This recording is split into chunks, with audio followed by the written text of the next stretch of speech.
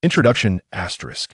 In an unexpected twist of fate, the protagonist finds himself transported to a parallel world, only to be exiled by the king under the guise of granting him a fief, banishing him to the perilous wasteland teeming with demons and monstrous beasts.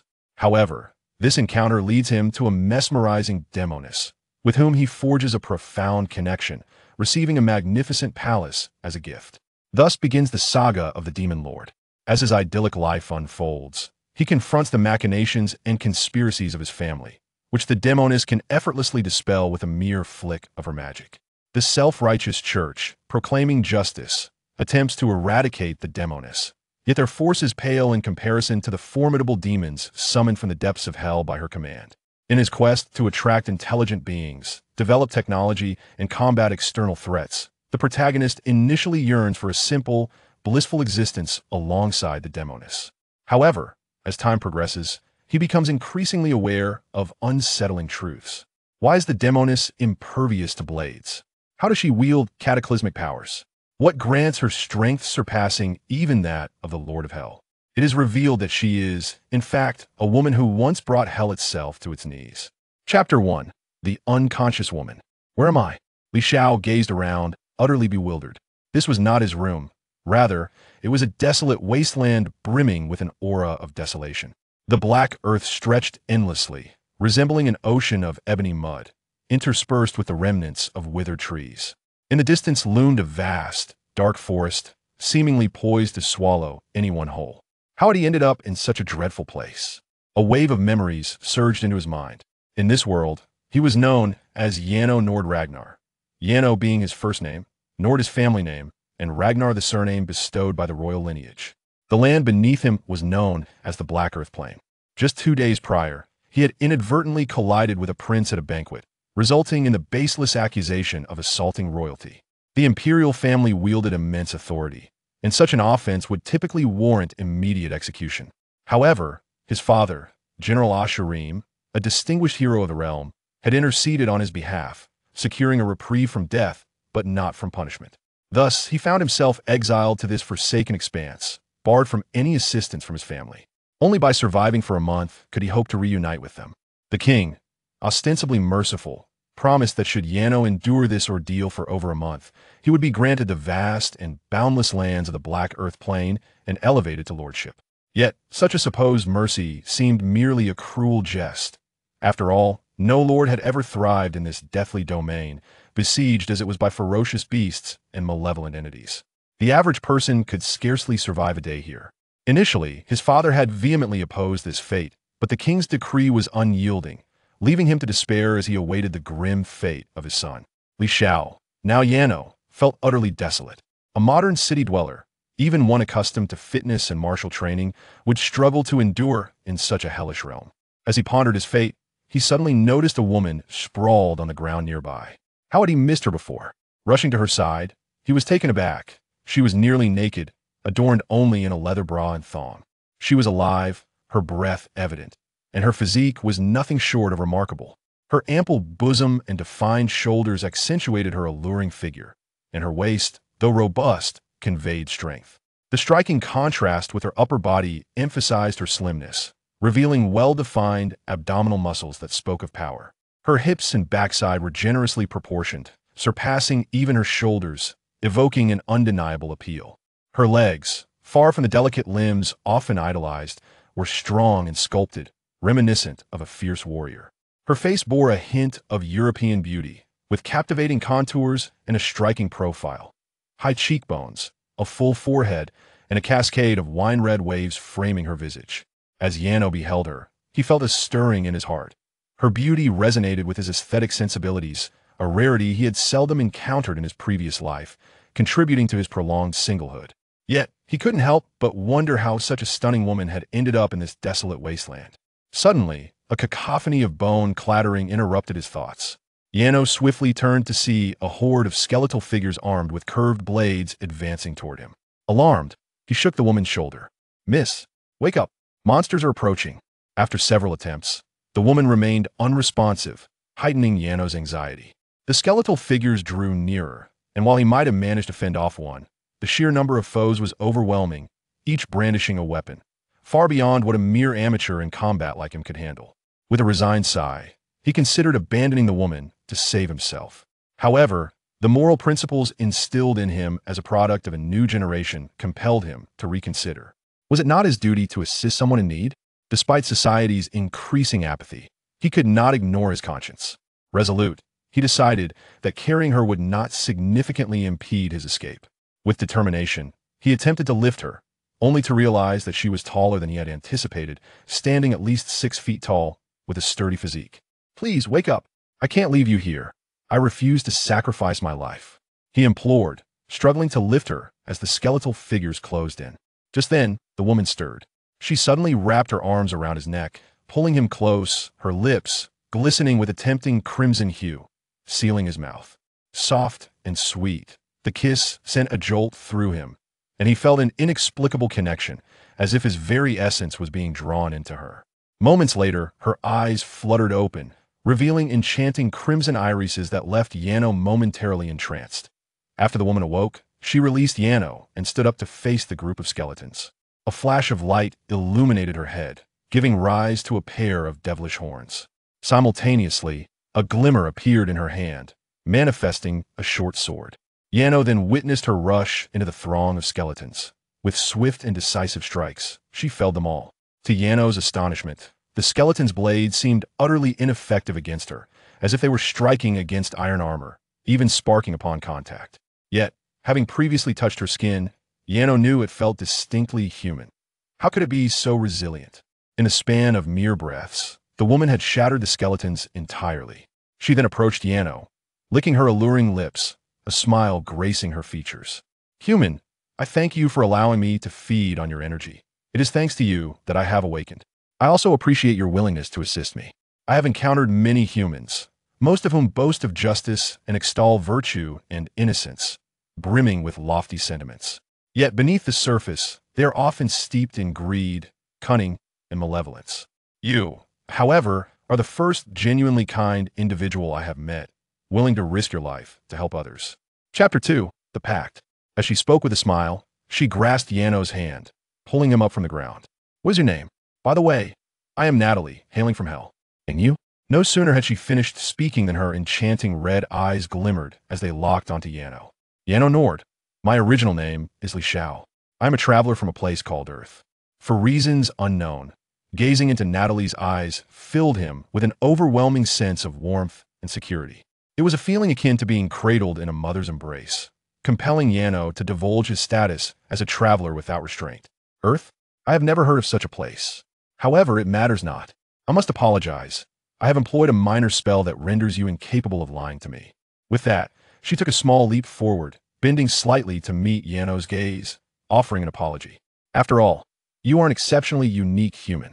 Though I consider myself youthful by human standards, I am likely thousands of years old, a considerable span indeed. Throughout this time, I have encountered many humans, but none quite like you, which piques my curiosity.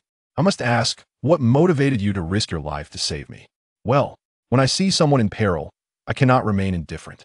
Plus, you are a beautiful woman, and I have a fondness for your type, so I could not bear to see you harmed." "Ah, what a refreshingly honest child you are." Natalia chuckled, affectionately ruffling Yano's hair, eliciting a resigned smile from him. "Dear beauty, you have me under the influence of your spell, which compels my honesty." "Yet, I am simply curious," she replied, standing tall, compelling Yano to look up at her, a towering figure exceeding 6 feet.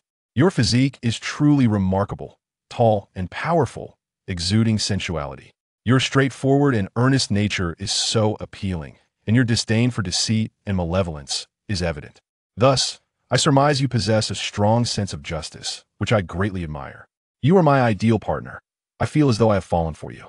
How fortunate it would have been if I had encountered a woman like you before my journey." As Yano gazed at her, a dazed expression crossed his face. Upon realizing the implications of his words, his cheeks flushed crimson. He quickly clamped his mouth shut, feeling embarrassed by his impulsive confession. "Natalia, could you please lift the spell? I implore you." Her laughter rang out. "You are utterly delightful and sweet." With that, she leaned down slightly, pinching Yano's chin, her mesmerizing gaze fixed upon him. "I could certainly stop, but you must agree to 2 conditions. First, do not address me as lady. Simply call me by my name. Second, you must pose one final question while I maintain this spell. Do you accept? Yes, no problem, Natalie. Yano nodded eagerly, weary of the embarrassment that stemmed from his unbridled honesty. Very well, here's my question. You mentioned that it would have been wonderful to meet someone like me before your journey. Does this imply that, given the opportunity, you would wish to marry me? Absolutely. Although I have known you for less than 10 minutes, your charisma is undeniable. Of course, I recognize that this may stem from mere attraction, and if I have offended you, I apologize. Nay, I do not deem this as mere attraction, Natalie replied, shaking her head. In the human world, there exists a principle. One must seek a partner whose appearance is pleasing at first glance, for they are the ones with whom one will share many years. Attraction based solely on physical desire refers to those who think only with their baser instincts, eager to engage with any woman they encounter. As she spoke, she drew Yano closer. I was nearly at death's door, and each time I emerge from hell, I require considerable time to recuperate. Your provision of energy has significantly reduced my recovery time. However, while consuming your essence, I may have been somewhat greedy, thus creating a bond between our souls. I had initially considered severing this connection should I find myself mistaken. Yet now, I find you to be quite intriguing and endearing. I believe being near you will be quite entertaining. Therefore, I have no intention of destroying our link, and instead wish to formalize a pact. You shall be my master henceforth. Shall you not nullify the spell now? With Natalie's face mere inches from his, Yano feared he might utter something foolish, prompting him to remind her. Ah, it has already been lifted, she replied with a soft chuckle, stepping back and freeing her hand from his chin. That's a relief. Please refrain from calling me master. It feels rather odd. If it is a master-servant contract, it would be best to sever that as well, for I am no one of significance. I'm currently grappling with how to survive in this strange realm. Are you suddenly disenchanted with me? Finding me too casual? Just so you know, I remain a maiden, not a frivolous demon. Seeing Yano's demeanor shift to one of coolness, Natalie hastily clarified her position. Oh dear, that was not my intention. I simply meant, I find you quite impressive, and to reduce our relationship to that of master and servant seems a bit of an injustice. I have no habit of treating others as servants. I detest such a notion. Upon hearing these words, a wild and mischievous smile adorned Natalie's face, and she could not resist the urge to ruffle Yano's hair once more. Her gaze held an almost predatory intensity, as if she wished to consume him entirely. Listen, regardless of your thoughts, our souls have already forged a bond. I cannot part from you now, and no matter the nature of this bond, as long as you do not perceive me as a servant in your heart, that is all that truly matters. Upon hearing her words, Yano could only nod in agreement, for she was utterly captivating in both character and appearance. It was a challenge for him to refuse such an enchanting woman. Very well then, as long as you do not mind. Chapter 3. The shame of the succubus in the palace. Having recently traversed to this unfamiliar realm, I inquired, what resources, such as food and water, might be found here? Grateful for Natalie's timely rescue, Yano felt a sense of relief as he observed the surrounding scenery. Indeed, there are resources available. However, is not the most crucial aspect our dwelling? Natalie replied with an unwavering gaze and a smile. A dwelling? You mean a shelter, correct? Acquiring that may take some time, which is why I suggested you need not remain here to assist me. If there are matters to attend to, please do so, Yano gestured dismissively, not wishing to present his struggle for survival before someone he held in esteem. Regrettably, I have no pressing matters. As for the shelter, I can assist you in procuring it. Come with me, Natalie declared, suddenly grasping his hand and leading him without further ado toward a specific direction. Where are we going? He asked. You shall know upon arrival, she responded. After a brief walk of approximately 5 minutes, they reached an open expanse, which was rather redundant to mention, as this area was predominantly barren.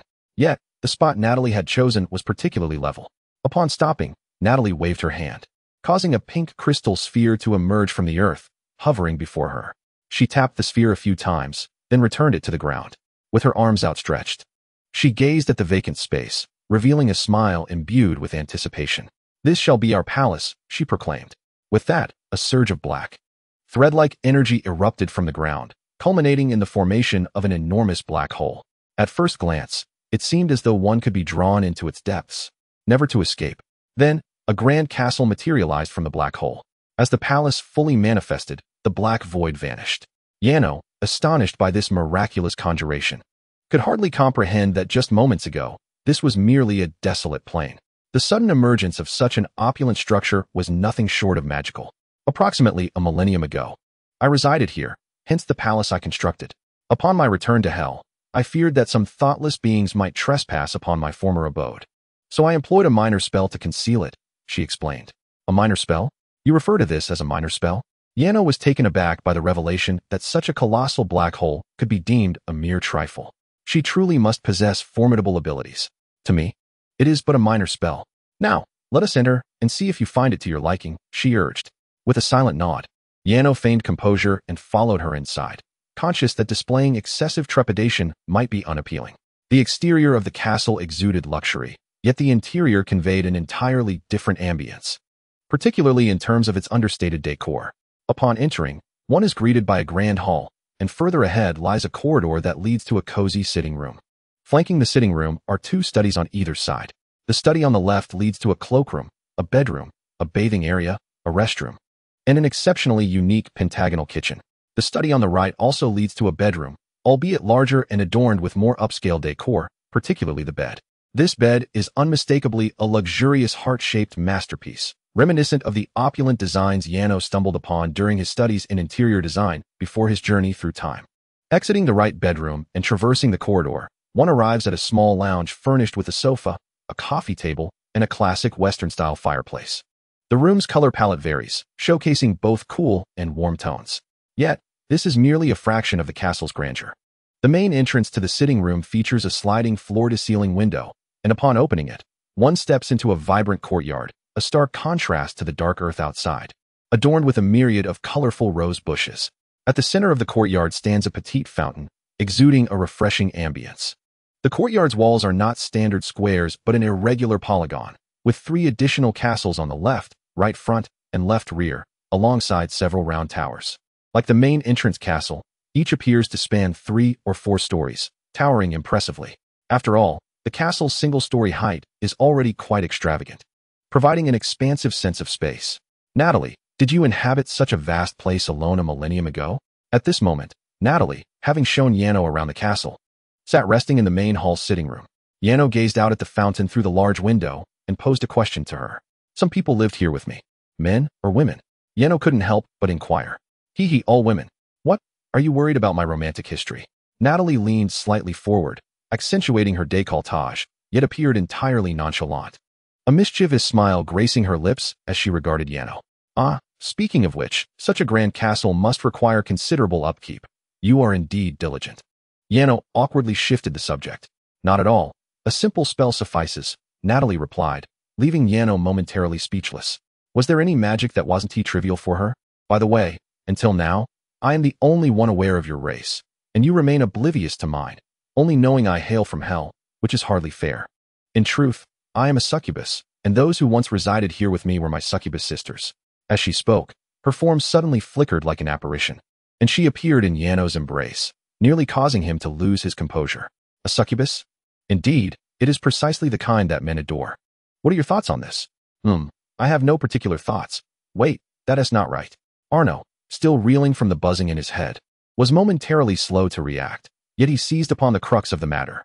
You claim to be a succubus, yet previously, you profess to be a virgin. How is that possible? Does that not constitute a disgrace for a succubus? Fool. Who told you that a succubus must engage in physical contact to siphon energy? A simple spell suffices. Natalie rolled her eyes and gently tapped Arno's head as she spoke. I see now, my apologies for the misunderstanding. As Arno uttered these words, he discreetly pushed Natalie away from his embrace and stood up. Thank you for allowing me to stay here. I've never resided in such luxurious accommodations before my journey. However, now that my lodging is settled, I must seek sustenance. As you know, one cannot survive without food. Nonsense, a person can die from being killed as well. Chapter 4. Natalie, a millennium old, is 30 years of age. Upon hearing Arno's words, Natalie found herself both amused and exasperated. This charming little human was rather adorably naive. A mere tease had made him so flustered. If she were to take it a step further, would he not leap in surprise? Natalie, I am unfamiliar with this area. Having lived here before, do you know where I might find food resources nearby? Certainly, in the distant forest. You must have seen it earlier, correct? As Natalie spoke, she gestured towards a direction, prompting Arno to recall the ominous black forest he had glimpsed upon his arrival. That place is rather perilous, is it not? Arno inquired. a hint of unease creeping into his voice. Not particularly. It's not too dangerous. Her words brought him considerable relief. That is splendid. I must go take a look. With that, Arno prepared to venture into the Black Forest. Wait, I shall accompany you. Natalie quickly rose to follow. Am I a burden? Arno asked, concerned about impeding her. Not at all. I have nothing else to attend to. With Natalie's assurance, Arno ceased his hesitations, and together, they ventured into the depths of the Black Forest.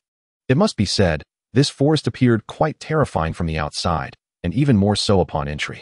The trees here were extraordinarily colossal. Even the smallest had a trunk radius exceeding 20 meters, their heights reaching far beyond the eye's grasp. Arno felt a surge of trepidation, as he had never encountered such monumental trees before. Moreover, the forest aptly named by Arno as the Black Forest lived up to its name, for the dense foliage of the towering trees obscured the sky, allowing not a single ray of sunlight to penetrate. Were it not for the eerie blue glimmers in the forest and the star-like points of light illuminating the surroundings, visibility would be utterly compromised. Yet, simultaneously, the inexplicable will-o'-the-wisp-like glow piqued Jano's curiosity. Natalie, do you know the origin of those lights? He inquired, adhering to his principle of seeking knowledge. Some are generated by trees, while others stem from magical beasts or certain monsters, akin to the skeletal creature we encountered earlier, Natalie replied, causing Jano to gasp in surprise. Indeed, residing here presents quite a challenge. Those peculiar beings frequently intrude, necessitating routine clearing when I lived in this vicinity, she continued. Is that so? Then why didn't you relocate to another area? Jano asked, his curiosity unabated. Humans tend to be rather exclusionary, and every time I employ magic, my horns inadvertently reveal themselves. Consequently, whenever humans catch sight of me, they deem me a heretic deserving of punishment. To maintain peace, I found solace only in these desolate locales, she explained. Otherwise, how could I possibly enjoy your company? You are quite remarkable. You don't despise my horns and continually praise my beauty. As she spoke, her enthusiasm surged, and she excitedly clasped Jano's hand. You have no idea how much trouble my inability to control my horns has caused with humans. As a succubus, in the human realm, without relying on minor spells, I could hardly enchant a single soul. You are indeed the first human to declare me beautiful. I find you quite lovely myself. Anyone who claims otherwise must be mistaken. Jano awkwardly chuckled, as the softness of her grip overwhelmed him. However, I am curious. If humans generally dislike you, why do you persist in visiting the human world? I recall you mentioning how arduous it is to come here. Upon hearing Jano's words, Natalie smiled gently and shook her head. Because I adore humans above all else. Regardless of their feelings towards me, my fondness for them remains unwavering. The essence of humans is delectable, the finest sustenance. Moreover, they radiate brilliance. I remember a millennium ago, during my childhood, humans were particularly resplendent, aiding one another, evolving together, and striving tenaciously to survive. They truly, at this juncture, Natalie's expression suddenly stiffened, her words abruptly halting. Yet somehow, over time, humans have become increasingly disappointing.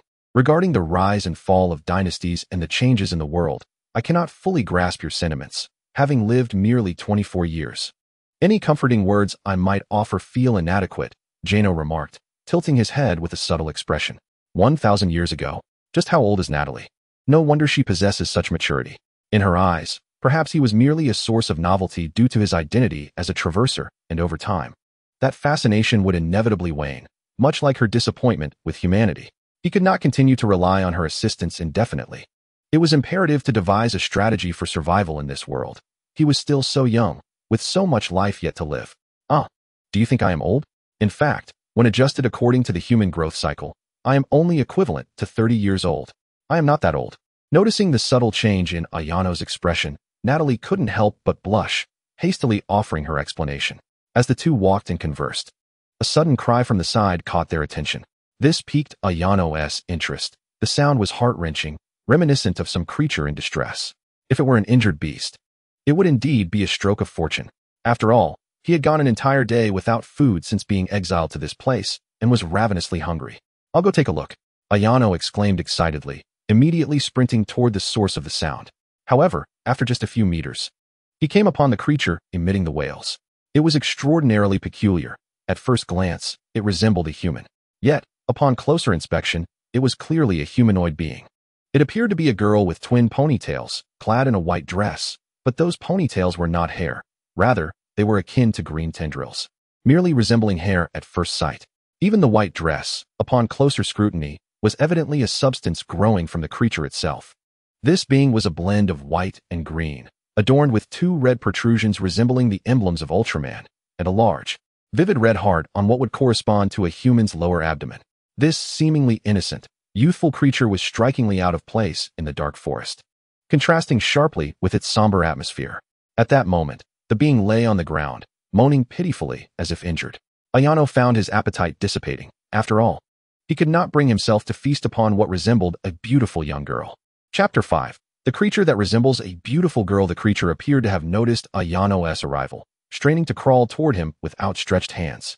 Its crimson eyes filled with a desperate yearning for survival. This stirred a tremor within Ayano's heart. He was acutely aware that this being was not human. Yet its display of emotion was more human than many he had encountered. The pitiable expression mirrored that of an injured girl. He quickly moved forward, intent on offering assistance, maintaining a side stance, a posture reflective of readiness for combat. Should the creature suddenly attack, Ayano would be prepared to respond. As Ayano approached the creature, it showed no inclination to attack. Instead, it gently tugged at the hem of Ayano's pants and pointed towards a tree behind him, urging him to look up. Following its gesture, Ayano's gaze fell upon a massive tree ahead, where several large, crimson fruits hung approximately 10 meters above the ground. Their radii exceeded 30 centimeters, appearing plump and inviting, with a tantalizing hue of red interspersed with white. They seemed utterly delectable. At that moment, the creature, resembling a young girl, gazed at Ayano with a pitiful expression and uttered a few sounds. To Ayano's astonishment, he discerned a vague understanding of its message. It appeared to convey that it was gravely injured and exceedingly hungry, asserting that the fruit possessed healing properties and was quite delicious. However, it lacked the strength to climb and sought Ayano's assistance. "All right, just a moment," Ayano replied with a nod, preparing to ascend the tree to retrieve the fruit for the creature. Its woeful demeanor tugged at his heartstrings, making refusal difficult. "May I assist you?" Natalia interjected, giving Ayano a gentle pat on the shoulder. "That tree is rather tall, and it could be perilous. Can you fly?" "Flying is not within my capabilities. But I can jump," Ayano replied. Without hesitation, Natalie leaped effortlessly to a height of over 10 meters, plucking the fruit with ease before delivering it to Ayano's hands. "I see you've been hungry for quite some time. You should nourish yourself first," she suggested. "Thank you, but I believe it is more prudent to give it to her. After all, this fruit has healing properties, and I am not injured," Ayano stated, placing the fruit into the creature's hands. It immediately began to devour it voraciously. "I must say, are you not being a bit too kind-hearted? Have you considered what might happen if you heal her, only for her to turn against you? And what about earlier? Did you not think she might be luring you into a trap?" Natalie inquired, a hint of skepticism in her voice. "Moreover, even if you heal her, she is merely a magical beast, incapable of gratitude, and thus cannot aid you in return." With a slight shake of her head, Natalie regarded Ayano with a profound gaze. "I had already taken precautions, so I am not afraid of potential danger. I assessed whether she posed a threat to me. As for the possibility of being harmed, I have never entertained such thoughts. Allow me to share a story. In my world, a man dedicated his entire life to rescuing over 100 impoverished children. Yet, when he fell ill, none of those he had saved came to his aid. Instead, they claimed he was merely seeking pity, suggesting that he should bequeath his medical expenses to them. When most people learned of this, they labeled him a fool, asserting he had nurtured a band of ingrates, concluding that kind-hearted individuals are inherently foolish. Surprisingly, it seems that even in your world, humanity remains unchanged. Upon hearing Ayano's story, Natalie's expression shifted to one of subtle complexity. However, there are those who do not regard that man as foolish, and I am one of them. Personally, I believe that the children he rescues will ultimately have little regard for him. He remains indifferent to the possibility of nurturing a brood of ingrates. He simply relishes the act of aiding others, without delving into the intricacies of their future, for otherwise, he would not extend his hand to help. I, too, share this sentiment. In my view, every sentient being harbors a degree of malice and greed within. My affection for saving lives is purely instinctive, and I am aware that it may be hypocritical, yet it is a joy beyond measure to me. In the brief exchange between the two, that creature had already returned to its original state, now tugging at Arno's garment with gleeful eyes. "What is it, little one?" Arno inquired, unable to resist ruffling the creature's head in response to its adorableness. Suddenly, the creature let out a loud cry, extending its arms as bursts of white light emanated from its body, startling Arno into a defensive stance. However, The creature was not intent on attacking. Rather, it utilized a telekinetic force to pluck the fruits from the surrounding trees and set them beside Arno. In an instant, the creature dashed forward, burrowing into Arno's embrace, tightly wrapping its arms around his waist while nuzzling contentedly against his chest. "What are you doing?"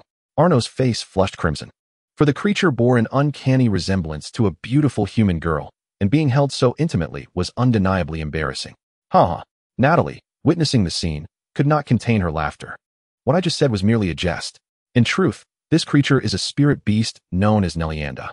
Humans often describe these beings as cruel and terrifying, elusive and prone to ambush. Yet, through my observations, I have discovered that they are inherently timid and shy. Moreover, they possess a deep affection for humans and a naturally benevolent disposition, repaying kindness with loyalty. Perhaps their fondness for humanity, coupled with their shyness, leads them to stealthily follow us, seizing any opportunity to lift us with their telekinesis and embrace us. Unfortunately, they are frequently misinterpreted as vicious beasts, prompting humans to retaliate, which forces them into conflict for self-preservation. Thus, they have earned the reputation of being cruel, terrifying, and prone to attack. Curiosity piqued, Arno inquired, "What is it that draws such creatures to humanity?" Perhaps it is that the human form aligns perfectly with their aesthetic preferences. By the way, the Natalia species consists solely of females, with no males, so your embarrassment is quite justified. Uft. Cough, cough. Arno was taken aback by Natalie's revelation and hastily pushed Natalia away. Goodness, so it truly is a beautiful girl. Natalia, having been pushed away, looked at him with a puzzled and pitiful expression, as if on the verge of tears. "I do not harbor any animosity towards you. Rather, I simply cannot remain in your embrace indefinitely. I ventured forth to seek sustenance and water, and your hold upon me is rather inconvenient." Observing her demeanor, Arno felt compelled to elucidate his position. Upon hearing his words, she nodded obediently, seemingly comprehending his sentiments, and was instantly soothed, displaying no signs of impending tears. This left Arno utterly astonished. "Natalie, why do I perceive her intelligence to be exceptionally high? Almost remarkable? She is indeed quite astute. Creatures such as magical beasts and spirit beings possess such intellect. Otherwise, they would not pose such challenges for humanity." Chapter 6. The girls who adore humanity, do they truly cause humans distress? Arno pondered as he cast a lingering glance at Natalia. Such an adorable being, who is so fond of humanity, is said to bring about human woes. It seems that humanity in this world is rather unfortunate. After a moment of contemplation, Arno picked up a fruit beside him to inspect it, only to discover it contained no seeds. Alas, this fruit may only serve as a temporary solution to hunger. It cannot foster sustainable growth. How could it lack seeds? He sighed in resignation. "Very well, I shall accompany you, but let us not waste any of this.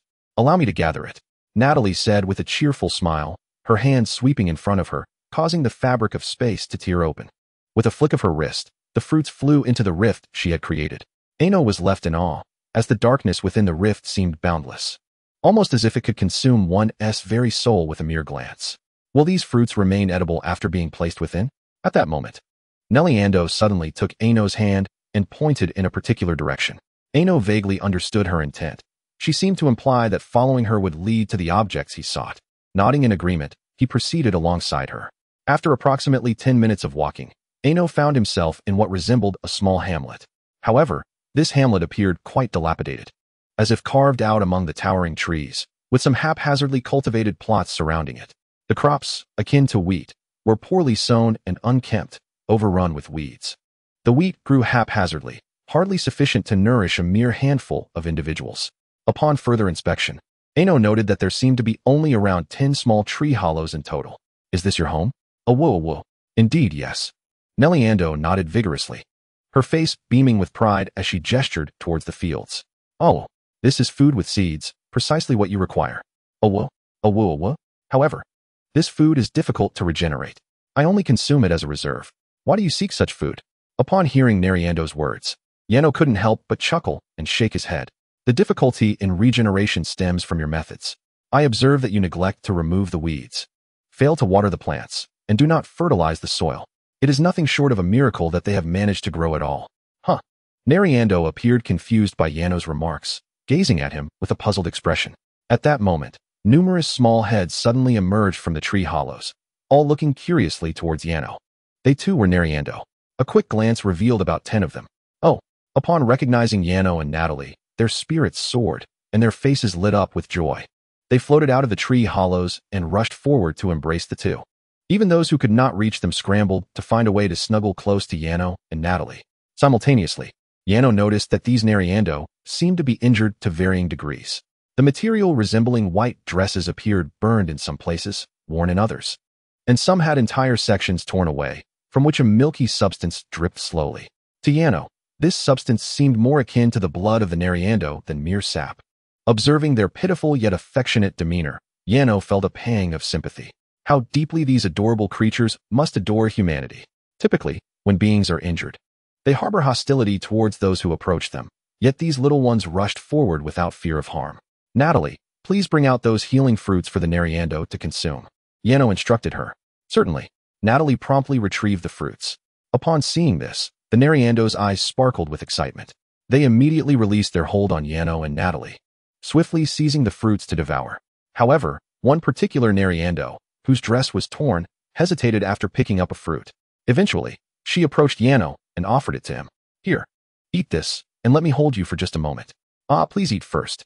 Once your wounds are healed, you may hold me as you wish, Yano replied, somewhat helplessly, as he took the fruit and brought it to her mouth.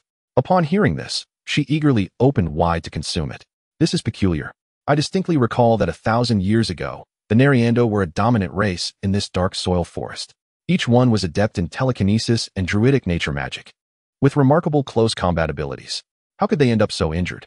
Natalie mused aloud, observing the Neriando sitting in her lap, voraciously eating the fruit.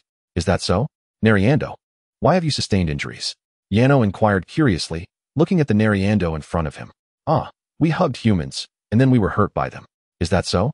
Yet you still choose to provoke humanity? Yano was utterly perplexed. How curious. I simply adore humans. No matter how they harm me, I remain unperturbed, even in death. I find joy.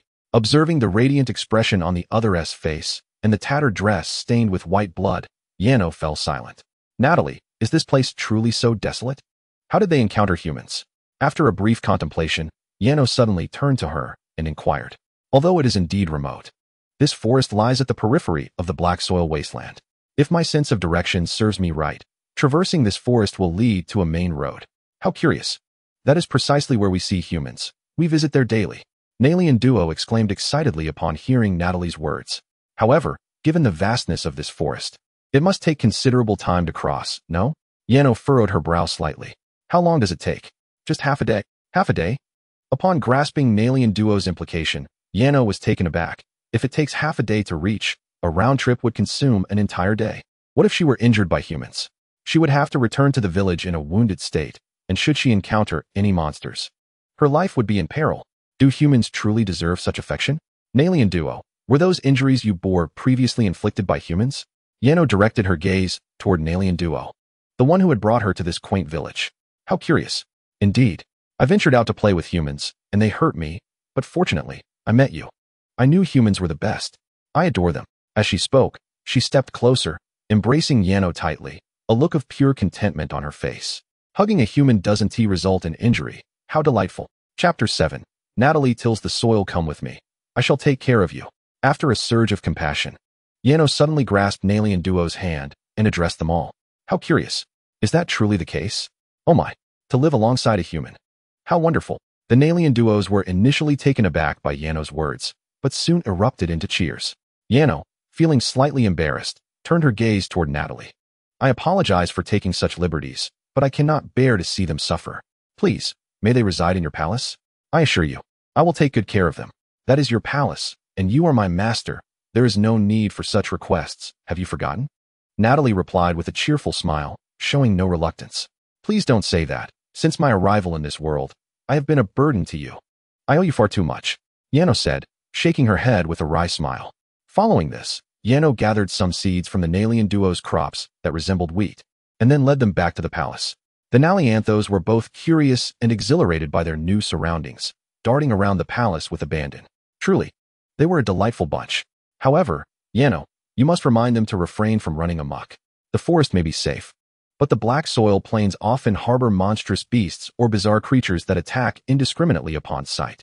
A millennium ago, I frequently found myself battling such entities, and thus it is imperative to keep these charming beings vigilant. After hearing Natalie's words, Yano felt a twinge of regret for having brought them out, exposing them to the peril of monstrous incursions.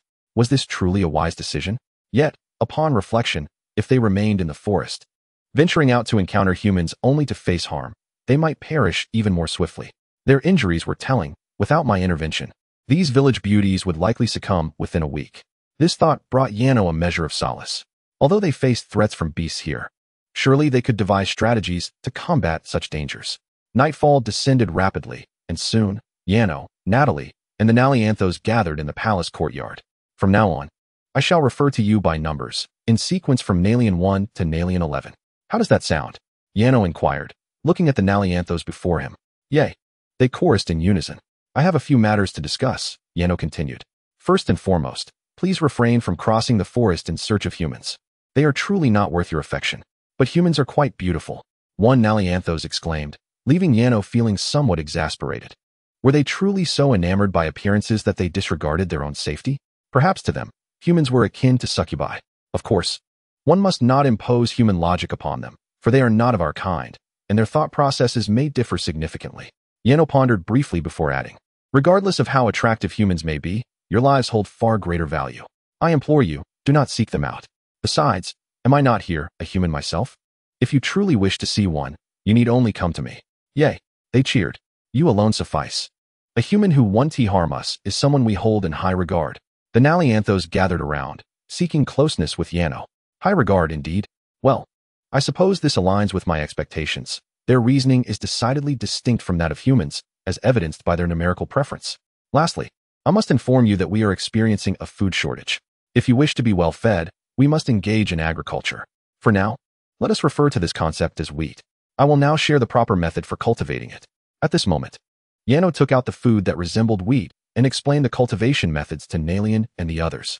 Of course, he was not an expert. He merely recounted the techniques he had observed during his idle study of agriculture. Nevertheless, such knowledge was remarkably advanced. Moreover, the plant akin to wheat was extraordinary, capable of thriving without water or fertilizer, and even without weeding. If nurtured with care, it could flourish magnificently. The girls, being pragmatic and action-oriented, immediately began to dig after Yano's explanation. According to his plan, he intended to cultivate a patch of land within the castle courtyard, which would be safer due to the surrounding walls and the presence of a fountain. This fountain was remarkable. Natalie recalled that when she constructed the palace 1,000 years ago, she had imbued it with a small enchantment, granting it the ability to generate an infinite water source. This would greatly aid their agricultural endeavors. However, watching these enchanting beings toil with their hands made Yano's lips twitch in disbelief. Their hands were entirely green, resembling a kind of plant, appearing soft and vibrant.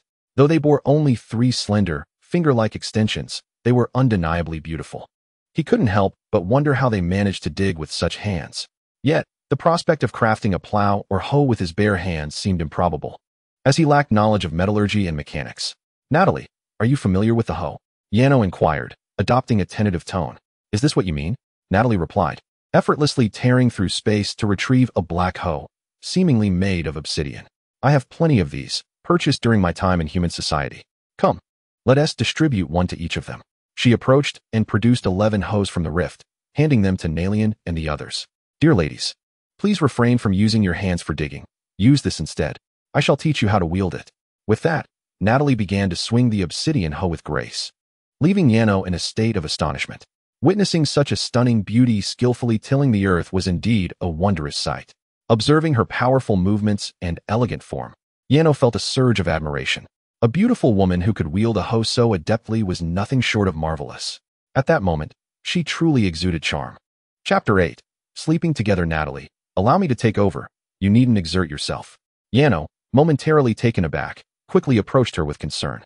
It's quite all right. This is rather enjoyable. Natalie replied with a cheerful smile, shaking her head slightly. Then let me have one as well. Shall we work together? Hee hee, how delightful, truly a little sweetheart. Upon hearing this from Yano, she promptly handed him the hoe she was holding and took another for herself. Approximately 2 hours later, the land was plowed, and all the wheat seeds were sown. The rooms for the Nalian duo were also meticulously arranged by Natalie and Yano, located on the 2nd floor of the main city's entrance, where numerous rooms remained, even after accommodating 11 Nalian duo. The Nalian duo were exceedingly excited about their new home, bouncing on the soft beds, radiating joy. Observing these youthful beings reveling in happiness, Yano felt, for reasons unknown, that his inner unease had considerably diminished. After settling them in, Yano returned to the first floor, sitting on the sofa in the living room, gazing through the large floor-to-ceiling window at the round moon in the night sky, lost in contemplation. Indeed, this world is vastly different from the one I inhabited before my journey. For instance, the moon, not only perfectly round but also brilliantly luminous, casts a delicate glow that renders the surroundings extraordinarily beautiful. This results in a nighttime brightness that seldom allows for the obscurity of darkness. Yet, despite the beauty of this world, he longed to return. After all, residing here meant that his future remained shrouded in uncertainty, which caused him great distress. Missing home? At this moment, Natalie unexpectedly sat beside him, gazing at him with a gentle smile. Yano turned to her, momentarily taken aback. The moonlight enveloped her, as if cloaking her in a radiant aura. Had he not known her, he might have mistaken her for a goddess. Yes, I do miss home a bit. After all, I am unfamiliar with this world and lack a sense of belonging. After a brief moment of distraction, Yano nodded in affirmation. Then why come here? It's not as if I chose to come. I inexplicably fell asleep and awoke here. Strangely, it resembles my life at 19 before my journey. That is indeed peculiar, Natalie remarked, a hint of confusion on her face. How could someone simply traverse to another world? For me, it would only happen if I were to take the initiative. Since it's beyond comprehension, let us discuss you instead. Me? Yano replied, puzzled. Earlier, when I first encountered the Nalian duo, you shared a story with me. At that moment, I sensed a certain pessimism from you regarding kindness and a nonchalant attitude towards reciprocity. I am curious. If the Nalian duo were malevolent beasts and upon being rescued, they sought to harm you, would you feel sorrow? I don't know. I've never considered that question. Yano's response was so astonishing that it left Natalie momentarily speechless. I have always been indifferent, but enough about me.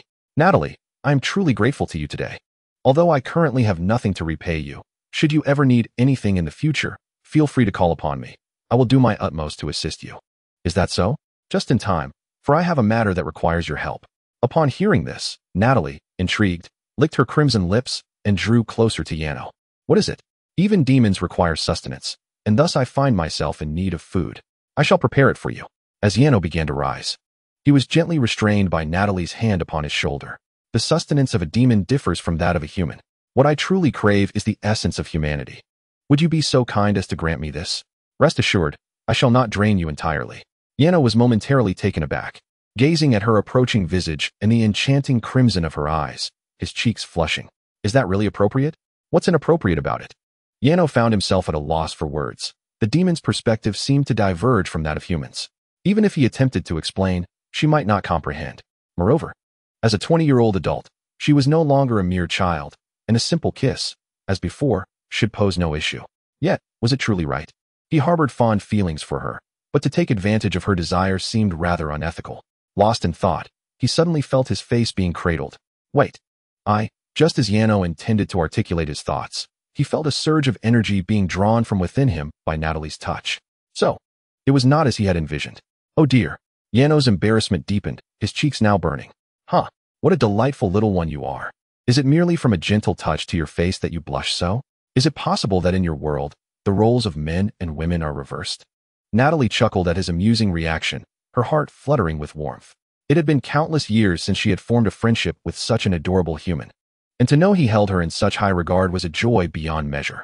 How splendid it was to have persevered until now.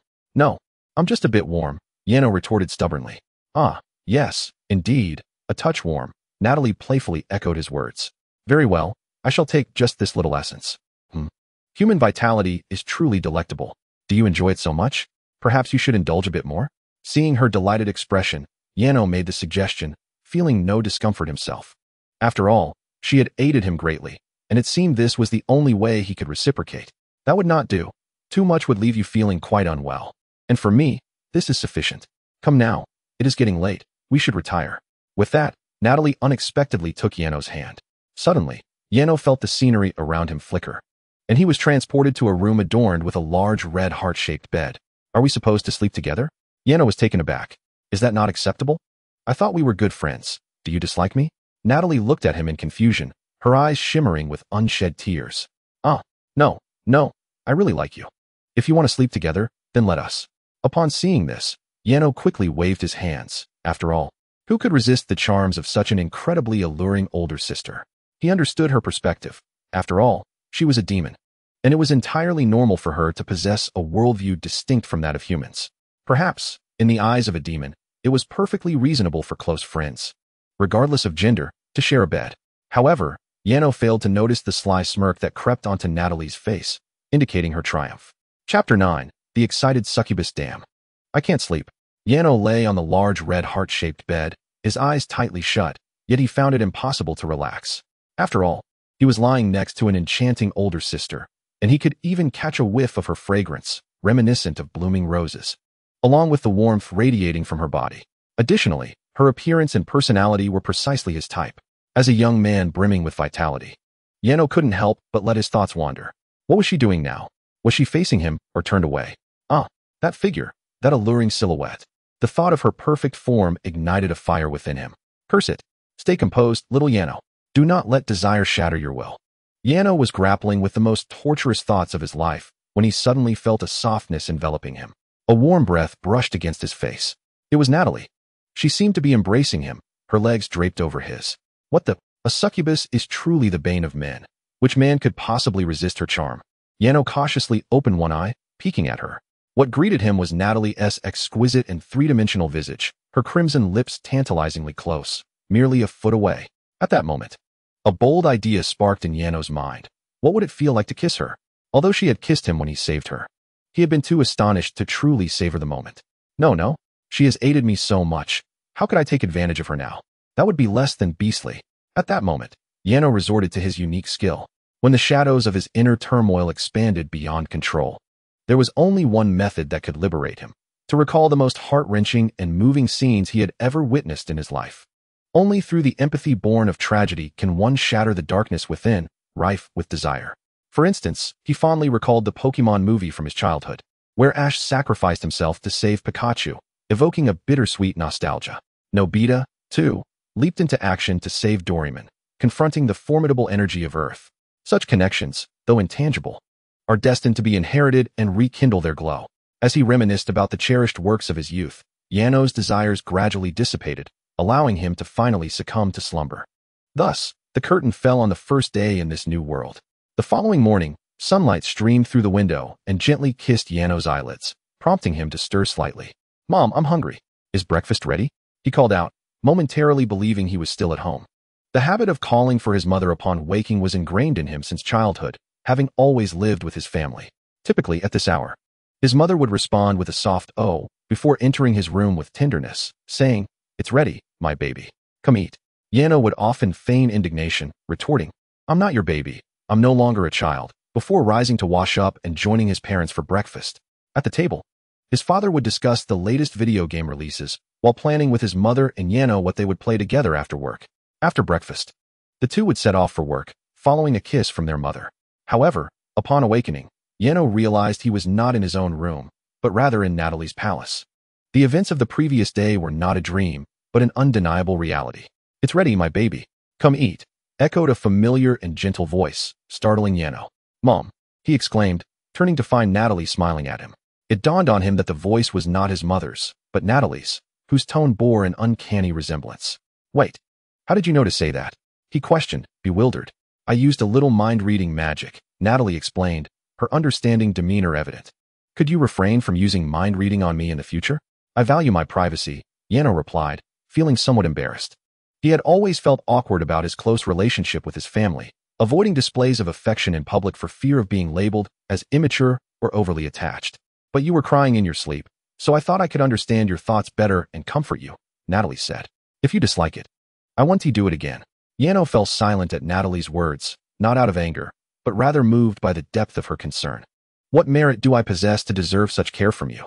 I apologize, but even I cannot assist you in returning to your original world, as I am unaware of its whereabouts prior to your crossing. Is it permissible for me to delve into your memories?" Upon witnessing the expression of sincere regret on Natalie's face, Arno immediately nodded in affirmation. "Of course, I forgive you. After all, it is not a matter of great significance." "How splendid." Upon hearing this, Natalie joyfully embraced Arno.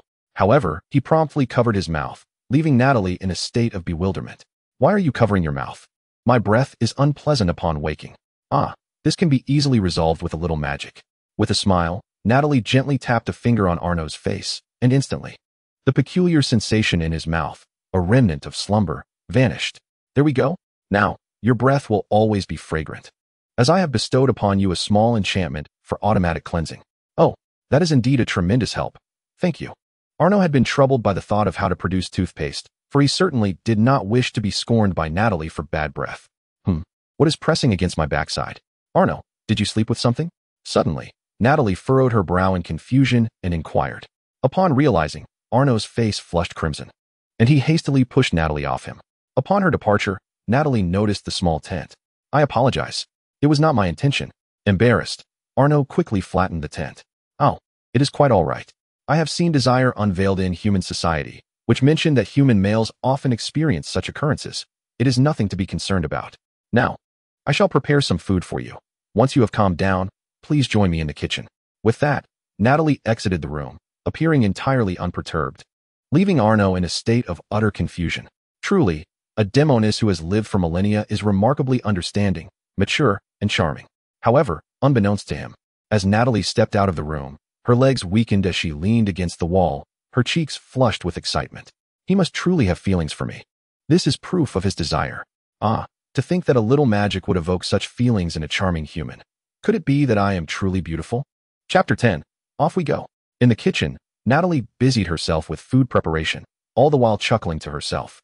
In the past, whenever she ventured into human society, she was met with mockery from women and disdain from some men. A woman with abs, how disgusting. A woman with muscular legs, so unattractive. Do you see that? Her back is triangular, just like a male bear. Ha ha ha. These were words spoken to her during her previous visit to human society. Particularly, when she took a whim to experience human labor, she ventured into a restaurant. There, she overheard a conversation between the owner and a noble. How could you hire such a woman as a waitress? This is an upscale establishment. The women here must be delicate and ethereal, with skin as fair as cream and charmingly petite faces. What on earth were you thinking?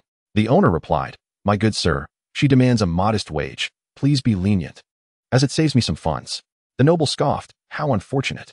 This dialogue occurred on the day of her employment, and in a fit of rage, she retaliated by giving both the owner and the noble a thorough thrashing, subsequently absconding with the restaurant's earnings for the month. Despite this, the shadow of that experience lingered in her heart. How many years had it been? If she wished to draw upon human vitality, she required a potent charm spell to ensnare her target before she could feast upon them. In contrast, her fellow succubi needed only to beckon with a finger, and countless men would willingly devote themselves to them, even forming a succubi congregation. Compared to them, she felt an overwhelming sense of disgrace as a true succubus. Yet now, to her astonishment, she had managed to enchant Arno without the aid of her charm magic. This realization brought her immense joy. Natalie, what brings you such happiness? Arno inquired, having discovered Natalie giggling to herself in the kitchen after her little tent had vanished. I just recalled some amusing thoughts. The meal is ready. Come, let's eat, she said, presenting a platter of food. Arno's eyes widened as he beheld a dish of fried pancakes accompanied by fruit jam. The pancakes were undoubtedly crafted from a grain similar to wheat, while the jam was likely made from the healing fruits they had gathered in the forest. Natalie, you can grind flour too? I haven't seen a millstone in the courtyard, Arno asked, taking a bite of the pancake. It's delicious. What is a millstone? Can't you produce flour with wind magic? That's how I've seen humans do it. Regardless, as long as you enjoy it, that's what matters. Seeing Arno relish the meal brought a smile to Natalie's face as well. Suddenly, she leaned closer to him, her gaze seductive. Arno, I have always wanted to ask. You frequently call me beautiful. Do you genuinely think I am pretty? Of course. Is that even a question? Arno replied, somewhat puzzled. In his eyes, Natalie's figure was akin to that of a supermodel, and indeed, even supermodels paled in comparison. After all, they were often too slender. While Natalie's physique was a testament to rigorous training, showcasing the beauty of femininity to its fullest extent, Yano had never encountered such an exquisite woman in reality. Even those found in games or anime seemed to pale in comparison. My back has a somewhat masculine triangular shape. Does that not repulse you? Perhaps resembling a mother bear? How could that be? Shouldn't a woman with a triangular back appear more appealing? And what about abdominal muscles? Are they not attractive on a woman? Please. It's difficult for an average woman to achieve such a physique. And my legs? They are rather thick. Thick? You call those long legs thick? Although, In comparison to others, they might appear somewhat robust. Overall, they presented a remarkably proportioned and splendid sight. Most individuals would envy such legs. Is that so? Natalie nodded thoughtfully. This exchange made Yano realize certain truths. It was surprising that someone as passionate and candid as Natalie could harbor insecurities. It seemed he should offer her more compliments in the future. Ahem, beautiful lady, do you not partake in breakfast? Without hesitation, Yano cleared his throat and inquired respectfully with a smile directed at Natalie. The food of a succubus is essence. You need only consume it. Natalie replied with a smile and a shake of her head. Not one to be modest, Yano indulged in a delightful breakfast. Afterward, he ventured into the courtyard to observe the wheat fields, only to discover that someone had beaten him to it. It was the naiads. They were floating around the hot spring, singing joyfully. Although the words were indecipherable, their melodic calls were enchanting, resonating beautifully. Good morning, everyone, Yano greeted them. And upon seeing him, the naiads rushed toward him with unbridled excitement. Today, they appeared to be in great spirits, each effortlessly soaring through the air. While he had witnessed their flight before, he had never seen them all flying together like a cadre of fairy-like beings descending to earth, which struck Yano as quite extraordinary. Oh, how I wish I could fly too. Observing their exuberance, Yano murmured to himself. You could have the naiads take you with them, Natalie suddenly suggested. Really? Is that possible? Of course. The naiads possess formidable telekinetic abilities. They usually fly wherever they go, rarely relying on walking. Yesterday, they were in a near-death state or utterly exhausted. Today, they seem to have nearly fully recovered, so taking you along on their flight should be no trouble at all. I see. Yano nodded in astonishment, realizing that in his previous world, such marvelous beings had never existed. Moreover, this incarnation of Yano was not particularly fond of biology. Thus, he lacked understanding of creatures like magical beasts or spirit beings. Thus, the Nelliander were indeed an extraordinary sight for Yano. Nelliander, can you take me flying? He eagerly inquired. The Nelliander immediately nodded in response. Two of them came forth, one on each side, grasping his hands, and in an instant, they ascended, soaring several dozen meters into the sky. Oh my, we are airborne. At that moment, Yano was overwhelmed with excitement. Never having imagined he would experience such a flight without the need for an airplane, soaring effortlessly into the heavens. It seemed that traversing into another world was not such a terrible fate after all. Chapter 11. The invasion of monsters. Although they had not yet reached the heights of soaring 9,000 miles into the sky, the mere elevation of several dozen meters was enough to fill Yano with joy. However, while he was reveling in the sensation of flight, he noticed something unusual below. A pack of wolf-like creatures, alongside some humanoid beings, was rushing toward Natalia's palace. Oh no, Nelliander, descend quickly, we are under attack by monsters. This revelation startled Yano, prompting him to urge the Nelliander to set him down. Shortly thereafter, he found himself back on solid ground. Natalia, we have a situation. I saw a horde of monsters approaching us from the sky. Is that so? Come, let us investigate. With that, the two exited the castle. The sight of the beastly horde soon came into view.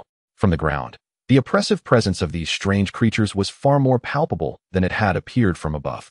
The wolf pack, nearly as tall as Yano, was covered in black fur, and their eyes glowed with an eerie green light that sent chills down his spine. Following them were several small cyclopes, each over 3 meters tall, wielding massive wooden clubs, their faces twisted in grotesque expressions, complete with 2 enormous fangs. Yano was at a loss as to how to confront these beings. The 4-legged creatures were known as wasteland wolves. They possessed no magical abilities, relying solely on their formidable physical prowess. As for the giants, they were commonly referred to as cyclopes, and they too lacked any magical skills. So do not fear. They are not particularly formidable. I shall handle this, Natalia reassured him with a smile, giving Yano a comforting pat on the shoulder.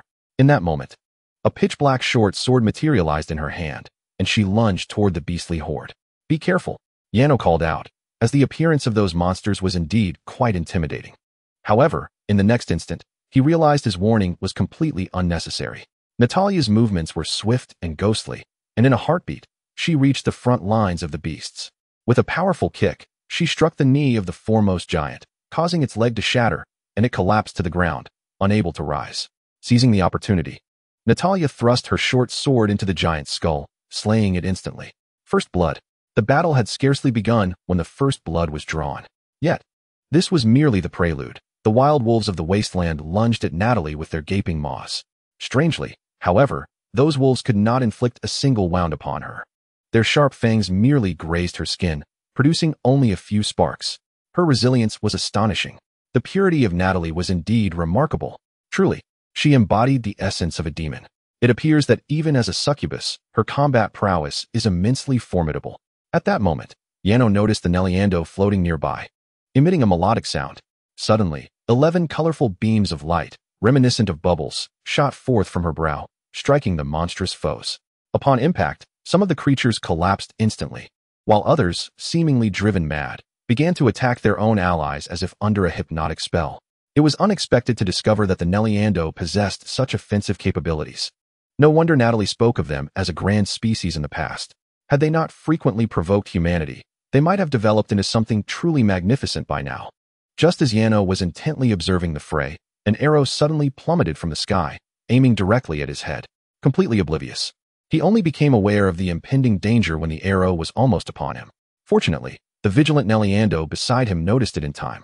She swiftly pivoted and intercepted the arrow, but it struck her in the heart, causing her to collapse immediately. Yano was taken aback. From where had this arrow come? Neliando. He hurriedly scooped her up. Hey, you foolish creature, you mustn't perish. Yano exclaimed, furrowing his brow as he examined the arrow.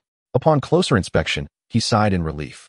Thankfully, the arrow was not made of iron and lacked a pointed tip. It was merely a sharp wooden shaft, which could be extracted without harm. Resolving this, Yano promptly removed the arrow. At that moment, he noticed more arrows raining down from the sky toward him. Quick, take cover, he warned the other Neliando, preparing to roll out of the way. Yet, the Neliando merely waved their hands, and a radiant light enveloped them, dispersing all the arrows in an instant. This revelation reminded Yano that the Neliando possessed telekinetic abilities. The one in his arms had likely been unaware of the arrows until it was nearly too late to react, thus sacrificing herself to shield him. What an angelic being. However, there was no time for sentimentality. The immediate priority was to ascertain who was firing the arrows. Natalia, be cautious. Someone is shooting from the shadows. One of the Neliando has been injured. At this moment, Arno called out loudly to Natalia. She heard his voice and soared into the sky, waving her hand. Instantly, a layer of black substance emerged from the ground, gradually expanding to encompass the entire beast horde. Then, with a sudden sound, numerous appendages resembling octopus tentacles erupted from the blackened earth. These tentacles were adorned with rows of teeth resembling mouths, densely packed, inciting a sense of dread in Arno, for they appeared ominous indeed. In the next moment, the tentacles swiftly ensnared all the magical beasts, dragging them into the ground shrouded in darkness. Moments later, the black substance vanished, revealing the underlying dark soil. With the disappearance of the magical beasts, the archers lurking behind them came into view. It turned out that these were a group of skeletal archers, identical to the knife-wielding skeletons Arno had encountered upon his arrival in this world. Their fate mirrored that of the previous skeletons, as Natalia effortlessly dispatched them. Natalia, please check on her. She was shot in the heart. Is she all right? Upon Natalia's return, Arno hurriedly scooped up Neliando and pointed at her wound. She's fine. Neliando's physiology differs from that of humans. She has no heart, and her vitality is remarkably resilient. As long as she has sufficient nourishment to replenish her energy, she could regenerate even if only her head remained, albeit the process may be slow. Phew, that's a relief. Arno sighed in relief upon hearing this. Chapter 12. I have become a dependent in a lavishly decorated room. A middle-aged man dressed in splendid attire sat at his desk, reviewing documents. After completing the last file, he turned to the young man beside him, who was clad in a tailcoat. Is Arnon still alive? Yes, Your Majesty. According to the life lantern, he is indeed alive. The young man replied with utmost respect, his right hand resting on his left shoulder in a slight bow. Oh, how curious. A mere 19-year-old lad managed to endure a day in that blackened plain? How intriguing, truly intriguing. The man referred to as His Majesty expressed his newfound interest. Shall I dispatch someone to monitor him continuously for your viewing? Not necessary for now. It could simply be a coincidence. Let us wait until he can endure a week. The scene shifted back to Natalia's palace, where Arno sat on the sofa in the living room, cradling the injured Neliando in his arms. His gaze fixated intently on the wound located near her heart. It must be said that the anatomical structure of Neriando is truly remarkable, although it appears humanoid. And the curvature of its chest bears a striking resemblance to that of human females. It is not, in fact, a breast. Ultimately, Neriando is not a mammal at all. Furthermore, the area where ribs should be feels devoid of any bone. The arrow struck rather deeply. By all accounts, it should have pierced the heart directly. Yet, As Yano peered through the small opening, he discovered that Neriando lacked any internal organs. It resembled a plant with a hole, merely exuding a translucent white sap. Does it hurt? Yano inquired. Neriando shook her head and then opened her arms, yearning to embrace Yano. Oh no, no hugs. You're injured. What if we touch? Yano quickly intervened, while she wore an expression that was on the verge of tears. It's not that I don't want to embrace you. It's just that you're hurt. Once you recover, you can hug me as much as you like. At the sound of this, Neriando's mood brightened, and she nodded with delight. Yano then released her and reclined on the sofa, feeling somewhat fatigued. Though he had not participated in the battle, his heart was weary. The terrifying presence of the monster was not the primary concern. It was the sorrow he felt for Neriando, who had shielded him from harm. In truth, despite Yano's instinctive desire to assist Neriando and others, his perspective on the world is largely pessimistic. This mindset is deeply rooted in his past experiences before his arrival in this realm. He has endured countless instances where good intentions led to dire consequences. For instance, when he aided an elderly woman who had fainted, only to be accused of wrongdoing. Or the time he rescued a little girl trapped in a railing, only to be labeled a predator by her parents due to the unfortunate positioning of his hands during the rescue. Ultimately, the girl's family took him to court, and the child, influenced by those around her, genuinely believed he had ill intentions, fostering a deep-seated animosity toward him. There are numerous memories Yano would prefer to forget.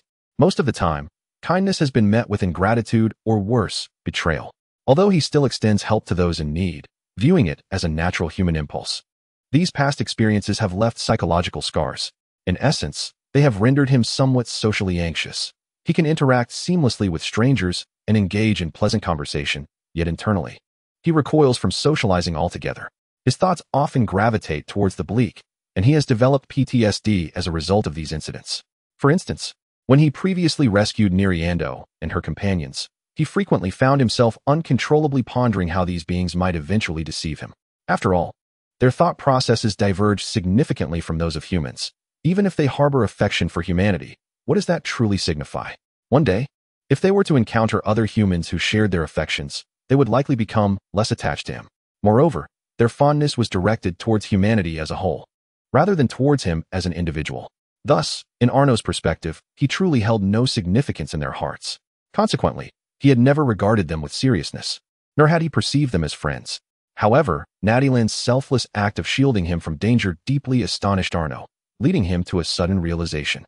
Perhaps he had simply never encountered genuine kindness before, yet Natalia, unlike humans, embodied such innocence and goodness. Indeed, compared to them, humanity appeared far more sinister. Therefore, whenever Arno reflected upon his prior thoughts regarding Natalia, an overwhelming sense of guilt would arise within him. I truly am not human, he lamented. Just as he was consumed by frustration, he suddenly felt a hand pressing against his cheek. Natalie, do you require my essence? He inquired with curiosity. I am going to cast a minor spell on you. It may not be particularly powerful, but it will enhance your skin's resilience, allowing you to withstand the onslaught of beasts. I shall also bolster your strength, though it won't be overwhelming. At least, you'll be able to contend with the Cyclops. Upon finishing her words, a wave of unparalleled comfort washed over Arno, and he sensed an extraordinary vitality surging within him, as if he were imbued with boundless energy. This sensation compelled him to clench his fists, as he momentarily entertained the thought that he could strike down a bull with a single blow. Yet, he hesitated.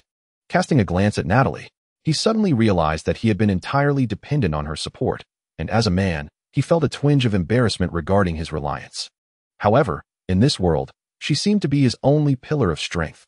Without her, he would not have survived thus far.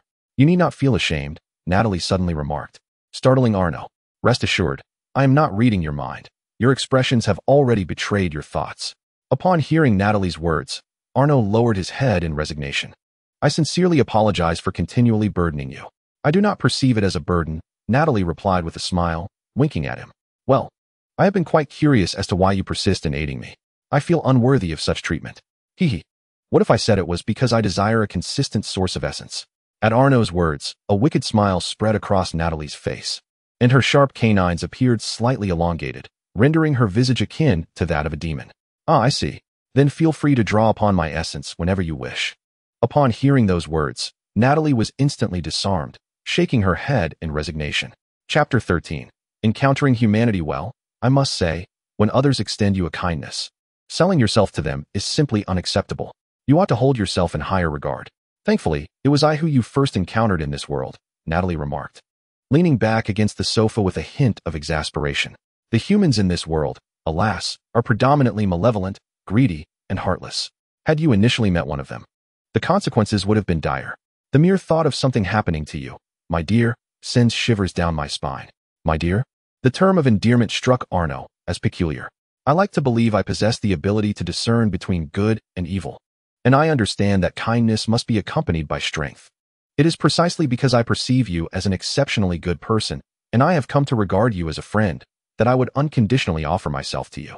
Moreover, at this moment, all I possess to repay you is this physical form. Arno shrugged nonchalantly.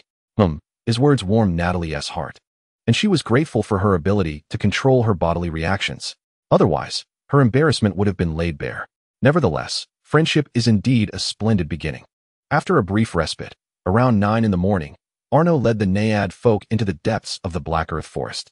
Having spent a night in this unfamiliar realm, Arno had come to terms with his situation. Returning home was undoubtedly impossible. Thus, survival became his sole objective. As long as he persevered, there remained a glimmer of hope for returning home and reuniting with his family. This determination propelled him back into the Black Earth Forest, intent on gathering timber to construct traps to thwart future beast incursions. After all, reliance on others was not a sustainable strategy. He wished to contribute his fair share. Additionally, he sought to discover any other creatures suitable for long-term sustenance. Once accustomed to a life of abundance, Arno yearned to enjoy meat again, should circumstances allow. At that moment, he wielded an obsidian axe, chopping down colossal trees alongside Natalie and the Naiad folk. The axe, of course, was a gift from Natalie. During her time in the human world, she had amassed a collection of tools, now proving invaluable. Wow, is this the enhancement of magic?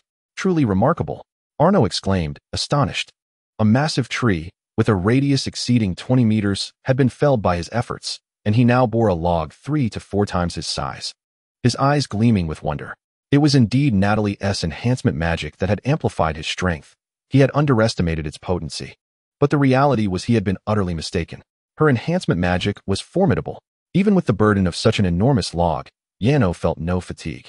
However, the Naianthas were equally impressive.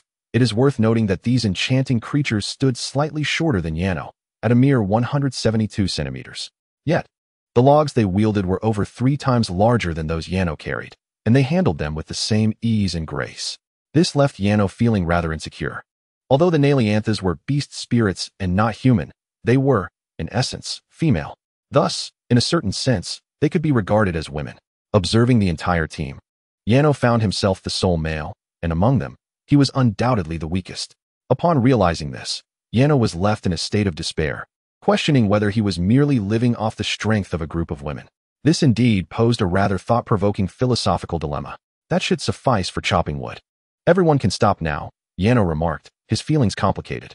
Natalie then proceeded to store all the logs into her magical space, the dark void that Yano had previously glimpsed through a crack.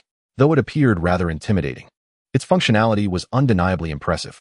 Natalie, I've always been curious about the extent of your magical space. How vast is it really? Yano inquired, gazing at the rift before Natalie.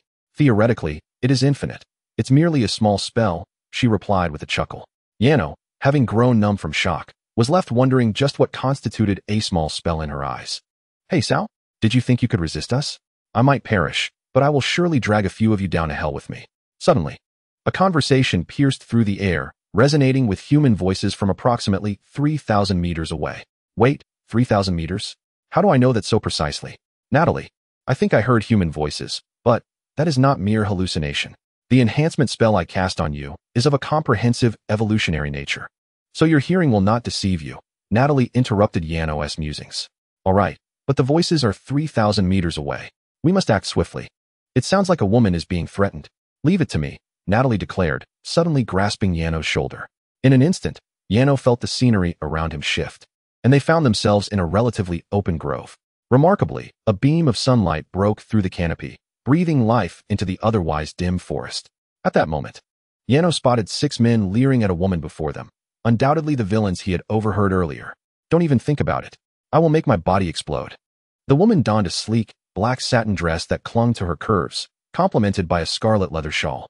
Her long, rose-hued hair cascaded down her back, while her golden eyes sparkled with intensity. Sharp, defined brows framed her striking visage, accentuated by a shimmering violet lip gloss. Her sultry figure and exquisite beauty were further enhanced by her rich, brown skin, adding an exquisite allure. It is no wonder that such a captivating beauty would catch the attention of men, yet as the saying goes, a gentleman appreciates beauty in a manner befitting his integrity. The notion of contravening a woman's will was something that Arno, a man imbued with modern progressive ideals, could not abide. Ha ha ha. Do you think I will allow you to succeed? Come at me.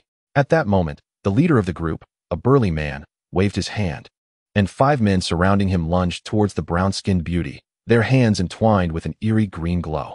In response, the beauty drew a long sword from her waist, readying herself for combat. Is hypnotic magic truly so rampant in humanity now? At this point, Natalia, witnessing the scene, exhibited a rare expression of complex emotions. Chapter 14. The brown-skinned beauty beast hypnosis? Are you implying the kind depicted in lewd comics? Arno exclaimed, taken aback. Lewd comics? Natalia did not quite grasp the term. While Arno, incensed, thumped his thigh. Damn it. Such scoundrels, I can no longer tolerate this. With that, he propelled himself forward with a powerful leap, executing a flying knee strike. The speed of his attack sent one of the assailants soaring back, astonishing everyone present, including Arno himself, who was taken aback by his own strength. Initially, he had intended to merely incapacitate one individual, but he had unexpectedly propelled the man away entirely. Truly, this was the magic of Natalia at work. Humans. Why would there be humans in a place like this? One of the henchmen looked on in disbelief. Who are you? Why do you attack fellow humans? The hefty man furrowed his brow at Arno. And why, pray tell? Do you and your band of men conspire to bully a single woman? If that is the case, I shall intervene, Arno declared, adopting a Philadelphia shell stance. The most perfect posture for a lone fighter against multiple adversaries. What woman? That is a female shapeshifter, a type of beast. How could any human fail to recognize a shapeshifter? The hefty man was left bewildered by Arno's words. Boss, why waste breath on him? We are in the Black Soil Forest. We can simply kill him. One of the henchmen suggested, a cruel smirk crossing the leader's face. Indeed. Why engage in dialogue with a fool? Boy, you truly should regret crossing our path. As the stout man concluded his words, a flash of brilliance emanated from his hand, revealing a formidable hammer that materialized within his grasp. This sight sent a wave of unease through Arno. After all, unarmed combat bore little resemblance to armed skirmishes. If the fight were to remain unarmed, Arno would have considered himself to possess a fair chance of victory. However, the presence of a weapon altered the dynamics significantly. In modern combat philosophy, even the most skilled fighter could falter against an ordinary individual wielding a weapon, let alone Arno, who was now outnumbered. Regrettably, you are mistaken. I am a beast, not a mere human. You should flee. I can hold these adversaries at bay for a while, a brown-skinned woman behind Arno cautioned him. Flee. Don't even entertain that thought. I am a member of the Green Trading Company, fool. No matter which city you escape to, I will track you down. This is the price you must pay for your foolishness today. I shall ensure you vanish entirely from this world. Forward. With that, the stout man hefted his hammer and charged at Arno, accompanied by his subordinates.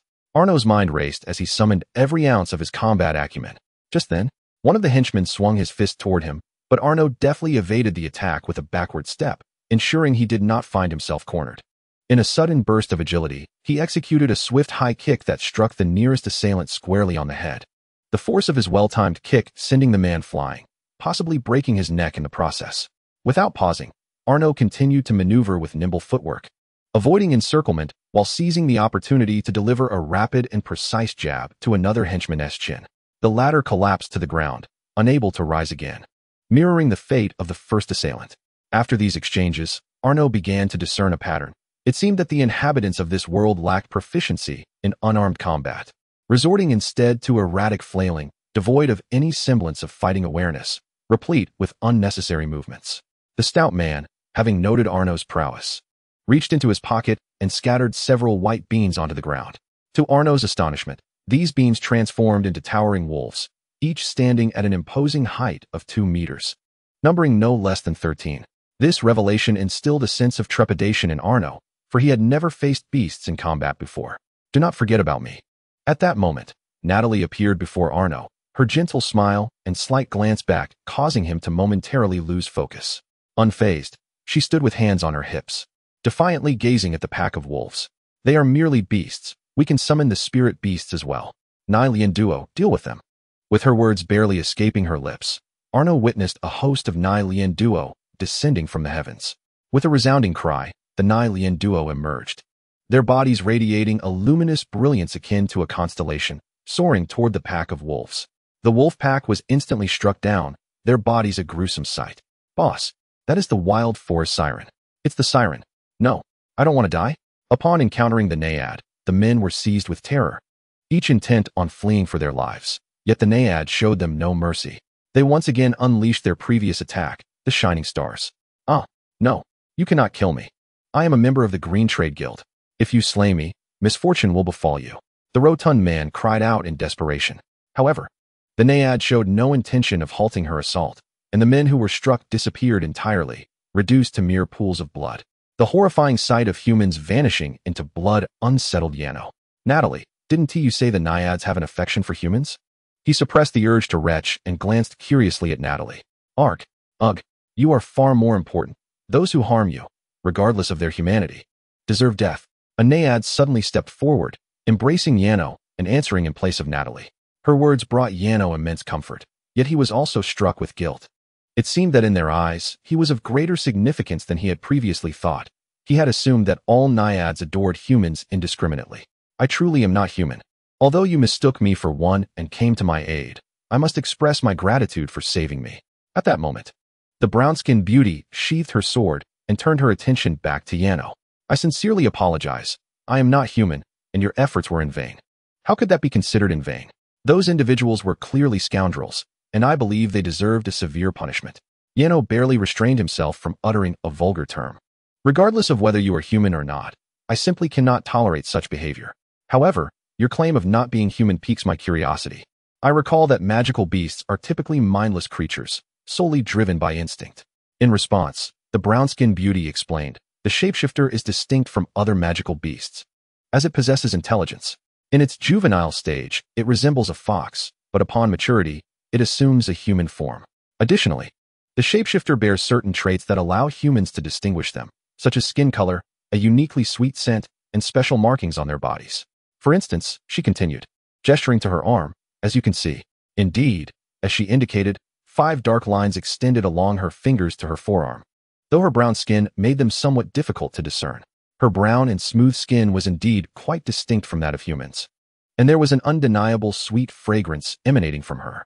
It resembled a medley of fruits and flowers. If one were to describe it, it would be akin to the sweetness of peaches mingled with the scent of roses. Thus, it was evident that shapeshifters could be easily distinguished. This knowledge is generally imparted to humans, is it not? Have you not learned it? The brown-skinned beauty inquired curiously, gazing at Arno. I apologize. I am not particularly adept at my studies, Arno replied, lowering his head in resignation, as his original body's academic inclinations were severely skewed, with a profound aversion to the biological sciences. However, even if you are a shapeshifter, it does not justify others acting against you at will, does it? You seem quite amiable and not the sort likely to cause harm, he added. Huh, you are indeed a peculiar human, expressing concern for races beyond your own. I had always believed humans to be arrogant and malevolent. She chuckled lightly upon hearing Arno's words. I once shared your sentiments. Yet he is exceptional, akin to sweet honey. She continued. At that moment, Natalie unexpectedly reached out to ruffle Arno's hair, smiling at her. Oh, madam, you have aided me as well. I have yet to express my gratitude. Who might you be? Natalie, and this sweet honey is Arno Nord, she replied, introducing both herself and Arno. You may call me Ingrid, Ingrid said with a smile, pointing behind her. That is my home. Would you care to come in for a visit? I feel I ought to host you properly. Upon hearing her invitation, Arno and the others decided to follow her.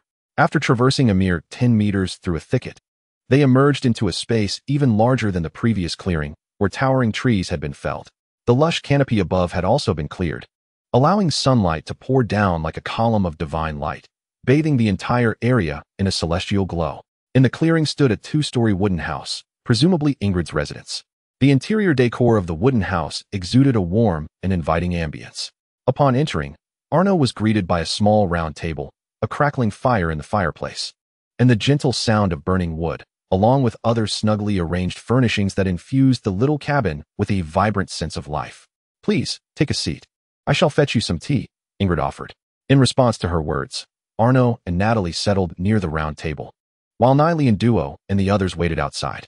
Though they too wished to enter, the modest size of the wooden house limited the number of occupants. Ingrid, did you construct this house all by yourself? Arno inquired curiously while surveying his surroundings. Ingrid approached, placing tea before the two of them, and smiled at Arno. Simply call me by my name. I cannot bear the title of lady. As for this house, it is indeed my own creation. How impressive. How long have you lived here? Asked Yano, visibly astonished.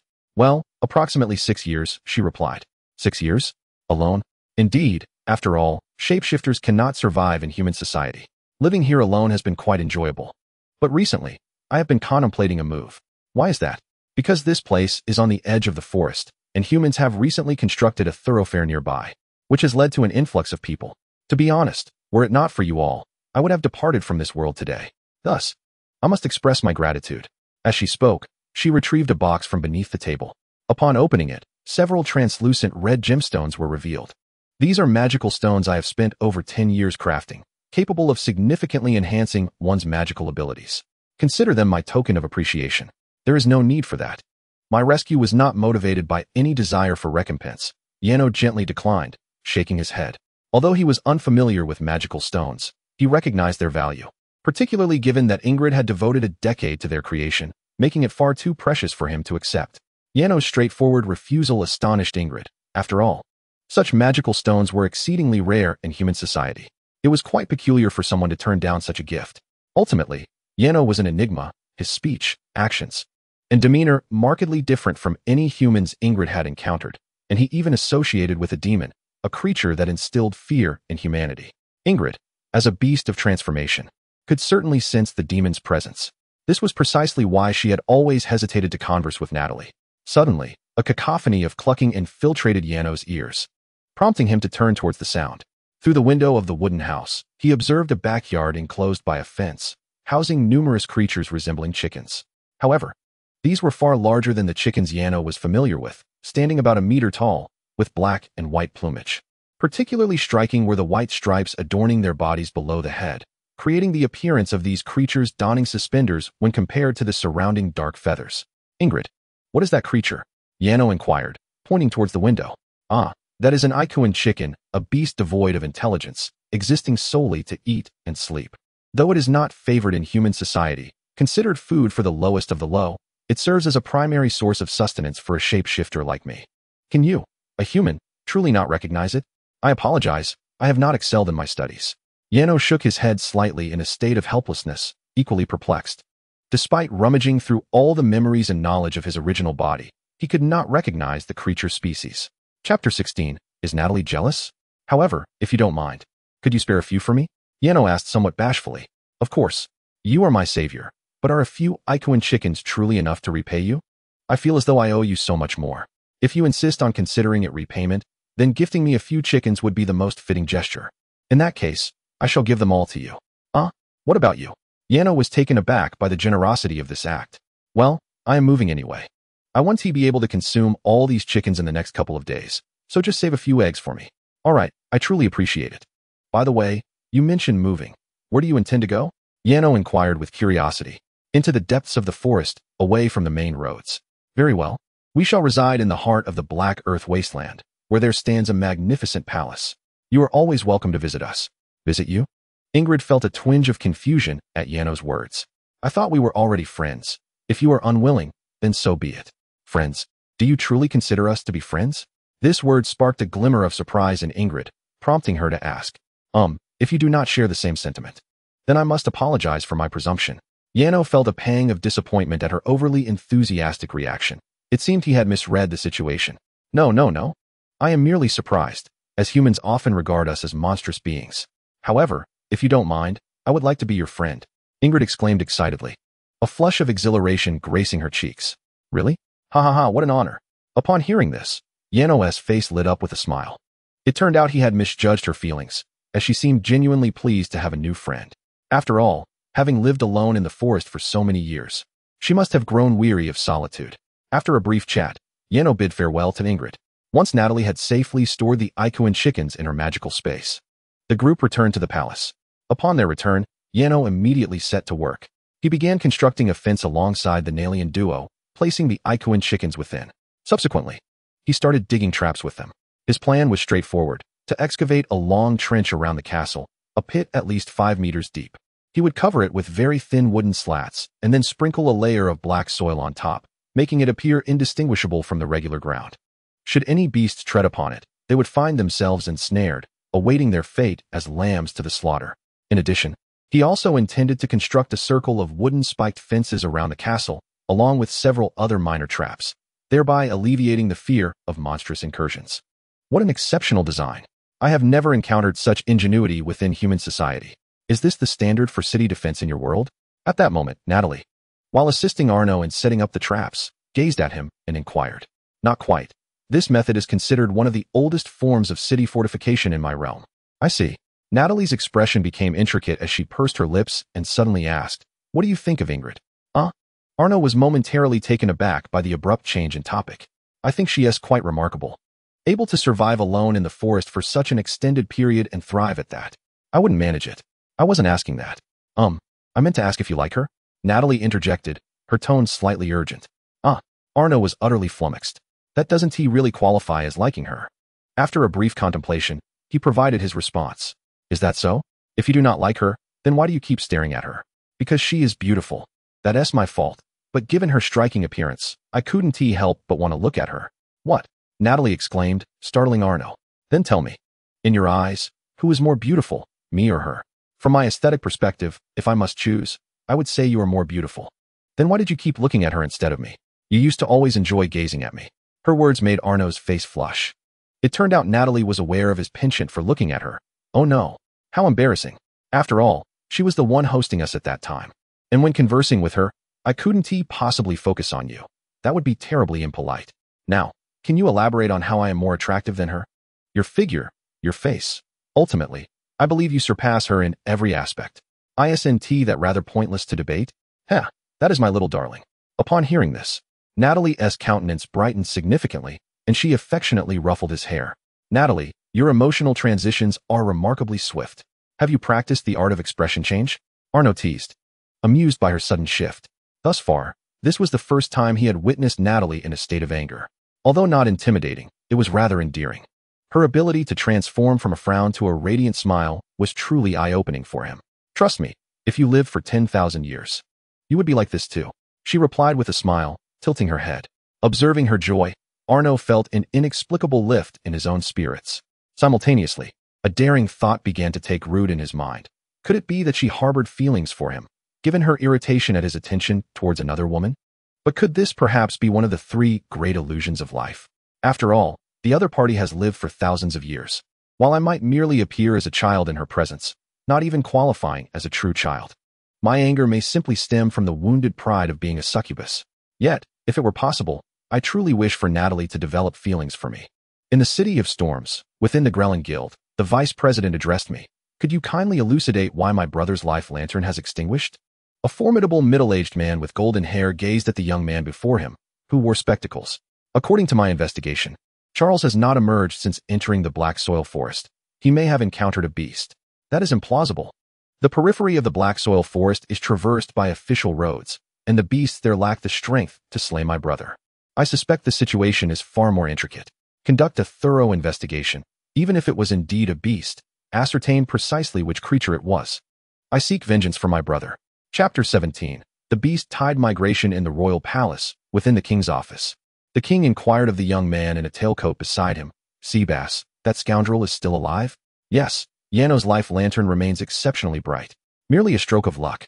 However, even if his fortune holds, he surely cannot survive the ordeal at the end of the month, can he? Ha ha ha. The king's voice turned sinister as he chuckled darkly. My king, if you truly wish for his demise, why not simply allow me to execute him? There is no need for such elaborate schemes, Seabass suggested with a slight bow. That would be rather dull. Furthermore, his father was a valued minister of the late king. My king, this country is yours, the realm is yours. You may eliminate whomever you desire without concern for others. I do wish to kill him, especially since he harmed my son, yet I do not yearn for his death to such an extent. Thus, sending him to the Black Soil Wasteland seems rather amusing. Does it not? Natalia, look. This Iconch egg resembles a basketball. Meanwhile, in the palace courtyard of the Black Soil Wasteland, Yano pointed at the egg, which bore a pattern and color strikingly akin to a basketball. What is a basketball? Natalia inquired, struggling to comprehend Yano's words. Oh, it is a type of sporting equipment from my world, or perhaps a toy. Quite curious. It reminds me of a song titled Chicken, You Are So Beautiful. Chicken, you are so beautiful? Are the chickens in your world particularly lovely? This explanation is far too convoluted. So I shall refrain from elaborating, Yano replied, shaking his head in bemusement while gazing dreamily at the sky. Speaking of which, I wonder what my fate will be a month from now. Upon reflection, it seems the king of this world is quite intent on my demise. Do not worry. I shall protect you. Haha, I appreciate your concern in advance, but given that the other party is a king, it may be prudent for you to distance yourself from me. It could bring you trouble, Arno remarked with a smile, shaking his head. As he laid the traps, he had meticulously observed the surrounding terrain and, through the memories of his own body, understood that this world is not confined to a single nation. Thus, he was already contemplating whether to flee. I would never abandon you, Natalie suddenly declared, causing Arno to glance at her in confusion. Did you not say we are friends? Friends do not forsake one another. Moreover, according to our pact, you remain my master. Rest assured, a mere small king cannot pose a threat to you. A mere small king? Natalie's words suggested she held the king in disdain. Could it be that she was the queen of Succubi? It was highly likely. Around midday, after nearly a month of effort, Arno had organized the palace with meticulous care. He had completed the laying of traps, even exceeding his initial goals. Then, he assigned tasks to the Naiad, primarily managing livestock, tending to the fields, and keeping watch from the palace tower. These responsibilities were easily manageable for the 10 Naiad, ensuring they would not tire and could even find it quite effortless. Simultaneously, Arno had calculated the attack patterns of the magical beasts, which would invade approximately once a week. Although the source of these incursions remained unknown and thus could not be eradicated, the traps laid by Arno significantly eased the burden of dealing with the beasts. Ultimately, despite being termed magical beasts, they were merely a group of mindless creatures. With the right approach, they were quite manageable. At that moment, Arno was in the kitchen preparing lunch. Do you truly not need me to assist you? Natalie inquired, resting her chin on her hand as she watched him from the dining table. I feel quite embarrassed to trouble you so often. You have been cooking for me for nearly a month. Let me take care of it this time, Arno replied. Well, that is rather odd, Natalie chuckled lightly. It is quite unusual for a male human to cook. Is it truly so rare for men to cook? Arno questioned in confusion. Indeed, in this world, men seldom cook. Even those adventurers who spend years away from home leave the cooking to their female companions. What do lone wolves do then? They carry provisions. I find it perplexing. Can one not simply cook for oneself? Arno expressed his bewilderment. Being a gentleman in the kitchen is common knowledge in this world. Even in hell, it is the same. That is why I find you quite remarkable. To me, you are a treasure, Natalie said with a smile. Thank you for the compliment. Arno's voice trailed off, his heartbeat quickening in response to Natalie's words. How vexing. Could it be that this succubus has employed some form of bewitching magic upon herself? Why else would a mere utterance from her so thoroughly unsettle me? For the past month, I have felt as though I am entirely at her mercy. Alas, an invasion of beasts is upon us. At that moment, a Nalianthus suddenly burst into the kitchen, calling out to me. Is that so? Has it only been 2 days? Let us go and see. I briefly recalled the timeline of the beast incursions and then accompanied Nalianthus to the tower. However, what lay before me this time was unlike any previous beastly assault. At the farthest reaches of my vision, I could distinctly see a myriad of dark shapes surging toward us like a relentless tide. Upon closer inspection, it became evident that these were an assortment of grotesque monsters. This sight indeed filled me with dread, for the incursions from the previous weeks scarcely matched this magnitude. At most, there had been 20 or 30 beasts. With the aid of a minor enchantment from Natalie, along with the traps I had set, I had been able to handle them with relative ease. Yet, confronted by this seemingly endless horde, my traps would be rendered utterly ineffective. How shall we combat this? Flee. What can a mere human do against a tsunami? It appears that this is a migration of beasts. This location has historically been a path for their migration, occurring roughly every 15 years. And it seems I have coincidentally found myself in their midst. Upon hearing Natalie's explanation, I was taken aback. So, Natalie, you experienced this migration during your time living here? Indeed, she nodded. How did you manage to evade it? I took the whole palace back to hell with me. Chapter 18. The romanticism of Death's dream. Can humans also go to hell? That is not permissible. Humans turn to ashes upon entering hell. Upon hearing my question, Natalie shook her head. I see. I fell silent for a moment before fixing my gaze on Natalie with unwavering determination, as though I wished to engrave her image into my mind. Natalie, I have longed to tell you that I hold deep affection for you, immensely so. At this moment, you choose to express this? Are you serious? I must say, young man, your choice of timing for declarations of love is quite poor. Natalie looked at me with a mix of surprise and a resigned smile. After all, I am on the brink of death, surely. You can allow me this confession before I pass on. As I spoke, I leaned weakly against the castle wall. Very well, you must return to hell swiftly. The beasts are approaching, and Nalianthra and the others are as well. You can fly, can't you? Go, do not concern yourself with me. I shall not allow my dear one to perish. Natalie stepped forward and gently caressed my cheek. Yano felt somewhat perplexed. After all, she had just stated that in the face of such a beast tide, one would be doomed to hell. Did this not imply that even she dared not confront the onslaught directly? Was she merely attempting to comfort herself? Oh, Natalie, you truly are a kind-hearted soul. Thank you for your solace. Rest assured, I am not afraid. When I realized I could not return home, I had already contemplated death. Were it not for the motivation you continuously provided to keep living, I would have succumbed long ago. To have spent a month in the company of a beauty like you before my demise brings me immense satisfaction. Please, go on, Yano lamented. Tears streaming down her face like rain in the wind, cascading from the city wall. Before her eyes, a vision of running alongside Natalie under the setting sun materialized. That was the youth she had lost. Wait, had she ever actually run with Natalie beneath the sunset? This was an illusion of memory that had never existed. Are you saying that I have been the one sustaining your spirit, granting you the will to live? Natalie gazed at Yano with surprise, her cheeks flushing with an uncontrollable blush. However, Yano was too engulfed in her sorrow to appreciate Natalie's enchanting visage, crying out towards the rising sun. Yes, always. Yano nodded slightly, yet what did it matter? She was already on the brink of death. Oh, Jade Emperor, Buddha, Jesus, Supreme Old Lord, Primordial Heaven, all deities. If it be your will, please allow me to descend into hell, so perhaps I may encounter Natalie there. And when we pass each other in the depths of hell, we might exchange a question. What is your name? How romantic. Just then, Yano suddenly felt a soft sensation upon her cheek. It was Natalie. She had kissed her. Natalie? What are you doing?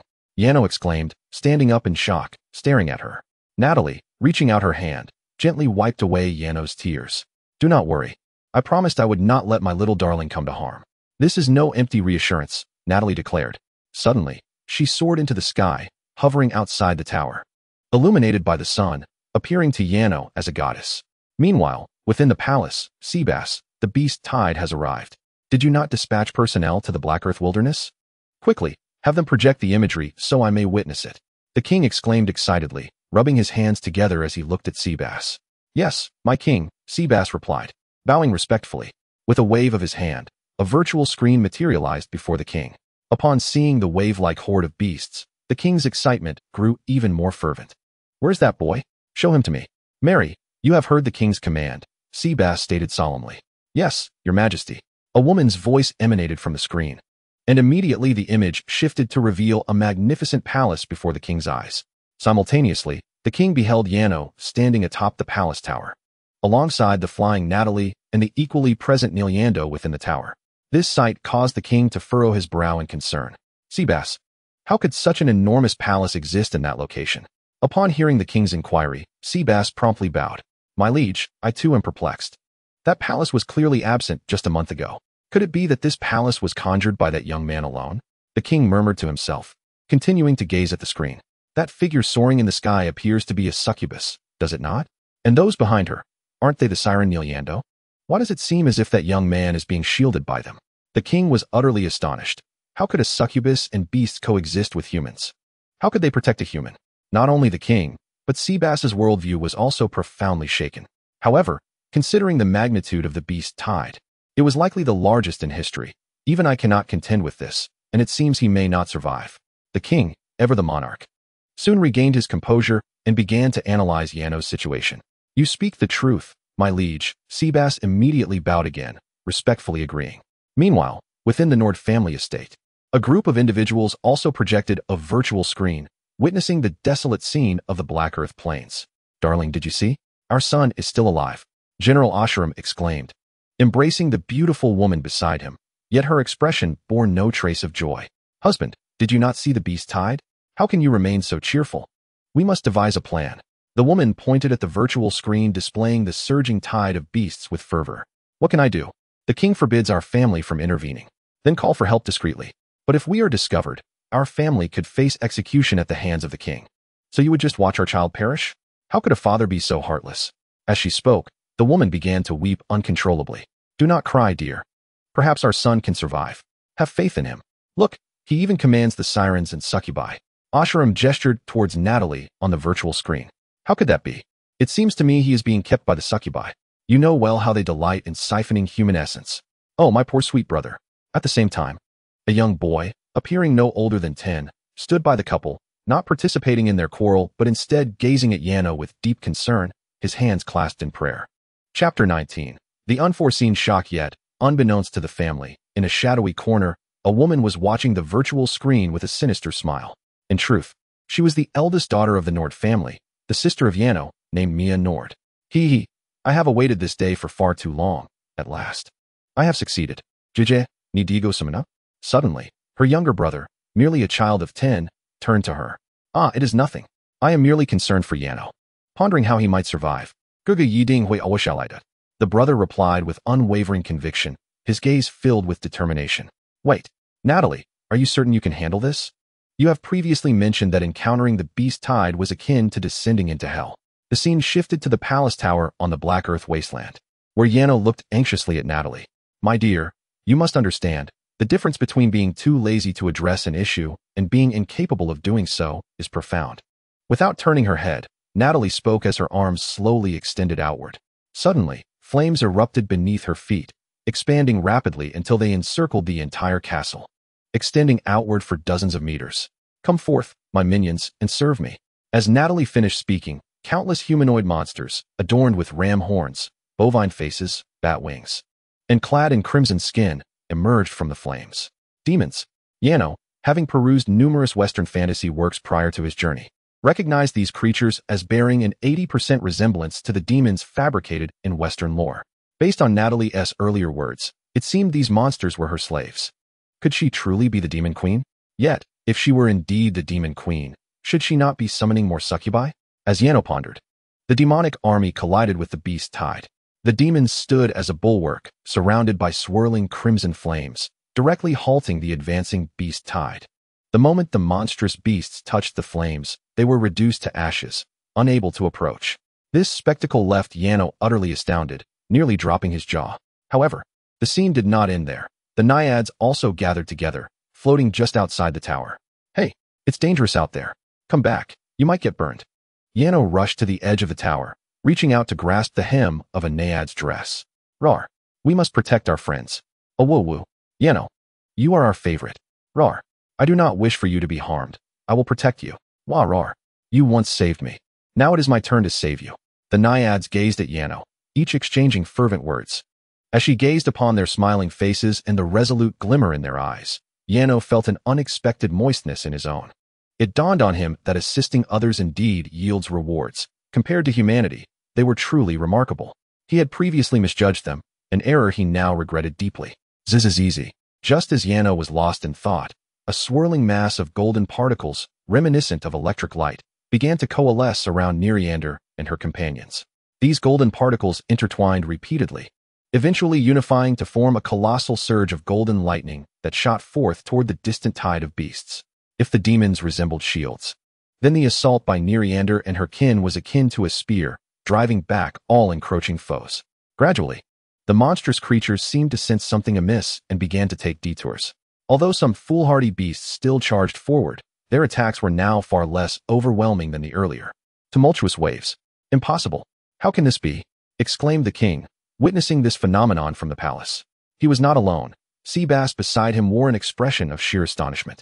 It was well known that when beasts initiated their migration, they would obliterate any life forms encountered along the way for sustenance. To witness them consciously evading a path was something he had never encountered in his lifetime. Could it be that the Nereander have developed an inclination to protect humans? The king queried, his disbelief palpable. My lord, the Nereander are traditionally feared and ruthless, reveling in their assaults on humanity. They are perilous beings. Please do not be misled. Seabass promptly cautioned with a bow. Do not worry about me. I am merely curious. How could that young man possibly command the Nereander and succubi to serve his will? The king's expression shifted, reflecting a tumult of emotions. Meanwhile, within the Nord estate, the reaction of the Ashwarium family to this spectacle was markedly different from that of the king. Each member wore expressions of hopeful joy. Haha, my dear. Did you see that? Oshuarium laughed heartily, bursting with elation. That is an act of heresy. Commanding Nereander, controlling succubi, Yano has indeed fallen into the abyss. Mia scolded seriously. Her brow furrowed. Mia, how can you say such a thing? Regardless of whether he has strayed into darkness or what heresies he may commit, is it not the best outcome that he is still alive? The matron of the family shot a disapproving glance at her daughter upon hearing her harsh words. But mother, he is consorting with demons. His soul must surely be decaying under their influence. Even if he survives, can he truly inherit the future of the Nord family? Rest assured, Mia, I shall thoroughly investigate this matter, and you need not worry excessively. Perhaps you should take a moment to observe your brother. He is smiling, and his smile radiates happiness. Does he appear as if he has been tainted by the devil's decay? Ashu Rim gently placed a hand on Mia's shoulder, offering his tender counsel. Perhaps not, Mia replied, nodding slightly upon hearing his words. Then trust in your brother. All right, father, I need to visit the restroom. Go ahead, but remember to return promptly. Otherwise, you may miss the rare opportunity to see your brother. I will. With that, Mia hastily exited, her brow furrowing in concern. Miss the chance to see him? Huh, I would rather never see him again. She murmured to herself, and as she spoke, a flash of light emanated from her hand, revealing a blue crystal. Lance, I trust you have observed Yano's condition. Think of a solution. Do not worry, Miss Mia. I have already arrived at the Black Soil Wasteland, and my magical incantation is nearly complete. Trust me, even if Yano were exchanged for a 6th-tier mage, he would still not survive here. Chapter 20. The Deceased Maidens. A man's voice resonated from within the blue crystal. It is best if it truly unfolds as you claim. Upon finishing her words, Mia stowed the blue crystal and returned to the Grand Hall. The scene shifted to the Black Soil Wasteland, where a middle-aged man clad in a dark robe soared through the air, with a tumultuous tide of beasts surging below him. His eagle-like golden eyes were fixated intently on a distant palace. Do not blame me, child. I have become entangled in your sister's scheme. If you must blame someone, direct your ire towards her, he murmured to himself, suddenly sketching an unusual magical array that he cast into the throng of beasts below. Instantaneously, the creatures appeared invigorated, as if fueled by an unseen force, racing with heightened speed, some even undergoing mutations that rendered them 3 times their original size. Excellent. It is your turn now, Hydra. With this, the man called out softly, and suddenly, a colossal beast, towering over 40 meters, burst forth from the black soil forest. This creature resembled a thunder lizard from ancient times, massive and powerful, yet it bore 9 serpentine heads, a stark contrast to the thunder lizard's appearance. Though it was unclear how this 9-headed monster controlled its own body, it obeyed the man's commands without question. Its immense form surged towards the palace at an astonishing speed. Natalie, it seems a formidable creature is approaching. What is that? Yano exclaimed, his voice tinged with anxiety as he observed the charging Hydra in the distance. Based on the memories embedded within this body, this colossal beast should have long been extinct according to legend. Why is it appearing in this cursed place? Remain calm. We can handle this. Swish, swish. As Natalie responded to Yano, a sudden eruption of pure black spikes shot up from the ground, piercing through the Nelliander in a gruesome display. Indeed, they were impaled, the jagged points entering from below and emerging through their mouths above. In that moment, every Nelliander's body succumbed, a dark spike protruding grotesquely from their lips. Their anguished cries echoed through the air as they writhed in a desperate attempt to free themselves from the cruel spears, yet their strength had abandoned them. Their delicate white gowns fluttered in the wind, resembling the vestments of pure angels. However, the torment etched upon their faces and their rigid forms, rendered immobile by the brutal transfixion, conjured visions of hell in Yano's mind. He stood in shock, paralyzed by the horror before him. Within mere seconds, the Nellianders ceased their struggles. The last Nelliander gazed at Yano, extending a trembling hand, uttering her final words before her body, too, succumbed to stillness. Yano felt a deafening buzz in his mind, accompanied by the relentless ringing in his ears. Images of the past month spent with the Nelliander flooded his vision. They had been so endearing, so pure, so kind. Yet, why had it culminated in such a tragic fate? Despite their affection for humanity, they had been nearly annihilated. Though gentle in nature, they were branded as monsters. Was the world not excessively cruel to them? No, it should not be this way, Yano murmured to himself, reaching out with desperate hands. Return them to me. As his words lingered in the air, a radiant light enveloped his hands, coalescing into a powerful energy that allowed him to wrench the Nelliander from the spikes and draw them back to his side. 11 Nelliander lay motionless, devoid of breath, their bodies as cold and lifeless as withered trees. Yano vividly recalled how warm and soft they felt when they embraced him, cradling their icy forms. He clenched his jaw tightly, tears cascading down his cheeks. He lamented that he should have spent more time with them, should have embraced them more often. Why did he always view matters through such a pessimistic lens? The pure friendship he had never experienced was precious beyond measure.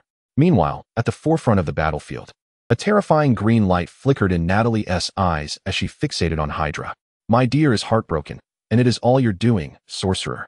Her words startled the distant figure of the man in the black robe. How did she know he was controlling the beasts? How could a mere succubus possess such power? "I wish for you to return and inform your master that they have crossed the wrong person. I am also curious why a 6th-tier sorcerer would harm a child who has yet to learn magic.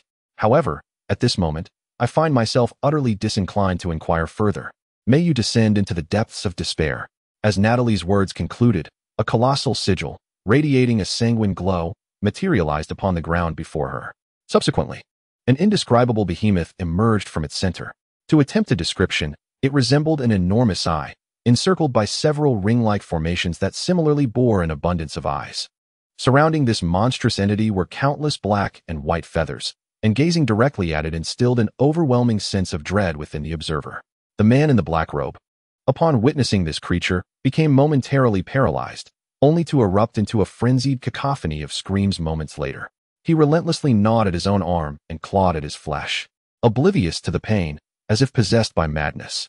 Strangely, apart from this man, none of the others who beheld the indescribable entity suffered in the same way, though they too felt an unsettling discomfort, as the creature's bizarre form seemed to awaken a primal unease within their souls. Whether it was the beasts, the Hydra, the attentive king, or the members of the Nord family, all were rendered speechless, scarcely daring to breathe. Only Arno remained unaffected, tightly embracing Nyanda and the others, fixated on the monstrous being. "What? You claim you can resurrect them?" Arno suddenly inquired of the entity, yet curiously, no one appeared to be speaking to him. The indescribable being emitted an eerie hum, and its multitude of eyes collectively turned toward Natalie, as if conveying a message. "Indeed, it is imperative. You are my celestial angel. Your master is I, not that Jehovah. Now utterly annihilate them," Natalie declared, gesturing toward the Hydra. The entity, referred to by Natalie as the celestial angel, began to advance. Its immense form floated closer to the Hydra, which stood frozen in place, as if paralyzed by fear. Ultimately, the angel's eye erupted in a blinding white light, enveloping the entire desolate expanse in its radiance. After a few brief moments, the light gradually receded, and the once tumultuous black soil, filled with the roars of beasts, returned to a profound stillness. For all the monsters had vanished, including the Hydra, and no soul knew whither they had gone. Only that man, who manipulated the monstrous transformation, remained suspended in the air, appearing as if lost in a stupor, gazing vacantly at the sky. Suddenly, an explosive sound erupted. The man's body violently disintegrated, showering the treetops of the dark forest below with blood, entrails, and brain matter. Perhaps within half a day, the remnants of his existence in this world would be utterly erased. What on earth was that? Was it the legendary beast? Within the palace, the king looked at Seabass with astonishment. "My king, I am uncertain, but I have dispatched inquiries. I urgently need to ascertain the nature of that creature." The king fixated on the screen, where the indescribable entity lingered without turning away.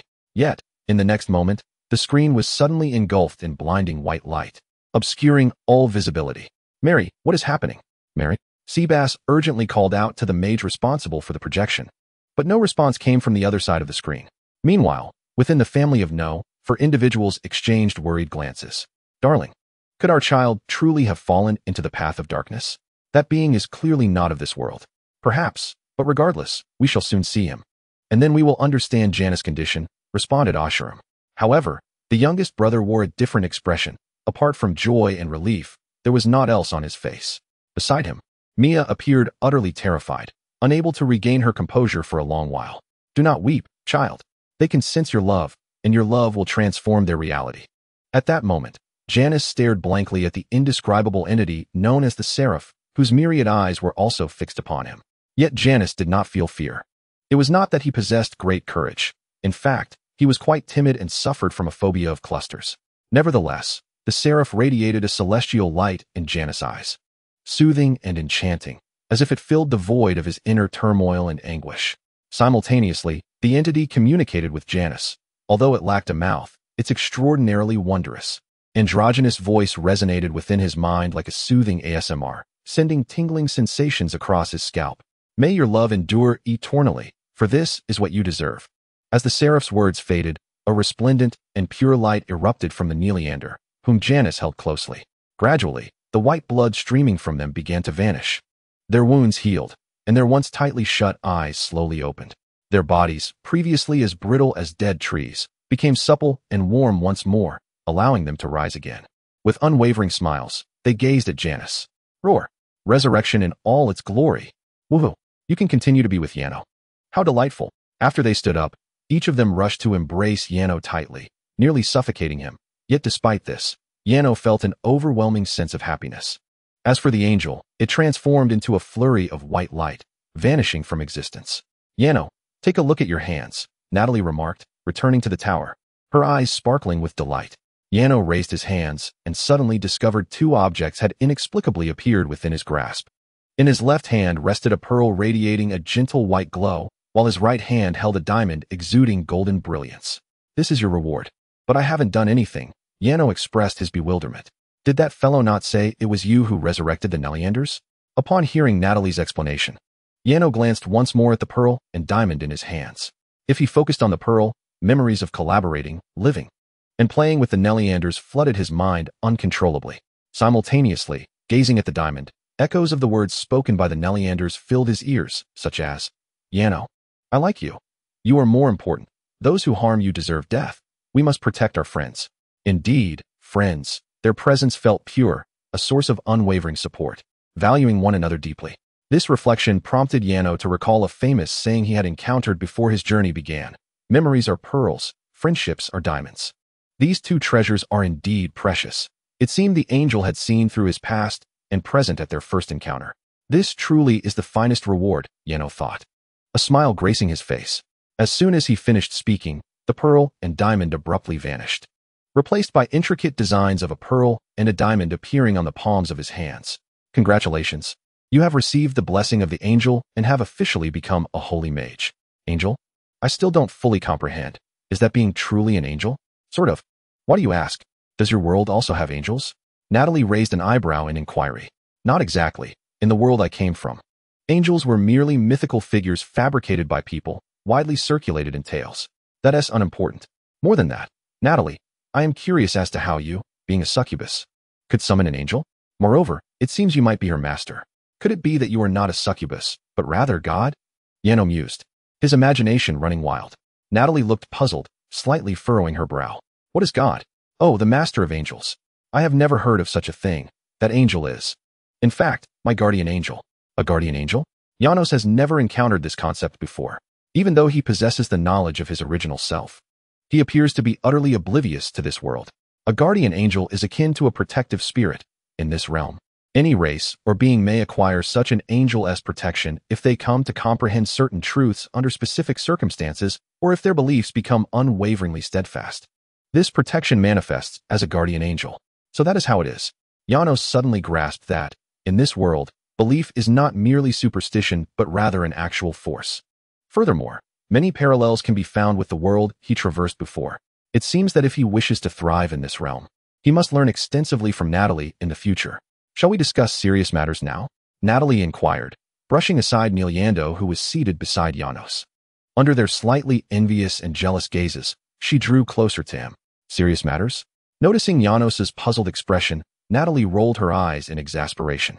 Sweetheart, it has barely been 5 minutes. Please don't tell me you've forgotten what you just said. Eh? Janos was taken aback.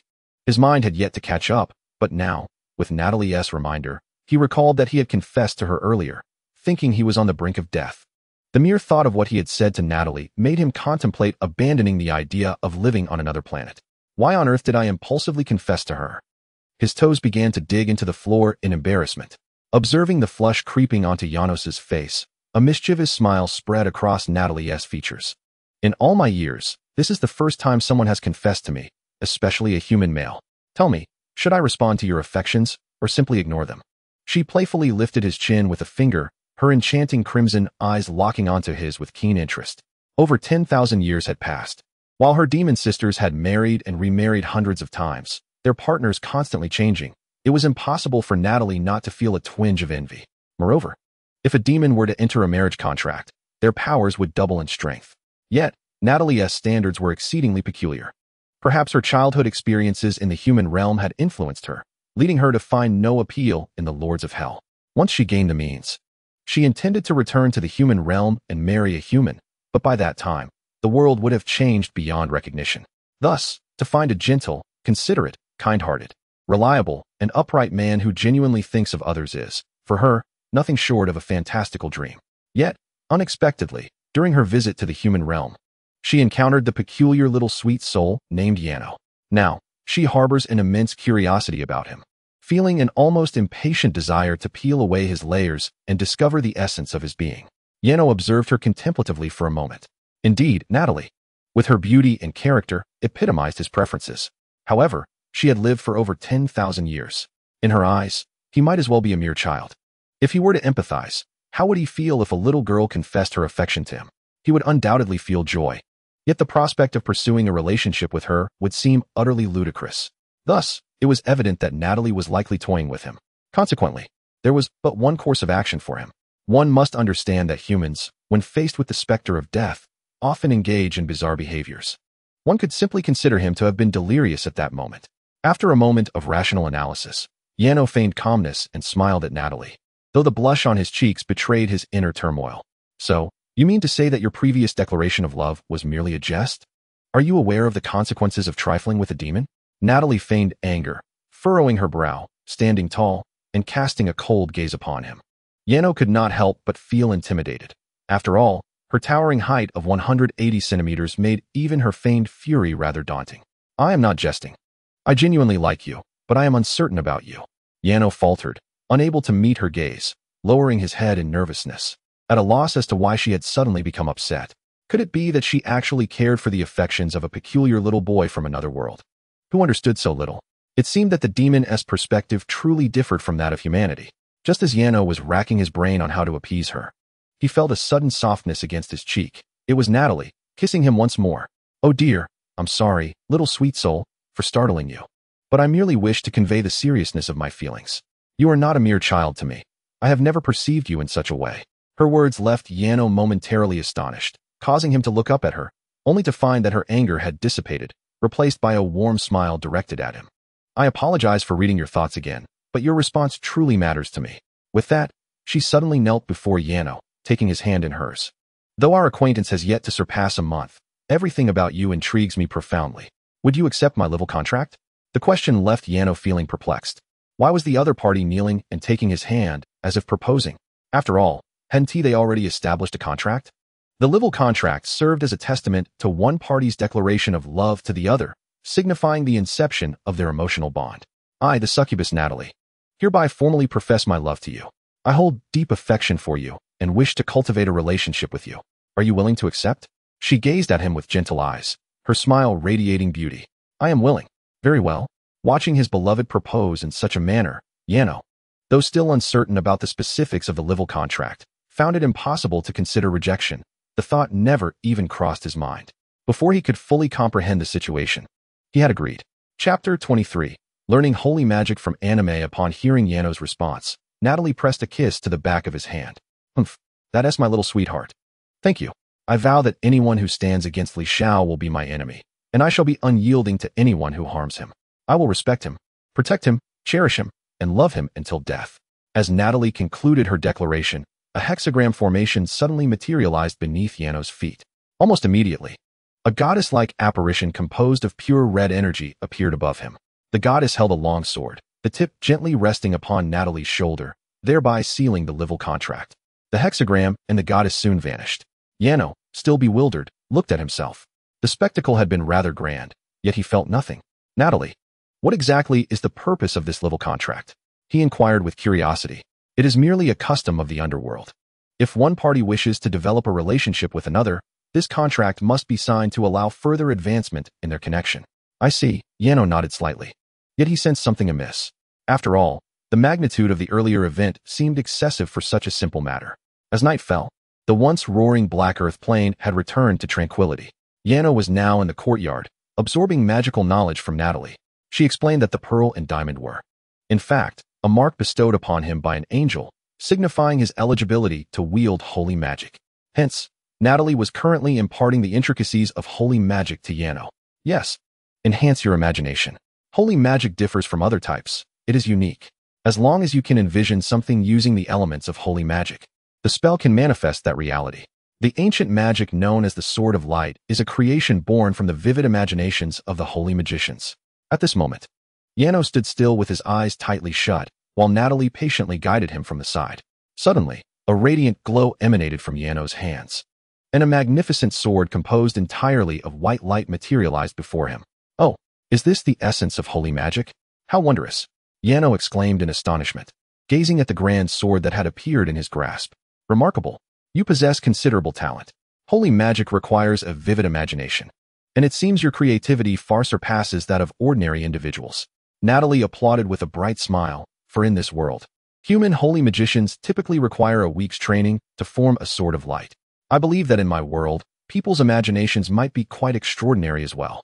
I think I understand now. Let me give it a try, Yano murmured, extending a finger towards the sky. Natalie then witnessed a dazzling radiance burst forth from his fingertip. In an instant, a laser shot from his hand, soaring into the heavens. I did it. Now how about this?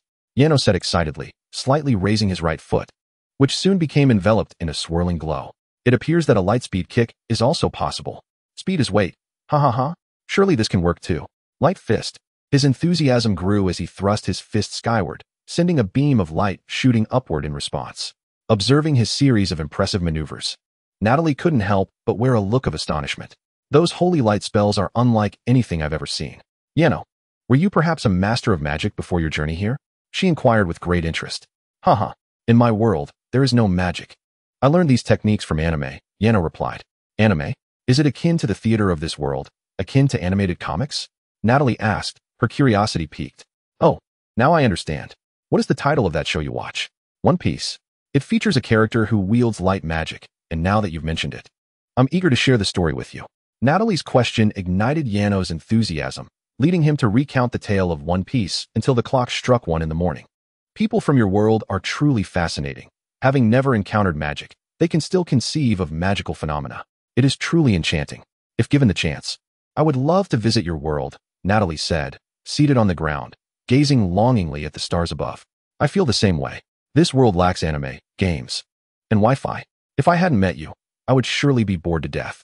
Yano was not merely flattering her. One must understand that for a modern youth, existing in an environment devoid of the internet is akin to a death sentence.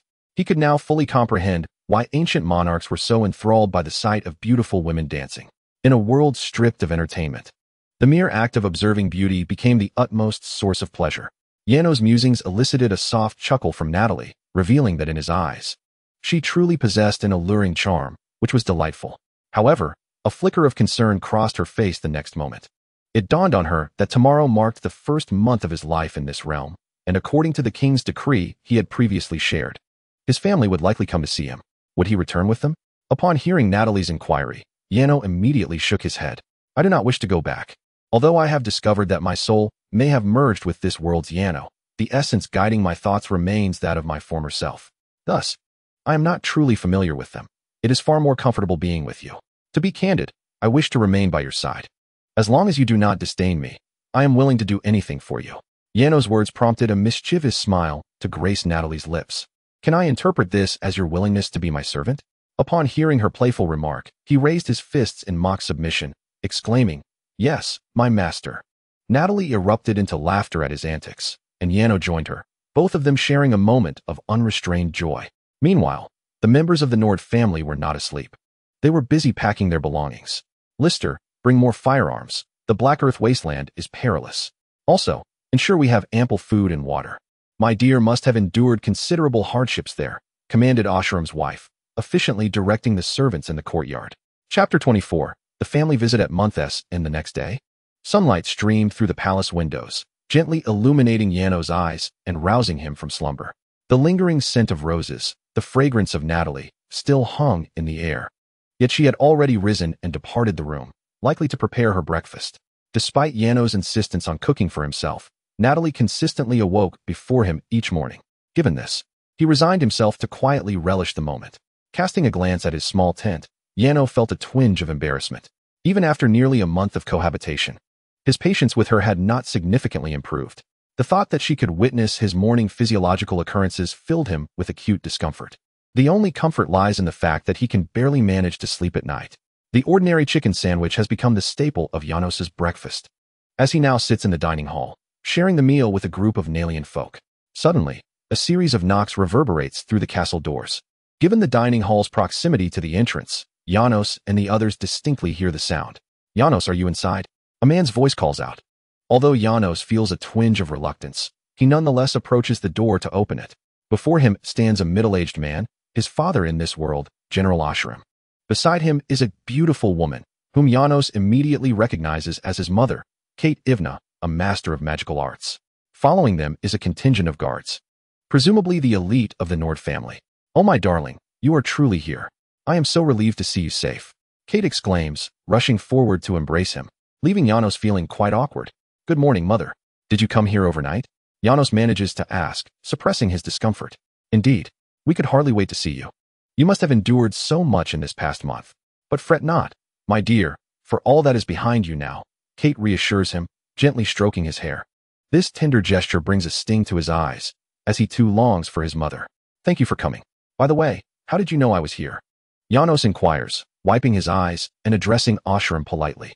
"That is not difficult, my child. Have you forgotten? Your life lantern guides us to you," Oshiram replies with a smile, holding up a lantern flickering with blue flames, which makes Janos realize the truth. Ah, the life lantern. A magical artifact in this world that reveals a person's state of existence and pinpoints the owner's location. Every child born here has one crafted by their parents to ensure their safety, he recalls. "Good morning to both of you." Natalia approaches, greeting Janos's parents with a smile. However, upon seeing her, Oshiram instinctively places his hand on the hilt of his sword. "Devil, I had my people investigate this place yesterday, although they found nothing amiss. You had better not have done anything peculiar to my son prior to that." His brusque demeanor towards Natalie stirs a wave of discontent within Janos. "Devil, your insidious plan of captivity has come to an end. Janos is our child, and we shall take him home," Kate adds emphatically. Their words leave Natalie perplexed. "What captivity plan?" she questions, bewildered. "Please, do not say such things. If it were not for her, I would not have survived to this day," Janos interjects. Yano extricated himself from Kate's embrace and positioned himself before Natalie. Oshiram, witnessing this, couldn't help but furrow his brow slightly. "Child, according to the legends, whenever demons associate with humans, they invariably harbor some nefarious scheme. Do not be beguiled by her actions. Your father speaks the truth. Come here quickly. She is perilous. We shall escort you home, away from this cursed place.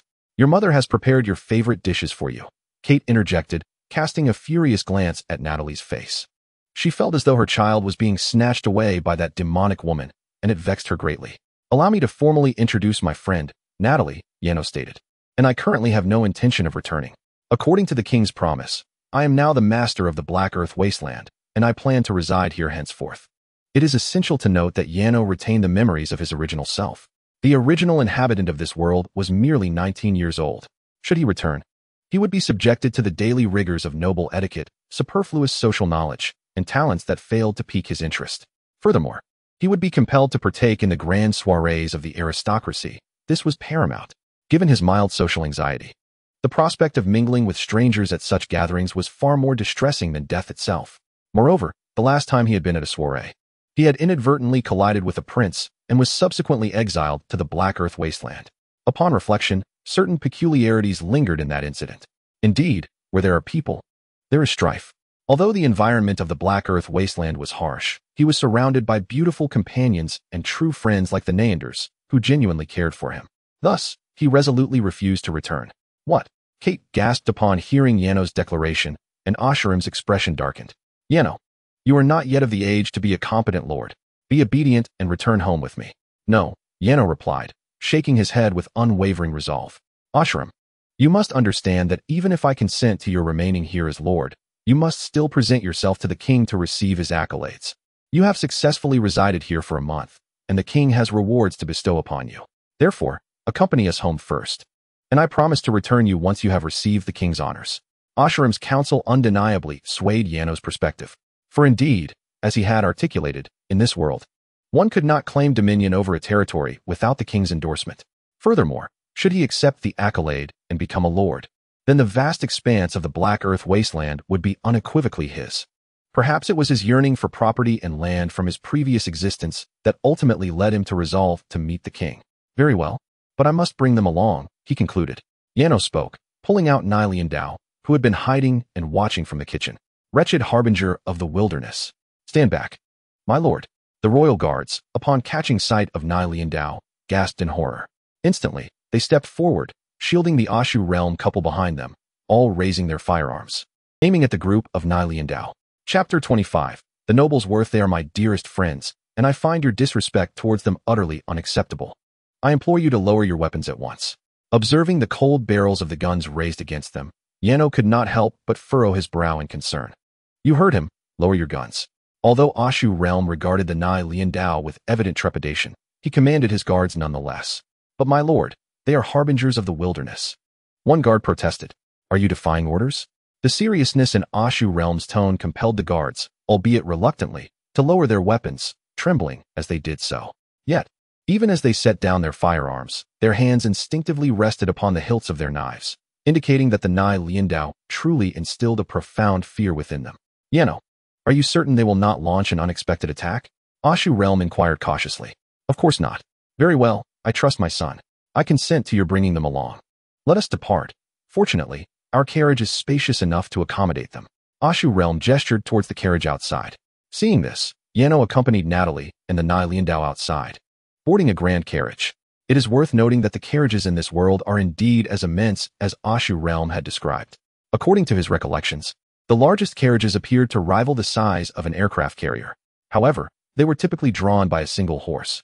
Yet, with the application of a special magic, that solitary horse could pull any size of carriage. Yano found this notion endlessly fascinating.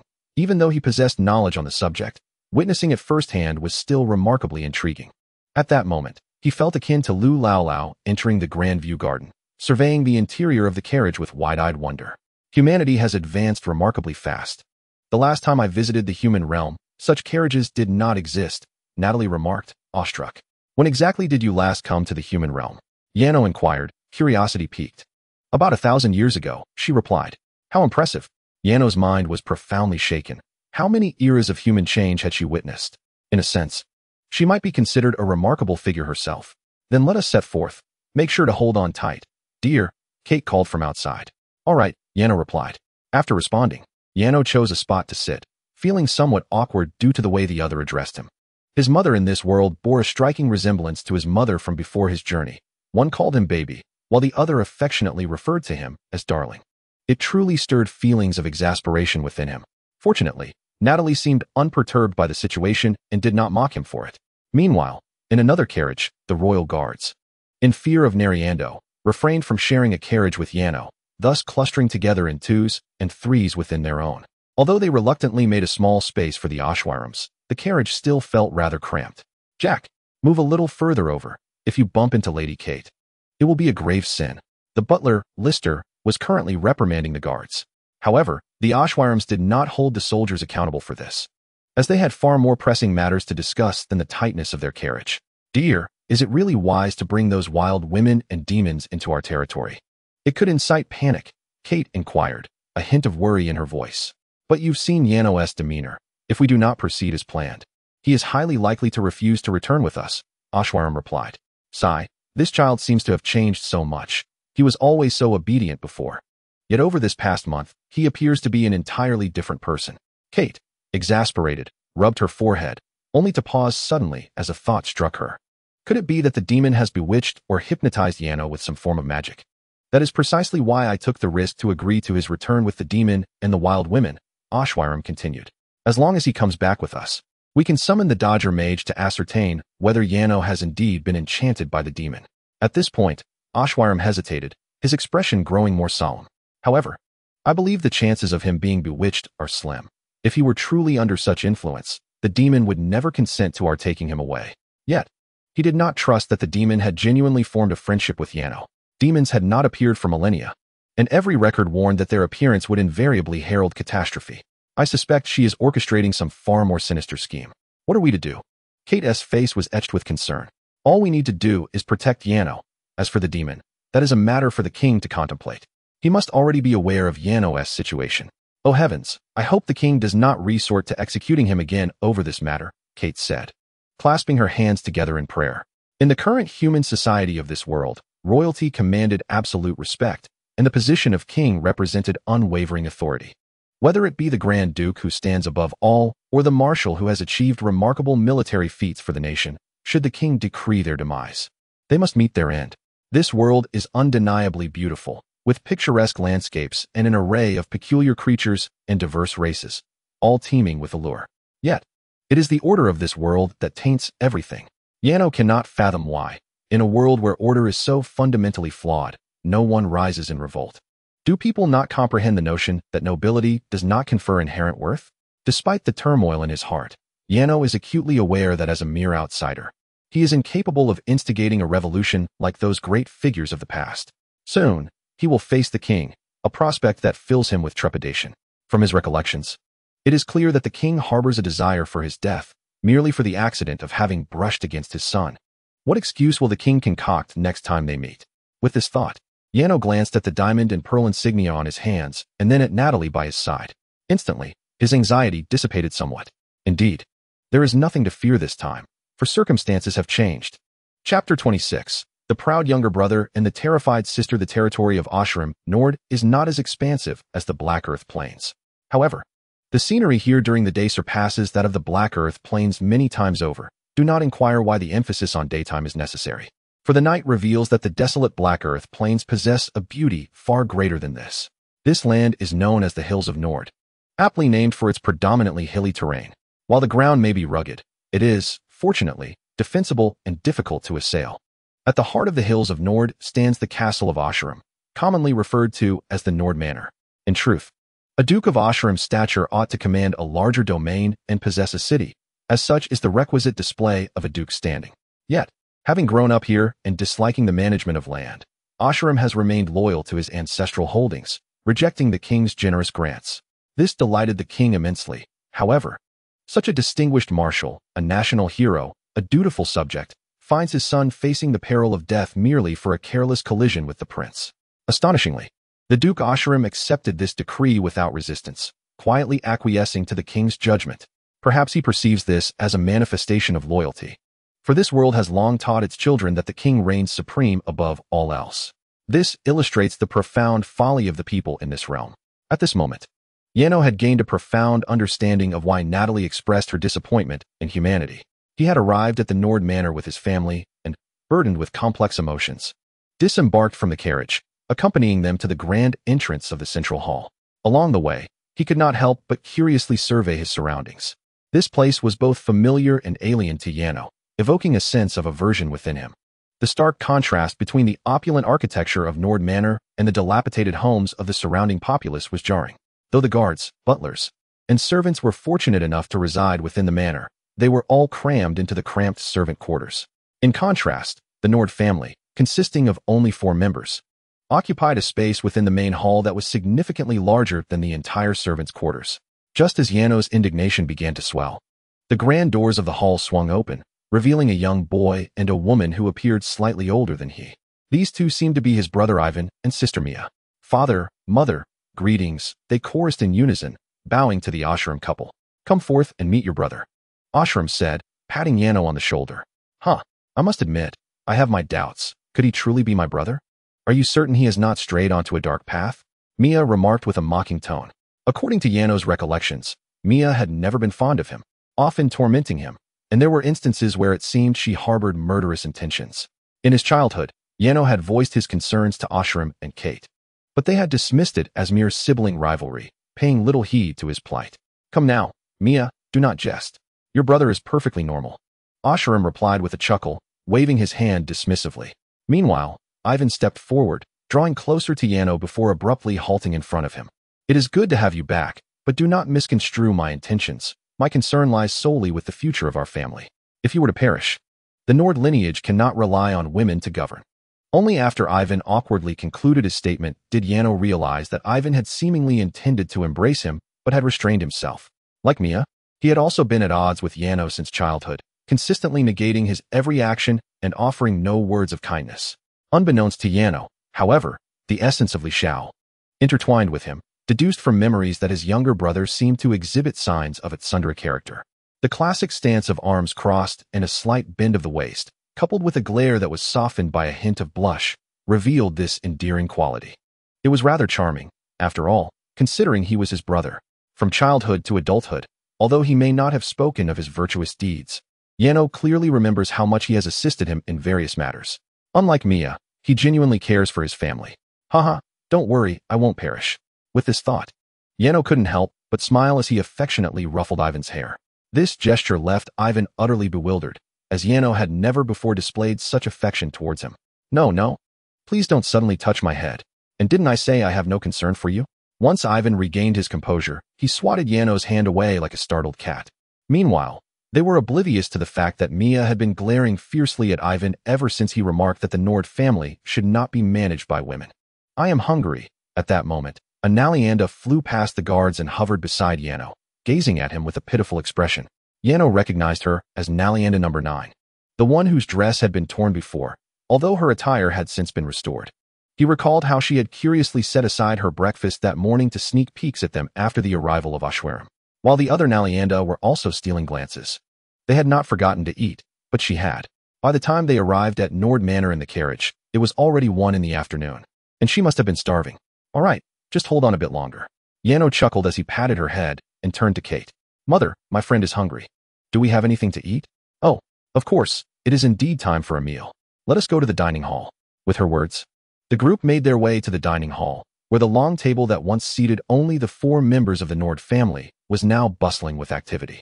It was filled with Natalia, which, while lively in Yano's eyes, appeared quite terrifying to the Nord family. What's your name? One of the Natalia beside Mia curiously reached out to touch her, causing Mia to instinctively lean closer to Ashwerim in fright. Ah, father, save me. The wasteland siren is going to harm me. The earlier surprise when the Natalia suddenly flew to Yano's side had already left her shaken, and now she found herself dining with such a frightening creature. Truth be told, Mia felt that not having been utterly terrified to the point of losing control was quite an accomplishment. Wait, when the Natalia touched her, she seemed to have lost a few drops of composure. After the meal, Yano led the group of Natalia to the garden of Nord Manor, allowing them to frolic in the open space. Seated beside Natalie near the fountain at the heart of the garden, I beheld the remarkable scenery that had never graced the barren black soil of the wasteland. Yano, your parents seem to harbor considerable animosity towards me. They continue to send people to keep an eye on me, Natalie remarked with a smile, reclining on the bench as she gazed at the fountain before her. What? Where? Yano exclaimed, startled by her words, and instinctively began to scan the surroundings, only to be restrained by Natalie. Calm down, sweetheart, you want to find him. I truly apologize for causing you distress by bringing you here, she continued. Distress? Is there any? I don't feel that way at all. On the contrary. I am quite delighted. Natalie waved her hand dismissively. Delighted? Yano expressed his confusion. Indeed. When you stood up for me yesterday, it genuinely made me very happy, Natalie said, suddenly leaning in to plant a kiss on Yano's cheek, causing him to shudder involuntarily, his face flushing with surprise as he stared at her in astonishment. Meanwhile, in a corner of the garden, the Ashram couple was taken aback by Natalie's action. How dare she? How dare she kiss my precious child? Kate fumed, rolling up her sleeves, ready to confront the situation, but was halted by Ashram. Calm down. Don't disrupt the observation of the mage Dodge, he advised, glancing at an elderly man with a white beard beside him. What do you think, Mage Dodge? Ashram inquired. Dodge shook his head slightly. Yano is not under any magical influence. He is entirely himself. Then that means the demon. Ashram's gaze shifted towards Natalie. Dodge nodded. It is likely so. Although it seems quite unbelievable, the fact remains that a demon has forged a friendship with a human. Huh, what a fascinating tale this is. It provides me with fresh material for a novel. Just imagine, a human and an evil demon becoming friends, even lovers. Oh, what dramatic tension. This book will surely be a bestseller. Dodge appeared quite pleased, his previously clouded eyes now sparkling with clarity. What? Lovers? Absolutely not. How could my child become involved with a demon? Kate's reaction starkly contrasted with that of her husband. Do not be alarmed, my lady. Perhaps that demon harbors more sinister plans. I am confident we will uncover the truth, Mage Dodge remarked, stroking his magnificent beard with a calm smile. Simultaneously, it was not just the Ashram couple who witnessed Natalie kissing Yano. His siblings also observed the scene. However, their reactions were remarkably similar. each wearing a disgruntled expression as they regarded Yano and Natalie. "I shall not allow you to take my brother away, demon," Ivan exclaimed with fury as he gazed at Natalie. Good heavens, is he truly in a romantic entanglement with that fiend? The very thought nauseated Mia, who simultaneously retrieved the crystal she had used to communicate with Lance. The light of Lance's life has extinguished. You have failed. One day, Yano will uncover this matter, and you must devise another plan. Otherwise, when the truth comes to light, we shall face the consequences. Yano, it is time for us to meet the king. At that moment, Asherim approached Yano's side and spoke. Very well, let us depart. You may accompany Lady Natalie, but the Nylean duo must remain here, lest they cause panic within the palace. All right, you all must wait here obediently for my return. Yano nodded and smiled at the Nylean duo, who all responded with eager compliance. Subsequently, Yano and Natalie boarded a carriage, heading towards the palace. Inside the grand hall of the palace, a meeting was underway, with ministers presenting various matters of the state to the king. My king, Asherim seeks an audience, announced Succubus as he approached the monarch. A glimmer of interest appeared on the king's face. Let them enter. Upon hearing the king's command, Succubus turned towards the hall's entrance and called out, "Please welcome Duke Asherim into the chamber." As his words echoed, Asherim entered alongside Yano, offering a slight bow in greeting. "Your Majesty." Yano and Natalie refrained from bowing. Yet the king paid it no mind, merely gesturing for Asherim to proceed. "Duke Asherim, you may step aside. I wish to have an earnest conversation with your remarkable son." "Yes." Acknowledging the king's words, Asherim stepped aside with Natalie. "Well then, Yano, congratulations on surviving a month in the Black Earth wasteland. Now, I shall fulfill my promise and grant you dominion over the entire expanse of the Black Earth. I will also elevate you to the rank of Baron. But you must understand that you are still quite young and have yet to attain the qualifications and abilities required for such a title. Therefore, if you wish to officially become the Lord of the Black Earth wasteland, you must attend the academy established for young lords in our kingdom. There, you will acquire specialized knowledge in territorial management and development. During your studies, the rights to the Black Earth wasteland will be temporarily bestowed upon you. If you successfully graduate, you will become the rightful Lord of the Black Earth wasteland. However, should you fail, I shall reclaim the territory. I wish you the best of luck in your studies."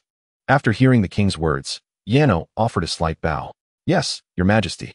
He had indeed contemplated this matter and recognized its validity. If a noble scion has not yet reached the age of 30 and aspires to become a lord, it is indeed imperative for them to attend the Lord Academy.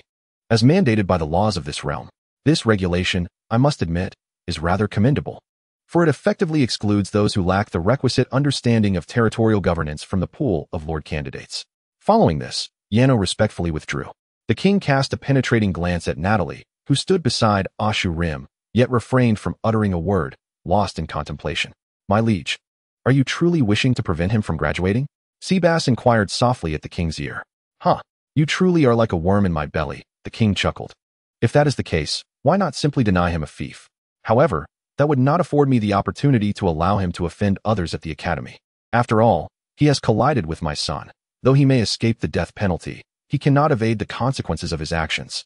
By maintaining my reputation for integrity, I can ensure he faces the appropriate retribution at the academy. Does this not serve my purpose splendidly?" Upon hearing the king's words, Succubus immediately bowed in respect. "Truly, my king. Throughout history, none of the previous sovereigns can compare to your wisdom." Chapter 28. The slave of learning for Li Shao, a 24-year-old adult who had already experienced this ordeal. The situation was indeed sorrowful. Yet for Yano, it was not. At 19, he found himself at the threshold of what would have been university life in Li Zhao's former existence. "Yano, why do you wish to become the Lord of the Black Soil Plains?" Asherim inquired, having summoned Yano to a private sitting room for a father-son conversation. "Did you not previously express a desire to inherit the Nord Manor and join the military alongside me?" Now that the possibility of Yano being enchanted by a succubus had been ruled out, Asherim was even more intrigued by what had prompted his son to alter his previous intentions. One's thoughts cannot remain static forever. "I simply believe that life in the Black Soil Plains is preferable." "Is that so?" "That region is frequently besieged by magical beasts, and it serves as a critical pathway for beast migrations. How could life in such a cursed place possibly be better than here? I just feel it is better." "Very well." After reflecting on Yano's response, Asherim paused, but ultimately nodded in acquiescence. His son had always been stubborn. Once he made a decision, not even 10 horses could pull him back. To forcibly intervene would only exacerbate matters. Since Yano had resolved to pursue this path, he would allow it. "Once you enter the Lord Academy, be vigilant. Those who gain admission are typically scions of dukes or renowned merchant families. Avoid unnecessary troubles. I understand. After enduring a lengthy diatribe from Ashu Rim, akin to a nagging mother, Yano boarded the carriage and embarked on his journey to the academy alongside his companions. Kate and Ashiriam stood at their doorstep, bidding farewell to Yano. My dear, I sense a change in our son, Kate remarked, her expression filled with intricate emotions. Your instincts are not misplaced. Indeed, the experience of life and death often catalyzes profound transformation in a person. But is it not for the better? I feel he harbors resentment towards us, and it is all your fault. When the king sought to execute our son, why did you not intervene? As a marshal, you possess the power to rally a formidable army. Why did you not stand against that wretched king? Kate's agitation intensified. Ashiriam, suddenly enlightened, exclaimed, Indeed. Why did I not act? He is my son, and I am a marshal. What is the king to me? You are a foolish imbecile. Kate continued to berate Ashiriam, gripping his collar tightly, until abruptly, she fell silent. Ashiriam too ceased, their gazes dimming as if they had become mere shells of themselves. Kate relinquished her hold on Ashiriam's collar, and he, like an automaton, lowered his head in a daze. They stood frozen for a few moments before returning to their senses. May Yano's school life be filled with joy, Kate mused, casting her gaze towards the path Yano had taken, a gentle smile gracing her lips. You are right, my dear. Ashiriam concurred. The Lord's Academy is nestled within the capital of the Lannister Kingdom. Its exterior, adorned with grand embellishments, exudes an overwhelming majesty. Were it not for the inscription reading Lord's Academy at the entrance, one might easily mistake it for a royal palace. At that moment, the Academy's gates welcomed a throng of young individuals, as the past 10 days marked the enrollment period for new students. Many merchants, eager for their children to inherit their estates, sent them to this esteemed institution, though the enrollment fees are exorbitant. Only those of ducal rank are exempt from tuition. Nobles of lower rank, or the offspring of wealthy merchants seeking lordship credentials, must pay a substantial fee for their education. Consequently, some minor merchants or lesser nobility opt against enrolling their children, seeking alternative paths instead. Even for the children of affluent merchants and dukes, the Academy grants no special favors. Eligibility for lordship is strictly upheld. This system effectively eradicates the possibility of hereditary privilege among most nobles, ensuring that even if inheritance occurs, the territories will remain stable, something that greatly astonished Yano. He found the system remarkably beneficial. Yet the thought of the capricious and unpredictable king left him with an enduring distaste for this world. At this moment, Yano's carriage arrived at the parking area adjacent to the Academy's entrance, drawing the attention of passers-by. However, it is not the exquisite quality of the carriage that draws attention. For the students here are not lacking in wealth. In fact, there are many carriages in the parking lot that appear far more luxurious than the one belonging to Yano. So what captivates the gaze of the crowd? The answer is Natalie. The moment she alighted from the carriage, numerous eyes were drawn her way. Natalie, I must say you are indeed a beauty. Just look at how many people are watching you, Yano remarked, noticing the attention surrounding them with a smile. He felt no jealousy. Rather, he took pride in it. After all, what harm was there in a few admiring glances? Besides, what difference did it make? Natalie had already entered into a livial contract with him, a testament to their unbreakable friendship. Although he was unaware of the specific purpose of the livial contract, he was certain of its significance. Natalie, on the other hand, felt a strange discomfort, her expression oddly perplexed. Could it be that human aesthetics had evolved over the past millennium? Look over there. How could anyone bring a maid into the Lord's Academy? She pondered. Perhaps she is not a maid, but a fortunate slave? That woman possesses an undeniably alluring figure, she mused, dismissing the foolishness of the noble sons around her. Yet Yano remained oblivious to the whispers of the crowd. He had not noticed that Natalie's attire was anything but decorous, with her form-fitting leather skirt and black stockings. It was no wonder some mistook her for a fortunate slave. However, Yano had grown accustomed to Natalie's more revealing style and paid little mind to her incongruous appearance. In the next moment, the laughter of those who had mocked Yano faded abruptly. They beheld the emergence of several desert sirens, the Naliando, from his carriage. Ah, run. It's a desert siren. No, I don't want to die. The crowd erupted into chaos, while Yano stood bewildered, observing the pandemonium unfold. Was their reaction not a tad excessive? Naliando appeared so charming. Why did people flee as if their lives were at stake upon seeing them? Hey, you there. Stand still. At that moment, a middle-aged man clad in a gray robe rushed out from the academy, pointing his staff menacingly at Yano. Why would you recklessly bring such dangerous creatures as desert sirens into the hallowed halls of the Lord's Academy? If you intend to jeopardize the Academy's reputation at the cost of your own life, let me assure you, you have chosen the wrong method. I, the illustrious mage Nikdos, shall ensure that those Naliando, along with you, are expelled, even at the cost of my own life." As the Grand Mage spoke, flames ignited fiercely upon his wooden staff. "Wait, you have misunderstood, they are my friends." Upon witnessing this, Ayano swiftly took Nereander's hand and positioned himself protectively in front of her, addressing the mage with a resolute demeanor. Internally, he felt a pang of regret. Had he foreseen this upheaval, he would have opted to keep Nereander and her companions temporarily at Nord Manor. However, recalling that the Lord's Academy possessed residential quarters, he had initially intended to bring them along to the Academy, hoping to arrange accommodations that would please them. Little did he anticipate that Nereander would incite such a commotion. "Friends, you speak of friends."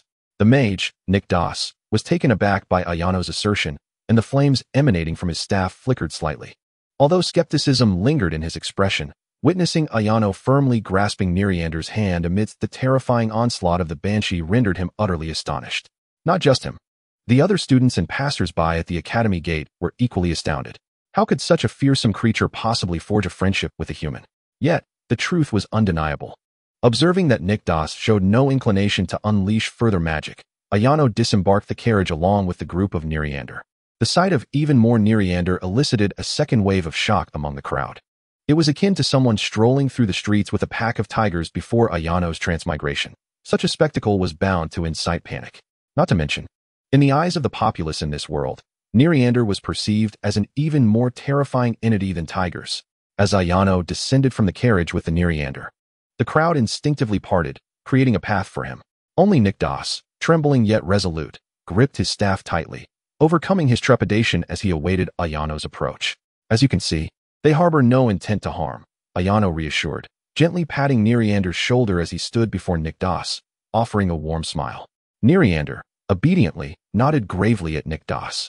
Throughout their journey, Ayano had clearly instructed them not to indiscriminately embrace others, to refrain from touching humans without consent, and certainly to avoid levitating individuals with their powers for amusement. The Nereander heeded his words, for Ayano was the first human who accepted them without prejudice, becoming their inaugural friend. Thus, despite their overwhelming excitement and the urge to frolic among the humans surrounding them, the Nereander ultimately restrained their exuberance. Gazing upon the amiable Nereander, Nikdos felt his fear diminish significantly, replaced by a burgeoning curiosity about the young man before him. After all, in his many years of life, he had never encountered anyone capable of befriending the wild banshees, especially not in such numbers. The most crucial point is that those Neleanders seemed to regard this young man as their cornerstone, obediently standing behind him. Rather than mere friends, to Nikdos, they resembled slaves. This was indeed quite alarming. Could it be that the young man before him is some ancient creature who has mastered the art of eternal youth? Dare I inquire? Esteemed sir, do you have any specific business at our academy? Nikdos, having formed his assumptions, respectfully turned to Janos and inquired. I am here to enroll. Oh, if you're here to enroll, simply proceed that way. There you will find the admissions officer. Thank you. Nikdos pointed in a direction, but it was only after Janos departed with a group of Neleanders that he realized the implications. Enrollment? So he is not a master of magic after all. How then did he manage to turn the formidable lady of the wastes into his subordinate? Are the new students nowadays so terrifying? Janos, however, remained oblivious to Nikdas's unease, assuming that it was his status as the Duke's son that warranted such deference.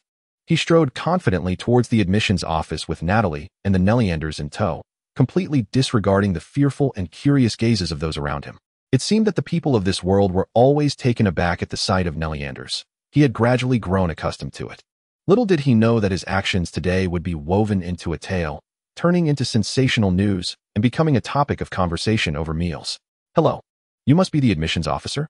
Upon reaching the admissions hall, Janos approached an unoccupied counter. Yes, indeed. May I ask your name? Arno Nord. Oh, you are the one recommended by His Majesty the King. The admissions officer was momentarily taken aback upon hearing Janos's name. Indeed, Janos nodded, somewhat astonished that the king had taken the time to inform the academy of his name. Very well, here is the map of the academy. You may choose your residence. If you prefer not to stay on campus, you are welcome to return to your own territory. This is a teleportation stone, allowing you to return to the academy at any time.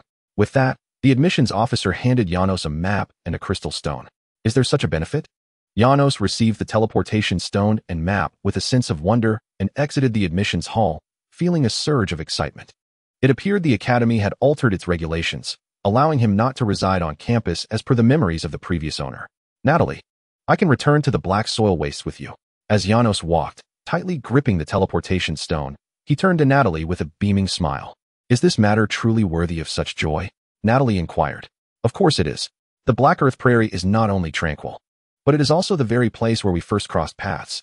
Initially, I was quite apprehensive about the prospect of parting ways with you. After all, you had expressed your disdain for humanity, yet now we find ourselves entwined within this human society. Upon hearing Janos' words, Natalie couldn't help but chuckle and embrace him tightly. You are the one with whom I have forged both the master-servant contract and the Livell contract, and being by your side, regardless of our surroundings, brings me immense joy. I shall never abandon you. Chapter 30. The proud younger brother disturbing their lives 2 days later. Janos' wish was fulfilled as he smoothly returned to the Black Earth Prairie, bearing an abundance of resources, such as various seeds and livestock. Thus, from this day forth, the palace courtyard would no longer be limited to the cultivation of wheat, rice, along with an array of vegetables and more livestock, would also thrive there. Most importantly, the grains were remarkably easy to cultivate. In this world, regardless of the grain variety, as long as there is soil and water, crops will flourish. Moreover, the harvest occurs monthly, and the seeds possess a formidable yield capacity. Janos had previously found it peculiar that in such a medieval feudal world, his memories held no recollection of famine issues. It now appeared that with such bountiful seeds, the occurrence of famine would indeed be a far-fetched notion. However, on the day Janos returned to the Black Earth Prairie, intending to revel in a blissful existence with Natalie, he encountered an unforeseen dilemma. His younger brother, Ivan, had secretly stowed away in the cart and accompanied him to the Black Earth Prairie. Upon being discovered, Ivan candidly expressed his desire to live together. Ivan, are you not content living with mom and dad? Janos inquired, seated on the sofa in the palace's living room, gazing at the young Ivan before him. Sort of, but I've had enough, Ivan replied, a flicker of resentment crossing his face. Had enough? Are you saying mom and dad mistreat you? Janos was taken aback. This shouldn't be the case, as his memories indicated that their parents had always treated the children well. It's not mom and dad. I didn't intend to seek refuge with you. But Mia, I've had enough of her. He struck the armrest of the sofa with fervor. During the month you were away, she somehow acquired a boyfriend. That despicable fellow who happens to be the bully at school. Ivan continued. Sometimes, Mia even brings him home. Just a week ago, while I was practicing swordsmanship in the garden, her boyfriend accused me of interrupting their romantic rendezvous and demanded I cease. It was blatant provocation. How could I possibly disturb them in such a vast garden? Yet, when I merely retorted, her boyfriend pummeled me and stuffed me into the laundry room's wooden barrel.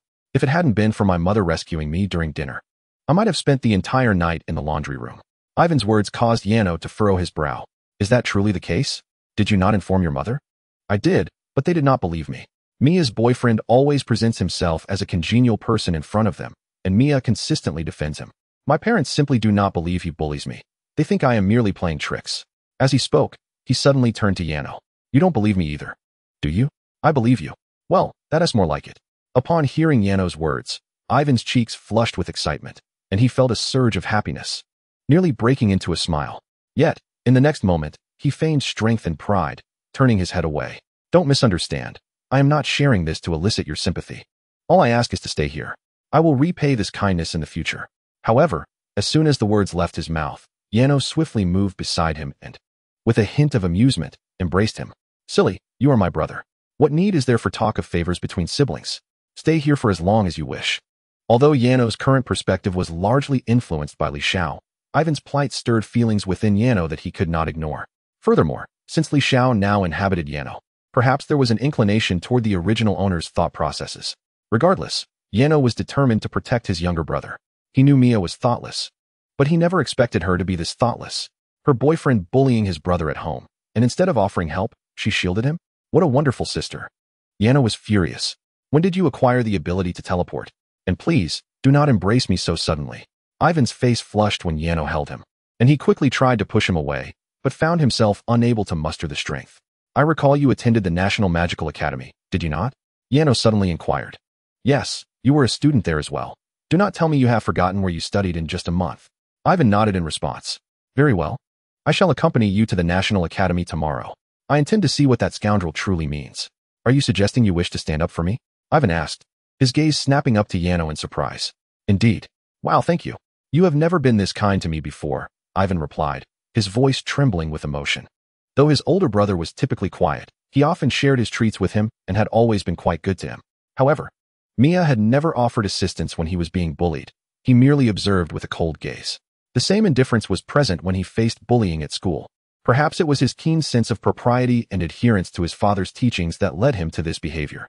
His brother had always maintained a gentlemanly demeanor, never stirring trouble, and even when insulted, he would merely smile and let it pass.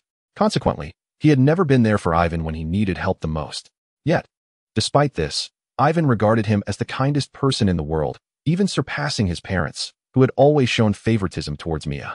Today, however, Janos declared he would stand up for him, a kindness he had never shown before. This unexpected gesture stirred a sense of poignant emotion in Ivan, who had long endured grievances. In the past, he had been too timid to confront issues, but now things were different. He vowed that neither now nor in the future would he allow anyone to wrong Janos. Seeing Ivan on the verge of tears, Janos enveloped him in a comforting embrace, offering gentle words. He understood that Ivan was sensitive to his pride.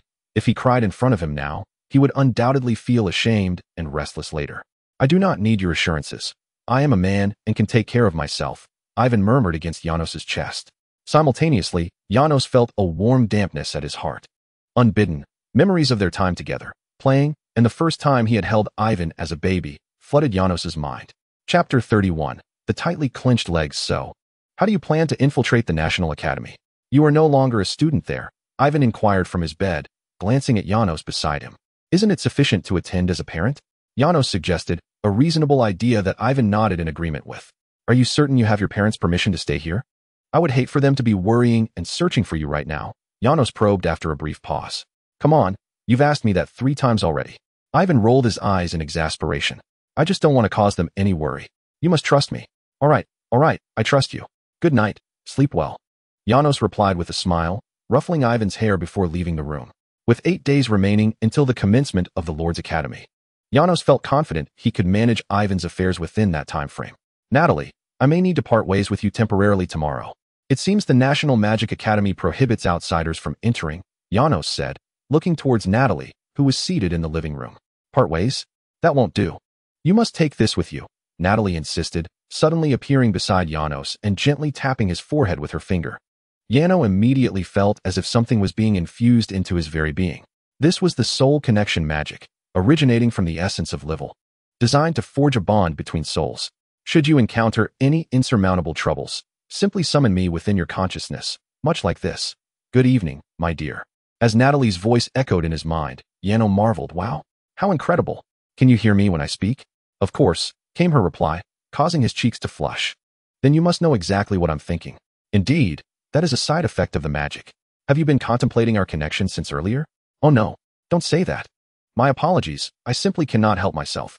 After all, you are so beautiful. I find it impossible to control my thoughts. As those unseemly words escaped his lips, Jano hastily raised his voice to drown them out. I never opposed your thoughts, did I? Natalie blinked, perplexed. Truly, you are remarkable, Lady Natalie. Thank you. Jano expressed his heartfelt gratitude, marveling at the maturity and thoughtfulness of the woman before him. Truly, she was a magnificent demon who had lived for millennia. Yet, Jano remained oblivious to the fact that the magic Natalie wielded was inherently unfair, as only she could perceive his thoughts while he could not discern hers. He naively believed that Natalie simply had no thoughts of her own. In his state of wonder and embarrassment, he failed to notice the subtle tightening of her legs or the slight tremor in her waist and hands. On the following day, Jano, utilizing Ivan's teleportation stone, arrived at the National Magic Academy with him. The academy lacked the grandeur of the Lord's Academy, resembling an ordinary ancient European noble institution. However, the courses offered were far from simplistic compared to what Jano had studied prior to his arrival. In just one morning, he attended lectures on weaponry, knighthood, swordsmanship, magic, and arithmetic, with no breaks in between. This left Jano in awe of his predecessor's physical stamina, though the classes themselves were not exhausting. Most were practical, requiring active participation rather than merely sitting and taking notes or listening to lectures. As noon approached, the National Magic Academy provided a 2-hour lunch break. You have exerted yourself greatly this morning. You must eat well. I have procured extra food for you, Jano said, pushing the food towards Ivan in the dining hall. Strangely, before Yanu's traversal, he had never behaved this way towards his family. It seemed as if it were an instinctive reaction, likely a remnant of the original owner's thoughts. "You're so noisy. Stop being so nagging like mother." Ivan shot Yanu a glance, yet his body obediently accepted the food Yanu offered, eagerly devouring it. However, as he ate, his gaze suddenly fixated behind Yanu, his expression shifting to one of fury. The person inciting this reaction was Mia's boyfriend, Nighton. Upon hearing his words, Yanu instinctively turned to look back, discovering a robust, golden-haired youth entering, accompanied by a group of similarly stout students. Their demeanor reeked of arrogance as they swaggered through the doorway, carelessly pushing past pedestrians in the corridor and brushing by Yanu. "Is he the one who stuffed you into that barrel?" Yanu's eyes bore into Nighton as he queried Ivan in front of him. If I were a bit older, he would undoubtedly be no match for me." How infuriating. Indeed, based on Yanu's observations, Nighton appeared to be around the same age as himself. Yet Ivan was merely 11 this year. In essence, this was nothing short of bullying a child. Yanu's anger flared. "He's looking at you. Don't make eye contact with him. He's unpredictable and incredibly strong." At that moment, Ivan glanced back, noting that Nighton had already caught sight of Yanu, who had been staring at him. Consequently, he hurriedly cautioned Yanu. Although Yanu had mentioned coming today to stand up for himself, Ivan had endured Nighton's bullying for far too long, instilling a lingering fear within him. Furthermore, given Nighton's imposing stature, Ivan genuinely worried that Yanu might suffer if a confrontation ensued. "I'll just see what he can do to me." Yanu was locked in a gaze with Nighton, perceiving that the individual named Nighton resembled the little hooligans he had encountered prior to his traversal. Such a person held no fear for him. Hearing Yanu's words, Ivan couldn't help but cover his forehead in exasperation. "Oh, this is dreadful. I shouldn't have mentioned this to Yanu. Ever since my brother returned from the Black Earth wasteland, his temperament has seemingly worsened, as if he has transformed into a different person." However, as far as Ivan understood, his brother was not adept at fighting, which intensified his concern for Yanu's safety. "Yanu, you're not truly intending to fight today, are you? I thought you would employ a more sophisticated approach. Please stop. You might get hurt," Ivan urged, his voice low and anxious. Yet, the next moment, a shadow loomed over the table. Nighton had approached.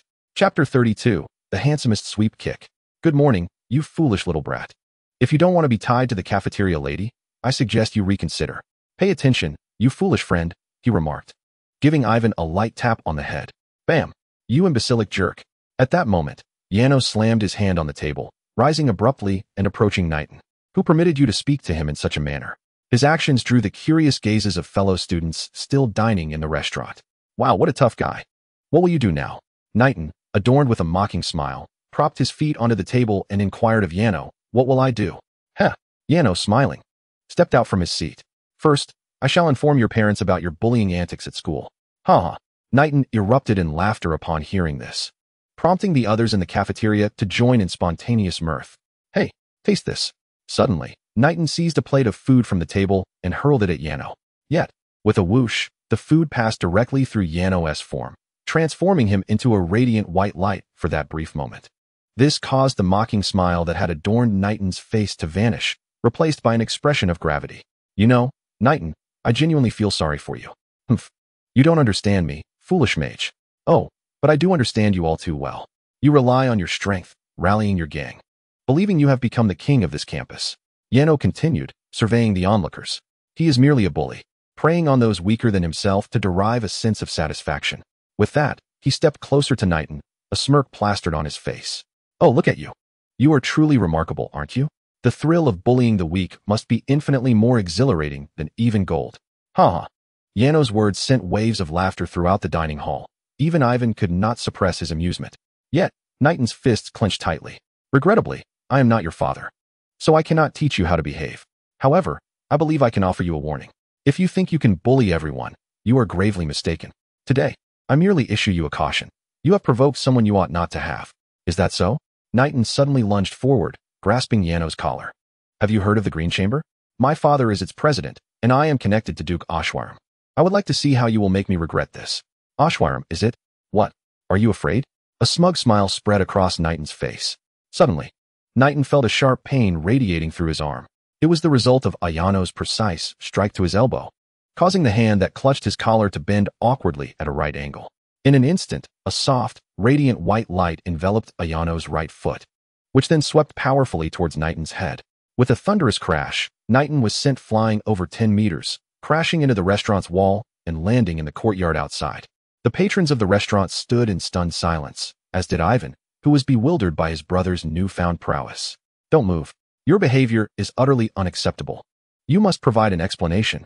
At that moment, several individuals resembling teachers rushed into the restaurant, encircling Ayano. Shortly thereafter, in the office of the Magic Academy, a woman with long, wavy black hair, dressed in professional attire, looked sternly at Ayano from behind her desk. Ayano, you were our student just over a month ago. The school rules explicitly prohibit fighting. You know this. Knowing the rules and deliberately violating them, do you not think your actions are egregious? Speaking of school rules, I recall one that forbids bullying others. So why did no teacher intervene when Knighton was tormenting my brother? His actions were merely trivial scuffles. Yours are far more excessive. Ayano retorted. Is that so?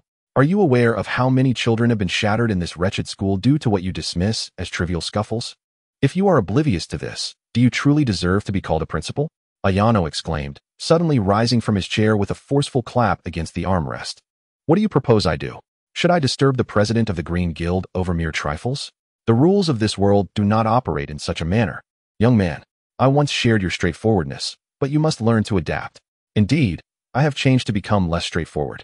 As you know, I am no longer a student of this school, hence I am not bound by its rules. Ayano's sudden words caused Principal May's expression to shift between anger and disbelief. Upon entering this institution, one must adhere to its regulations. You have two choices. Either accompany me to apologize to the president of the Green Guild, or await his personal intervention. As a former student, if you choose the former, I will do my utmost to protect you. However, if you step outside the school's protection, what the Green Guild chooses to do with you is beyond my control. I am completely indifferent. Even if this brings trouble to your family, you must understand that with the Green Guild's power, even if your father were a duke, matters would not be easily resolved. I am indifferent. Very well. Since that is the case, I have nothing more to say to you. You may leave. Principal May, observing Yano's obstinate demeanor, could not help but gesture helplessly. What a child who refuses to grow up, still causing concern for his parents at this age. After watching him depart, Principal May murmured a few words to herself before resuming her work on the documents. Yano, the principal did not make things difficult for you, did she? Just a few steps out of the office, Yano was approached swiftly by Ivan, who had been waiting there. Upon realizing the implications of his words, Ivan's face flushed crimson. Yet he feigned strength, frowning as he spoke. Let me make it clear. I'm not concerned about you. I'm merely worried you might get into serious trouble. Oh, I understand your meaning. Yano chuckled, ruffling Ivan's hair. He was aware that Ivan was genuinely worried about him, albeit in a proud manner. He could relate to this sentiment, having experienced a similar pridefulness himself. However, he would be far happier if his younger brother could express his gratitude more openly in the future. Surely, this was also what their mother must have wished for him before he traversed into this world. Sighing at the thought, he felt a wave of melancholy wash over him. He truly longed to return home. Didn't I tell you to stop patting my head? Ivan, embarrassed, failed to notice Yano's sorrow, quickly swatting away Yano's hand from his head. His face still flushed. Ever since his brother's return, he had become increasingly peculiar. He certainly wouldn't have behaved in such a manner before. Yet, if given the chance, he wouldn't mind being patted a little more. Ugh, what strange thoughts am I conjuring? At that moment, the school bell chimed, signaling the beginning of class. Come, let us return to our lessons. After this incident, that Knighton should think twice before bullying you again. If he dares to lay a hand on you again, I shall deal with him, Yano remarked, gently patting Ivan's shoulder. Ivan nodded, appearing contemplative, yet obediently made his way to class. The afternoon swiftly passed, and by 5 o'clock, school was dismissed. Ivan and Yano were preparing to use a teleportation stone to return to the Black Earth wilderness. The teleportation stone possessed the remarkable ability to establish coordinates, allowing up to 4 locations to be set and enabling instant travel to these designated points. This was indeed a groundbreaking invention, greatly enhancing transportation convenience. The sole drawback was that only those of the upper social strata could wield such a privilege. A frustration for many. Just as the brothers were about to teleport home, Butler Lister suddenly approached them, informing Yano that the Oshwiram couple wished to speak with them and requested the brothers return immediately. Upon hearing this, Ivan's expression darkened immediately. It seemed that his greatest fears had ultimately come to pass. Although Yano was somewhat perplexed at this moment, he nevertheless acquiesced to List's instructions and teleported back to Nord Manor with him. I heard from Mia that you injured young Master Knighton. As Yano and the other two stepped through the door, they were met with the serious gazes of Oshiram, Kate, and Mia, who were seated on the sofa. Asherim, with a tone tinged with anger, directed his inquiry at the two. Yano felt utterly bewildered. It wasn't us, it was me. Is there a problem? He furrowed his brow. What problem could there be? He is Mia's boyfriend, and may even become her husband in the future. I have already familiarized myself with the circumstances. Just because of a trivial altercation, you chose to beat him up. Do you not see any issue with that? Seeing Yano's nonchalant demeanor ignited Asherim's fury, prompting him to slam his hand down on the table and chastise Yano. Trivial altercation. Yano's brows twitched. Isn't it? He was merely joking with Ivan. And yet you broke his hand. Do you not feel the slightest remorse for such ungracious behavior? You should be ashamed. I never taught you such behavior, Asherim continued. Kate, standing nearby, nodded in agreement. Your father is correct. I have often advised you to be kind to others, to be polite and humble, to refrain from disputes. Regardless of how others slander you, you must remain composed. Only by adhering to these principles can one be deemed a true gentleman. But what about you? You have completely disregarded your mother's teachings. How have you become this way? As Kate finished speaking, Mia suddenly stepped forward, grasping Yano's arm with a provocative glint in her eyes. Come, let us go apologize to my boyfriend. Mia was elated. She had been annoyed with Yano for quite some time, and now she had finally seized an opportunity to catch him. Though this leverage might not ruin him, it would certainly be delightful to irritate him. Get off me. Yano forcefully flung her away, sending her sprawling 2 meters back. Yano, how could you treat your sister this way? Asherim, infuriated by the scene, slammed his hand on the table and rose to his feet. She is trying to teach you how to be a decent person, and yet you cannot even distinguish right from wrong. You fail to recognize who has treated you well. I shall punish you with 12 days of house arrest alongside Ivan. Apart from school, you are forbidden from going anywhere else. Stay home and reflect on your actions. Yano, now laughing in disbelief, retorted, I cannot distinguish good from bad. What nonsense are you spouting? You ungrateful wretch. How dare you speak to your father in such a manner? Asherim's eyes widened in shock. His trembling finger pointed accusingly at Yano. Your son was mercilessly beaten by an outsider in your home, and then unceremoniously tossed into the wooden tub of the laundry room. Yet you remain oblivious to it all. As for Mia, the sister, not only does she neglect to care for Ivan, but she also joins forces with this outsider to torment him. Are you truly unaware of these occurrences? Furthermore, Mia's boyfriend frequently bullies Ivan at school, and you dismiss it as mere childish scuffles? When I confronted him today, he audaciously invoked your name to intimidate me. Reflect on the absurdity of this situation. Your current actions amount to aiding an outsider in chastising your own kin. Who among you fails to discern right from wrong? Yano's impassioned words left Asherim momentarily speechless. His demeanor was strikingly rare. Having watched him grow, Asherim had never witnessed the child so fervently defend a cause. Meanwhile, Ivan felt deeply moved, contemplating his brother's unwavering stance.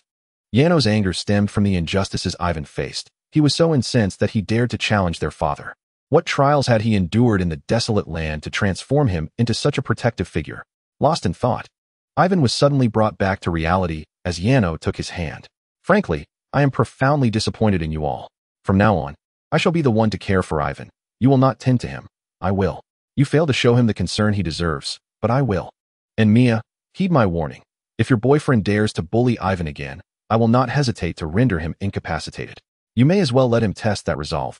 Chapter 34, Modern Ideals Unmatched. As for the Green Merchant Association, I have no interest in their affairs. Whoever bullies my brother shall face my wrath, plain and simple. I will say no more. You must reflect on your actions. I am returning now. With that, Yano produced a teleportation stone, and together with Ivan, they returned to the palace in the desolate land, leaving Asherim in a state of stunned silence. Mia, Yano would not deceive you. It seems Ivan spoke the truth. What on earth is the matter with your so-called good boyfriend? At that moment, Kate approached Mia, her eyes glinting with a cold light. The scene shifts to the palace in the desolate land. Ivan stared in a daze at the hand Yano had held, but suddenly Yano released it, causing a wave of disappointment to wash over him. Good evening, little sweetheart. You were truly impressive just now, Natalie said, approaching him with a smile. Yano felt a flicker of confusion. Did you follow me secretly? Have you forgotten our soul connection magic? I can use it to enter your body, thus naturally knowing what you have been up to all day. Is that so? Then why didn't I sense your presence? Yano was deeply intrigued. According to her, had he truly merged with Natalia's soul today? This notion was indeed exhilarating. It's not as if something was forcibly thrust into your body. How could you possibly perceive it? Natalie chuckled lightly as she affectionately ruffled Yano's hair.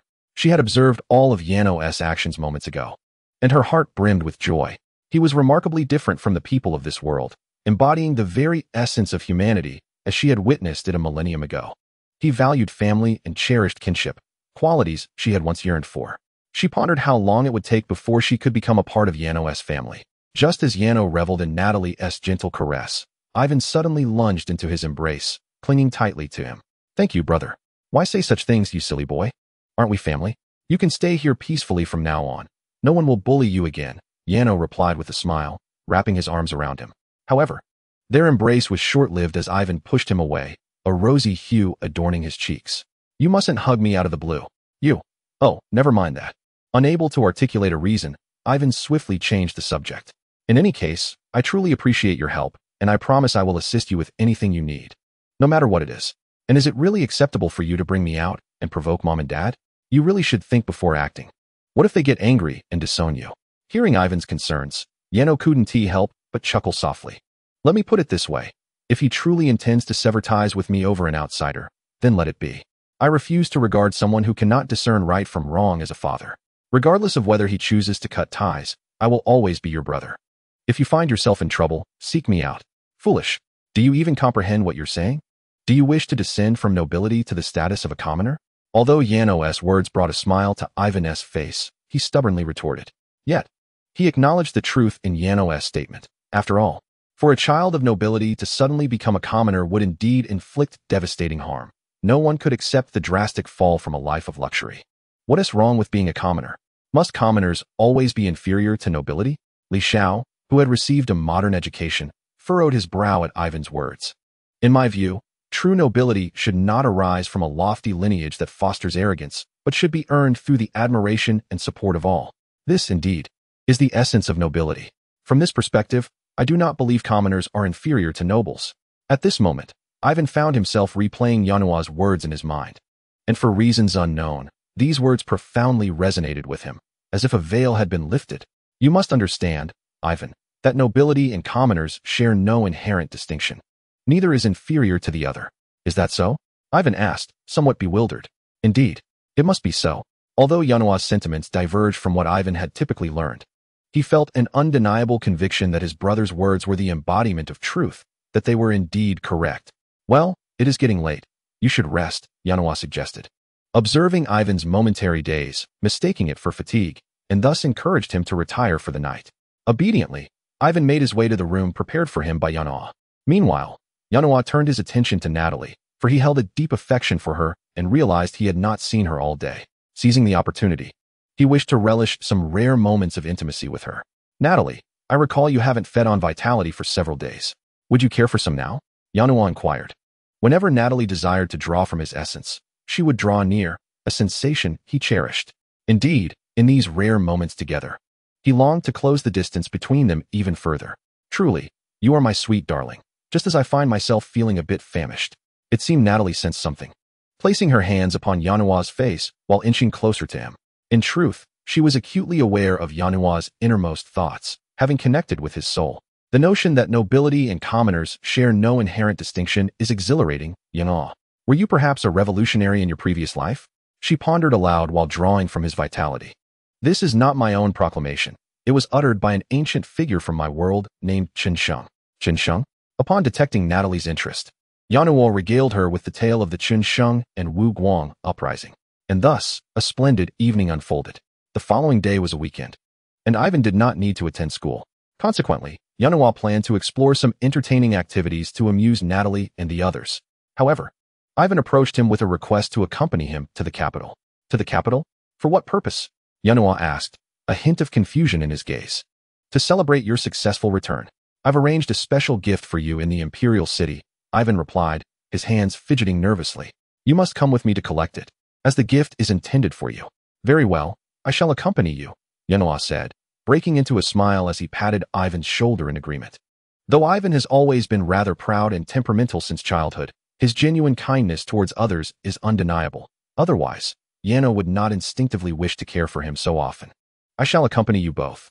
I am also curious to witness the current state of human society," Natalie suddenly interjected. "What? You wicked demon.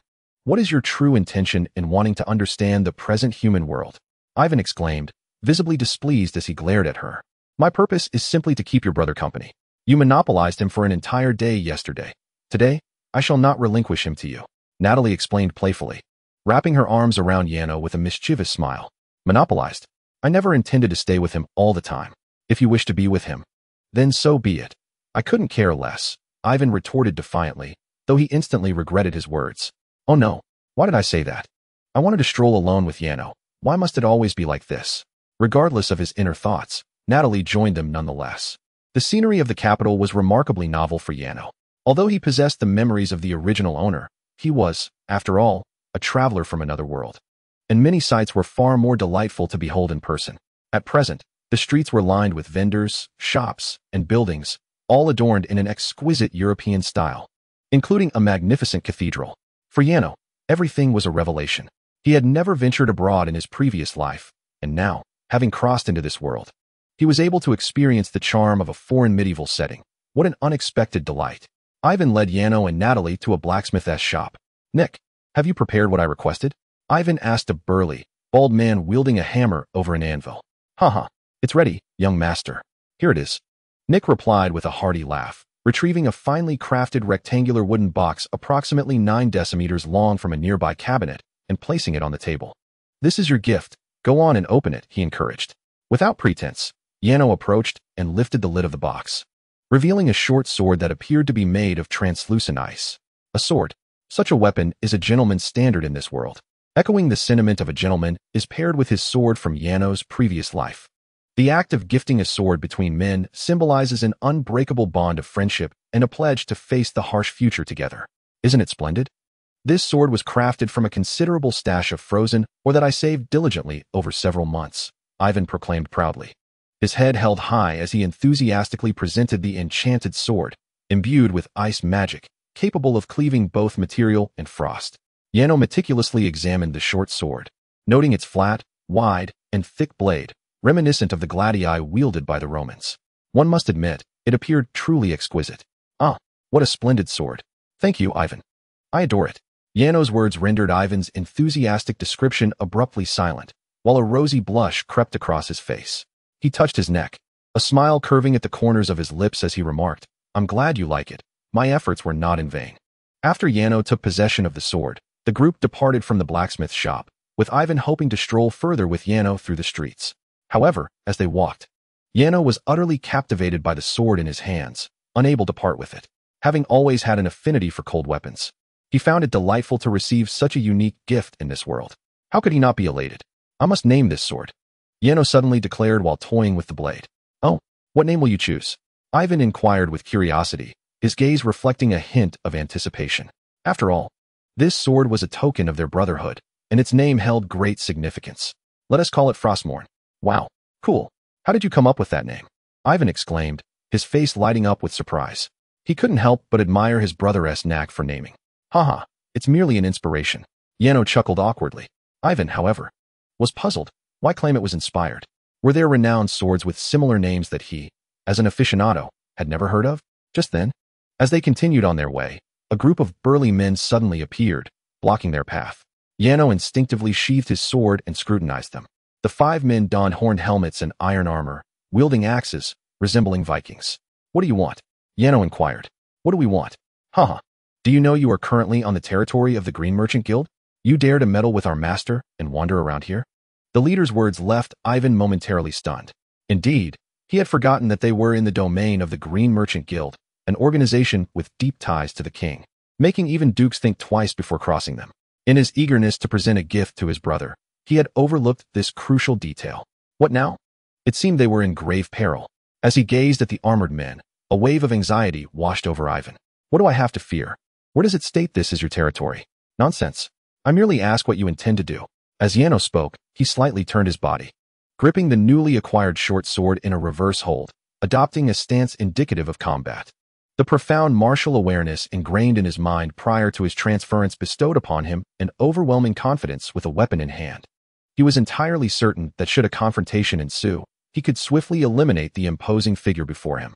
The notion of taking a life did not perturb him in the slightest, particularly since the adversary brandished an axe. In the event of a fatal mishap, he would merely be acting in self-defense. What are you doing? Ha ha ha. By order, Our task is to escort you to meet the young master for an apology. However, I must say, I find this woman quite appealing, the burly leader remarked, his voice dripping with greed and desire as his eyes roamed over Natalie, assessing her with insatiable hunger. Dressed in a revealing black lace garment and a form-fitting leather mini-skirt, complemented by her long, glistening legs, she embodied allure. The tantalizing contours of her figure were undeniably captivating. This exquisite specimen will serve us today. If the master enjoys himself, perhaps he will spare you, noble young sir. The giant continued, a lascivious grin spreading across his face as he reached out to touch Natalie, followed by the eager gazes of his companions, all anticipating the unfolding spectacle. Ignoring Yano for the moment, Natalie felt a flicker of confusion at the giant's advances. Had human aesthetics truly transformed so drastically? It was perplexing, and she realized why she had sensed so many eyes upon her throughout their journey. How amusing that merely a millennium ago, humanity had referred to her as a mother bear. Such fickle creatures they were. Just as the giant's hand was about to make contact with her, Natalie swiftly extended her arm, seizing his wrist and halting his advance entirely. Let go of me. The giant's face contorted in agony, as though a wild beast had sunk its teeth into his wrist. Waves of excruciating pain coursing through him. Release you? That is impossible. Do you not desire me? Do you not wish to be with me? In that case, why not become a part of me instead? Natalie retorted, her eyes gleaming with a fiery intensity. Compared to mere physical pleasure, merging with me would be far more exquisite for someone like you, don't you think? Her laughter was melodious, yet to the giantess' ears, it resonated like a death knell. He sensed his vitality being siphoned away at an alarming rate, his consciousness fading into obscurity, accompanied by an unbearable torment. It felt as though he were being flayed alive, every fiber of his being assaulted by relentless blades, yet he could not muster a single sound to cry out. To the eyes of others, the burly man appeared to be shrinking at a visible pace, as though he were diminishing before their very eyes. His once muscular physique, reminiscent of a bodybuilder, rapidly withered away. In a mere 2 seconds, he transformed into a mere husk, skin stretched taut over bones, which Natalie carelessly discarded onto the ground. She wrinkled her brow and spat disdainfully. Ugh, the taste is dreadful, a far cry from my little honey. Indeed, it is the necromancer. The followers of the burly man, terrified by the revelation, retreated hastily, their weapons trembling in their hands before clattering to the ground. Necromancer? Run for your lives, they shouted, turning to flee, their cries capturing the attention of passers-by. Upon hearing the name of the necromancer, the crowd erupted into chaos. Yet, they remained ensnared within Natalie's grasp, as 3 pure black spikes suddenly erupted from the ground, impaling the fleeing individuals from below and suspending them grotesquely upon the dark protrusions. The stark contrast of their blood against the black spikes elicited an involuntary shudder. However, rather than panic, the onlookers wore expressions of amusement, as if they reveled in the demise of those unfortunate souls. Indeed, some vendors began to cheer, likely having been tormented by this gang on numerous occasions. Ha! Serves them right. Spit. You deserve this for touching my wife. One vendor even approached and kicked a victim still hanging from the spikes, spitting in contempt. Yet, upon seeing Natalie approach, he fled as if confronted by a terrifying specter. As Natalie drew near, she waved her hand, causing the blood to flow freely onto the ground, where it formed a message. To the president and young master of the Green Guild, this is your first warning. Should there be a next time, you shall vanish from this world. Yano observed the words inscribed on the ground, his lips twitching slightly. Natalie, you truly are formidable, and your methods are ruthless. He then noted, Natalie, those spikes resemble the ones used against Nalian and her companions. Witnessing the impaled victims made Yano's scalp tingle, prompting a reflective remark. This is merely a simple spell utilized by most lower-tier magical beasts. While it is both straightforward and cruel, it is perfectly suited for these ruffians. It is rather wasteful. Though, so much essence, yet I have no desire to absorb them. Indeed, the delectable quality of essence aligns with its owner. My little honey remains the most exquisite. As Natalie spoke, she suddenly embraced Yano. The softness against his cheeks eased his feelings of nausea, yet simultaneously ignited a sense of embarrassment within him. Help me. At that moment, the man impaled on the spikes emitted a low groan. Upon hearing this, a look of distaste crossed the previously smiling face of Natalie, who swiftly appeared before the man. Help you? Have you forgotten what you intended to do to me? With disdain, she declared. A wretch like you deserves to repent in hell. Upon finishing her words, she plunged her hand into the man's chest and forcefully yanked it out. Ah! A piercing scream echoed as she extracted his heart. Mere seconds later, the man fell unconscious. How revolting! Natalie remarked with a look of disdain, shaking her hand before casting a cleansing spell upon it. Following this incident, Yano and the others returned to the palace in the Black Earth wilderness. As for those impaled individuals, there likely was no one to recover their bodies, as their state was simply too gruesome. Meanwhile, within the palace, Seabass hastily sought out the king. "My liege, that succubus has committed murder in the capital." "Oh, murdered on my territory?" The king raised an eyebrow. What was the reason? The subordinates of the Green Trade Association provoked her, and she killed them, leaving behind a message. Seabass relayed Natalie's words to the king. "Uft, ha." The king erupted into laughter upon hearing this. "That fellow should be furious now, huh? No need to intervene. That is within the jurisdiction of the Green Trade Association." And he explicitly stated that he would manage it himself. Chapter 37. The Kiss of the Succubus. Yano, when I killed those men, you seemed a bit dazed. You don't think I'm cruel, do you? In the palace, Natalie looked at Yano with a somewhat pitiful expression. Cruel? They were the ones who made the first move against me. You can't dislike me for that. As she spoke, Natalie tightly clung to Yano's arm. The softness radiating from her embrace sent a shiver down Yano's spine. No, how could I ever dislike you? I just wasn't accustomed to such bloody scenes before my journey here. I was merely taken aback. Besides, I believe your actions were justified. When that man attempted to touch you, I was furious and had intended to deal with him myself. Yano hastily explained, waving his hands. Is that so? A look of surprise lit up Natalie's face. Of course. Also, I have a favor to ask of you. What is it? Could you refrain from draining others' life force? Just take mine. That should suffice, Yano said, a hint of bashfulness in his expression. He had felt quite irked when he witnessed Natalie draining the vitality of that burly man. To be honest, he was a tad jealous. It is not that he possesses any peculiar penchant for self-mortification. Rather, in Yano's perspective, being drained of vitality by Natalie represents the most intimate act between them. If Natalie were to engage in such acts with others, it would indeed stir a sense of discontent within him. Upon hearing Yano's explanation, Natalie could not help but burst into laughter, subsequently enveloping him in a tight embrace. Honestly, how can you be so adorably charming? What? Please refrain from using the term adorable to describe a man. And by the way, did I say something amusing? Yano questioned, slightly pouting in confusion. Do you realize that?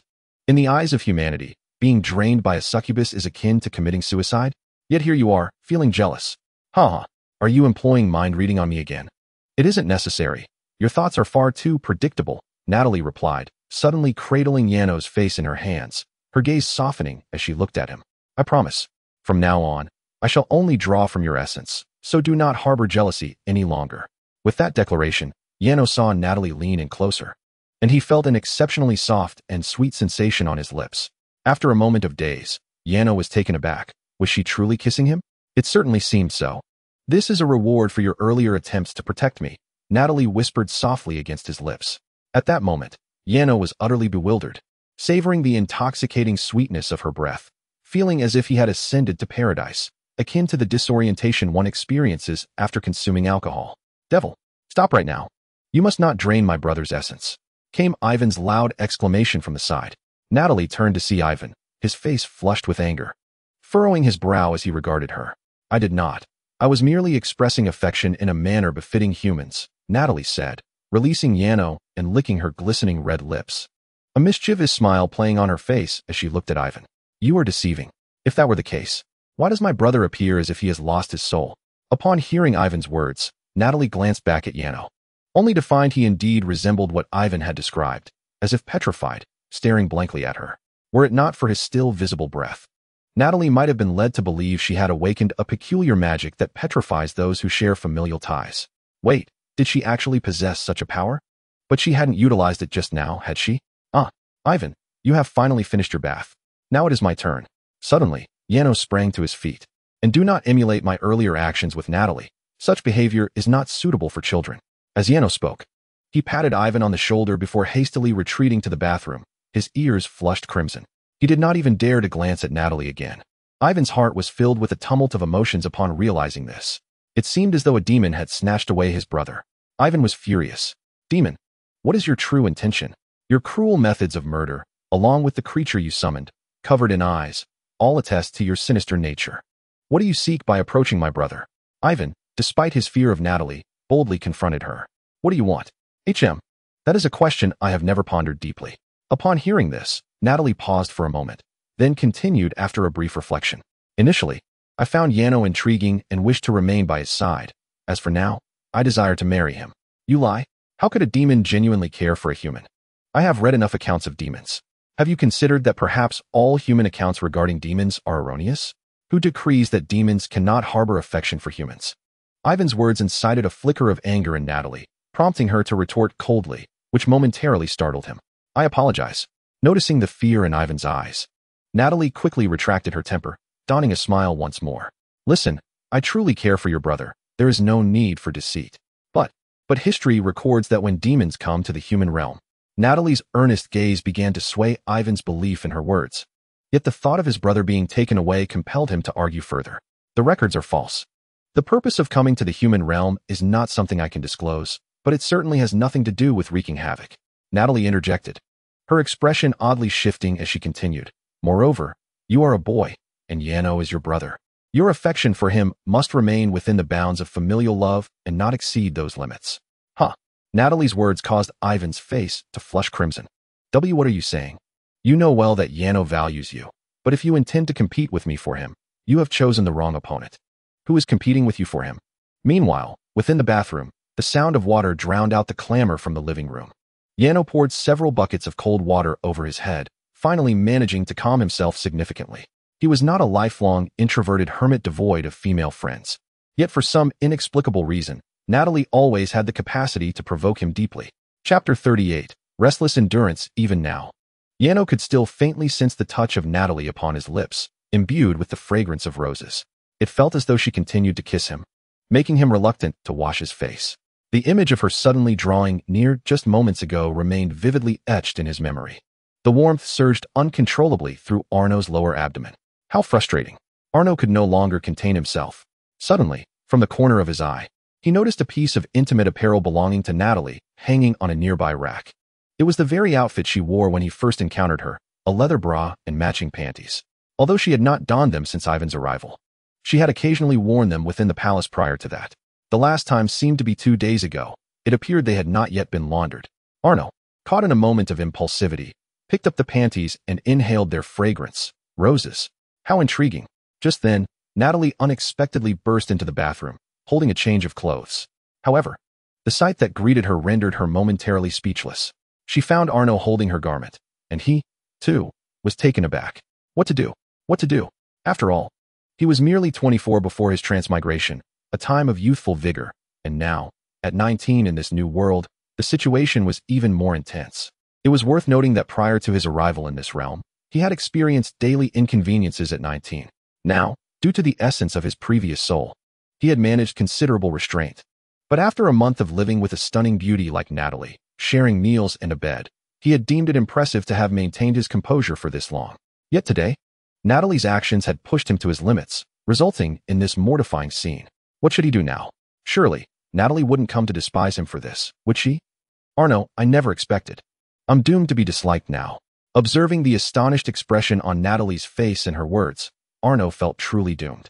That was merely my clothing. Oh, my goddess Liviere. What was happening? Was Natalie smiling? Arno found himself somewhat perplexed. Do you desire me so ardently that even my clothing could invoke such longing? As she spoke, Natalie suddenly flashed before him, irresistibly reaching out to caress his cheek. You don't mind? Why should I? Did we not forge a Liviere contract? In fact, I am quite elated. I never imagined you would care for me to such an extent.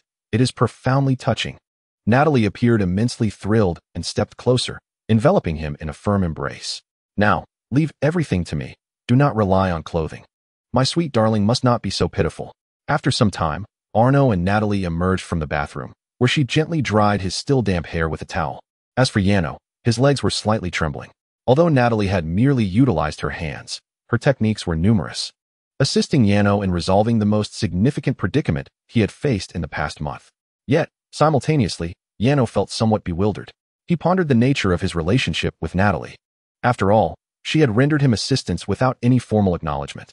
He hesitated to inquire, aware that Natalie was a succubus, possessing a worldview distinctly different from that of humans, as evidenced by the recent events.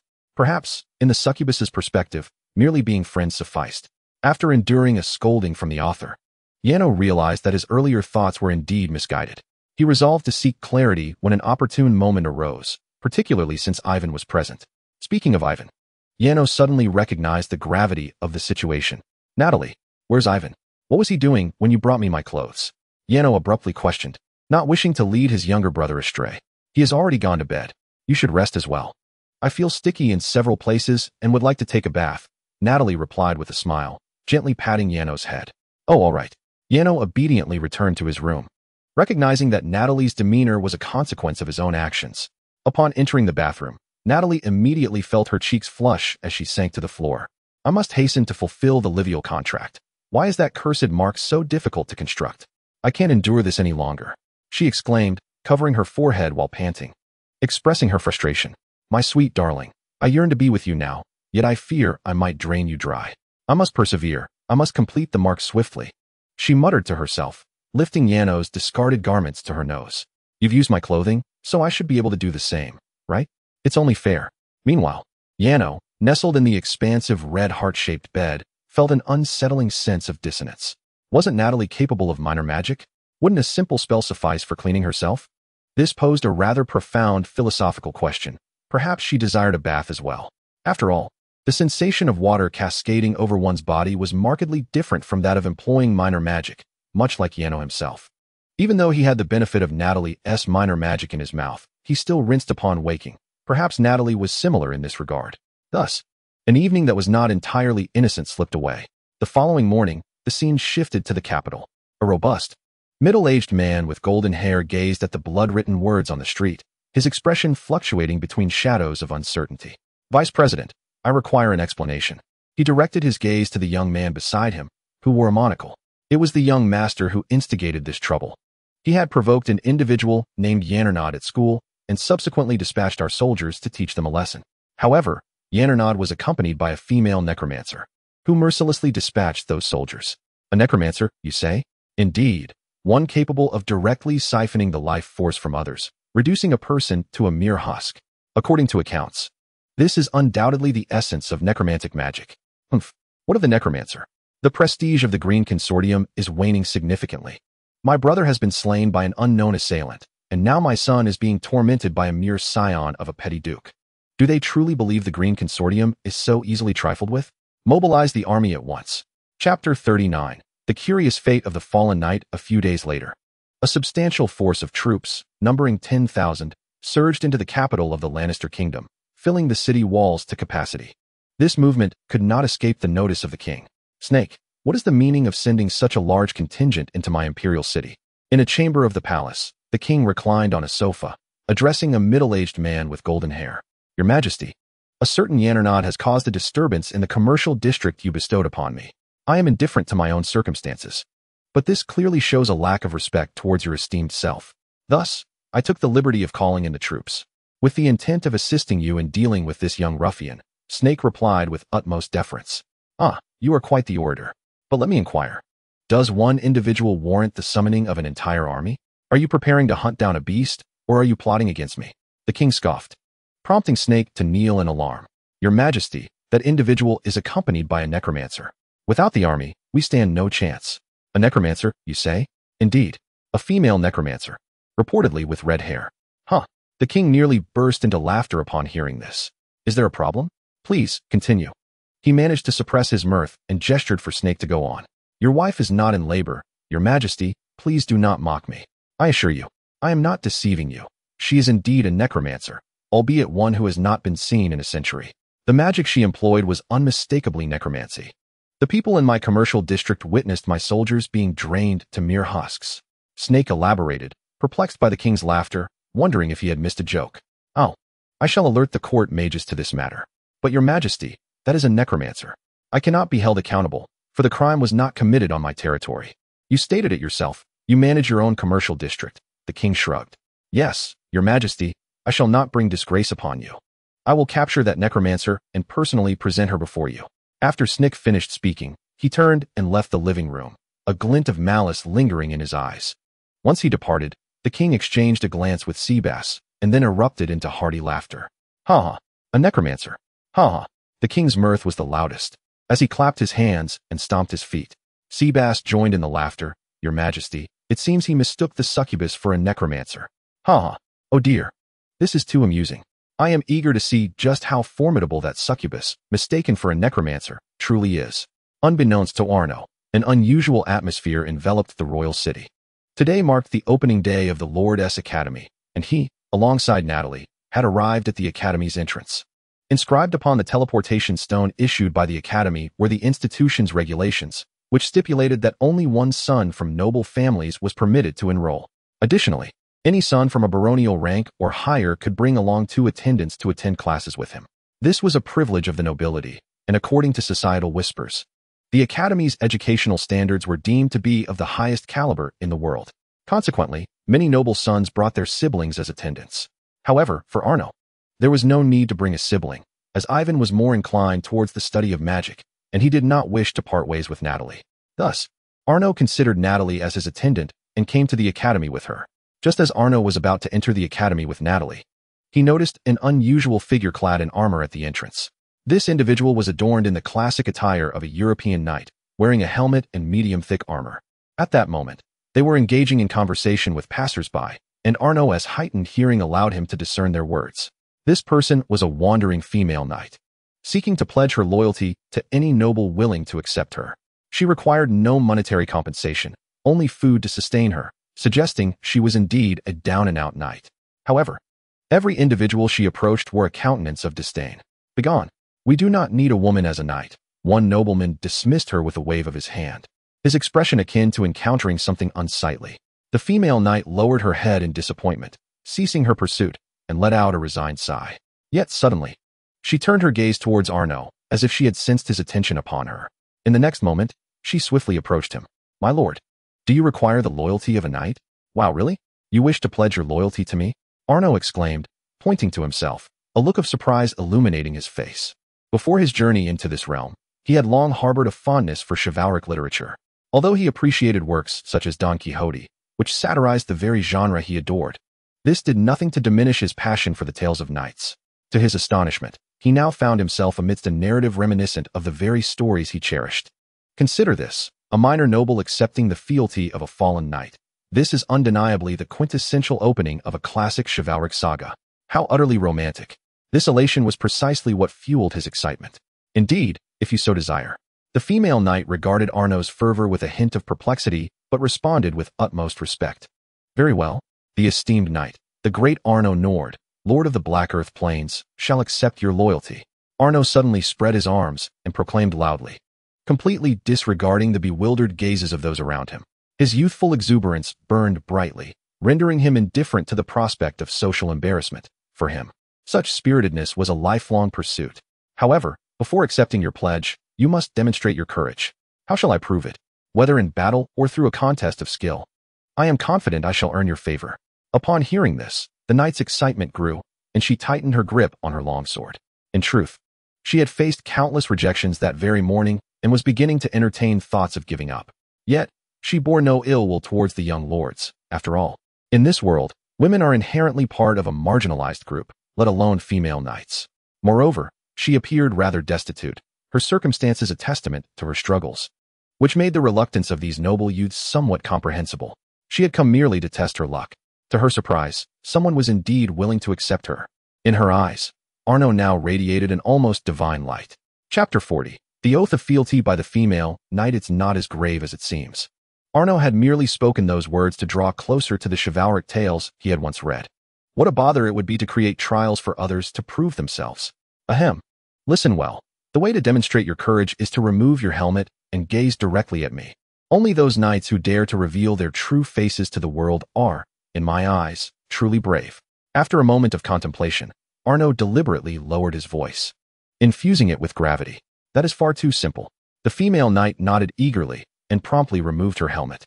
Before Arno's eyes appeared a visage typical of Nordic descent, fair-skinned, yet slightly weathered, exuding the aura of one who has weathered the trials of battle. Her hair, a soft golden hue, was carelessly tied back in a braid. While her beauty could not be described as breathtaking, her eyes were strikingly beautiful, a brilliant blue, reminiscent of precious gemstones. Her stature was notably tall, even surpassing that of Natalia, standing at a remarkable height of nearly 1.90 meters. Furthermore, her physique was remarkably robust, had it not been for her voice. One might have mistaken her for a man solely based on her imposing armor. Very well, noble knight. You have proven your valor to the esteemed Baron Jano. Please, do share your name with me. I am Ariane, esteemed sir. I possess no surname. You need only to address me by my given name. Ariane placed one hand upon her side shoulder and slightly bowed. Ah, then, Ariane, from this day forth, you shall be my knight. Indeed, my lord. Upon hearing this, Ariane was filled with excitement and knelt before Jano on one knee. My lord, please accept my oath of fealty.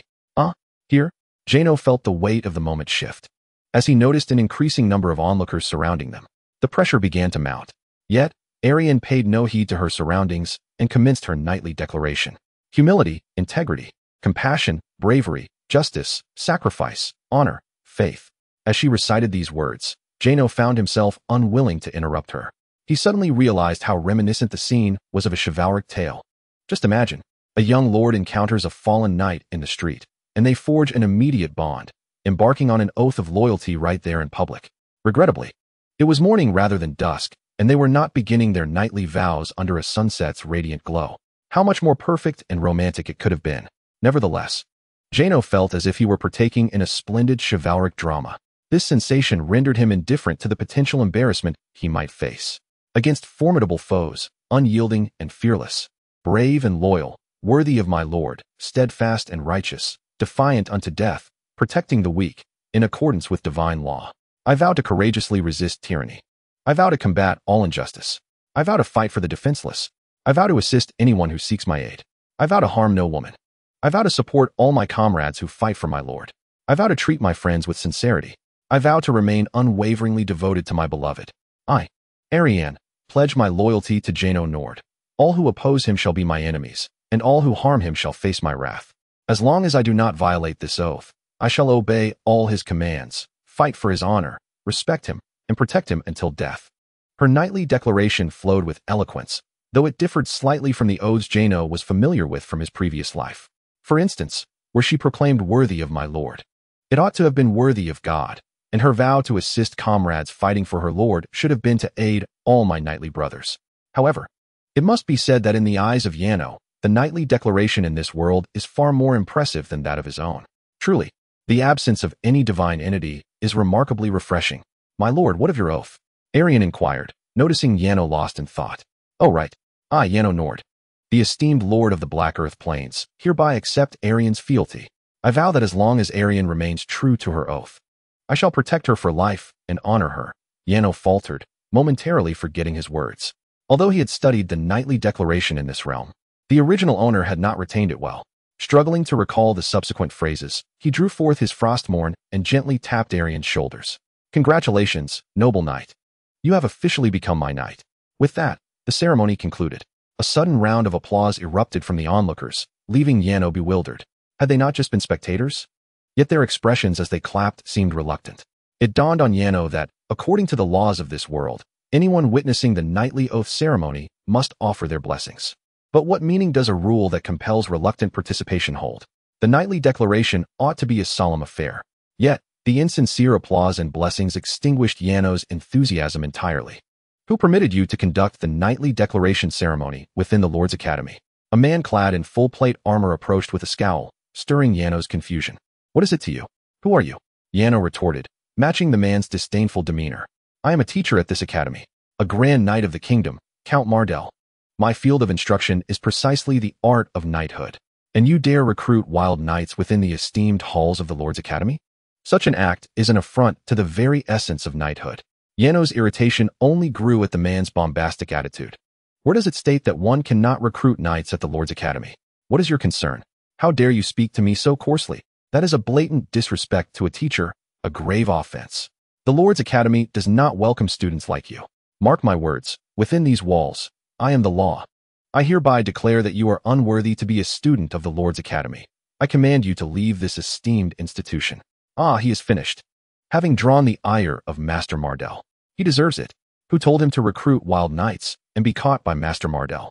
The latter is particularly sensitive to such matters. That wild knight is doomed as well. To act recklessly here, prepare for a spectacle. Previously, a few reluctant students from the Lord's Academy watched with the curiosity of spectators as Jano began to converse with his peers. Chapter 41, the protagonist of a moment. You are insulting my master. At that moment, Arian suddenly donned her helmet and stepped in front of Yano. She positioned her great sword before her chest, which now resembled a cross. Moments later, Arian abruptly tightened her grip on the hilt and flicked it to the side. Oh heavens! Has she lost her mind? Challenging Count Malder? This is certainly not a wise decision. The onlookers gasped at Arian's actions, for they recognized it as a knightly rite of passage, a formal declaration of a life-and-death challenge. Ah, the wild knight. I was contemplating how to end your life. Yet you have delivered yourself to me. Upon witnessing this, Malder's expression darkened with a fierce intensity. The mere act of entangling with a student from our academy at the illustrious gates of the Lord's Academy provides ample justification for my wrath. Yet, for a wild knight to audaciously invoke the knightly declaration within the confines of the academy is the utmost affront to chivalry, an offense deserving of greater punishment. Prepare to face the judgment of the great Count Malder. With that, Malder assumed a combat stance against Arian. This was not a trial, but a duel. I had just sworn to fight for my master's honor. Execute your duel ritual. This is unfair. This is something I should have done, Natalie murmured under her breath. Meanwhile, Yano was profoundly moved. Just think about it. His current experience mirrored that of a knightly tale. Arian, unyielding in her quest to defend her honor, boldly challenged the so-called formidable Malder to a duel. If this narrative had a protagonist, it was undoubtedly Arian. You are unworthy of my acceptance of a duel. Malder bellowed at Arian before drawing the great sword from his back and swinging it towards her. Faced with Malder's powerful downward strike, Arian exhibited no fear, merely standing her ground and waiting for the opportune moment. As the great sword neared her head, Arian swiftly raised her own sword, deflecting Malder's formidable attack. Then, astonishingly, a fiery energy ignited around Arian's arms, flowing instantaneously into her sword. With a decisive horizontal swing, she unleashed the flame-imbued blade upon Malder's chest. The armor of his breastplate was cleaved open, and the sword struck true, blood gushing forth. A formidable counter, a display of combat prowess. Some of the surrounding students gasped in astonishment at Arian's attacking style. Yet, Alien's assault did not cease. She suddenly evaded to the side, as if she had anticipated her opponent's attack, deftly dodging a sword strike. Subsequently, Alien lowered her body, gathering an energy that resembled flames upon her forward shoulder. "Te Succubus, my blade shall rend you asunder," she exclaimed with a fierce shout, her form launching forward like a spring. Mauled, struck and knocked down, staggered uncontrollably for several steps. Seizing this moment of vulnerability, Alien raised her great sword high. The fiery aura enveloped the blade once more, and with a swift motion, she cleaved it down upon her foe's head. Then, with a deft twist of the sword, she pressed the blade against Mauld's neck, encircling it with both hands. A sharp sound echoed as Mauld's head fell, blood spilling across the ground. Mauld was slain. Alien shook her great sword, casting the blood off onto the earth. "He is dead. He is dead. Good heavens, she has actually killed Master Mauld." The campus erupted into chaos. At that moment, Yano was equally astonished. Though he had engaged in battles since arriving in this world, he had discerned that most fighters here lacked finesse in their techniques. However, Alien was different. Her movements were professional, her swordplay systematic, entirely unlike those he had previously faced. Yano had initially been confident in his own combat skills, believing himself to be among the elite in this realm, but he realized that there were indeed greater talents beyond his own. Clap, clap, clap. At that moment, a young man appearing to be in his 20s approached, applauding. "Remarkable. A knight of the kingdom could not withstand even a minute under your hand.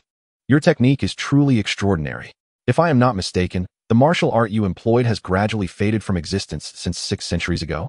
The young man stepped closer to Alien, admiring her. "And you are?" Alien inquired. The young man inclined his body slightly. "I am a teacher at this academy. You may call me Benny. I hold great admiration for your audacity in slaying Mauld within the academy. Join your class?" Yano expressed his confusion. "Indeed. At the Lord's Academy, new students typically undergo class assignments. However, due to your act of killing Mauld, it is likely that no one would dare to accept you. Although you defeated Mauld in a legitimate duel, his family would undoubtedly make your time at the academy difficult. Then why do you dare to accept us?" Yano inquired suddenly. "Because I am a kingdom-level mage. In terms of status, Mauld's family would not dare to challenge me, and I harbor a strong dislike for Mauld." "That is a sound reason," Yano conceded. Yano nodded slightly. "Very well, since you have agreed, there is no need to go to the freshman registration office. Simply follow me." Having heard Benny's words, Yano and his companions were led into a semicircular building within the academy. "This is my teaching sanctuary. Allow me to take down your name." "What do you go by?"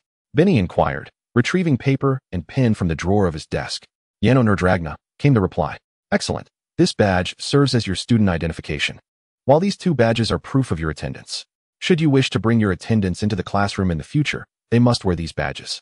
As Benny spoke, he produced 3 badges and 2 teleportation stones, handing them to Arno. All right, you may return now. Tomorrow marks the beginning of classes, so simply report here.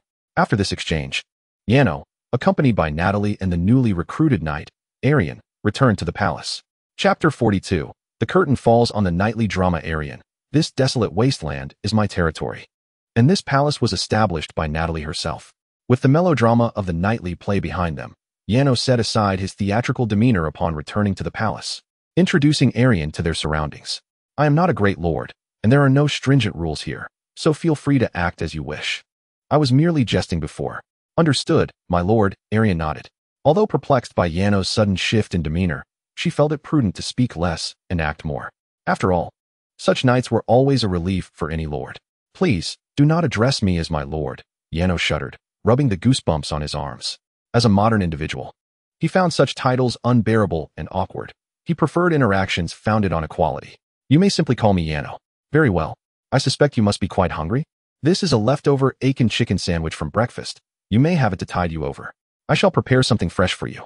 As Arno spoke, he placed the sandwich from the cupboard onto the dining table before heading to the kitchen. What? You cannot cook for me. I am merely your knight, Arian exclaimed, her excitement palpable as she sprang to her feet, eager to prevent Arno's actions, yet hesitating to intervene. Calm down, it's quite all right. I must say, you have an eye for talent. My little honey is indeed unlike the ordinary. Natalie suddenly appeared behind Arian, gently pressing her back into her seat. Her near-instantaneous movement left Arian in awe. As Natalie had stated, Arno was indeed different from the norm. He did not disdain Arian for being a female knight, and his demeanor was anything but condescending, contrasting sharply with that of other lords. Yet, the depth of Natalie's presence was equally unfathomable. At that moment, a Neriando entered, causing Yalan to instinctively rise, sword in hand. Hey, do not be alarmed. She is my friend and, in a sense, a subject of my territory. There are 11 of them in total, so please do not harm them, Arno called out from the kitchen. Friend? Subject? Yalan could scarcely recall how many times she had been astounded thus far. The peculiar, amiable master, the enigmatic mistress, and the wilderness nymph referred to as a friend by the master. This was nothing short of extraordinary for Yalan. Soon, Arno presented the meal, braised chicken chunks and chicken broth with cabbage. The dishes, fragrant and irresistibly enticing, made Yalan swallow hard. It had been 3 days since her last meal, and hunger gnawed at her insides. Is this prepared specifically for me? She inquired, despite the sight of the 2 plates of food and rice before her.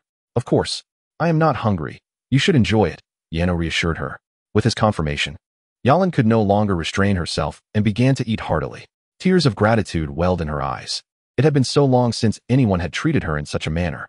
To think that a noble would personally prepare a meal for her, interacting with her as a friend, it was unprecedented. Regardless of Arno's peculiarities, at that moment, he was the most admirable person in the world to Yalan. She silently vowed to become his most loyal knight, to protect Arno until her last breath. By the way, what exactly is combat technique? Natalie, do you know? Arno turned to her and asked, to which she merely shook her head in response, indicating her unfamiliarity. This piqued Arno's curiosity, and he glanced back at Yalan. If even Natalie was oblivious, then Yalan must possess extraordinary knowledge. Initially, he had merely acted on a whim, feeling pity for her, yet it seemed she was a gem. Yalan, would you mind sharing with me? Of course, she replied eagerly. Combat technique originated 6 centuries ago as a form of martial skill developed by those who were averse to magic. It is a combat skill that emerged from the repeated honing of one's physical abilities, ultimately blending with magical energy. When it first debuted, it was employed in the military and was deemed invincible for a time. However, as magic evolved and grew stronger, combat techniques gradually fell out of favor. For the time and power required to learn magic far surpassed that of combat techniques. The art of combat requires considerable time and effort to refine. Although the final product may be slightly superior to magic, the investment of time and patience is something that people often cannot afford. Thus, it becomes evident. Arno nodded slightly, pondering whether this is merely a form of technological innovation. The speed at which the nation can cultivate a cadre of magicians far exceeds that of an army trained in martial arts. Furthermore, magicians are not significantly weaker than those skilled in combat techniques. Hence, It is only natural that magic supplants martial arts as the prevailing practice. This logic is rather straightforward. Then, Ariane, with such remarkable skills, how did you find yourself in such circumstances? Yano inquired. I realize this question may seem somewhat impolite. Feel free to refrain from answering if you prefer. Such a question is not disrespectful, as I am your knight. And it is only natural to seek clarity regarding my origins. Ariane shook her head and continued, I hail from a humble background. In my youth, I was captivated by martial arts, and through years of self-study, I mastered the craft. Subsequently, I joined the military, believing I would ascend rapidly. But 3 years in the army revealed to me that it is not merely combat prowess that matters in this world. Take Mardell, for instance. Despite his lack of martial skill, he has become a knight of the kingdom, wielding the power to decide who lives or dies. He may think I fear him, but he is gravely mistaken. Yet, what does my combat ability matter? Had I not encountered you today, I might have been forced to flee to another country. Ariane shook her head in resignation. As for my desire to become a knight, it arose when I realized that after leaving the military, I was inept at everything except fighting. I desperately wished to avoid returning to the monotony of military life. One day, I stumbled upon a novel titled Knight's Adventure, and I was captivated by the knight's way of life depicted within. Thus, I sold all my possessions to procure a suit of knight's armor. Chapter 43. The fainting of Ingrid from the moment Ariane embarked on her knightly journey. Over a year has elapsed, yet she has not found any patron and has been subsisting as a mercenary. Recently, however, she has gone an entire month without work, and her household is in dire straits, prompting her to take this desperate measure of seeking fortune at the Lord's Academy. Had she not crossed paths with Yano, her future would likely have been even more arduous. Thus, the tale of the female knight reaches a temporary conclusion. It must be said that Ariane's story is reminiscent of a modern-day Don Quixote's journey. She ventured down this path solely due to a knightly novel. In a certain sense, she indeed garners admiration. At the very least, Yano does not indulge in youthful fantasies by aspiring to become a superhero to save the world. Yano, there lies a peculiar metamorph in the doorway seeking you. At that moment, as Ivan finished school, he suddenly burst through the door, calling out to Yano. A metamorph? Yano was momentarily taken aback, but he quickly followed Ivan outside, with others hastily trailing behind. Upon stepping outside, Yano was greeted by the sight of a brown-skinned beauty lying on the ground. Could it be Ingrid? Ingrid, what has happened to you? Yano rushed to her side. I'm sorry. Upon seeing Yano, a look of relief crossed Ingrid's face, yet her pallor indicated her distress. Before she could finish her sentence, she collapsed into unconsciousness. This startled Yano. There were no visible injuries on her, yet she had fainted inexplicably. She has fallen victim to hypnosis. It is indeed a challenge to maintain a stable mental state and arrive here. Natalie suddenly appeared beside Yano, uttering these words before waving her hand. Ingrid then levitated and was drawn into the palace. Her mind hasn't been traumatized. She should awaken after a brief rest. At that moment, Ingrid was gently placed on a sofa by Natalie, who tenderly brushed her forehead as she spoke. That is a relief. Hearing Natalie's words, Yano finally exhaled in relief. Yano, who is she? Ivan tugged at Yano's sleeve, pointing towards Alien with curiosity. She is a knight I recently recruited. She is quite formidable. You may take her as your attendant when you start school. That won't be necessary. I am not accustomed to having an attendant, Ivan replied, shaking his head. Although he was intrigued as to why his brother would recruit a knight, it was not entirely unusual for nobles to do so. Ivan was more curious about Ingrid than Alien. And what of her? When I returned home, I found her standing at the door, as if she wanted to knock but hesitated. When I inquired, she merely said she was looking for you. Do you know her? Ivan continued to look at Yano, pressing for answers. Yes, she is a friend I made while here. A friend? But she is a lowly shapeshifter. Ivan frowned slightly upon hearing this term. His upbringing had instilled in him the belief that shapeshifters were inferior and unworthy compared to humans. It was inconceivable for a noble to befriend a shapeshifter, even if they were to befriend a commoner. In the perception of humanity, shapeshifters were seen as the lowest of the low. Thus, the notion of his brother having a shapeshifter as a friend left Ivan feeling quite unsettled.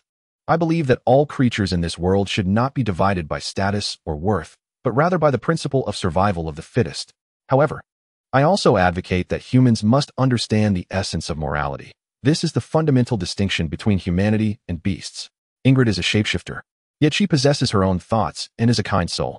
Compared to humans, she is merely distinguished by her unusual skin color. I cannot comprehend why individuals harbor disdain for shapeshifters, deeming them inferior beings. Moreover, she possesses a beauty that surpasses that of most human females. coupled with a kindness that outshines many. From this perspective, should not humanity be regarded as the inferior party in comparison to her? Yano's words rendered Ivan momentarily speechless.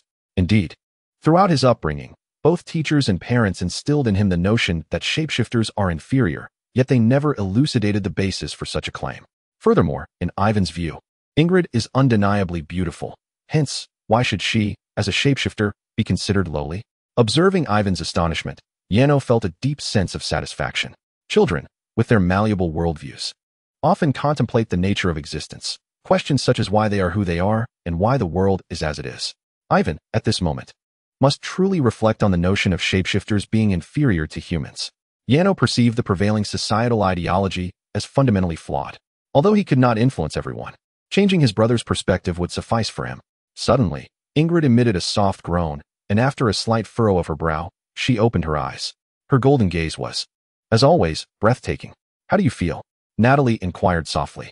"I'm all right," Ingrid replied with a slight nod, still harboring a tinge of fear towards the succubus. After all, she was a demon. "Yano, I sincerely apologize for the trouble I've caused you. So what exactly transpired?" "It's the Green Consortium. They are searching for me because their member perished in the Black Earth Forest." "Is this connected to the individual I killed who claimed to be from the Green Consortium?" Upon hearing Yano's question, Ingrid nodded. "Yes, they believe I was responsible for his demise, although I certainly wished to end his life." "I'm sorry, Yano. I didn't intend to trouble you, but you are the only refuge I know. I just need to hide for a little while. I plan to leave by nightfall." "Leave? Do you have another place to stay?" "The Black Earth Plains are perilous at night." Yano raised an eyebrow at this, for he routinely had to clear out beasts that fell into the traps he had dug. The notion that no one could survive more than a day on the Black Earth Plains was no jest. Ingrid fell silent. In truth, she was now homeless. Her newly established home had been utterly destroyed by those individuals. She found herself with no avenue of escape, left with only two choices: return to the Black Earth Forest to be slain by humans or face death at the hands of beasts in the Black Earth Plains. In choosing her fate, Ingrid opted for the second option, succumbing to the hands of a beast. After all, dying at the hands of a monster spared her from the vile manipulations of humanity, allowing her to retain her purity in body. Chapter 44. The murderous Yano, if you don't mind, why not just stay here indefinitely? Yano suddenly proposed. "Is that permissible? A shapeshifter like me?" Ingrid inquired, her expression one of astonishment as her gaze flitted between Ivan and Alan. "Only if Natalie consents." "You fool. How could I possibly object?" Natalie shot Yano a glare, exasperated by his persistent formality after all this time. "See, Natalie has agreed. If it proves too difficult, you may reside here. But I'm a shapeshifter. Wouldn't living with a beast repulse you? Repulse me? Aren't we friends?" "Friends are meant to support one another," Yano replied, a hint of bewilderment in his voice. Ingrid had never felt such inferiority before. Could it be due to Alan and Ivan's presence? Moreover, what does it matter if she is a beast? Neliando is also a kind of beast, and she resides with me. To alleviate Ingrid's self-doubt, Yano continued, "Indeed, what difference does it make? You are extraordinary. You've befriended Neliando. Very well, I shall heed your advice and stay here. Should you require anything, feel free to command me. I am capable of any task."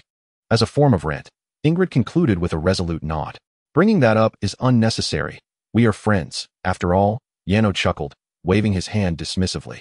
"By the way, the king has granted me dominion over the entire Black Soil Plain, so I am, in essence, the lord of this land. Legally, you ought to be considered my subject.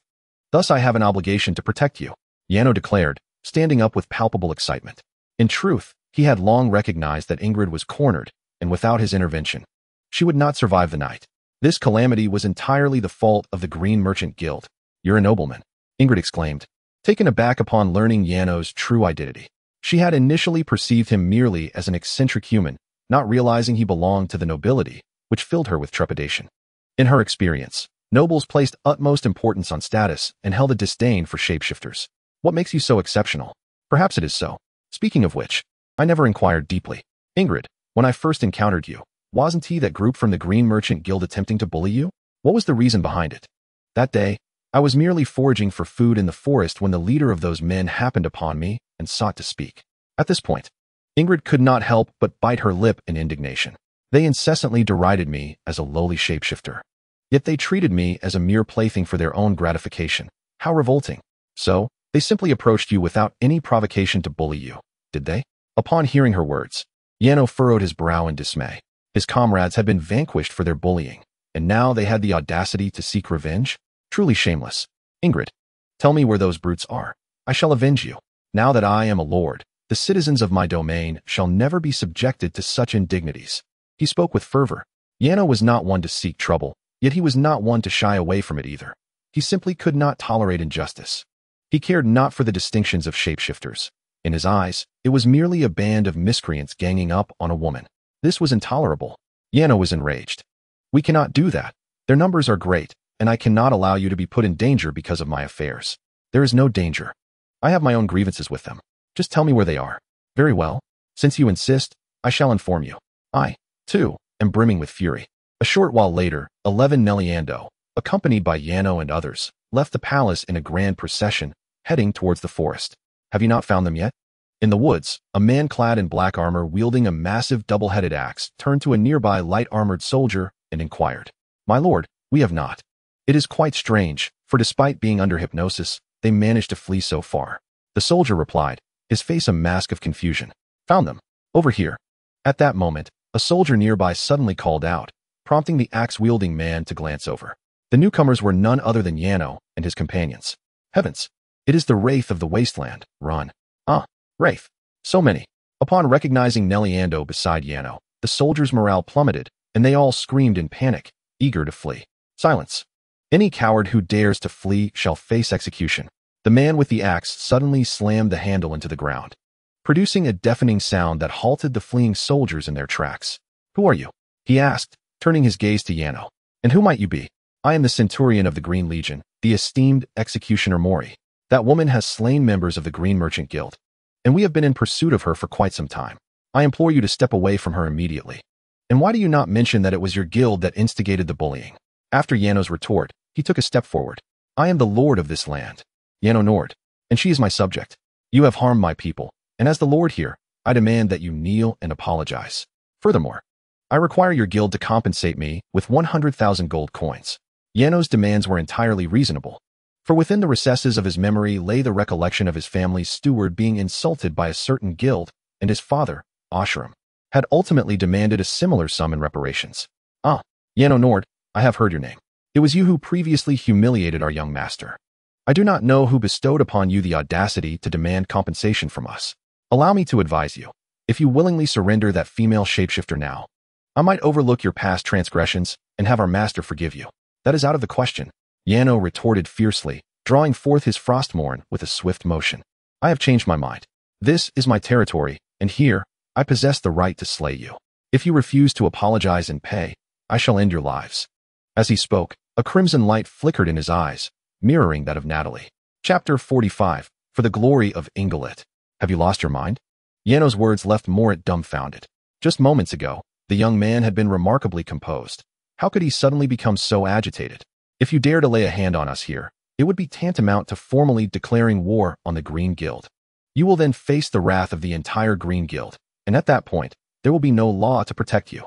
The Lannister kingdom possesses a law stating that if conflicts arise between different factions, they may declare war by executing a member of the opposing faction. Should hostilities ensue, all laws become void for those engaged in the war. However, typically, factions refrain from escalating matters to such extremes, for once war is declared, it becomes a relentless struggle. Since its founding, the Lannister kingdom has witnessed such warfare only twice. Merely the act of Natalia killing their soldiers on the streets of the Green Guild was sufficient to warrant a declaration of war.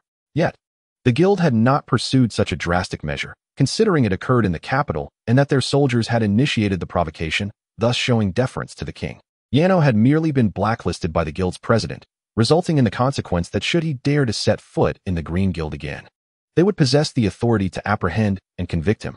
Now, if Yano were to take the life of another member of the opposing faction on his own territory, and the Green Guild refrained from declaring war, it would be perceived as a sign of cowardice, thus compelling them to initiate hostilities.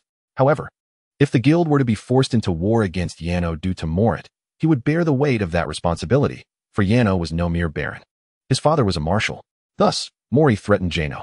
Ah, for the glory of Ingrid.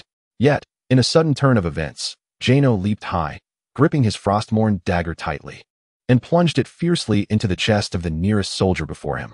The soldier, caught off guard, failed to defend himself and was impaled directly. The blood that gushed forth was swiftly frozen by the dagger's chilling aura, transforming into a frozen flower. However, the onlookers were devoid of any inclination to admire this spectacle, particularly Mori, who stood in utter disbelief. How could he have acted so impulsively? Did he not fear the repercussions for his family, even in youth? Such reckless behavior was utterly inexcusable. At that moment, Ivan was equally bewildered. It was the first time he had witnessed his brother take a life. Yet, Jano's cold-bloodedness sent shivers down Ivan's spine. His brother was undeniably a gentle soul. This was a truth beyond doubt. How could he have suddenly morphed into this? Upon noticing the identical crimson glint in both Natalie's and Jano's eyes, Ivan's understanding crystallized. Demon, you have manipulated my brother? What is your true intention? Ivan glared at her, his voice low and accusatory. I merely amplified the desires he harbored within, but dared not act upon. I could not bear to watch my sweet darling being bullied without retaliating, Natalie replied with a light chuckle. Kill them all. At this juncture, Mori had regained his composure. Since the adversary had already taken action, he could no longer remain passive. With a sweeping gesture, he commanded his soldiers to charge towards Jano. In terms of numbers, Jano was at a significant disadvantage, for Mori's forces appeared to number over 100, while Jano's contingent consisted of merely a dozen. Yet, Jano ultimately possessed the greater chance of victory, as most of his allies were not human. A roar erupted as another soldier's blade swung down towards Jano. Yet it halted mere inches from him, unable to advance any further. The Naiad had activated their powers. Jano, however, was no novice. He had engaged in combat training before his arrival in this world and had mastered the Roman short sword. Such skills, when applied against soldiers in this realm who wielded long swords with reckless abandon, could easily allow him to take on at least 2 foes simultaneously, especially with the support of the Naiad and his own heightened battle fervor. In that moment, he appeared unstoppable. Infernal execution. Suddenly, Mori, who had been lurking at the back, seized a fortuitous moment, and his massive axe ignited in a blaze of fiery energy. With tremendous force, the axe swung directly towards Yano's neck. As the saying goes, an inch of strength is an inch of power. Yano's small dagger was utterly inadequate against such a formidable weapon. However, just as Mori's axe was about to strike Yano, Natalie suddenly appeared before him, blocking the attack with her forearm. The axe collided with her arm as if striking alloy, merely sparking a few embers. We offered you an opportunity for apology. Do not claim I bullied you when you descend into hell. You are a demon. As Natalie uttered these words, the horns on her head manifested. Mori, upon witnessing this, was taken aback in astonishment. A succubus, Ingrid. The moment for revenge has arrived. Let us send these wretches to hell. In response, Natalie suddenly shouted, while Ingrid drew her longsword from her waist. She was already seething with fury, having lived in peace. These humans had twice laid waste to her home and sought to turn her into an object of their desires. None among them were innocent. Not only Ingrid, but Nalian also surged towards the soldiers. Yet they did not intend to embrace the soldiers. They had witnessed firsthand the humans' intent to harm Yano, something they could not abide. After a cacophony of wails, silence enveloped the forest once more. Yano surveyed the surrounding corpses, retching involuntarily. Frankly, he admired Ivan for maintaining such composure amidst this gruesome scene at such a young age. The sensation of seeing those he had just slain lying nearby was indeed peculiar. He could not articulate what he felt, only that it was profoundly unsettling. Are you feeling better? Natalie asked gently, patting his back in comfort. Cough, cough. I fear I shall never be well again. I might even have nightmares tonight. Natalie, tell me honestly, did you do something to provoke my uncontrollable emotions earlier? Yano inquired, a hint of suspicion in his voice. He had not intended to kill, yet a voice had been incessantly inciting him. Chapter 46. A declaration of war against Yano. That voice urged him repeatedly to slay them, and Yano's anger had gradually escalated due to its provocation. He had raised his dagger without fully understanding why at the time, but upon reflection, he realized that voice bore a striking resemblance to Natalie's. Indeed, I employed a small enchantment upon you. Why? Yano exclaimed in confusion. I merely wished for you to heed your true self. This is what your innermost desires yearn to accomplish.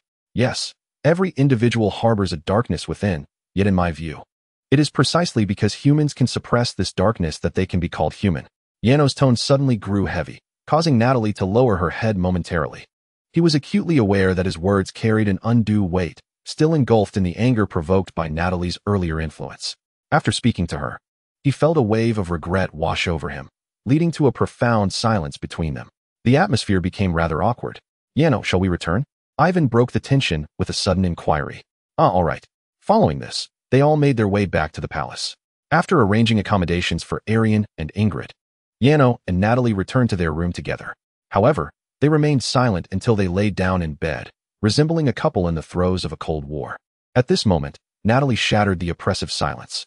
I will no longer control your mind. I merely wish to shield you from harm during confrontations. Mori's arrogance towards you is intolerable. As she spoke, she turned to face Yano and embraced him. Could you please stop being angry with me? I am not angry. It's just that my previous words were too harsh, making me feel too embarrassed to speak to you. Really? You aren't reading my mind now, are you? You're not deceiving me? Natalie's excitement was palpable upon hearing this. Of course not. But the act of taking so many lives is something I still struggle to accept. After all, I have never acted in such a manner in the world I came from. Then in this world, you must learn to adapt. The moment you became embroiled with the Green Guild, the war had already begun. If you do not take the initiative, your adversaries will undoubtedly devise ways to eliminate you. Annihilation is the cruel reality of survival in this world. I understand, Yano nodded. He recognized the truth in Natalie's words, yet for someone who cherishes justice, fully embracing this notion remains exceedingly challenging.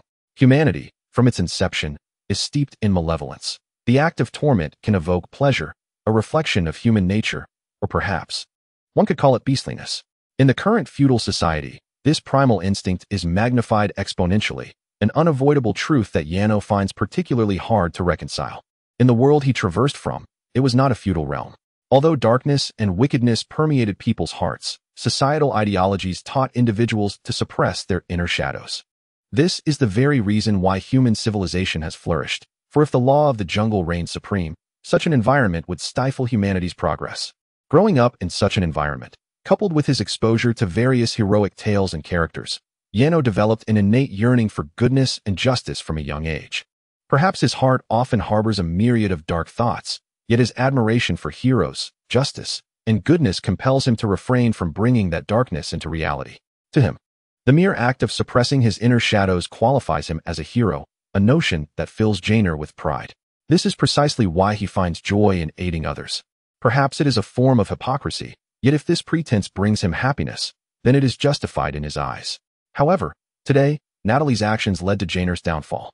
He ought to feel tremendous anger towards her, yet he finds himself incapable of such feelings, for since his arrival in this world, it has been she who bestowed upon him a second chance at life. Without her, he would have perished long ago. Hence, he simply cannot direct his ire toward her. Natalie, it is truly wrong to take so many lives. After a moment of silence, the multitude of words he wished to express culminated in this feeble statement. Oh, how enchanting it is to ponder the world that nurtured such sweetness as you. What kind of world could that possibly be? Janer's final stubbornness elicited a bemused smile from Natalie as she gently touched the tip of his nose.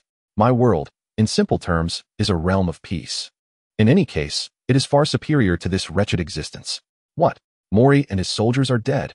Sneck exclaimed in shock as he gazed at the one-eyed vice president before him within the Green Guild. Indeed, they perished on the black soil prairie. At the hands of Janer. The vice president nodded. How delightful. I had no intention of escalating matters to this extent, but he has forced my hand. Declare war on Arno Nord for me. Gather our 10,000 troops and march upon the black soil prairie tomorrow. Yes, my lord. The vice president immediately bowed in acknowledgement. The following morning, Sneck's declaration of war reverberated throughout the capital, reaching even the ears of lords from other territories. Arno Nord's name echoed across the entire Lannister kingdom. Curiosity sparked among the populace. How could this mere 19-year-old baron, Arno Nord, dare to provoke such a formidable entity as the Green Guild? Though the Green Guild may not be a top-tier power, it nonetheless holds a significant place beneath the king's domain, a force that even dukes are wary of inciting. How could a mere baron have the audacity to challenge such an authority? Regardless, this marked the third internal conflict since the founding of the Lannister kingdom. Despite the vast disparity in power between the two sides, it represented an unprecedented instance of unequal civil war throughout history, deserving of a place in the annals of time. Consequently, the entire nation began to focus on this impending conflict. Meanwhile, within Nord Manor, Kate paced anxiously back and forth. What shall we do now? Do not remain seated there. Think of what we should do. Kate scolded, seeing Ashram still leisurely sipping tea at the dining table. Chapter 47. This is my escape route. What can I do? A marshal forcibly inserting himself into a war? From the moment Yano decided to become a lord, he effectively detached himself from us. Aligning with a new force, If I were to intervene and assist him, it would be akin to two factions uniting to combat a single power. As a dignified marshal, how could I engage in such base conduct? Oshiram set down his teacup and spoke with a hint of resignation. Your son has been bullied, yet you still ponder over matters of honor? From the day I ascended to the rank of marshal, I vowed to live for honor and die for glory. How could I betray my own esteem? Is honor truly more significant than your own child? What kind of heartless father are you? With a swift motion, Kate overturned Oshiram's table, spilling tea everywhere. Oshiram merely lowered his head in silence, uttering not a word. Fine. If you choose to ignore this, I shall take matters into my own hands. I will personally lead the soldiers to support my son. If you are willing to watch me perish on the battlefield, then remain seated here. Kate shook her head, exuding an air of disappointment. Then, with a sudden strike to her chest, a magical circle materialized, and a suit of armor adorned her body. In the name of Griffin, the Griffin Knight shall rejoin the fray, she murmured, kissing the Griffin's claw pendant at her chest before exiting the room, leaving Oshiram in a daze, lost in thought. Within the palace, a letter was transmitted via the teleportation stone coordinates recorded by Yano at the academy. It was a missive from Teacher Benny. To Arno Nord, my child. I have learned of the Green Trading Company's declaration of war against you. Therefore, I have afforded you some time off to prepare for battle. You need not report to the academy today. May the god of war bless you and grant you victory over the Green Trading Company. This brief correspondence conveyed valuable information. After all, Yano's territory felt isolated from the world, making it improbable for journalists to risk their lives to deliver the latest news. Had it not been for Benny's timely warning, Yano might still be unaware of the Green Trading Company's aggression. Simultaneously, Yano felt a throbbing headache. Last night, due to his impulsive actions concerning Natalia, he was now confronted with the consequences of his fury. The mere mention of war evoked a sense of despair. With the economic prowess of the Green Trading Company, they could easily muster an army of tens of thousands. Yet, one could say he possessed nothing. Even the funds to recruit mercenaries were entirely beyond Yano's grasp. Do not inquire as to why a noble of his stature finds himself in such financial straits. Since his arrival in this world, he has paid little heed to matters of wealth. During his last visit home, he did not request a single coin, for he was hardly acquainted with the parents of this world. Forgive me, this is all my fault. At this moment, Ingrid, who was perusing the letter alongside Yano, wore an expression tinged with regret. The only way I can repay you now is by standing by your side. I hope we can reunite in paradise. She spoke with a slight frown, her right hand tightening around the hilt of the sword at her waist. Brother, I have a bit of spare change. You can use it to hire some mercenaries in the city. I will return immediately to seek father. Although he was uncertain if he would come, Ivan remarked. His expression conflicted as he clicked his tongue at the mention of OSU Ryam.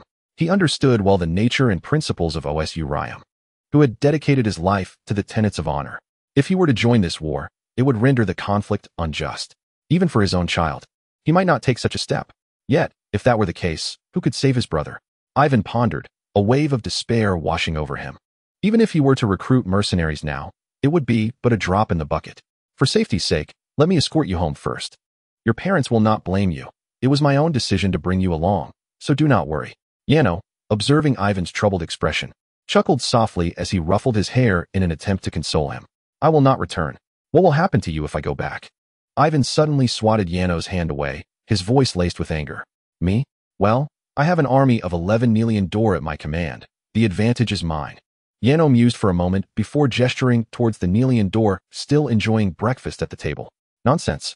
The Green Merchant Guild has close ties with His Majesty the King. They could easily muster an army of over 10,000. Even the wildland witches would be of no use against such a force. Haha, let it be deemed useless. But there is no need for such urgency. You do not belong to my faction. Once I escort you home, the Green Merchant Guild will not trouble you. Observing Ivan's youthful yet somewhat mature demeanor as he spoke of matters so gravely, Yano could not help but chuckle and tease him. What nonsense are you spouting? Yano's words ignited Ivan's temper, prompting him to punch Yano's chest in anger. The latter was momentarily taken aback, for he noticed that Ivan was on the verge of tears. His eyes red but stubbornly refusing to let the tears fall. I refuse to go back. You are my brother, even if it means death. I will face it with you. I will never return. Ivan spoke with an unmistakable fervor, and his demeanor genuinely moved Yano. To declare that he would face death alongside him?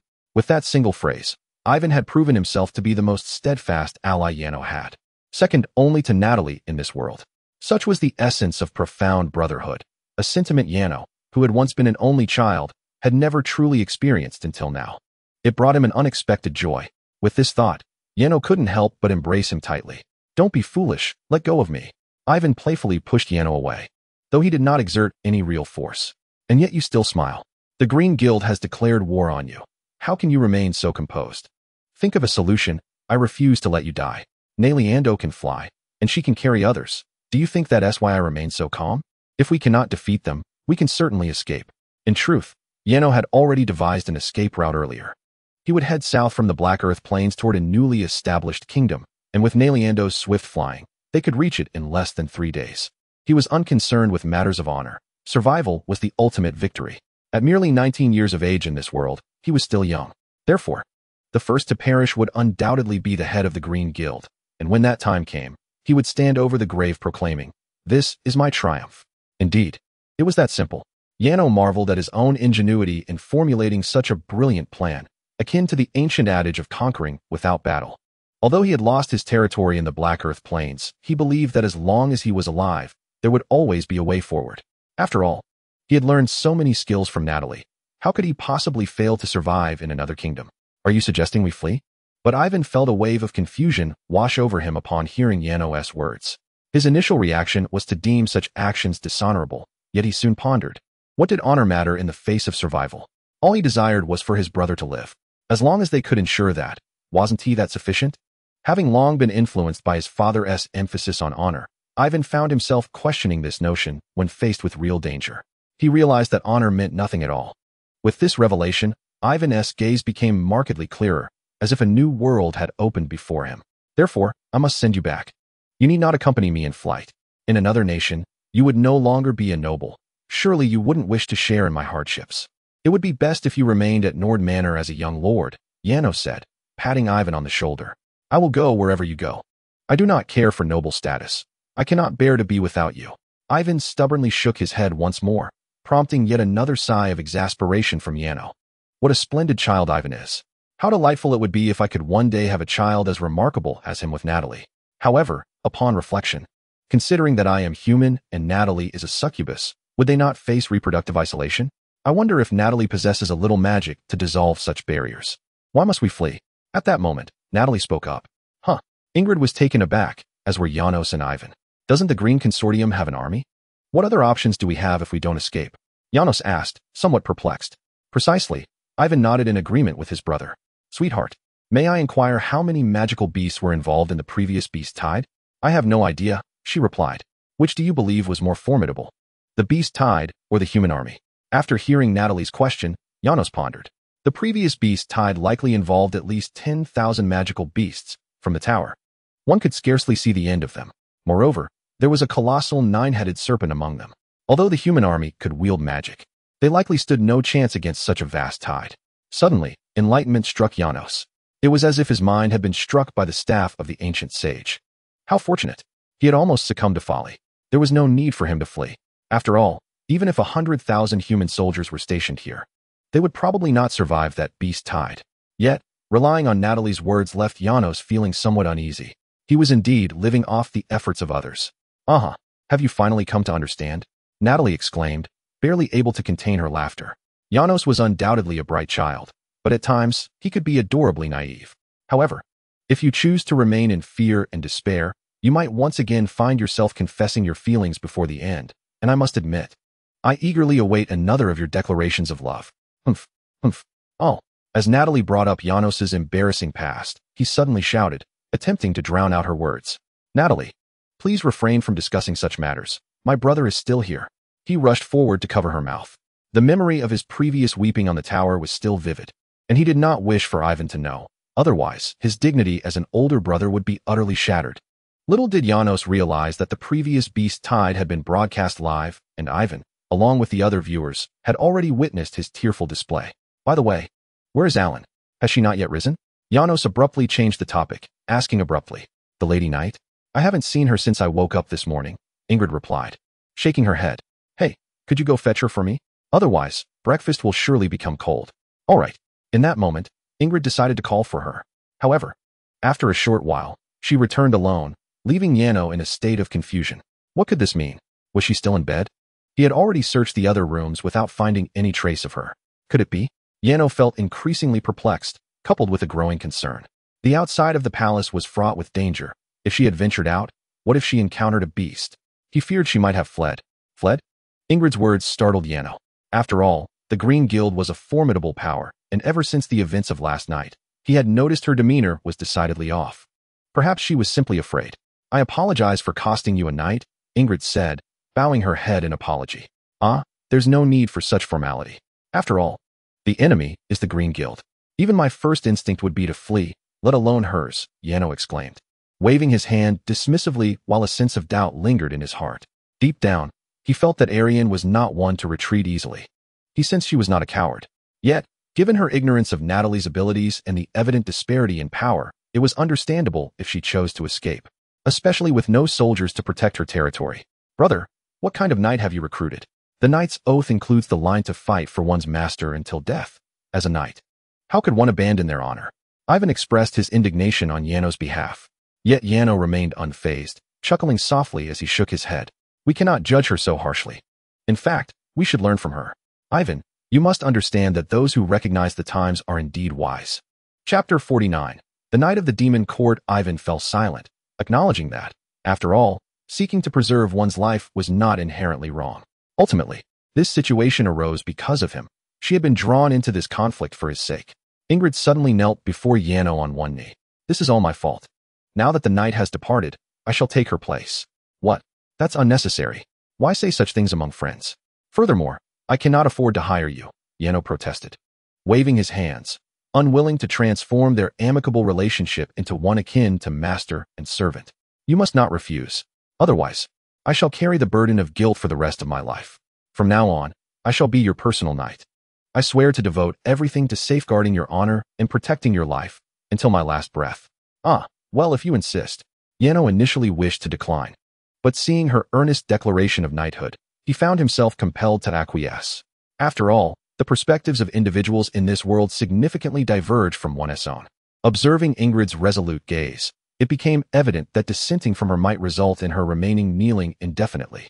With a swift nod, Yano unsheathed the short sword at his waist and gently tapped its tip upon Ingrid's shoulders. Henceforth, you shall be my knight. Is that all? Ivan raised an eyebrow, unable to suppress a remark at his brother's rather unceremonious knighting ritual. Indeed, what else could it be? A title is essential when recruiting a knight, is it not? Otherwise, it would be quite disrespectful. Upon hearing Ivan's reminder, Yano's somewhat hazy recollections began to resurface. In this realm, knights recruited into service were entitled to a designation. Failing to do so implied a lack of respect, indicating that they could be easily replaced. No wonder Arian fled today. My apologies for not recalling that earlier. It was not my intention to overlook it. Feeling slightly embarrassed, Yano cleared his throat and continued to regard Ingrid. I shall bestow upon you the title of Knight of the Enchanted Court. Enchanted Court? Ingrid arched an eyebrow at the term, as enchanted carried ominous connotations.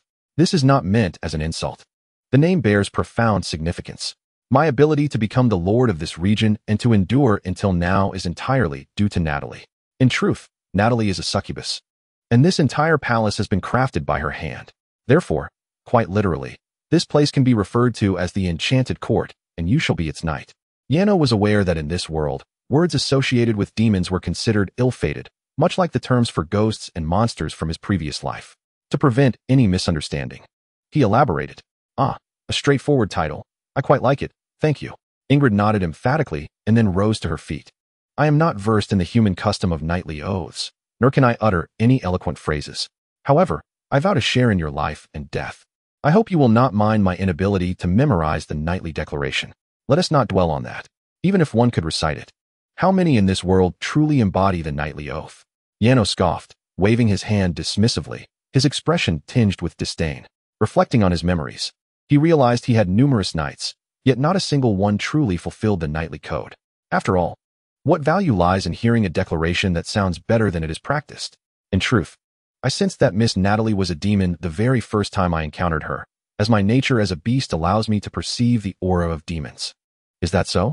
Ingrid's sudden remark startled Yano.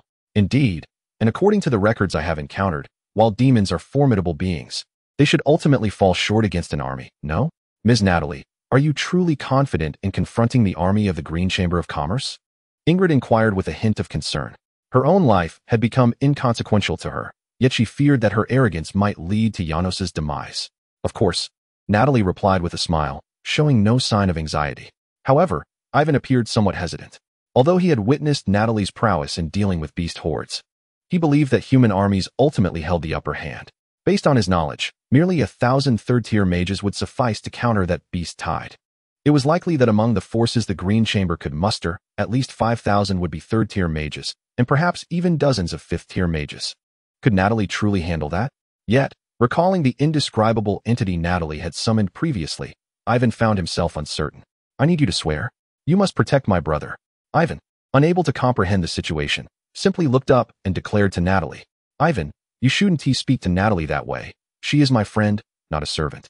And she owes me nothing. Why demand a vow? Janos retorted, having always possessed a somewhat ingratiating personality, especially towards those he admired, fearing that Ivan's words might upset her. I swear upon my life, no one shall harm my little darling. At that moment, Natalie suddenly embraced Janos, her previously indifferent gaze now imbued with solemnity. You must understand. He is not only your brother. He is my little darling, my treasure. I would never jest with something so precious. What do you mean? Your person? Janos is Janos. Ivan exclaimed, his anger boiling over as he observed Natalie's affectionate demeanor towards his brother. Clearly, that was his brother, not hers. I see a large contingent of troops approaching. Suddenly, an alien burst into the living room, shouting, Oh, they've arrived so soon? Let us go to meet them. Natalie responded with calm laughter, waving her hand. In an instant, everyone felt a rush of vertigo, and within 2 seconds, they found themselves before the palace's main entrance. The terrain of the Black Earth plains afforded an expansive view. Janos, with his enhanced body, clearly saw the soldiers approaching on the distant horizon. Clad in heavy armor and wielding an array of weapons, they advanced alongside colossal war chariots. Chapter 50. The great Janos shall lead the charge. You should regret crossing us. As the two armies stood merely 300 meters apart, Scott utilized the amplification magic to shout towards Yano. This is precisely what I wish to convey to you. Yano responded in kind, his voice resonating with fervor. What an arrogant little brat, Snek muttered under his breath.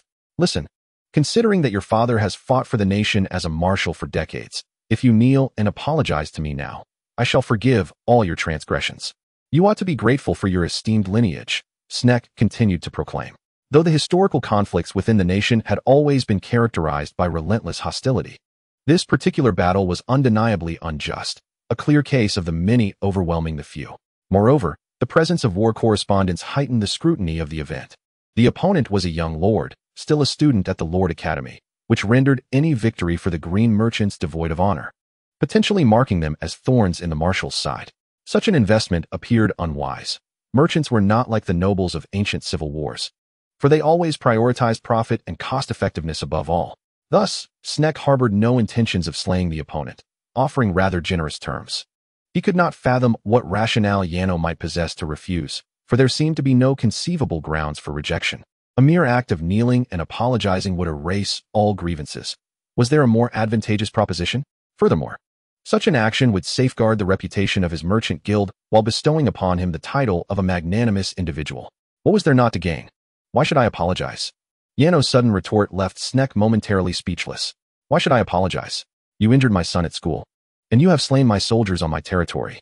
Last night, you even murdered my executioner. They were merely seeking revenge for their comrade. Snek's agitation was palpable. As a human, you took the life of my soldiers to protect a changeling. This alone warrants your death as an apology to the world. And you dare question the need for an apology? Your son bullied my brother at school. What right did he have to do so? Your soldiers sought to violate my beloved. What right did they have to live? You claim changelings to be inferior, yet you wish to demean her. She has done nothing wrong. Merely in self-defense, she was pursued by your soldiers. If that is the case, I must avenge them. Nonsense. What human would debase themselves by humiliating an inferior changeling? You have utterly betrayed humanity and descended into darkness. This proclamation was directed towards the war correspondents, aiming to bestow a noble facade upon his merchant guild. She is not inferior. She is my friend, a denizen of the Black Earth wasteland, thereby one of my own people, and also my esteemed knight. Your soldiers sought to extinguish my knight's life. What right do I not have to retaliate? Yano's response brought tears to Ingrid's eyes. Never before had anyone shown her such kindness. Although Natalie was enigmatic, standing before an endless line of soldiers made her grip on the sword hilt tremble slightly. What if Natalie miscalculated? They were facing an army. And how could the fighting strength of merely a few dozen beings possibly contend against such numbers? Simply kneeling to apologize was not a daunting task. Yet Yeno, in his unwavering commitment to uphold his honor, resolutely rejected the adversary's demands, revealing no trace of fear in his gaze, only a seething anger that burned for his own cause. At that moment, Yeno was entirely unaware that, in Ingrid's eyes, he shone as if enveloped in divine light. In that instant, all Ingrid wanted was to follow him to the heavens. I shall give you one last chance. Kneel and apologize immediately. I swear, the magnanimous president of the Green Chamber, Snek, will spare your life. A vow. Was it of any consequence? Given this man's ability to twist the truth, such promises held no weight. I also offer you an opportunity.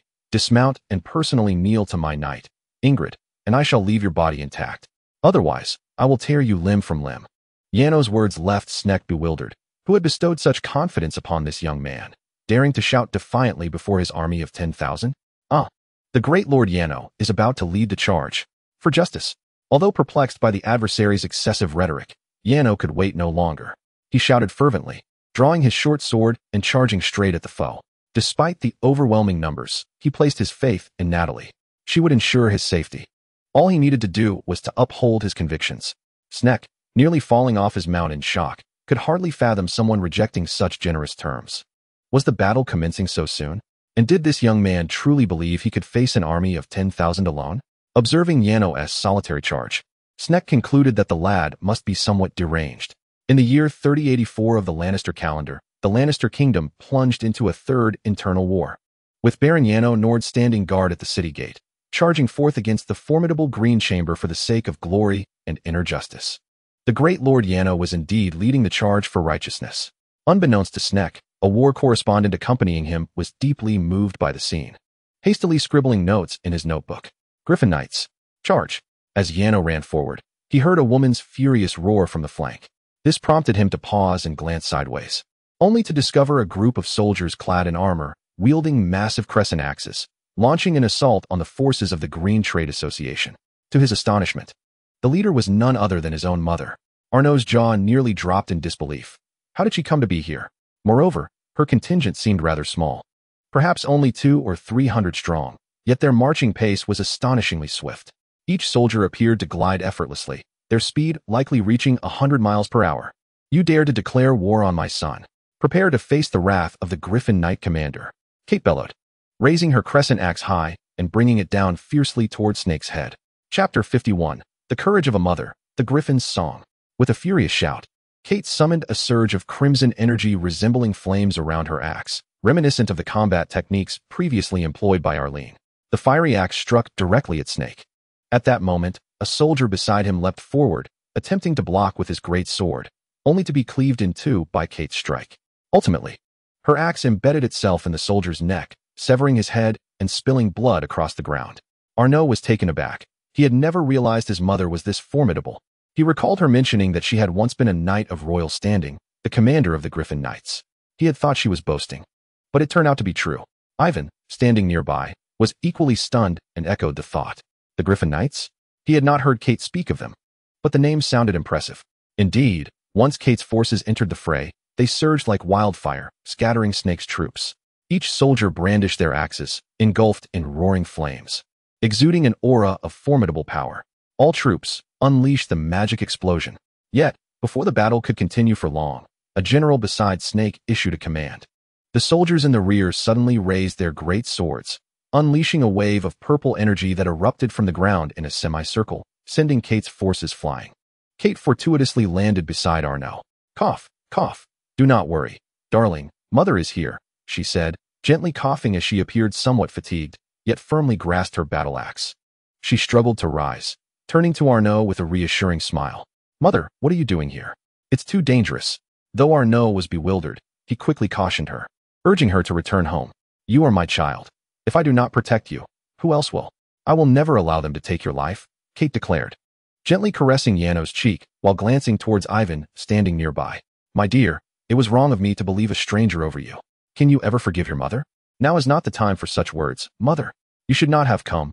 Please leave at once, Ivan urged, his heart aching at the sight of her weary visage despite her youthful appearance. Are you asking me to watch you and your brother face death alone? That is out of the question. You must take me with you, so that when I descend into the abyss, I can be with my children, Kate insisted stubbornly. The Griffin Knights, an invincible order 30 years ago, each a master of combat, were now within earshot as Snake's voice echoed nearby, his forces advancing towards Yano. But now, you are but a relic of the past. You stand no chance against my magical knight army. Lady Ivna, I hold you in high regard. Yet I cannot overlook your son's actions against the Green Trading Company. I bear no ill will towards your recent assault on me, but should you leave this instant, I promise you shall not be harmed. Snake had heard of Kate's esteemed reputation. Her knights had brought considerable honor to the nation, as had Oshiram. This was why he had initially hesitated to engage in open warfare with Yano. However, if the other party insisted on participating in this conflict, Snake would show no mercy, especially since Yano had initiated the aggression. As the leader of an army of 10,000, was he to be routed by a mere 1,000? Snake pondered, baffled by Yano's audacity to launch an attack against him. No. A gentle breeze swept through, lifting Kate's long hair as she firmly planted her massive axe beside her, roaring. I will not leave. If my son chooses to fight you, then I shall face death alongside him. Before she entered the battlefield, she had heard Yano's rallying cry, grasping the context of the situation and witnessed his charge. In that moment, she understood that her child was fighting for true honor, selflessly sacrificing for the sake of justice. Though his actions seemed foolish, they filled Kate with pride. If her son could embody such valor, then so could she. I will fight here with you until the very last moment, Kate proclaimed, suddenly raising her crescent axe high. Sunlight broke through the clouds, illuminating her figure as if adorning her in armor. It was the last stand of a mother, her unwavering resolve, her ultimate courage. As he beheld her steadfast silhouette, Yano's eyes glistened with unshed tears. Regardless of the world, a mother's love is profoundly deep, even in this unreasonable and wretched realm. Griffin Knights, assemble. Suddenly, her voice thundered. Yura. We shall fight for the great Kate until our hearts cease to beat. The Griffin Knights must shed their last drop of blood for their esteemed leader. The knights who had just been knocked back now rallied, shouting fervently and raising their battle axes high. At that moment, Yano discerned that they were all elderly men, some even sporting gray beards. Very well. If that is the case, I shall grant you your wish. The Green Commerce Guild, valuing profit, typically would not strike against someone like Kate. Yet, with their stature, they had no reason to fear any duke, not even Oshiram. With a gentle wave of his hand, Snake concluded his words. Toot toot toot. The knight beside him sounded the charge, and thousands of knights pointed their weapons at the old woman standing before Yano, although she appeared far from old. Kate gripped the captive tightly, her arm trembling slightly, not from fear, but from exhaustion. Although she appeared to be in her 30s, she was, in truth, over 50. The arduous march to this point had nearly drained her physical strength. Yet so what? She had come merely to accompany her child to death. If only that stubborn husband could come for her sake. Chapter 52. The absurd nightly play resumes with formidable foes ahead. Fearlessly they stood. Suddenly, just as Snake's army was about to charge, a woman's voice echoed from the battlefield's flank. Yano recognized it instantly. It was Arian's voice. Snake too looked perplexed toward the source of the sound, and in the distance, on the far horizon, 12 figures clad in various armors approached, valiant and loyal, unworthy of their master, righteous and steadfast, refusing to yield, protectors of the weak, unerring to the heavens. Leading the charge, Arian proclaimed loudly as she advanced, reciting the knightly oath she had once shared with Yano. I, Arian, pledge my loyalty to Arno Nord. All who oppose him shall be my enemies. All who harm him, I shall confront unflinchingly. As long as I do not stray from my oath, I shall obey all his commands, fight for his honor, respect him, and protect him until death. The absurd yet melodramatic nightly play seemed to unfold once more. Yano stood rooted, momentarily bewildered, but as he listened to Arian's impassioned declaration, a smile involuntarily graced his lips. Simultaneously, an overwhelming warmth blossomed within his heart. Initially, she believed that she had fled. However, it appears that Ingrid was mistaken. One ought to adhere to their first instincts, steadfastly believing that she had not escaped. Not only Janos, but everyone was taken aback. Kate felt the same. And even Snake was astonished. This was because Ariane and her companions appeared even more absurd than Janos. Clearly, they had come to support Janos. Yet their battered and dusty equipment revealed their identity as wild knights. What transformation could a legion of wild knights, composed of merely 12 individuals, bring to the battlefield? To be honest, Ariane herself was uncertain. She simply wished to repay Janos, fulfilling her knightly oath and loyalty, risking everything she had. Those by her side were all dear friends she had summoned, comrades with whom she had fought valiantly. For Janos, they charged forth. With Ariane's sudden roar of fury, her wild knights surged toward Snek. Te Succubus, my blade shall rend you to pieces. Ariane led the charge, flames erupting from her shoulder as she dashed into Snek's ranks with astonishing speed. Upon impact, she sent dozens of foes flying. Those knights who followed her were all armed with shields and morning stars, their shields ablaze with fierce battle energy, raised in front of them as they plunged into the enemy formation. After scattering the foremost adversaries, the fiery energy flowed from their shields to their morning stars. The wild knights then began to swing their morning stars towards the enemy. Their velocity was remarkable, and the battle-infused morning stars soared through the ranks, displaying an unstoppable force that shattered Snek's front lines. Flame burst magic. A commander issued the magical command, a spell of great potency capable of propelling enemies while inflicting severe burning damage. However, as the soldiers' blades began to swirl with magical elements, Ariane and her knights interrupted with their coordinated shield and shoulder charges. Ariane now resembled a spring, flames billowing from her shoulder as she ricocheted through the formation. Every foe she collided with succumbing to rigidity, including those wild knights wielding shields. In that moment, the front lines were rendered incapable of casting spells. At this juncture, she upheld her knightly vow, charging into the enemy ranks for the sake of her master, disregarding her own life. If this absurd tale of knights were to have a protagonist, without a doubt, it would be Ariane. Griffin Knights, charge. Observing this, Kate also raised her voice and initiated the charge, their axes once again engulfed in flames as they soared through Snek's ranks. For Janos, Ingrid too unsheathed her longsword and joined the fray. For our friends, the Nalian forces took to the skies, hurling energy orbs, each approximately 3 meters in diameter, towards the chariots of the Snek army. Upon impact, the chariots disintegrated into dust. In this profoundly unjust world, it is indeed a marvelous narrative that loyalty, kindness, integrity, and bravery once again prevail. At that moment, Janer stood transfixed by the unfolding spectacle when Natalie's voice suddenly resonated within his mind. Indeed, it is truly romantic. I never imagined that so many would risk their lives for me. It is an experience I have never encountered before. Janer nodded in affirmation while contemplating. However, regarding this advantage, it may not endure for long. Although it appeared that Ariane and her companions were advancing with relentless force, the tide of battle was decidedly one-sided. Yet, their stamina would likely not sustain for much longer, as the disparity in numbers was overwhelming. If this continued, their situation would become perilous. Leave it to me. Natalie suddenly stepped forward, her laughter light as she affectionately ruffled Janer's hair before soaring into the sky. In that instant, a surge of crimson energy erupted around her, coalescing into a pair of colossal demonic wings. Simultaneously, the horns atop her head became visible. The power of the demon shall ensure you never tire. The might of the sovereign shall render you invulnerable. The eternal flame shall allow you to dance with fire.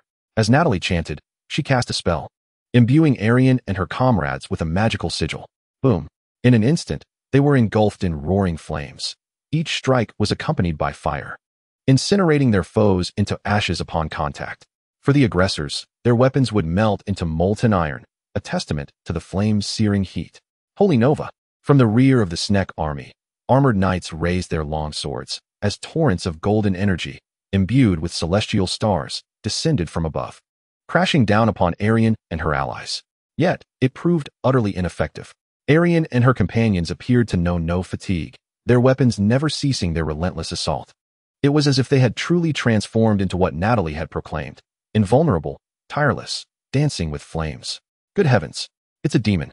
A demon. I knew we shouldn't have engaged in this war. The wasteland siren is not something mere mortals can contend with. The one-sided battle instilled fear in the frontline soldiers of Snek, who sought to flee. However, a booming voice from behind commanded, "No retreat. Anyone attempting to flee shall be executed on the spot." Chapter 53. This is a grand epic. It was a commander beside Snek, threatening the frontline soldiers. Yet his menacing words bore no weight. The soldiers were in a complete rout, fleeing in panic. If they were facing a formidable foe, their fear might not have been so overwhelming. The crux of the matter was that Janos and his allies dealt with their enemies as if they were mere refuse, effortlessly dispatching numerous foes with a mere flourish of their weapons. Against such adversaries, even summoning an army of 100,000 would prove futile.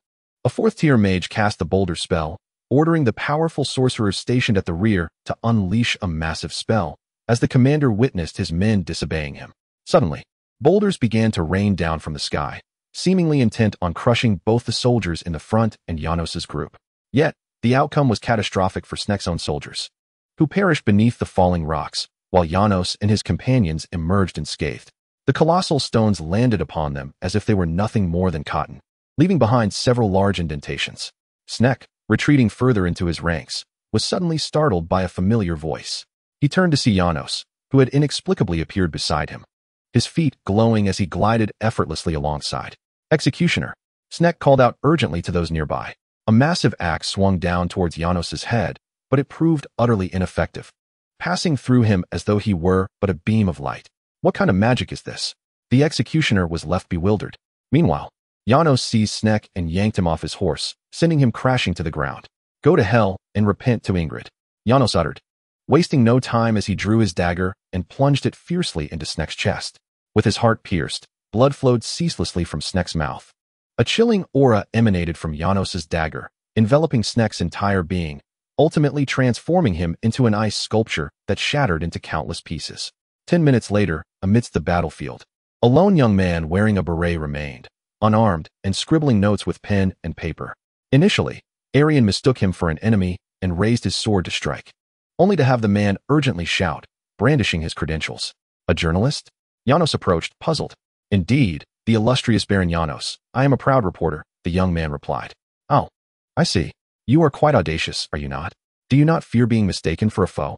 Janos asked, amusement evident in his voice upon hearing the man's claim of being a journalist. Haha, I do not boast. Every war correspondent possesses an extraordinary talent for escape. As he spoke, he adjusted his attire. Well then, the illustrious Baron Yano, congratulations on your triumph in this war, a veritable miracle. Look at you.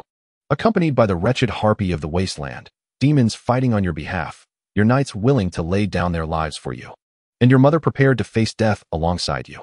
This tale is nothing short of a magnificent epic. It shall undoubtedly grace the headlines tomorrow. The journalist grew increasingly animated, eager to return at once and disseminate all that he had witnessed. Upon learning of the journalist's identity, Yano allowed him to depart. After all, according to his corporeal memories, war correspondents chronicled the fate of souls in every city's daily press guild, should they perish in the throes of battle. The victors inevitably bore the infamous reputation of being cruel by nature and fond of bloodshed. He had no desire for his reputation to be tarnished in such a manner. Arian, I beg your pardon. After bidding farewell to the journalist, Yano approached Arian and offered his apologies. Why apologize? Arian was puzzled by this. I feared you had fled, and since bestowing upon you the title of my knight, I have yet to grant you a noble title. Haha, how could such a wild knight dare to aspire for a title? Arian chuckled softly, shaking her head. It is only natural for you to think I would flee, as this battle appeared hopeless in terms of numbers. Yet through this conflict, I hope my loyalty will be recognized by you. I merely wish to exert all my strength to assist you and face death together. I shall certainly perish before you in defense of your honor. I will never betray my vow. Thank you. A myriad of sentiments swirled within Yano, but ultimately, they coalesced into a simple expression of gratitude. Who are they? Yano inquired, glancing at the wild knights wielding shields and flails. They are my dear friends who have shared life and death with me on the battlefield, each one a remarkable conqueror. I departed this morning to seek them out. We had vowed, though we may not live on the same day, we shall die on the same day. They are my final support, the last of what I can offer you.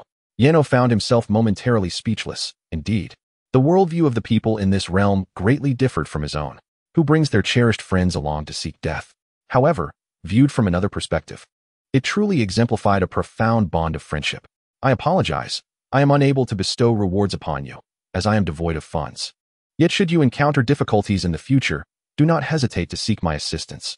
I shall aid you unconditionally. Yano addressed the band of conquerors. Do not be modest, young lord. This was a thrilling battle. A conqueror, somewhat familiar, approached and clasped Yano's shoulder, continuing in a rather brusque manner. Even now, I've come to realize that, even in our absence, you and your demonic companion could have resolved everything.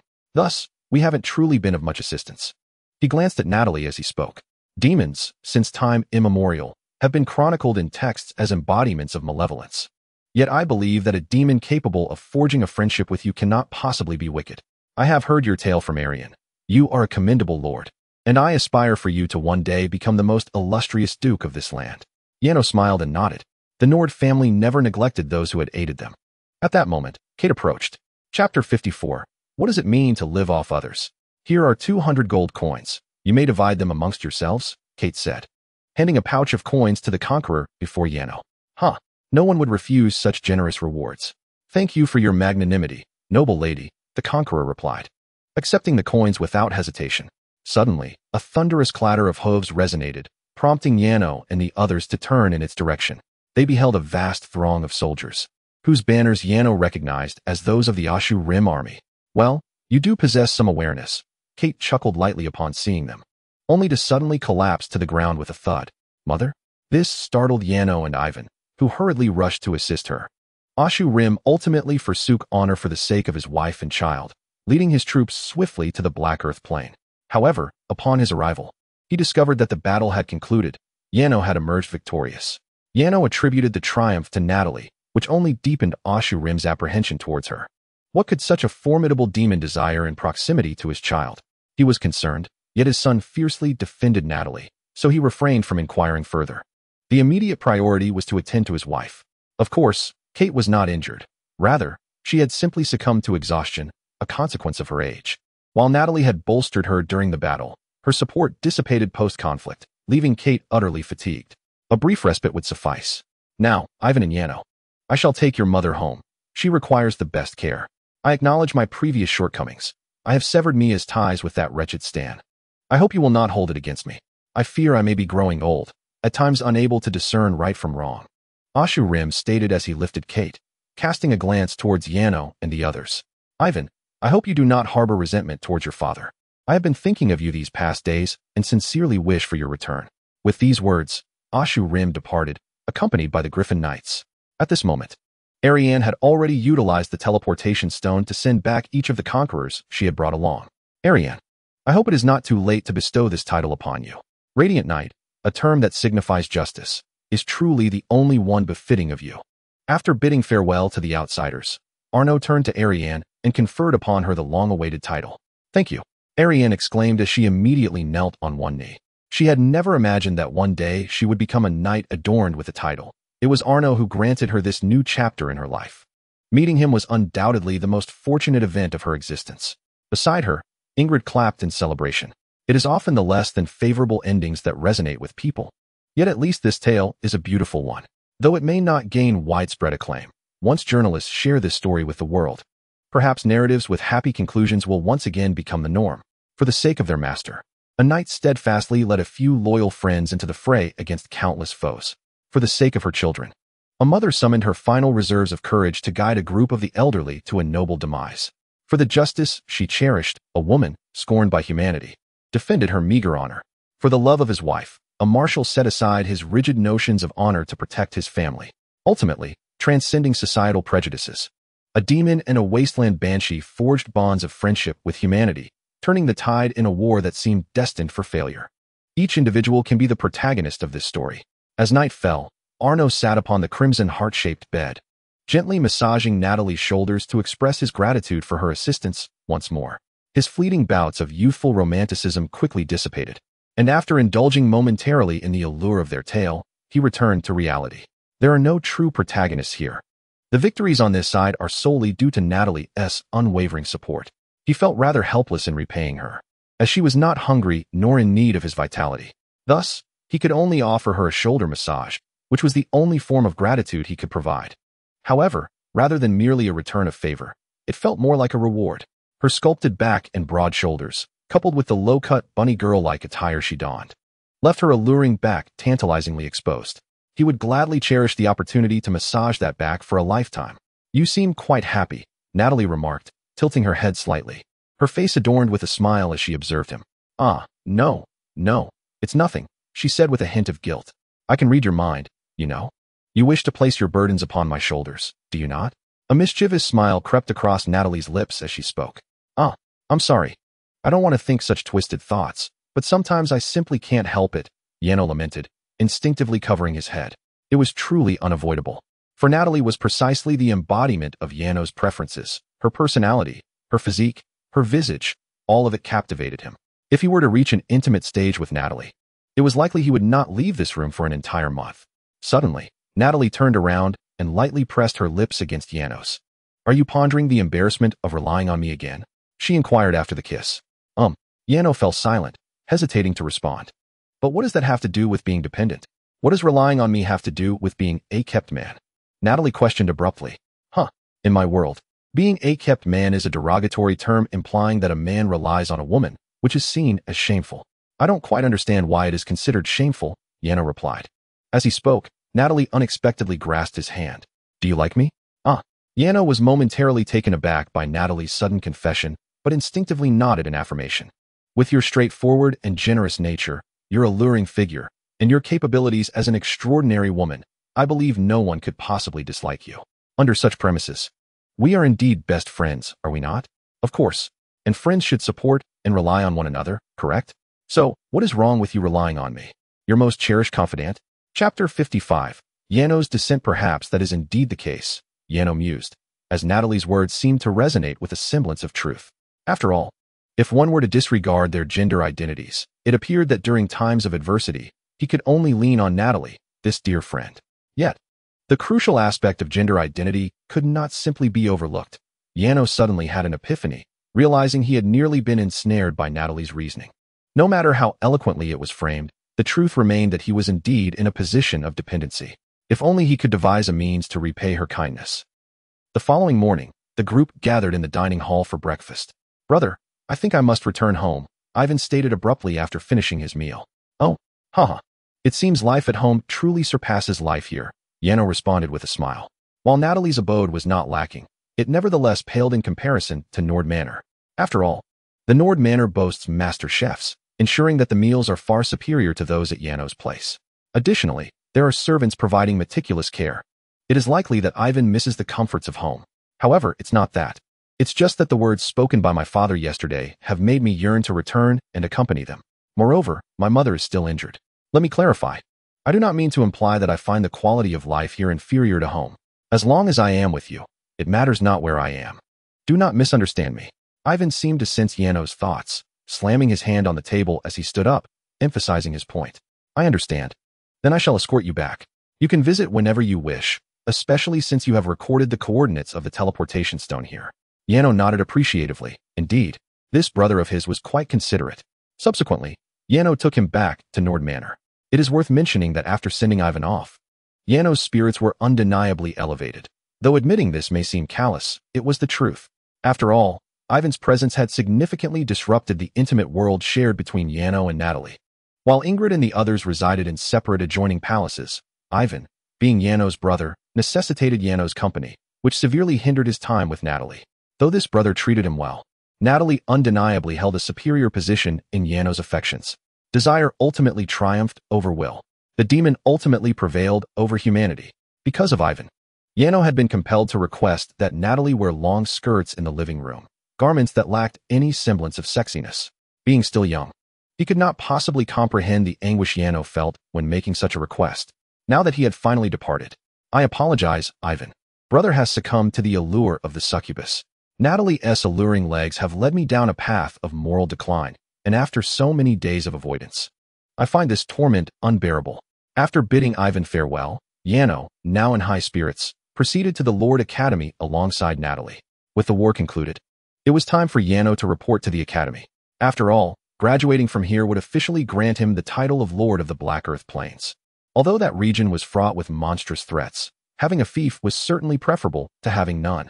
Furthermore, he had now acquired the skills necessary to survive in such a perilous place.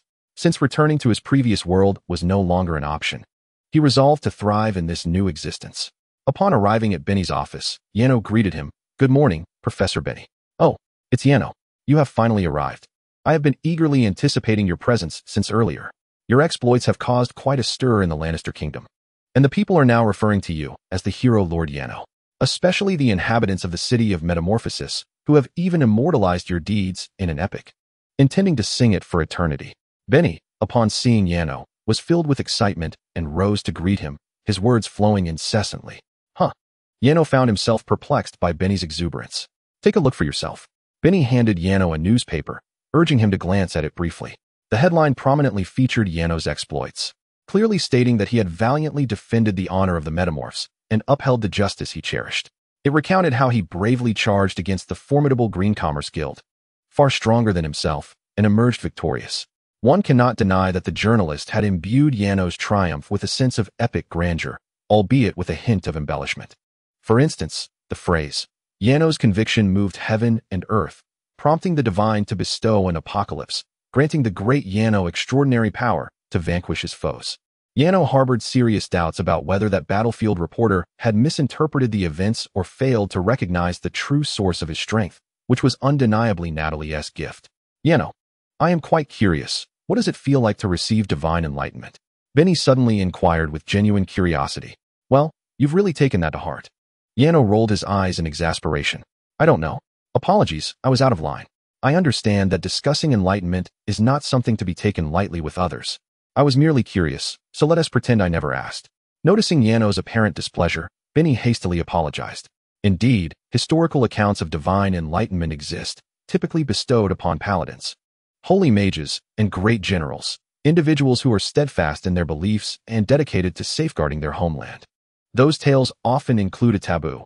One must not inquire about the feelings of those who have received enlightenment. Benny, driven by curiosity, momentarily forgot this. Ding, ding, ding. At that moment, the sound of a bell echoed through the campus. Oh, the morning class has begun. Let us proceed to the classroom. All right. Following Benny, Yano arrived at his classroom, class 24 of the first year. One must admit, even the nameplate of the classroom was quite imposing. My goodness. How many students are there in this grade? Good morning, everyone. Today, we have a new student joining our class. Come on in. Hearing Benny call for them, Yano and Natalie stepped forward. Do not be overly surprised, everyone. This is the hero lord of the Black Earth wasteland, indeed. The one who has defeated the Green Commerce Guild, Arno Nord. The student I mentioned yesterday who had yet to arrive is none other than him. And beside him is his attendant, Natalie. From now on, these two will be your classmates. Please give them a warm welcome. After the arrival of the two individuals, Benny inscribed their names on the blackboard and proceeded to introduce them with great ceremony. Chapter 56, as flat as the Black Earth plane. 3 seconds elapsed, and the classroom fell into a profound silence. Yet, in the next moment, a clamor erupted. Did I hear correctly? It was the hero Yano, who had triumphed over the Green Commerce Guild. I just read about him in the morning paper. A man willing to defy tyranny for the sake of justice against a shapeshifter. The students engaged in fervent discussions, their gazes towards Yano shimmering with admiration. They belonged to the nobility or upper echelons of society, acutely aware of the despairing chasm between social classes. Yet Yano had accomplished what they all yearned for, a class struggle where the weak triumphed over the strong. For the youth, nothing could be cooler than this. However, there were also those who scoffed in disdain. What hero? Just someone who cheated with the apocalypse. Now that the apocalypse has likely vanished, let us see him face the Green Commerce Guild. A few students exchanged such remarks, their words dripping with condescension. Naturally, Yano was oblivious to their jeers, as confronting such a scene would truly be mortifying for someone with social anxiety. Hello, everyone, Yano greeted, treating all present as mere air, his smile robotic as he waved. All right, everyone, quiet down. Yano, please take a seat over there, Benny instructed, pointing to a spot. Yano, accompanied by Natalie, moved to the indicated place. His curiosity piqued as he surveyed the classroom. Although it felt reminiscent of a medieval world of swords and sorcery, the technological advancements were unexpectedly advanced. The ceiling was adorned with magical or lamps, while ice crystals functioned as air conditioning on either side, and amplification stones served as speakers. The classroom's equipment was comparable to that of a university from Yano's previous life, merely differing in the source of magic versus technology. While Yano had attended school before, the experience felt refreshingly novel for Li Xiao, who had traversed into this world. Now, let us commence our lesson. Today, I will impart to you the hierarchy of magical levels, to prevent any future lords from unwittingly provoking those they ought not to. It is essential to understand this. Do not judge a mage's power solely by their magical rank. Instances of second-tier mages defeating sixth-tier mages are far from rare. Legendary artifacts, formidable magical implements, and unpredictable poisons cannot be gauged merely by rank. Therefore, even if you recruit high-ranking mages, do not become excessively arrogant, lest you find yourself unaware of your own demise one day. The morning class was dedicated to the art of magic, although many harbored a disdain for it, or had no intention of delving into its intricacies. Magic served as the very foundation of existence in this realm. Encouraging a deeper understanding of magic was akin to instilling the fundamental concepts of arithmetic prior to Yanua's arrival in this world. As the class concluded, Yanua intended to stroll outside with Natalie, yet was unexpectedly surrounded by several young ladies. Lord Yanua, I am Lise, the daughter of Duke Heil. Might I have the honor of forming your acquaintance? I am Tanya, the daughter of Marquis Muse. I wish to share lunch with you, may I? The girls, brimming with excitement, engaged in a flurry of eager conversation around Yanua. Indeed, the Lord Academy was not devoid of female presence, and as future Lady Lords, they possessed a formidable ability, the potential to forge alliances through marriage with powerful male lords, thus creating formidable partnerships.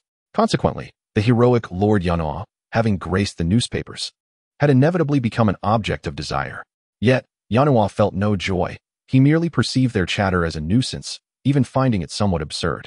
It was often said that the medieval era was steeped in feudal conservatism, but how laughable, even in the more liberated world he hailed from.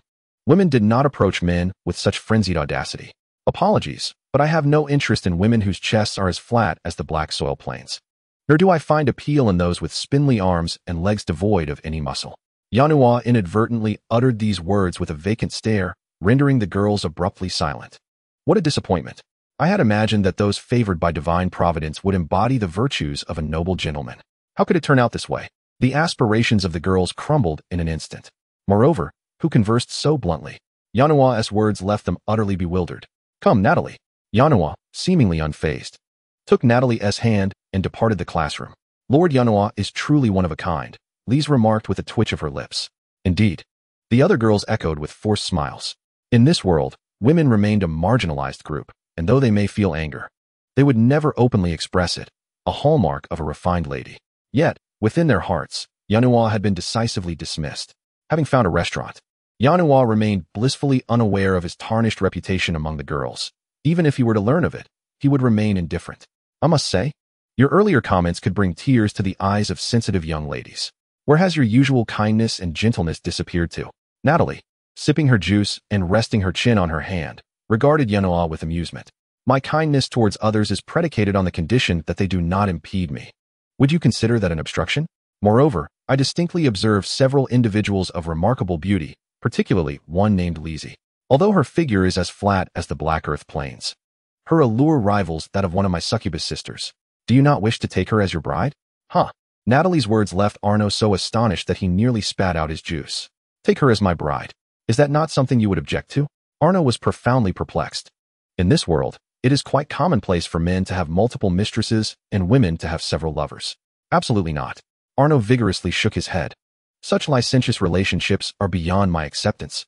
Besides, they cannot compare to your beauty. But is there not someone as lovely as I am? Natalie continued, her mischievous smile unwavering. That is not what I meant. What I intended to convey is that having you is more than sufficient. I was eager to emerge solely to court you. As Arno spoke, his voice grew fainter. It was not shyness that rendered him quiet, but rather a sense of disappointment, primarily stemming from divergent worldviews. If the individuals in this world truly behaved as Natalie described, would she not, like humanity, seek several lovers? After all, this seemed to her a perfectly normal affair, while the nature of their own relationship remained ambiguous and indefinable. Chapter 57. Natalie is approached. What did you say? Arno has entered Benny's class. Within the palace, the king gazed excitedly at Seabass, inquiring. Indeed, my king, the situation arose due to Knight Mard, who? Seabass recounted in detail to the king the events concerning Mard's trouble with Arno.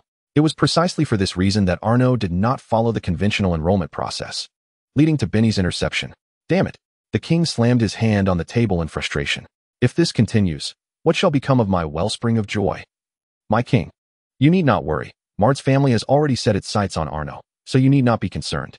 Arno has encountered new obstacles, Seabass said with a slight bow, a hint of amusement in his respectful demeanor. However, Mard's family is considerable, uniting 3 great dukes, their power far surpassing that of Ashram. Can that lad manage? My king. My associates on the battlefield witnessed Arno's entire confrontation with the Green Chamber of Commerce. Not only is Arno a formidable magician, but that Succubus is also unfathomable. Therefore, I believe this may not pose a significant issue. Is that so? According to records, succubi are not considered particularly powerful demons within the hierarchy of demons. I cannot speak to that with certainty, Seabass replied with another slight bow. Yet, That succubus is indeed extraordinary. I have already investigated the entity she summoned during her confrontation with the beast tide. Oh, what is it? The king's interest was piqued. It appears to be an angel. An angel? How could an angel possibly take on such a form? The king was utterly astounded. In truth, the appearance of angels has undergone considerable alteration at the hands of the church.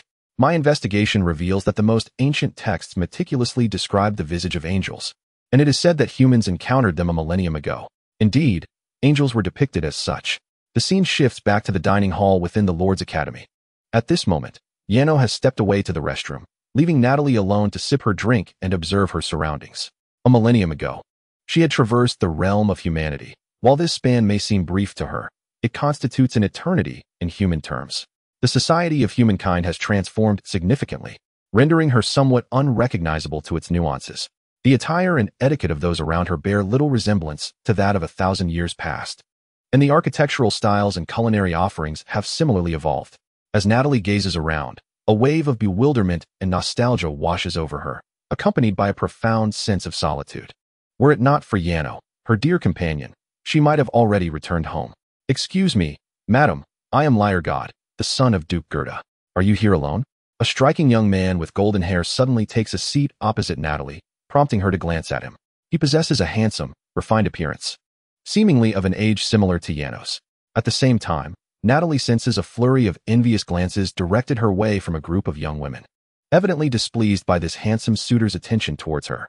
"Actually, there is someone sitting in your spot," Natalie replies, unperturbed, given her own years of wisdom, and she merely shakes her head gently. "But he is not here at the moment. I believe this presents a splendid opportunity. Would you care to join me for a drink?" "Not at all." "Ah, dear lady, you are rather dull," the golden-haired youth retorts, his patience waning. He gestures towards the servant medal adorning Natalie's attire and continues, "You are merely a servant.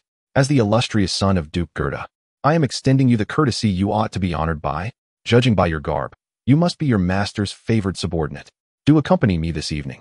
I doubt your master would mind, and upon seeing me, he might even offer you up willingly." As he speaks, he suddenly leans forward, grasping Natalie's chin, his lips inching closer to her alluring red ones. "Fair lady, should you share a drink with me now? I shall forgive your earlier rudeness." At that moment, Yano returns from the restroom and witnesses this unsettling scene. Before he can fully comprehend the situation, he sees Natalie swiftly seize the golden-haired youth by the neck, lifting him effortlessly. Due to her height of 1.8 meters, Liar finds himself suspended mid-air, his once handsome visage turning a deep shade of crimson, his legs flailing desperately in a futile attempt to escape Natalie's grip. But at this moment, Natalie's grip was as unyielding as a steel clamp, tightly constricting his neck. No matter how fiercely Liar struggled, he was unable to break free. "What are you doing, you despicable slave of fortune? Release Lord Liar at once. Let him go, you wretched creature." The surrounding girls, witnessing this scene, were instantly stirred as if they had witnessed their own master being humiliated, each one vocally reprimanding Natalie. Yano, observing this spectacle, was reminded of the fervent fans he had seen before his journey across realms. Suddenly, Natalie raised her hand, and a beam of violet light shot forth, piercing the shoulder of one girl, causing her to collapse to the ground in agony. "Silence, girls," Natalie commanded, a terrifying smile spreading across her face. Her expression was no longer beautiful. Instead, it resembled that of a demon emerging from the abyss, sending chills down the spines of the protective girls, who were now drenched in cold sweat and dared not utter another word. Turning her gaze back to Liar, she inquired, "What was it you said about being the son of a lord?" Liar continued to struggle, unable to articulate a response. Natalie nodded slightly. "You need not voice it. I understand what occupies your thoughts. However, regrettably, your lineage cannot save you, nor can your father." With that, Natalie abruptly hurled him to the ground, the impact causing the earth to crack beneath them, and Liar found himself spitting blood. Simultaneously, Natalie placed one of her long legs upon Liar's arm. "Is my face delightful to pinch?" she taunted. At that moment, Liar could only emit faint groans, his airway constricted by Natalie's grip. Suddenly, Natalie lifted her long leg, arching it over her head, and then brought it down like a battle axe upon Liar's arm, carving a crimson crescent. A sickening sound echoed as Liar's arm was severed, blood splattering across the ground. "Ah!" Liar cried out in agony. "Natalie?" Yano approached, weakly calling her name. Chapter 58. The cruelty of the succubus. The brutal scene of blood spraying and Natalie's cold, merciless demeanor instilled fear in Yano. He involuntarily lowered his voice when addressing her. Natalie, however, smiled as she embraced him. Finally finished with the restroom, huh? I was almost stolen away by that person. Almost taken away, indeed. In truth, Yano had been enraged when he saw Natalie being harassed, even drawing his short sword in anger. Yet, after witnessing the series of actions Natalie undertook, he began to mourn for the handsome fellow named Liar. Allow me to introduce you to my master. You mentioned he would willingly offer me to you. And now he has arrived. Master, do you wish to voluntarily surrender me to him as his plaything for the night? Natalie feigned a pitiful expression as she gazed at Yano. That is, of course, out of the question, Yano replied, shaking his head. So did you hear that? It is impossible, indeed. Your family seems to hold no significance whatsoever, Natalie remarked, moving closer to Liar. Suddenly, she grasped his chin, saying, This very mouth that just desired to kiss me is rather charming. As she spoke, she abruptly dislocated his jaw, pulling it down. Perhaps you ought to be grateful that you did not receive my kiss. Otherwise, you would have to pay with your life, rather than this delightful little mouth. Now, it would be prudent for you to return and inform your dear father of this matter.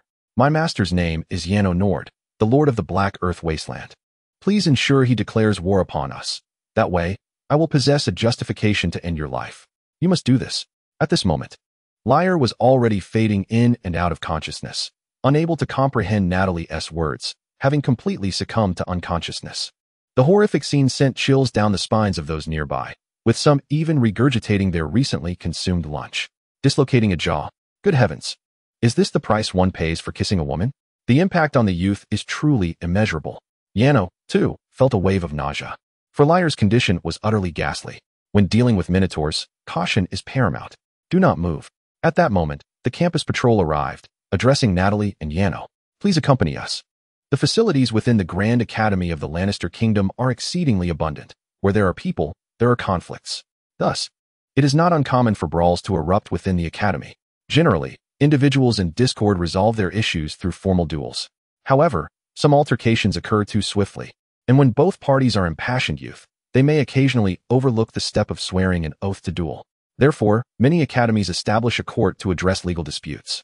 Naturally, the Lord Academy has one as well, although it has not convened in quite some time, as students entering this institution typically do not engage in disputes. After all, they all belong to the upper echelons of society, where ranks and titles are strictly observed, and no young master would foolishly challenge someone from a more powerful family. This would only lead to trouble. When faced with those of higher status, most tend to endure in silence. Yet, Yano has created a precedent within the Lord Academy, and a rather unique one at that. Due to his failure to initiate a duel's oath, this incident is classified as an exceptional case. However, it was not Yanoa who was harmed, but rather Natalie. Such occurrences are indeed rare, even on a national scale, as no servant would dare to provoke trouble without their master's consent. Consequently, this unusual event quickly spread throughout the school. By 1 o'clock in the afternoon, the court convened to adjudicate this matter, attracting a substantial audience eager to participate in the proceedings. Merely 5 minutes after the announcement, throngs of individuals arrived at the courtroom, eager to act as jurors. After all, the peculiarity of this incident piqued their curiosity. Who among the servants possessed such audacity? At 2 o'clock, members of the campus patrol entered the courtroom, finally allowing the jurors to behold the protagonist of this incident, Natalie. She was dressed provocatively in a form-fitting black and white leather mini dress, complemented by glossy black stockings. A slight shift in her stance revealed glimpses of her attire beneath, leading to assumptions of her being a mere plaything. Yet, her demeanor with her master was far from that of a typical servant, leaving the jurors utterly astonished. I'm sorry, Natalie. I failed to protect you and allowed that scoundrel to harass you. At this moment, Yanoa displayed no signs of anxiety about being summoned to court. Instead, he was occupied in apologizing to Natalie, despite the perpetual smile gracing her lips. The contrast between her earlier expression and her current demeanor was stark. Her previous smile had been chillingly terrifying. Yanoa sensed that she had been exceedingly furious when that individual named Liar had touched her, and only now had her anger begun to subside. It is worth mentioning that Natalie's wrath was genuinely formidable. This was Yanoa's first encounter with her in such a furious state. He had hesitated to speak to her moments ago, as her fierce aura quickened his heartbeat. Do not be afraid, my dear. I am not angry with you. Please relax, Natalie said, amused by Yanoa's anxious expression as she affectionately ruffled his hair. At that moment, a middle-aged man entered and took his seat on the elevated platform of the courtroom, undoubtedly the presiding judge. Following closely was a middle-aged man with blonde hair, resembling Lyre, who was likely Lyre's esteemed father, Baron Gerda. Of course, Yanua had never heard of his name, but since his arrival in the courtroom, the man had been casting menacing glares at Yanua. Yanua, your servant has grievously injured my son, rendering him incapacitated. You shall pay for this transgression. Upon settling into his seat, he directed his furious tirade at Yanua. Please, remain calm, Baron Gerda. The judge glanced at Duke Gerda and waved his hand, then picked up the small wooden mallet on the table and rapped it lightly, continuing, we have observed the entire incident through the recording stone in the dining hall. It was Mr. Lyre who first harassed Miss Natalie. Do you have anything to say about this, Duke Gerda? The judge allowed him to speak first.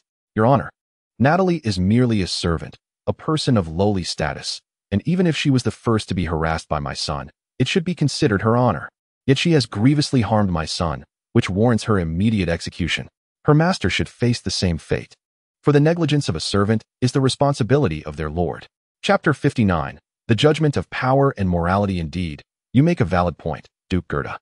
Natalie's actions do constitute excessive self-defense, the judge remarked, nodding in agreement. Meanwhile, Jano noticed that the judge was clearly favoring Gerda. Although the laws of this world were relatively well established, the court itself was not, which was precisely why nobles dared not provoke those of higher rank. What use is a perfect law if one can manipulate any charge against those in power? I disagree with this verdict. At that moment, a jury member abruptly slammed his hand on the table and stood up, drawing Jano's attention to none other than Professor Benny. Your Honor, you have yet to allow Jano to exercise his right to debate. Thus you lack the authority to arbitrarily declare this as excessive self-defense. Silence. The judge struck the table with the mallet. The charges against Jano and his servant should have already disqualified him from exercising his right to debate. If you find this unjust, then let us invoke the jury voting system. Jury members who believe Jano is entitled to debate, please raise your hands. The jury voting system is indeed one of the commendable laws of this world, as the jury members are not professionals, but rather ordinary citizens. The significance of this law is to allow the populace to voice their grievances against what they perceive as unjust legal rulings. Anyone who arrives early to court and participates in the proceedings may utilize voting to counter the judge's decision. If even one individual among them is dissatisfied with the judge's ruling, voting can be initiated. This is a commendable system, for the notion that justice resides in the hearts of the people holds true in any realm. However, as the judge concluded his statement, among the 40 jury members participating in this verdict, only Benny raised his hand. Mr. Benny, you can clearly see that none of the jury members believe Jano is entitled to exercise his right to debate. Hearing the judge's words, Benny could not help but roll his eyes. What nonsense. Those who raise their hands are simply afraid of Duke Gerda. It is indeed my own fault. His habit of napping caused him to receive the news of Arno's predicament a moment too late. Had it not been for this, he could have rallied a group to join the jury and secured Arno's acquittal. Now, Mr. Arno, after the deliberation of the jury and my judgment, it is concluded that your attendant, Miss Natalie, has acted in excessive self-defense. According to the regulations, you are required to execute Natalie and pay a fine of 1,000 gold coins to Duke Gerda. At this moment, the judge cast a scornful glance at Arno, delivering the final verdict with disdain. What of the so-called heroic lord? Even if he triumphed over the Green Consortium, it pales in comparison to the influence wielded by a noble like Duke Gerda, who is entrenched in a web of immense power. I refuse to accept this ruling, and I hold your judgment in contempt. If that foolish bird has grievances against my Natalie, let him declare war upon me. What did he just say? My heavens! What a mad young man! He dares to challenge Duke Gerda. A stunned silence enveloped the assembly for a moment, followed by an uproar. In this world, the court exists not only to resolve disputes among the common folk, but also to prevent noble factions from descending into outright war. Once war is declared among nobles, it becomes a relentless cycle of vengeance. Thus, the court serves to shield lesser nobles from the oppressive might of their superiors, protecting them from annihilation. Arno's words were a direct affront to the Gerda nobility and an implicit denouncement of the court itself, effectively slapping the faces of all upper-class nobles. This is why the crowd was so astonished. They believed Arno had grown arrogant after his victory over the Green Consortium, emboldening him to utter such words. Of course, Arno's remarks were indeed a mockery of Duke Gerda. Even with his typically amiable temperament, he felt a flicker of anger at such an unjust ruling. However, Arno possessed a flaw. When angered, he tended to lose his composure and disregard everything else. To suggest he should execute Natalie? What nonsense. It was Riel who instigated trouble with Natalie. Had she not been capable of defending herself, Her very life would have been in jeopardy that night. She merely sat there, having provoked no one, yet she found herself ensnared in such a disheartening situation. Even her resistance warranted execution? Is this the law of the land? This brought to Arno's mind a certain incident from his past, the nighttime tavern brawl in a mountain town, where two women, having done no wrong, were brutally attacked simply for rebuffing unwanted advances. The parallels to Natalie's plight were striking. If that were the case, what wrong had Natalie committed in her retaliation? In Arno's eyes, even the death of that scoundrel Riel would not constitute a crime. So, why should she face execution? Arno was incensed. In that case, let the war commence. After all, it has already been fought once. Yano has gradually acclimated to the experiences of life and death. However, he failed to notice that. At that moment, a faint red glow emanated from Natalie's eyes as she gazed at the judge. The judge, momentarily taken aback, also revealed a subtle red light in his eyes. In truth, I too repudiate this ruling. I disavow my previous judgment, he declared, suddenly rising to his feet and pointing his small gavel at Duke Gerda. Damn you, do you think you are so formidable? This unexpected outburst left the Duke momentarily stunned. What was happening with the judge? Yet, it did not end there. While Gerda remained perplexed, the judge dashed toward him and struck his head forcefully with the gavel. Just because you are a duke does not intimidate me. I am a judge of the court. You may be noble, but do you dare instruct me in my duties? I now solemnly inform you that this incident was initiated by your son, who maliciously harassed Natalie, attempting to engage with her against her will. Miss Natalie was merely acting in self-defense. This is my judgment on the matter. With that, the judge emphatically tossed aside his gavel and knelt before Miss Natalie. I deeply apologize, Miss Natalie. Just now, I was afraid of the Duke Gerda's power, but I have decided to continue on the path of justice. He concluded. The final verdict shall be proclaimed to the world. With these words, the judge hastily departed the courtroom, leaving the others inside in a state of bewilderment. Chapter 60.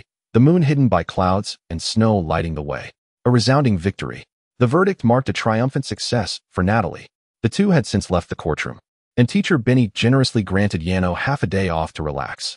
He remarked that they were fortunate to have encountered an unprecedentedly good judge and advised Yano to exercise caution at school.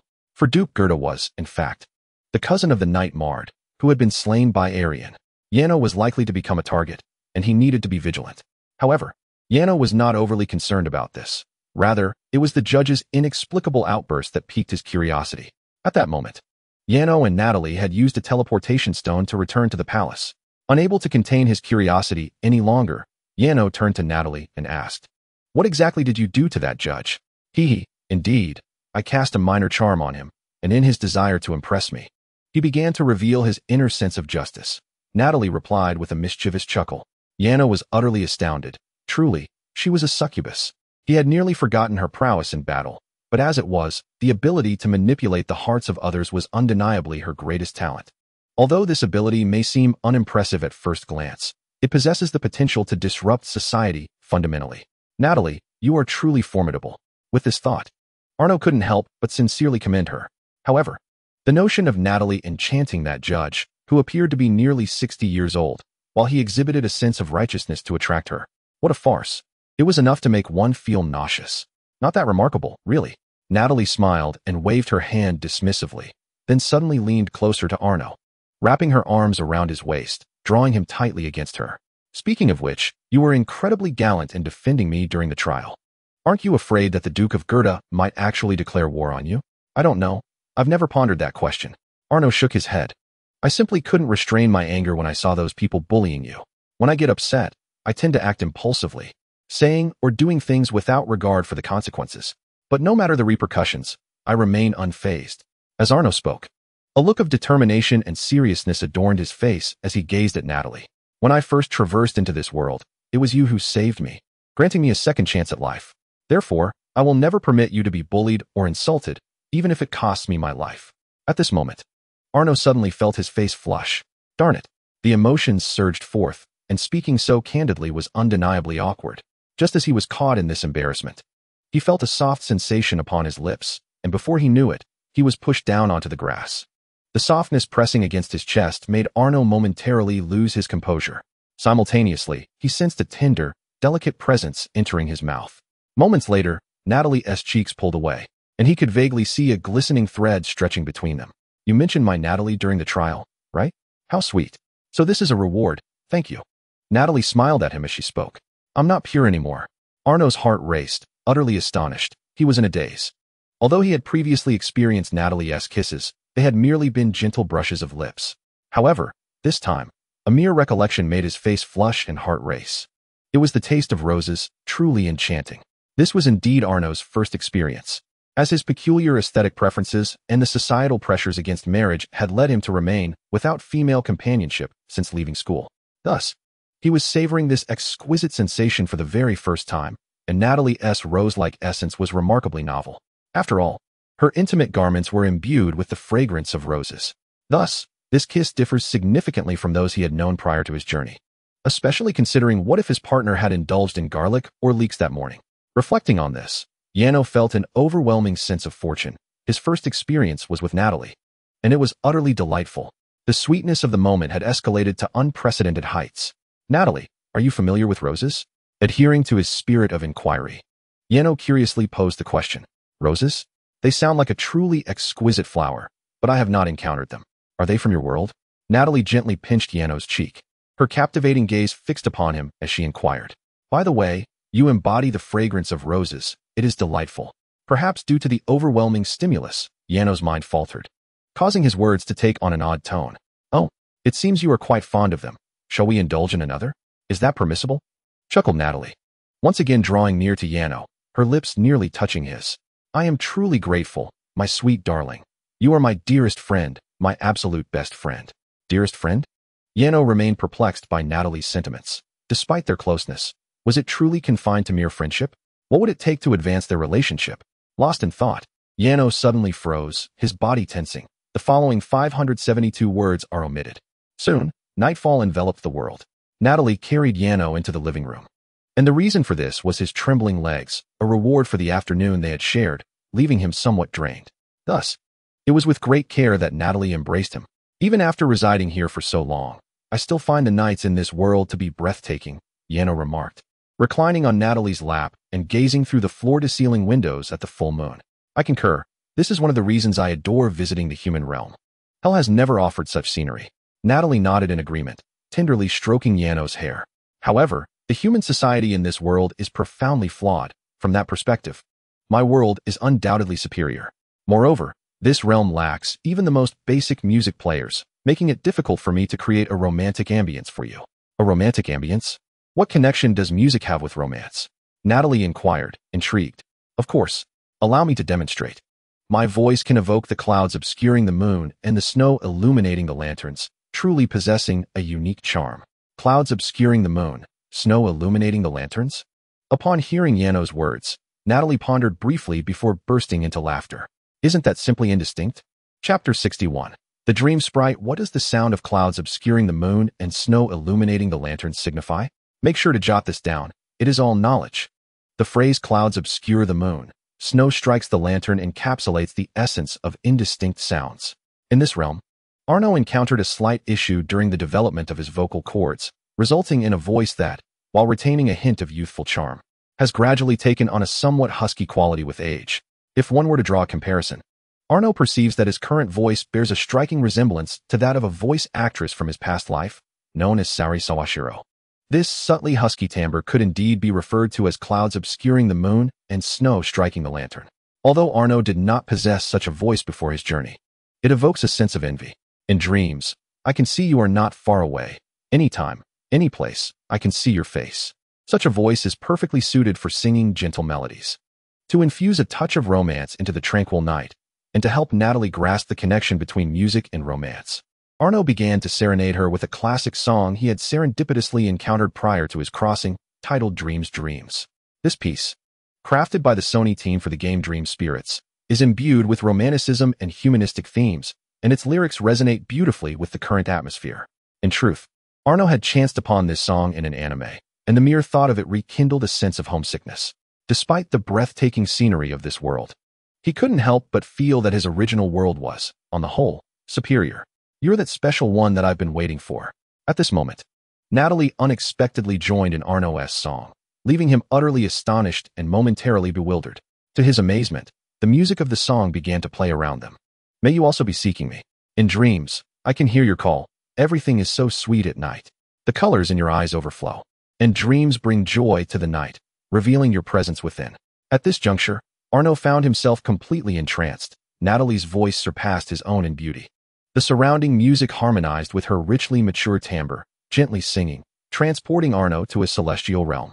Lying in Natalie's embrace, a radiant smile stretched uncontrollably across his face, tears streaming down as he found himself overwhelmed with joy, unable to contain his emotions. In the enchanting night, immersed in delightful dreams. I have found those who care for me. Is it possible for you to smile for me once more in this magical night? You are the one I have been waiting for. As the song reached this point, Natalie paused. The music continued to play, and her cheeks drew closer to Yano's gaze once again. Sweetheart, if the lyrics of this song are what you wish to convey to me, they are indeed exquisite. This is precisely what I long to express to you. In that moment, Yano's heart raced due to Natalie's words. Was it her charm at play? No. The truth is that Yano was utterly captivated by her. Indeed, music has always been the finest enhancer of ambience. How do you know this song? And what is this music about? Yano awkwardly shifted the topic with this inquiry. Mind reading, wish fulfillment, and rapid learning. These little magics can accomplish it all. Little magic again? Perhaps mind reading could be considered minor, but the other two clearly do not fit that description. Wish fulfillment? Rapid learning? The names alone suggest their extraordinary nature. I apologize, but this is all I can offer you right now, Natalie said, gently wiping away Yano's tears. It must be quite difficult not being able to return home. No, I am not sad. I am touched, Yano replied, bursting into laughter despite the tears. Yet in the next moment, Yano's lips were once again sealed by Natalie. I will absolutely find a way to bring you back to your original world, she promised him. Meanwhile, the two, lost in their sweet atmosphere, remained oblivious to the two figures observing them from the courtyard. It was Ingrid and Arian. Ingrid, you mentioned that Lady Natalie is a succubus, right? Arian whispered close to Ingrid's ear. Yes, Ingrid nodded. Does that mean Yano is currently having his essence drained by a succubus? Should we intervene? Hee. You could certainly give it a try, as long as you don't mind being expelled, Ingrid replied with a hint of amusement. Perhaps not. Arian quickly waved her hand. Yano is a remarkable individual. He has been since the first time I encountered him. He regards all races as equals, even demons. However, the notion of a demon falling in love with a human is indeed quite rare. Observing the sweet couple, Ingrid couldn't help but reflect, and an idea struck her. I wonder if he could also harbor feelings for a shapeshifter? Are you suggesting? Arian gasped in astonishment upon hearing her words. Ingrid merely laughed and waved her hand dismissively. I'm just joking. Against an opponent like Lady Natalie, I have long since conceded. Do you know? There exists a saying. The skill of the sword requires threefold mastery, while that of the spear demands ninefold proficiency. This implies that an ordinary individual, unarmed, must possess 3 levels of hand-to-hand combat proficiency to stand a chance against someone trained in the art of swordsmanship. Conversely, a swordsman must attain 9 levels of mastery to contend with a spearman of mere 1 level. Due to Natalie's entanglement with Baron Gerda, Janos arose early this morning with the intent of crafting a retractable spear for himself. Though he already possessed a short sword, the addition of a spear would undoubtedly enhance his sense of security. Thus, he is presently engaged in this endeavor alongside Natalie. With a wooden shaft that can extend and an obsidian spearhead, all that remains is to connect the two. Natalie, holding the spear shaft and the spearhead, inquired of Janos. Upon receiving his affirmative nod, a flash of light illuminated the junction, and the spearhead seamlessly attached itself to the shaft.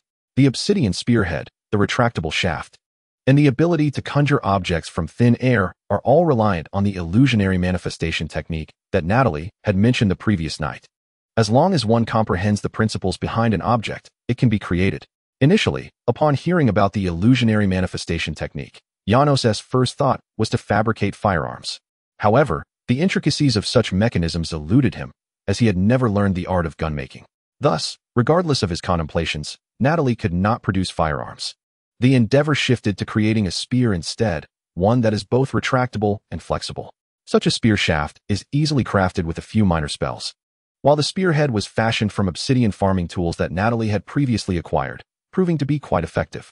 Once the spear was completed, Janos and Natalie set off once more towards the Lord's Academy. Their date had been interrupted the previous day, and following those events, Natalie was now undoubtedly a figure of notoriety within the Academy. It is likely that few would dare to disturb Natalie and Janos henceforth. However, Janos was oblivious to the fact that there would be individuals eager to approach Natalie, a considerable factor stemming from her attire. The notion of a beautiful woman bringing trouble is a timeless truth across all realms. Yet, Natalie remained unaware of this, as a millennium ago, humanity deemed her unattractive. Thus she failed to recognize how captivating she had become. Her somewhat revealing attire was not without reason, being a succubus. She had grown accustomed to such a style from a young age. Moreover, it is summer, and the heat is palpable, while succubi are not averse to warmth. Having more skin exposed to the breeze is quite pleasant for demons. Demons revel in the winds of exposure, and in the realm of humanity, they often resemble exhibitionists, regardless of gender. Had it not been for Natalie's discovery that Janos became fervently animated at the mere sight of her in black stockings, she might have refrained from donning such attire altogether. Today, her ensemble remained audacious. Black stockings, a white leather miniskirt, a midriff-bearing top, and a striking red jacket. Her flawless six-pack abs and long legs adorned in black stockings rendered her an arresting sight, captivating all who beheld her, irrespective of gender. After all, this was a prestigious academy where formal attire was the norm. Ladies donned long gowns while gentlemen wore flowing robes, adorned with gold and silver to signify their noble status. Yet, Natalie and Janos stood out as peculiar exceptions, one dressed like a courtesan and the other like a commoner. Nevertheless, they were unconcerned. Particularly Janos. This carefree soul took pride in the attention Natalie garnered from onlookers. As the duo garnered numerous gazes, they arrived at Benny's classroom, whereupon their entrance subdued the chatter among the students, who regarded Natalie with a hint of trepidation. After all, the dismal fate of Riel had made headlines just the day before, and Natalie and Janos had become the talk of the town, their names likely to linger in the papers for weeks. However, Janos was unfazed, reveling in his solitude, for he found joy merely in being alongside Natalie, needing no new acquaintances. Even the mundane experience of attending school transformed into something extraordinary with her presence. Shortly after they settled into their seats, Mr. Benny entered the room. The students had been at the academy for some time, and familiarity with the institution had grown. Today marked the commencement of the freshman training camp, aimed primarily at enhancing the students' sense of leadership. The duration of the camp remained a closely guarded secret, but one thing was clear: no one should falter during its course. This training camp served as a test. Those who could not endure it would be deemed unworthy of the title of Lord. The official start was scheduled for the afternoon, with the morning left intentionally free for students to mentally prepare. Upon concluding his remarks, Benny disregarded the students who still had questions and exited the classroom. Each year at the Lord Academy, students were eliminated from the training camp with an astonishing attrition rate. At that moment, a blond young man approached Janos, his features reminiscent of Riel's. "Do you require something?" Janos inquired, bewildered. "The Duke of Gerda is my father, and Professor Mardell is my uncle. What do you think?" "Oh, so you hail from that disreputable family. If you wish to declare war, I am more than willing to oblige." At this moment, Natalie gently touched her alluring red lips as she gazed at him. "I eagerly anticipate your declaration of war against me here. It would provide me with a justifiable reason to eliminate you, wouldn't it?" Her words caused the blond youth to take a few steps back, evidently startled. Yet he feigned bravado. "The Gerda family declaring war on an apprentice lord without an army is an affront to us. We shall not permit a lowly noble like you to trample upon our dignity. If you wish to survive this new student training camp, you must present me with this woman's head by tonight. Consider your options wisely." With that, the blond youth departed. Yano, perplexed, cast a bewildered glance at Natalie. "What should we do, Natalie? He seems rather dim-witted." With a burst of laughter, Natalie could no longer contain herself. Yano, witnessing her amusement, joined in the laughter. He truly struggled to comprehend the thought process of those in this world. How could that young man maintain such a serious demeanor? Believing himself to be upholding his family's honor as a righteous ally? That fellow had genuinely amused Yano, as he had never encountered such a peculiar individual before. "My dear, since he is so eager for my head, I do not see why I should not oblige him." What do you mean?" Natalie's sudden remark startled Yano. "You cannot be serious. I have no intention of doing such a thing." But a demon is not merely a creature that perishes with the loss of its head. Enough of this. I shall share the details with you later this evening. For now, it is summer, and we have half a day of free time. Shouldn't you ponder something in light of that?" "What should I consider?" Yano replied, bemused by Natalie's rapid topic shift, struggling to keep pace with her thoughts. "Summer. I have delved into your soul's memories. In your world, summer ought to embody many delightful experiences, no? I am not sure. TSK. Swimwear, beaches, the ocean, swimming pools, sunbathing. Aren't these all things that would pique your interest?" Chapter 63. What type of swimwear do you prefer? I have never experienced a summer filled with such things. You must understand, for someone like me, A hermit? Those experiences do not exist. I have only seen them in anime, Yano remarked, wrinkling his nose. Swimwear? Swimming pools? Beaches? That was a lifestyle he hardly envied. Well, in truth, he did envy it. Wouldn't it be better to experience it firsthand? Natalie smiled as she took Yano's hand. I cannot currently devise a way to help you return, but at the very least, I wish for you to savor the experiences of your previous world. Her words caused Yano to pause momentarily, and in the next instant, a smile crept onto his lips. Thank you, Natalie. The two companions once again found themselves at the commercial street previously owned by the Green Chamber of Commerce, but it no longer belonged to them. The demise of Sneck had led to the complete disappearance of this powerful entity from the Lannister kingdom. Now, the commercial street was entirely under the jurisdiction of the king. As a result, the atmosphere here had changed dramatically. Yano vaguely recalled that during their last visit, the vendors wore sorrowful expressions, as did the passers-by. Yet now, every face radiated joy, and some vendors even displayed numerous discounts on their storefronts, as if celebrating the downfall of the Green Chamber of Commerce. Ah, I finally found it. This clothing store captivated me during my last visit, and today we can finally explore it together, Natalie exclaimed as they stood before the entrance of a boutique. She appeared genuinely intrigued by the shop, but Yano hesitated upon peering through the glass door. It seemed to specialize in women's swimwear, and he felt a twinge of awkwardness as a man in such a place. Come on, let us go inside, Natalie urged, unconcerned by Yano's discomfort. And she took his hand, pulling him in. What do you want to see me wear? A bikini or a one-piece? She inquired while examining the swimsuits hanging on the rack. I'm fine with either, Yano stammered, noticing that many women in the store were now looking at him, making him too bashful to express his preferences. What a shy little darling you are. Since you won't say it outright, I'll have to employ some coercive measures, Natalie remarked with a mischievous grin that sent shivers down Yano's spine. I see, a high-cut one-piece. The reflective, tight leather would be more alluring, quite logical indeed. She must have read his thoughts. As Natalie articulated her preference and even analyzed it, Yano felt a wave of embarrassment wash over him. It seemed that Natalie had matured far beyond her years, and her influence on him, a mere teenager, was immeasurable. There are indeed styles of swimsuits like that in this world, such as this one, she said, picking up a red and black swimsuit that perfectly matched her. Yano's imagination spiraled out of control as he envisioned how she would look wearing it. Come on, I'll try it on for you. Please wait a moment. Just then, a blonde woman approached, catching Natalie's attention, leaving both Yano and Natalie curiously glancing her way. Is there something you need? Yano asked. I have my eye on that swimsuit. I wish to buy it for my daughter, the woman replied. Why should I care? The words of the other party compelled Yano to roll his eyes in exasperation. Look at you, resembling a rustic noble. I can overlook your rudeness. I am the Lord of Ser City, Duke Eileen.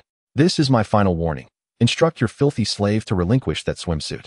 I do not wish for the gift I bestowed upon my daughter to be tainted by filth. Observing the servant's insignia adorning Natalie's side, the Duke Eileen's expression grew increasingly disdainful. Hey, how dare you? Upon hearing the insult directed at Natalie, even someone as temperate as Yano could no longer contain his anger and instinctively reached for his dagger. However, he was restrained by Natalie. Please do not be angry, master. It is merely a piece of clothing. If it is given, so be it. It is a pity for the garment, though, judging by this old woman's appearance, one can hardly expect anything beautiful to emerge from her.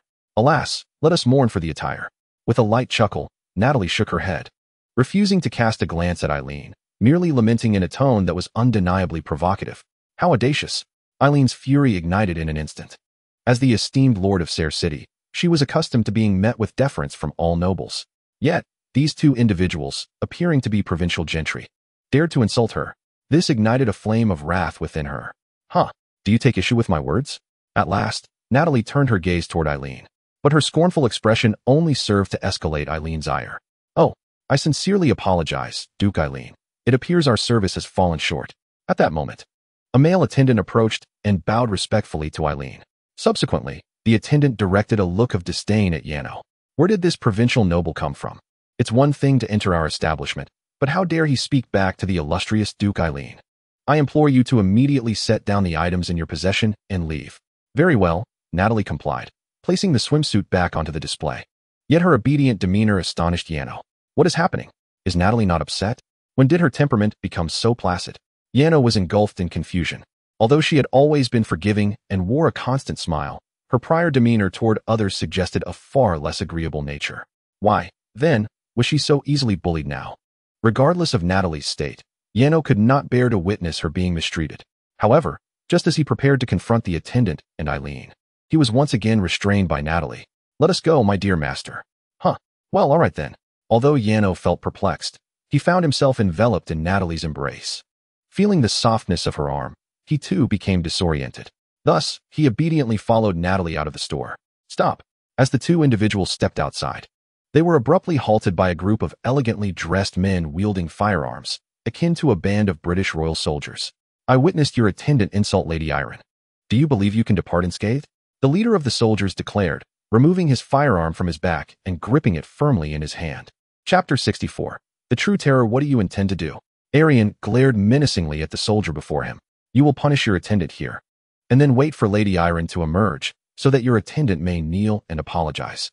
Suddenly, a piercing scream echoed from within the establishment. It was the voice of Iron. "Lady Iron." The soldiers turned their gaze towards the shop, only to discover that the swimsuit Iron had been holding had transformed into an indescribable entity. Countless tendrils, adorned with terrifying teeth, grotesque flesh devoid of skin, and an abundance of uncountable eyes, swirled around in Iron's grasp. At that moment, Iron's hand was ensnared by the tendrils, which relentlessly gnawed at her, causing crimson blood to flow freely. "What have you done to Lady Iron?" The soldiers, now alarmed, aimed their firearms at Arian and Natalie. "Help me. It hurts so much." Iron cried out desperately, while the male shop attendant attempted to detach the monstrous entity from her, only to find his own hand ensnared. "Ah!" The attendant screamed in agony, realizing that if this continued, they would inevitably be consumed. "Cease your antics at once, or I shall end you." The soldiers hesitated, unwilling to approach, yet they threatened Arian and Natalie nonetheless. "What are you talking about? I haven't done anything." A malicious smile graced Natalie's lips as she playfully tapped her fingers against her own mouth, gazing at the soldiers with amusement. "I command you to stop." The soldier roared in fury, preparing to pull the trigger on Natalie, but Arian, swift and decisive, drew his long gun from his waist. The barrel elongated suddenly, piercing through the soldier's skull. As the other soldiers rushed to attack, a dark aura erupted from Natalie. Those engulfed by this presence collapsed instantly, their eyes wide with horror as if they had encountered something truly terrifying. "What in the world is happening?" A well-dressed man rushed over, only to be rendered speechless upon witnessing the chaotic scene both inside and outside the shop. "Did you do this? You possess an incredible audacity. That is Lady Iron." The shopkeeper exclaimed in disbelief. At that moment, a nearby vendor suddenly seized him and whispered, "That young man is Lord Yano, the one who vanquished the Green Guild." The shopkeeper was taken aback upon hearing this revelation. The individual before him was none other than the heroic Lord Yano, who had graced the headlines. If that were the case, then the lady beside him must be the legendary necromancer. The shopkeeper had witnessed the gruesome fate of the soldiers slain by Natalie, and still had nightmares about it at night. How could Duke Iron have crossed paths with such formidable beings? It was well known that the influence of the Green Guild was no less than that of her city. "Sire, my lords, my lords." In his shock, the shopkeeper hurriedly knelt before Yano and his companion. "I implore you, please spare her. That lady is Duke Iron, and it seems she has ties with the powerful Gerda family. I am aware that with your prowess, you have no need to fear her. But I, as a humble merchant, cannot afford any trouble with Duke Iron. I promise, all your future expenditures here will be complimentary. I beseech you, do not harm her." Seeing the shopkeeper's tearful plea evoked a wave of sympathy in Yano's heart. He recognized that the man was not a noble, but a commoner, whose struggle for survival was far more arduous than that of the aristocracy. Moreover, the shopkeeper appeared to be in his 40s, burdened with the responsibilities of both aging parents and young children. If Iron were to perish here, it would undoubtedly spell disaster for his family. "Nat." Yano gently tugged at Natalie's hand. Simultaneously, the indescribable presence within the shop vanished. With a swift motion, Natalie conjured Iron, lifting her by the throat. "Now tell me once more, what city do you claim to govern with such grandeur?" she inquired, her head tilting slightly as she regarded the terrified noblewoman with an icy smile. "Please spare me, I beg you," Iron whimpered, tears mingling with snot streaming down her face. Meanwhile, the fallen soldiers regained consciousness, yet their eyes were filled with dread as they beheld Natalie, perceiving her as a creature more terrifying than any nightmare. Not only them, but also passers-by were left in shock at the sight. After all, who in this town was unaware of Duke Iron's reputation? Sir was not far from here, and its scale rivaled that of the capital itself. Additionally, Iron was a duke with connections to one of the most powerful factions in the realm, the Gerda family, and even had ties to the king. This was precisely why she frequented this commercial street for her shopping. Yet, here was this high-ranking noblewoman, now ensnared by the throat. Reduced to tears and pleading for mercy, the scene left the pedestrians utterly dumbfounded. Who was that red-haired woman? The badge adorning her chest appeared to signify merely a servant. Yet, how could a servant dare to act in such a manner?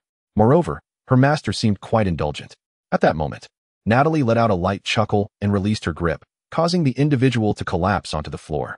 Natalie then pointed at the ground and remarked with a smile, "Kneel down and apologize to me."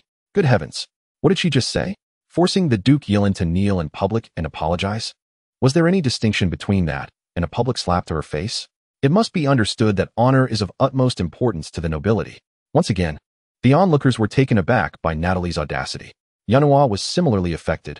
However, rather than shock, he found himself captivated by Natalie's charisma. That disdainful demeanor, that haughty aura, was undeniably mesmerizing to Yanois. He felt as if he were a lovesick character from an urban fantasy, unable to divert his gaze from Natalie. "Please forgive me. I beg you," the person implored. After a moment of contemplation, she genuinely knelt down, repeatedly bowing her head in apology to Natalie. What became of noble honor? What of her identity as a lord? The crowd had no inkling of the terrifying ordeal she had just endured. Her hand was rendered useless. Yet this physical torment paled in comparison to the true madness she had glimpsed during her encounter. Chapter 65. Well done, Natalie. My lord, you must take action against Yanois. The Duke Yilin was publicly humiliated in your commercial district, which displays a blatant disregard for your authority. An hour later, within the palace, an elderly gentleman entered the king's office, kneeling respectfully as he spoke. "Your Majesty, Yanois' arrogance has indeed surpassed all bounds. He must be punished." "I concur. For if this continues, how will the dignity of the upper nobility be preserved?" The other ministers accompanying the king nodded in agreement with the elder's assertion. "Setting aside the so-called noble power, I must note that it was your daughter who first provoked Yanois. Thus, I find no grounds for punishing him." The king merely squinted his eyes, maintaining a stoic expression as he continued to draft his official documents. Disregarding authority and lacking respect for his superiors, this individual dared to harm the esteemed Lady Yilin today. Tomorrow, he may just as easily turn his aggression towards you, your Majesty. After all, how could one who sees no power possibly hold you in regard? Oh, and what if I choose to remain indifferent? At that moment, the king suddenly paused, a smile gracing his face as he turned his gaze towards the elder. "Your Majesty, if you believe this does not reflect poorly upon you, if you can swallow your pride, then I too can endure this situation." The king interrupted the elder's words. "If I choose not to deal with Arno, will you sever our collaboration?" The elder was momentarily taken aback, unsure of how to proceed. "I am not my father. He has been dead for a year. He cared for your antiquated lot and granted you power, but I do not. The royal authority is not a tool for you to exploit for vengeance against your daughter. Why bother with such eloquent words?" Upon hearing the king's remarks, a flicker of anger crossed the elder's face. "How forthright you are, your Majesty. However, such an approach may leave the nobles feeling disheartened."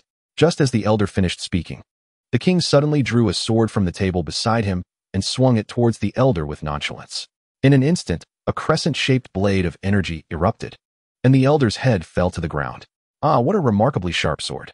The king maintained a smile throughout, as if he had merely performed a trivial task. Lightly flicking his sword, "Guards, dispose of the body, grind it into paste, and cast it into his own territory." Following the king's command, 2 guards entered to remove the elder's head and body. "What were you just saying?"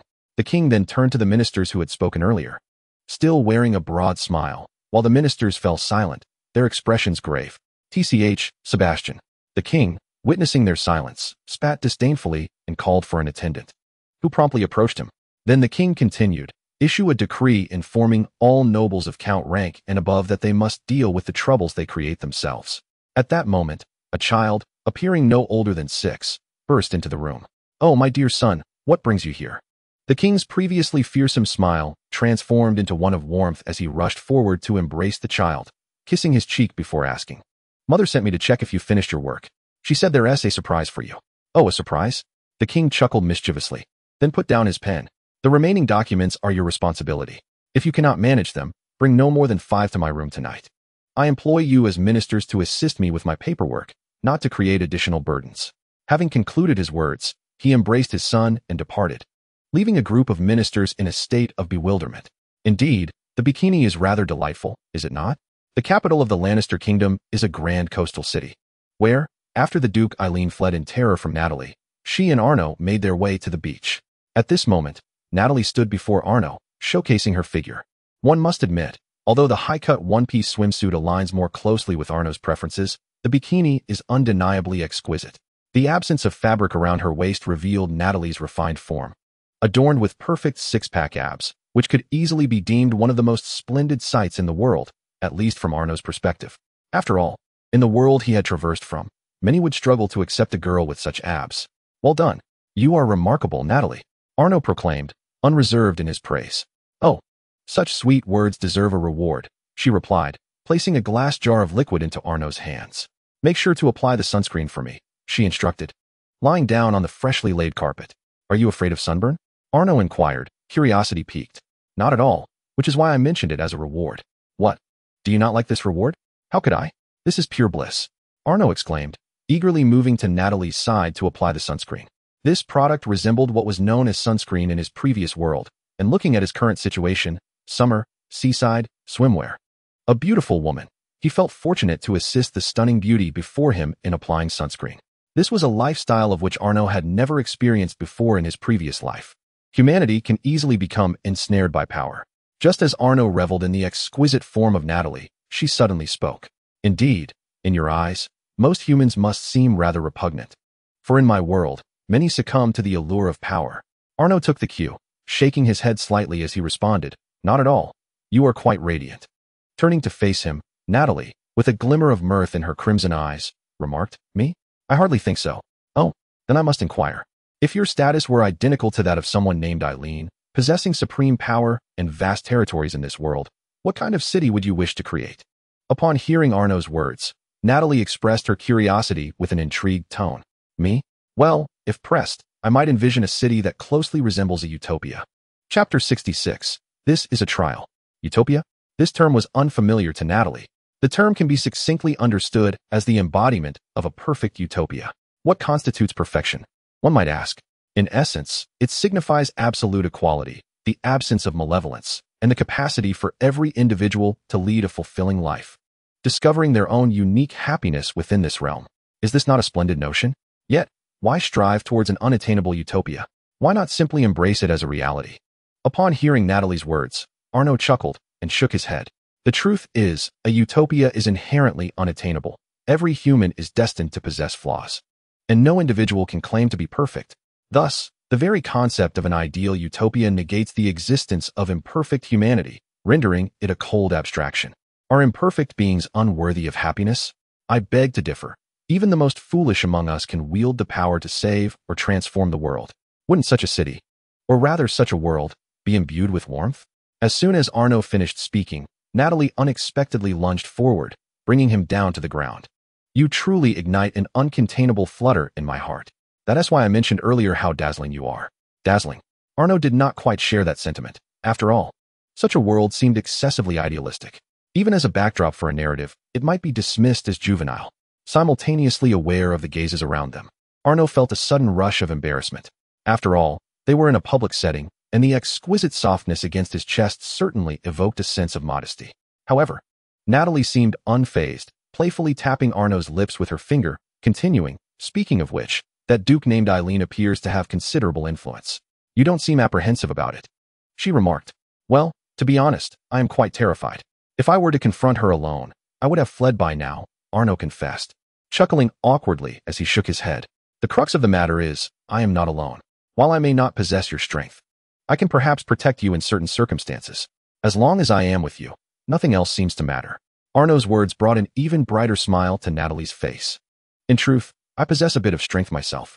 To be precise, it is I who should protect you, so you can simply enjoy being my precious little honey. With that, she suddenly rose and pulled Arno up. Come, let us not dwell on trivial matters. I recall that your world has a sport called surfing. Let me take you to experience it here.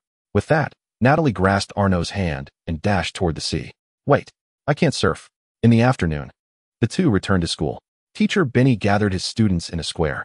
All right, everyone, I trust you are all mentally prepared. Follow me. Our training camp will commence in a most extraordinary location. With these words, Benny led the students to a large teleportation array on campus. He produced a crystal and touched it, causing the array to emit a brilliant light. In the blink of an eye, they found themselves transported to a peculiar place. Before them stretched an endless plain. The soil beneath their feet was black, and stepping upon it, one could faintly hear a chilling wail. Scattered about were withered trees and tumbleweeds, while at the farthest end loomed an immense dark forest, seemingly capable of engulfing anyone who dared to venture near. This scene may sound familiar indeed. Yano also noted the similarities to the black soil plains, though there were subtle differences. This area was a region linked to the black soil plains, said to be tainted by some substance beneath its surface, which had corrupted the once beautiful plains and allowed the monstrous beasts to thrive. At this moment, Teacher Benny began to speak. The undead creatures, monsters, and beasts of the black soil plains are inextricably linked to this land. This place is known as the Land of Despair, or the Dead Soil, as referred to by the former king. A century ago, no one could survive here for more than half a day. However, under the leadership of the former king, brave soldiers carved out a safe zone, which has since been designated for the educational use of the Lord's Academy. With that, Benny gestured behind the students. This, he said, is the beacon of human courage and pioneering spirit, the Dead Soil Lighthouse.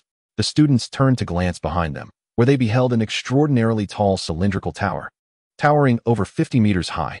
At its pinnacle rested a circular gem radiating light, resembling the sun, perfectly complementing the structure's designation as a lighthouse. As more and more students arrived via teleportation, the area around the lighthouse became a bustling crowd. Yet, under the teacher's guidance, each class formed into smaller groups, aligning neatly around the lighthouse. Soon, several individuals clad in full-plate armor emerged from the lighthouse, joining the various class groups. This is our camp's inspector, whom you may refer to as the camp leader, Benny announced. From now on, you will all heed the camp leader's commands. With that, Benny departed, leaving the camp leader to scrutinize Benny's class with a piercing gaze. After a thorough examination lasting 2 minutes, he began to speak. None of you are over the age of 21. If you wish to obtain territory at such a young age, you must be prepared to pay the requisite price. Only those who are exceptional, powerful, and valiant possess the qualification to acquire territory at this age. Therefore, as a formidable lord, one must have the capability to survive, regardless of the harsh environment encountered. This constitutes a fundamental trial, set to last an entire week. Those who cannot endure this duration will be eliminated without exception. There is no need to concern yourselves with matters of life and death. Although the Land of Desolation is fraught with peril, I shall ensure you are provided with suitable locations for survival. You may sustain injuries during this trial, but your lives will remain intact. The trial will officially commence tomorrow morning. For now, you still have time to return to your territories and attend to your affairs. Chapter 67. I delight in eating Ikoan chickens. Assemble at the school before 7 p.m. Upon the camp leader's instructions being concluded, everyone departed from the Lord Academy. Arno promptly returned to the palace within the Black Earth wasteland, for time was of the essence, and he needed to swiftly organize matters within his domain. Numerous crops were nearing harvest. Remember to gather them. Furthermore, approximately every week, there will be incursions from magical beasts. However, I have dug a series of traps around the castle. You need only focus on defense, ensuring that no airborne beasts breach our walls. At this moment, Arno was gathering everyone in the courtyard of the palace, advising them on various matters. Arno, have you truly considered not bringing an additional attendant? Having another person might increase the likelihood of passing the trial, Eileen inquired, nodding in agreement. Not at all. Natalie and I are sufficient, Arno replied. Ah, Eileen, you must understand that if you accompany us, Arno would be deprived of his intimate moments with Natalie, Ingrid remarked with a hint of amusement. Oh, so that is Arno's true intention, Eileen realized suddenly. Arno coughed awkwardly, conceding that enjoying a life of two with Natalie was indeed his primary aim.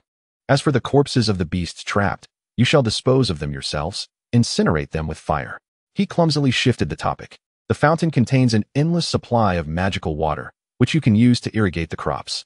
Remember to feed the livestock in the pasture, especially the Ikoan chickens. I have quite a fondness for their meat, so ensure they thrive. Understood, Ingrid replied with a cheerful nod. At that moment, the Neanders approached, their expressions pitiful as they gazed at Arno. Please be patient, Eileen is human too. You can play with her, Arno said, chuckling as he affectionately ruffled their hair. Ark, the only human I adore is you. Arno fell silent. Perhaps it would be best to abandon school altogether and live in the Black Earth forest with the Neanders indefinitely. Observing their pitiful demeanor, Arno found himself momentarily reluctant to part with them. No, such absurd thoughts flitted through his mind for but a second before he cast them aside. He was now of noble standing, not a commoner. With a little more effort, There existed a 100% chance of providing these dear ones with a better life. How could he succumb to the fleeting comforts of the present moment? Please, bear with me, this is my request. A chorus of subdued all right echoed from the Naliandos. Their heads bowed in disappointment, yet still acquiescing. Arno felt a surge of frustration. They must not display such expressions. He was on the verge of losing his sanity.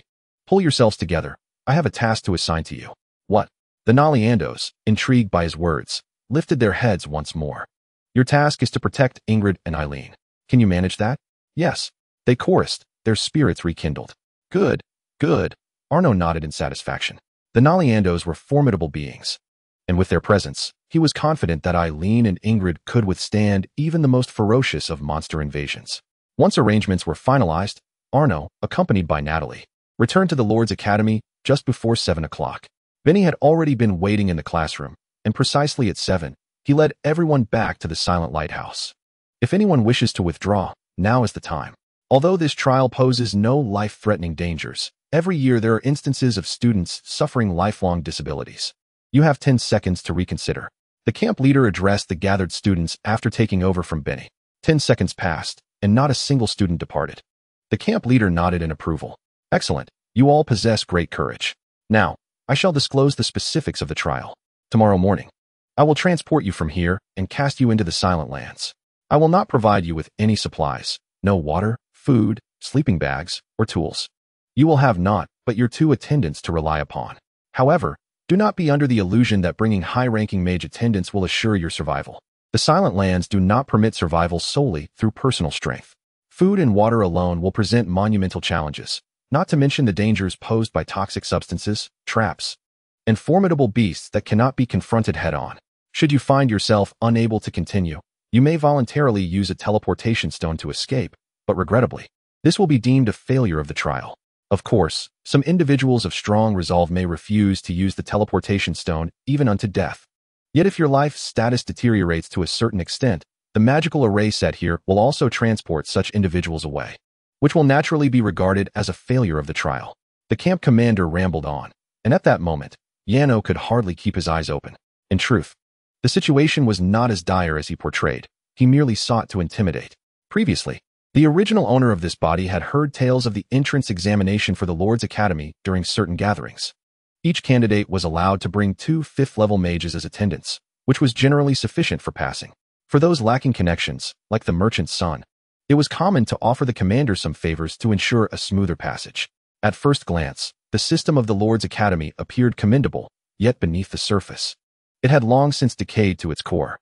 After an extensive half-hour lecture, the commander began assigning rooms for the evening. That night, all students were to stay in the Silent Lighthouse, a grand structure containing numerous dormitories, ample enough to accommodate all newcomers. These noble youths and merchants' sons were accustomed to pampered lives, often choosing to reside separately from their attendants. However, Yano was different. He intended to share a room with Natalie. Unbeknownst to him, this choice was considered disgraceful in the eyes of the other noble youths who were unaware of his true identity. While it was not uncommon for nobles to have favored attendants, making such a relationship overt was deemed embarrassing. Not to mention Yano's bold declaration to the commander. I only need 1 room. I will sleep with my attendant. As they followed the commander to their assigned rooms, they inevitably crossed paths with students from other classes. One of them, upon noticing Natalie beside Yano, eagerly whispered to a companion, speculating, it seems he has brought his favored attendant along for the trials. And only one at that. How desperate. They mused on the possibility that this attendant might be a formidable mage. But surely not. High-level mages possess dignity and would not lower themselves to servitude, another interjected. Yet, one observed, the young lord appears quite fond of his attendant, his gaze never straying from her. And what of it? Will he marry her? Another scoffed. If he were to do so, his father would surely disown him. Such a union would bring shame to his family. Yet, one could not help but find the notion of this forbidden romance intriguing. A noble son entwined with his attendant. Could it be any more scandalous? A female classmate exclaimed excitedly, while her peers cast her disdainful glances. Fortunately, they did not recognize Yano's identity. The tales of the heroic lord, the necromancer, and the son who had bested Duke Goder were already renowned throughout the capital. Due to the absence of images in the world's newspapers, had they seen Natalie, they would likely have been paralyzed with fear. After a brief moment, Yano and Natalie finally found themselves in their designated room. Upon entering, Yano immediately collapsed into Natalie's embrace, holding her tightly. He exclaimed, "Natalie, you are certainly not a slave." His senses, enhanced by Natalie's physical prowess, allowed him to discern the whispers labeling Natalie as a slave. Previously, he had been oblivious, basking in his pride as onlookers admired Natalie. However, this time, he heard the truth. It appeared that their fascination with Natalie stemmed not from her beauty, but from her resemblance to a slave. "Well, if being your slave is the case, I would gladly accept," Natalie jested, lightly caressing Yano's head. Standing at approximately 174 meters, he fit perfectly against her bosom.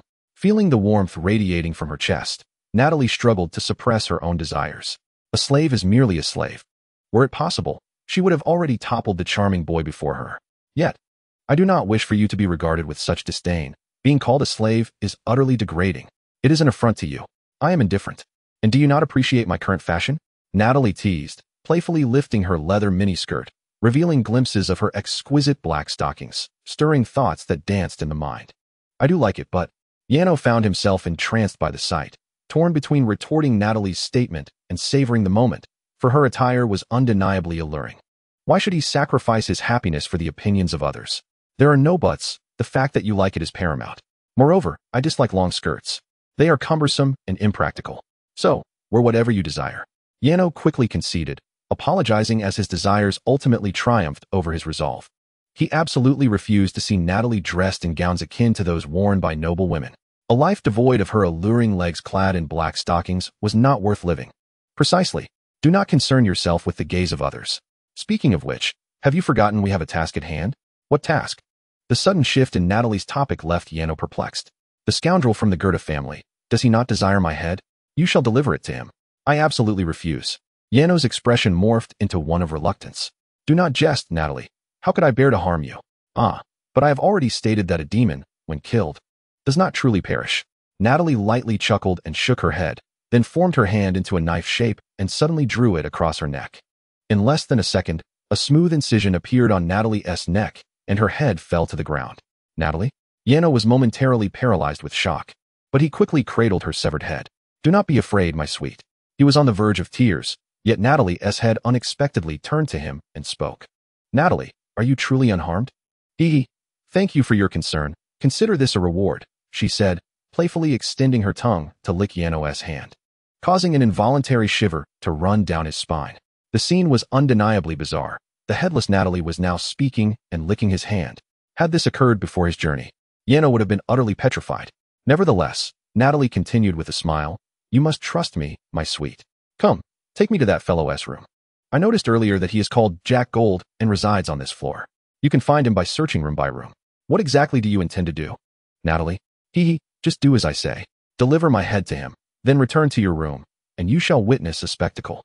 With Natalie's insistence, Yano complied. Indeed, as she had predicted, within 5 minutes, Yano located Jack's room on this floor. He knocked on the door, which opened to reveal Jack's face. Oh, it's you? I thought you would have the decency not to seek me out. What is this? Did you kill your servant? Or have you come to beg for mercy? Jack's expression was one of derision upon seeing him. I have killed Natalie, just now, and I bring her to you. With that, Yano revealed the severed head of Natalie from behind him and handed it to Jack, leaving him dumbfounded. You truly did not kill her, did you? Although surprised, Jack accepted Natalie's head. The incision on her neck was clean, and the blood had seemingly dried, leaving no mess. All right, I have done as you instructed. I shall take my leave now. Without waiting for Jack to respond, Yano turned and hurried back to his room, leaving Jack in a state of bewilderment. Chapter 69. The supernatural incident of Natalie's head. As Yano returned to his room, the headless Natalie suddenly grasped his hand. This startled Yano immensely. The sight of a headless body moving was profoundly unsettling. Furthermore, he could now distinctly see the white vertebrae at the site of Natalie's neck incision, along with the bloody tissue of her throat, amplifying the horror of the situation to an entirely new level. However, Natalie exhibited no awareness of how terrifying her current appearance was. She even approached and embraced Yano's waist, sitting together on the bed. Then, with a mere flick of her hand, a virtual screen materialized before Yano's eyes. The scene behind the screen was unmistakably Jack's room, where Jack sat on the bed, staring blankly at Natalie's severed head.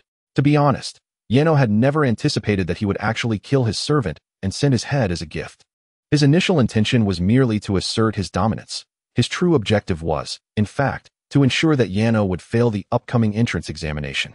Of course, This goal remained unchanged. Even if he obediently eliminated his servant, what difference would it make? The animosity his father harbored towards him had yet to dissipate. He hoped that when he presented the head of this arrogant woman to his father, it might alleviate his father's fury somewhat. Lost in thought, he suddenly noticed the eyes of Natalie's head move, nearly causing him to tumble off the bed in shock. What on earth? He hastily drew the long sword beside him. His face contorted with terror as he turned to look at Natalie.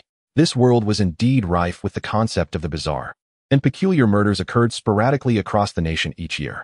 When people faced such occurrences, they typically sought out a priest at the church or someone skilled in holy magic for resolution. The bizarre was beyond human reach, yet it could touch you. The sheer imbalance of this power was enough to instill fear, let alone the fact that these bizarre entities often resembled terrifying vengeful spirits.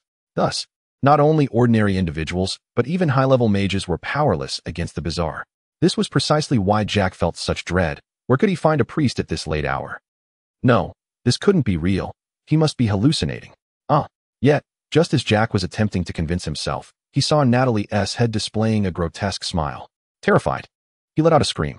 But the nightmare did not end there. The magic crystal lamp in the room began to flicker incessantly, and although the windows were tightly shut, a chilling wind swept through the room, penetrating to the bone. Simultaneously, Natalie's head began to levitate, her face contorting into an exceptionally horrifying visage.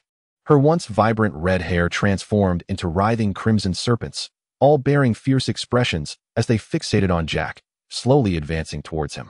No, stay back. Go seek your master. He screamed, wildly swinging his long sword. But within 3 seconds, he suddenly froze as if struck by lightning, collapsing onto the bed with a thud. It appeared he had fainted from sheer fright. Meanwhile, Natalie's head vanished and rejoined her own body. At that moment, peals of laughter erupted from Yano's room. Witnessing the expression of fear contorting Jack's handsome face was undeniably amusing. Yano laughed so heartily that his stomach ached, and he couldn't help but pat Natalie on the back, showering her with praise. Natalie, you truly are remarkable. How powerful you are. He chuckled, while Natalie, overwhelmed with laughter, wiped away a tear. I am genuinely looking forward to seeing his expression when he sees me tomorrow. I even cast a nightmare spell on him, even in his slumber. He will be haunted by recurrent nightmares related to this incident. Upon hearing her words, Yano couldn't help but feel a surge of emotion. She truly embodied the essence of a demon. Her ruthlessness was striking, to the point where Yano found himself feeling a twinge of pity for Jack. The next morning, a horn sounded, summoning everyone to gather outside the desolate lighthouse under the guidance of their commanders. As they lined up, Natalie and Yano intentionally positioned themselves beside Jack. The moment Jack laid eyes on Natalie, it was evident to Yano that he visibly trembled. Yano nearly suffocated from suppressing his laughter. Jack, still dazed, had awakened that morning believing that the incident of Yano presenting him with a head was merely a dream, utterly unaware that it was Natalie's mischievous prank. Furthermore, having endured a night of tormenting nightmares, he was left with a profound psychological scar, causing him to tremble in fear at the mere sight of her. He felt as though he were on the brink of madness. All right, everyone. After last night's events, I trust you are fully prepared for what lies ahead. At this moment, the commander began his speech. I hereby declare the trial officially commenced. Follow me. With that, he led them to a nearby teleportation array. As the array shimmered with light, everyone was transported to a strange and tranquil forest. I will remain here for half an hour, during which I can offer you some essential advice for survival in this place. However, time is limited to just half an hour, so please form a line and approach one by one. With that, the commander settled onto a large rock nearby. The students quickly organized themselves into a line, eager to heed the commander's counsel. Commander, I humbly request your guidance. This is a token of my appreciation. Please accept it. The first person in line presented the commander with a gleaming gold bar. Quite nice, high purity, a rare find. The commander accepted the gold bar, took a bite, and nodded in satisfaction. My advice to you is to remain here, for there is no safer place than this. The next in line, upon hearing this counsel, appeared as if released from a heavy burden, settling down with a relieved expression. Commander, it is not of great value, but I implore you to accept this as a token of appreciation for your guidance. The next individual presented a pendant, inscribed with what seemed to be a family emblem, which the commander accepted with evident satisfaction. Excellent. Though humble in nature, the sentiment is profound. I shall direct you. Simply follow the path I indicate. Chapter 70. The rain and quickening heartbeats. Do not even think of approaching him. The commander belongs to the Gerda family, and he will offer you no counsel. While Arno observed the line of waiting individuals with curiosity, Jack suddenly approached, his expression dripping with sarcasm. You did not deliver the head of your servant to me last night. He paused for emphasis, then continued with feigned bravado. You should truly regret this. The dignity and honor of the Gerda family are not to be trifled with by a minor lord such as yourself. With that, Jack joined the queue. Arno chose not to respond, taking Natalie's hand as they departed, primarily out of fear that he might burst into laughter. What sort of mindset does that individual possess? Bullying women from one's own family, while forbidding others from retaliating? What does that have to do with family dignity and honor? Ultimately, if Natalie were indeed a slave, would it not be even more humiliating to target someone else as servant? It is akin to playing with a well-worn shoe that everyone else has discarded. How could that possibly uphold one's honor? Truly bizarre. 15 minutes later, the commander had dispensed all his advice, but upon counting, he realized that one lord had not come to seek him out. This revelation irked him greatly. Could anyone genuinely believe they could bypass this trial? Regardless of one's strength, if I say it is impossible, then it is indeed so. How dare someone not come to seek my guidance? Such a blatant disregard for protocol. However, upon noticing Jack nearby, he suddenly recalled that the student who had failed to approach him was the one Jack had instructed him to deal with, Arno. Initially, he had thought that if Arno were wise enough to seek him out, he would at least ensure the boy did not fail in a humiliating manner. But now, if he were to spare him from becoming disabled, he may as well resign as commander. With that thought, his gaze hardened, revealing a cruel and sinister intent. Meanwhile, Arno had already distanced himself from the commander's vicinity with Natalie. In truth, as he observed the others receiving counsel from the commander, he quickly grasped the situation. Recalling a conversation he had overheard at a banquet, he remembered that to succeed in the trials of the Lord's Academy, one must never forget to offer the commander a token of goodwill. The benefits one might confer is a topic that can be set aside for the moment. Yet the absence of such offerings guarantees failure. Moreover, the forms of these benefits are manifold. For instance, the offspring of affluent merchants typically present gold bars, signifying a deposit, with the promise of additional funds should they succeed. In contrast, members of the aristocracy often provide tokens bearing their family crests, indicating that their lineage shall forever remember the gratitude owed to the captain. The ability to cultivate relationships through such debts is sufficiently enticing for many, not to mention the substantial wealth they receive annually. Consequently, within the Lord's Academy, the position of captain is one that many aspire to attain fervently. However, Arno remains unfazed by such practices, having harbored a disdain for corruption and favoritism even before his transmigration. He has no intention of indulging in such behaviors in this new world. Natalie, I believe I can hear the sound of flowing water from that direction. I hope I am not mistaken, Arno remarked, already embarking on his survival plan. Yes, indeed, she confirmed. That is reassuring. To thrive in the wilderness necessitates a certain level of expertise, and fortuitously, Arno was an enthusiast of survival skills prior to his arrival in this realm. He had even undertaken wilderness survival challenges, thus possessing a modicum of relevant knowledge. Although he had ultimately failed in one such challenge, the experience had endowed him with valuable insights. Additionally, in this world, his capabilities have been thoroughly enhanced by Natalie. His senses, be it hearing, vision, or strength, are now finely tuned and can be amplified at will. Were he to be placed back in his original world, he would be akin to a superhero. Consequently, many of the challenges he once faced in survival scenarios are now trivial for him, such as the pursuit of water sources. In the wild, the utmost priority is securing water. A person can endure hunger for 15 days, yet 3 days without water could spell disaster. Therefore, in the wilderness, water is invariably the first essential to seek. However, poor Arno has yet to realize a crucial detail. His body, enhanced by Natalie, has correspondingly diminished his need for sustenance and hydration. With his current physique, he could easily forego water for a week without consequence.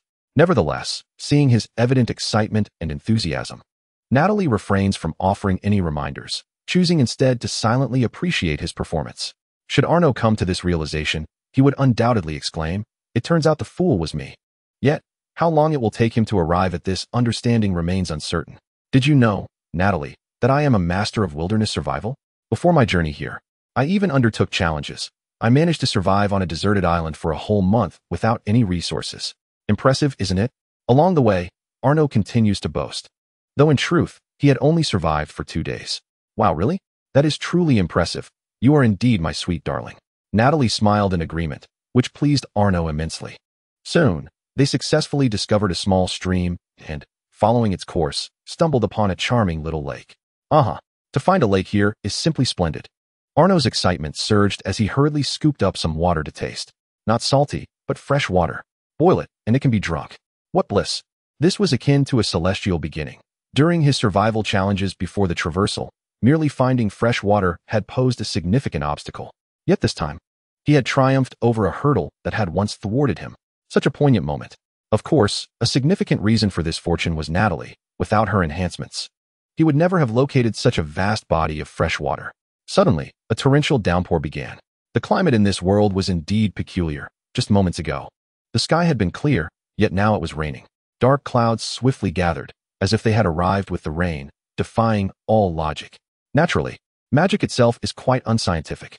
Seeing the rain intensify, Arno quickly removed his outer garment, lifting it on tiptoe to shield Natalie from the downpour, while flashing her a smile.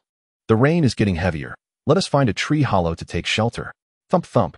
Unknowingly, as Natalie felt the warmth of Arno's body and gazed at his smiling face, her heart began to race. Chapter 71. Romance in the Tree Hollow. The forest of the Land of Death was notably less dense than the forests of the Black Soil Plains, with trees of considerably smaller stature. Due to the lack of thick foliage, combined with their lakeside location, the torrential rain managed to drench them. Observing Arno on tiptoe, striving to shield her with his coat while getting soaked himself, Natalie felt deeply moved. Her nose even tinged with a hint of emotion. After over 10,000 years, no one had ever treated her so kindly. This small gesture revealed that Arno valued Natalie even more than himself. It made her wish to embrace this sweet darling and savor his sweetness. However, Arno's coat could only offer limited protection from the downpour. Although it was better than being drenched directly, it was inevitable that they would still get wet. Natalie's usual attire was rather revealing, and she was completely oblivious to how alluring she appeared in her current state. The fabric of her undergarment had become soaked due to the rain, and as the droplets cascaded down her flawless skin, particularly over her abdominal muscles, it was undeniably sensual. It left Arno momentarily entranced. What are you thinking about, my sweet darling? As if sensing Janos' gaze, Natalie couldn't help but smirk mischievously as she pulled him into her embrace. It's nothing, but we should find shelter from the rain. You're already soaked. With a light chuckle, Natalie waved her hand, creating a large opening in the nearby trees. She then grasped Janos' hand, guiding him into the shelter. Due to the relatively small size of the trees in this forest, the interior of the hollow was rather confined. Consequently, Janos found himself pressed closely against Natalie, their bodies entwined in a rather intimate posture. This proximity intensified the situation. Natalie's warmth, the softness emanating from her chest, and the gentle breath brushing against his ear, combined with the dampness from the rain, ignited a fierce struggle within him. Would desire once again triumph over will? Natalie, noticing the effect she had on Janos, playfully nibbled on his earring, causing him to shiver involuntarily. Natalie, what are you trying to do? What am I trying to do? That is a question I should be asking you, she replied, gently cradling his face with her hands and playfully nudging their noses together. What does my little sweetheart wish to do? I truly adore you, Janos. Initially, Janos intended to deny any intentions, but as he gazed into Natalie's alluring face and her gentle crimson eyes, he found himself unable to restrain his feelings, confessing his emotions to her instead. With a soft kiss, Natalie drew closer, and Janos felt the tender warmth of her lips against his. An hour later, the rain outside showed no signs of abating. If anything, it intensified. The dark clouds overhead grew thicker, and the thunderclaps drew nearer. This compelled Janos to cease their romantic play, for it was impractical to remain cooped up in the small hollow with Natalie for an entire week. Otherwise, he would emerge only to confront an unbearable scent. Moreover, he doubted his ability to endure such conditions for long. At this rate, he feared he might succumb to dehydration within a day. Natalie, I think we cannot remain here indefinitely. We have much to accomplish. Janos gently patted her back, conveying his concern. What could possibly be more important than what we are doing right now? She retorted, holding him tightly. Just as Janos wrestled with his inner conflict between desire and resolve, a sound reminiscent of a whale's call echoed through the air, ethereal and haunting, emanating from the direction of the lake. The entrance of the hollow faced the lake, prompting Janos to glance outside. Due to the gloomy weather, the surface of the lake appeared as a vast expanse of dark, lifeless water, eerily tranquil. However, upon closer inspection, peculiarities began to manifest. Janos seemed to glimpse a pair of bizarre eyes lurking beneath the water, watching him and Natalie. Oh no, Natalie, there's a monster. The sight of those eerie, terrifying eyes compelled Janos to bury his face in Natalie's chest, trembling with fear. He harbored a slight fear of the deep sea and a phobia of colossal creatures. Thus, the current scene evoked profound dread within him. Imagine, on a stormy day filled with thunder and lightning, seeking refuge in a tree hollow while peering out to behold a vast lake, only to spot a pair of monstrous eyes fixated upon you. Goodness, if Janos were alone in this moment, he would likely be paralyzed by terror. Do not fear, my sweet, Natalie reassured him, gently stroking the top of his head while casting a wary glance at the lake's surface. Gradually, a low rumble began to reverberate around them. The monstrous eyes became increasingly distinct, as if some colossal being were rising from the depths of the lake.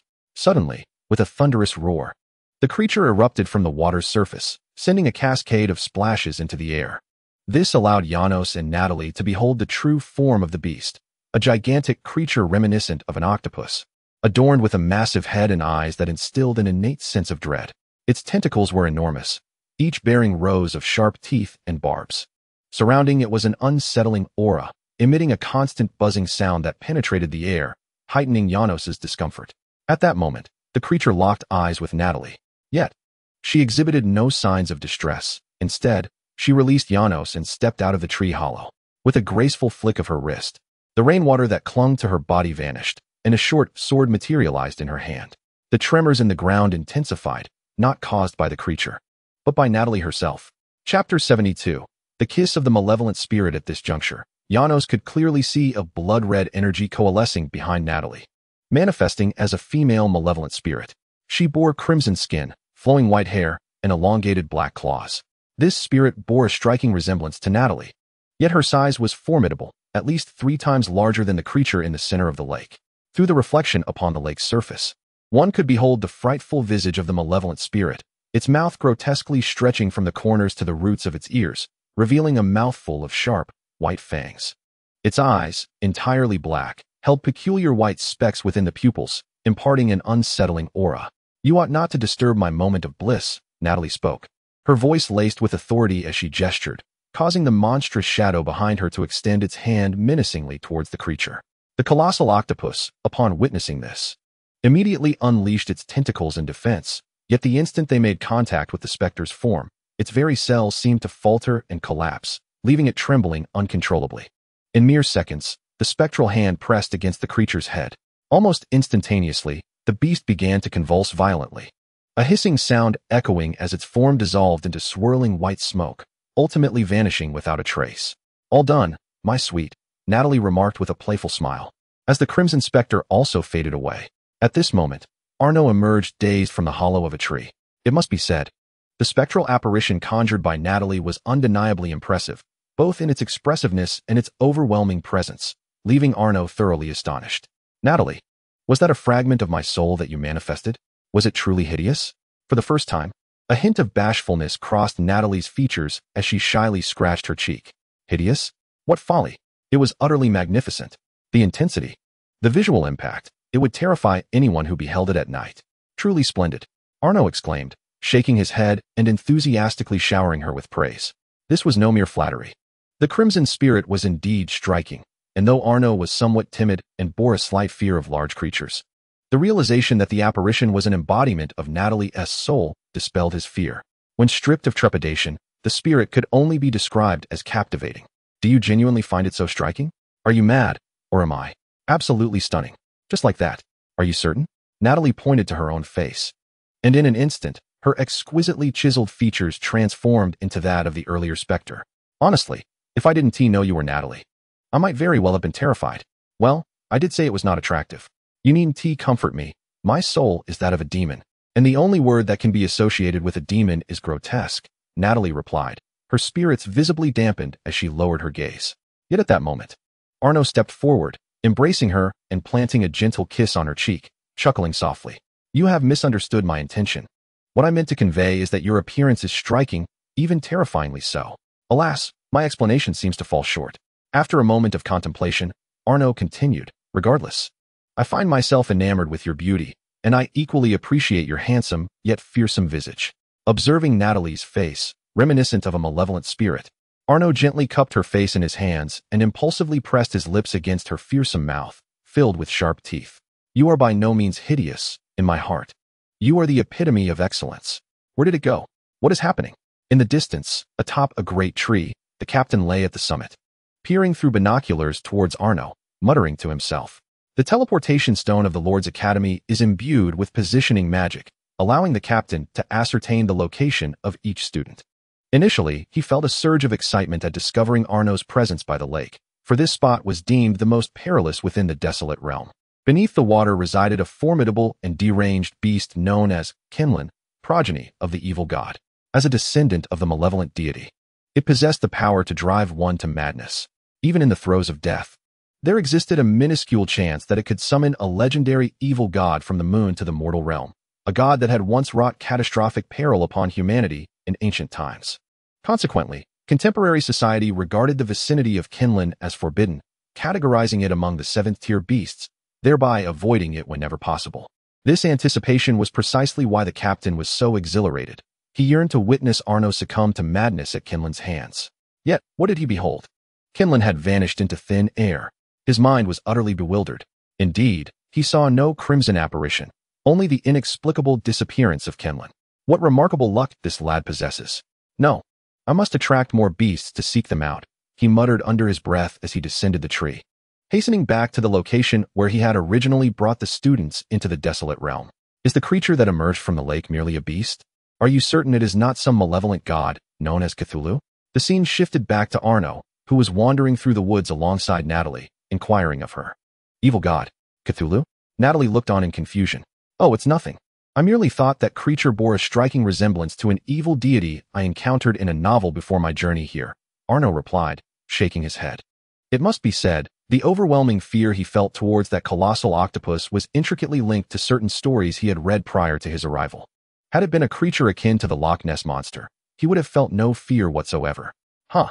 Such trivial beasts do not warrant the title of an evil god, he chuckled. The imagination of the people in your world regarding the malevolent deities requires enhancement. Natalie chuckled as she gently patted Arno's head. Suddenly, a torrential downpour ensued, as if the heavens themselves were pouring forth water, accompanied by resounding thunder and blinding flashes of lightning. This caused Arno to feel a twinge of anxiety, as he began to doubt whether departing from the sanctuary of the tree hollow before him had been a prudent choice. Meanwhile, with his keen eyes, he caught a glimpse of a peculiar creature taking refuge beneath a tree, situated approximately 500 meters away. At first glance, the being appeared extraordinary, resembling a rabbit due to its rabbit-like head. However, its physique bore a striking resemblance to that of a human child of about 11 years of age, while still retaining certain rabbit-like features. For instance, its legs were robust, with thigh muscles reminiscent of a rabbit's, and its hands were not distinctly fingered like a human's, but rather resembled a rabbit's paw, albeit with more slender digits, enabling it to grasp items or clench a fist like a human. Its body was adorned with short, brown fur. The creature appeared to be female, as she wore a corset that accentuated her figure. Her lower half was clad in a pair of leather trousers, complemented by a wrap of bandages around her legs, and her hands were similarly bandaged, giving her the appearance of a Muay Thai fighter. However, the rabbit-like humanoid seemed to be in a state of distress, appearing exceedingly weary. At that moment, she was using a large, coarse leaf as an umbrella, trudging slowly through the downpour, when she suddenly stopped beneath a tree. Upon closer inspection, it became evident that a small creature was curled up at the base of the tree. This diminutive being bore a resemblance to a cat, yet its physique was more akin to that of a tiger, with a coat of black and white fur. The little creature appeared to be in poor condition, likely having suffered from the relentless rain. The rabbit-like humanoid noticed this small creature, which was presumably the reason for her halt. In an act of kindness, she placed the large leaf, which she had been using as an umbrella, beside the small creature to shield it from the fierce storm, while she herself remained exposed to the pelting rain. Subsequently, the rabbit-like figure, seemingly exhausted, leaned against the sturdy tree and sat down. He stood there, staring blankly at the scene before him, ultimately closing his eyes. The scene shifted back to Arno. After witnessing the entire behavior of the little rabbit creature, he felt a slight sting in his nose. The small rabbit appeared to be in its youthful phase, yet it exhibited qualities of cooperation, altruism, and a willingness to forsake its own interests. This profoundly moved Arno, for such actions, regardless of the world, often lead to individuals in human society being regarded as foolish or subjected to ridicule. Yet, these behaviors frequently evoke sorrow in those with heightened empathy. Are these qualities erroneous? Clearly not. On the contrary, they should be the virtues humanity aspires to cultivate. However, in this world, Arno often observes these traits in non-human beings, leaving him uncertain whether to feel sorrow for this reality. Let us save them. They appear to be on the brink of death. At that moment, Natalie suddenly took Arno's hand, looking at him with utmost seriousness. Upon witnessing the small rabbit shielding the little creature from the rain, Natalie was reminded of Arno's earlier gesture of using his coat to shield her from the downpour, which touched her deeply. Gazing into his determined eyes, warmth blossomed in Arno's heart. Ironically, she, despite being a demon, possessed a kindness that surpassed any human Arno had encountered in this world. Indeed, Natalie was not only the epitome of goodness in her own heart, but also stood as a paragon of virtue in the grander scheme of this realm. Let us hurry. Arno nodded and followed Natalie as they swiftly approached the little rabbit. In a short while, they reached the side of the small creature. Both beings seemed to have fainted, and Natalie reached out to touch their foreheads. They were two spirit beasts, their physical functions impaired and suffering from severe malnutrition. Hearing Natalie's words, Arno felt a rush of anxiety. What shall we do? Fear not, for I have this. As Natalie spoke, she waved her hand, tearing open the space beside them, from which several fruits sprang forth. These fruits, known for their healing properties, grew in the black soil forest, and Natalie had collected plenty earlier, making them quite useful now. She gently pinched the chins of the two creatures, opening their mouths, and with a subtle gesture, the juice from the fruits began to flow and hover in the air before entering the mouths of the two beings. In a short while, they gradually regained consciousness. But upon seeing Arno and Natalie, they sprang up as if startled, with the little rabbit even assuming a defensive stance. I shall never yield to humans. Hearing that the little rabbit could actually speak human language took Arno by surprise. Calm down, little rabbit, we mean no harm. The rabbit's voice was perfectly in harmony with its small physique, reminiscent of a voice belonging to a girl of around 10. If possible, Arno certainly wished to avoid any confrontation, thus he sought to soothe the creature. Furthermore, these two beings were spirit beasts. Natalie had previously enlightened Arno about spirit beasts, explaining that they are intelligent magical creatures akin to Nalian, and are generally benevolent by nature. Most of them are often mistakenly regarded by humans simply as beasts, which has led to their notoriety. Additionally, these magical beasts prey upon one another. So spirit beasts must contend not only with the threat of magical beasts, but also with humans. Consequently, encountering a spirit beast in the wild is indeed a rare occurrence. Therefore, Arno was resolutely unwilling to harm them. No harm. The little rabbit paused for a moment, taken aback, before suddenly exclaiming, "Did you save me?" When she had fainted earlier, she retained a flicker of consciousness, enough to sense that someone had fed her. Initially startled, she now comprehended that her ability to stand was entirely due to the two humans before her. However, it puzzled her greatly. Humans typically attacked upon sight. So why would anyone help her? It was she who saved you, not I. Arno chuckled, gesturing towards Natalie as he continued. What predicament have you found yourselves in? How did you come to be in such a situation? Our home was destroyed by humans, leaving us with nowhere to go. I cannot survive in human society, so I am forced to wander. I merely happened to drift here, unable to endure any longer. As for its situation, I am uncertain.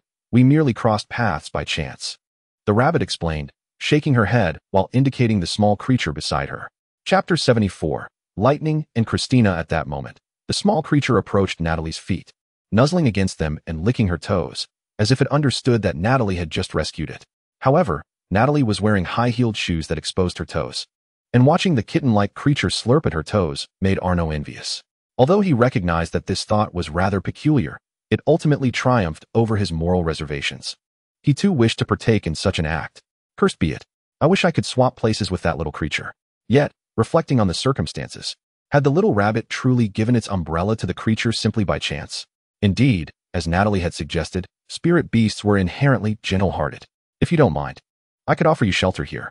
What do you think? Arno asked the little rabbit, his heart tinged with a hint of trepidation.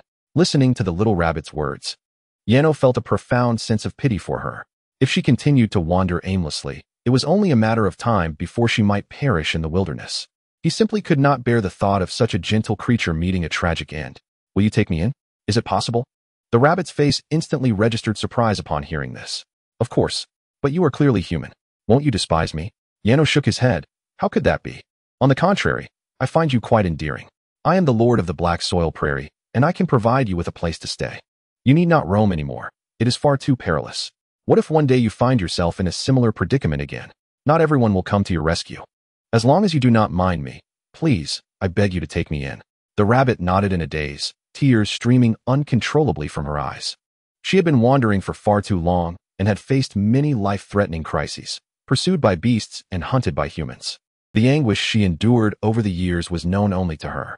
But now, a human had shown her such gentle affection and expressed a desire to shelter her.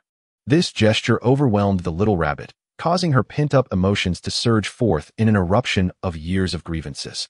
"Oh dear, why are you crying? Are you unwell?" Yano was taken aback by her sudden tears. "No, I just find it hard to believe," the rabbit replied, shaking her head as she wiped away her tears. "How should I address you from now on?"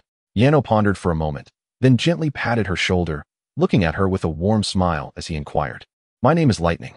My father gave me this name, hoping I could run as swiftly as lightning. What a lovely name. From now on, I shall call you Lightning." Yano nodded appreciatively. As for Lightning's father, he was not so lacking in emotional intelligence as to inquire about the whereabouts of her parent. Given that she was wandering, it was likely that he had passed away, possibly even at the hands of humans. It would not do to exacerbate the little girl's sorrow. He then turned his gaze to the creature that resembled a small cat nearby. At that moment, Natalie was smiling as she gently stroked its fuzzy little head. It seemed that Yano's companions were not limited to just Lightning. "Natalie, do you recognize this creature?" "Indeed, I do.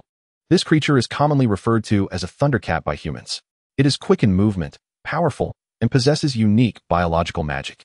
Although formidable, it is naturally cautious and rarely encountered in the wild. This one, however, appears to be in its juvenile stage, likely abandoned by its mother." Upon hearing Yano's question, Natalie explained. "What? Abandoned?" Yano felt perplexed, for according to his knowledge prior to his journey, many animal mothers in the natural world tend to be deeply devoted to their offspring. Moreover, was it not said that the beast spirits possess an inherently noble nature? Perhaps the mother lacked milk or was facing some other difficulties. Generally, the dragon tiger cat does not abandon its young, though exceptions may certainly exist. As Natalia spoke, she gently cradled the dragon tiger cat and presented it to Yano, smiling brightly. "This one is a girl. If you wish to adopt her, you ought to give her a lovely name. How about Zhang Cuehua?" Natalia immediately rolled her eyes. "That name is rather peculiar, don't you think, little honey? Aren't you skilled at naming? Channel the same creativity you used when naming your sword." "Ah, I was merely jesting. Let us call her Christina. Or rather, dropping Christina. Tina would be quite delightful." Everything was at Natalia's discretion. Whatever she proposed was accepted without question. Someone's sweet affection was about to overflow. Fireball. Boom. Before long, nightfall arrived. And among Yano's classmates, a mage pointed his staff towards a colossal beast resembling a crocodile tortoise not far ahead. Simultaneously, a fireball coalesced at the tip of the staff and erupted forth, obliterating the massive creature into fragments. Even a third-tier beast could be dispatched with such ease. Indeed, a fourth-tier mage was deserving of the title. At that moment, a blonde woman, witnessing the scene, immediately leaned back into Jack's embrace. "Truly, Master Jack, you are remarkable. To have even a fourth-tier mage as a subordinate is astonishing." As she spoke, she pressed her waist closer to Jack's, casting him a sultry glance. For the Gerda family, fourth-tier mages were as common as dirt. It was entirely normal for me to present one.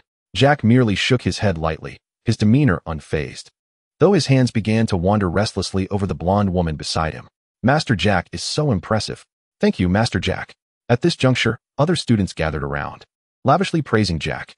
They had all heeded the captain's advice to remain here and had established a camp, collectively spending the day using magic to fell trees and construct shelters.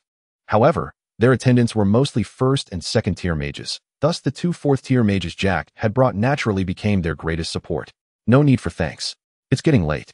Let us all rest. We shall have the attendants take turns keeping watch." With Jack's words, everyone retreated to their respective shelters.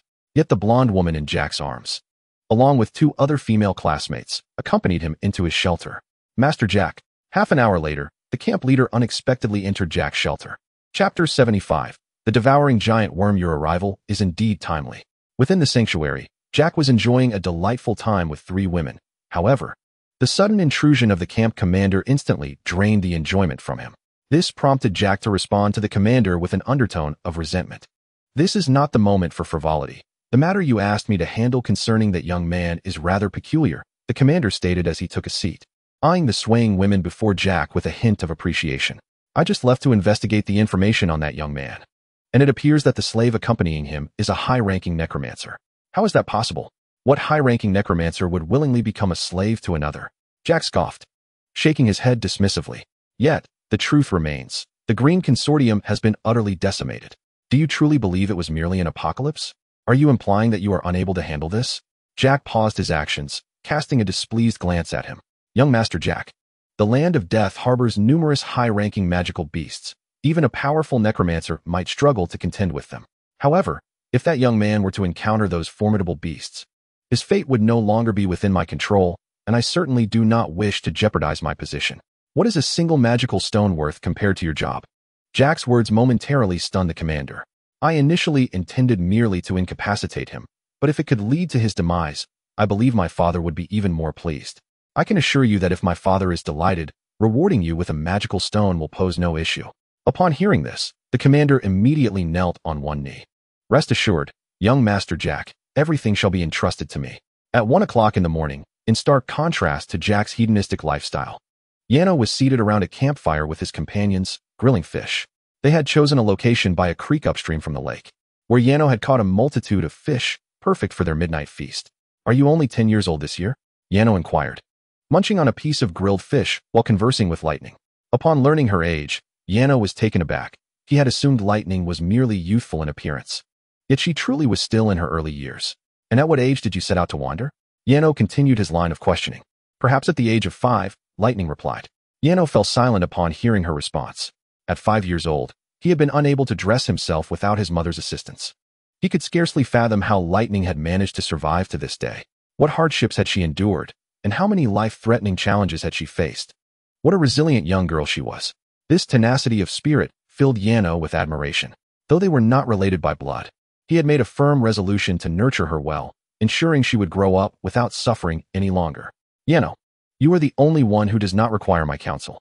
At that moment, a voice unexpectedly resonated, prompting Yano and his companions to turn their gazes towards its source. They soon discovered the camp commander emerging from the shadows beneath a nearby tree, striding towards them. You appear to be quite comfortable at present. It is evident that you indeed do not need my advice, for I am devoid of wealth. Although unsure of his intentions, Yano nonetheless responded politely. Upon hearing this, the commander merely smirked. He had thoroughly investigated the matter. The son of the esteemed Marshal Asherim, bestowed the title of Baron by the king, devoid of money? Who would believe such a tale? Had you sought my guidance from the outset, perhaps I would have acted differently, but now, it is far too late for regret. The commander gazed at Yano, his expression darkening, as he raised his hand, revealing a violet hexagram that shimmered in the air. Young man, you have provoked forces beyond your comprehension. Even if you plead for mercy now, it will be of no avail. You shall lament your choices in the depths of hell. With that, the commander forcefully slammed the hexagram onto the ground. In an instant, a wave of violet ripples surged across the land, accompanied by a cacophony of thunderous roars. Subsequently, the sky was filled with countless transparent energies swirling chaotically, ultimately coalescing into the form of a colossal dragon. A monstrous creature, resembling a lizard yet adorned with an abundance of teeth and eyes, and lacking any skin, encircled them from the flanks. Simultaneously, piercing shrieks echoed from all directions. A shiver of dread coursed through Yano's heart. Suddenly, with a thunderous crash, he witnessed the ground nearby fracture, uprooting numerous trees in the process. From the earth emerged a terrifyingly immense worm.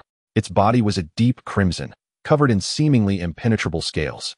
Its head was adorned with countless eyes, arranged in a manner that sent chills down one's spine. Its mouth was grotesque, akin to some otherworldly entity, capable of opening and closing from all angles. The enormity of its razor-sharp teeth filled its entire maw, and should any unfortunate soul be consumed, they would surely be reduced to mere pulp.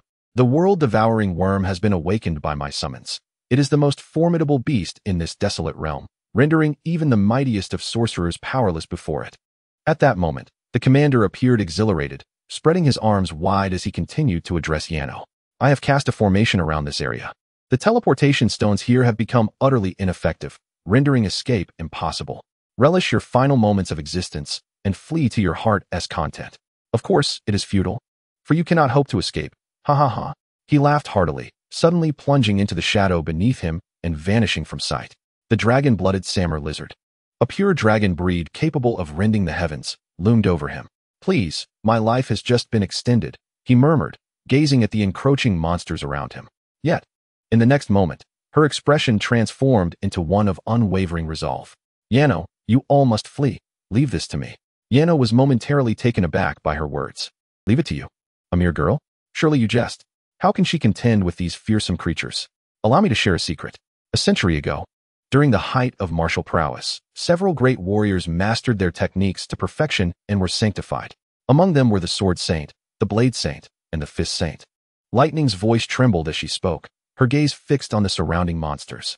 And I, the descendant of the Fist Saint. Natalie, Yano. It is you who have granted me a new lease on life today. Now, it is my turn to repay that debt. As a descendant of the Fist Saint, I have no trouble dealing with these beasts. As she spoke, she adopted a combat stance, a faint azure glow emanating from her feet. You deceive me. Yano shook his head. I do not. Here, I am more than sufficient. Your legs are quaking with fear. They are not. Lightning frowned deeply, shaking her head. Just go? Leave this to me. Meow. Suddenly, Tina called out, leaping from Natalie's embrace to stand at Lightning's feet, her big, watery eyes gazing up at her. It was as if she pledged to share in her fate, recalling how she had once sheltered her from the storm. Fear not. At that moment, Yano approached and affectionately patted Tina's head. Natalie and I are, after all, somewhat formidable, so you needn't be so pessimistic.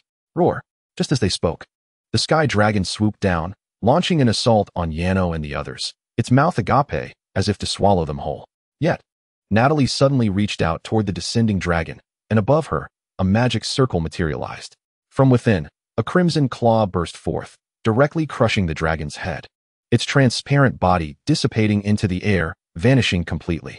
At that moment, Yano extended a finger toward the approaching Samur lizard, a radiant brilliance erupting from his fingertip. Then, two dazzling beams of white light suddenly erupted from his fingertips. With a thunderous boom, the bodies of the two lizards burst apart, leaving the little rabbit in a state of shock. What was happening? Those were 6th-tier advanced magical beasts. How could they be dispatched so effortlessly? Not only the lightning, but even Yano was momentarily bewildered. The two lizards appeared formidable. How could they not withstand the two beams he casually shot? Could it be that most magical beasts in this world were merely blustering, lacking true strength? Or perhaps those two large lizards, despite their intimidating appearance, were actually feeble creatures that could be easily vanquished? Roar. At this moment, the devouring giant worm was approaching Yano's side. The colossal worm surged forth from the earth like a furious dragon emerging from the sea, leaping to a height of several dozen meters. Its maw opened wide, revealing a gaping mouth filled with sharp fangs, hurtling towards Yano and his companions. Damn! Yano was so startled that he let out an expletive. That gargantuan mouth descending from the sky was truly awe-inspiring. Having never witnessed such a scene before his transmigration, his heart raced in fear. However, Natalia stood beside him, recalling how she had relied on her so many times before. If she had to depend on her again this time, it would be quite the indulgence. As Natalia prepared to take action, Yano, in a moment of desperation, leaped 3 feet into the air. A surge of white light enveloped his feet, and he kicked towards the giant worm. The sharp teeth of the worm collided directly with Yano's glowing right foot, producing a sound akin to an explosion. From a distance, one could see circular ripples of air radiating from the point of impact between Yano and the giant worm. True to its reputation as the mightiest monster of the Silent Land, the collision proved taxing for Yano, who felt himself struggling to maintain his ground. Meanwhile, the giant worm's maw began to snap shut rapidly, threatening to devour Yano whole. In a moment of panic, he hastily employed the elemental transformation ability of his holy magic, narrowly evading the worm's gnashing attack. However, this meant the worm would continue to plummet downward. This massive creature, with a radius of over 30 meters, dwarfed even the trees in the Black Earth Forest. Faced with such a terrifying beast that could instill fear in the hearts of ordinary people, Lightning noticed that Natalia exhibited no sign of fear. In fact, a faint smile graced her lips. She slowly extended a finger towards the giant worm, as if to taunt it.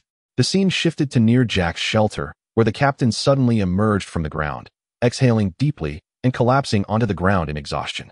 This time, he truly risked everything. For within the magical array he had just inscribed upon the ground lay a unique element capable of attracting and devouring colossal worms and ordinary beasts. This substance was an accidental discovery during his many years of residing in the desolate land. He vividly recalled 3 years ago, when he first encountered the devourer worm after finding this very material. Had it not been for his exceptional shadow magic allowing him to flee, he would have surely been consumed. That encounter had left an indelible psychological scar upon him. Even after all these years, the sight of such a creature evoked an involuntary dread within Jack. Truly, Even an 8th-tier mage would likely be momentarily stunned in its presence, wouldn't they? It seemed certain that that fellow, Arno, was doomed, although he might lose his job over it. The thought of the reward being a magical stone filled him with an undeniable excitement. How did it go? You're back already? Jack stepped out of the shelter and inquired upon seeing the camp leader. Need I say more? Just look over there, the camp leader retorted, somewhat irked.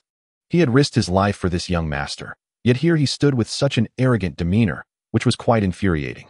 Jack followed the leader's gesture, and his gaze landed on a colossal worm, soaring high above and descending towards the ground. What on earth is that?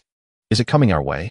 Observing the terrifying creature, Jack felt a tremor in his hands and hastily asked the leader. Fear not.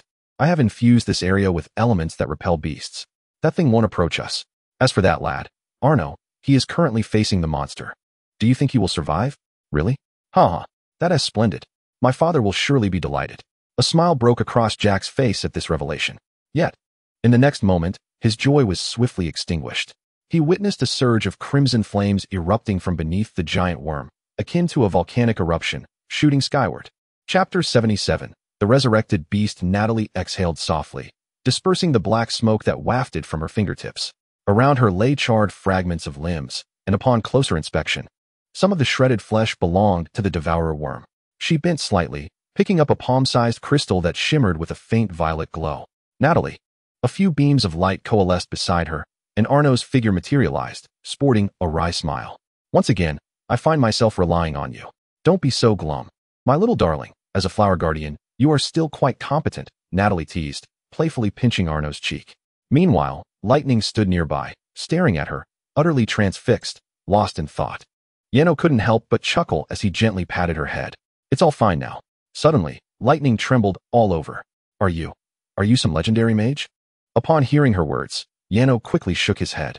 If I were a legendary mage, what would I be doing here? I am merely a minor lord. The little rabbit was even more astonished by Yano's response.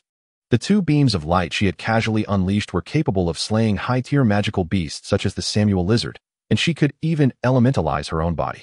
Furthermore, Yano's seemingly careless kick had been powerful enough to contend with the world-devouring giant worm. Even a descendant of the kicking saint would be astounded. Who, if not a legendary mage, could achieve such feats? Was the standard of strength for human minor lords now set at this level? As for Natalie, she was even more extraordinary. The little rabbit seriously suspected that she might even surpass legendary mages in prowess. I am a demon.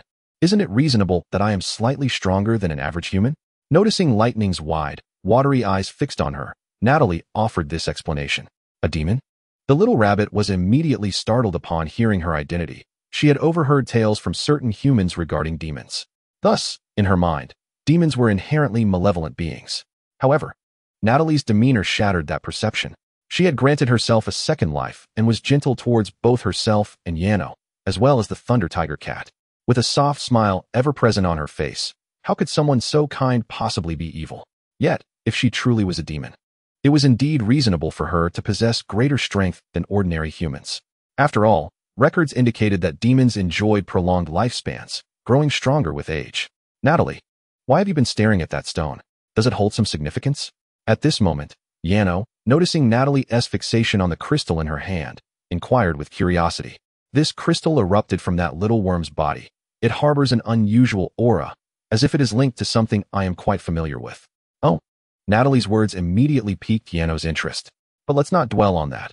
We have more pressing matters at hand. Natalie suddenly shook her head and tossed the crystal into her magical space. That creature dared to target my little darling, which truly displeases me. As she spoke, she stepped forward and embraced Yano, continuing to ask, being bullied by that camp leader, don't you wish to take revenge? Hey, how should I take revenge? Yano responded, suddenly intrigued by the prospect. The clay figurine still bore a trace of anger, and it was evident that the fellow intended to bring about his own demise. It was impossible for Yano to remain unperturbed. Meanwhile, Natalie waved her hand, and a magical circle emanating a crimson glow materialized before her.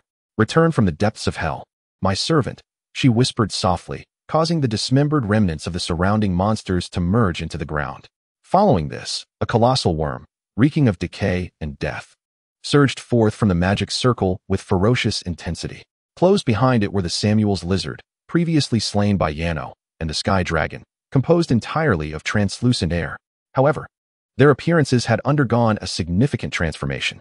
For instance, the body of the world-devouring worm had turned a deep shade of purple, riddled with numerous festering wounds. And a viscous green slime oozed from its surface. Samuel's lizard had sprouted many tentacles adorned with teeth, merging flesh with sinew. The sky dragon retained its white, translucent gaseous form, yet its mouth continually exuded a repugnant green vapor. The scene shifted to the captain's location. What was the source of that towering inferno? Where were the worms? Jack, upon witnessing the blazing fire, immediately shook the captain's shoulder, his frustration palpable. Perhaps it's tectonic activity. You must understand. This is a desolate land, rife with unknown energies beneath the surface. It is a stroke of fortune that we have not been engulfed. So the world-devouring worm perished just like that? Has Yano escaped this calamity? Jack questioned incredulously. Impossible. With such massive tectonic upheaval, that fool might have been incinerated alongside the world-devouring worm. As they conversed, an inexplicable dread washed over them. Instinctively, they turned their gazes in unison and were shocked to behold the world-devouring worm re-emerging. Its appearance had dramatically altered, resembling a corpse risen from the dead. Crawling forth from the abyss of hell, racing towards them at an alarming speed. What is happening? Wasn't it dead? Jack exclaimed, trembling, as he clutched the captain tightly. How should I know? The captain, equally startled, irritably shook off Jack's grip and retrieved a whistle from his pocket. Blowing it with urgency. Everyone rise. The shrill sound of the whistle, combined with the captain's urgent shouts, stirred the still sleeping comrades, compelling them to emerge from their shelters. Emergency. Monster attack. Run for your lives. In the face of this crisis, the captain wasted no time on pleasantries, issuing orders for everyone to flee. This was not merely a matter of diligence. If the training camp were to suffer the loss of only Yano, it might be manageable, but should there be widespread casualties, his own life would be at stake.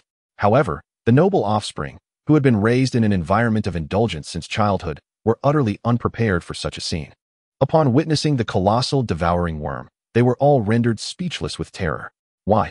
Why can't the teleportation stones be used? A few astute students attempted to utilize the stones, only to discover they were utterly ineffective, prompting even more frantic cries of alarm. Little did they know, it was the camp commander's actions, aimed at eliminating Yano, that had rendered the teleportation stones useless due to the formation's disruption. Chapter 78. The reason behind the rampage of beasts in the black soil plains. Don't just stand there. Split up and run. Upon hearing the command from the camp commander, the students finally snapped back to reality. They hastily took to their heels, exerting every ounce of strength to disperse in all directions. For these students, the true training camp had only just begun. Yet, without the protection of their commander, could they truly survive this trial? No one knew. But the commander had little time to ponder such matters, as he was preoccupied with preserving his own life. Quickly, use your shadow magic. As the devouring worm and other monstrous creatures approached, Jack urgently implored the commander. I know. Damn it. Damn it.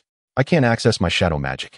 The commander frantically pounded the ground, yet he could not meld into the shadows. How could this be?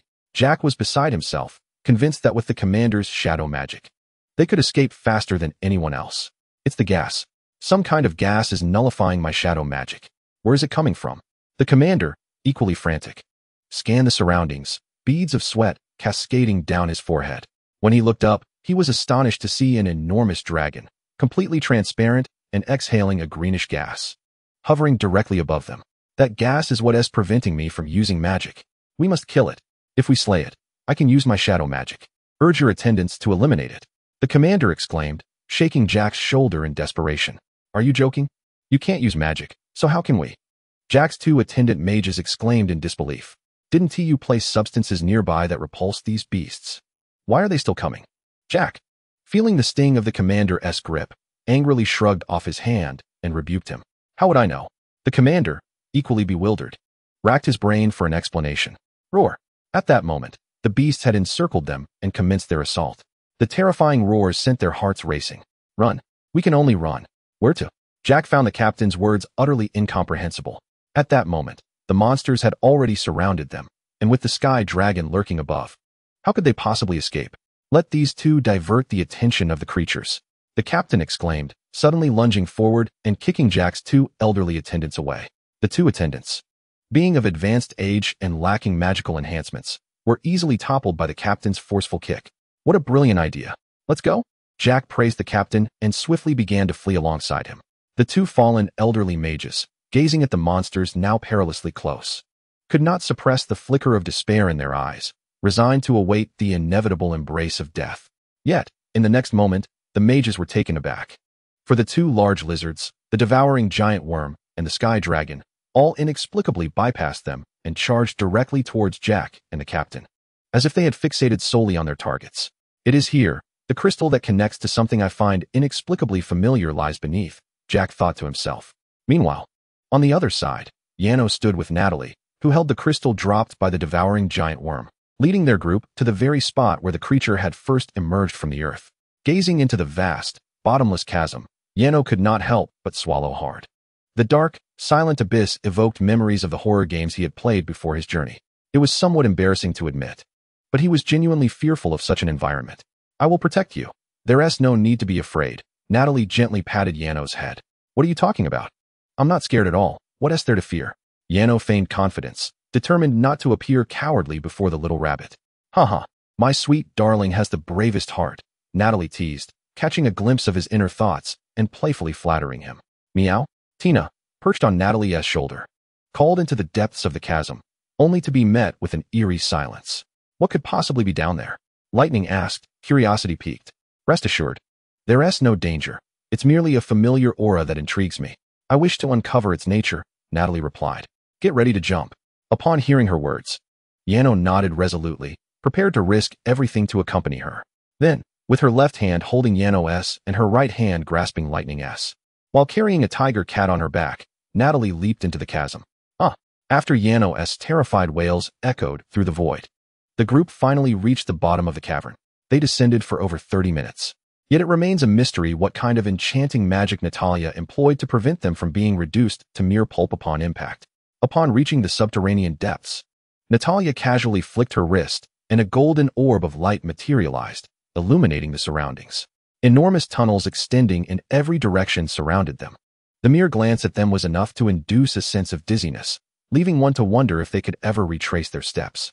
Nonetheless, Natalia, holding a crystal, precisely indicated a direction and led Arno and the others onward. Approximately 2 hours later, Natalia escorted the group to a vast underground chamber, at the heart of which lay a colossal round stone, dark purple in hue, towering over 2 meters in height. Arno, curious, approached to touch it, only to be halted by Natalia. Do not touch it. This stone harbors a potent decay force that can erode one's mind. What? Really? Arno was startled by Natalia's warning, especially as it was the first time he had witnessed her adopt such a stern expression, underscoring the danger of the stone. However, while Natalia forbade Arno from making contact, she placed her palm upon it, closing her eyes to sense its essence for a few seconds. This object is likely the source of the pollution that has allowed magical beasts to ravage the Black Earth plane for years. Natalia's revelation left Arno in shock. Is that true? My senses cannot be mistaken. This stone has a vein that directly connects to the direction of the Black Earth plane. But how did this stone come to be? Arno inquired, curiosity piqued. Perhaps it is a fragment of some malevolent deity's body, or the remains of an ancient beast that formed after its demise. Who can say? Natalia shrugged, continuing to caress the stone. No, it is not just the aura of this stone that feels familiar. There is something else within. Please step back. Upon hearing Natalia's words, Arno and the others took a few steps back. Then, with a sudden motion, Natalia delivered a powerful punch to the stone. With a resounding boom, an invisible shockwave erupted, sending Arno and the others tumbling. To Arno's astonishment, the stone shattered upon impact. As Natalia pried it open along the fissure, an outline of a figure emerged from within. It was a woman, slightly more slender than Natalia, yet her bosom was considerably more ample, likely reaching an F-cup. She possessed long, wavy golden hair and an exquisite visage. Although akin to Natalia in her European beauty, she exuded an entirely different allure. The crux of the matter lies in the spiraling horns adorning her head, which render her strikingly similar to Natalie, suggesting that she, too, may be a succubus. Talisa? No wonder I detected a familiar essence within. It appears that Natalie recognizes this succubus as well, for she gasps in surprise upon seeing her. Awaken, Talisa. How could you be imprisoned within this stone? She calls out the name while gently patting Talisa's cheek. Gradually, Talisa stirs from her slumber. Unlike Natalie's crimson eyes, hers are an enchanting emerald, reminiscent of sapphires, captivating to behold. At that moment, her verdant gaze, initially dazed, roams about before finally settling on Natalie. Upon recognizing her, a radiant joy spreads across her face. Is that not Natalie? What a delightful reunion, Talisa exclaims, excitedly rushing towards Natalie and showering her with kisses on the cheek. Haha, that tickles, Talisa. Wait, stop. I already have a contract. Though Natalie extends her hands in an attempt to push her away, her expression betrays her happiness. What contract? I care not. I've missed you dearly, Talisa exclaims, her exuberance spiraling out of control as she tackles Natalie, leaning in with her ruby lips poised to kiss her. Meanwhile, Janos, witnessing this scene, feels his mind aflame with confusion. Should he intervene to halt Talisa's advances? Yet, Natalie has known her far longer. What right does he have to intervene? Calm yourself, he urges. However, Natalie deftly pinches Talisa's mouth, preventing her from advancing any further. I've told you I have a contract with Livel. If you persist, my little darling will be heartbroken. Little darling?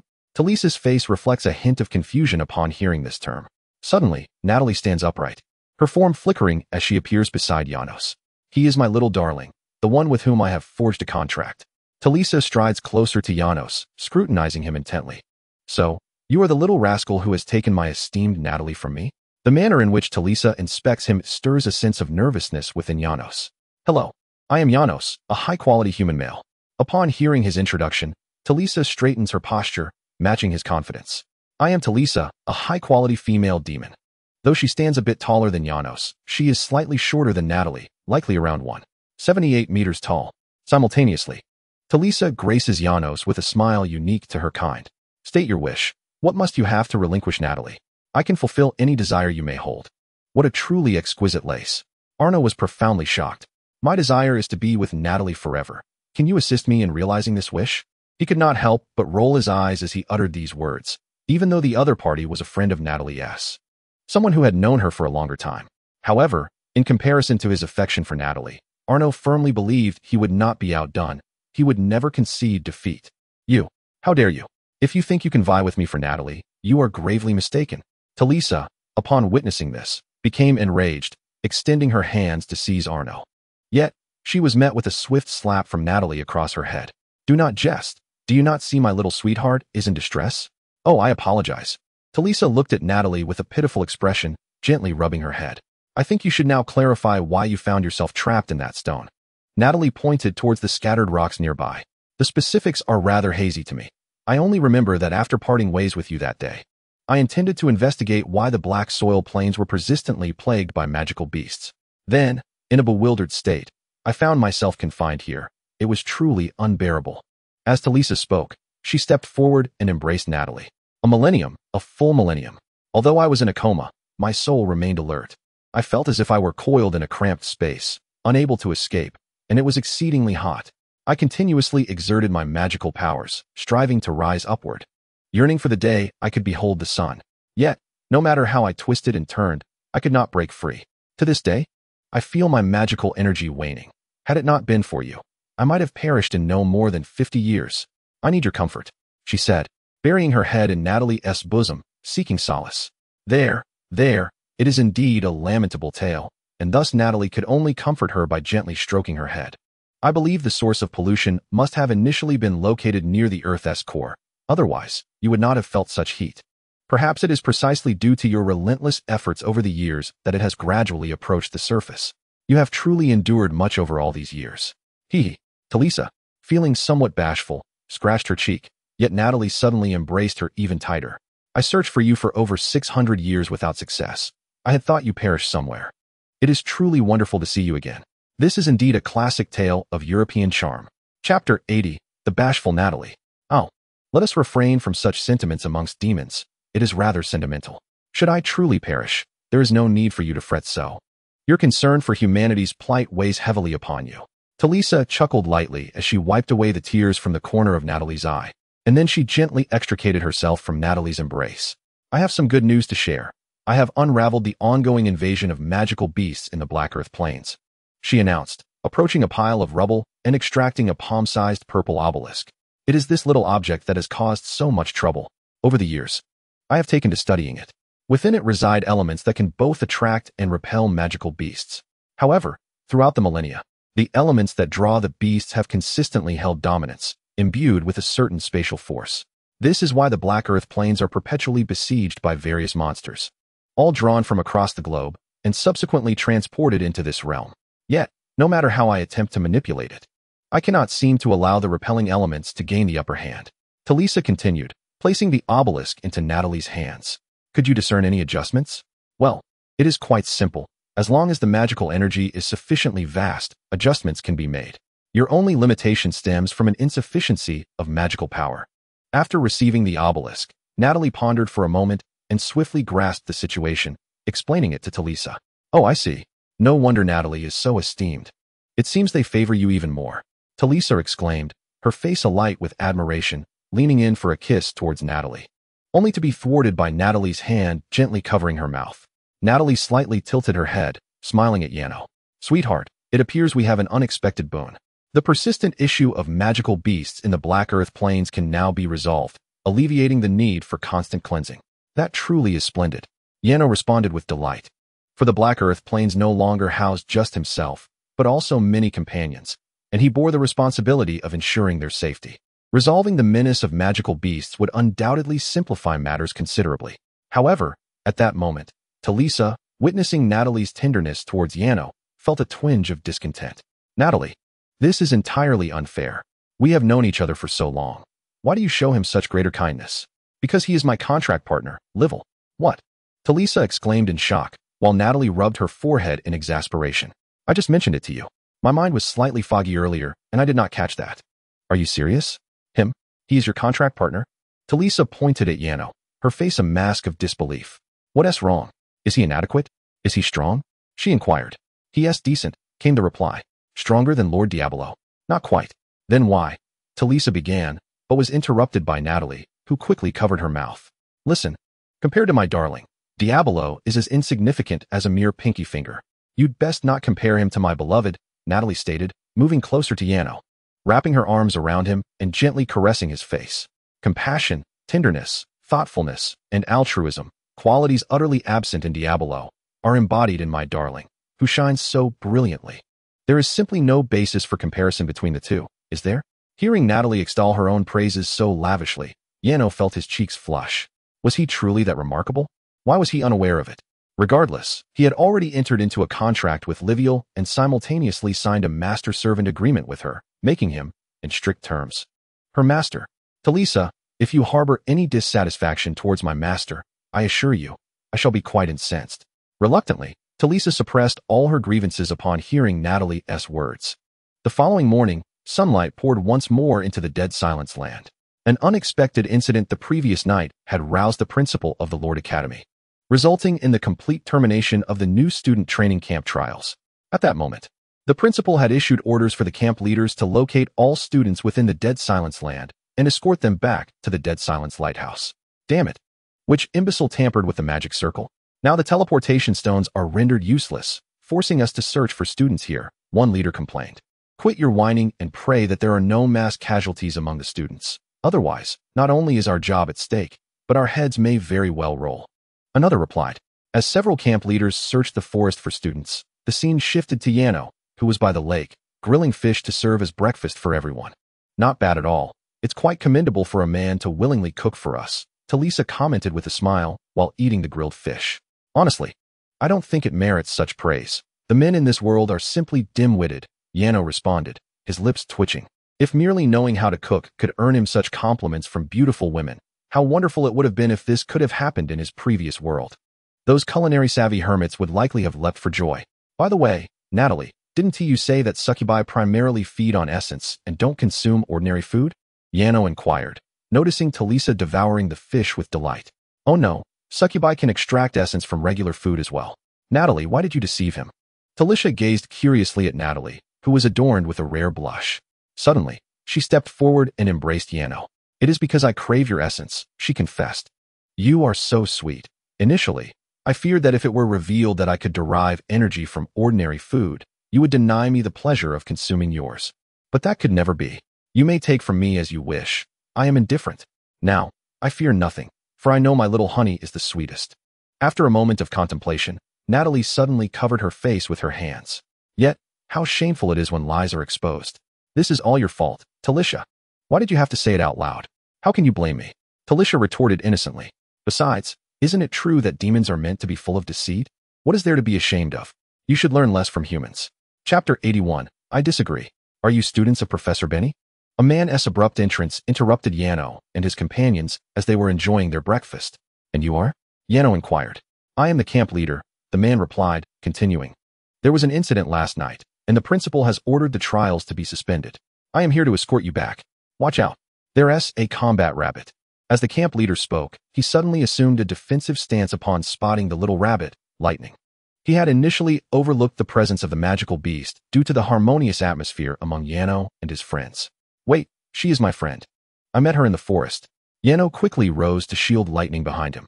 Fortunately, Talicia had concealed her horns at that moment. Otherwise, if the camp leader had noticed, it would have caused even greater trouble. At that moment, the little rabbit gazed at Yano's back, momentarily lost in thought. Could she truly be friends with a human like Yano? You mean to say you have befriended a magical beast? The camp leader asked, astonished. Yes, she won't harm anyone.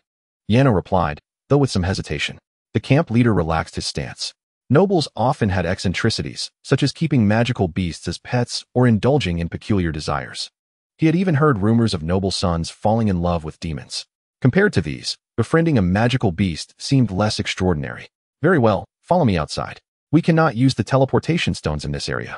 However, once we return to the Silent Lighthouse, you must send your magical beast friend back to her territory. Otherwise, you will be responsible should anything occur, the camp leader instructed, pointing at Lightning. Understood, Yano nodded in agreement. And together they followed the new camp leader back to the Silent Lighthouse. At this moment, the place was teeming with people. Seemingly all the students had gathered here. I must say, you have truly consumed a great deal of my time. Were it not for your presence with the beast, I could have escorted more students on this trip. Well then, after you teleport the beast away, do seek your respective classes. The captain grumbled a few words before turning once more towards the silent forest. All right, Talisa, take this and return these two little cuties to the palace, Natalie said as she handed Talisa a teleportation stone. Absolutely, it's been a millennium. I'm nearly dying for our love nest, Talisa replied. Her excitement evident as she winked at Natalie before teleporting back to the palace with Lightning and the tiger cat, Tina. Natalie, what is your relationship with Talisa? After Talisa's departure, Yano finally felt free to indulge his curiosity and inquired. Don't let her nonsense influence you, sweetheart, Natalie remarked, rolling her eyes. We are merely friends. Oh, Yano nodded, yet still harbored doubts. His sixth sense warned him that Talisa was quite taken with Natalie, indicating a new competitor in the fray. Thud, thud, thud. Half an hour later, Yano and Natalie had returned to their class, listlessly gazing at the monotonous scenery. Suddenly, a bell rang, and Yano observed a white-haired woman descending from the sky, landing gracefully in the space allocated for students. Good morning, ladies and gentlemen. I am Lysacel, the principal of the Lord Academy, she announced, bowing slightly to the crowd. The students reciprocated the gesture, allowing Yano to scrutinize her further. Draped in a black mage's robe and adorned with a pointed hat, she bore a striking resemblance to the witches depicted in Western fantasy literature. Yet her youthful appearance suggested she was barely in her 30s. Remarkably beautiful, with cascading white waves of hair and brown eyes. Her facial features bore a resemblance to Yennefer from The Witcher 3. After completing her bow, she placed her hands on her hips, straightened her back, and regarded the assembly with a commanding presence reminiscent of royalty. I trust you all have heard of the unfortunate incident last night in the forest. The most formidable creature from the long-hidden Silent Realm, the World-Eater giant worm, made its appearance and claimed the life of one of our captains. Additionally, a student named Jack Gold was injured by the beast. Thankfully, by the grace of the gods, he survived. But it seems his life will now be spent in bed for the foreseeable future. Let us observe 3 minutes of silence in honor of this tragedy, Lyssa announced, lowering her head slightly, followed by the other students. Where did the beast you resurrected ultimately go? At this moment, Arno could not help but curiously inquire through his thoughts to Natalie. Once they have fulfilled their tasks, they will return to the depths of hell, their physical forms reduced to ashes by the flames of the inferno. However, I truly did not expect that fellow named Jack to survive. That little insect proved utterly useless. Listening to Natalie's complaints resonate in his mind, Arno could not help but chuckle and shake his head. Little insect? That creature nearly frightened Arno to death. The purpose of the trial was to allow the distinguished students to demonstrate their potential for managing territories, not to jeopardize their lives. After a moment of silence, Lyssa resumed her speech. This unfortunate incident was my oversight, and as a means of atonement, I shall ensure that all of you pass this trial. In honor of the fallen captain and the injured classmate, this trial shall conclude at this moment. Oh, splendid. Long live Principal Lisa. The students erupted in jubilant cheers upon hearing this announcement. I disagree. Suddenly, a voice rang out. Do not misunderstand. This voice did not belong to Arno, who was equally perplexed as to who had uttered such a protagonist-like statement. Everyone turned their gaze toward the source of the voice, only to discover the king. Accompanied by his most loyal knight and steward, Sebastian, descending from the heavens bathed in holy light, ultimately landing beside Lisa. Your Majesty, the latter exclaimed, immediately kneeling in reverence, only to be halted by the king. Enough with these pointless formalities. Let me speak directly to the matter at hand. With a sinister smile gracing his face, the king addressed the assembled students. Chapter 82. The king's arrival. Did you all just hear what Principal Lisa said? Silence, remembrance, atonement, truly a mouthful of noble sentiments. The king's words left Lisa momentarily taken aback. She lifted her gaze, slightly furrowing her brow at the king. His piercing gaze swept over the students as he continued. The majority of you are unworthy of becoming lords, for you are thoroughly incompetent, to the core. Do not think I am unaware. I have observed this place for many years, long before I ascended to the throne. Bribing captains. Collusion between officials and merchants. How many young nobles have risen to lordship through such means? When true war descends upon you, what will you wield to protect the lands I have granted you? The king's voice thundered, and his words rang true, causing not only the students to lower their heads in shame, but also the captains, who wielded their power to intimidate, easily preventing certain students from passing the trial. Those with extensive connections could even ensure their positions remained secure, even if it meant causing the demise of a student. The king spoke, casting a glance towards Lisa. The unforeseen incident of the previous night was that the deceased captain had evidently awakened the world-devouring behemoth with the intent of eliminating a certain student, only to have met his own demise. And yet, he dared to mourn? Did he deserve such a privilege? Under the weight of the king's gaze, Lisa lowered her head. Her lips pressed tightly together, embodying a desire to speak, yet lacking the courage to do so. Go, summon all the captains, the king commanded. Lisa immediately nodded and let out a sharp whistle. Soon after, a line of captains emerged in disciplined formation from the eerie lighthouse, approaching the king. Is this one guilty of bribery? The king casually pointed at a captain and inquired of Succubus, who nodded in confirmation. With a swift motion, the onlookers beheld a flash of crimson as the captain's head fell to the ground, severed by the king's sword drawn from his waist. And this one? The king gestured towards another individual, leading to another affirmative nod from Succubus, followed by another swift execution. Moments later, among the numerous captains, only 3 remained. The rest lay lifeless, headless corpses strewn upon the ground, blood pooling around them. The students stood frozen in terror, fearing that the king's sword might turn upon them next. With a hint of impatience, the king sheathed his sword and turned his attention to Lisa. Afterward, hang their corpses at the entrance of the Lord's Academy for a month, clearly stating the reasons for their demise. I trust you know what to write. Upon hearing the king's decree, Lisa quickly nodded. Of course, Your Majesty. Moreover, after so many years as headmaster, do not tell me you are unaware of these matters. Your Majesty, please spare me. Some captains have connections with several dukes and the church. Lisa interjected, hastily whispering explanations into the king's ear. The church. That blasted institution. If they are so powerful, why do they not appoint someone to the throne? The king, visibly irritated after hearing Lisa's words, muttered a few curses.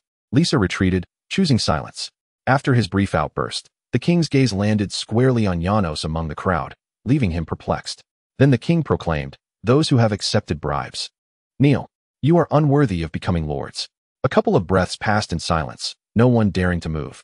I am aware of who has been bribed. Do not take me for a fool. Is it only when faced with death that you come to repent? The king bellowed, his hand once again resting on the hilt of his sword. In an instant, more than 90% of the students knelt before him. The king's gaze returned to Janos, and he smiled, beckoning him forward. Janos, come here. Upon meeting the king, although Arno felt a profound sense of bewilderment, he nonetheless approached the monarch's side. The king, with an air of familiarity, placed his hand upon Arno's shoulder and, turning to the assembled students, spoke with a smile. Seizing this opportunity, I wish to extend my commendation to Baron Arno de Lagrange. I have observed who among you accepted bribes and who rejected them, and it is Baron Arno's refusal that I find most praiseworthy. Unlike some of you, who, after declining the captain's proposal out of fear of retribution, chose to offer benefits instead, Baron Arno candidly stated his lack of need. He exhibited no fear of the captain's threats. Such fortitude is worthy of emulation by you all. Let us offer him a round of applause. With the king's concluding remarks, a wave of applause erupted. Now, allow me to share a secret. The incident last night was, in fact, orchestrated by Arno's captain, who sought to eliminate him for refusing to offer benefits. The colossal devouring worm was a creation of his captain, intended to bring about Arno's demise. The king's words sparked a chorus of gasps from the crowd. They had only heard that failing to provide favors could lead to failing trials. They had never considered that it could result in death. Yet, another question quickly arose in their minds. If the captain intended to use the devouring worm to kill Arno, why did the captain himself perish? The outcome was that the captain had inadvertently brought about his own downfall. As for the reasons, I shall not disclose them. I will only say that they are deeply intertwined with Arno. This revelation sent the crowd into a further uproar, a name they had all seen in the newspapers. There were even whispers that he had manipulated numerous alien beasts for his own purposes. Could it be that he possessed the ability to control magical creatures? That is heretical. A student exclaimed, voicing his inner thoughts. Isn't the ability to control magical beasts a violation of divine law? Silence. The king hurled a stone with precision, striking the student. Do not presume to judge others. That is exceedingly impolite. You need only understand that Arno's character is impeccable. Those who have knelt have failed the trial, and shall depart the Lord's Academy tomorrow. Furthermore, you must transcribe today's events as a lesson to hang above your beds, and inform your families, so they may learn from Baron Arno's virtue. Do you all understand? Yes. The students responded in unison, though Arno could clearly see many of the kneeling students casting resentful glances in his direction. Chapter 83. The magic of controlling hearts. In the afternoon, within the royal palace, the king inquired while sipping his tea, Succubus. I believe tomorrow is the day the church will send missionaries to the Lord's Academy? Indeed, my king, came the reply. One cannot help but feel anticipation. I wonder what events will unfold between Arno and Natalia in the church, the king remarked, his expression reflecting a burgeoning excitement.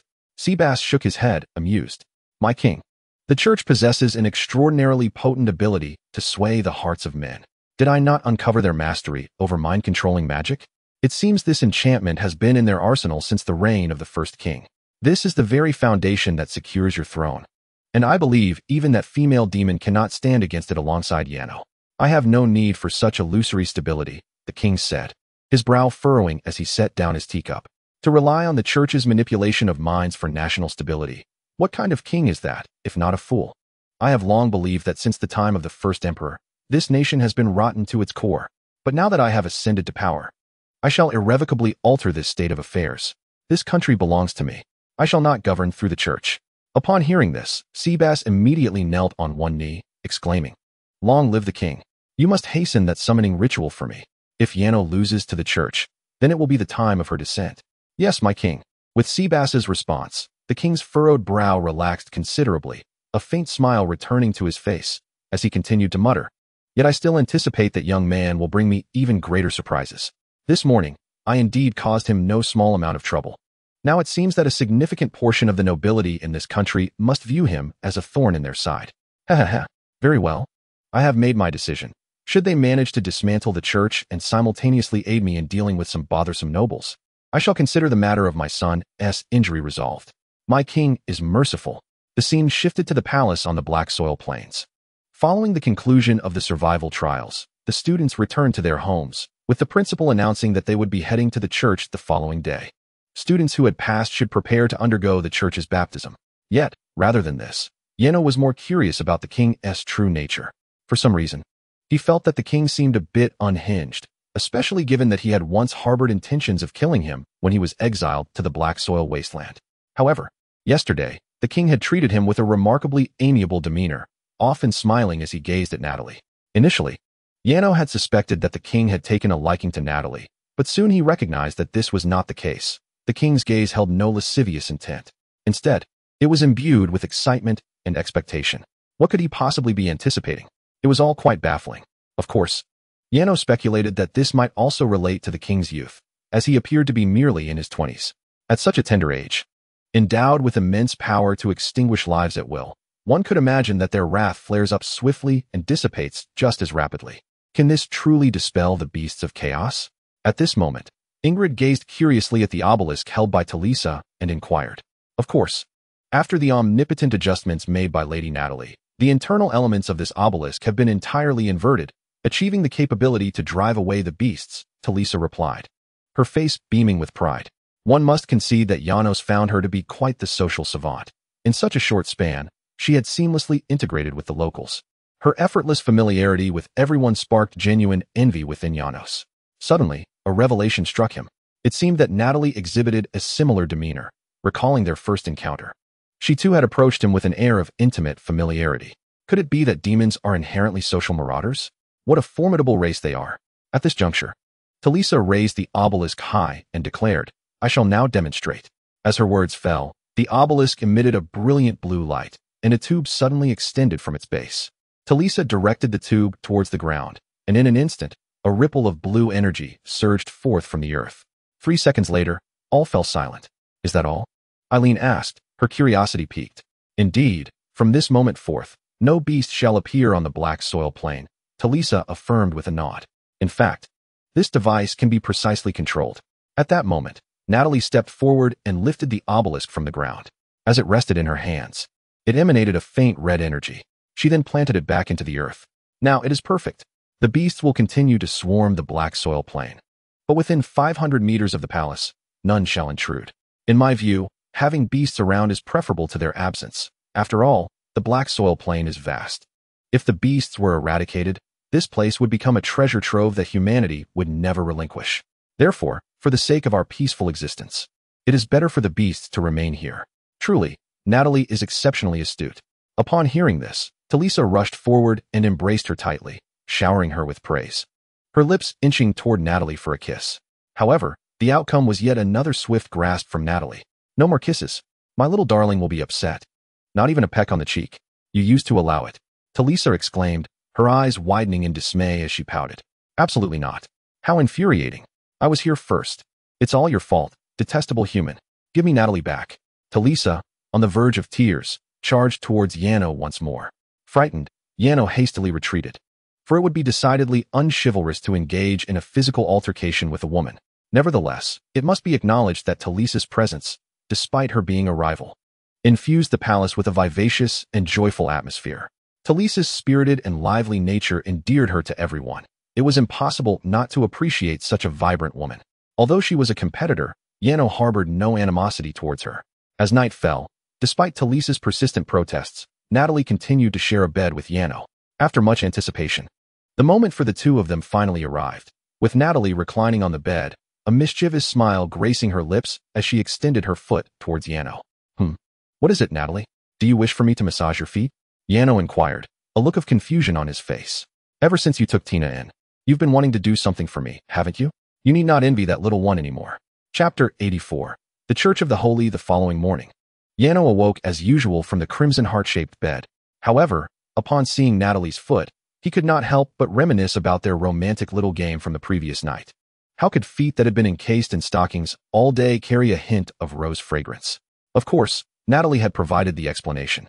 She claimed that an unexpected mishap occurred during the magical crossbreeding of flowers from hell and those from the mortal realm, resulting in her enduring scent. The roses in the palace courtyard were, in fact, a hybrid she had created. This was indeed a marvel, and Yano found himself perplexed, unable to fathom how flowers from hell could crossbreed with mortal flowers to yield roses. Yet, the sight of elements from the world he once knew brought him immense joy. "Natalie, I can no longer restrain my hands. I wish to seek some materials to create something," he declared.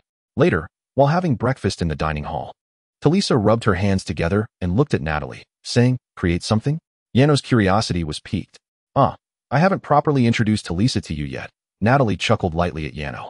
"Talisa is one of the 3 finest blacksmiths in all of hell." With a proud demeanor, Talisa raised her chin and smiled. "Surprised, are you, silly human? Even Lord Diablo praises the creations I forge. Competing with someone as skilled as I am for Natalie is akin to a noble with a sesame seed pancake encountering an ordinary peasant. You are vastly outmatched."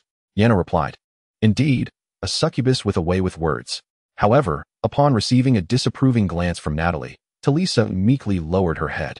"Exercise caution when you venture out. We cannot afford any further incidents, especially in this rapidly changing world of humanity." He understood. Upon hearing Natalie's admonition, a smile returned to her face as she nodded in acknowledgement. After breakfast, Talisa departed the palace, soaring eastward. Meanwhile, Yano accompanied Natalie to the Lord's Academy. The previous day witnessed a significant number of students being eliminated, resulting in only a little over 30 students passing. Consequently, numerous freshman classes were dissolved and amalgamated into 2 classes. Such an occurrence was unprecedented at the Lord's Academy, where historically, each cohort of freshmen boasted numerous classes. Nonetheless, Yano's class was still led by Teacher Benny. Upon Yano's arrival at the classroom and while awaiting the others, Teacher Benny guided Yano and the other students to the entrance of the church closest to the academy. This church was magnificently constructed, its grand entrance rivaling that of a royal palace. This left Yano perplexed. How could a king, who sought to take a life merely for an encounter with his son, permit the existence of a structure more magnificent than his own palace within his territory? Wasn't this a blow to his pride? As the church bells tolled, the imposing doors swung open, revealing the ornate interior. The decor bore striking resemblance to the churches of Yano's world prior to his journey here. A central aisle flanked by rows of long benches led to an elevated platform adorned with a pulpit. Though the structure was simple, the opulent decoration surpassed even that of the royal palace. Welcome at last, my children. A man clad in a flowing white robe emerged from behind the doors, his expression grave as he regarded Yano and his companions. Please, step inside. From this moment forth, you shall attentively absorb the teachings imparted by Pastor Mike and remember this day. With that, Teacher Benny took his leave, followed by another class leader. The students then followed Pastor Mike into the church.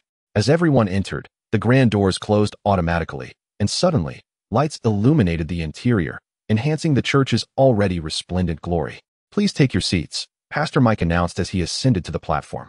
The attendees settled into the benches along the sides of the aisle, satisfied with their arrangement. Pastor Mike raised his hand, and soon, a golden radiance coalesced in his palm, ultimately forming a magnificent emblem. This emblem was a perfect triangle, with a large, watchful eye at its center, gazing intently upon the assembly. This is the sacred virtue of the church: resolve, creativity, and charity. These 3 qualities have always been most deserving of praise. At this moment, Pastor Mike began his address. Simultaneously, these 3 attributes constitute the core tenets of the esteemed church. From a young age, you have been imbued with the spirit conveyed by the church in your classrooms. However, today, I must impart to you that you are not merely to learn this spirit. You are the lords of the future, and it is imperative that you propagate this spirit and the church within your realms, allowing more souls to embrace it and providing them with the spiritual sustenance known as faith. As Yano listened to Mike's speech, he was suddenly grasped by Natalie's hand. Something feels off. Yano, are you all right? Upon hearing Natalie's slightly urgent voice in his mind, Yano felt a wave of confusion wash over him. I feel a bit drowsy. I must say, this fellow really ought to learn how to deliver a speech. How peculiar. You seem unaffected. Look at those around you. Following Natalie's words, Yano glanced at his fellow classmates, only to be astonished to find their pupils tinged with gray, their expressions fervent as if they had glimpsed a glimmer of hope. What is happening? Yano could not help but inquire. Mental manipulation, executed with remarkable finesse through rhetoric. This is sorcery from the depths of hell. Natalie's words left Yano utterly bewildered. A pastor of a venerable church employing entrancing magic during a sermon, and from hell, no less? A sense of foreboding gripped Yano, his instincts whispering of a vast conspiracy lurking beneath the surface.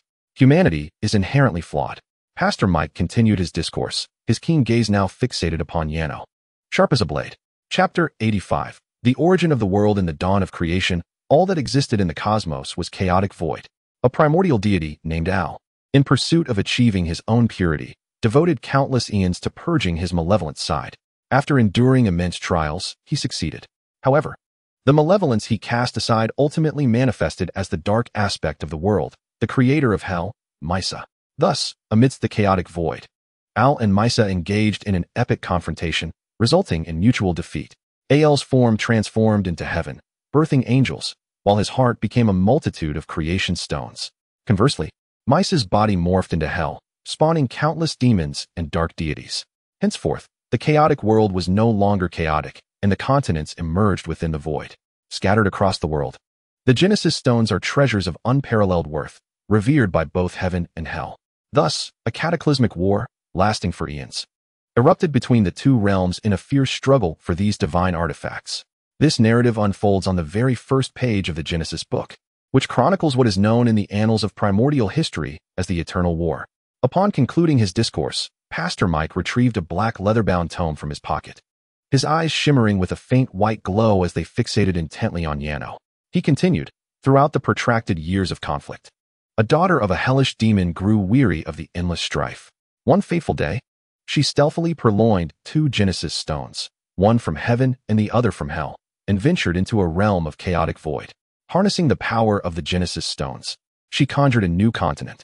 Subsequently, by vanquishing countless angels and siphoning their life energy, she birthed humanity. However, her creation of humankind was, in essence, a grand conspiracy. For she aspired to forge an immensely powerful army from this new species, thereby fulfilling her ambition to dominate both heaven and hell. This account is derived from the 2nd section of the 5th page of the Genesis book, titled The Birth of Original Sin. With a sudden clap, Pastor Mike closed the black tome and, extending his arms, proclaimed loudly, "Every human, from the very moment of birth, is tainted by sin. You are all descendants of demons, a species wrought by their malevolent hands." Upon hearing these words, the audience was visibly stricken with shame, their heads bowing in unison, while Pastor Mike's oration continued. "Within your flesh resides the stain of original sin. The Holy Church was birthed through the power of great angels and righteous deities. Be wary. That individual has amplified the magic that controls human hearts. Are you all right?" At this moment, Natalie tightened her grip on Yano's hand, inquiring within her thoughts. "I'm feeling nothing," Yano retorted internally, somewhat scornfully. He recalled having learned these tales in school during his childhood. Initially, upon assimilating these memories, he regarded them merely as myths. However, as Pastor Mike's words deepened the imprint of these memories, his disdain for the mythos grew. "Why am I deemed sinful at birth? Simply because humanity is a creation of demons? That is utterly unreasonable. After all, I was born of my mother. Does that imply my mother, in this world, bears sin? How can such a gentle and caring mother be guilty? I would challenge anyone who dares to assert otherwise." Moreover, the credibility of this tale remains questionable, as Yano discerned from his memories that the historical records of this world are in complete disarray, with instances of deliberate distortion of history. To accept a dubious mythological account as the basis for one's innate sinfulness at birth is simply absurd. Whoever dares to accuse Yano of guilt in the streets shall surely face his wrath. Shame upon you. You indulge in drink, commit murder, and perpetrate countless evils. Yet the Church offers you a path to redemption. The great doctrine enables you to cleanse your sinful souls, and the divine will purify your bodies.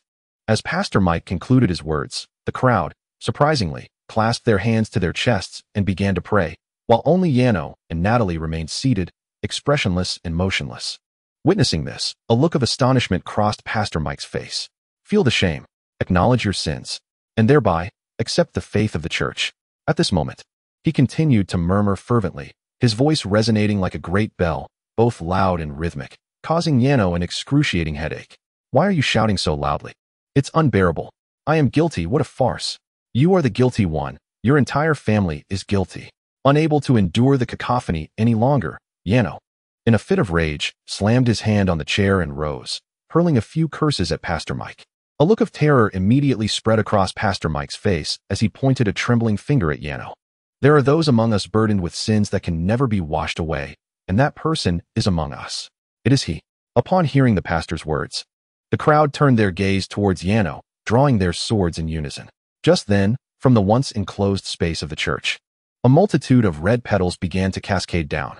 No one is born guilty. Every life, from its inception, is pure and unblemished. A voice resonated from all directions, leaving the congregation in stunned silence. Do not misunderstand. This anomaly was not conjured by Natalie. Both she and Yano gazed in astonishment behind the pastor. Pastor Mike turned slightly, and upon seeing what lay behind him, his face contorted with fear as he stumbled backward, falling from the dais. What met his gaze was a creature unlike any human woman. She was slender, clad in a gown of black gauze, with wings resembling those of a bat extending from her back. Her head was devoid of hair, crowned instead with a pair of horn-like appendages resembling a helmet, and her skin bore the pallor of a corpse. Though these elements might evoke terror, her visage was strikingly beautiful. The combination of her otherworldly and terrifying features rendered her an exquisite masterpiece, akin to an epic work of art. Gradually, she descended from the air, and upon touching the ground, the wings upon her back transformed into a veil of black gauze draping elegantly behind her. The golden light from behind streamed through the slats of the blinds, casting shadows upon her figure and mingling with the crimson petals cascading around. This scene was both bizarre and enchanting, radiating an exquisite beauty. Chapter 86. Mother of humanity, my children, redemption lies not in external possessions, but within yourselves. The woman stood atop a lofty platform, gazing down upon the assembly. Her lips, adorned with a deep crimson hue, curled into a gentle smile. Faith will compel you to suppress your innermost desires, ultimately imprisoning you as captives of that faith. Break the shackles of your being and let your own radiance blossom. As her words echoed, the pallor in the eyes of the crowd dissipated, restoring their clarity. Rebel with fervor, my children, the woman continued, pointing towards the paralyzed figure of Pastor Mike, who sat on the ground, his face a mask of terror and bewilderment. In an instant, a swift sound pierced the air, and a glimmering blade severed Pastor Mike's head from his body, struck down by a student closest to him. Subsequently, a wave of ecstasy washed over all the students and attendants, except for Arno and Natalie, as they drew their swords and relentlessly hacked at the pastor's corpse until it was reduced to mere pulp. Shortly after, the crowd succumbed to unconsciousness, leaving only Arno and Natalie standing amidst the chaos. The woman approached Arno with a smile, remarking, "What a remarkable child you are," wielding words imbued with enchantment, yet unable to sway your heart even slightly. Truly commendable. As she spoke, she extended her hand to caress Arno's head, leaving him in a state of perplexity. Seizing the moment, Arno scrutinized the woman before him. Her towering height of over 2 meters compelled him to look up. She regarded him with a smile that radiated warmth and pride, akin to a mother admiring her child. Yet, one thing was certain, Arno was not her offspring, for their species was evidently distinct at first glance. Her disproportionately long legs, which enabled her remarkable height, served as undeniable proof. You would do well to remove your hand from her head, lest I relieve you of yours to use as a bowl, Natalie interjected suddenly, startling Arno and quickening his heartbeat. For the mysterious woman before him exuded an ominous aura, reminiscent of a concealed supervillain from a tale. How could Natalie dare to speak so boldly? The woman appeared distinctly demonic. What if Natalie were to suffer for her audacity? With this thought in mind, Arno subtly shifted his posture, preparing to strike with the element of surprise. As soon as any movement is detected from the woman before him, Arno is prepared to strike. I am merely caressing my child. Why do you exhibit such anger, Natalie? Upon hearing the name Natalie uttered, Arno is taken aback. Could it be that these two are acquainted? Yet, considering they are both demons, it is hardly surprising they might know one another. You must understand.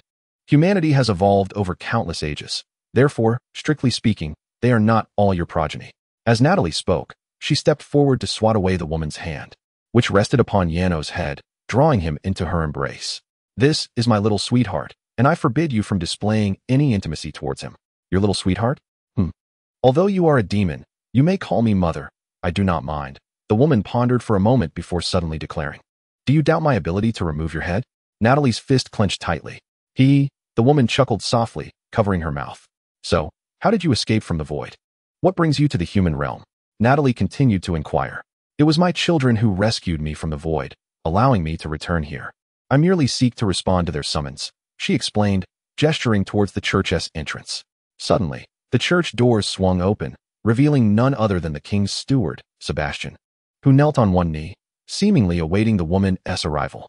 "I shall take my leave now. When you return to hell, please convey my regards to my father. But do not harm him again. I will handle it myself," the woman said, casting a glance at Natalie before approaching Sebastian, extending her right hand. Sebastian gently took her hand and rose slowly, casting a brief glance at Yano before addressing the woman. "Our king has eagerly anticipated your arrival for some time, great mother. Please, follow me." Yano, with his acute hearing, found himself perplexed by Sebastian's address to the woman. Great mother? What on earth? He glanced back at the unconscious figures behind him and the remnants of the priest on the ground, and for a moment, Yano fell silent. What should he do? It seemed he had become entangled in a monumental event. All he desired was to successfully graduate and conquer the Black Earth Plains. Why had the circumstances grown increasingly complex? The scene shifted to the royal palace. "Ah, you truly have summoned her, the legendary mother of humanity, Alice. It is a pleasure to see you," the king exclaimed, his face alight with surprise as he scrutinized the woman Sebastian had brought forth, extending his right hand to her. Alice reciprocated the gesture. "Likewise. Is Melina Icarus not yet dressed? The one you have yearned for has arrived," the king called out to a nearby chamber after the exchange of pleasantries. Immediately thereafter, a young boy emerged alongside a woman adorned in exquisite attire. "Greetings, I am Queen Melina Carl of this realm." The queen appeared visibly exhilarated, her speech slightly stammering. Meanwhile, the king's son, Icarus, gazed at Alice with wide-eyed wonder. "Hello," Alice replied, covering her mouth with a light chuckle, although her expression remained benevolent. Are you truly the demon who opened the continent and created humanity? Icarus suddenly inquired, his gaze fixated upon her. So the myths proclaimed by Pastor Mike are indeed true? Was it really that woman who brought forth humankind? Within the palace, Yano looked at Natalie in astonishment as he posed the question. Indeed, however, the tales spun by that pastor have undergone alterations. In truth, humanity was not solely brought into existence by Alice. She did not possess the so-called creation stone. Instead, she fell in love with the archangel Exiled, who also grew weary of war during an unexpected encounter amidst a divine conflict, and together they fled to another realm. The continent was forged anew by that angel utilizing the creation stone, and humanity, in fact, is the offspring of Alice and Exiled. Chapter 87. The Pope's perspective. The headquarters of the Holy Church is situated at the farthest edge of the kingdom, along the coast, and its opulence surpasses that of the royal palace. Here, one can observe numerous ancient architectural designs, a testament to the Church's existence since the inception of this nation. It stands as one of the principal symbols of the country, and although the prevailing narrative extols the supremacy of royal authority, many elders hold the Church in even higher regard than the reigning monarch. Indeed, should the Pope command the populace to sacrifice their lives, it is likely that many would heed without hesitation. However, in recent years, following the previous king's illness and the ascendance of the current monarch, public sentiment has begun to shift. An increasing number of young people have begun to disregard the Holy Church, adopting a demeanor of disdain towards it. The once mandatory faith courses have significantly diminished, and even the Church's publications have quietly lessened in classroom discussions. Conversely, texts challenging the Holy Church have subtly proliferated in educational settings. For instance, the Church advocates that with faith, all difficulties will be surmounted, as steadfast belief will invite divine grace.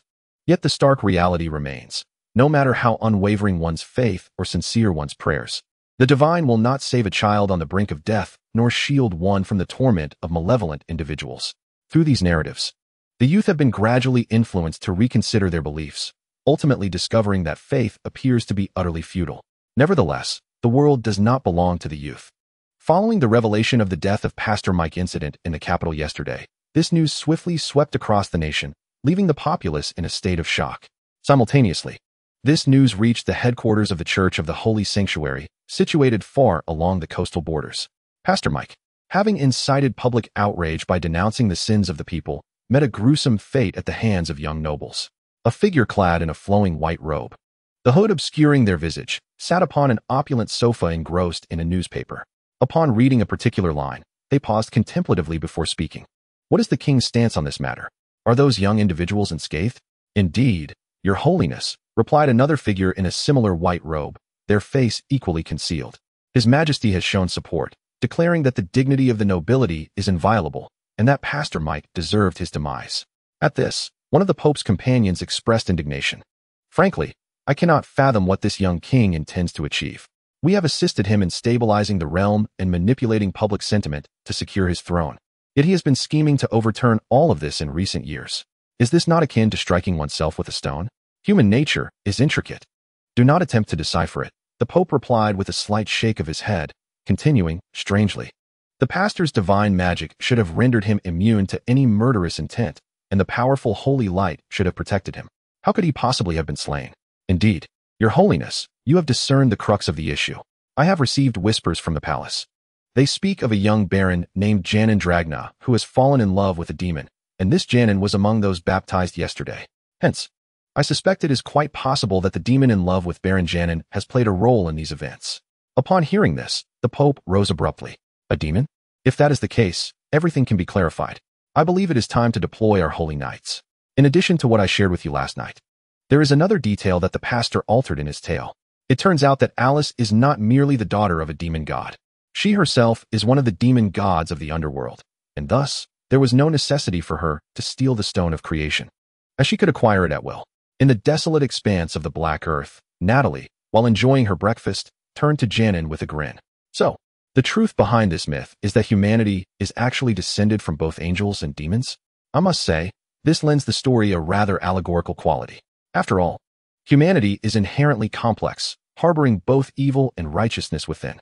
Viewed in this light, it seems quite reasonable for humans to be the progeny of both demons and angels. Indeed, as breakfast time dragged on in the absence of Wi-Fi, Janin continued the conversation with Natalie, delving into the true historical narratives of their world.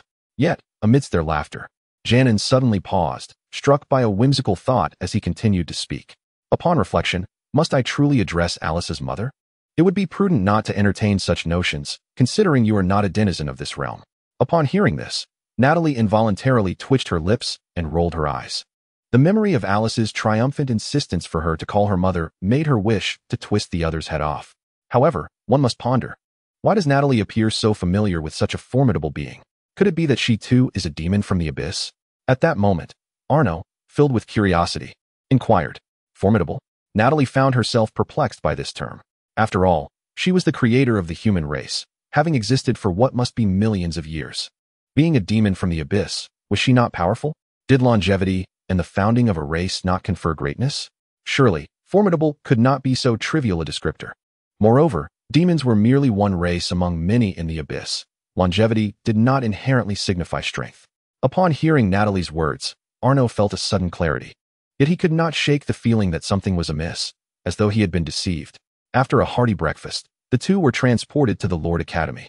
As they had risen quite early, the morning classes had yet to commence upon their arrival, prompting Arno to leisurely wander the campus instead of rushing to Professor Benny's class.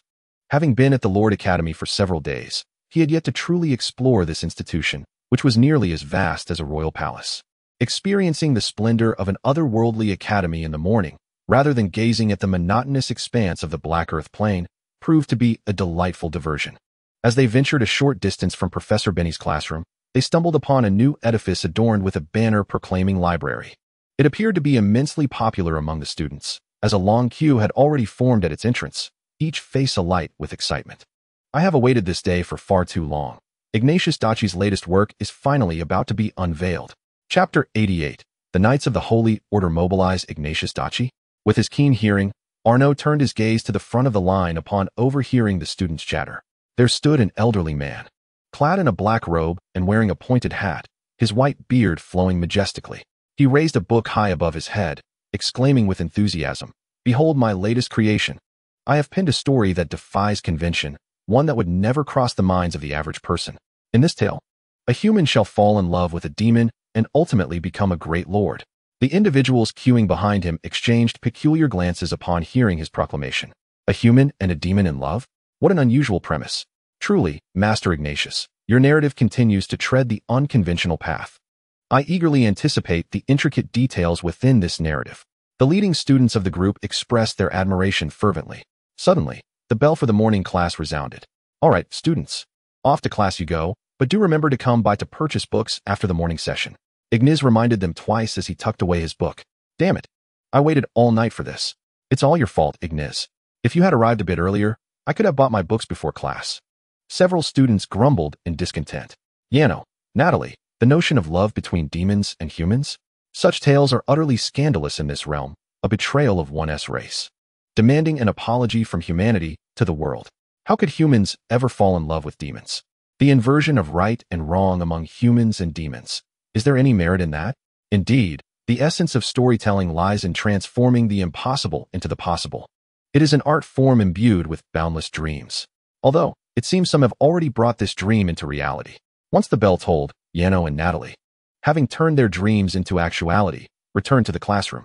Have you all received the king's letter? Ah, that accursed priest. It turns out he had already laid down the enchanting incense in the church. He intended to daze us and control our minds through magic, but fortunately, the king intervened, allowing that woman to awaken us. Although we ultimately succumbed to the incense, we managed to turn the tables on that priest. At this moment, the students were engaged in lively discussion about the events of the previous day. Indeed, we owe our gratitude to His Majesty the King. But do you remember that woman? She hardly appeared human. She seemed more like a demon. Nonsense. Would a demon assist humans? Moreover, how could a demon possibly be so beautiful? I have perused the legends, and demons are portrayed as terrifying creatures made of flesh and blood. Perhaps she was a succubus? A succubus merely has a pair of horns resembling those of a goat. Aside from that, she bears no difference from a human, so she cannot possibly be a succubus. Then what exactly is she? Did not the king mention in his letter that he would soon gather us together to reveal her true nature? We must patiently await that moment. But I cannot wait. From the very first glance at her, I was smitten. I must marry her. I am different. She referred to me as child. Oh heavens. I wish to call her mother. Though the reasons elude me, I desire to be her pet. Some students, in discussing the enigmatic Alice from yesterday, even began to exhibit signs of infatuation. This caused Yano to distance himself with a look of disdain. These individuals, when afflicted by such fervor, are no different from the people of the world I traversed before. It is utterly extraordinary. However, speaking of which, the bell has been ringing for quite some time now. Where is Teacher Benny? Off to relieve himself, perhaps? However, it was not long before 3 knights clad in white armor burst into the classroom. Yesterday, you murdered the devout followers of the church, the esteemed priest Mike. You have betrayed your faith, proclaimed one knight, drawing his long sword and pointing it at the assembly. As such, you shall be judged. Step forward. How dare a mere handful of knights speak to us so insolently? Several students exclaimed, rising from their seats in indignation. Yet, to their astonishment, ethereal figures began to materialize behind the knights, both male and female, all strikingly beautiful, each adorned with a pair of pristine wings. A divine radiance emanated from the knights, illuminating every individual present. Angels. Are they the knights of the church? One student gasped in disbelief. As for Arno, he briefly searched his memory. The knights of the church were said to be a devoted sect of the Holy Order, fighting to uphold justice in the world.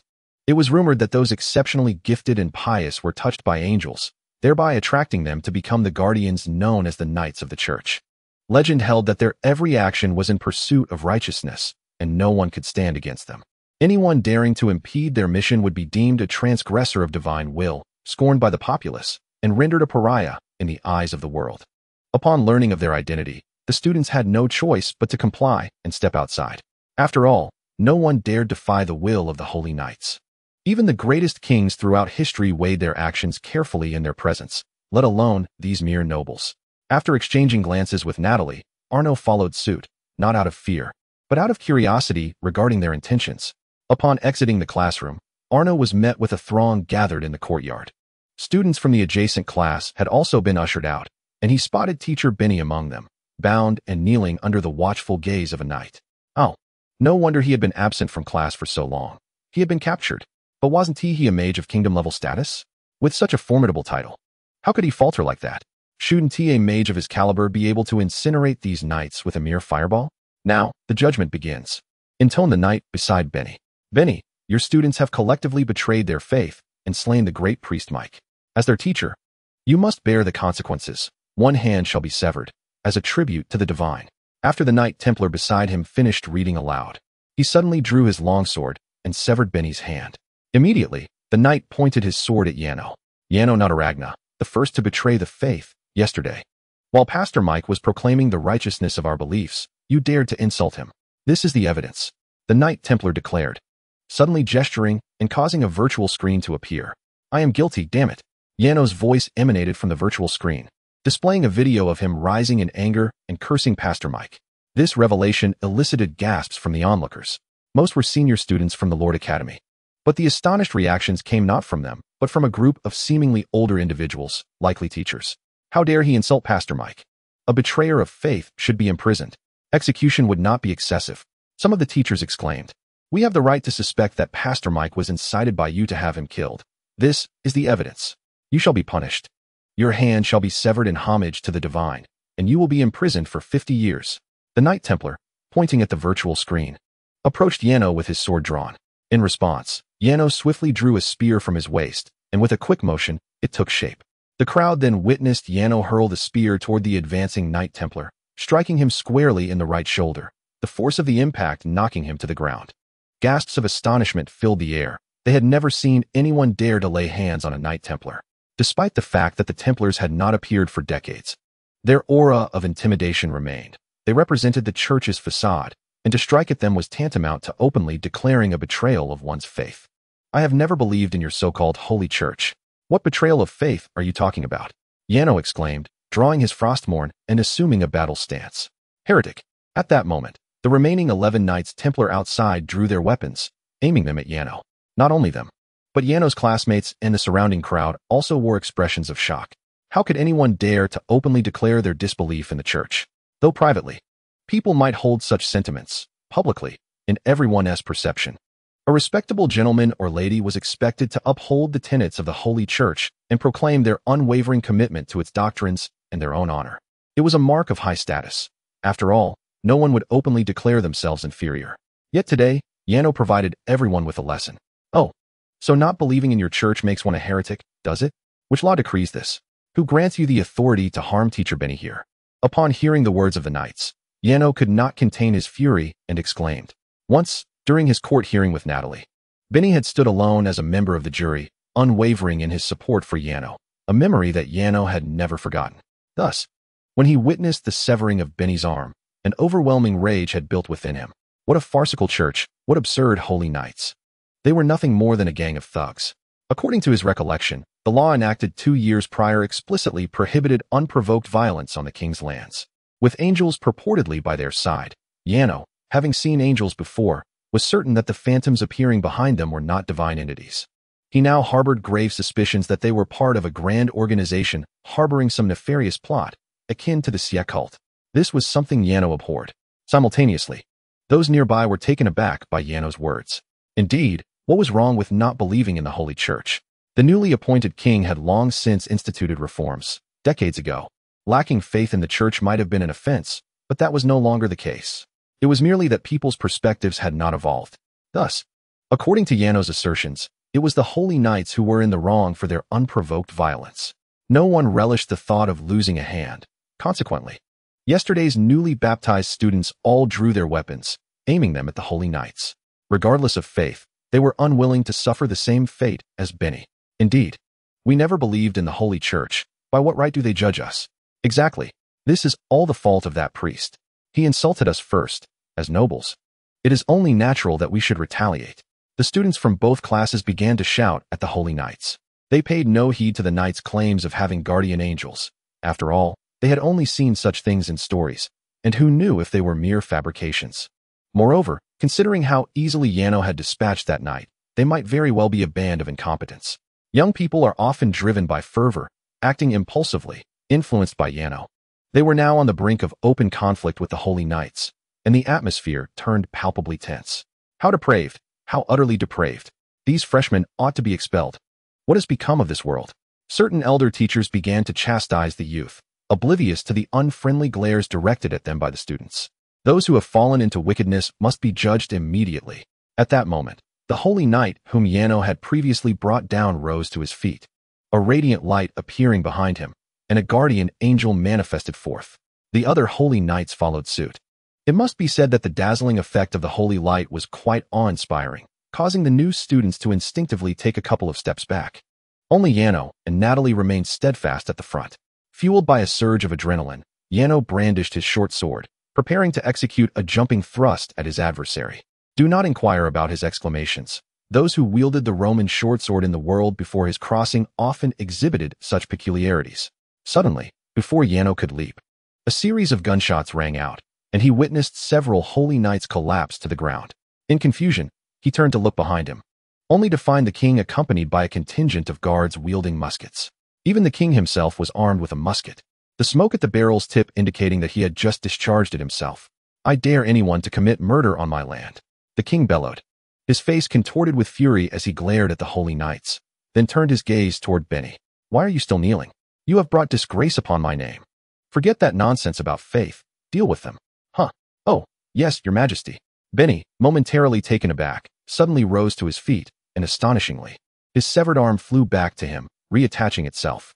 Chapter 90. The Mysterious Musket on July 3, 3084 in the Lannister calendar. During the baptism of students at the Lord's Academy, a betrayal of faith incited by incitement led to the murder of Priest Mike from the Holy Church. The following day, the Holy Church dispatched holy knights to conduct a trial at the Academy. At that time, Baron Arno Nord publicly declared his lack of faith in the Holy Church and boldly confronted the holy knights. King Neilsolon Lannister personally arrived on the scene and employed a newly developed weapon, the musket, which had taken 2.5 years to create, to eliminate all the holy knights who had entered the Academy. He justified his actions by stating that inflicting harm on his territory without a declaration of war was a violation of the law, warranting death. This event ignited the infamous Holy Revolution incident, known as the Voice against the Holy Church. Consequently, the Holy Church initiated an exorcism campaign, targeting the first prominent figure to openly resist the church, Baron Arno Nord. Thus began an unprecedented war, leading to the emergence of the latter as a significant player. But that is a tale for another time. Returning to the afternoon of July 4th, 3084 in the Lannister calendar. Yano and Natalie had finished their studies and returned to the palace. At that moment, Yano was tinkering with the musket gifted to him by the king. After vanquishing the Holy Knights that morning, the king had commended Yano for his courage in opposing injustice and his willingness to exercise rightful self-defense when harmed, deeming such spirit worthy of emulation. He had presented the musket to Yano right then and there, whispering that he forgave him for the incident involving his son. At that moment, Arno felt a profound sense of bewilderment. He had merely stumbled into the king's son at the banquet, causing him to fall and scrape a bit of skin, yet the king seemed intent on his demise. How could this monarch dare to speak of forgiveness? He himself had yet to absolve the king for the incident. Nevertheless, receiving the firearm as a gift brought him joy. After all, according to Arno's recollections, in this realm, firearms were the exclusive weapons of dukes and held immense value.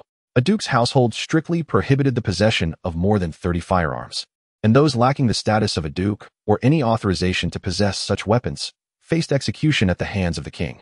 This clearly indicated the profound worth of such a weapon. The primary reason for its significance lay in its formidable power. A single shot to the head could potentially fell an 8th-tier legendary mage, making it a prized instrument for covert assassinations. However, the practicality and versatility of firearms in this world were still rather limited. Despite their destructive capability, they could only chamber one bullet at a time, and the reloading speed was excruciatingly slow. In the time it took to reload, even a 5th-tier mage would have ample opportunity to eliminate the firearm's wielder. Most critically, if a shot did not strike the head, even a 4th-tier mage could swiftly heal themselves with restoration magic and counterattack. Only under circumstances akin to the king's earlier morning display, where a formation of dozens was employed to outnumber and aim for headshots, could such a weapon swiftly vanquish a group of holy knights. Without sufficient numbers to establish firepower dominance, one would still fall to the might of a conventional army of mages. It could be described as a weapon with extraordinary efficacy in specific situations. Yet, having witnessed the might of firearms, Arno cherished it dearly. After all, should he decipher its construction and perhaps modify it to enable rapid firing, he would become virtually invincible. Poor Arno remained oblivious to the fact that his innate ability to elementalize his body had already rendered him formidable. At that moment, after over an hour of studying the firearm, Arno suddenly realized that the construction of firearms in this world differed significantly from those in the world he had traversed from. The firearm gifted to him by the king was utterly non-disassemblable and possessed astonishing power. Based on Arno's tests, its bullets could rival the penetration of a Barrett rifle. This left Arno utterly perplexed. If he could neither dismantle it nor comprehend its construction, how could he instruct Natalie to replicate it with her minor magic? I'm back. At this juncture, Talisa appeared in the living room, beaming with delight. Observing Natalie and Arno engrossed in the firearm on the sofa, she eagerly approached and nestled close to Natalie, exclaiming, "What are you looking at? Let me take a peek. Almost forgot about you, the blacksmith. It would have been better if you had come sooner." Upon seeing her, Natalie's eyes suddenly sparkled, and she swiftly placed the firearm into her hands. "My darling is quite fond of this little toy. Could you possibly craft an identical one? Create one for him?" At these words, Talisa's enthusiasm waned instantly. But in the next moment, her eyes twinkled mischievously as she pointed to her cheek, gazing at Natalie with a flirtatious glance. "If you give me a kiss, I will create it." "Forget it, I'll do it myself," Natalie retorted, rolling her eyes as she reached for the firearm. "Hey, I was just joking, don't be upset." Talisa quickly retracted the firearm behind her, looking somewhat aggrieved. She then picked it up, scrutinizing it closely. The design of this object is quite ingenious. Where did you acquire it?" Within 2 seconds, Talisa's eyes sparkled with curiosity as she inquired further. The king provided it. Upon hearing Arno's response, a look of astonishment crossed Talisa's face. Has humanity progressed to the point of creating such items? Truly impressive. Coincidentally, I gathered a substantial amount of materials during my recent outing. I should be able to forge something even better. Come, let us begin the crafting, Natalie. I entrust the fire of my forge to you. Sure. The forge? May I accompany you to observe? Arno, intrigued, immediately rose and asked curiously. Of course. It will be an opportunity for you to witness my prowess and understand the disparity between us, Talisa replied, crossing her arms in pride and laughing heartily at Arno's expense. Do not question why Arno refrains from retorting. Trust me, if the one mocking you were a stunning beauty, you would not feel anger. Do not bully him. Let us be off. Slap. Talisa yelped as Natalie playfully smacked her on the backside, then followed her with a somewhat dejected expression towards the forge. Chapter 91. The church's new initiative, the forge, was located in a cellar beneath the palace. As Arno followed the two ladies inside, he could not suppress his curiosity and began to observe his surroundings. He had never been here before, as this cellar's location was exceedingly discreet, making it nearly impossible to discern its existence. The walls of the forge appeared to be constructed from an unknown metal. It was neither iron nor alloy, lacking the luster of the latter, yet it was remarkably hard. In the center of the forge stood a circular cauldron, measuring a full 2 meters in diameter, alongside an anvil, hammer, casting platform, and other equipment, resembling a typical blacksmith shop. Meanwhile, Natalia approached the enormous cauldron and directed a stream of crimson flames into the opening at its base. The lower aperture of the boilers swiftly closed, and Yano distinctly sensed the temperature within the room beginning to rise. Very well, let us commence. I shall undertake a grand transformation of this little contraption. You may leave for now, and I shall have it ready before dawn. Observing this, Talisa waved her hand at Natalie, then casually gestured, causing a rift in space to manifest, through which she produced unknown metallic pieces, casting them into the boiler. Upon hearing Talisa's command, Natalie and Yano obediently exited the forge. Meanwhile, the scene shifted to the headquarters of the church. Are you saying that Nilsa has slain our dispatched Templar Knights? The Pope inquired in a somber tone to the priest before him. Indeed, Your Holiness. His justification was that our Templar Knights committed acts of violence on his land, which he deemed illegal, thus he executed them without hesitation. And how did he manage to kill our knights? Shouldn't those angels be able to ensure their immortality? The Pope pressed further. My lord, I have previously mentioned that the Lannister kingdom has developed a new weapon called the musket. Its power is astonishing. Even an ordinary person wielding it has the potential to triumph over a mage. The Templar Knights were struck directly in the head by this formidable weapon. Leaving the guardian angels utterly helpless, the priest lamented, raising his hands in resignation. I truly wonder what Nilsa hopes to achieve, the Pope murmured with a light laugh, sipping from a cup of freshly brewed coffee before turning to the priest. Send new priests to the Lord's Academy in the capital to conduct exorcisms, and have them widely proclaim that Yano's attendant is a demon. They should carry holy water, and as soon as Yano and his demonic attendant appear, the exorcism shall commence. The king's appointed lord is colluding with demons. This matter cannot be brought to light. When Nilsa faces public scrutiny, he will come to recognize the importance of the church. Yes, Your Holiness. The priest bowed respectfully before hastily departing the room. Damnable church, daring to inflict harm beneath my feet, utterly oblivious to their fate. What news from the artisan department? Can the production of muskets be increased? In the palace, the king, somewhat irritable as he reviewed state affairs, turned to Succubus with a query. To answer you, my king, it is entirely feasible. Excellent. Thus, my army of muskets shall soon be formed. The king's face lit up with excitement upon hearing this. The minds of the people have been enslaved by that wretched church for far too long. It is time to sever ties with this so-called faith. Only then will a true era of joy dawn. Now let us see about Yano. You have ensured that the rumors of his romantic involvement with a demon are circulating, correct? The king inquired again of Succubus. Indeed. It is indeed fortunate that this young man is no ordinary individual. His ability to resist the church's mental control alone reveals that his thoughts diverge significantly from those of the average person. Thus, a confrontation with the church seems inevitable. When that time arrives, it will be the moment for my gun-wielding army to launch a swift assault on the headquarters of the Holy Church. Ha ha ha, cough, cough. The king, in his enthusiasm, attempted to laugh heartily, but was interrupted by a fit of coughing as he choked on his own saliva. As the evening unfolded, Arno, consumed by curiosity about how Talisa would modify the firearms, ventured to the forge in the cellar to steal a glance. Upon entering, he discovered Talisa lost in thought, her hands gripping a firearm. When she noticed Arno's entrance, her eyelids flickered in surprise. It's you. Didn't I say it wouldn't be ready until tomorrow morning? I merely came to satisfy my curiosity, he replied. By the way, I really appreciate your help. Well, I'm glad you do, she responded playfully. I've prepared some fruit for you since you've been busy all afternoon. Would you like some? As Arno raised the platter filled with fruit, he felt a sense of obligation to show gratitude, even if Talisa was fulfilling a request from Natalie. Initially, he intended to draw nourishment from her essence. But that act was a unique intimacy shared only between him and Natalie, holding significant meaning. Thus, he decided to offer her some fruit as a gesture of care. Oh, you prepared this for me? Talisa's eyes widened slightly at the sight of the fruit platter. Indeed. With that, Talisa set down the firearm and approached Arno, taking a piece of fruit and savoring it with a sweet smile. I think I understand why Natalie calls you sweetheart. You truly are quite sweet. Is it the fruit that is sweet? Arno chuckled, shaking his head. Although he had grown accustomed to Natalie's term of endearment, hearing it from Talisa's lips felt unusually embarrassing. Tell me, do you genuinely like Natalie? She suddenly inquired. Of course. What do you like about her? Talisa pressed on. Well, her face, her figure. She is quite beautiful. Is that all? Then I suppose I could win your affection as well. After all, in terms of human aesthetics, my physique should surpass Natalie's, don't you think? Hearing this, Talisa flashed a flirtatious smile and leaned slightly towards Arno, her arms playfully accentuating her ample curves, enhancing the impression of her impressive physique. Beyond appearance, her personality matters too. She is straightforward, gentle, kind, and mature.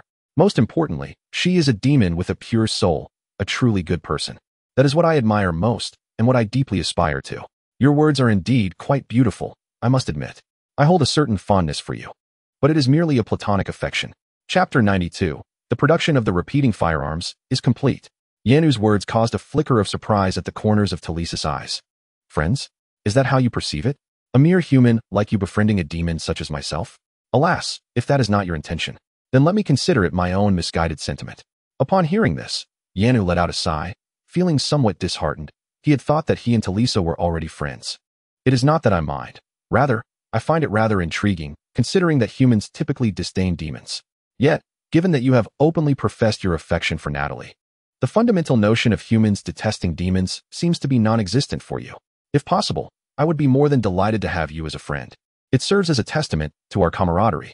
As she spoke, she picked up a piece of fruit and placed it in Yanu's mouth, continuing, I am genuinely curious. Why do you believe Natalie's soul to be so pure?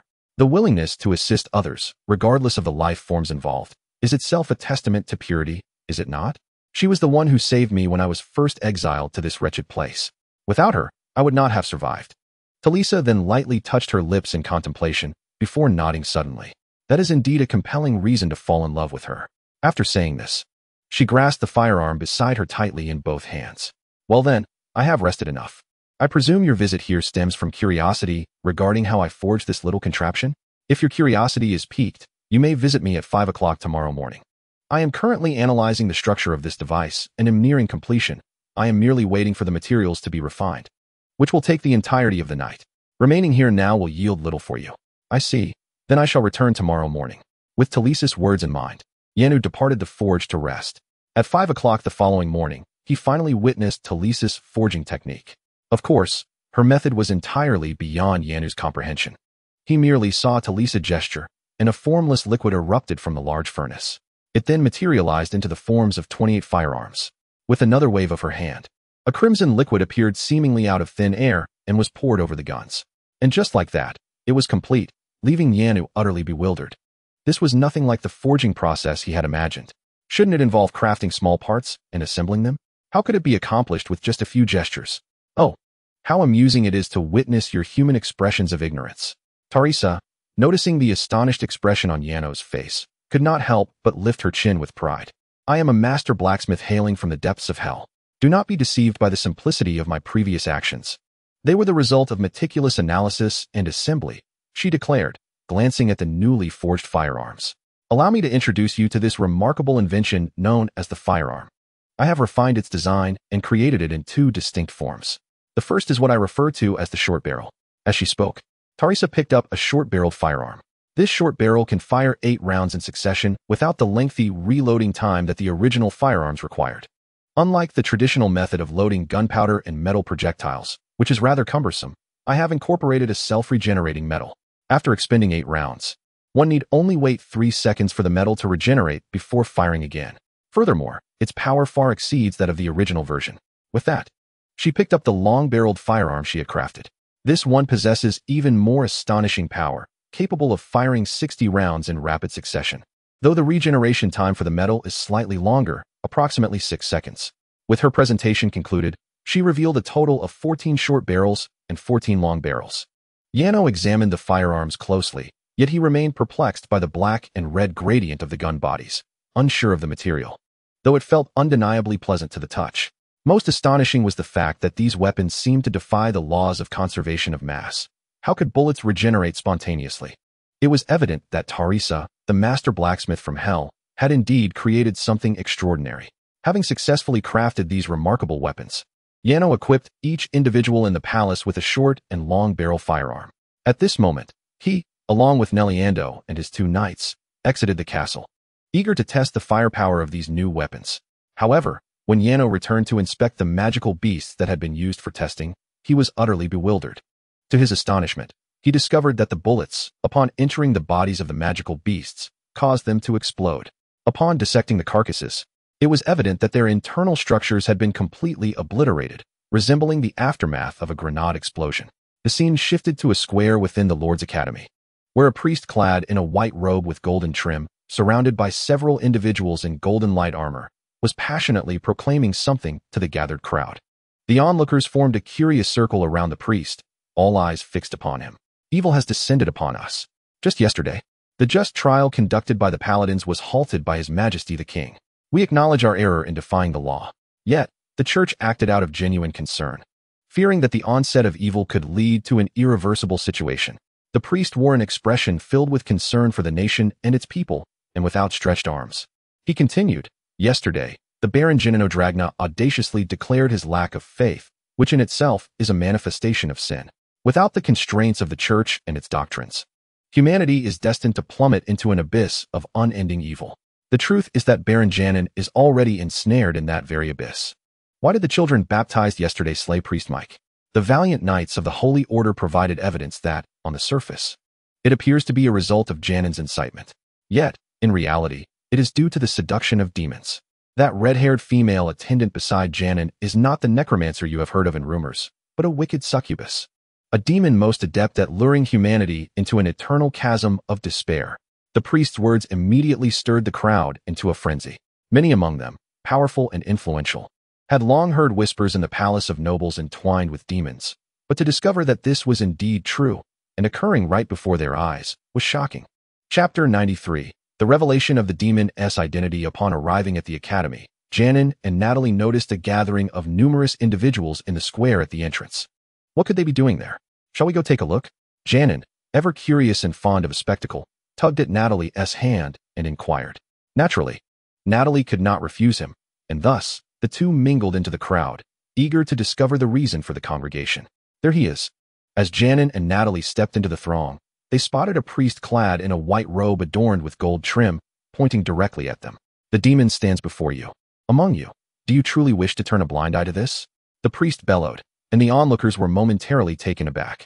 Although the priest's earlier claim about Natalie being a demon had indeed impacted them, the arrival of the principal figure instilled a sense of trepidation. After all, the deeds Natalie had committed in the marketplace were well known. Do you refuse to believe? If that is the case, I shall take the lead in the name of justice, the priest declared, suddenly producing a vial of transparent golden liquid from his sleeve and casting it toward Natalie. As the liquid posed no threat, Natalie did not flinch. Upon contact, her horns uncontrollably emerged from her head. Ah, it is a demon. Truly a demon, gasped the crowd. Heavens, demons indeed walk among us. All the tales are not mere rumors. Chaos erupted among the people. Fear not. The Holy Church is here to save you. Form ranks, my warriors. At the priest's command, the four individuals clad in light armor beside him conjured blades of pure golden energy, assuming a battle stance directed at Natalie. Darkness has descended upon the world, and true evil has emerged. Let us once again fight for justice, once again for the sanctity of the temple. At this moment, an elderly teacher shouted fervently, drawing forth his wand. Other students and teachers seemed to be stirred by his fervor, each brandishing their own weapons, even those young individuals indifferent to the church. After all, it is universally acknowledged that demons embody malevolence. While Yano's parents might refrain from harming a demon for his sake, and the king, due to his high status, might not fear them, when a genuine demon is laid bare before the public, undoubtedly, anyone would rise to enact righteous retribution. History has recorded the heinous acts committed by demons time and again. In the eyes of the common folk, demons are synonymous with wickedness. This notion has taken root, becoming nearly unshakable. Arno Nord, the human traitor colluding with demons, should be executed without delay according to the church's judgment. However, the church shall abide by the law and refrain from bloodshed on the king's territory. Thus, in the name of the divine, I bestow the power of judgment upon all present. The holy light shall shield you. The priest proclaimed loudly while raising a hand, a golden radiance cascading from above, imbuing the scene with a sense of sanctity. He then pointed towards Natalie. As demons are not considered human, the malevolent demon shall be judged directly by the church. Let us embark on this grand crusade alongside the temple. In that moment, those bathed in holy light were utterly swayed by the priest, determined to vanquish the demon and uphold justice. What a thrilling endeavor it is. Evil shall be vanquished, and justice shall prevail. Accept your fate, fallen Arno Nord. Some had already aimed their weapons at Arno. His lineage as the son of the Oshiram family mattered not. From the instant he was deemed to have strayed into darkness, his life was no longer his own. To slay one who colludes with demons is to attain the highest honor. Suddenly, a gunshot rang out. It was Arno who fired. Positioning himself protectively in front of Natalia, the barrel of his handgun directed at the priest, smoke curling from the muzzle. The priest fell to the ground, likely struck down instantly by that shot. Damn it, I've endured you long enough. I have been in this academy for several days now. And I ask you all, has anyone witnessed Natalia engaging in any malevolent deeds? How has she been deemed evil? Arno glared at the surrounding crowd, enraged by how easily they were deceived by the priest, his frustration boiling over. A demon is evil? What nonsense. At least in Arno's view, she is far kinder than anyone he has encountered in this world thus far. I witnessed, right in the bustling commercial street, as she drained a soldier of his very essence. At that moment, a voice emerged from the crowd. Are you implying that when someone is about to violate your mother, she must remain passive? Yanawa's words rendered the latter speechless. I personally observed her injure Duke Yilin. Another voice echoed through the throng. Indeed, you would gladly endure Yilin defecating upon you. The latter was once again left without a retort. Do not waste words with one who has already succumbed to the dark path, colluding with demons. Execute him, for the sake of justice, to render this world a better place. In the sunlight's embrace, there is no room for shadows. At that moment, many ceased their arguments with Yanawa and charged towards him, their eyes alight with fervor. The instant he met their gaze, coupled with his own memories, Yanawa comprehended the truth. What nonsense about demons, what distinction between justice and evil? Ultimately, no one truly cared. These nobles were solely interested in vanquishing demons or anyone associated with them, in exchange for unparalleled rewards and glory, elevating their reputations to legendary heights. Simultaneously, not far within the crowd, an elderly man donned in a pointed hat, with a white beard, observed this scene with a cold detachment. His mouth was full of lofty ideals, yet his heart was consumed by worldly aspirations. Nothing could be more theatrical than such a scenario. He muttered to himself while picking up pen and paper to write. Bang, bang, bang. Soon after, a barrage of gunfire erupted. In that moment of rage, Yanawa cast aside all feelings of guilt for taking lives. Those who charged at him with the intent to kill were unworthy of existence. Within mere moments, one after another fell, as Yanawa wielded his firearm like the scythe of death, mercilessly reaping lives. Chapter 94. Just being with you, the staggering casualties rendered the onlookers hesitant to advance further. The firearm in Yanawa's hands elicited fearful glances from all who could enlighten them about the nature of that weapon. Not only was its power immense, but it could also fire in rapid succession. Just then, observing the crowd's reluctance, for lightly armored figures who had been clustered around the priest stepped forward. From Yanawa's childhood memories, he recognized them as Templar Knights, one of the most formidable forces within the church, even surpassing the Holy Knights in strength. It was said that their sacred convictions compelled them to hone their combat skills daily, and when evil descended, the divine blades bestowed upon them by angels would sever any wickedness. They were quite renowned in legend, indeed. Yet Yanawa cared little for such tales. Upon seeing them advance to slay Natalia, he raised his firearm and began firing at them. However, the bullets fired from the short barrel were unexpectedly cleaved apart by the shimmering lightsabers wielded by them, leaving Arno momentarily dumbfounded. Is it truly possible for someone to slice bullets? If that is the case, then what shall I do now? Observing this, Arno swiftly lifted the long-barreled firearm that had been slung across his back and commenced a barrage of shots directed at them.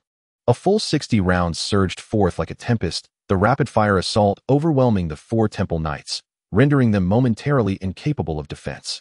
Furthermore, upon penetrating their bodies, the bullets caused internal explosions, resulting in the immediate demise of the 4 knights after the onslaught of 60 shots. The suddenness of this left everyone momentarily paralyzed in shock. At that moment, Arno took Natalie's hand and said, "Let us return home." With that, the two utilized a teleportation stone to return to the palace.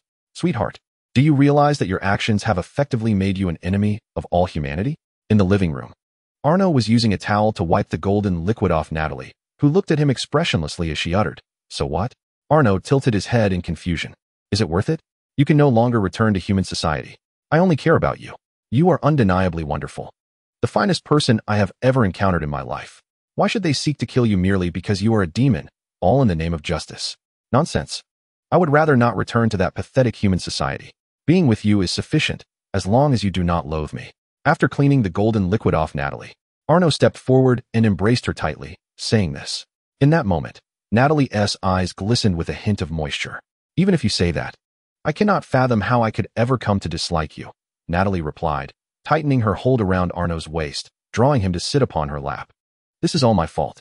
To be honest, I never anticipated that my identity as a demon would elicit such a strong reaction in human society.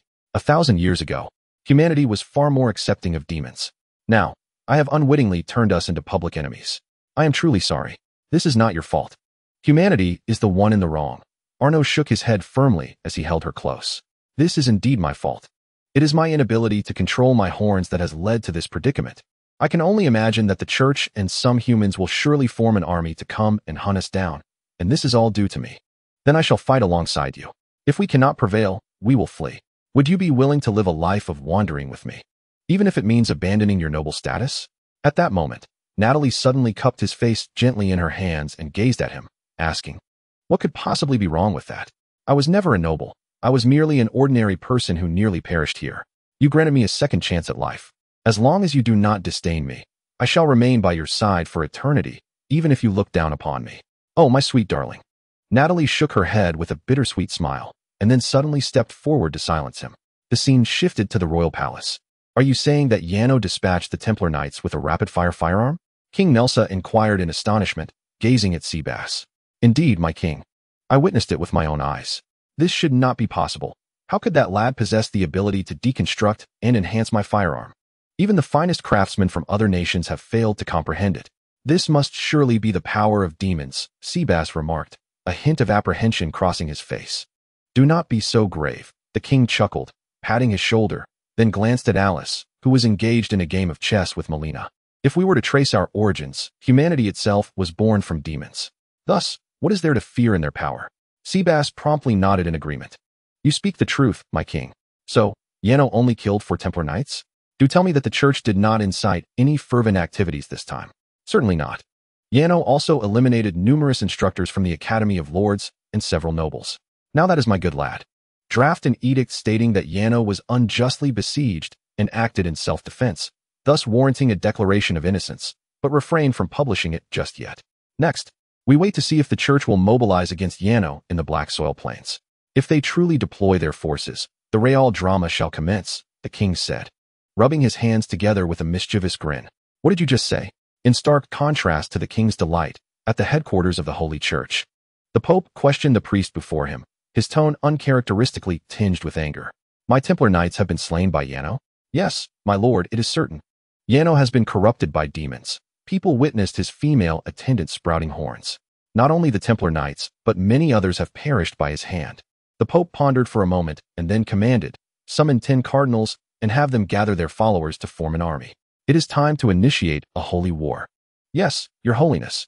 Thus, Lord Ignis, will the tale of your book ultimately mirror that of Baron Yano and his demon lover, culminating in a tragic ending? A young student in the library of the Academy of Lords posed this question to the white-bearded elder. That depends on how reality unfolds. We do not favor tragic conclusions. The young student spoke, his brow slightly furrowed. Chapter 95, The Demon Lord. This book is the latest work by the illustrious author Master Ignatius Daci, renowned throughout the Lannister kingdom and indeed the entire world. Upon its release, it garnered immense popularity among the youth.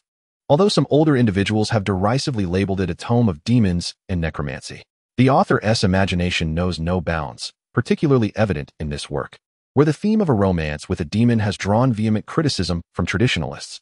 Nevertheless, his creations have received unanimous acclaim from the younger generation. One review remarked, as an elder born in the last century, his works not only possess audacious concepts, but also allow readers to seek happiness and hope within. Even General MacArthur of the distant America Kingdom commented, if the world were to lose Ignatius, it would be as if the West lost America. However, today, the young admirers of Ignatius's works found themselves in a state of unrest, for Ignatius had announced that the narrative direction and conceptualization of this story are grounded in reality. meaning that the unfolding of tragedy or joy will be closely aligned with real-life events. There exists a peculiar pattern in Ignatius' writing. While the early chapters are filled with joy, the latter ones invariably take a tragic turn. This has drawn the ire of many readers. Ignatius defends his approach, asserting that the audience enjoys tales that evoke both laughter and tears, without a touch of tragedy. The narrative would lack literary merit and risk being condemned by the author's association as mere entertainment. But now, an opportunity for the readers has arisen. Do you all wish to witness our protagonist's sweet life with the enchanting demon? A young man in the library raised his copy of The Demon Lord and inquired of the crowd. Yes, many responded enthusiastically. Are you weary of Ignatius' tragic plots? We are. Then here lies our chance for change. The fate of this story rests in our hands. To protect the finest demon wives in our hearts, let us draw our swords, the young man exclaimed, suddenly brandishing his sword and continuing to shout, for the innocent demon and for justice. The tale of the Demon Lord shall be rewritten by us. For the demon. I have long been displeased with the tyrannical Holy Church. Indeed, clearly, that demon servant of Yano did nothing wrong. She is not evil. Nonsense, she is so beautiful. How could she possibly be evil? The surrounding youth echoed one another, drawing their own swords in agreement. In the morning, across the black soil plains, a multitude of humans emerged in the light of the rising sun. Any beasts that dared to impede their advance were swiftly vanquished. Before him stood a vast army, a veritable sea of soldiers. Their ranks so dense that the end was scarcely visible. Among the throng, warriors clad in golden armor soared through the air, wings unfurled and wielding radiant swords. Accompanied by colossal siege beasts, catapults rolled forth, flanked by knights adorned in various armors. Observing this spectacle from the tower of the palace, Janos felt a shiver run down his spine. Though he was no stranger to the ravages of war, the scene before him was more terrifying than any he had previously encountered, a scale beyond comprehension. Those beings enveloped in divine light, or those with wings brandishing gleaming blades, were unmistakably part of the legendary army he had unearthed in his memories. This force hailed from the Church of the Holy Sanctuary, known in lore as the Celestial Angel Army. Each soldier was said to possess the magical prowess of an 8th-tier mage, yet, due to their close semblance to angels, they were believed to be far more formidable. According to legend, the Celestial Angel Army emerged solely to vanquish evil and had never tasted defeat, having triumphed over demons throughout history. Such a revelation compelled Janos to take heed, although it was likely that these angels were mere impostors. Their past victories against demons raised profound doubts regarding their true nature. Moreover, Janos discerned the presence of other human armies alongside the Celestial Angel Army. With keen eyesight, he recognized many familiar faces among these troops, notably a significant number of nobles who had been eliminated during the previous training camp. Among them was Duke Godfrey. There was no mistaking it. Upon receiving word from the Church of the Holy Sanctuary regarding Janos as a target, he and the other lords who had failed the trials immediately aligned themselves with this formidable force. The prospect of vengeance, coupled with the potential for honor and prestige from slaying demons, was an irresistible allure. What did it matter if Janos had triumphed against overwhelming odds in the past? What significance did his so-called revelations or demonic powers hold? Before the Celestial Angel Army, all would be rendered futile. How swiftly they have come, Janos murmured to himself, turning to the companions at his back. Are you certain you wish to remain here with me? You have all witnessed that this war is unlike any we have faced before. I have sworn an oath to protect your honor, to the very end. I cannot betray my vow, he declared resolutely. Alien shook her head and donned her helmet. What did it matter if Natalie was a demon, or if Janos had become the hunted? She knew one thing. Without Janos, she would have perished from hunger long ago, and she would never have known the happiness she experienced now. Furthermore, Janos treated her with respect, always engaging with her as a friend. She had never been treated with such kindness before. Thus, she had long since devoted her life to Arno. I could summon my conquering friends now. It is not too late, for apart from this life, these are all I can offer you. Upon hearing Arian's words, Arno hastily waved his hand. Please, do not urge your friends to their demise. My sole offering is this life. I shall strive to perish before you and take down several foes along the way. At this moment, Ingrid tightened her grip on the slender sword at her waist, gazing at the distant army without looking back. Hooray! As long as Arno lives, we live. Huru! If Arno dies, we die. Hooray! You are our friend. You embody our will to survive. The Neeleanders also stepped forward, encircling Arno, embracing him and exchanging fervent words. Chapter 96. The Crusade indeed, my friend, Arno chuckled, gently stroking their heads. We shall fight together until the final moment. But if we cannot prevail, we shall flee. Rest assured, even if we must seek refuge in foreign lands, I will ensure you do not go hungry. Stand firm until death. What a joke. Arno is no fool. He fights solely to protect Natalia's honor, for he cannot bear to see her labeled as a wicked demon. But should the odds be insurmountable, escaping with the Neleanders is a viable option. At that point, it would be a matter of whether the Neleanders could fly faster than the holy angelic forces of the church. Is it truly necessary to flee? They are merely a band of feeble humans. Engaging them would suffice, especially since it has been quite a while since he last fought. At this moment, Talisa spoke up. Indeed, my dear, I believe we may not lose. Did I not mention that I possess a modicum of prowess? Natalia, smiling, affectionately ruffled Arno's hair. I will do my utmost to prevent you from sharing a life of wandering with me. Haha, that would be splendid, Arno chuckled softly. Reflecting on it, it was apparent that Natalia seemed far from anxious, so there was no need for him to harbor such pessimism. Arno Dragna, you, who conspire with the wicked demon, shall ultimately face the judgment of the sacred and the just. Suddenly, a voice echoed from afar, startling Arno. The speaker's voice carried over a distance of approximately 7 kilometers. They had a remarkably powerful voice. In the sunlit corner, darkness could not find a foothold. The holy war has begun. Let us vanquish evil, great people. After issuing a rallying cry, Arno witnessed a vast army surging toward the palace like an unstoppable tide. Draw your long rifles. Take down as many as you can. Suppress their fire.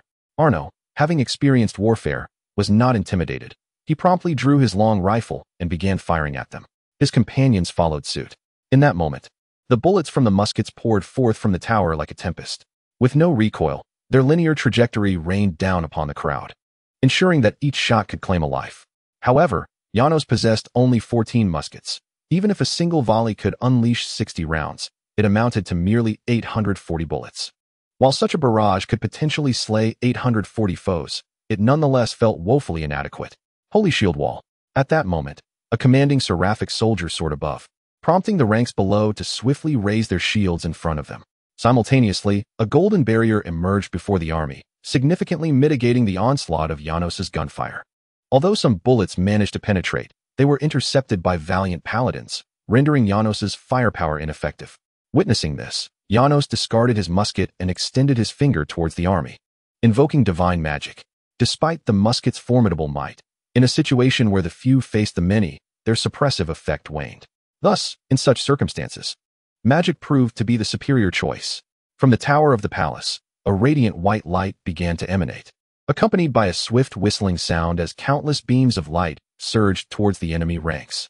The Neleander, observing this, also cast aside their muskets, channeling dark energy into their palms before unleashing a barrage of beams upon the adversaries. The potency of these beams was astonishing, effortlessly breaching the holy shield wall of the seraphic army, striking down all who were hit, leaving them lifeless in an instant. Truly, the Neleander of the wastelands were formidable. It was no wonder that young man triumphed over the Green Trade Association, relying on such power. In the rear of the formation, Duke Godfrey murmured to himself before suddenly raising his right hand. Prepare the trebuchets, fire. With the Duke's command, countless massive fireballs, engulfed in flames, hurtled towards the palace. Yet, they collided with an unseen barrier, thwarted in their advance. This palace is a cherished sanctuary, painstakingly constructed by Natalie and me. Its destruction would grieve me deeply. It was Talisa, who, with outstretched arms, murmured softly as transparent energy flowed from her hands, forming the protective barrier. Talisa then turned her gaze towards Natalie. The next step is yours. Understood. Natalie nodded slightly before soaring into the air, gently waving her hand to conjure rifts in space. From these fissures emerged beings clad in pale blue robes, their faces obscured from view. The creatures extended their hands, bowing repeatedly before the enemy forces. Gradually, the morning sun faded, giving way to a crescent moon that adorned the sky. The once azure heavens transformed into a pitch-black expanse, a surreal spectacle that instilled profound fear within the ranks of the human army. However, the situation was far from straightforward. With the emergence of the crescent moon, a serene moonlight descended, enveloping the entire battlefield. Under this ethereal glow, the blue-robed beings trembled as if invigorated by an unseen stimulant. Soon, a surge of energy erupted from them, radiating a brilliance akin to that of the moonlight itself. With a flick of their wrists, they unleashed waves of this energy, striking the advancing enemy forces, even overcoming the so-called Holy Shield. Those struck fell to the ground, their bodies disintegrating into mere bones, only to rise again and turn their aggression towards the heavenly host. Why has the moon worship cult, which vanished 5 centuries ago, reappeared here? A lord exclaimed in sheer terror. The moon worship cult? Lord Gerda questioned, perplexed. Have you not read the historical records? The moon worship cult, 500 years ago, revered the demon of the moon and allied with the Succubus church, an evil faction. Each member possesses formidable demonic power capable of resurrecting the dead, the very origin of necromancers. At this revelation, Duke Gerda was rendered utterly speechless. Chapter 97. A Wandering Heart. The moon worship cult, said to be the source of legendary necromancers.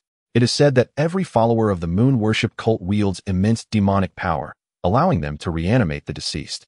Of course, whether these reanimated beings retain their former identities remains a matter for further inquiry. Despite the uncertainty surrounding why the moon worship cult was summoned by Natalia, they had indeed manifested. A mere 20 blue-robed members of the cult displayed a terrifying combat prowess, cutting through the enemy ranks with astonishing speed. Not only were they capable of swiftly dispatching foes, but they could also instantaneously convert them into a legion of undead to serve their purpose.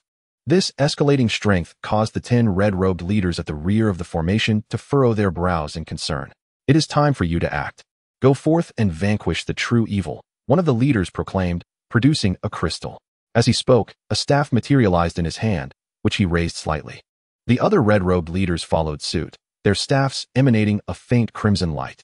Then, on the battlefield's flank, a host of soldiers caught Yano's attention. While the army engaged at the forefront halted, seemingly parting to allow this new contingent to pass. Stop this at once, Yano. A man leading the new army bellowed at Yano with fervor. As Yano beheld the man, his eyes widened in disbelief, for he was none other than his father, General Ashram, the marshal of this nation. Not only him, but beside Ashram stood his mother, Kate. Yano, do not continue in your folly. The one you protect is an evil demon. Slay her and return to your mother. There is still time. Kate implored, her gaze fixed upon Yano. The weight of their words left Yano's mind in a tumult. Why were they positioned against him? Especially Kate, who had once stood unwaveringly by his side during the war against the Green Guild, willing to sacrifice her life for him. Why then? Did she not stand with him now? This was inconceivable. Natalia had never erred nor committed any wickedness. Why should they seek to condemn her merely for being a succubus? This, he would not accept. After a brief pause, Yano resolutely responded. He could betray anyone, but not Natalia, even in the face of his parents in this world. He refused to take a step back. Very well, child. I am deeply disappointed in you. I never anticipated you would side with evil. I regret all that I have sacrificed for you, Kate declared, her face a mask of disappointment as she shook her head. I love you dearly.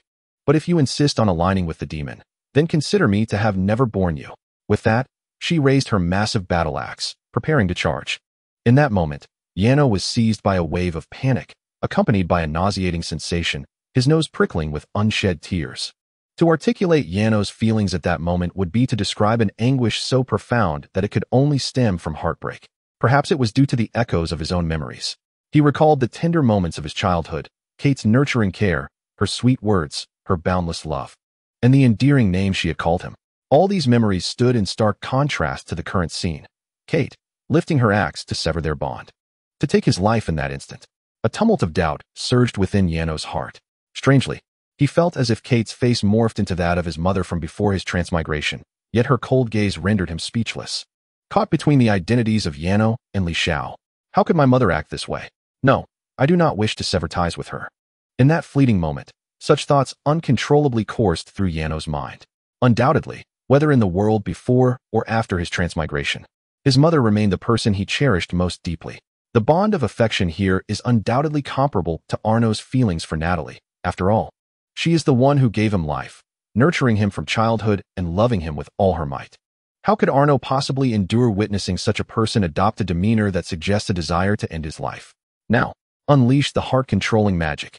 At that moment, the cardinal at the rear of the battlefield abruptly proclaimed, Repent, poor child. All of this is for the sake of justice. For justice. In an instant, 10 cardinals raised their wands high, chanting fervently. Simultaneously, a swift, transparent energy, akin to a silver needle, materialized above Arno's head and penetrated his mind. This energy so covert that even Natalia failed to perceive it. No, mother, do not sever our bond. I was wrong. Suddenly, Arno leaped from the tower. exclaiming loudly as he rushed towards Kate, who was merely 200 meters away. At that moment, Arno perceived that Kate bore an uncanny resemblance to his mother from before his journey, the one he yearned for incessantly. An uncontrollable thought surged within him. To mend the relationship with his mother, he was determined to do whatever it takes to restore it. I am overjoyed that you have awakened at the last moment, my child. I always knew you were Mother-S precious one. Take this and personally vanquish that vile demon, Kate said, retrieving the dagger Ivan had gifted Arno and placing it in his hand. Everything your mother has done is for your own good. No mother would wish to see her son consorting with demons and descending into darkness. After this, you will still be Mother-S most beloved child. Feeling Kate's gentle caress upon his head and witnessing the transformation of her expression into one of profound tenderness, Arno nodded fervently. At that moment, his heart was solely fixated on mending his relationship with his mother, oblivious even to the faint gray light flickering in Kate's eyes. Observing this from outside the tower, Natalie furrowed her brow slightly. She initially suspected that Arno was under some form of magical control. However, through her mind-reading abilities, she discerned that Arno's body appeared unaffected and exhibited no abnormalities. He was simply consumed by the desire to heed Kate's words, yearning to restore his bond with his cherished family. Chapter 98. Natalie is the true justice for the succubus. Natalie, your sweet darling seems to have betrayed you. At that moment, Talisa coldly regarded Arno from a distance and remarked to Natalie, Indeed, you should prepare to leave with Nalian and the others. Natalie nodded without looking back, gesturing for the moon worshippers to cease their assault. She then descended and arrived outside the palace. Wait, Natalie, what are you planning to do? As Talisa hurried to intervene, she was obstructed by a follower of the moon cult. Do you truly believe your existence thus far has been for naught? I cannot permit this. Talisa, overwhelmed by desperation, was brought to tears, yet Natalie paid her no heed. Instead, she stood resolutely amidst the opposing forces, her smile directed towards Yano. Yano, gripping his short sword tightly, advanced swiftly to her side. Natalie regarded him with a gaze filled with tenderness. I am truly sorry, my sweet, for placing you in such a predicament, almost severing ties with my own family. Yano remained silent, his head bowed, concealing his thoughts beneath an inscrutable expression. All eyes were fixed upon this moment, particularly those of Duke Goad. His grip on the sword tightened. For the instant he ended Natalie's life would mark the moment of vengeance for his son. Having lived for over 10,000 years, I may be of advanced age, but encountering you and sharing this life together has brought me immense joy. To me, you are the most splendid gift bestowed upon me by the world in all these millennia. My life has been sufficiently fulfilled. I wish not to see my sweet continue to suffer. Please, end my life and return to your beloved family. Natalie spoke softly, gently caressing Yano's cheek. But if you could remember me forever, that would be even better, for in that way, I could continue to exist within your heart. As she gazed at Yano, a radiant and sweet smile illuminated her face, as if she were not facing death, but rather, acquiring an unparalleled treasure. With her words hanging in the air, Yano raised his short sword high, aiming for Natalie's heart. Talisa, from the tower, bit her lip tightly, tears streaming down her reddened cheeks as she witnessed the unfolding scene. I know you can defeat those blue-robed fiends. Hurry and stop Yano, Ingrid exclaimed, struggling against the barriers erected by the moon cult followers. Talisa, however, merely closed her eyes and shook her head. That is her choice. I have no authority to intervene. Suddenly, the short sword descended. With a sharp sound, blood splattered upon the dark ground. Yet, it was not Natalie's blood, but Yano's that flowed forth. The very sword that was meant for Natalie had instead plunged into Yano's own abdomen. The icy magic of frost erupted, causing the blood from Yano's wound to freeze, transforming into exquisite crimson snowflakes. Yano? For the first time, fear graced Natalie's features as she rushed forward to support the faltering Yano. How could I bear to let go? Lying in her embrace, Arno relinquished his short sword and, with some effort, reached out to caress Natalie's cheek. His eyes rimmed with red and tears streaming down. I cannot fathom why, but I am incessantly haunted by thoughts of my mother, terrified of her leaving me, helplessly yearning to heed her words. Yet, I truly love you, so deeply. You are undoubtedly the finest person I have ever encountered. How could you possibly be wicked? It is my mother who is in the wrong. I cannot heed her, but the mere thought of her severing our ties fills me with profound sorrow. I cannot endure it any longer. At last, I may find release. I hope to see you again in the depths of hell. Natalie clung to him tightly, shaking her head. No, you will not descend into hell. You shall survive, and I will not allow you to suffer any longer. As she spoke, she placed her hand over Arno's wound, and he could visibly witness the healing process commence. Simultaneously, he distinctly sensed the relentless, tormenting thoughts in his heart dissipating. Listening to my mother? Nonsense. He cherished his mother, both from this world and the one before, but wrong is wrong, even if it means severing ties. He would steadfastly stand by Natalia's side. What of the demons? At this moment, no matter who spoke, it mattered not. Standing with Natalie was the true embodiment of justice. Charge. Arno is injured. While the demon is still healing him, we must charge. Lord Gerda suddenly bellowed. In an instant, both the Holy Angel Army and the human forces, even Marshal Osrium's troops, surged towards Arno and Natalie, still engaged in battle. The Demon Knight Brigade charged forth. In that moment, another battle cry resounded from the flank of the battlefield.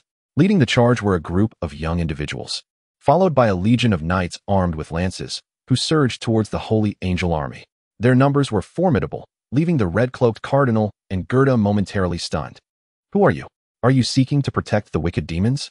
Gerda exclaimed, employing amplification magic to bellow at the approaching knight brigade. Readers. The leading young man responded loudly with amplification magic, continuing, I am Turs, the paramount lord of Sharilan City. What is happening? Upon hearing the name, Lord Gerda was taken aback. Was he not one of the most illustrious leaders of the younger generation? And I am Jeremy the Slayer. I am Duke Maximus the Undaunted. I am Count William the Undying. One after another, names echoed from the charging knight brigade, leaving Lord Gerda utterly astounded, his jaw dropping in disbelief. Because these individuals are distinguished representatives of the youthful lords, and among them are a few whom he desires to assassinate. The justice of demons is also justice. You lack the right to slay her under the guise of being demons. For the succubus. For true goodness and integrity. For love and peace. The succubus knights assemble. With a resounding roar. As the succubus knights charged forth, the very ground of the battlefield quaked beneath them, and the tips of their lances ignited with waves of crimson fighting spirit. Chapter 99. The Church is the source of all evil. The lance charge, a skill unique to knights on the battlefield. With just one knight employing this technique, dozens of infantrymen devoid of ranged attack capabilities could be vanquished. Not to mention, when an entire cavalry force executed a lance charge, the threat posed to any enemy was akin to that of a calamity. At this moment, the young warriors who had unleashed the lance charge had already penetrated the enemy formation, scattering it with overwhelming force. Even the catapults crumbled before the lances aflame with fighting spirit. What on earth is happening? Why are these young individuals standing with the demons? A furious cardinal bellowed in outrage. Anyone who protects demons has fallen into the path of depravity and should be regarded as demons themselves. Holy Angelic Army, exterminate them. Another cardinal resolutely raised his right hand. Wait, we are not merely facing a single noble, but a multitude of them. If we recklessly attack, silence. A priest attempted to advise the cardinal to rescind the order, but was abruptly interrupted. If we retreat at this moment, it will only prove that we are the ones in the wrong. Tell me, is it wrong to exterminate demons?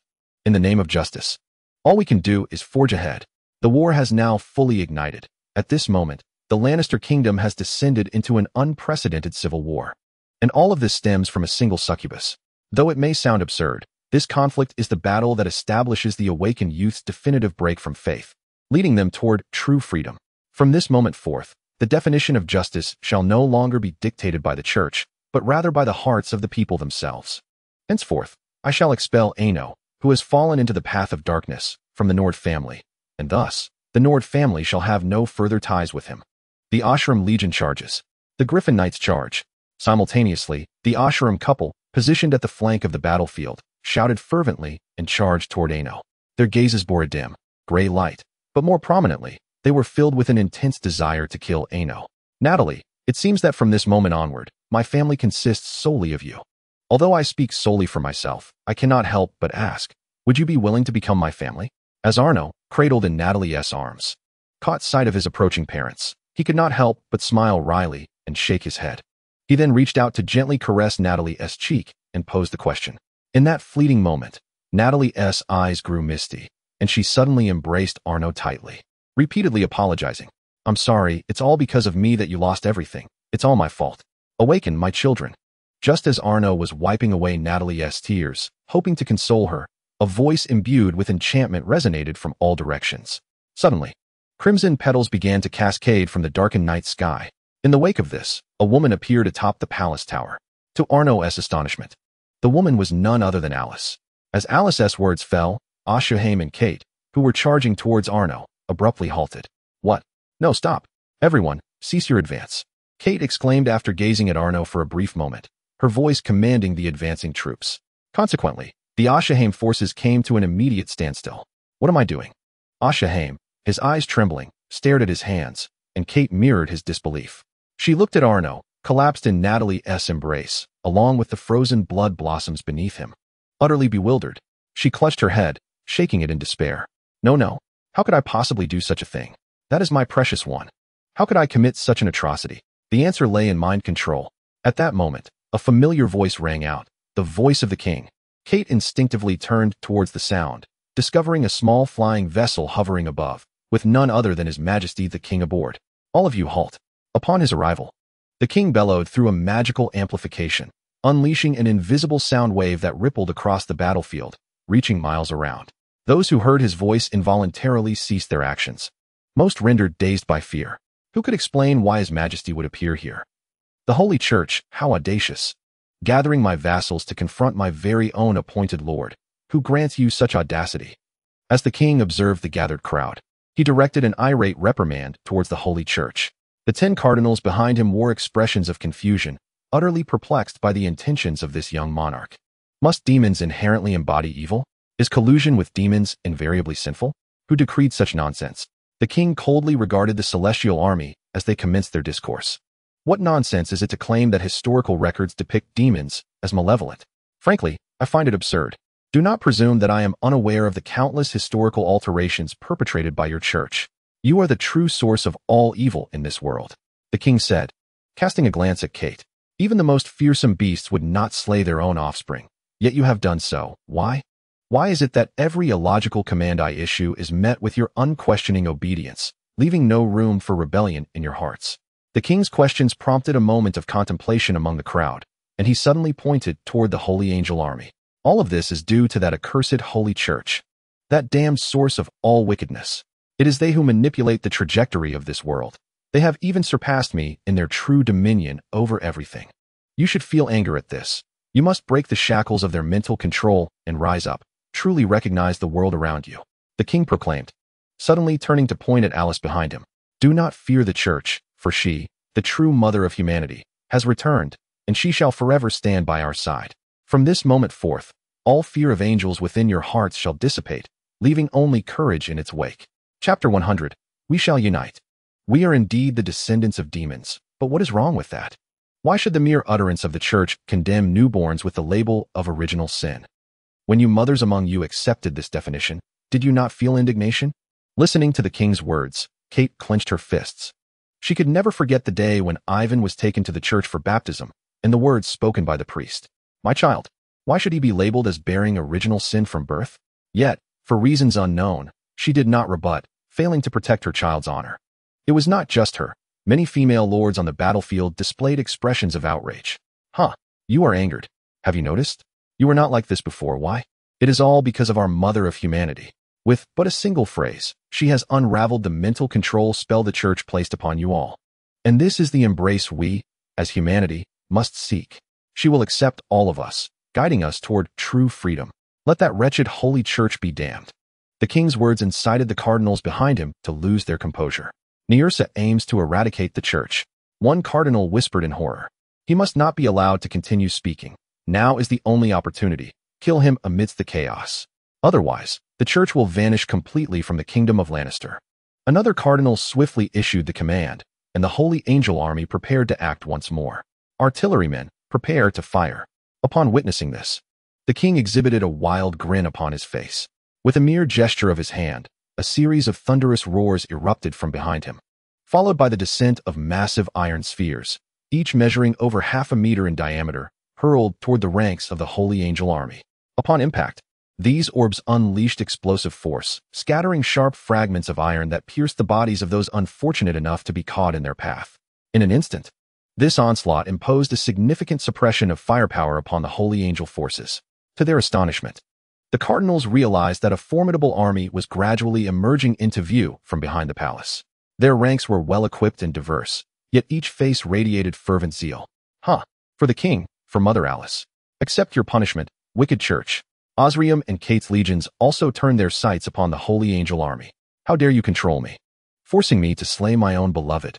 You shall pay dearly for this. At that moment, Kate brandished her battle axe, roaring in fury, and charged headlong into the fray against the holy angel forces, her wrath having reached a boiling point. Osrium followed closely behind, forming a protective formation to safeguard her advance. Meanwhile, Duke Goth and the nobles who had initially come to vanquish Yano were now scattered like leaves in the wind.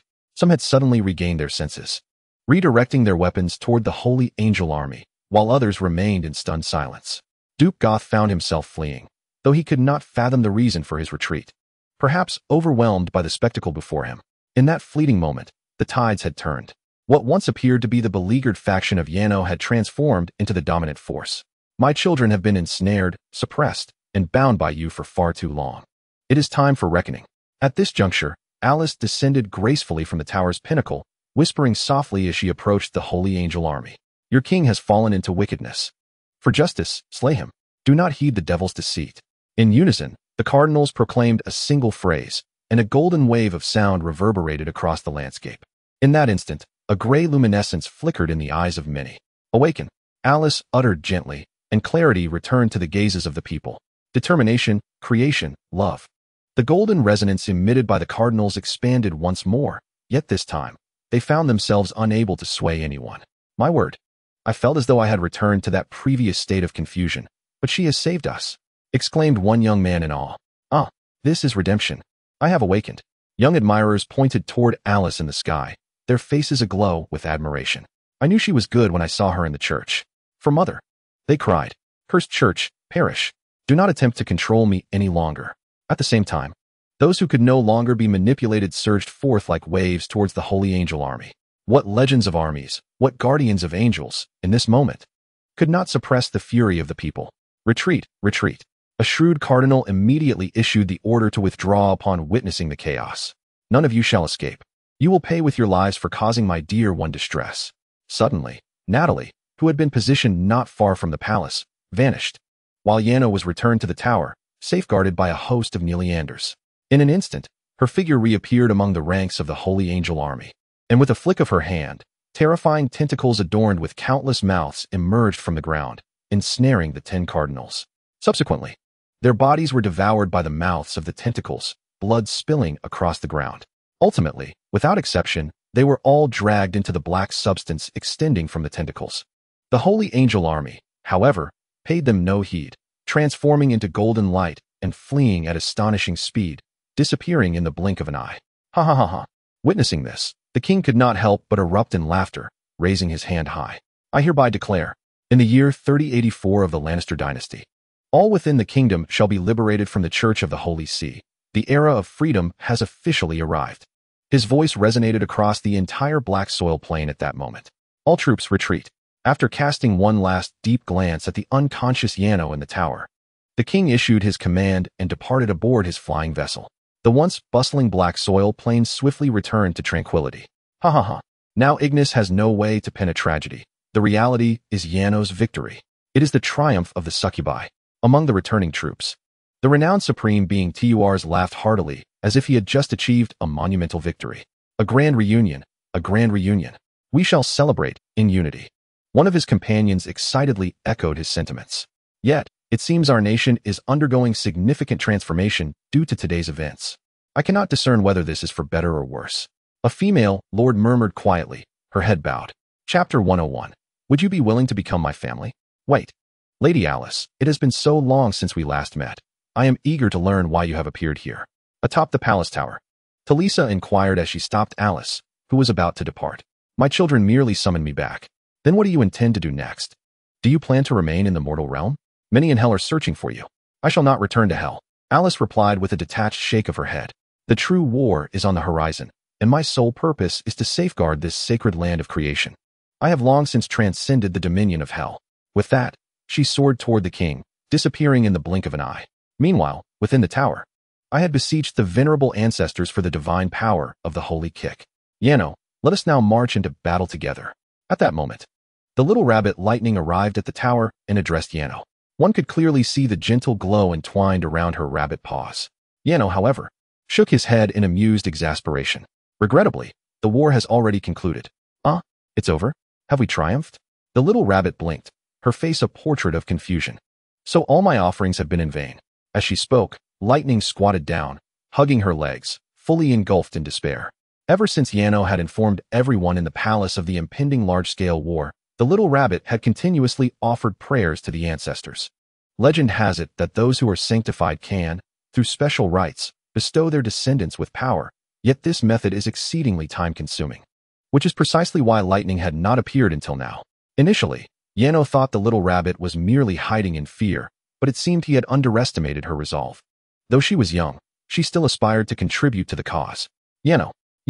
As Yano reflected on his guilt, he heard a series of labored breaths approaching. It was Kate and Ashurim. My dear Yano, I didn't mean it that way. How could I ever sever ties with you? At the time, I was lost, feeling utterly confused. But I implore you, please do not harbor any resentment toward me, Kate said, rushing forward to grasp Yano's hands. Her eyes reddened. Her voice filled with sorrow. How could I possibly resent you? I understand the situation now. You were under mental control, and that was not your fault. Yano replied with a gentle smile, having realized from the moment he witnessed Alice awakening the warriors on the battlefield and turning to assault the church, that his parents had been manipulated. Oh, my precious child, I am so sorry. I truly am an unfit mother. I must have broken your heart with my words. She sobbed. But Yano, you must remember that I could never sever our bond. I have always loved you. Upon hearing this, Kate rushed forward to embrace Yano tightly, weeping uncontrollably. Just imagine, if Yano had expressed a desire to end their relationship, it might have driven her to despair, allowing her to truly grasp the depth of Yano's previous feelings. Yet he continues to unveil such a gentle smile to her. Upon witnessing this, an overwhelming surge of emotions, gratitude, grievance, and heartache erupted within Kate, rendering her unable to contain her feelings any longer. I understand, Janos remarked, chuckling as he shook his head at her reaction before inquiring further. By the way, why haven't I seen Ivan or Mia? If you are all under mind control, they should be here as well, shouldn't they? Upon hearing Janos' words, Kate and Ashurim exchanged startled glances. Oh no, Ivan, Ashurim exclaimed, slapping his thigh. He must have stopped us from coming to confront you, and then locked me in the dungeon. Kate, cradling her head in her hands, wore a look of disbelief. He is only 10 years old. How could I, as his mother, let this happen? We must hurry back and rescue him. She immediately rose and grasped Ashurim's arm. Right. Ashurim nodded, though his gaze turned somewhat complicated as he looked at Janos. This time, it's my fault. We will make it up to you, and we'll come to see you afterward. With that, the couple hastily departed with their respective armies. At that moment, Natalie unexpectedly appeared by Janos' side, following closely behind them. Wonderful. It seems I haven't caused you to lose everything. Her face radiated a brilliant and gentle smile as she spoke to Janos, who found himself momentarily entranced by her presence. The moon cultists vanished through the rift in space, and the previously dark sky transformed back to a brilliant blue, heralding the return of the morning sun. Warm rays of sunlight streamed into the tower, enveloping Natalie in a golden glow, making her appear almost like a goddess capable of warming the hearts of those around her. It was no wonder Janos was captivated.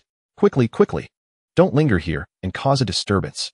At that moment, Talisa descended from the tower's peak and, upon noticing the two locked in gaze, tactfully led the others away, leaving only Janos and Natalie behind. What's the matter, sweetheart? Why have you been silent?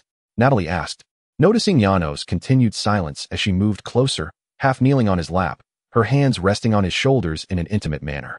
Perhaps it's your beauty that has left me spellbound, Janos replied, his cheeks flushing as he shyly scratched his face, and continued. Moreover, the moment I arrived in this world felt akin to losing everything. Yet afterward, you became my everything. So, strictly speaking, I have lost nothing at all. It seems someone's affection is about to overflow from the jar. At this moment, Natalie playfully winked at him. It seemed that Yano had suddenly made a decision. After tightly clenching his fist, he completely relaxed and turned his gaze towards Natalie. Although I have already asked you once, you still have not answered me. Would you be willing to become my family? Chapter 102. Acknowledging Natalie as mother? Not merely friends or close companions. Perhaps you may not understand. Or perhaps the perspective and thought process of a demon differ fundamentally from those of humans. What I truly mean, Natalie, is that I cherish you, I love you. In the modern world, uttering such words of love often brings an involuntary sense of awkwardness, for in Yano's realm, the term love carries a naive and juvenile connotation. Only children tend to express such sentiments openly, while adults rarely do so. Especially for Yano, a reliable adult male, even in his previous world. He would likely never have uttered such words, even in the presence of family. Yet, in this moment, facing Natalie, he could find no better words to convey his feelings for her. He had grown tired of her referring to their relationship as mere friendship. He yearned to deepen their bond. From the moment Natalie suggested he should end her life, he had been moved and pained, no longer willing to passively seek an opportunity. "Oh, my sweet darling, what are you saying? I love you too," Natalie exclaimed joyfully as she gently caressed Yano's cheek. "However, regarding your notion of family, I fear that may not be feasible." Yano was taken aback by her words. "Given my age, if we were to become family, wouldn't that mean I would essentially become your mother? I don't wish to be your mother, for once I assumed that role, I could no longer engage in such and such activities with you." Yano was rendered speechless by Natalie's response. He couldn't help but admire her unique thought process, almost wishing to delve into her mind to comprehend her reasoning. To become family equated to acknowledging her as mother. Was Natalie allergic to romance? "Oh no, you've misunderstood my intention. What I meant was," Yano hurriedly attempted to clarify after a moment of bewilderment, but Natalie suddenly burst into laughter. "Forgive me, sweet darling. I hope you don't mind. Teasing you is simply too delightful. In truth, I understand what you mean," she said, wiping away the tears of laughter, before leaning in to place a gentle kiss on Yano's lips.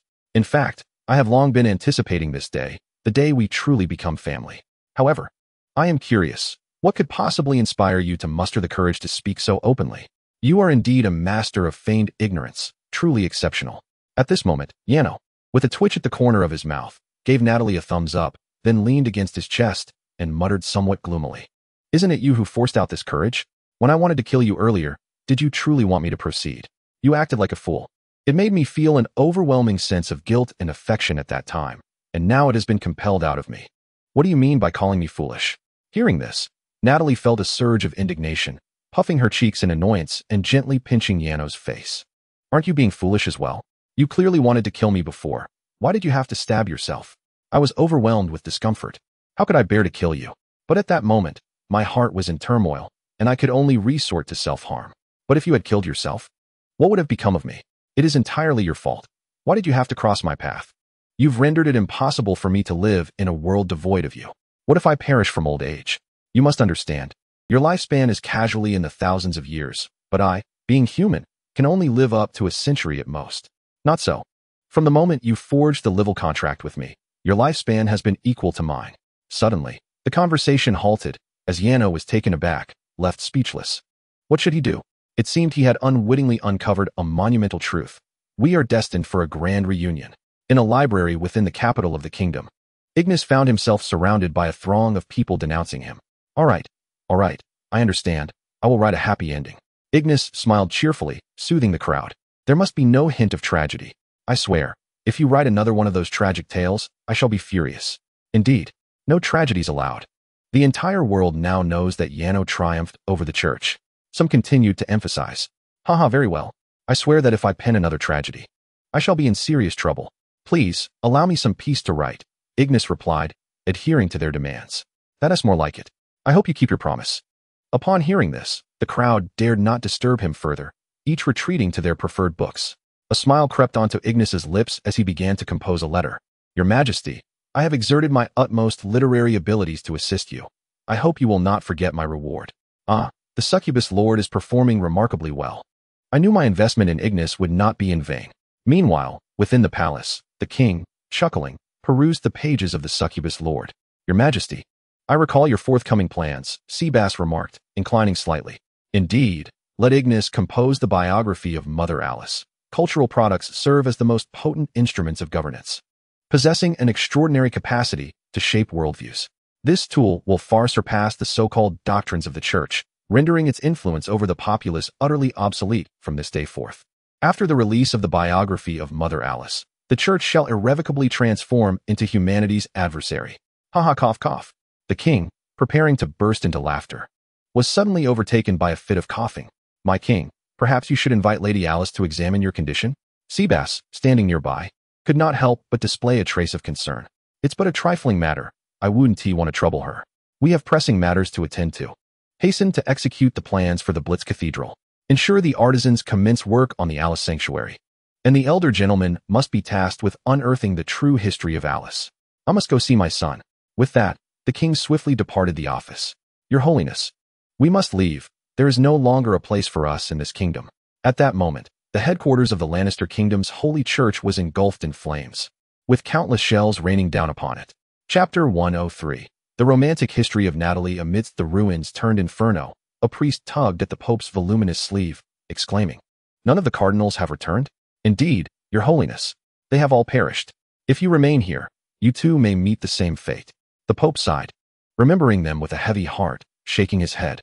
Following the priest, they arrived at a small teleportation circle, which suddenly erupted in a brilliant white light. The two vanished completely from what was once an incredibly grand cathedral.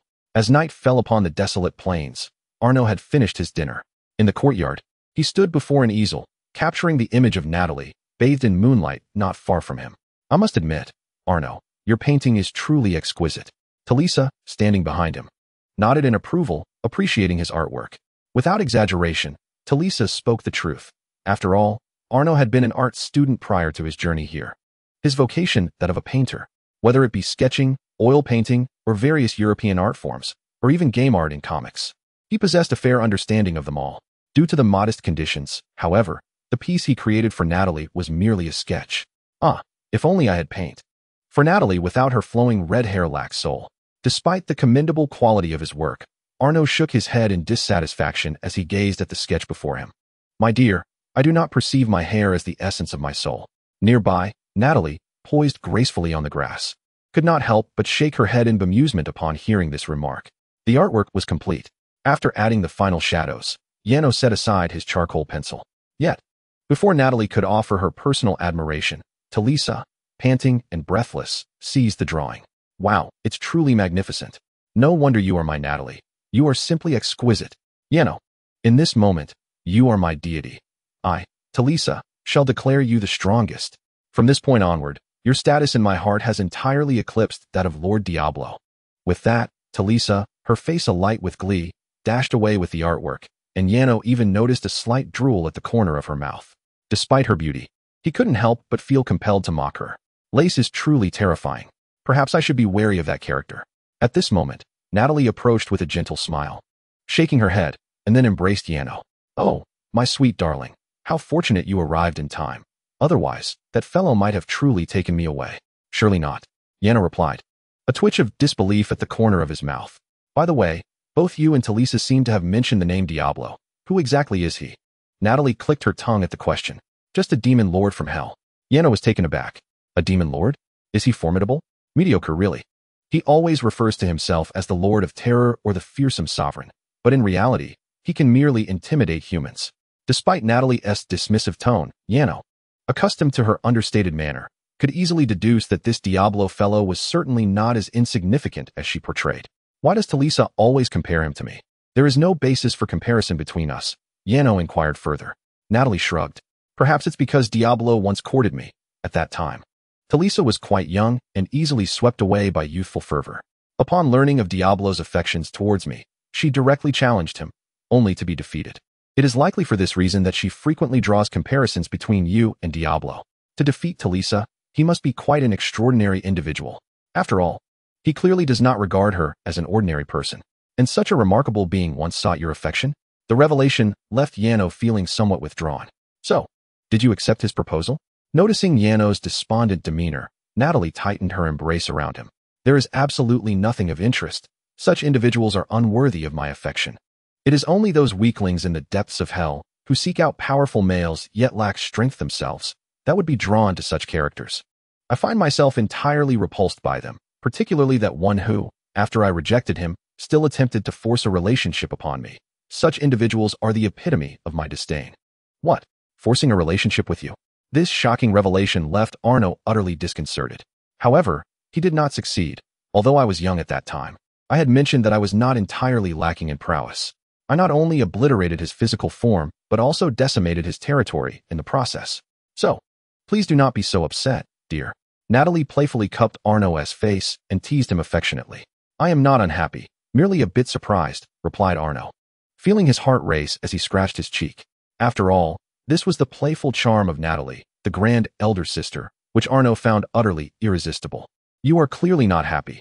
In fact, You seem a tad jealous. I can sense it. Natalie pouted slightly, playfully tapping Arno's lips with her finger. But I have already told you, he is in no way comparable to you, not even the smallest part of you. Only you hold the place of my most cherished family. Natalie, oh Natalie. At that moment, Arno could no longer withstand her sweet words, and he leapt into her embrace. What a mature, noble, and self-loving woman she is. The impact on a young man like Arno is simply incalculable. Oh, my little darling. Are you now overwhelmed by my sweetness? Natalie exclaimed in surprise, then gently stroked Arno's head and, with a swift motion, pulled him down to the ground. Chapter 104. Oh no, I have become famous 2 hours past. Arno had intended to scold Natalie loudly, to caution her against such behavior in the garden, especially in the presence of young children like Lightning.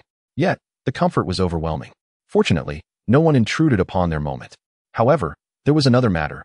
Up to this point, Arno had played many games with Natalie. Although he had yet to partake in forbidden fruit, he was astonished to discover that his 20 years of self-comfort were, in comparison to Natalie, woefully inadequate, to the point of being tragic. It made Arno wish to relinquish his title as the seasoned veteran and begin anew with the pursuit of the forbidden. It was only during his time playing games with Natalie that he realized there were countless ways that exceeded the allure of forbidden fruit. Even due to the relationship below, it seems that Yano is on the verge of awakening the feminine spirit within. One can only say that Natalie truly exemplifies the strength of womanhood. Women are indeed formidable. Although Yano is quite curious as to why he cannot partake in the forbidden fruit, in light of everything that is unfolding at present, such concerns seem trivial. After all, Yano lacks the energy to inquire further. Those with interest may traverse into this world to pose their questions to our dear Ms. Natalie, who I believe will be more than willing to share. The following day, in the heart of the capital, the once sacred church lay in ruins, and a multitude of craftsmen appeared to be erecting an immense statue of a woman. Not far off, an assembly of elderly nobles regarded the scene with expressions of profound complexity. After all, this was the embodiment of their lifelong faith, now abruptly vanished, a transformation that indeed proves difficult for some to relinquish. Yet, the reality remains. The church's influence over the hearts of the people has spread throughout the nation. Thus, at least in terms of allegiance, the old nobles are acutely aware of which side they must occupy. I hereby declare the official establishment of the Succubus Knight Alliance. In a park, the Supreme Lord Turs raised his sword high, proclaiming this declaration. Surrounding him were other young nobles, while many onlookers erupted in applause. Lord Turs, do you intend to restore the Succubus Church of a century ago? A reporter inquired, his pen poised above his notepad, ready to document the moment. No, the doctrine of the Succubus Church from a century prior demanded complete devotion to the succubi, venerating them as supreme goddesses. And it was a church formed spontaneously by the people. Although there is a resemblance to our Succubus Knight Alliance, there lies a fundamental distinction. We revere the virtual succubus from the Succubus Lord, as well as the real-life succubus named Natalie, who embodies the fight against injustice, a call for humanity to reflect upon itself, and the pursuit of intellectual freedom. Furthermore, she represents the noble conviction of love that humanity can extend even in encounters with other races. You may perceive us as merely a band of fools united by shared interests. Unlike the Succubus Church, we do not offer ourselves entirely for the succubi. We are merely journeying towards the sacred land within our hearts, which happens to be inhabited by succubi. As Turs concluded his speech, a thunderous applause erupted from the crowd. Meanwhile, across the street from the park, Natalie sat on a wooden bench at the roadside, while Yano had set up an easel to paint her. This time, however, Yano was equipped with paint. Today, the school was closed, as the principal had personally announced a day off. With some leisure time on his hands, Yano decided to accompany Natalie for a stroll in the city, and he took the opportunity to purchase some paint with the last of his money. He had successfully completed another painting. It was only with Natalie's vibrant red hair that she truly possessed a soul. After adding the final stroke of red paint, Yano nodded in satisfaction. Meanwhile, Natalie wore a bemused expression. I told you, my soul is not in my hair. I was referring to this painting. After all, your hair is so vivid and beautiful, akin to the sprites in a game.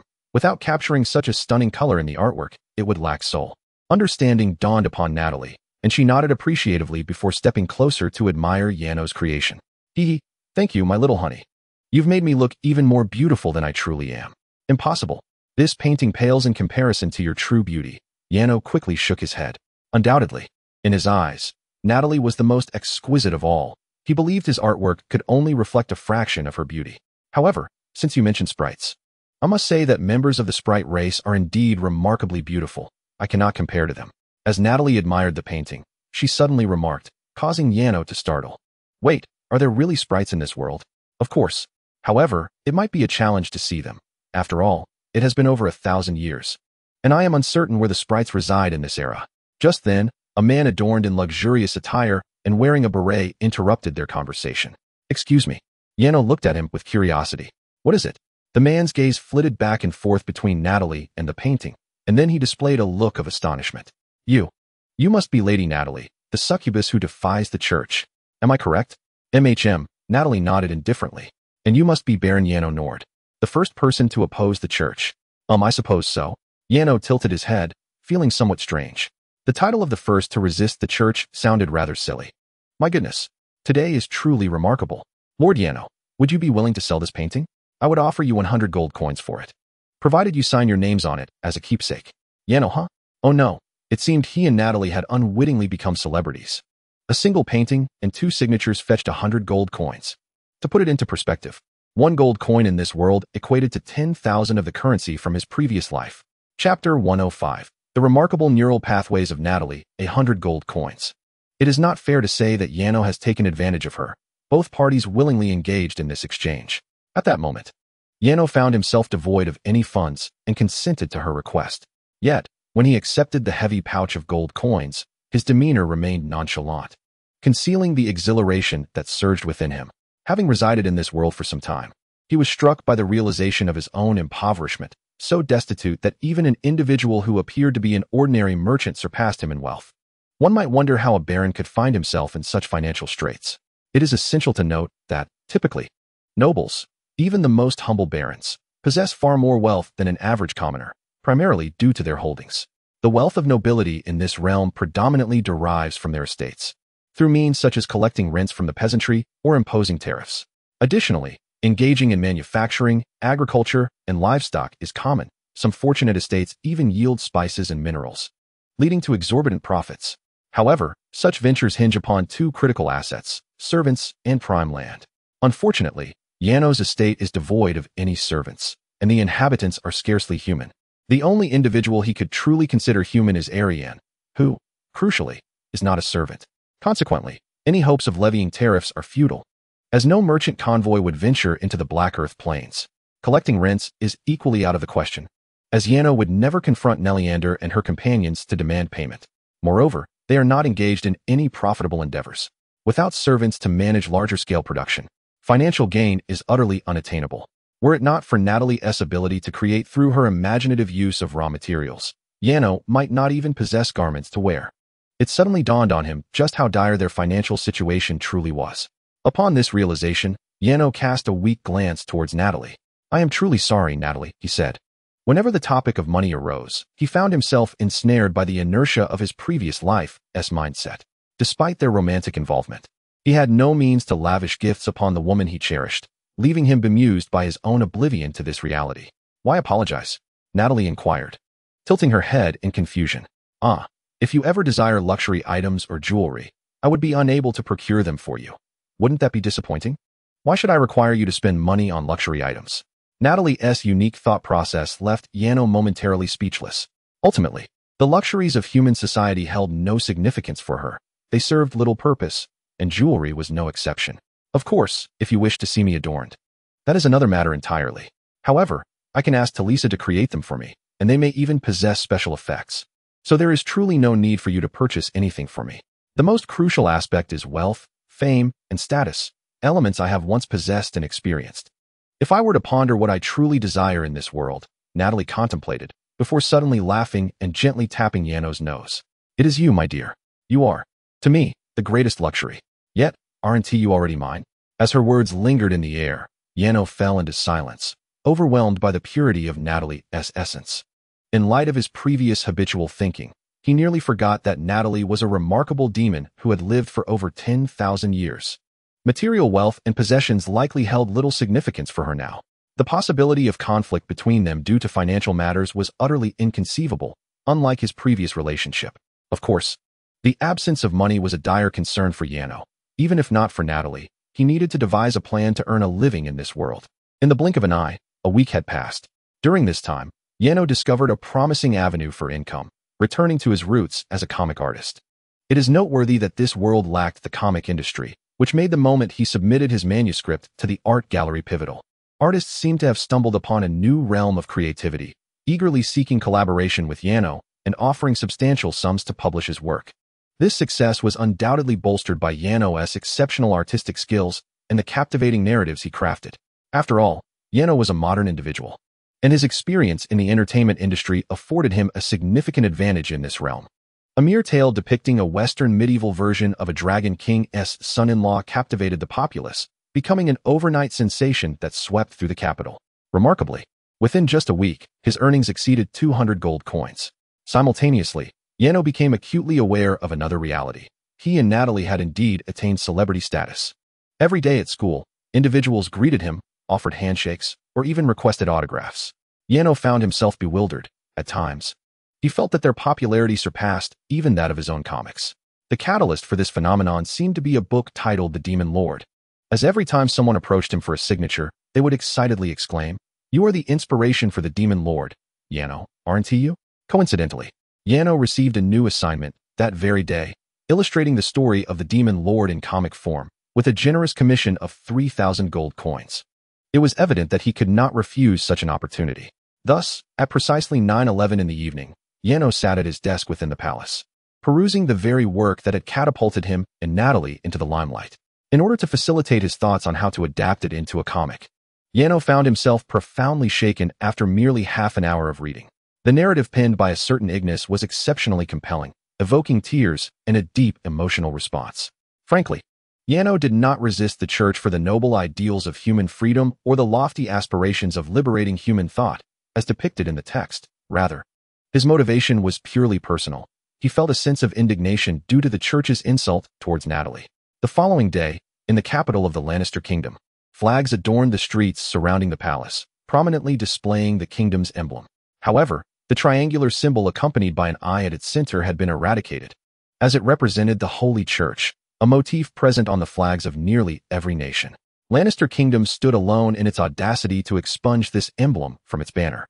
Chapter 106. The Weeping Demon on the flag devoid of the Holy Church's insignia, a new emblem had taken its place, even replacing the original twin swords of the Lannister Kingdom. The new design depicted a woman's bust, rendering the flag less a standard and more akin to a poster of a woman. This figure, remarkably beautiful yet somewhat otherworldly, was none other than Alice. At that moment, the palace square was teeming with people, including Yano and Natalie. This gathering was mandated by the king, who had extended invitations to all the students of the Lord's Academy and the nation's dukes 3 days prior, providing Yano with his reason for being there. "Welcome, everyone." The king descended from his flying vessel, landing at the makeshift podium in the center of the square.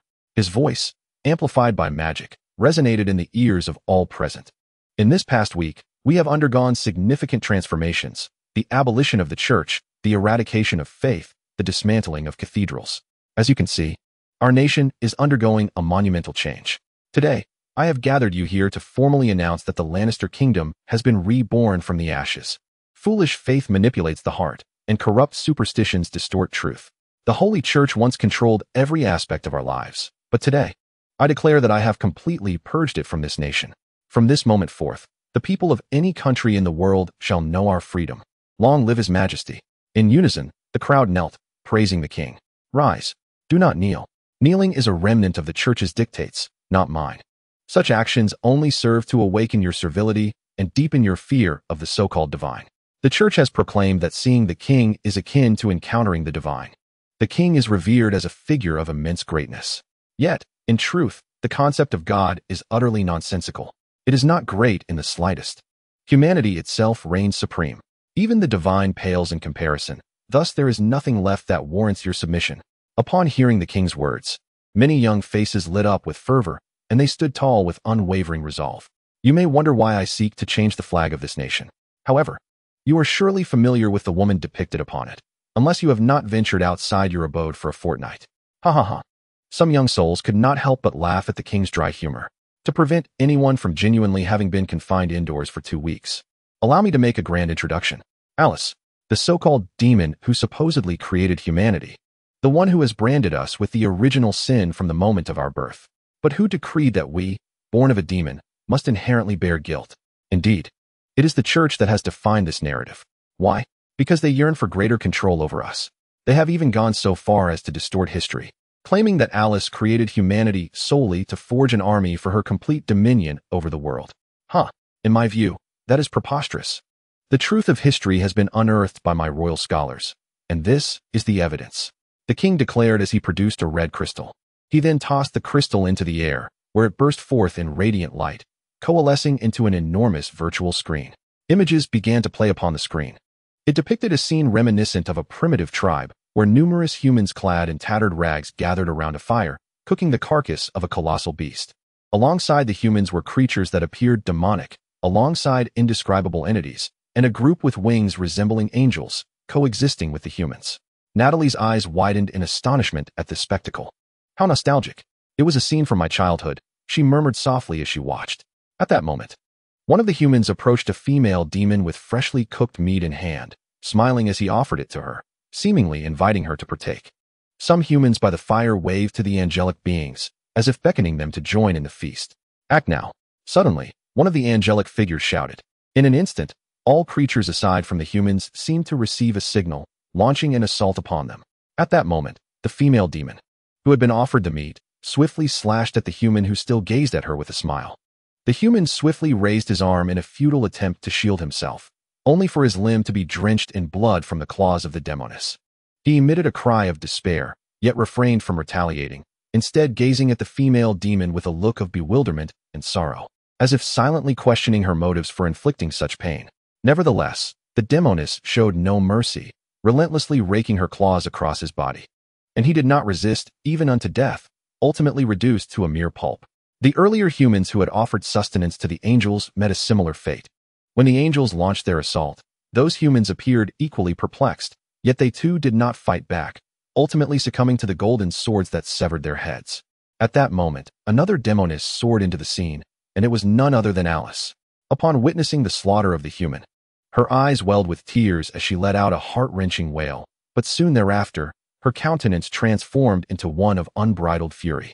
With astonishing speed, she plunged into the fray, annihilating all those responsible for the human's demise. Whether they were demons, angelic beings, or indescribable entities, all were shattered under her wrath. Yet, despite her triumph, joy eluded her. She clutched the dismembered remains of the once living humans, weeping inconsolably, akin to a mother mourning the loss of her child. Her cries piercing the heart. In an instant, the scene expanded, revealing a gathering of angels and demons approaching from the skies, their intentions unmistakably malevolent. Alice, witnessing the celestial and infernal beings, clenched her teeth to stifle her tears, suppressing her sorrow, her eyes burning with an intense hatred as she soared towards them. Chapter 107.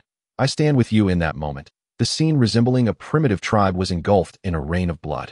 However, the crimson deluge did not touch the people. It was halted by a barrier of scarlet gauze. This protective shield was conjured by Alice, who had erected a vast barrier to safeguard the remaining humans of the tribe. Simultaneously, she launched her own assault against the celestial and infernal forces. Below, the onlookers observed Alice's valiant struggle, rendered speechless. For while her combat prowess was formidable, she too would inevitably sustain injuries against the overwhelming tide of foes. The imagery abruptly ceased at the moment Alice fought valiantly. The voice of the king resounded once more. As you have witnessed, the figure in the imagery is none other than Alice, the progenitor of humanity.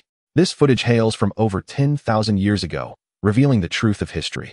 Some demons and angels, weary of war, ventured into a new void and forged a new continent.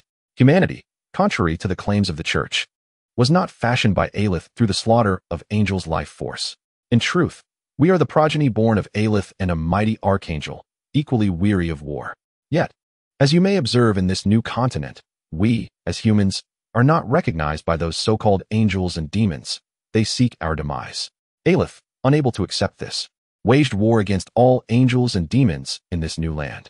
For those curious about the subsequent narrative after this banquet, you may procure a complimentary copy of the biography of Aelith, Mother of Humanity, at the Royal Library. This tome, penned by our nation's most esteemed author, Master Ignis, and meticulously guided by numerous royal scholars, encompasses the true history of humanity's origins. Much like the images you have just witnessed, This work was painstakingly reconstructed by royal scholars using artifacts from the age of humanity's inception, aided by time magic. This is the veracity of history. Thus, the prior utterances of the Holy Church may be dismissed as mere folly. Upon concluding his remarks, the king suddenly spread his arms wide, gazing upward with palpable excitement. Now that we have come to know Aelith, it is time to formally welcome her. Let your fervor and cheers resonate. As the king's words drew to a close, a cascade of crimson petals began to fall from the heavens. Shortly thereafter, Aelith's figure materialized from the sky, gracefully descending upon the dais. Aelith, mother! The crowd erupted in thunderous applause, some extending their arms, eagerly scrambling for the petals drifting down. Hooray! I have captured a flower from Aelith. I shall cherish it as a family heirloom. I have one too. This fragrance must surely be Aelith's scent. I shall place it by my bedside. Those fortunate enough to grasp the petals radiated exhilaration. Yano even recognized that a few among them were the unremarkable male classmates who had professed their love for Aelith upon witnessing her at the church. How distasteful. Observing the drooling, flower-holding suitors, Yano instinctively distanced himself in disdain. However, it is worth noting that in this world devoid of cinema, the earlier spectacle was indeed capable of moving many hearts, particularly Aelith's sorrowful visage and her fierce resolve to confront the celestial and infernal beings. Even Yano felt a stir of emotion. From the previous imagery and the words spoken by Natalia, it is evident that the people of this world are indeed the descendants of Aelith. As the multitude of humanity beheld Alice standing solitary, resolutely engaging in battle against the world to safeguard her kind, it became utterly inconceivable for them not to succumb to her allure. One must concede that any human would inevitably be captivated upon witnessing such a scene, wouldn't they? The Great Mother unfurled her barrier and spread her wings, declaring war upon the world, unflinching in the face of an onslaught of divine and demonic beings, all for the sake of protecting her children. Good heavens! If the people surrounding her were indeed participants in this tableau, they would likely find themselves enveloped in feelings of forbidden admiration for Alice. Of course, it is plausible that even now, some might entertain such inappropriate affections, much like that individual who expressed a desire to place petals upon his bedside. Surely, after viewing the biography of Alice, he would be overwhelmed with emotion. However, this does not include Yano, for he is not of this world, and moreover, he has already found someone he cherishes. Good morning, my children. At this moment, Alice, standing upon the platform, gazed down upon the crowd with a gentle smile and waved her hand. Her soothing voice resonated in the ears of every listener. Yet, it was precisely because of this utterance that Yano witnessed the very classmate who had previously wished to place petals upon his bedside suddenly collapse in a fit of ecstatic faintness. The shadows of the past history were laid bare before you, rendering me somewhat embarrassed. Alice could not help but chuckle softly and shake her head before continuing. In truth, after that battle, I was banished to the void. Fortunately, your King Milsar summoned me back.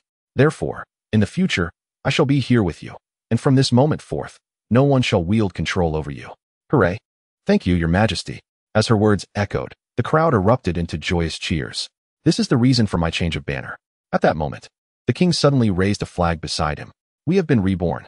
In this new future, she walks alongside us. She will aid us in resolving our dilemmas. Unlike the futile prayers of the church, her presence is tangible, unlike the ethereal deities of the church. Alice, Alice, Alice. Amidst the resounding accolades for Alice, the king's banquet drew to a close.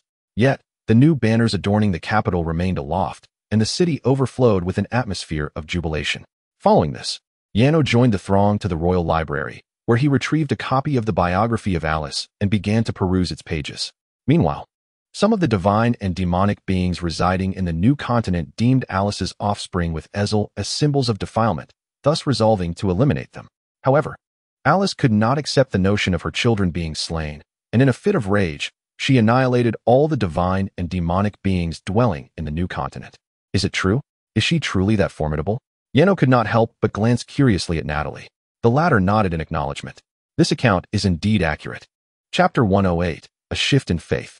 The news of Alice vanquishing the deities and demons of the new world swiftly reached both heaven and hell, consequently igniting a simultaneous conflict with both realms.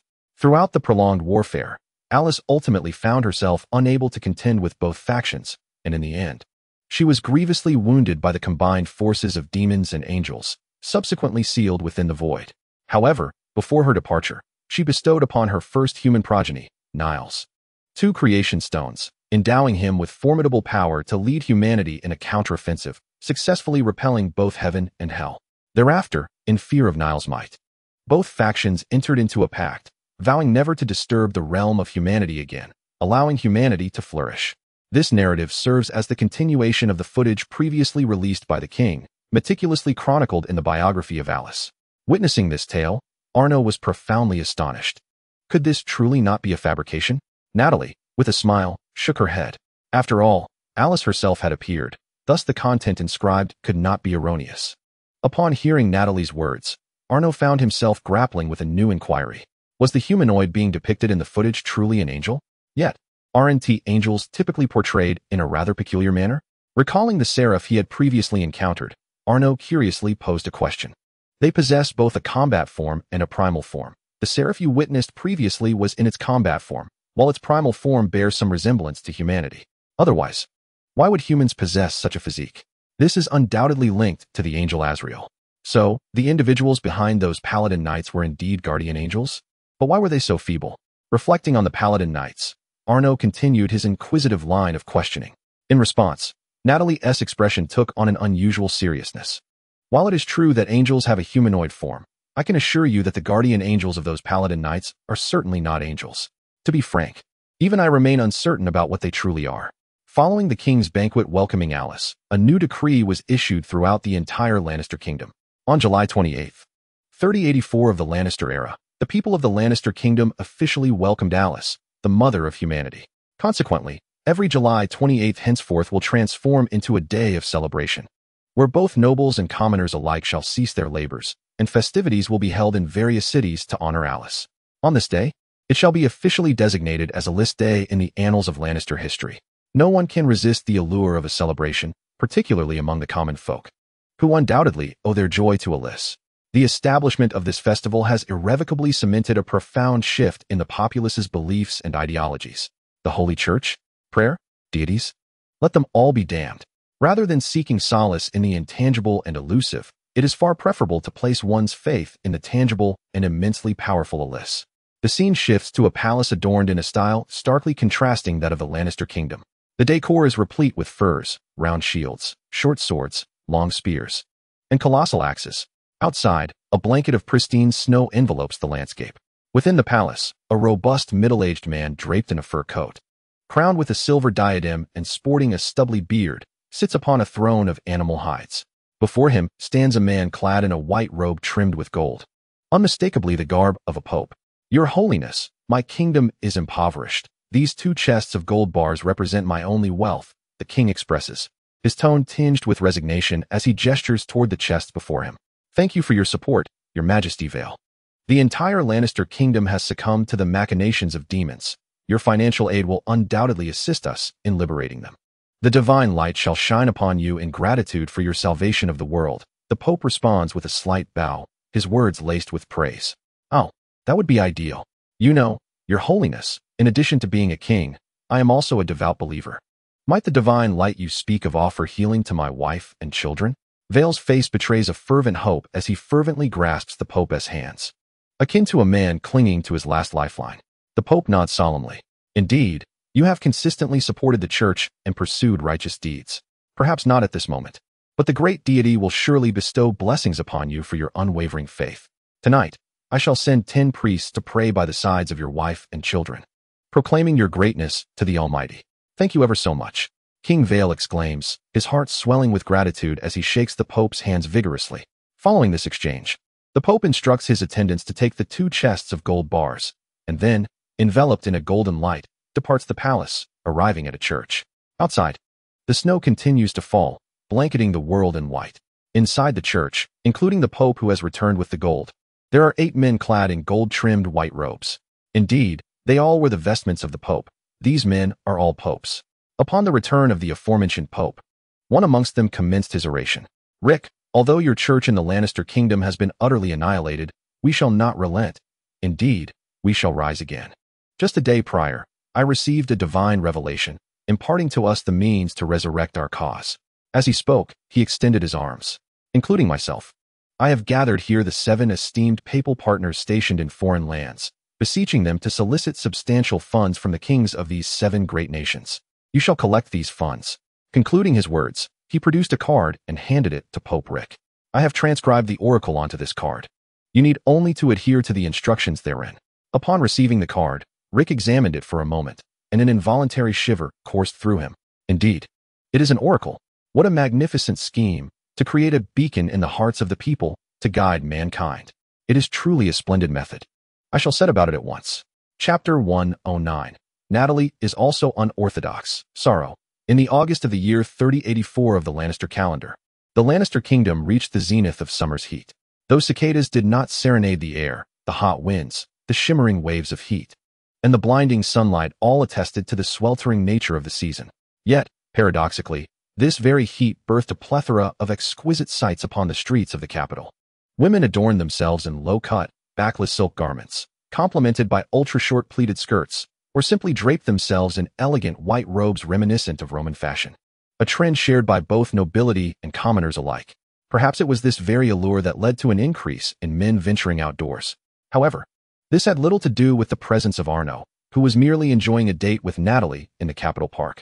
To be candid, such weather was not disagreeable for Arno, as Natalie's rather revealing attire seamlessly blended with the passing women. At this moment, all women appeared to share Natalie's penchant for exposure. Arno watched as a woman clad in a midriff-bearing top and form-fitting shorts strolled past him, then shifted his gaze to Natalie's powerful waist and long legs. A clear distinction emerged. Indeed, a waist defined by abdominal muscles and robust long legs is the epitome of excellence. What of the delicate waist that could be grasped with a gentle hand? What of the slender legs that tug at the heartstrings? In truth, it is merely a matter of insufficient exercise and a meager diet. Just look at Natalie.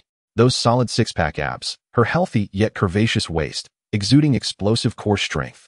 And those legs, reminiscent of Chun-Li, are true artistry. For an artist, such exquisite human contours are the very definition of beauty. Indeed, the reality attests to the accuracy of Arno's perspective, for the number of male passers-by turning to gaze at Natalie is remarkably high. Natalie effortlessly outshines the utterly unremarkable pedestrians. Mommy, kick me? I must say, my dear, your thoughts are truly peculiar. Why would you desire me to kick you? Observing Arno, who has been glancing back and forth at her waist and thighs, Natalie couldn't help but ask with a rather strange expression. Ah, you are reading my mind again. Arno felt a wave of embarrassment wash over him, as having one's innermost thoughts laid bare by another can indeed provoke a sense of despair. I am genuinely curious about what you think when you gaze at me so intently. So what does mommy, kick me mean? And what is this desire to be my dog? Arno, do you possess some peculiar inclination? Not at all, Arno exclaimed, cradling his head in frustration. I merely find you extraordinarily beautiful, so stunning that it drives me to an almost unnatural excitement. This is not a peculiar inclination. In fact, people from my world react similarly when they are thrilled. So, in your world, when people are head over heels for their partners, they wish to become the other's dog and desire to be kicked?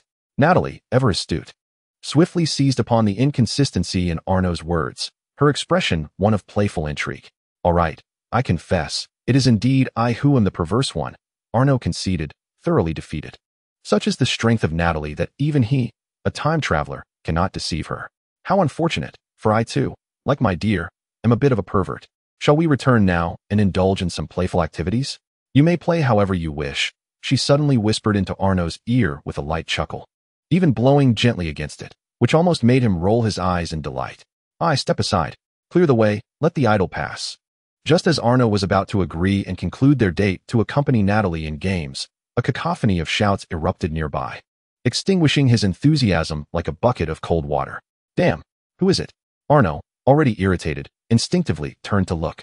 To his side stood a way station, a hub of transportation where the use of teleportation stones is limited by distance. Consequently, merchants from other nations, nobles visiting the Lannister kingdom, or Lannister citizens heading abroad must utilize the arcs or large carriages within the station for long journeys. It was within this station that a group of individuals clad in soft armor approached, seemingly escorting someone while shouting and rudely pushing aside any obstructive pedestrians. Yet, a group of women continued to gather around them, seemingly intent on making contact with those under the protection of the rowdy men. This band soon burst forth from the inn, heading straight towards Arno. Get out of the way, don't block the path, one of the ruffians shouted as he reached out to shove Arno aside.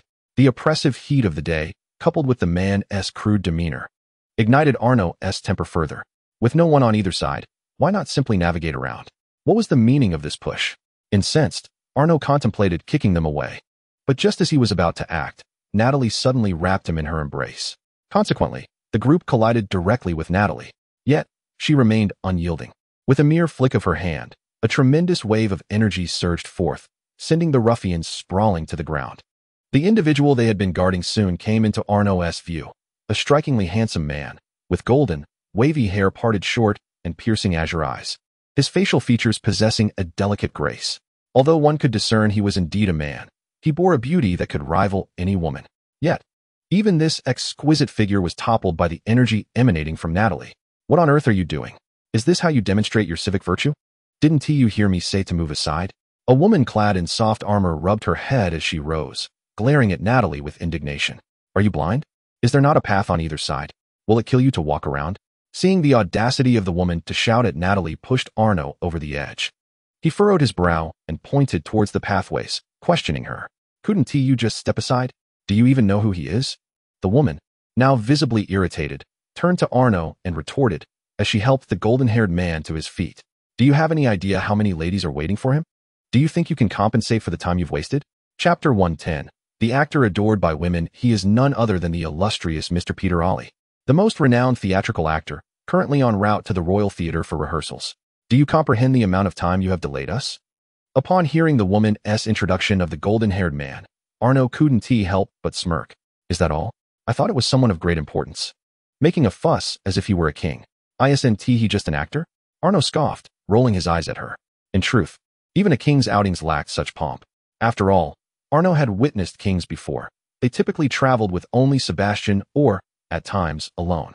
Moreover, they did not obstruct pedestrians, as they always traveled via airship. From this perspective, the king is undoubtedly far superior to this fellow named Peter O'Leary. Do you hold disdain for the art of drama? What a wretched and lowly individual you are. Do you even comprehend what the art of theater entails? Indeed, do you have any notion of Peter's artistic prowess? At this moment, the group of women who had been following closely behind erupted in indignation, directing their ire at Arno. You are correct. Moreover, do you realize how many individuals are eagerly anticipating Lord Peter's performance? No one awaits you, so you are indifferent. However, countless souls are yearning for Peter's appearance. What audacity do you possess to obstruct his path? Apologize to Mr. Peter, apologize. Absolutely. As a noble, I demand that you kneel and beg for forgiveness. The women grew increasingly agitated, even calling for Arno to kneel, with some nobles joining in their condemnation. Observing the fervent protectiveness of this group, Arno deemed it pointless to engage with them, particularly since he was enjoying a date with Natalie and wished to avoid any disruption to their sweet afternoon. Silence. Yet, just as Arno intended to leave while holding Natalie's hand, she suddenly stood in front of him, casting a fierce glare at the women. Simultaneously, a menacing crimson aura emanated from her, momentarily immobilizing everyone present. Passers-by were drawn to the commotion, glancing curiously at the scene. Natalie then fixed her cold gaze upon Peter O'Leary's entourage and pointed her finger at the ground. Kneel before me. What did you say? The woman clad in soft armor beside Peter shrieked in response, her voice laced with hysteria. Such audacity. We are buzzing. Suddenly, her voice was cut short as she beheld an incredibly terrifying apparition materializing behind Natalie. With crimson skin, jagged teeth, and a horrifying visage, it was a demonic specter. Upon witnessing this, she collapsed to the ground, muttering in disbelief. Oh, by Alice, that must be Natalie, the demon who killed 10 cardinals during the Holy Crusade? Meanwhile, a spectator in the distance excitedly pointed towards Natalie, inquiring of those nearby, is that not so? There are only 2 demons among the Lannisters. Besides Alice, it must be Natalie. Hurry, get her autograph. An autograph? Did you not see that terrifying entity behind her? Indeed, as the onlookers noted, the demonic figure behind Natalie was indeed chilling, as it was a manifestation of her very soul's essence. From a side view, they were all so frightened that they dared not approach. It goes without saying that those who beheld the true essence of the soul were even more terrified. In truth, those who had previously taunted Arno were now rendered speechless, paralyzed by fear, not daring to utter a sound. I command you to kneel. At the moment Natalie's words reached their ears, everyone immediately knelt, including Peter Ollie. Natalie then advanced to stand before Peter Ollie's group, her blood-red eyes scanning them with an unsettling intensity. The atmosphere was thick with silence, as not a single breath dared to escape their lips. 3 seconds later, as some began to succumb to the oppressive ambience, on the verge of fainting, Natalie's lips suddenly curled into a sinister smile. No one cares who you are.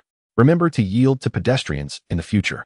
Following this, she directed her gaze at them, and they nodded incessantly, much like chicks pecking at grain. Afterward, Natalie returned to Arno's side, taking his hand as they departed. Simultaneously, an unpleasant odor wafted from the entrance of the inn. Someone had been so frightened by Natalie that they had lost control. Natalie, my superhero, you were absolutely magnificent just now, Arno exclaimed, unable to contain his admiration for her. He had initially resolved to no longer rely on Natalie, but her formidable presence was simply irresistible. Despite the many women who had scolded him, he could not deny that their words would undoubtedly sting. Yet, adhering to the principle of not quarreling with women, he had intended to endure and move past it. But then Natalie had suddenly stood before him, commanding all those who had insulted him to kneel. One must concede that any man subjected to such treatment would inevitably be captivated. Living off her? He mused. If that's the case, then so be it. Living off her is a privilege. He chuckled softly, merely wishing to protect his darling from any mistreatment. Gently, she ruffled Arno's hair with a smile. However, Peter Ollie seemed to possess quite a reputation, which piqued Arno's curiosity about who he truly was. He had never heard of such a figure in the capital before. Tilting his head in sudden contemplation, Arno then beamed at Natalie, taking her hand and kissing the back of it. I am equally intrigued by the theaters of this world. Would this enchanting lady care to accompany me to explore them? I have no objections. Please refrain from mimicking my speech. The allure of the theaters in this otherworldly realm was undeniably captivating for Arno. After all, in the world he had traversed from, tickets to high-end theaters were exceedingly expensive. Seizing this rare opportunity, he ventured to the theater and purchased a dozen tickets, intending to invite everyone from the palace to attend. He deliberately chose the performance time of Peter Ollie, curious to witness the prowess of this suddenly famous individual, who had garnered considerable admiration from numerous women. Unbeknownst to him, the events that transpired in the afternoon with Natalie had already been documented by journalists. A bloodless conflict had quietly begun behind the scenes. Chapter 111. Nariando's Swimwear Limited Edition. At 5 p.m., Arno had secured the tickets and returned to the palace on the black soil plain. However, his return revealed an astonishing sight. Who could explain to Arno why, after merely arranging a meeting with Natalie, a gigantic swimming pool had inexplicably appeared in the palace courtyard? Yet, this was not the most significant revelation. What truly captured his attention was the congregation of numerous beings in the courtyard, strikingly similar to Nariando, yet distinctly different. Arno was rendered utterly speechless. At that moment, a creature resembling Nariando spotted him near the pool and rushed towards him, ultimately leaping into his embrace. Instinctively, Arno opened his arms to receive her.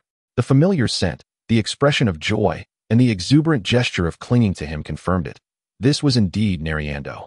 As he held the creature, Arno's mind seemed to short-circuit. Huh, he muttered, bewildered. The being in his arms looked up at him, puzzled. Are you Nariando? He inquired, seeking confirmation. Yes, I am Nary 11, she exclaimed.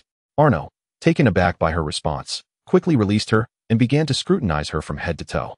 Without a doubt, she was indeed Nariando, yet her once white and green form had undergone a dramatic transformation, now displaying shades of blue and white. Her green twin tails had vanished, replaced by shoulder-length, slightly translucent, pale yellow hair that shimmered with a faint golden glow. Her attire had also drastically changed.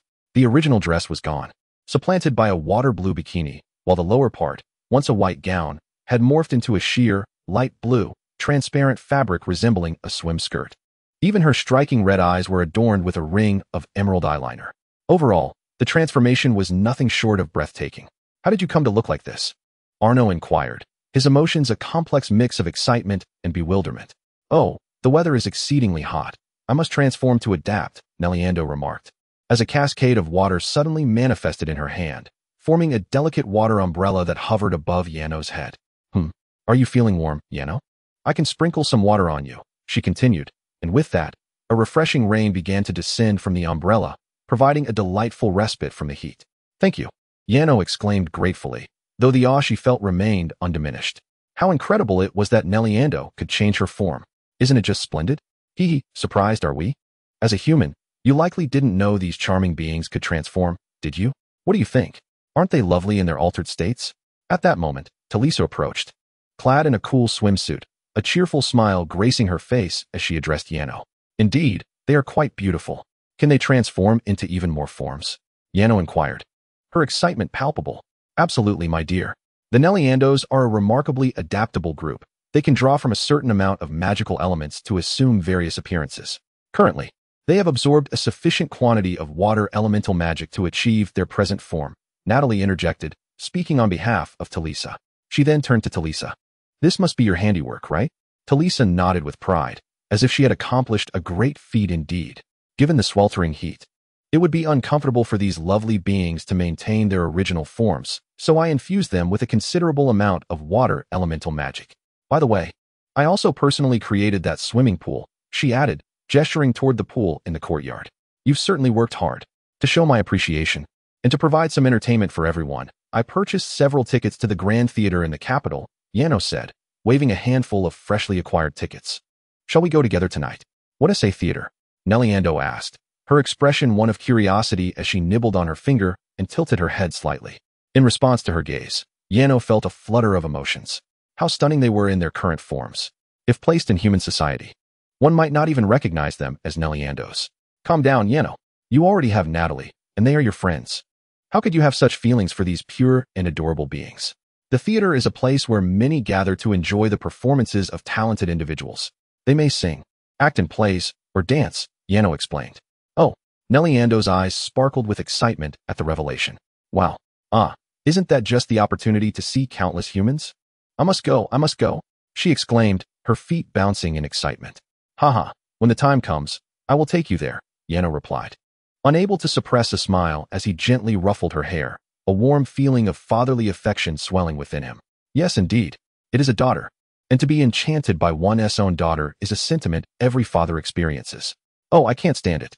These little beauties are just as adorable as they were 1,000 years ago. Come here, let me shower you with kisses. At that moment, Tarisa could no longer contain her affection for the charming Naliantha, rushing forward to embrace her and showering her small face with kisses. Hey, how dare you? Release my daughter. Yano, still basking in the joys of fatherhood, was suddenly incensed to see Tarisa lavishing such affection on his daughter. What daughter? You cannot bear a Naliantha with Natalie. At 9 o'clock at night, perhaps it was indeed due to that fellow named Peter Ollie, the Grand Theater in the capital of the Lannister Kingdom was utterly packed. Yano and his companions from his territory had to squeeze through the crowd for quite some time before finally gaining entry. Upon stepping into the theater, Yano was struck by the scene before him, not because of its opulence, but due to the sheer number of people present, which left a significant impression on him. The vastness of the theater could rival that of half a palace. Yet, despite its spaciousness, every seat was filled, largely due to the posters of Peter Ollie plastered outside. What astonished Yano even more was the sight of the audience within the theater. To his surprise, all the attendees, except for himself, were women. Of course, that alone was not remarkable. What truly left him in awe? The answer was wedding dresses. Apart from Yano and his companions, all the women were adorned in bridal gowns. Yano was genuinely curious. Did they not feel hot in these summer garments? Moreover, this was secondary. The primary concern was that in this world, wedding dresses held a profoundly symbolic significance. It was unnecessary to elaborate on what they symbolized. This was the source of Yano's astonishment. Could it be that today marked a universal wedding day? However, he searched his memories and could not recall any such occasion in this world. Natalie, do you think I should propose to you at this moment? Amidst the throng of women adorned in wedding gowns, Yano could not suppress his curiosity and turned to Natalie with a question. Are you serious? A look of surprise graced Natalie's countenance. I was merely wondering if today is some sort of designated wedding day in this world. Designated wedding day? I've never heard of such a thing, Natalie replied, shaking her head in confusion. A beast. Suddenly, a woman from the back of the seats let out a piercing scream. For an alien was curiously reaching out to touch her wedding dress. Nally number 9, you mustn't touch others so indiscriminately, Yano quickly interjected. Ow. Understood. The Nalian promptly withdrew her hand, while the woman frowned slightly at Yano. Are you the master of these beasts? I am not their master, but rather their friend. I apologize for her rudeness. She is merely driven by curiosity and did not intend to frighten you, Yano explained. This is Peter's theater time. And you peculiar individuals who keep beasts, must you really bring such inferior creatures in here? You're polluting the very air that Peter needs to breathe. As she spoke, the woman waved her hand as if to dispel a foul odor, insinuating that the Nalian was indeed soiled. Upon hearing this, the Nalian wilted, looking dejected as she nibbled on her small hand. I bought tickets for them. Why shouldn't I bring them in? Is Peter your father? And as for air, they smell far better than you, Yano retorted, anger flaring at the sight of the Nalian's despondency. How dare she claim the Nalian was inferior? Perhaps he should allow the Nalian to unleash a flurry of stars, turning her into a mere puddle of blood. Then they would see who was truly inferior. How dare you insult me in such a manner? The woman's brows furrowed deeply at Yano's words. I too believe this lady has a point. Bringing such a lowly species as a beast into this elegant setting is an affront to Peter. You are unworthy to attend his performance. Indeed, several women nearby chimed in, aligning against Yano. If that is the case, your very presence here must be a grave insult to Peter, Ingrid observed with a mischievous glint in her eyes. Look at you all. My goodness, you are truly hideous, lacking even half the beauty of your so-called lowly beasts. It seems you are, in fact, beneath the beasts in terms of worthiness. How dare you stand here and spoil the view? And in wedding gowns, no less. I feel nauseated. As she spoke, she mimicked the act of retching. You have audacity. A shapeshifter dares to insult us in such a manner? It must be said that Ingrid's tongue was indeed venomous, immediately provoking a chorus of screams from the women. Insult? I am merely describing the essence of excrement. This is nothing more than a statement of fact. Why the dissent? Ingrid retorted, drawing her slender sword from her waist. Upon witnessing this, Yano's expression darkened as he too unsheathed his short sword. If you wish to engage, I am ready at any moment. If you possess the courage, come and drive us away from this place. Just you wait. I will not allow you to ruin Peter's performance, but after this show, I shall ensure you pay a price. They declared defiantly, and with that, the women turned their attention away from Yano and his companions. What a disappointment it was to encounter such repugnant individuals. One among them even lit a cigarette, seemingly attempting to ease her agitation, yet her lips continued to mutter incessantly. Yano chose to disregard them, and instead cradled the still mournful Neriando, gently stroking her head. Do not be sad. You are far from inferior. As Ingrid said, you are 100 times more beautiful than they are. Huh, really? Neriando looked up at Yano with a pitiful gaze. The latter nodded firmly. Of course, I assure you. Just then, the sudden chime of a bell resonated, and Peter Ollie appeared upon the stage. Ah, Mr. Peter. In an instant, the entire theater erupted as if an air raid siren had been sounded, rendering Yano nearly deafened. It was astonishing to discover that all the women in the theater were indeed sopranos. Peter, I want to marry you. Peter, take me. Without Peter uttering a single word, the cacophony of voices below transformed into a harmonious chorus, as if they were a choir singing, Peter, take me. At that moment, Yano came to a realization. Today was not merely a day designated for weddings. The true purpose of these women donned in wedding gowns was to wed Peter. One could not help but admire Peter at this moment. In this instant, he even surpassed the king, for clearly, his harem was far more extensive than that of the monarch. Although, in truth, the two were hardly comparable, for the entire nation knew that within the king's vast harem, there existed but a single queen. Thank you all for coming. In return for your affection, I shall perform with great vigor. What I am about to present is a grand definition of determination in traditional drama. With that, Peter acknowledged the audience briefly before commencing his performance. Chapter 113. The theater fire. A short while later, Peter's play approached its conclusion. Although the soprano voices surrounding him were quite shrill, Yano, with his enhanced hearing, managed to grasp the content. As Peter had just introduced, this was indeed a traditional play. It narrated the tale of a knight who, 6,000 years ago, sacrificed himself in a battle against monstrous creatures to protect his companions, ultimately attracting the guardianship of angels due to his unwavering resolve.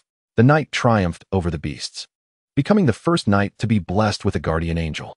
The overarching theme of the narrative extolled the virtue of determination. While the intention was commendable, Yano sensed a peculiar logic at the conclusion of the story. It suggested that the knight's resolve stemmed from his steadfast faith in the Church of the Holy, nurtured by daily immersion in its doctrines, thus enabling him to summon the angel's favor. However, the Lannister kingdom was evidently in outright opposition to the church, which made Yano question the appropriateness of Peter's performance in such a context. Yet, upon observing the fervent women around him, he felt indifferent. After all, the citizens of this realm seemed oblivious to any dissonance, and as a time traveler, his musings held little significance. Moreover, theatrical productions were scarce in this world, with most artistic endeavors emanating from the church, leaving the populace with little alternative to enjoy. Certainly, Peter's performance was passable, infused with genuine emotion. Yet Yano deemed the enthusiasm surrounding it unwarranted.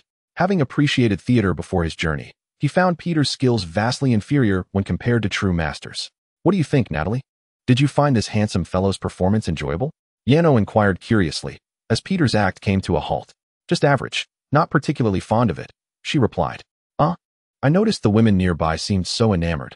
I assumed you would feel the same, he said, sensing Natalie's lack of enthusiasm dampened his spirits. As his intent in bringing her here was to bring her joy, it appeared he had failed in that regard. A brief glimpse into the minds of the neighboring women revealed their excitement stemmed solely from the man's good looks. Yet, having lived for a considerable time, Yano knew that mere appearances could not evoke true delight. Honestly, I find more joy in playing games with you in the palace, he confessed. As Natalie spoke, a mischievous smile crossed her face as she pulled Yano into an embrace, whispering in his ear, "It seems no one else is particularly interested. And as it is getting late, shall we return to the palace to play games?" Her suggestion instantly lifted Yano's spirits. Certainly. However, as Natalie remarked, it appeared that everyone was far from enjoying themselves. Arian was engrossed in her oversized sword, while Talisa and Ingrid were playfully engaging with their companion, Nalian. Lightning, on the other hand, was soundly asleep, tightly embracing Tina. Meanwhile, the other Nalians fixated their gazes upon Arno, seemingly indifferent to the handsome figure on stage. With such disinterest prevailing, it indeed seemed more delightful to return and play games with Natalie. Suddenly, a peculiar scent of something burning wafted through the air. Just as Natalie was about to leave, she scrunched her nose in curiosity and remarked on the burnt smell. Burnt smell? Oh no, there's a fire. At that moment, Arno, intrigued, turned to investigate the source of the commotion, only to be met with a shocking sight. The fire had indeed ignited. It spread rapidly along the carpeted aisle, reaching the entrance and obstructing the only exit from the theater. With the venue's wooden structure, the flames surged alarmingly within moments. Chaos erupted among the crowd, with some wedding gowns catching fire, forcing their wearers to tear them apart in desperation. What on earth caused this fire? Arno pondered in confusion. Suddenly, he spotted the woman who had scolded him earlier and was now smoking. Realization dawned upon him. The theater prohibited the presence of flammable materials, yet this woman, undoubtedly of noble descent, had smuggled in her cigarettes. It was her discarded cigarette, but that had ignited the flames. Nalian, everyone come over here. Avoid the heat. Arno called out, recognizing that pursuing blame was futile. He recalled that the Nalians bore a striking resemblance to plants. Given the ferocity of the flames, he hastily rose, determined to lead the Nalians to safety. Though they obediently followed him to a secure area, curiosity glinted in their eyes. Why can't we get burned? It's just fire, isn't it? One Nalian inquired, perplexed. Just fire? Arno nearly lost his composure at that remark, but suddenly understood. The Nalians possessed telekinetic abilities, rendering fire seemingly ineffective against them. He chided himself for defaulting to his previous mindset. Quite foolish of him. Everyone, gather around. Listen to my instructions. There's a room in the theater with a skylight. If we enter in an orderly fashion, we can use the teleportation stones to escape. Meanwhile, the guards maintaining order began directing the panicked crowd. While some had considered using the teleportation stones to flee, the presence of obstacles rendered them unusable. One must ensure that there are no obstructions in any direction, above, below, or to the sides, before proceeding, which is precisely why the guards direct individuals towards the rooms with skylights. But what should we do if we lack teleportation stones? Some civilians exclaimed in a state of panic. The common folk joined in, suggesting they could use ladders to climb out through the skylights. Upon hearing the guards' instructions, the crowd began to comply, forming an orderly line as they followed their commands. Move quickly. What are you lingering here for? At that moment, Peter found himself positioned near the skylight room, yet surrounded by a throng of women, which blocked the pathway for others trying to reach the skylight. This prompted a guard to approach him and urge him to hurry. I am waiting for my attendant. He has gone to the restroom and will be here shortly. The flames are spreading rapidly. We cannot afford to wait for you. You are obstructing the way. The guard, incensed, shouted at him, even grasping his clothing and pushing him forward. After all, a mere actor held no weight against a noble, and the guard had no reason to fear him. Either you leave now or step aside. Do not block the path. Do not push him. What are you doing? Will waiting here for his attendant lead to his demise? The women surrounding him became furious and began to berate the guard. You should wait to the side. The fire is nearly upon us. If you do not move, others will. We have already taken our stand here. Why should we yield to others? Indeed, what if Mr. Peter ends up in peril because he yielded his position? Exactly. Most of those behind us are merely commoners. Are their lives worth more than that of Mr. Peter? If he perishes, the world would lose a true artistic master. Yes, you commoners should remain at the back. At that moment, another noblewoman shouted at the civilians in a commanding tone. The commoners, taken aback, fell silent, their faces reflecting despair. Even if they wished to escape, what could they do? This was a command from the nobility, and no commoner would dare to resist. The guards, too, dared not speak further, for they were unwilling to provoke the nobles. However, from the back, Yano clenched his fists at the sight. Many nobles had come to the theater, as evidenced by the insignias displayed on their chests. Yano clearly observed how these individuals, leveraging their emblems, pushed their way to the front, displacing all the commoners to the rear. Indeed, they stood at the forefront of the line, the farthest from the encroaching flames. Once Peter departed, they could follow suit without any fear for their lives. Thus there was no need for them to rush. But what of the commoners? This group had caused Yano, who had enjoyed many days of tranquility, to recall just how wretched this world truly is. Please, for the love of all that's holy, hurry. I am burning. A piercing scream erupted from the rear of the line, as flames engulfed a young girl, clad not in a wedding dress. For she appeared far too young to have reached the age of purchasing one. In that moment, she writhed in agony, yet those around her showed no inclination to assist. Instead, they gazed at the little girl with expressions of despair, as if they were witnessing their own impending fates. Indeed, as long as the nobles remained, the fire would inevitably reach them, rendering any act of assistance seemingly futile. The flames were perilously close to singeing the girl's garments. She pressed forward desperately. Yet those ahead remained immovable. Please, I beg you, it's so hot. I will be burned alive. I do not wish to die. At this point, the flames had already seared her, and the intense heat caused her to weep uncontrollably, her pleas falling on deaf ears. Even the nobles at the forefront, having heard the girl's cries, bore expressions of disdain. Just then, a breathtaking sight unfolded. An exquisitely beautiful humanoid beast, resembling one clad in a swimsuit, approached her side and raised a water-made umbrella. Drops of water cascaded from the umbrella, dousing the flames that threatened to consume the girl. She was momentarily taken aback. The enchanting beast, adorned with a gentle smile, reached out to wipe her tears away. Don't be afraid. All is well now. I am here to protect you. Following this, more humanoid beasts arrived at the rear of the line, unleashing powerful jets of water from their hands towards the raging inferno. While they could not entirely extinguish the voracious flames, they succeeded in diminishing the intensity somewhat. Indeed, these humanoid beasts were the Nalianthers, and Yano breathed a sigh of relief upon witnessing this. He had intended to implore the Nalianthers to rescue the little girl, yet they had anticipated his wish. However, the sight of the girl's tear-streaked face, her arms reddened from the fire's heat, and the indifference of the nobles ignited a flame of fury within Yano. If you choose not to leave, then do not dare obstruct our path. Suddenly, he leaped onto a chair and directed a furious reprimand at the nobles in front.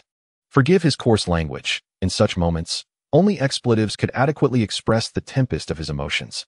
How dare you? A mere commoner presumes to command us. As he stood prominently on the chair, he caught the attention of the noble women with remarkable ease.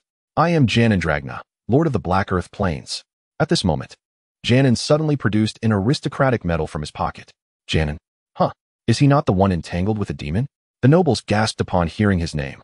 Abruptly, Janan hurled the medal to the ground. Damn it, is it merely a worthless medal? Is it just a title of nobility? Who among us does not possess one? What does nobility signify? It is merely an elevation above the common folk. Yet, if you consider yourself superior, you ought to bear responsibilities that surpass those of ordinary individuals. Hence, in such times, you should be at the back of the line. As nobles, you should be protecting the weaker commoners. Now step aside. Upon hearing Janan's words, the nobles immediately furrowed their brows in discontent. Do not jest. Why should nobles protect the inferior commoners? I shall grant you 3 seconds. If you do not comply, I will cast you all into the flames. Janan's demeanor was clearly not one of jest, especially with the towering figure of Natalia behind him, staring intently at them. Faced with such a terrifying gaze and threat, they begrudgingly moved to the back of the line. Will you step aside voluntarily, or shall I be compelled to throw you aside? Janan then turned his gaze to Peter, who promptly stepped aside as well. Chapter 115. Why should we fear them? Once the obstruction was cleared, the massive procession was finally able to proceed. Meanwhile, outside the theater, a group of uniformly dressed individuals had surrounded the area. Carl, quickly, use your clairvoyance to ascertain how many people are trapped inside. One robust man, wearing a black eye patch, urgently inquired of his companion. Yes, sir. There are a total of 430 individuals inside, orderly moving towards a room with a skylight. They likely intend to escape through it. Onlookers recognized the group by their attire and dialogue. They were members of the Special Task Force. This organization was established when the new king ascended to the throne. Primarily tasked with addressing issues within the city, such as disaster relief or apprehending criminals. Oh, thank heavens, sir, you must be from the Special Task Force. My daughter is inside. I implore you to rescue her. A desperate passerby rushed to the officer, pleading earnestly. I can only assure you that we will do our utmost. At this moment, the commander's face bore a look of distress. What do you mean by as much as possible? My daughter is only 15, she is still so young. Upon hearing such a response, the woman was immediately overcome with tears. Alas, we are powerless. The flames are too fierce, and we cannot directly charge in to rescue her. Please step back, madam, it is dangerous here. We will find a way. The commander could only shake his head in resignation and led the woman away. He then motioned to his team. All personnel, heed my command. Initiate the water column spell to control the flames. Once the fire diminishes, we will proceed with the rescue. Upon receiving the command, the members of the Special Task Force summoned magical arrays, unleashing torrents of water towards the theater. Yet, the fire showed no signs of abating. The structure was predominantly wooden, and as soon as the external flames were subdued, the internal inferno reignited, akin to a towering bonfire. Unless someone could enter and douse the flames from within, the only option to extinguish the fire was to wait for the theater to be consumed entirely. Meanwhile, inside the theater, a series of loud crashes echoed as several structural components were consumed by flames, obstructing the path to the skylight room. Heavens, the way is blocked. What shall we do? I don't want to die here. Surely there must be another exit. Panic ensued as people began to scatter chaotically, resembling headless flies. Do not run about. Everyone, remain calm. The guards exclaimed, attempting to quell the chaos, for running in a fire is an exceedingly perilous act. However, the terrified crowd paid no heed to their pleas. Suddenly, a brilliant beam of white light pierced through, creating a hole in a nearby wall. It was the work of Yano. In truth, Yano and his companions were not particularly anxious about the fire, as they possessed countless means to escape. They could even remain unscathed, for the flames posed no threat to them. Yet, being a product of modern education, Yano found it impossible to stand idly by while so many faced peril. He could not condone such cold-hearted behavior, which drove him to create an opening in the wall in an attempt to save lives. Do not question why he did not simply blast open a larger section of the wall for people to flee. Who could say whether such an act might compromise a load-bearing pillar? With the crowd now frantically fleeing, any damage to a supporting structure could lead to catastrophic collapse. Lightning. Tina, Ingrid, and Ariane, you should use the teleportation stones to return first. At this moment, after revealing a small section of the wall, Yano unexpectedly offered teleportation stones to several companions. What is your intention? Ingrid questioned, holding the stone in her hand with a puzzled expression directed at Yano, who merely nodded in affirmation. Indeed, I intend to rescue someone. Neliando, we shall rely heavily on you now. Every life saved counts, I implore you. We cannot allow those we cherish to be consumed by flames. The Neliando collectively nodded earnestly, and an array of blue waves began to emanate around them. Subsequently, akin to cellular division, they instantaneously multiplied, creating numerous copies of themselves, astonishing even Yano. The scene shifted to outside the theater. The Special Task Force, unable to contain the raging fire for an extended period, bore expressions of urgent anxiety. Suddenly, they witnessed many stunning young women clad in swimsuits soaring forth from the recently blasted hole, each cradling a human in their arms. It is the flying sorceresses rescuing people, and they are dressed in swimwear. At that moment, a passerby observing the scene exclaimed in excitement, "What flying swimsuit sorceresses? Those are clearly magical beasts." Another onlooker, scrutinizing closely, was overtaken by a look of terror, and they resemble the desert siren Neliando quite closely. What do you mean resemble? That must indeed be Neliando. It must be a variant. Shouldn't we flee then? As the crowd recognized the magical beasts emerging from the theater, panic ensued. Why should we run? Aren't they rescuing people? And why is everyone so fearful? I think they look quite beautiful. A young boy, seemingly around 10 years old, voiced his confusion amidst the crowd, yet no one paid him any heed. Meanwhile, the Neliando in the air paid no mind to the panicked onlookers. They simply placed the rescued individuals on the street before returning to continue their noble endeavor. Simultaneously, many Neliando ascended to the theater's rooftop and raised their hands in unison. Instantly, torrents of water began to materialize from thin air, coalescing into an enormous water umbrella that enveloped the entire theater. Soon after, raindrops began to fall from within this water umbrella, effectively diminishing the inferno that had engulfed the theater. Those who had previously felt fear upon seeing them were momentarily stunned. It appeared as though they were extinguishing the flames, aiding humanity, and they were undeniably beautiful. Why then did everyone regard them with such trepidation? The peculiar expressions on some faces seemed to silently convey these very thoughts. Chapter 116. The Beast's sister in the theater. A young girl was hiding beneath the seats, sobbing quietly. If Yana were present, he would undoubtedly recognize her as the little girl who had been at the end of the line and had suffered burns from the flames. After she noticed that the path ahead was obstructed, she had followed an older sister who claimed to be seeking another route. However, as they ran, the older sister vanished, leaving the girl frightened and alone beneath the seats. Mama, I promise I won't sneak out to watch plays again. What is this performance? Everyone's voices are so loud that I can hardly hear anything. Not only did I miss the play, but now I might be burned alive. Why is my fate so tragic? Just as she continued to weep and murmur to herself, a familiar voice suddenly reached her ears. Moments later, the chair above her was abruptly lifted, revealing a stunning young woman in a swimsuit, Natalia. The little girl recognized her immediately. She was the Beast's sister who had saved her from the flames. Finally, I found you. I told you I would protect you. Natalia exclaimed with a radiant smile as she rushed forward to embrace her tightly, causing the girl's head to nestle against Natalia's chest. The soft sensation against her cheeks alleviated much of her anxiety. Oh, Beast sister, I'm so scared.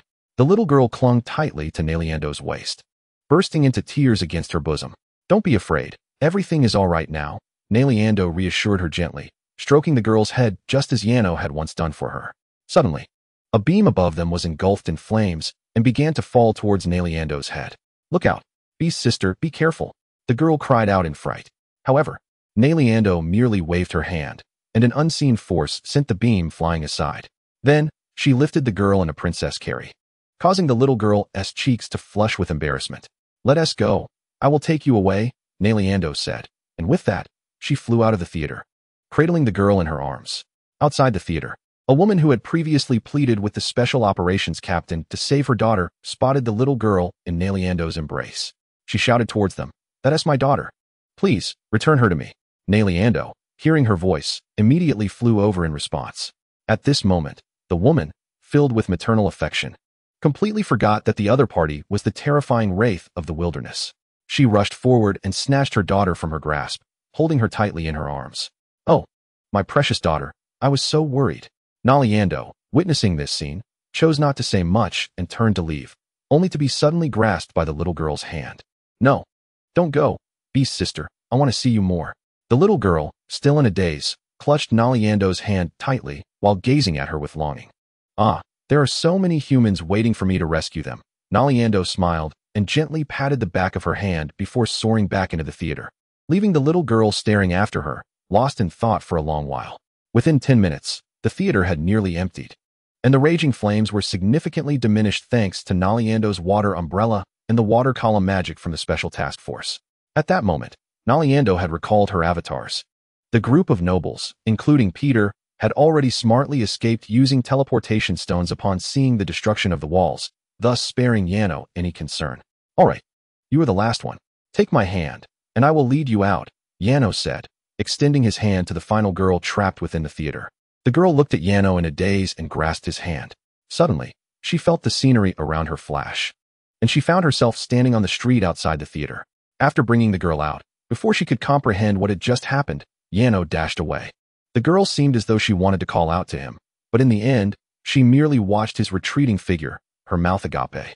Yano ran to a nearby bench where Natalie was seated and sat beside her, wiping the dark dust from his face. I feel as though I just experienced a superhero movie, he exclaimed while cleaning himself up. Natalie propped her chin on her hand, smiling as she pinched his cheek. You've worked hard, my sweet. What about me? I helped too. Natalie, you're being biased, interjected Talisa, puffing her cheeks in discontent as she glared at Natalie. Oh, so you want me to pinch your cheeks too? Natalie said, a mischievous smile spreading across her face as she reached out towards Talisa's cheek. No, I want your concern. Don't be shy, Talisa. Cheek pinching is an extra reward. I don't want that extra reward. As the two continued their playful banter, their palms inadvertently pressed together, engaging in a playful struggle. Well done, kid. You've got guts. Yano suddenly heard a voice from beside him, prompting him to look up. A formidable man clad in an eye mask and a youthful companion, both donned in identical uniforms, appeared before me. Upon reflection, they resembled members of the special task force. With smiles gracing their faces, their eyes shimmered with admiration. What is your name? Inquired the masked man. I am Yena no Dragna. Well then, I leave the rest to you. I must take my leave. After announcing his name, Yennefer jovially patted the masked man's shoulder before departing with his companions, utilizing the teleportation stone to return to the desolate land of Haitu. This spectacle caused a group of girls approaching from that direction to halt in their tracks. Oh, what a pity. I haven't had the chance to thank him yet, one girl lamented, lowering her head in disappointment. I too. Those beautiful beastly girls saved my life, another girl echoed her sentiments. If it weren't for them, we would have perished in the theater. Merely because Peter was waiting for his attendant, our lives were worthless in his eyes. I couldn't help but ponder.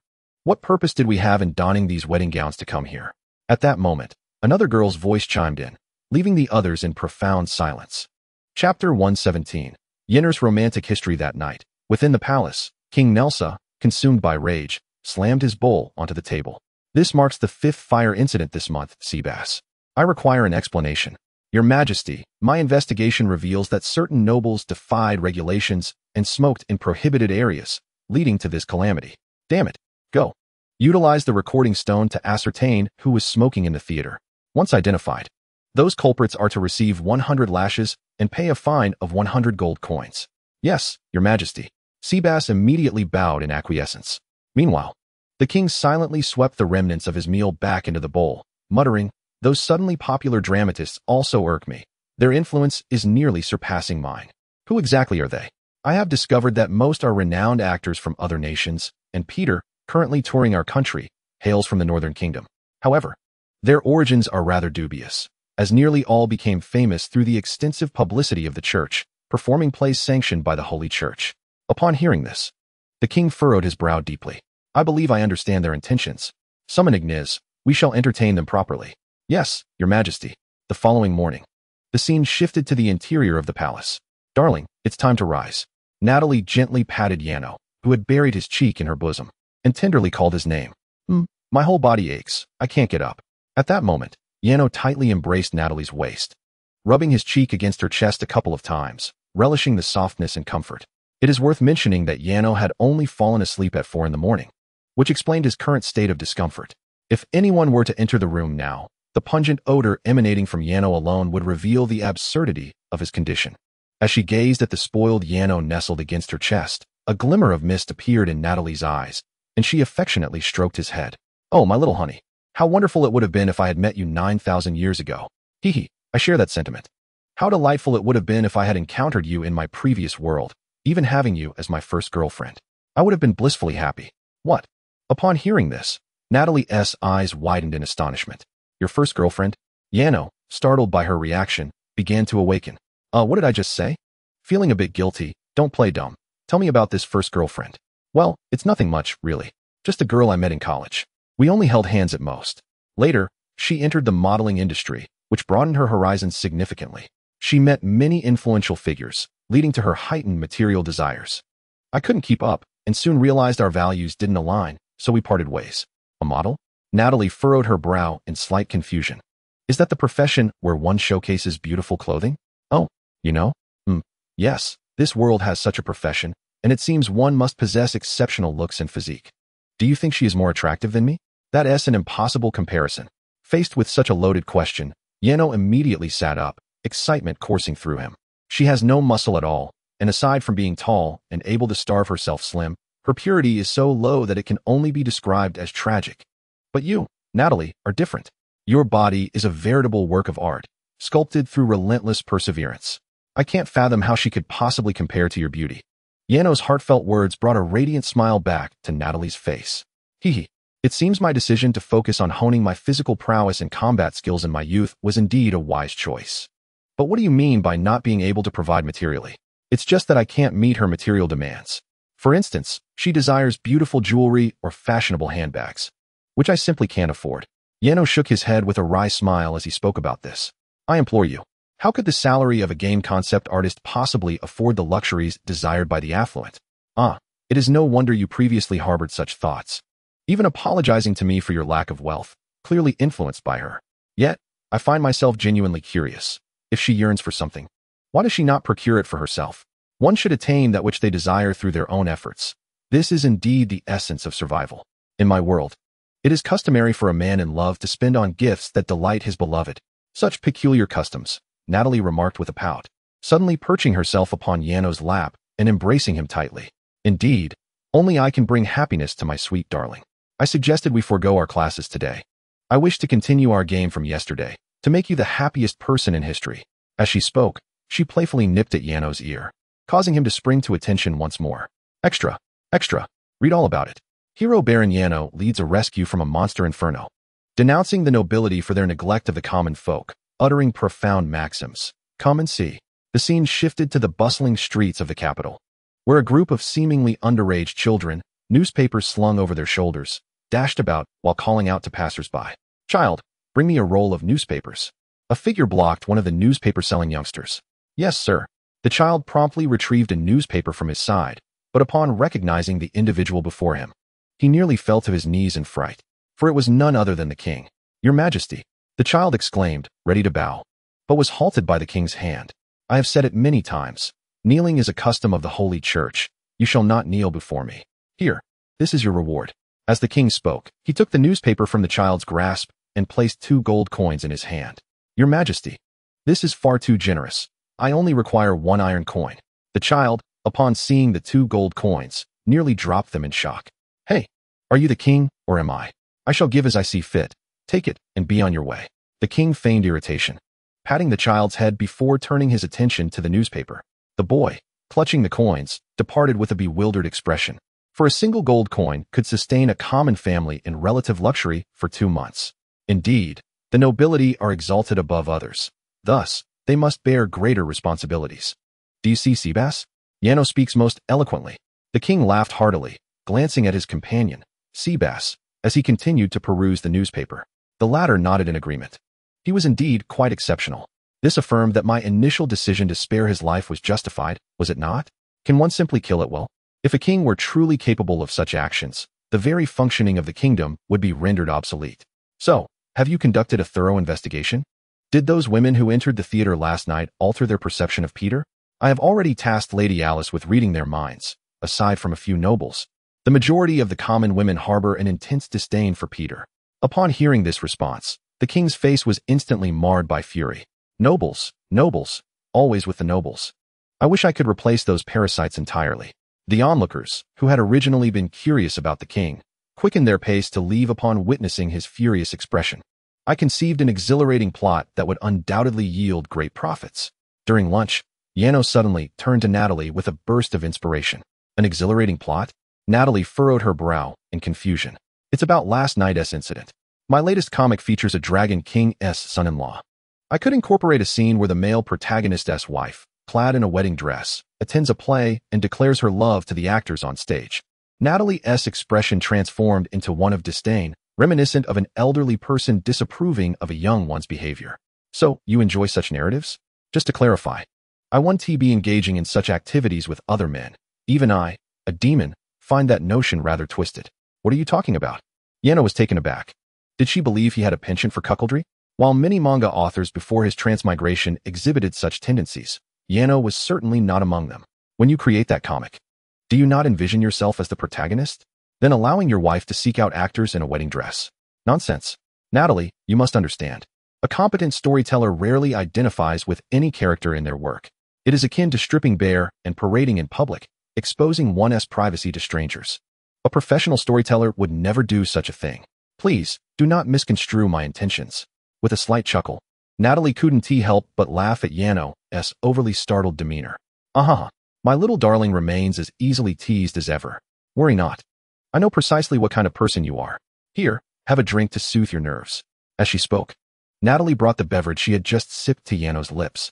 Seeing the bamboo straw that had just been in Natalie's mouth, Yano felt a surge of excitement and eagerly bit down, drawing the drink into his own mouth. Hee, my little honey, if you adore it so much, you could simply come and indulge right here. Upon witnessing this, Natalie could not help but smile seductively at him, reaching out to part her lips and playfully sticking out her tongue at Yano. This nearly caused Yano to faint on the spot. Do not be so unromantic as to claim it is unpleasant. You must understand that Yano has tasted it and told me it distinctly has the flavor of roses. Yano is a person of remarkable execution, particularly when it comes to his work. Thus, when inspiration strikes him, he diligently works late into the night to illustrate the latest developments of his comic. The plot unfolds as follows. The male protagonist, the Dragon King, discovers that his wife has donned a wedding gown to attend a play, inciting his furious indignation. He resolves to abandon his role as a son-in-law and leave his wife's family. In response, the wife mocks him for his lack of magnanimity, scolding him for being unromantic and failing to cherish her, while her mother takes drastic measures against him. After this brief yet emotionally charged narrative, the 3-year period expires. The female protagonist's household is no longer welcome. He then reveals his true identity as the Dragon King. Upon leaving his wife's family, he swiftly finds a new girlfriend who surpasses the female protagonist in every conceivable way, an extraordinary new woman who even holds a position of power in the Dragon King's court, capable of making the playwright grovel at her feet. When the wife witnesses her wedding dress-clad self pursuing the playwright, she finds herself on her knees, serving the Dragon King's new girlfriend at an aristocratic banquet. At that moment, she cannot help but exclaim, "It turns out the fool was me all along." It must be said, this is indeed a highly explosive and exhilarating comic. Yano himself admires his ability to craft such a plot, undoubtedly aided by his extensive reading of similar genres prior to his transmigration. This narrative is bound to provide immense satisfaction to all who inhabit this world. As Yano anticipated, the latest comic, upon its release, astonished the entire populace of the Lannister Kingdom, with male readers hailing it as a divine masterpiece, rapidly gaining popularity nationwide. However, trouble soon followed, as a group of women perceived this comic as a satirical jab at their own actions of attending plays in wedding gowns. It is worth noting that not only in the capital but across the nation, women have been known to wear wedding gowns to see playwrights. Consequently, Yano's poignant comic faced severe backlash from women the moment they became aware of it. Those nobles who had long harbored disdain for Yano seized this opportunity to act. Just 3 days after the release of Yano's latest comic, he found himself branded a criminal. The charges stemmed from his previous actions at the Lord's Academy, where he had used a firearm to kill numerous innocent nobles. Furthermore, many cited his derogatory remarks about the nobility during the theater fire incident as evidence of his contempt for the nation's aristocrats. Thus, a whirlwind of public outrage materialized at an astonishing pace. It is said that Yano has succumbed to the overwhelming power of the demon, becoming increasingly debauched and unruly. If this continues, he will undoubtedly pose the greatest threat to the safety of the Lannister Kingdom. Chapter 119. The King's Invitation. What? Are you demanding that Yano be imprisoned and executed? Why? Within the palace, during the morning meeting, the king, perplexed by the counsel of his ministers, posed a rhetorical question. Your Majesty, do you not recall? Previously, at the Lord's Academy, Yano used a firearm to slay numerous nobles. Furthermore, his remarks last night were audacious. He dared to demand that the nobility protect the common folk and brazenly redefine the very term nobility. This, without a doubt, challenges the authority of the crown and has provoked widespread outrage. One minister meticulously enumerated the reasons. Simultaneously, several other ministers nodded in agreement. Indeed, Your Majesty, should you take action against such a provocateur, the nobility would surely remember your benevolence. I believe that executing him would significantly diminish the threat he poses to our realm, especially considering the formidable demon at his side, who has even begun to threaten Your Majesty. Listening to the ministers, the king, visibly impatient, scoffed. In truth, they pose no real threat to me. If you are afraid of others, just admit it. Do not drag me into your fears. Speaking of trivial matters, have you made any progress on the smoking ban I instructed you to implement? I do not wish to see a 6th fire this month. Your Majesty, you misunderstand us. One minister hastily knelt. The smoking ban pales in comparison to the incident involving Yano. You are well aware that a significant portion of the old-fashioned nobility harbors discontent towards him. Suddenly, the king rose from his throne and violently kicked it over. I said no kneeling. That is a rule of the Holy Church. If you dare to repeat such behavior, I shall reduce you to mincemeat. Furthermore, I assert that the smoking ban is of greater significance than Yano's actions. Who gave you the audacity to defy me? I apologize, Your Majesty, it is my fault. The minister quivered as he stood.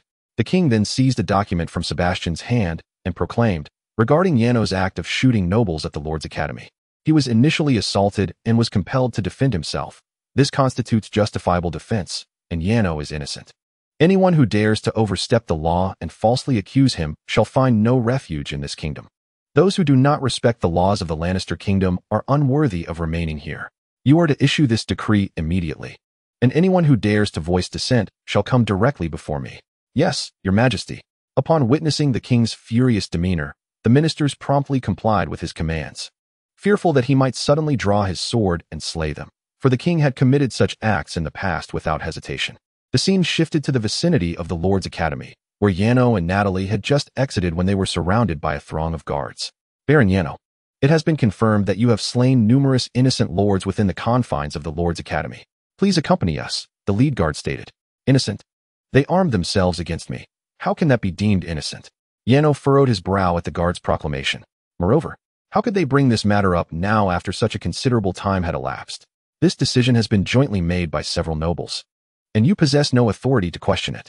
Upon hearing this, Yano could only roll his eyes in disbelief. This world is governed by numerous commendable laws, yet it also harbors many unjust ones. One such law stipulates that nobles possess the right to convene a council to judge the crimes of any individual, with the authority of the council corresponding to the rank of the nobles. Essentially, this means that barons can form a council to judge any baron or commoner, provided they have a plausible justification reminiscent of the medieval witch hunts in Yano's previous world. If someone claims that an individual is a witch, then that person can be subjected to trial. Similarly, if viscounts unite to form a council, they may judge any viscount or individual of lower rank.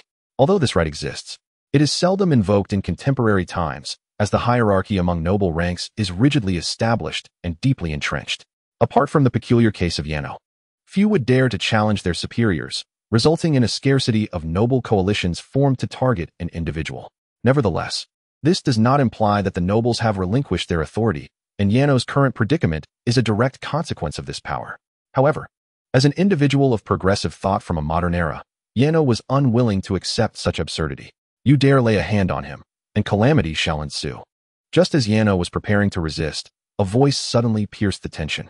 The guards turned their gaze to find none other than Sebastian, the king's personal attendant, approaching. I bring forth the king's latest decree, he announced, handing the document to the lead guard. This is at the behest of several high lords. Are you a soldier of the king or of the lords? Upon reading the document, the guard appeared as if he wished to utter a response. But Sebastian's words interrupted him. I am, of course, a soldier of His Majesty the King. The guard straightened his posture, placing a hand over his heart, feigning loyalty as he declared this. What are you lingering here for? Yes, my lord, I shall depart at once. As the captain of the guards concluded his words, the soldiers promptly turned and left. Meanwhile, Seabass cast a smile towards Yano. Baron Yano, the king wishes to invite you for an audience.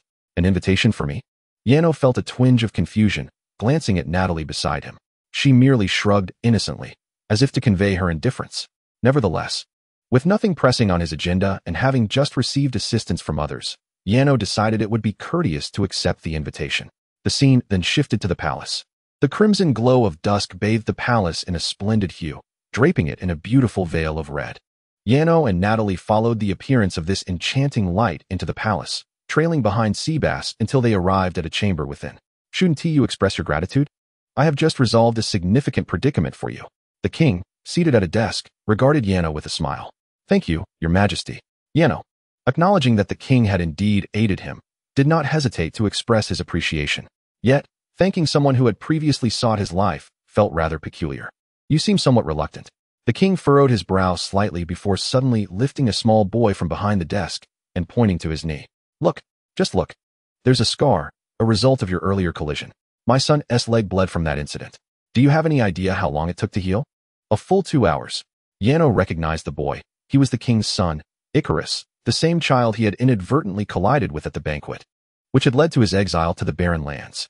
Indeed, as the king had mentioned, there was a small scar on Icarus's knee, but it was so minuscule that it was nearly imperceptible. This injury was even less significant than the scrapes Yano had accumulated as a child from minor tumbles. He could not fathom how the king had once been so bold as to use this as a justification for his execution, treating 2 hours of healing as if it were akin to 2 years of recovery. Yano found himself at a loss for words.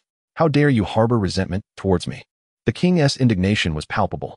Yano struggled to respond, his lips twitching involuntarily, and he could not help but think that the king's reasoning seemed rather unhinged. Daddy, could you please stop scolding him? I met this brother at the banquet earlier and had quite a delightful time with him. At that moment, Icarus pointed at Yano and implored his father. Oh, my dear son, I did not scold him. I was merely jesting. Now, go find your mother, for I have a matter to discuss with this gentleman. With a nod, Icarus, after liberating himself from the king's embrace, did not hasten away but instead approached Yano and offered him a piece of candy, smiling as he said, This is for you. I thoroughly enjoyed our time together at the banquet, and consider this a reward. However, do be mindful in the future not to send me crashing into the stones again." With that, Icarus departed from the room. "I will not allow you to eat that candy. He has never given me any, and yet he tosses it to me first." Yano was utterly speechless. It seemed the king was indeed somewhat unhinged. Nevertheless, he tossed the candy back to the king. After successfully claiming a piece of his son's confection, he finally broached the main topic. "I wish to propose a collaboration." "A collaboration?" "Indeed. You, along with your succubus lover and your beastly companions, possess considerable renown throughout the realm. Therefore, I intend for you to engage in a theatrical confrontation with those actors." "Are you suggesting we perform a play?" Yano raised an eyebrow, apprehensive, for he had no experience in such matters. "Precisely. But do not hastily refuse. Your circumstances are not particularly favorable, while you enjoy considerable fame. Those visiting actors from foreign lands eclipse your notoriety significantly. Just days ago, the latest developments in your comic series incited the ire of those foolish women enamored with the actors, adversely affecting your work, would it not?" Yano nodded, acknowledging the king's words. It was true. Although his creations were immensely popular among men, they struggled to sell, as women despised his comics. The commercial market, in essence, was ultimately dictated by women. When men were scorned for indulging in Yano's works, their purchasing power diminished. Moreover, your words and actions during that disastrous theater fire have rendered you a thorn in the side of many nobles in this country. Undoubtedly, they are a source of aggravation for you, are they not? Here, I can assure you that should you consent to perform in the play, I will address these troubles and silence those nobles. Regardless of your performance quality, I will reward you with 100,000 gold coins. I shall provide the theater. The script? You need not attend school, for I will manage everything. You need only immerse yourself in the art of acting. Naturally, if you happen to possess a script of your own, that would be even better. Frankly, I sense you may possess a talent for this." Upon hearing the king's proposal, Yano couldn't help but chuckle softly, as if in contemplation. He chuckled, clearly pleased by my recognition, and then suddenly nodded. "Very well, I accept." "Oh, such decisiveness?" The king's face betrayed a hint of surprise upon hearing Yano's response. He had anticipated a longer persuasion. However, to be honest, Yano had no grounds for refusal. For who would dare turn down a sum of 100,000 gold coins? In this world, a single gold coin equates to a staggering 10,000 of the currency from my previous existence. Moreover, aside from the monetary reward, Yano had long harbored a disdain for Peter Ollie. During the tragic incident at the theater fire, Peter Ollie had obstructed the escape route for others merely to await his attendant. Had Yano not been present, that little girl would have perished in the flames. Thus, while Yano might refrain from disparaging the other actors, he certainly felt compelled to expose Peter's actions that night in a dramatized rendition. The collaboration was thus solidified. The king informed Yano that he had already commenced the reconstruction of the theater, intending to elevate it to a grander scale than before. The new theater would feature 2 elevated stages, allowing 2 actors to perform simultaneously, fostering a sense of rivalry, with the nation's finest artisans at work. The reconstruction would be completed within a week, affording Yano ample preparation time. As they parted, the king handed Yano the script. Beyond this, he offered no further instructions, which left Yano somewhat perplexed. After all, theater is not merely a matter of performance. It necessitates a degree of professional knowledge and skill. Yet, the king seemed exceedingly confident in Yano, exhibiting no concern regarding his proficiency, as if it mattered little whether Yano excelled or faltered. Nevertheless, such considerations were not Yano's to ponder. The king had already proclaimed that regardless of performance quality, merely taking the stage would yield a reward of 100,000 gold coins. Chapter 121. The Nereanders have become infatuated. In this world, a single gold coin translates to an incredible 10,000 of the currency from Yano's previous life. Thus, the value of 100,000 gold coins is indeed a profound mathematical conundrum, though it undoubtedly amounts to a substantial sum. Additionally, the king had promised numerous benefits and had previously assisted Yano in navigating the joint trial of the nobles, sparing him from entanglements with the guards. Consequently, Yano could not afford to be negligent in his preparations for the play. At this moment, he was engrossed in studying the script provided by the king. This script was penned by Ignis, and its narrative primarily derived from a book titled The Demon Lord. The narrative centers around the recent Holy War, wherein the protagonist, alongside his succubus lover, successfully expelled the church from the Lannister kingdom. This segment is regarded as the most riveting part of the entire tale of the Succubus Lord. However, when presented as a play, its brilliance diminishes considerably, for the theater, as a form of stage art, cannot replicate the grandiosity of the Holy War's epic scenes, Such feats would be more fitting for a film, a concept entirely foreign to this world. Consequently, Arno finds himself increasingly troubled. Suddenly, he perceives a powerful tremor emanating from outside, akin to an eruption of energy. Alarmed, he initially fears that the obelisk has spiraled out of control, inviting a resurgence of monstrous invaders, prompting him to hastily exit his chamber. Upon leaving, however, he discovers that it is not an invasion, but rather the energy fluctuations reverberating through the courtyard. Through the expansive windows of the living room, he observes the palace courtyard awash in a dazzling violet glow, so brilliant that it nearly blinds him. Natalie, Talisa, are you there? Given the sweltering heat, Arno distinctly recalls that everyone had gathered in the courtyard for a swim not long ago. Yet, the sudden explosion of potent energy waves fills him with unease for their safety. Fearing for their well-being, he rushes into the courtyard, calling out their names. At that moment, something leaps into his embrace, holding him tightly, and he feels a soft sensation against his chest. Simultaneously, he senses a finger tracing along his cheek, eliciting a ticklish yet tantalizing thrill. Natalie, is that you?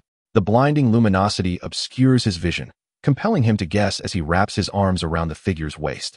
After all, apart from Narinder, no one else would be so intimate, especially while teasing his cheek. Comes a sultry, alluring response. Yet, Arno is immediately struck with confusion. This does not sound like Natalie's voice. The waist he holds is not as slender as he remembers hers to be, and the texture of the fabric feels like tight-fitting latex. He distinctly recalls that none of them were dressed in such attire moments ago. Who, then, is nestled in his embrace? Just as Arno contemplates this unsettling mystery, the radiant violet light around him suddenly fades, allowing him to gradually discern the identity of the figure he holds. Before him stood a humanoid figure, seemingly feminine, with an extraordinarily alluring physique reminiscent of the women depicted in American graphic novels. She donned a sleek, black, high-slit bodysuit crafted from reflective material, which accentuated a glowing pink heart pattern adorning her abdomen. Her legs were clad in long, skin-tight stockings, and when combined with the snug leather sleeves she wore on her arms, it was evident that she was adorned in an ensemble befitting a succubus. When had such a tantalizing presence graced the palace?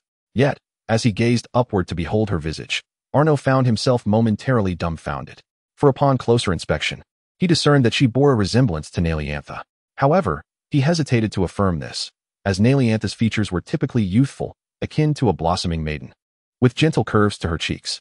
In stark contrast, the woman before him exhibited a more mature and robust countenance, reminiscent of a siren from a worldly establishment, exuding an unmistakable allure.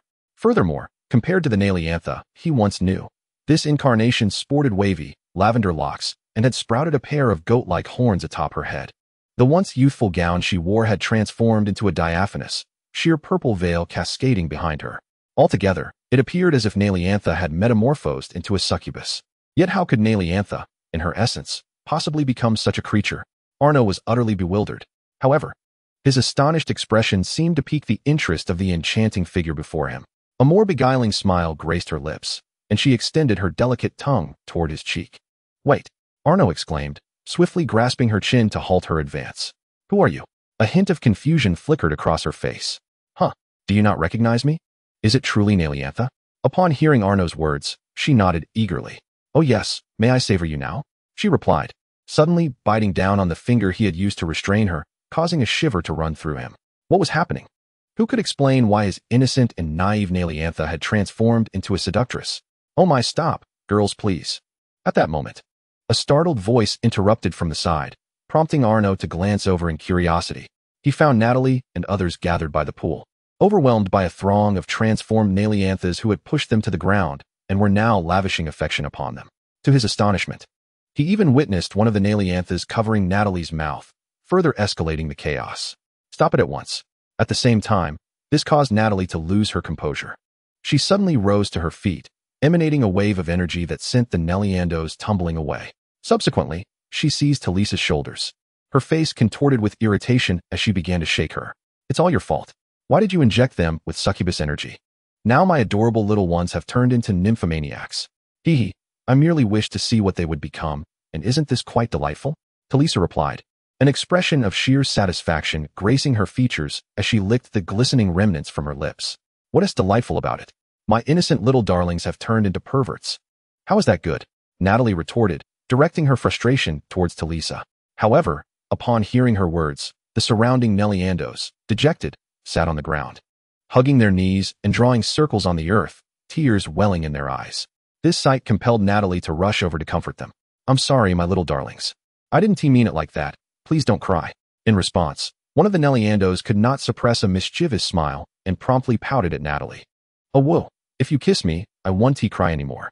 Natalie, at this moment, was rendered speechless, while Yano, witnessing the scene, was equally astonished. "So, these Nelliandos can play tricks too?" Yano inquired curiously, stepping closer. "It's all her fault." Natalie pointed accusingly at Talisa. This one suddenly expressed a desire to see what would happen when the Nelliandos absorbed the unique powers of a succubus. And then she inundated them with an overwhelming amount of energy. As a result, they ended up like this. She spoke with indignation. But upon realizing it was Yano who had posed the question, her demeanor shifted to one of nervousness as she hurriedly wiped her mouth. "I'm sorry, sweetheart. They suddenly kissed me, and I didn't react in time." Seeing Natalie in such a rare state of blushing nervousness left Yano utterly shocked. Who would have thought that Natalie, who usually exuded such mature and straightforward charm, could possess such a naive side? "Haha, it's nothing, why apologize? A kiss between girls is perfectly fine, I assent it." Yano chuckled lightly, waving her hand dismissively. "Huh, a kiss between women is acceptable?" Natalie exclaimed. "In my world, such things are quite common among close friends." "Really? Such occurrences exist?" Yano marveled at the wonder of Natalie's world. Natalie, taken aback by Yano's words, was astonished. Girls kissing girls? She had never witnessed such a thing, not even among succubi. In a certain sense, she felt that the women of Yano's world were, in some respects, even more formidable than succubi themselves. "Are you truly not angry?" Observing Natalie's timid inquiry, Yano couldn't help but chuckle softly, shaking his head. Suddenly, he leaned in and bestowed a gentle kiss upon her lips. "This is my proof of not being angry. Oh, my little darling, you are indeed sweet." Overwhelmed by Yano's affectionate gesture, Natalie felt tears welling in her eyes. "Why can you kiss Natalie but not me?" Meanwhile, the previously eager Nelliando, who desired to kiss Yano, pouted in a pitiful manner, tugging at his clothing. Such actions were reserved for one's beloved, after all. Yano found himself both amused and exasperated. "Am I not your dearest friend?" Nelliando huffed, puffing out her cheeks in indignation. "One can only have one beloved. I don't care. I like you, I want you. I must enchant you until you come to me." Typically sweet and obedient, Nelliando was now throwing a little tantrum, declaring her intentions loudly to Yano. She then leaped back a few steps, and to Yano's astonishment, a pink heart appeared in her eyes, radiating a soft pink light as she gazed at him. Subsequently, she began to dance, waves of pink ripples emanating from her as she twirled. "I want Yano's kiss too." "Me too." The other Nelliandos chimed in, joining the dance, their energy intensifying the pink waves around them. Yet, as Yano watched them dance, he found himself momentarily entranced, captivated by their alluring, sensual movements and the way their hips swayed. To his dismay, he felt an uncontrollable response rising within him. "Heavens, Natalie, save me." After a brief moment, he dashed into Natalie's embrace. Natalie, witnessing the spectacle, wore an expression of rare astonishment. Isn't this a form of enchantment? Such a terrifyingly adorable group, infused with succubus energy. They've seemingly acquired abilities unique to their kind. "I suddenly feel an oddly strange urge. I want to embrace them," she admitted. "Me too, I desire them." Meanwhile, Ingrid and Yalian, observing the scene, found themselves involuntarily swaying their waists in response. "Ah, I can't take it anymore. My lovely ladies, come let me kiss you." After watching the performance for a while, Talisa, having completely liberated herself, shed her swimsuit and rushed toward the Nelliandos with gleaming eyes. "What is this? Even you a succubus? Enchanted by a Nelliando?" Natalie, bemused, could only facepalm. After a brief period of commotion, tranquility finally returned to the courtyard. Do not misunderstand. They did not commence the importation in the courtyard. Rather, it was Natalie's intervention that dispelled a considerable amount of succubus magic from the Nelliandros, allowing them to regain their composure. In truth, the Nelliandros' sudden transformation into lustful beings was largely due to the excessive infusion of succubus magic. After all, succubus magic is essentially an enchanted aphrodisiac. Even a small exposure can ignite uncontrollable desire in an ordinary human, let alone the Nelliandros who had been ensnared by such magic. Now, having had the succubus magic dispelled by Natalie, the Nelliandros finally calmed down and ceased their eager demands for Yanoa's affection. At this moment, they were all in a daze, seemingly curious about their prior actions. Finally, they could cease their restraint.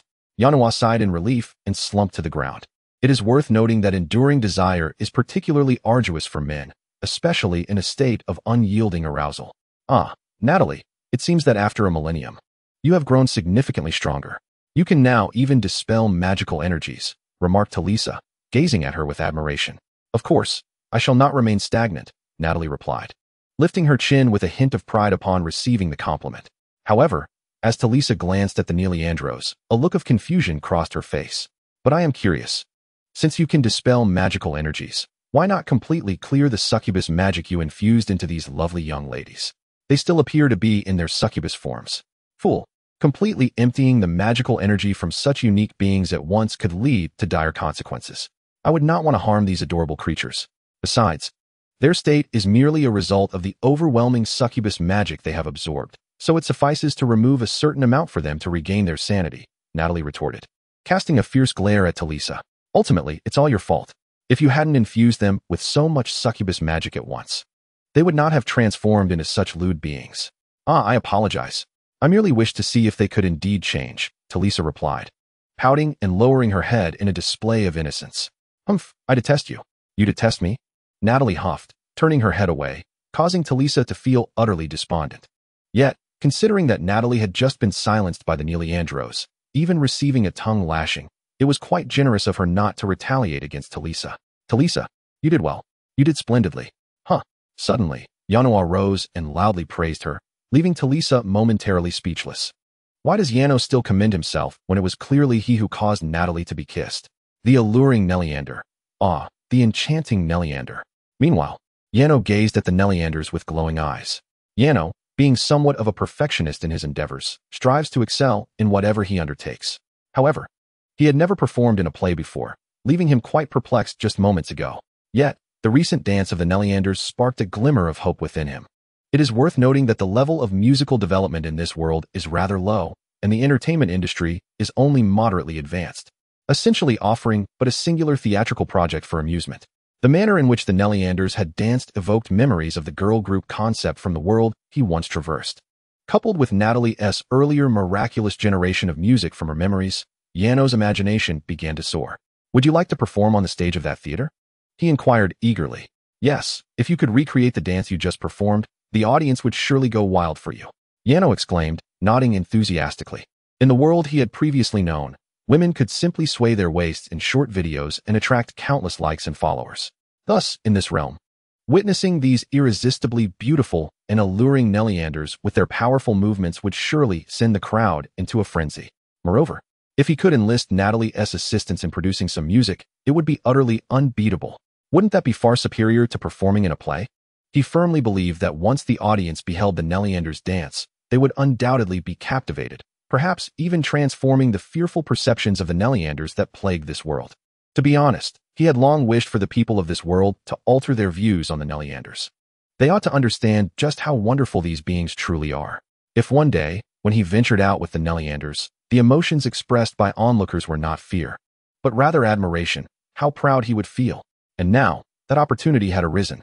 Will you go wild for us as well? At that moment, a mischievous grin spread across the faces of the Neleanders, and they advanced, teasingly approaching Yano. This startled him, prompting an immediate glance towards Natalie. Natalie, they don't seem to have returned to normal. Fear not, my sweet.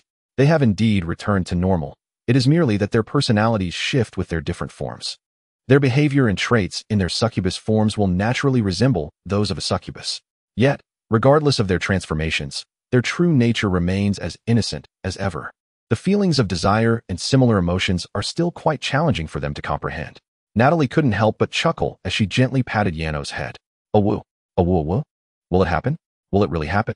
Indeed, as Natalie had suggested, the alluring charm of the Neleanders faded swiftly, returning to their former innocent expressions of youthful girls.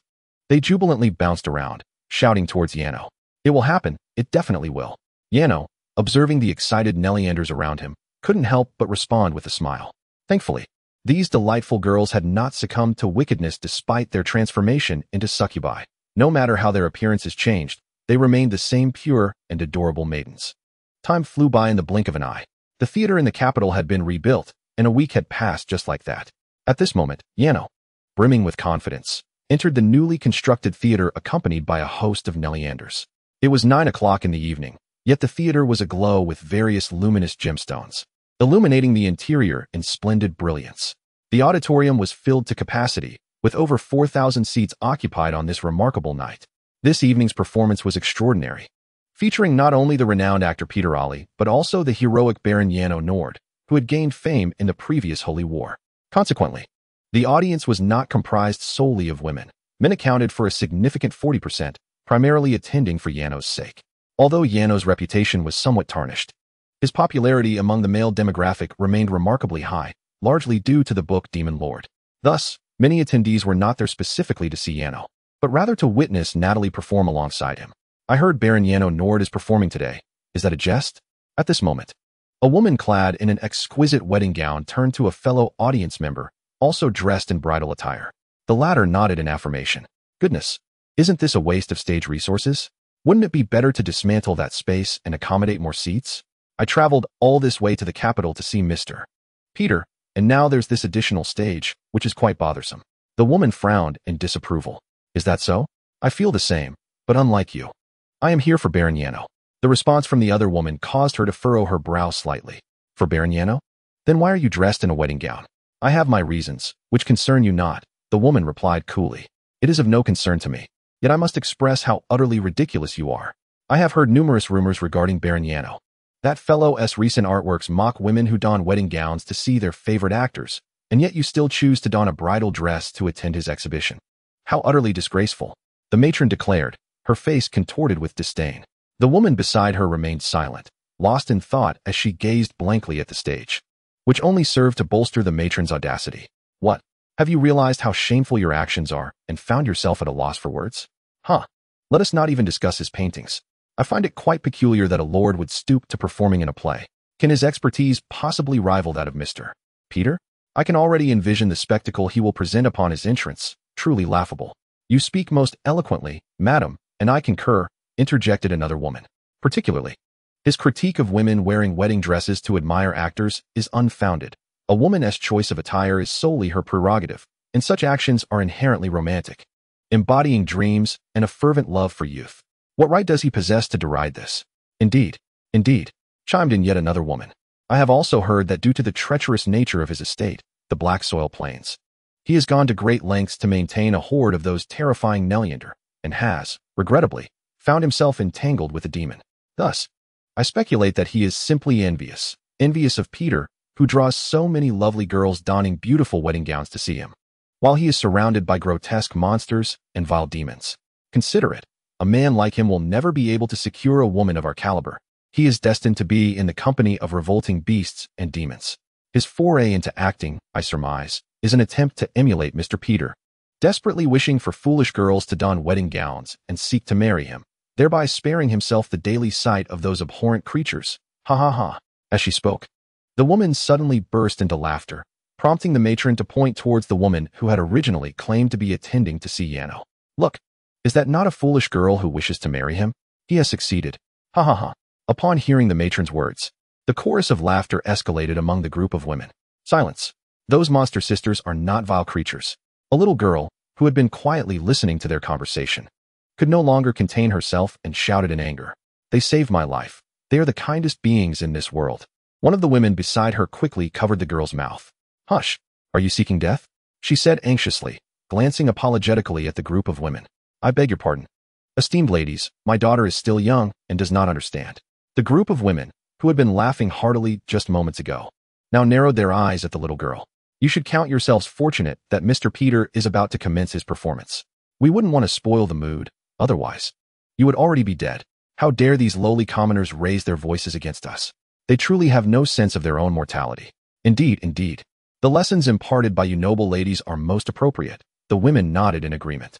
Yet, at that moment, tears began to glisten in the little girl's eyes. Why must her mother bow so low? The sisters of the beast were not repulsive. How could these individuals twist the truth? They were clearly in the wrong. So why did they feel entitled to reprimand her mother with such arrogance? Was it simply because they were nobles? In an instant, the little girl recalled the words spoken by Yano. True nobility should not resemble such individuals. Suddenly, a wave of energy resonated, extinguishing the light from the glowing stones surrounding them. Concurrently, two spotlights illuminated the left and right stages of the theater. The curtain then gradually drew back, revealing the figures of Peter and Yano to the audience. "Ah, Mr. Peter, I want to marry you. Peter, marry me. I love you, Peter." A cacophony of female screams erupted from the audience. Yet, at the same time, many women cast disapproving glances towards Yano on stage. "Get off. You do not deserve to be on stage. Hurry down. You are too much of an eyesore." "Exactly. Get down. Your very presence is an affront to Mr. Peter." Numerous women hurled insults at Yano. "Throw him down." Some even resorted to throwing rotten eggs at him. However, just as the eggs were about to strike Yano, 11 figures of Neriando appeared on stage like apparitions. With a mere wave of their hands, the foul eggs levitated in midair, vanishing without a trace in less than a breath. At that moment, the entire theater fell into a hushed silence. The audience, upon witnessing the Neriando, was momentarily taken aback, soon replaced by expressions of fear on most faces. Could it be Neriando? I think so, but why do they have demon horns? Some began to murmur. Regardless of the horns, that is undoubtedly Neriando. It must be a variant of the Neriando. I have seen such terrifying creatures before, and I am certain. What? Upon hearing this conclusion, some patrons in the theater could no longer remain seated. So, that fellow Yano truly harbors a pack of wild sirens. Good heavens, why would he bring such dangerous beings to the theater? I am still young. I do not wish to perish. The intimidation brought forth by the Neliander caused some women to abandon their intention of watching Peter's performance, rising in haste to flee. Sister Beast. At that moment, the young girl who had previously been scorned by the nobles suddenly stood up, her excitement palpable as she gazed at the Neliander on stage, raising her hands in jubilation. Despite their transformed appearances, she could not mistake them. They were indeed her sister beasts. Not just her, but many faces in the theater reflected a similar exhilaration, including the woman who had earlier been insulted. She pointed excitedly at the Neliander on stage, turning to her companion beside her, exclaiming, "It is them. Though their looks have changed, I know it is them, the very ones who saved our lives." Chapter 125, Sunshine. Rainbow and Little White Horse Marilyn Mingwire, 24 years old, a viscountess and the lord of the besieged city, held the title of adventurer. Some time ago, Marilyn became enraptured by the dashing actor Peter Orley, having watched his performance through a crystal sent by her servant. Upon learning that Peter was to perform in the capital's theater, her fellow lords suggested they don wedding gowns and attend as a group. Marilyn was taken aback, finding the idea exceedingly romantic, and thus donned her own wedding attire for the journey to the capital's theater. However, on that fateful night, as the theater caught fire, she panicked and lost her teleportation crystal, leaving her to blend in with the common folk in a desperate bid to escape. Yet, as she followed the throng, disaster struck. A beam collapsed above her, trapping her amidst the rubble. Had fortune not smiled upon her, she could have been crushed instantly. Even had she remained ensnared in the debris, her fate would likely have been to perish in the flames. Just as despair enveloped her, a creature she had once feared the most broke through the wreckage, rescuing her from her entrapment, the Neliander. Why, one might wonder, did she once regard the Neliander with such trepidation? It was the education she had received throughout her life. The church she once revered frequently proclaimed the Neliander as terrifying creatures, supporting their claims with countless ancient tales that depicted the Neliander as malevolent and dreadsome. However, on that night, when the Neliander cradled her in a princess embrace, bestowing upon her a breathtaking smile and assuring her not to fear while saving her life, her perspective shifted. Such beauty and kindness could not possibly be evil.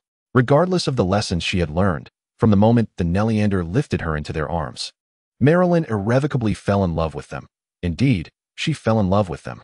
This was precisely why she donned a wedding gown for her visit to the theater, for she yearned for the moment when Yano would appear with the Neliander, anticipating that she would once again be swept up in their embrace. Just as Nelianato embraced herself that fateful night amidst the flames, the very wedding gown she now wore was the same one she had donned in the Inferno. This act held profound commemorative significance for Marilyn. At that moment, upon witnessing Yano truly appear with the Nelianatos, Marilyn could no longer restrain her emotions and rose to her feet, exclaiming with fervor. She was not alone. Many in the theater shared her sentiment. Those who had initially contemplated fleeing upon seeing the Nelianatos found themselves momentarily paralyzed, halting their escape. The tragedy of the theater fire had long since spread across the nation. Yet, many remained skeptical of the newspaper reports claiming that the Nelianatos had rescued others, for it seemed utterly implausible. However, in that moment, as the audience heard numerous voices affirming that the Nelianatos had indeed saved them, they were compelled to believe. Could it be that those Nelianatos on stage were not the terrifying beasts they had imagined? This curiosity was the very reason those who had wished to flee stood transfixed, drawn back to the stage. Shortly after the Neleonados made their entrance, a sudden melody filled the air, and Yano began to sing. The Neleonados danced in harmony with the music. How could one weep? Everything would be all right. The people of this world were unfamiliar with the concept of music, yet the allure of the melody irresistibly captured their attention. For reasons unknown, those listening felt as though they had returned to their childhood, as a sense of innocent romance and pure joy blossomed within their hearts. As they beheld the Neleonados swaying with their alluring movements, an inexplicable excitement surged through the audience. Childlike wonder and sensuality, innocence and allure, these seemingly opposite sentiments harmoniously fused in that moment. Instantly, all eyes in the theater gravitated toward Yano. Even the girls who had been calling for Peter to marry them found themselves glancing in Yano's direction, and the audience paid little heed to Peter's performance. After all, Yano's presence was a formidable force. The inherently dull play could not possibly compete with the enchantment of music and dance. In truth, the audience had not gathered to hear the narrative of Peter's drama. Most were there simply to admire his handsome visage. Yet, this charm paled in comparison to the captivating and seductive Neleonados. You are the embodiment of sunshine and rainbows, akin to the delightful song Sunshine Rainbow Little White Horse, which was Yano's favorite before his journey through time, holding a cherished place in his heart comparable to Just Because You Are So Beautiful. While listening to Just Because You Are So Beautiful brings forth an unparalleled joy, the sensation evoked by Sunshine Rainbow Little White Horse is one of boundless freedom. Despite Yano's Asian heritage, each time this melody graces his ears, vivid imagery of cotton fields dances before his eyes, envisioning himself as a jubilant European landowner wielding a whip. Ah, this is freedom. Fueled by this profound affection, Yano chose to transform it into the centerpiece of his performance this night. Looking around at the fervent response from the audience, it is evident he made the right choice. During the performance, Natalie suddenly descended from above the stage, joining Yano in a duet. Her unexpected appearance ignited the entire theater. Although some audience members with slightly darker skin tones found the lyrics somewhat peculiar, it paled in comparison to the excitement surrounding Natalie. "Oh, Natalie, I want to marry you." "Me too. Do you remember me? You saved me."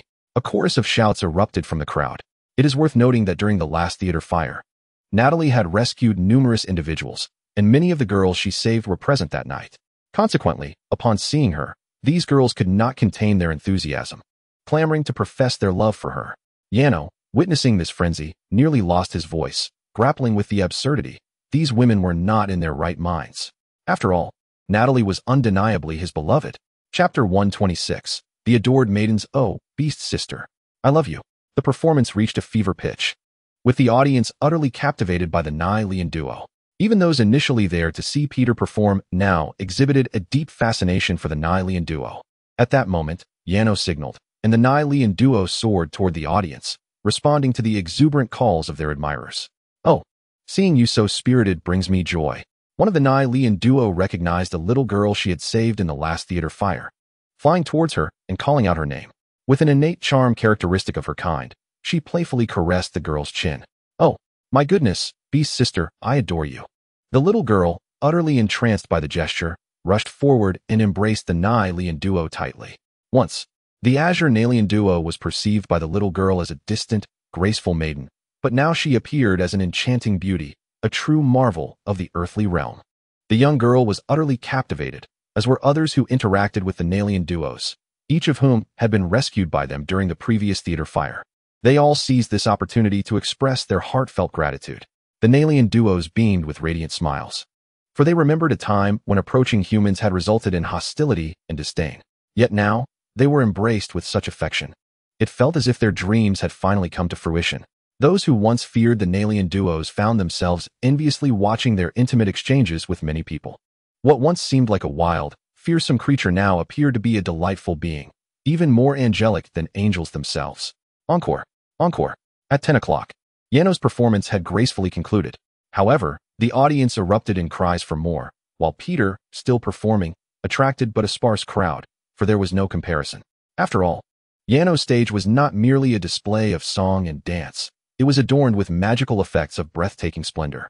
In stark contrast, Peter was alone, delivering a meager solo performance. "I am delighted that you all have enjoyed the show, but regrettably, the performance has indeed come to an end." Yano inclined slightly, then continued. "However, I wish to take advantage of this moment in the spotlight to share something important. There are words that I cannot hold back any longer. So if anyone has a recording stone, now would be the time to bring it forth. As Yano spoke, he suddenly pointed towards Peter's stage. You are all aware of the recent theater fire, I presume? That fellow over there, Peter, during that tragic event, obstructed the escape routes for everyone in the theater while he awaited his attendant. Despite the cries for him to step aside, he remained unyielding. And certain nobles conspired with him, compelling many commoners to wait in vain. Even when a young girl was scorched and cried out for help, he showed no intention of moving. I witnessed it all firsthand. Yet here you are, many of you donning wedding dresses for him, when in truth, I believe he cares not for your lives. So tell me, what is there about such a man that merits your admiration? Yano's words ignited a stir among the audience. Although the newspapers chronicled the theater fire in detail, they failed to emphasize Peter's actions during the incident. The newspapers reported on Arno's reprimand of the nobles for obstructing the way, yet they merely glossed over the reasons behind the nobles' actions. Consequently, many were profoundly taken aback upon hearing Arno's remarks. How could this not be worthy of admiration? This is sheer jealousy towards Mr. Peter, who, as one of the nobility, is tasked with protection, while you are not. Indeed, moreover, what harm is there in making the commoners wait? It is crucial to recognize that those lowly commoners may merely lose their lives, but Mr. Peter stands to lose his attendant. Do you comprehend the significance of his attendant? Precisely. Mr. Peter's attendant also serves as his mentor. Without him, Mr. Peter would not shine as the flawless actor he is. What a despicable man, unable to bear the success of others. Daring to tarnish Mr. Peter's reputation over such trivial matters is utterly laughable. We shall protect our beloved Mr. Peter. As soon as Arno finished speaking, a multitude of young ladies erupted in anger towards him. The theater that night was filled with many who had survived the previous devastating fire, and upon hearing the words of those noble women, their faces were painted with fury. However, being mere commoners, they lacked the courage to speak in Arno's defense. Although Marilyn belonged to the nobility, she found herself at a loss for words amidst so many nobles supporting Peter, resorting to merely glaring at them fiercely. I dare say, your nobility would be better off renouncing your titles. Just as Arno was about to unleash a tirade, a familiar voice suddenly resonated from all directions, followed by the sudden appearance of the king on Arno's stage. Your Majesty? The noble women who had previously berated Arno were taken aback, momentarily struck with an expression that oscillated between the desire to kneel and the fear of doing so. Ah, so you wish to protect Mr. Peter, who is of your noble class. The king's face bore a dangerous smile as he cast his gaze upon the group of noble women. Henceforth, you shall no longer be recognized as nobility. Tomorrow, the royal guards will raid your homes and seize your assets. You shall live as commoners from this point onward. Your Majesty, we are nobles appointed by the late king. You cannot simply strip us of our titles like this. Indeed, this is unacceptable. The noble women, hearing this, were thrown into a frenzy. And what if I do? Should you have objections, you are welcome to resist. However, be prepared to witness whether your army is stronger than mine. Upon hearing the king's words, the noble women fell silent. Daunted by the prospect of opposing the king, such folly would lead to their demise. At that moment, the king turned his attention to Peter, furrowing his brow slightly. Do not think you are exempt from this, for I shall take this opportunity to reveal some shocking news. This young man is, in fact, sent by the Holy Church, performing their plays here daily. Have you foolish women not noticed anything amiss? And you wish to protect him? Should he merely raise a hand? Would you all then assist him in betraying the nation? Chapter 127. The enfeoffment of the Viscount and the Demon Lord. Such folly is beyond comprehension. If you cannot even discern the enemies of the state, how can you presume to be lords? How dare you lay claim to my land? As the king's words resonated, the noble ladies present wore expressions of palpable discontent. King Nielsa, I believe you have misunderstood me. Indeed, I am here to perform a play by the Sanctum Church. But that does not make me your adversary. At that moment, Peter began to speak. You must understand, there are few exceptional plays in this world, and currently, the productions from the Sanctum Church are of remarkable quality. My sole intention is to present an outstanding performance, which bears no connection to the Sanctum Church. Furthermore, art transcends factions. How then could I be deemed your enemy? Which fool claims that art is devoid of allegiance? The king, casting a glance at Peter, could not help but frown slightly. Art, of course, is influenced by power. The Sanctum Church in our realm is akin to refuse, and you, in my country, are serving this refuse to my citizens, leading them to degradation. Is that not the hallmark of an enemy? And you, sir, are even worse than refuse. Had I not just heard Baron Yano's words, I might have remained oblivious to this truth for a lifetime. The king expressed his disdain while placing an arm around Yano's shoulder. That fateful night at the theater, you, a mere pawn of the Sanctum Church, dared to obstruct my citizens' escape? Just this transgression warrants your demise 1,000 times over. With that, the king abruptly unsheathed his sword. In truth, he was unaware of the events that transpired during the theater fire. After all, reporters were not present at the scene. They merely gleaned information through inquiries with the Special Task Force members. These members had only witnessed through divination magic how nobles blocked the paths of fleeing commoners and heard Yano's furious rebukes directed at the nobles. The newspapers had not clearly reported that the nobles had obstructed the escape routes for Peter's sake, and the commoners, intimidated by the nobles, dared not disclose that Peter had impeded their escape to the reporters. With the king preoccupied with numerous matters, he could hardly be expected to know. Thus, upon hearing Yano's account, his rage had already begun to boil. Now, with sword drawn, he directed its blade toward the noble ladies who favored Peter, coldly declaring, "And you as well, aiding a wretch in humiliating your own country's citizens. I am truly inclined to execute you all." Upon hearing this, the noble ladies fell silent, their expressions frozen in fear. "King Nielsa, do you mean to execute me? I am from the north. Should you kill me here, it would surely spark a significant national dispute." Peter, at this moment, narrowed his eyes as he regarded the king. "Do you dare to threaten me?"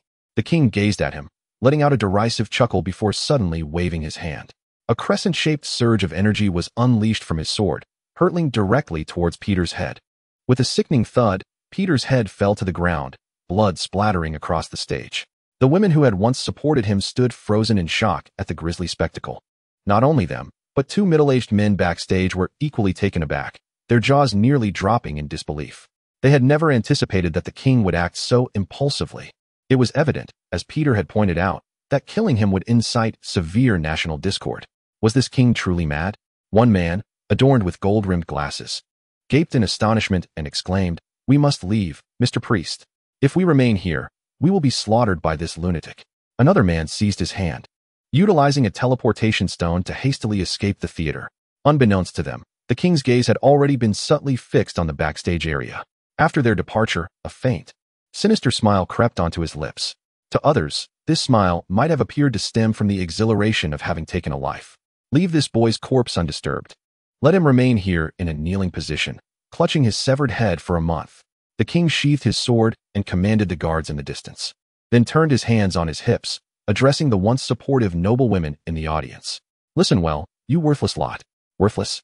The noble women flinched at the king's words, their lips twitching in disbelief. "You self-important, snot-nosed fools. Even if tossed into a garbage bin, not a soul would claim you." The king was clearly hurling insults, though Janos beside him felt a pang of confusion. After all, those noble women were not literally snot-nosed. "Yet, out of my boundless mercy, I shall spare your lives. In due course, you may express your gratitude for my magnanimity in your hearts. Your territories will be entrusted to others." As he spoke, he casually pointed to several unadorned commoners in the audience. You, and you, your numbers suffice. Come to the palace to seek Sebastian. You shall assume the positions of these foolish individuals. Fear not about managing the lands poorly. As commoners, you will likely understand land management better than the nobility. After all, it cannot possibly be worse than that lot." With that, he glanced at the remaining nobles in the audience. "Some individuals among you. Should anyone dare to assist these foolish women in belittling the citizens of our nation, ought to relinquish their noble titles." As the king spoke, the eyes of the commoners brimmed with tears. Though his tone was harsh, it was unmistakably evident that he was advocating for the populace. "Thank you, your majesty." In an instant, many commoners knelt before the king. "No kneeling. How many times must I reiterate this? Do you all wish to face execution?" Observing this, the king raised an eyebrow and clicked his tongue slightly, then placed his arm around the shoulder of Baron Yano. Seizing this opportunity, he continued, "I have an announcement to make. Baron Yano Nordragna, your commendable actions in revealing Peter's mistreatment of our citizens, along with your heroic rescue during the fire at the theater, are indeed remarkable. Therefore, I hereby elevate you to the rank of Viscount and bestow upon you the title of Demon Lord. Here you go." As the king spoke, he handed Yano a medal bearing the insignia of the Viscount of the Lannister Kingdom. "I initially intended to grant you an additional territory, but given the vastness of your black soil plains, I have decided against it. Furthermore, I have forgiven your transgression against my son. Strive to graduate from the Lord Academy. And should you succeed, I may even consider elevating you to a marquis, or perhaps even a duke." After presenting the medal, The king whispered into Yano's ear and suddenly vanished with a teleportation stone. Yano, left standing in place, felt his lips twitch. You may have forgiven me, but I have yet to forgive you. After all, had it not been for this individual casting himself into the black soil plains, he would have perished had he not encountered Natalia. Yet, from a certain perspective, without him, he would never have met Natalia. Thus, in that regard, should he not express gratitude to the king? This truly poses a thought-provoking philosophical dilemma. Subsequently, Yano and his companions returned to the palace in the black soil plains. Unbeknownst to them that the king's actions had stirred a considerable uproar throughout the capital and even the entire world. Firstly, the elevation of Yano to Viscount was noteworthy. Many nobles still enrolled at the Lord Academy possessed territories, but those were merely in the testing phase. The fact that Yano, still in that phase, had been granted the title of Viscount by the king was akin to receiving a doctorate before completing university studies, an unprecedented occurrence within the kingdom. While the act itself might not be astonishing, as it merely involved the elevation of a Viscount, the remarkable aspect lay in the king personally bestowing the title. Some astute elders easily discerned this point. Undoubtedly, Yano had become the king's favored subject. Even though he is merely a Viscount, his elevation by the king himself bestows upon him a status that even dukes must regard with trepidation. Consequently, the Duke of Goth, who has long harbored thoughts of vengeance against Arno, along with Arno's sister Mia, found themselves in a state of disarray upon learning this news. Moreover, the death of Peter in the Lannister kingdom cannot be overlooked. Peter was a renowned superstar from the north, yet the king had directly ordered his execution. To make matters worse, his body was to be displayed in the theater. Such an incident is likely to incite war between the two kingdoms. Thus, the lords across the nation felt compelled to strategize on enhancing their military training. However, amidst this turmoil, Arno's situation remained distinct. It was the evening following the performance, and under the king's formidable influence, Arno had successfully secured a day off from the Lord's Academy. At that moment, he was hosting a celebratory feast within the palace. At last, the final dish, the renowned braised pork, was ready. Arno emerged from the kitchen, bearing a large pot, and placed it upon a table already laden with delicacies. The succulent, well-marbled pieces of meat, coupled with the enticing aroma of savory spices, were enough to make anyone salivate at just a whiff. Oh, how delicious! Talisa, unable to restrain her hands any longer, rushed forward to serve herself a generous portion and began to devour it eagerly. You may be lacking in many respects, but your culinary skills are commendable. Primarily, it is the quality of the ingredients in this world. And if you dare to call me foolish again, I shall withhold your share. Please, Lord Arno, you are the greatest. There is no one in the world more magnificent than you. Upon hearing this, Talisa immediately knelt at Arno's feet, clinging to his leg and pleading fervently. Arno found himself at a loss for words. The longer he spent time with Talisa, the more he realized her utter lack of decorum. Both he and Natalia were succubi, yet why was there such a stark contrast between them? What could possibly be the reason? Take Natalia, for instance. She exuded elegance. Unlike Talisa, who rushed to the food, Natalia remained poised beside Arno, gazing at him, seemingly oblivious to the feast before her. In truth, if she had merely glanced at the dishes or taken a bite, Arno would have been even more delighted. Yet, she appeared entirely disinterested in the meal and instead seemed captivated by Arno himself, her gaze suggesting an insatiable desire for him. However, Arno was not a dish to be consumed. Natalia, why do you persist in staring at me instead of the food? At that moment, Arno could no longer contain himself. After all, which man could endure the unwavering gaze of the woman he cherished? He felt as if he might burst from the intensity of her scrutiny. Because I wish to devour you. I mean the food, not you. Upon hearing this, Yano couldn't help but chuckle in disbelief. However, there was a reason for Natalia's behavior at that moment. Let us rewind to this morning. Natalia has a daily ritual upon waking. She meticulously inspects the mark imprinted on her hand. In truth, this mark was formed the instant she forged the level contract with Yano. The purpose of this mark is to facilitate a relationship between the succubus and her contracted partner. One might wonder, isn't it possible to engage in such relationships at any time? The answer is not so straightforward. The level contract is a unique ability exclusive to succubi, imbued with certain profound implications. For instance, if a fortunate spectator were to be invited by a succubus to forge a level contract, it signifies that she has utterly fallen in love with him and wishes to marry him, akin to a man presenting a ring to a woman. One of the contract's powers is to exponentially enhance the succubus's abilities when engaging with her contracted partner. However, this comes with specific prerequisites for the partner. If the contracted individual were a lord from the depths of hell, there would be no cause for concern. Alas, for a human, the situation differs significantly. After all, the human physique pales in comparison to that of a ruler from hell.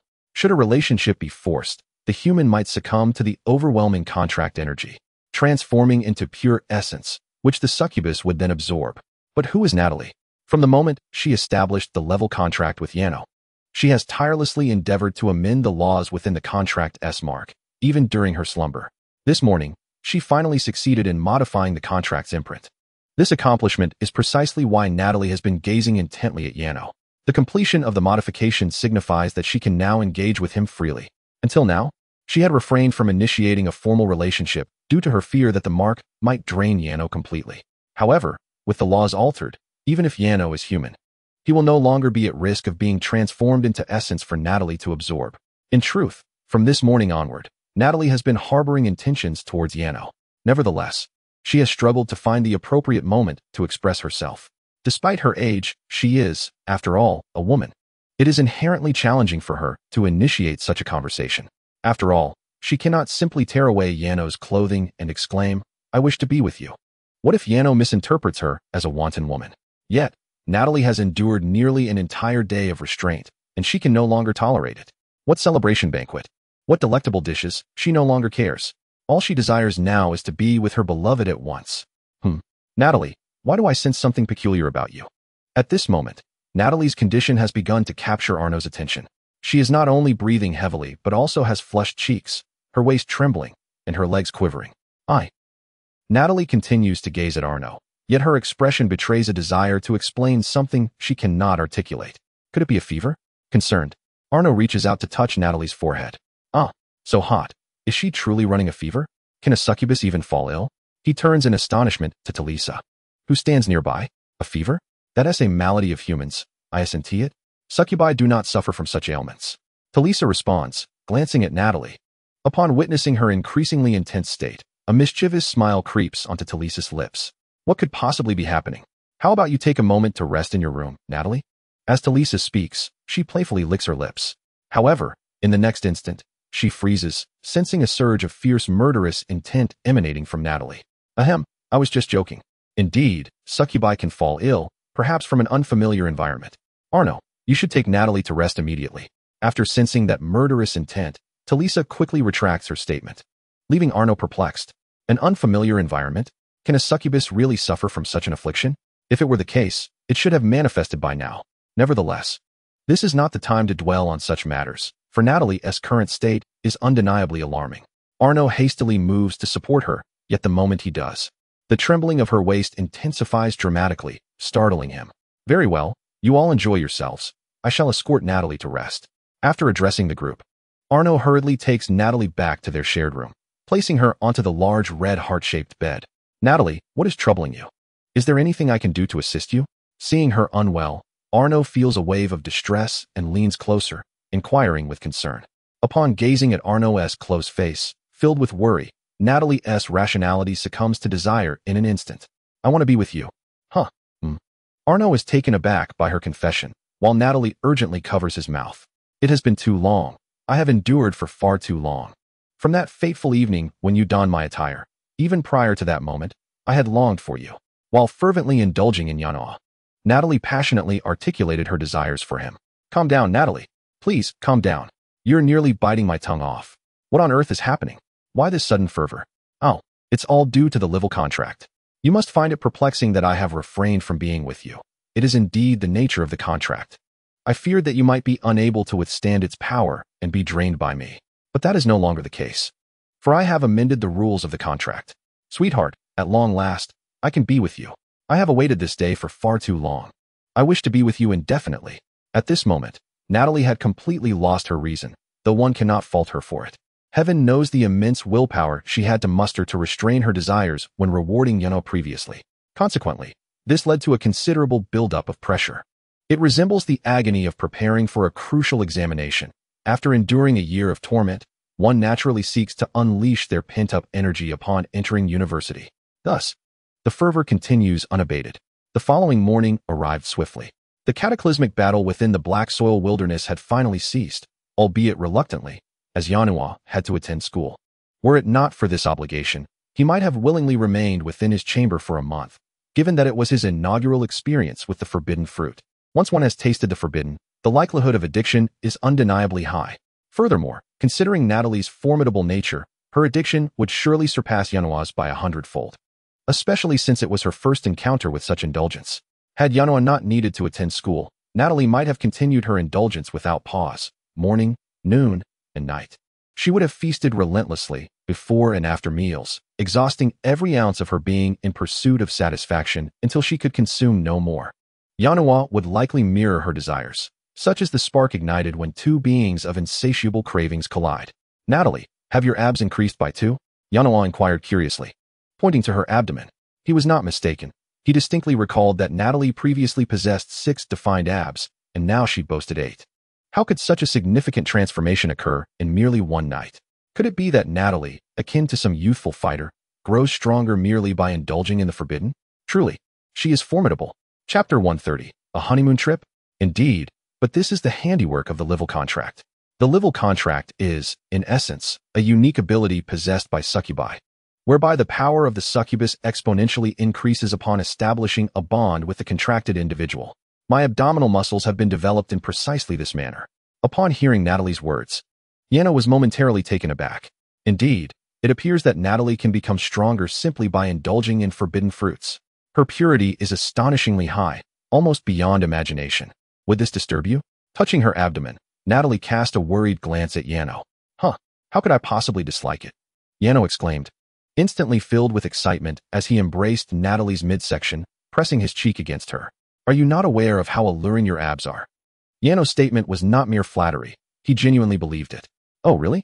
My little sweetheart is truly extraordinary, Natalie replied, her face softening into a gentle smile as she tenderly stroked Yano's head. It's not just your abs. I adore everything about you, Natalie. My dear Livell, I fear that one day, your sweetness will be the end of me. Upon hearing this, Natalie could not help but shake her head in disbelief, pulling Yano even closer. But I vaguely recall you mentioning that the Livell Contract is a custom from hell. Why did you deceive me then? Yano inquired, tilting his head curiously. Because I feared that if I told you directly, you would choose not to form a contract with me, Natalie explained, a blush creeping onto her face as she shyly poked her finger. Yet, her adorable demeanor left Yano utterly speechless. Who would have thought that Natalie could be so unexpectedly innocent? She appeared so mature and seductive, yet held the notion of needing to marry first. It was simply too endearing to resist. In my opinion, it seems you are overthinking it, Natalie, Yano remarked, observing her bashfulness. He clenched his fists lightly and placed them on either side of his chin. How could I possibly disregard my master's wishes? Oh, whoa, PFF.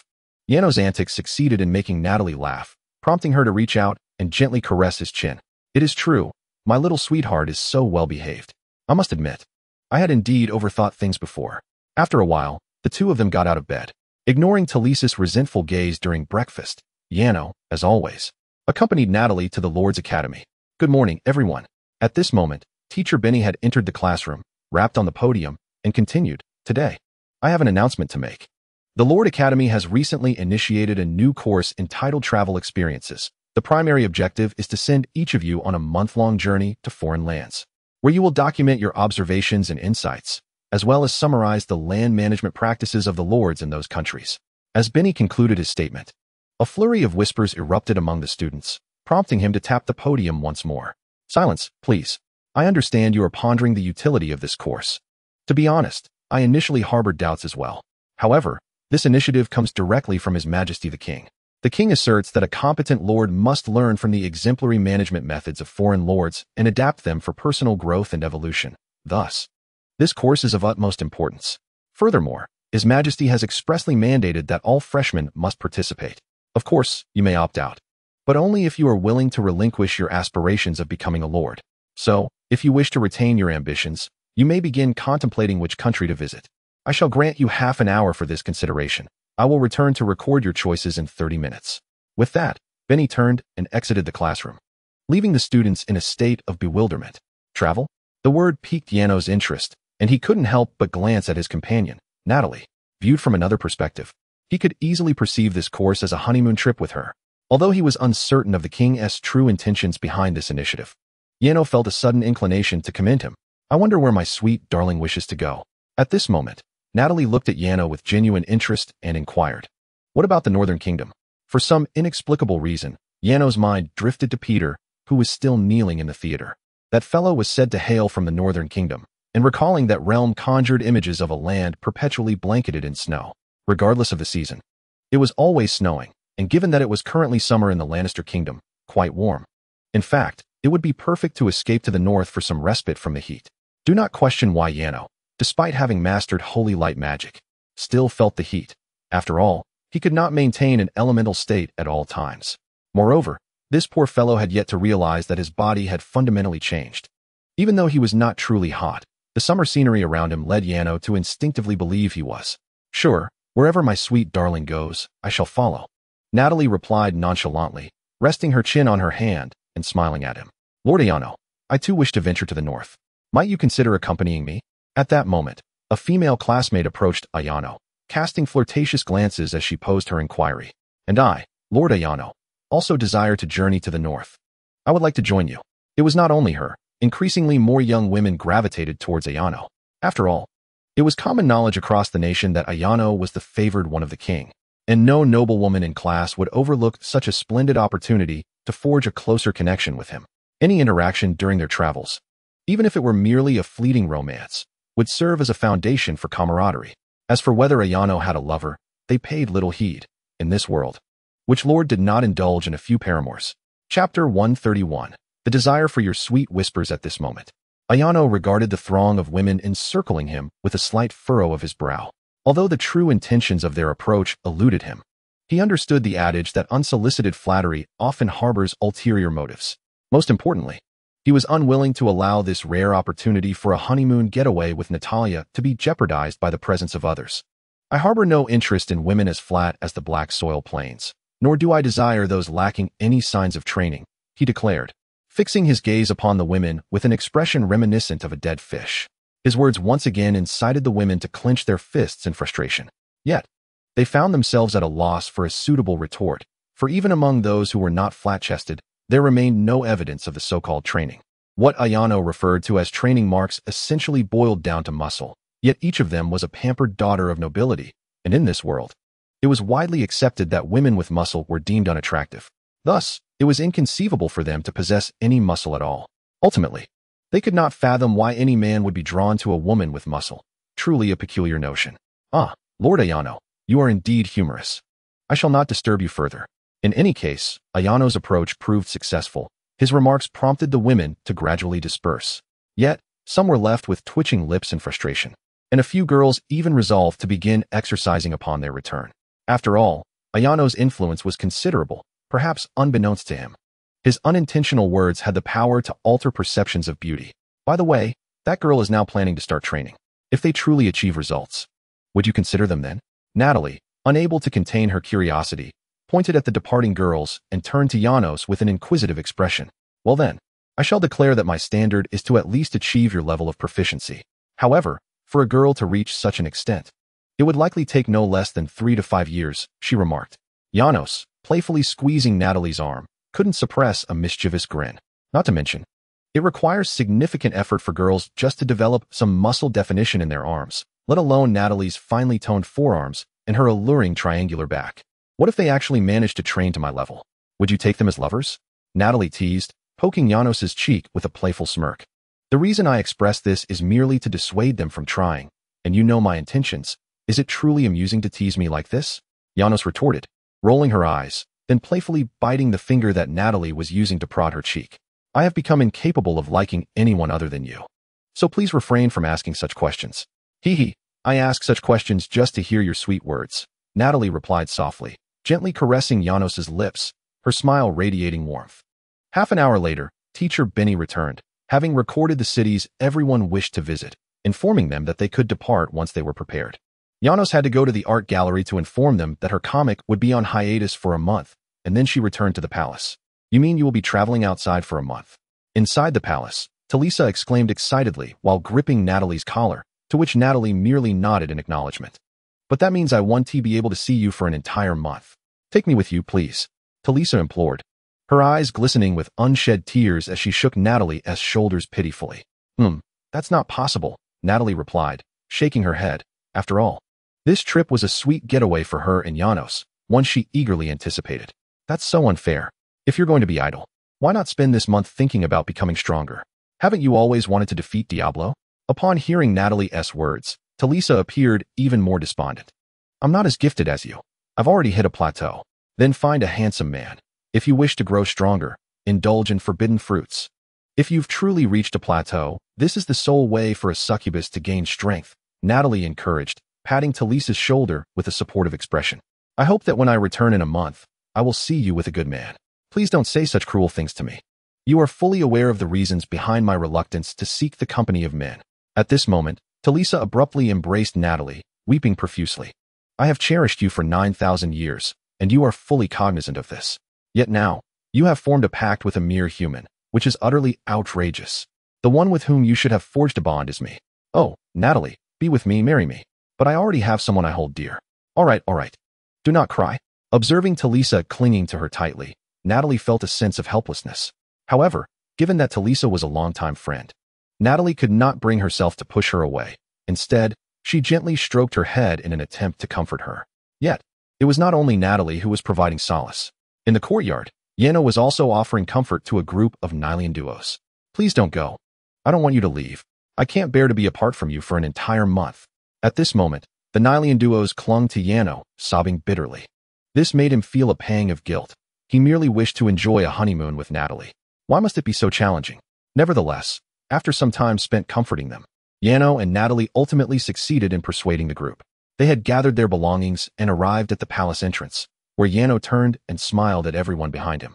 Now, Arian, Ingrid, and Talisa, I entrust the care of the Nylian duos, Little Lightning, and Tina to you for the next month. Leave it to us, responded Yeno's two knights. Reliable as ever. With that, Yeno and Natalie vanished from their sight. Chapter 132. Ivan's first encounter with Talisa one morning. A petite figure suddenly appeared in the morning light before the grand entrance of the Black Soil Wilderness Palace, calling out into the interior. The newcomer appeared to be an 11-year-old boy, with tousled black hair and crimson eyes. His cheeks bore a soft and endearing curve. Yet his expression starkly contrasted with this charm. His brows were furrowed in evident annoyance. Why do you not come out to greet me personally? This is unacceptable. I will wait no longer than 3 seconds. If you, foolish brother, do not emerge to welcome me, I shall truly be angered. The little boy huffed, mumbling to himself as he began to count down. 3, 2, 1. How outrageous. You truly are not coming to greet me. At this point, the young boy could no longer contain himself and angrily approached the grand door, ready to push it open. As he took a couple of steps forward and was about to push the door, the grand entrance of the palace unexpectedly swung open. The young boy felt a sudden soft sensation in his palm, which startled him enough to retract his hands hastily. However, upon closer inspection, he was momentarily taken aback. Before him stood a tall woman, her slightly curled golden hair cascading over her shoulder, and her eyes gleaming like exquisite sapphires. Clad in a form-fitting, short burgundy dress, she showcased her curvaceous figure to near perfection. The black stockings accentuated her allure, elevating her sensuality to another level. Who are you? Where's my brother? The boy stammered, his face flushing as he recalled the soft touch from earlier, yet he tried to maintain a facade of bravado. Your brother? You mean Yeno? Yes, I am his younger brother, Ivan. Oh, Ivan, the golden-haired woman responded with a sly smile, leaning slightly closer. I am Talisa, a formidable succubus from the depths of the inferno. My favorite pastime is devouring human children. Your brother has already become my meal, and now you have arrived. Hee. It seems I will have a delightful feast tonight. Talisa grinned wickedly, licking her crimson lips as if savoring the taste of blood, then extended her arms toward Ivan. What? You vile demon dare to consume my brother? Ivan's face shifted to one of fear, yet he feigned calmness as he drew his sword from his waist. Then it follows that your brother's lover, Natalie, must also have fallen victim to you. How despicable. I shall never forgive you. Feel the wrath of my dragon slash. Ivan cried, swinging his sword toward Talisa's head. However, she merely extended 2 fingers to catch his blade effortlessly. Realizing the futility of his attack, Ivan released the sword's hilt and took a step back, bowing slightly, his eyes now filled with a resolute determination. If my brother is dead, then my existence in this world holds no meaning. Demon, I shall bring us both to ruin. Secret technique. Star-piercing spear charge. With that, Ivan propelled himself forward as if transformed into a spear aimed at Talisa. Yet, upon impact, his technique proved ineffective. resulting in him colliding with her and being swept into her embrace. Little one, if you wish to perish alongside me, you would need to train for another 10,000 years. Alas, you no longer have that opportunity, Talisa remarked, her wicked smile broadening as she leaned in to lick his small face. Which part of you should I eat first? Cursed the wicked demon.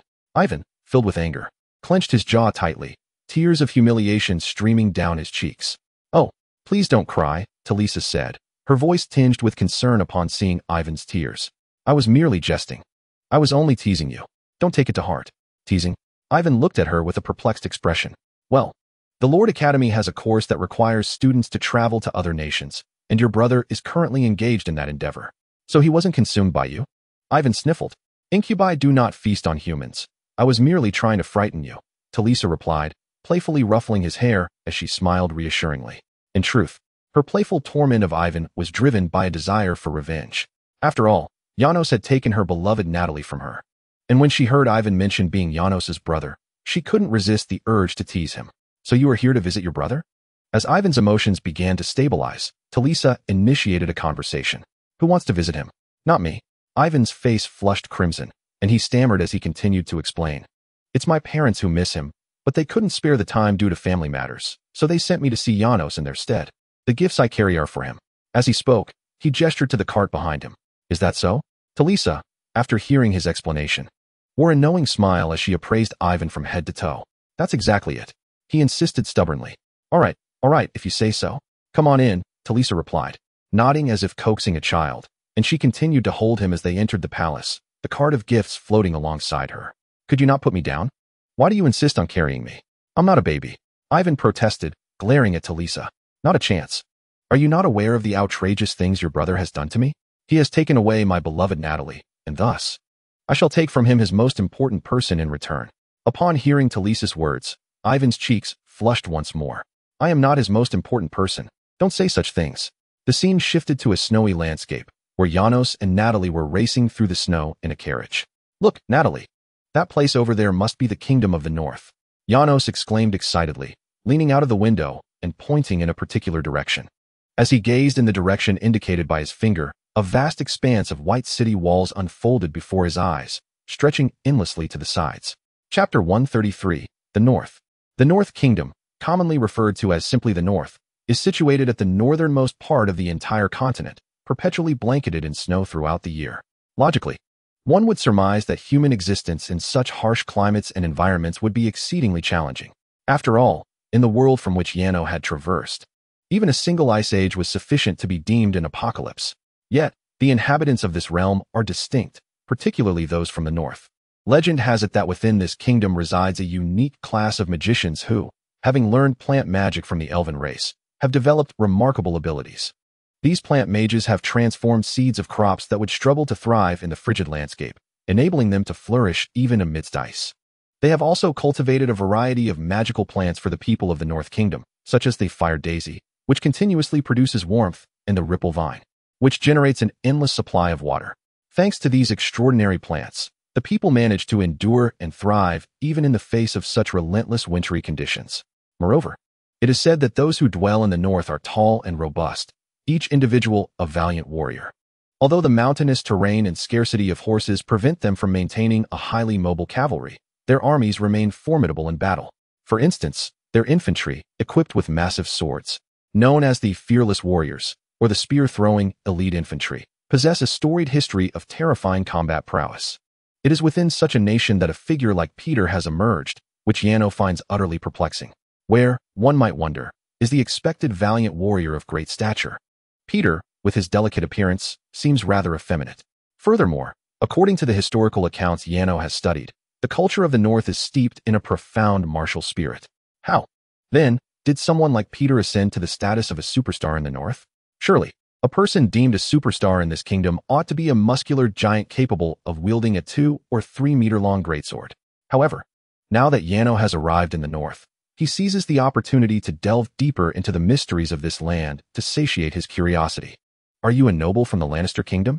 At this moment, at the border gate of the North Kingdom, a soldier furrowed his brow slightly upon seeing the insignia of nobility presented by Yano. Is there a problem? Yano inquired. Not at all.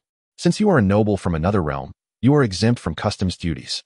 Please, Enter, and may you enjoy your stay in the north," the soldier concluded, returning Yano's Viscount insignia. After enduring a lengthy journey of 3 days, the two finally entered the Kingdom of the North. It is worth noting that the scenery within the Kingdom of the North presents a stark contrast to that of the Lannister Kingdom. If the Lannister Kingdom evokes the essence of medieval Europe, the North embodies the spirit of Viking civilization. The structures crafted from timber and thatch, the pelts hanging from shop signs, the fur cloaks donned by the populace, the Viking-style helmets, and the axes that many carry at their waists. All these elements captivated Arno with their novelty and intrigue. However, as the clock approached 8 in the evening, despite the fascinating surroundings, Arno and Natalie realized they must seek a tavern for respite. Why not meet this nobleman named Cannibal tomorrow? He resides near the border, Arno suggested as they found an inn and secured a room. Arno then unfurled a scroll, pointing to a name inscribed upon it. It is essential not to underestimate Arno's month-long journey as merely a vacation. It is, in fact, part of an academic endeavor. After Arno expressed his desire to visit a particular country to Benny had briefed him on essential matters. He informed Arno that the primary objective of this course was to study the management of territories by foreign nobility and to document these observations, which necessitated communication with nobles from other lands. Thus, every student participating in this course receives a scroll detailing the names and residences of all nobles attending the Lord Academy in the Kingdom of the North. In truth, every nation on the continent boasts a Lord Academy, making this course essentially a gathering for students from various academies. However, it is organized by the Lord Academy of the Lannister Kingdom. The students of the Lannister Academy aim to engage with nobles from other nations and to use recording stones to document their interactions as evidence. Any student who fails to engage will be deemed truant and may face expulsion. Thus, even if Arno found it burdensome, he had no choice but to comply. Isn't that trivial? Wouldn't you rather join in? Suddenly, Natalie's voice interrupted. She was lifting the fur bedding and gazing at Arno with a playful glint in her eyes. When Arno turned to look at her, he was momentarily taken aback. The accommodations in the north were indeed unique. They consisted of a pile of fur bedding resembling sleeping bags laid directly on the wooden floor, wildly rustic. Though it appeared less comfortable than a proper bed, one could not deny that this sleeping bag-style bedding provided exceptional warmth, perfectly suited to the northern climate. If two individuals were to share a bed within those confines, they would be enveloped in animal skins, inevitably pressed closely together. This was the reason for Ayano's momentary daze as he gazed at Natalie. What do you mean by where? Ayano's mind struggled to grasp the meaning, prompting him to ask, "What a silly fool you are. Do you truly expect me to say, I came to be with you? Hurry over here." Natalie rolled her eyes in exasperation, swiftly appearing by Ayano's side and pulling him into the blankets. Thus, their first night in a foreign land was spent in such delightful manner. The following morning, in the inn's dining hall, a young man lamented while munching on bread. "Oh, I was nearly driven mad last night. The noise from the room next door kept me awake all night." Upon hearing this, the individuals at the neighboring table wore expressions of shared dismay and chimed in. "Brother, the noise you mentioned must have originated from above me. The ceiling of my room echoed all night as well." "Really? How unfortunate we are to share this plight. But honestly, the noise itself is tolerable. It's the shouting that was unbearable. I couldn't sleep at all due to the ruckus," the young man responded, his face lighting up with the joy of finding a kindred spirit. The neighboring table nodded in reluctant agreement. "Alas, I feel the same. Which man can sleep soundly amidst such clamor?" Meanwhile, Ayano, contemplating what to have for breakfast, felt his cheeks flush upon overhearing their conversation. Goodness, is the soundproofing of this inn truly so inadequate? "Natalie, this is all your fault. I told you to be quieter." As he spoke, he playfully poked her in the side. "Oh, sweet darling, how can you blame me? After all, the noise was primarily due to your vigorous actions," Natalie retorted, puffing out her cheeks in defiance. Regardless of blame, it was evident that breakfast was now out of the question, as Ayano felt a surge of anxiety. To avoid recognition by the two gentlemen who had disturbed his slumber, Ayano hastily took Natalie's hand and exited the dining hall. In the afternoon, the pair finally arrived at the residence of Baron Cannibal, following the given address. In stark contrast to the barons of the Lannister Kingdom, Cannibal's estate appeared rather modest. Aside from its larger footprint compared to the dwellings of commoners, the materials used remained thatched straw and timber, with even the surrounding walls constructed from wooden posts. Upon reaching the estate's entrance, Ayano was intercepted by two soldiers wielding spears. "What business do you have?" one of the soldiers inquired. Ayano then produced his Viscount's insignia. "I am a member of the Lord's Academy of the Lannister Kingdom, here to exchange knowledge on land management with Baron Bell. I apologize for my intrusion, my lord." Upon hearing this, the soldier promptly bowed. Lord Bell had informed us that other noble lords from different realms might arrive, but he is currently absent from the estate. You may find him at the arena, which is not far from here.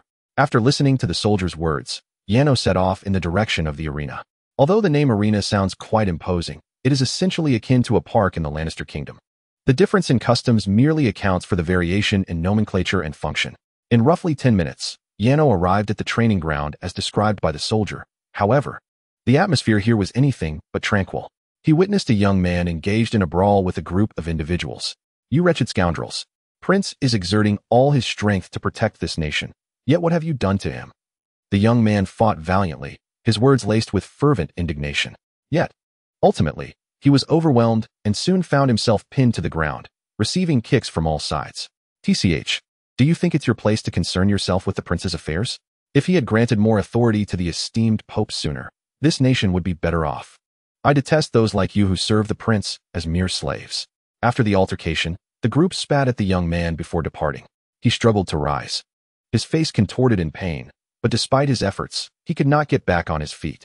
Meanwhile, not far from this scene, Yano was unfurling a scroll, carefully comparing the image of the fallen young man to the illustrations within. The scroll contained portraits, and it became evident to Yano that the battered youth was indeed Cannibal. Are you all right? Recognizing him, Yano hurried over to assist him. Cannibal looked up at Yano with confusion. Do we know each other? I am Viscount Yano, from the Lord's Academy of Lannister, and this is my beloved, Natalie. Yano introduced himself and Natalie, prompting Cannibal to bow slightly in response. This is quite astonishing. I had thought that Lannister nobles would not seek to engage with me. I never expected there would be some who would. Cannibal expressed, a hint of embarrassment on his face. I apologize for allowing you to witness me in such a disheveled state. There's no need for concern. Yano reassured him with a wave of his hand, though his curiosity soon took precedence. More importantly, I am quite intrigued about the individuals who attacked you earlier. Those are the cancers of this nation. Upon mentioning this, a flicker of anger crossed Cannibal's features. Those individuals, relying on their status as descendants of the former king's noble lineage, have wielded their power to create unrest for the prince in recent years. Why would the nobility provoke the prince? Jainer was increasingly perplexed. Alas, as an outsider, you are unaware of the dire circumstances afflicting the north. Kana lamented, sinking helplessly to the ground and exhaling deeply, his gaze drifting toward the heavens. Our king of Vale's wife and youngest son have succumbed to an incurable illness, rendering him indifferent to governance. Just 2 years prior, the king's eldest son, Prince Omakafka, ascended to the throne.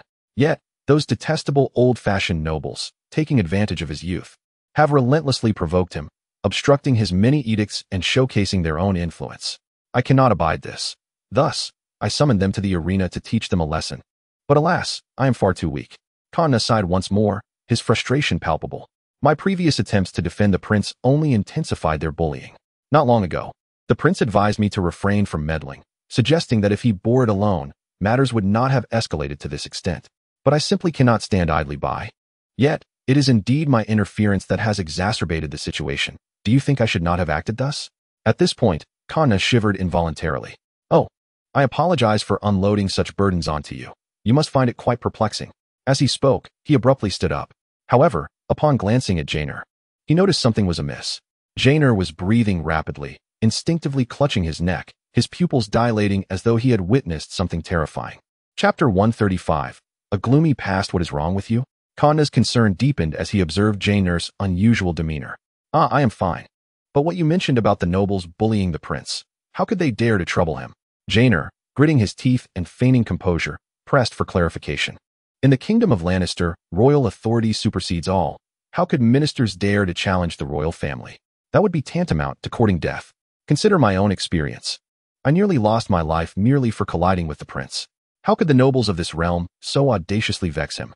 Sighing deeply, Kana responded, in my view, it is precisely because the prince is too benevolent. Since he assumed office, he has never punished any noble for their transgressions. It is perhaps for this very reason that those contemptible individuals have increasingly disregarded His Highness the Prince. Nevertheless, the prince is indeed a remarkably benevolent ruler, implementing numerous policies that genuinely advance the welfare of this nation. For instance, it seems that Kana becomes quite loquacious whenever the subject of the prince arises, engaging Yano in an extensive discourse about him. This, of course, has afforded Yano a profound understanding of the prince. As Kana stated, since ascending to the throne. The prince has consistently advocated for policies that benefit the populace, such as reducing taxes, standardizing minimum wages, and imposing work-hour limitations. Alas, even if I were to share all this with you, what good would it do? After discussing the prince, Kana could not help but lower his head in despondency. This nation is plagued by a multitude of despicable scoundrels intent on undermining the prince's authority. They incessantly conjure up various troubles for him, and I truly wonder how much longer he can endure. Regrettably, I am merely a baron and cannot offer him substantial assistance. At that moment, Yano, upon hearing these words, felt his breath quicken. Perhaps your decision to refrain from intervening is indeed the wisest course. He suddenly grasped Kana's shoulders, speaking fervently. What do you mean? Kana looked at him, perplexed. My apologies, it's nothing. Realizing his actions, Yano immediately released him. I am feeling rather unwell today. I shall seek you out once I have recuperated. For now, I must take my leave. With that, Yano departed, accompanied by Natalie, leaving Kana standing in bewilderment as he watched their figures gradually fade away. The scene shifts to the inn. Sweetheart, what on earth is the matter? It seems you have been quite off since you encountered Kana. Natalie, while poking Yano's cheek as he sat lost in thought at the table, inquired with a concerned expression. Yano, rubbing his neck and wearing a rather complex expression, turned to her. Kana's words have inadvertently reminded me of an incident that occurred before my transmigration. Upon graduating from school, I joined a gaming company. Being a novice in the workforce, I was entirely unfamiliar with my duties. But there was a senior colleague who guided me. She possessed exceptional skills, accomplishing tasks more swiftly and effectively than others, and imparted a wealth of knowledge to me. However, perhaps it was precisely this that incited jealousy among many within the team. Much like the prince of this nation, she was constantly beset by others seeking to create discord. I felt an overwhelming discomfort, accompanied by a peculiar sense of justice and duty, compelling me to address the situation at hand. At this juncture, Yano paused momentarily, his gaze lowering slightly. Fueled by this selfish sense of righteousness, I decided to defend my colleague. However, she, much like a prince of this nation, urged me not to meddle, insisting that she could endure it. It took me many years to comprehend that my colleague was, in her own way, maintaining a delicate equilibrium within her small circle, which my intervention ultimately disrupted. The bullying she faced from other colleagues intensified due to my involvement, and as a consequence, Yano's breath quickened, and involuntarily, his hands found their way to his neck. Don't worry, my dear. With me by your side, you are safe, Natalie reassured him, gently caressing Yano's head, soothing his turbulent emotions. Tragically, she succumbed to her despair one fateful night, taking her life in the office by hanging. Once Yano regained his composure, he finally managed to articulate this grim truth, yet his hands instinctively returned to his neck. That day, I had forgotten to retrieve my belongings after work, and upon returning to the office, I stumbled upon a haunting scene. The moment I pushed open the office door, I was confronted with the sight of my most esteemed colleague, suspended lifelessly from a rope. Her once beautiful visage was grotesquely contorted, eyes bulging, and tongue grotesquely elongated. For me, a mere 22-year-old fresh graduate, this harrowing image left an indelible psychological scar, resulting in severe PTSD. For a considerable time afterward, any touch around my neck would trigger intense panic, even from family members. Years have since passed, yet Yano's affliction shows no signs of abating. Seeing him clutching his neck in agony, Natalie felt a pang of sympathy. Suddenly, Yano collapsed into Natalie's embrace. I'm so sorry. I wish I hadn't intervened. I'm so sorry. Is that why you just prevented Kana from involving himself with the prince? Natalie gently inquired, patting his back. Yano, awakening from his reverie, realized the gravity of his mistake. He had projected his past colleague onto others. I apologize for burdening you with such negativity. I know it's not something you wish to hear. Please, disregard it. But the truth is, I care deeply, Natalie replied, suddenly cupping Yano's face, compelling him to meet her gaze. Chapter 136, A Quest for Redemption. My dear, listen closely. Your intervention is indeed justified. Your sense of justice is not born of selfishness. The crux of the matter lies in the fact that, even had you chosen not to intervene, I believe your colleague would ultimately have succumbed to despair. Initially, I shared the same sentiment. Upon hearing Natalie's words, Yano couldn't help but furrow his brow slightly. However, based on my reasoning, a significant portion of her decision to take her own life stemmed from my actions. Had I not intervened, the bullying from her colleagues would not have intensified, and she might not have resorted to such a tragic end. I can no longer bear the thought of witnessing such events unfold again, which is why I previously urged Kana to cease his behavior. In him, I saw a reflection of my past, and I am utterly convinced that if he continued down this path, The prince of this nation would inevitably meet a similar fate to that of my unfortunate colleague. Natalie shook her head. Your colleague is your colleague. She is not the same as the prince of this nation. A considerable portion of the blame for her demise lies with her own choices. Upon hearing this, Yeno fell silent. To be frank, Natalie's words incited a flicker of anger within him. After all, she was the victim. How could the fault rest upon her shoulders? Choosing to endure in such an environment was akin to courting one's own destruction. Thus, whether or not you chose to assist her bears no relevance. When faced with bullying, one ought to retaliate. When struck, one must strike back.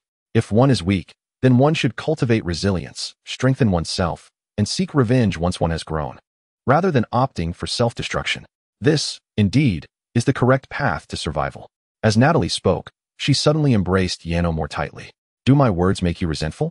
Natalie successfully discerned Yeno's thoughts. Just as she had surmised, Yeno felt a twinge of displeasure towards her for the first time. I imagine you are pondering. Do the weak deserve to perish? Am I right? Upon hearing her query, Yeno's eyes widened in surprise. Have you employed mind reading on me? It is unnecessary, for I understand you all too well now, she replied with a smile, shaking her head before continuing.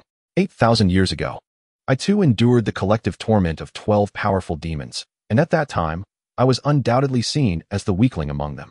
Yet, I have survived to this day, while those demons perished at my hands 5,000 years ago. So, tell me, had I chosen to end my own life amidst their cruelty, would I have reached this moment? Would I have had the fortune to meet someone as delightful as you? Yeno remained silent. The purpose of my words is to convey that the term weakness is not a justification for one's demise. Rather, it is cowardice that leads to such an end. If you were to ask me if the cowardly deserve to die, I must inform you that indeed, the direct cause of your colleague's demise was her own cowardice, rather than your actions. She did nothing wrong. Her character was admirable, and she was driven to suicide by the malice of others. Why, then, must the blame rest upon her shoulders? As Yeno spoke, he struggled to free himself from Natalie's embrace, his eyes reddening with emotion. Her death stemmed from her own weakness, which is undeniably unrelated to you. However, your fault lies in the fact that upon witnessing this unfortunate event, you failed to exert your utmost effort to prevent that which you found so distasteful. At that moment, Natalie's sudden words left Yeno momentarily speechless. Indeed, if he found the situation so intolerable, why did he not strive harder to engage with it? Meanwhile, Natalie gazed at the stunned Yeno, her face softening into a gentle smile as she reached out to tenderly wipe away the tears from the corners of his eyes. My dear, I am sorry for making you angry, but my intention in speaking to you is to encourage you to reclaim your dignity. Do you not wish to overcome the version of yourself that remains mired in failure? The burden of personal defeat is indeed hard to forget. Yet if one remains forever ensnared in unpleasant memories, perpetually fleeing, then one is destined to be an eternal loser. Thus, Natalie, still smiling, extended her right hand toward Yeno. Will you allow me to accompany you on this journey of redemption? Yeno stared at her for a moment, then extended his hand as well, their fingers intertwining. Natalie, you truly are remarkable. I feel unworthy of you. This was not mere flattery. It was a heartfelt sentiment. She seemed oblivious to the concepts of stagnation and negativity, and Yeno found himself at a loss for words other than extraordinary to describe her. Faced with such a magnificent being, it was no wonder Yeno harbored such thoughts. Yet upon hearing his words, Natalie puffed her cheeks in a playful huff and planted a firm kiss on his lips. That's not true, and you'd best refrain from such talk. I do not wish to revert to being a single succubus. The scene shifted to a cozy wooden room, where the king of the north, Vale, sat at the bedside, holding a bowl of medicinal soup. Karen, do you feel any improvement in your health? Vale inquired of the beautiful woman lying on the bed. She appeared quite haggard, her cheeks gaunt, yet her green eyes and flowing red hair lent her an undeniable allure.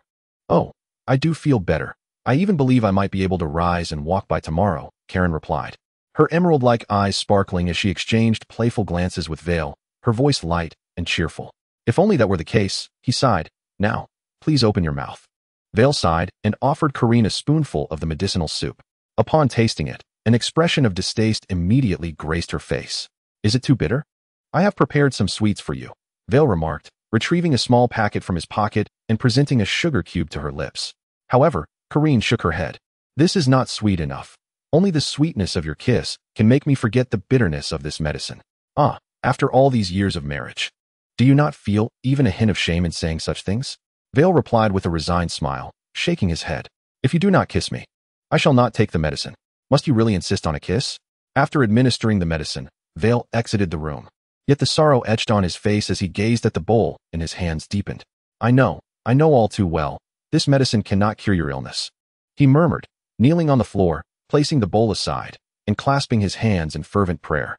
O divine being, if you truly exist, I beseech you, save my wife. I would willingly trade my own life for hers. Chapter 137. Thank you, Mother Natalie. The Church of the Holy Sanctuary. In the present continent, nearly everyone, with the exception of the Kingdom of Lannister, adheres to the deities proclaimed by the Church of the Holy Sanctuary. Determination, creation, benevolence. These three simple words form a doctrine imbued with profound power, as if they could bring hope to the weary. From birth, King Vale, due to his lineage, shared the same faith in the church as his parents. Initially, however, his belief was rather tenuous.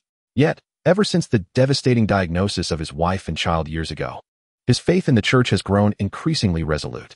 The teachings of the church have granted him hope, and the medicines prescribed by the priests have indeed allowed his wife and child, who were condemned to a fate of mere months, to survive until today. Thus, when one surveys the entirety of the continent, King Vale stands as one of the most devout believers in the Church of the Holy Sanctuary. His posture on the ground, engaged in prayer, reveals the depth of his devotion. No one could possibly exhibit greater fervor than he does at this moment, and he has repeated such earnest prayers countless times. Yet the miracles he longs for have never graced him.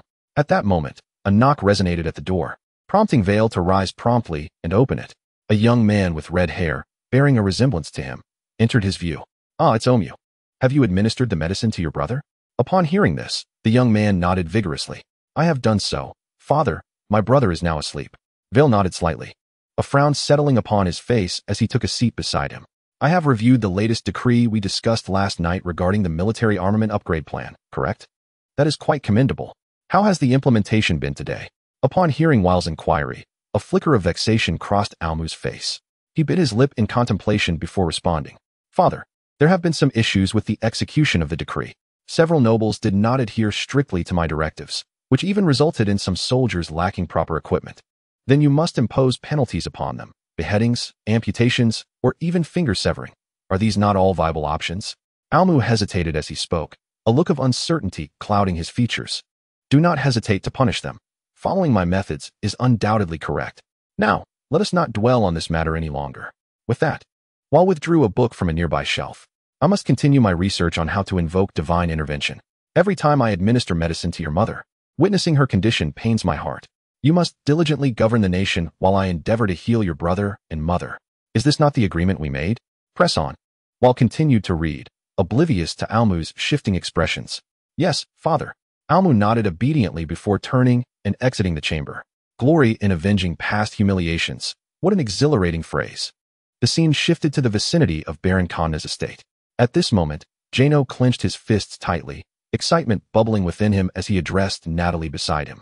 This time, I will not allow the same tragedy to unfold before my eyes. Though to an outsider, it may appear presumptuous for a foreigner to meddle in another nation's affairs. His motivations were not solely for the prince, but for himself. He sought to confront the cowardice that once plagued him, an individual who recognized injustice in the workplace, yet lacked the courage to confront it. Would that colleague, now in paradise, be aware of the impact she had on him? Would she know that he was choosing to assist the prince because of her? If she could know, it would be a source of great solace for Jano. At that moment, Natalie playfully pinched Jano's cheek, a smile gracing her lips. It's a tad premature to celebrate your excitement. Wait until you are truly involved in this endeavor to revel in it. By the way, I am proud of you for who you are now. Thank you, my dear. I am proud of you as your partner, not as your mother. Jano grinned back, eliciting a near laughter from Natalie. Enough of the jesting, let us be on our way. After gently patting Jano on the shoulder, Natalie took his hand, and together they made their way towards the estate of Baron Conna. My lord, you have returned. Are you here to see Lord Conna? The guard at the entrance inquired respectfully upon seeing Jano, who nodded in acknowledgement. The guard then gestured to a spot for Jano to proceed. Lord Conna is currently in the courtyard. You will find him there. Thus, the two followed the guard's direction until they arrived at the courtyard of the estate.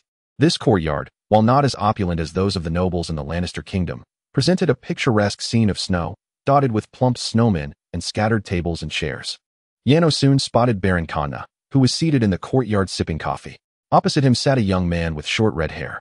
The young man's figure appeared somewhat slender, and his features did not resemble those typical of the Northmen. For instance, Through Yano's observations on the streets, Northmen bore a resemblance to the Norsemen of a bygone world. Yet this young man's characteristics seemed to echo those of the Irish. He exuded an air of refinement, entirely devoid of the rugged demeanor often attributed to the Northmen. Who could he possibly be? Driven by curiosity, Yano utilized his acute hearing to eavesdrop on their conversation. Is it true? Embezzling funds meant for soldiers' equipment? Those nobles are truly audacious. Lord Oam, are you not the least bit angry? Baron Khanna exclaimed, his hand striking the table, visibly enraged. Of course I am angry, came the reply. However, many issues cannot simply be resolved by my will alone. I heard you were brawling with those nobles at the arena yesterday. Do you realize this only adds to my troubles? I appreciate your willingness to stand up for me, but I assure you I am fine. So please, mature a little and refrain from complicating matters further. Chapter 138. A nation rotting to its core. Li Shao, I appreciate your desire to protect me. But now that I am part of this company, I must endure many things. Even in the face of the most unreasonable situations, I assure you, I am fine. Thus, do strive to grow up. This is a company, and you have left school behind. Witnessing this scene, Yano could not help but recall the expression of a colleague who had looked at him with a sorrowful yet forced smile. The echoes of her words seemed to resonate in his ears once more. Yano shook his head slightly, as reality came rushing back. He turned his gaze back to the young man, his brow furrowing in contemplation. From their conversation, one could surmise that the young man before Khanna is none other than the prince of this nation, Omukafuka. Khanna had emphasized the prince's name while introducing him to Yano yesterday, thus enabling Yano to successfully commit it to memory. However, Yano found it rather perplexing why a prince would be in the modest household of a mere baron, and their apparent amicability only added to the oddity. The stark contrast in their social standings was indeed astonishing. Well, I primarily came to convey this to you, and I hope you heed my words. Upon finishing his statement, Omu rose from his seat and turned towards the grand door, seemingly preparing to take his leave. Khanna, meanwhile, sat in his chair, lost in thought, his mind a puzzle of contemplation. As Yano also found himself on the path leading to the door, an inevitable encounter with Omu transpired. Yet, upon seeing him, Yano had nothing to say, and Omu merely cast a fleeting glance at Yano before exiting the estate. Khanna, the individual who just departed must be Prince Omu, correct? Yano inquired as he entered the manor, seeking confirmation of the identity. Ah, it's you. Khanna's face registered surprise upon seeing Yano, followed by a heavy sigh. Indeed, the one who just left was the prince. His latest decree has encountered complications due to the actions of certain individuals. I must confess, the prince's recent edict is to bolster the military. However, as I mentioned to you yesterday, those antiquated nobles have likely embezzled the funds allocated for equipping the soldiers. Frankly, I believe your visit to me is a futile endeavor, for it seems to me that this nation is on the brink of collapse. With a resounding thud, Khanna slammed his palm on the table before him. The nobles are corrupt. The prince will inevitably cede power to the church, while the populace mindlessly idolizes the newly emerging theater actors. Once, the arena was filled with combatants. Now, it stands desolate, with the spirit of martial valor long abandoned. The military prowess of this nation has significantly waned, and with such circumstances, who would dare embezzle funds intended for military enhancement? Yano, I implore you, upon your return, to relay this matter to the king of the Lannister kingdom, urging him to swiftly bring an end to this nation. After all, it has already met its demise. I, as its lord, find little joy in my title. Observing the young Khanna passionately lamenting the state of the northern kingdom, Yano felt a growing sense of admiration for him. Are you truly serious? No matter how dire the state of this nation, you are still one of its nobles, at least assured of your sustenance. A cold smile escaped Kanner's lips upon hearing those words. The capital lay in ruins, and yet, to stave off hunger and cold, I am to remain a lord of this wretched land, forever associated with a band of despicable individuals collectively deemed nobility? My life cannot be so worthless. Upon hearing his response, a faint smile crept upon Yano's face. You know, I suddenly feel fortunate to have chosen you as my interlocutor. Indeed, as he remarked, throughout his time in this world, Kanner was undeniably the first noble to earn Yano's respect. For individuals like him were exceedingly rare compared to the other nobles he had encountered. Oh, you need not attempt to comfort me, Kanner replied, waving his hand in resignation. I have heard that His Highness the Prince will soon deliver a motivational speech in the arena, hoping to gather some funds for the military. I too must contribute to His Highness. As he spoke, he rose and surveyed his surroundings. This place represents all my possessions, and I intend to sell it, which should yield a substantial sum. I suspect that during His Highness's speech, some nobles will likely cause trouble, making it improbable to raise the needed military funds. Should he indeed fail, I will use the money I managed to gather to support the prince, while I myself might then seek refuge in the kingdom of America or the kingdom of Lannister. I have no intention of overseeing this territory any longer. Remaining here brings me nothing but distress, Canner lamented, his tone tinged with helplessness, disappointment, and confusion. As his words faded, he turned his gaze back to Yano. Thus, I previously stated, your visit to engage in conversation is indeed a waste of time, for it is highly likely that by tomorrow or the day after, you shall no longer see me. Yano, upon hearing this, stared at him for a moment before suddenly chuckling and shaking his head. Regrettably, I believe I will still be able to see you, whether it be tomorrow or the day after. What? Canner's face contorted in confusion at this remark. Yano then turned to face the manor's grand entrance. His Highness will indeed be delivering a motivational speech in the arena, correct? The very place where I encountered you yesterday? Precisely, why do you ask? Canner nodded, still bewildered. You ought to say to me, should I never see you again, I wish you good morning, good afternoon, and good night. Do you mean for me to wish you luck? Canner inquired, but before he could receive a response, Yano and Natalie's figures swiftly retreated, disappearing from his sight in mere moments. What a peculiar fellow, Canner mused, seated again in his growing perplexity, yet suddenly his expression shifted to one of solemnity. Could it be that he intends? Chapter 140. A farewell to all pain, however, Your Highness. I firmly believe your approach of having the populace contribute their wealth to the military is misguided. Suddenly, a resounding voice emerged from the crowd. Almost immediately, a golden light descended from the heavens, illuminating a priest clad in a white robe adorned with golden edges. Is that Priest Madrid? Upon seeing him, a look of perplexity crossed the prince's face. As the annual cold wave approaches, the prices of food are skyrocketing. Have you visited the market recently? Do you know how much a loaf of bread costs now? 1 silver coin. Previously, one could purchase bread for merely 50 iron coins. Yet now it commands a full silver coin. At such a time, you still expect the populace to contribute funds to the barracks.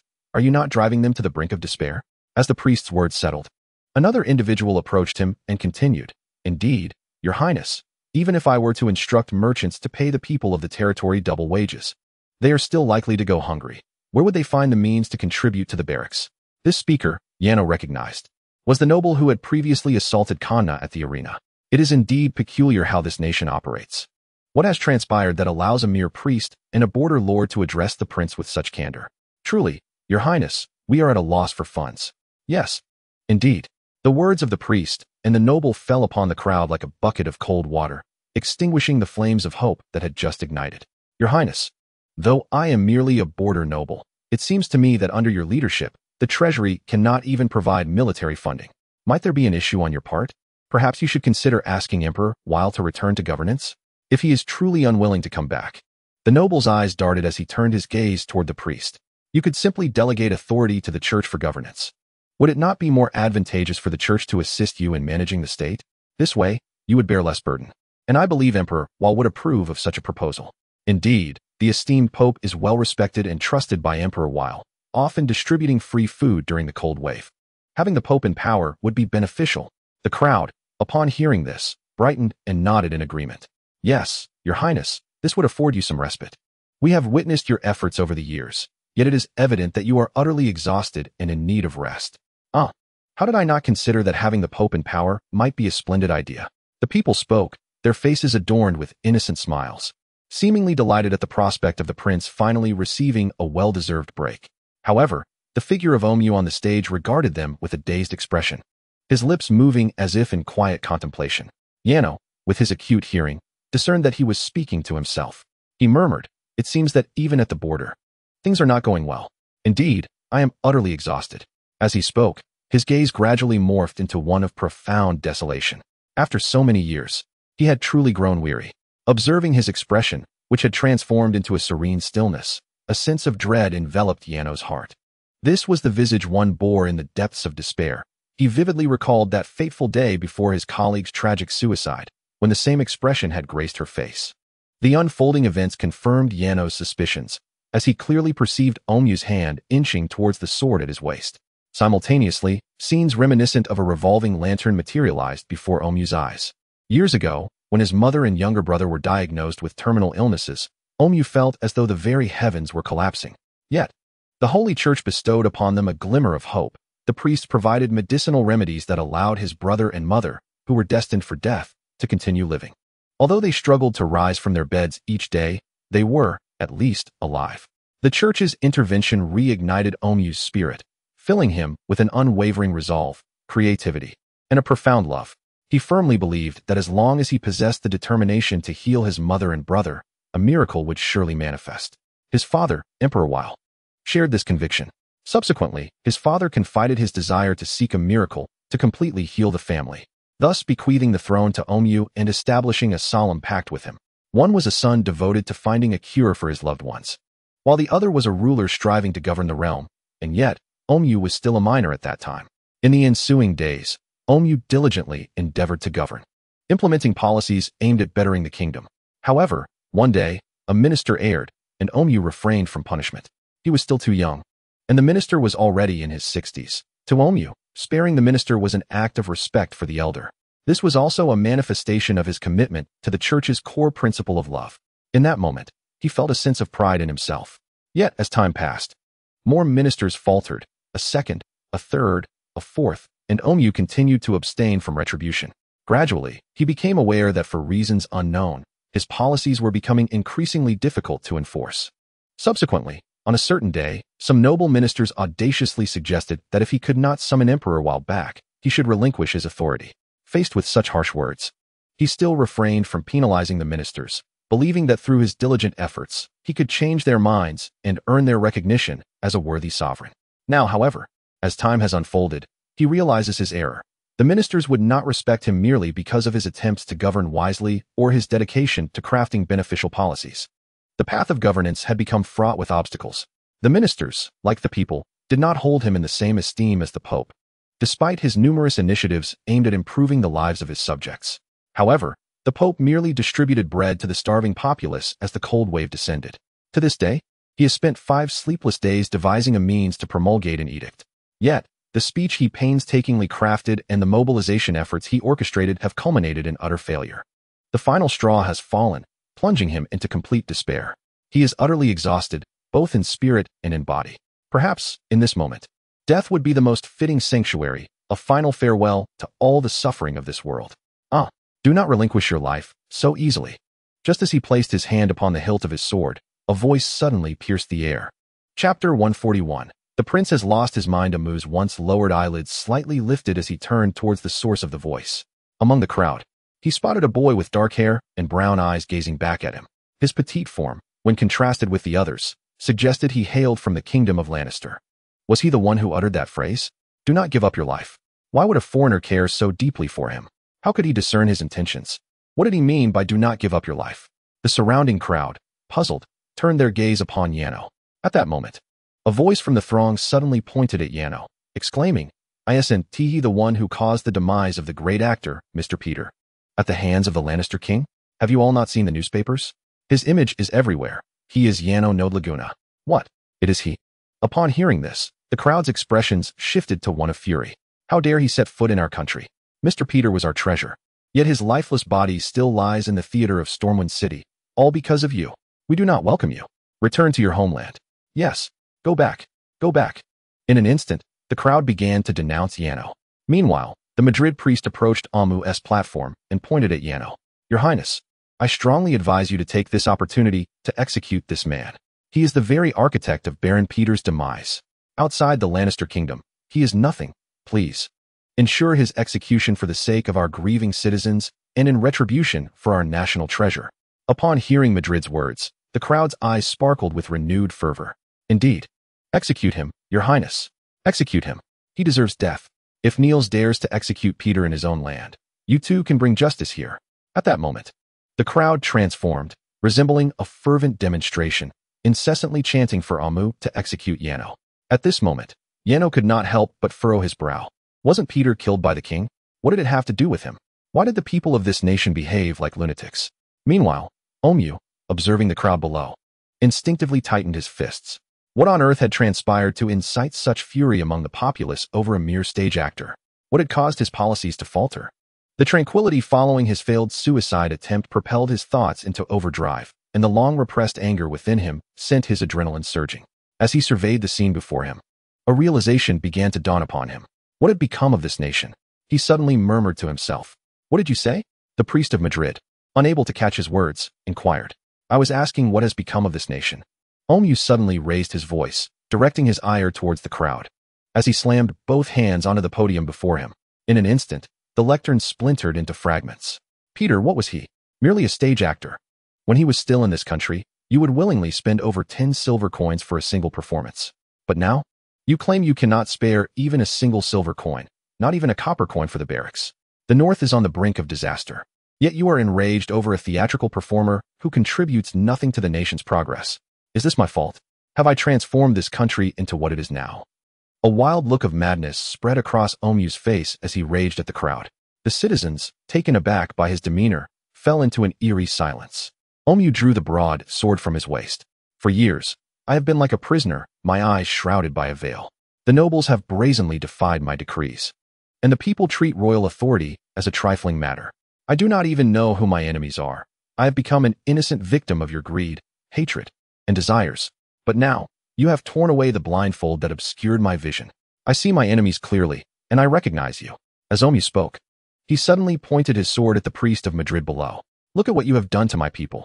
You have incited them to madness over an actor who has transgressed the laws of another nation, yet you prevent them from heeding my decrees. What is your meaning? Who gave you the audacity? Your Highness, you may need to calm down. The priest of Madrid attempted to interject, but Omyu leaped from the platform, swiftly severing his head with a single stroke. Oh, my heavens! Goodness! The blood that splattered forth sent the crowd recoiling in horror. And Omyu then turned his gaze towards the nobles from earlier. And you, who is responsible for the cost of a loaf of bread being a silver coin? Have you implemented the proposal to have food prices during the cold wave that I instructed? What have you done with the funds I allocated from the treasury for the merchants? The nobleman remained silent, merely furrowing his brow slightly while lowering his head, preparing to depart. However, he was seized by the shoulder by Omyu. Where do you think you're going? The prince said, if you intend to kill me, you might want to reconsider. The nobleman directed his gaze towards the prince as he spoke, but suddenly, a flash of cold light appeared, and the nobleman's head fell to the ground instantly. Run. The prince has gone mad. The prince is killing indiscriminately. Run.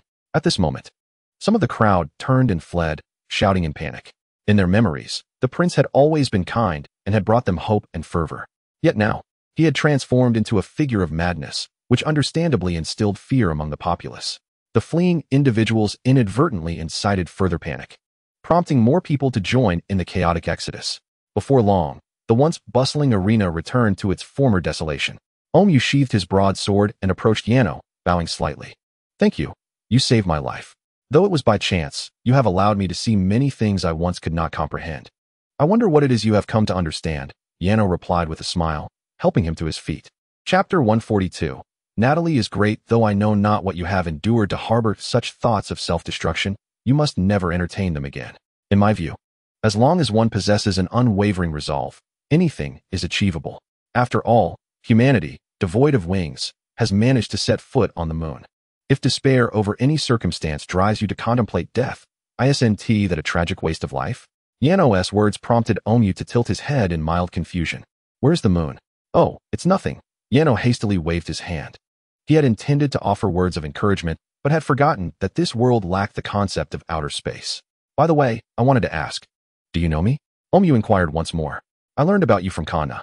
I came here today because of him. He mentioned that you might encounter trouble with the nobles, which could jeopardize your mobilization speech. If you were to fail, Kana planned to sell his possessions to support you and then leave the country alone. He also mentioned something along those lines. Upon hearing this, Omyu's eyes turned slightly red. While Yano continued, I cannot condone such matters, so I initially came here to assist you in dealing with those troublesome nobles, but it seems. Yano glanced at the nobleman's head, still oozing blood on the ground. There is truly no necessity for that. Merely out of displeasure, you choose to assist me once more, for which I am grateful. At this moment, Omyu slightly bowed and continued. Although you merely uttered a simple phrase earlier, it genuinely rescued me and bestowed upon me strength. I must admit, I am rather curious as to why a prince of a human city-state would engage in motivational speeches at the border. Would it not be more advantageous in the capital?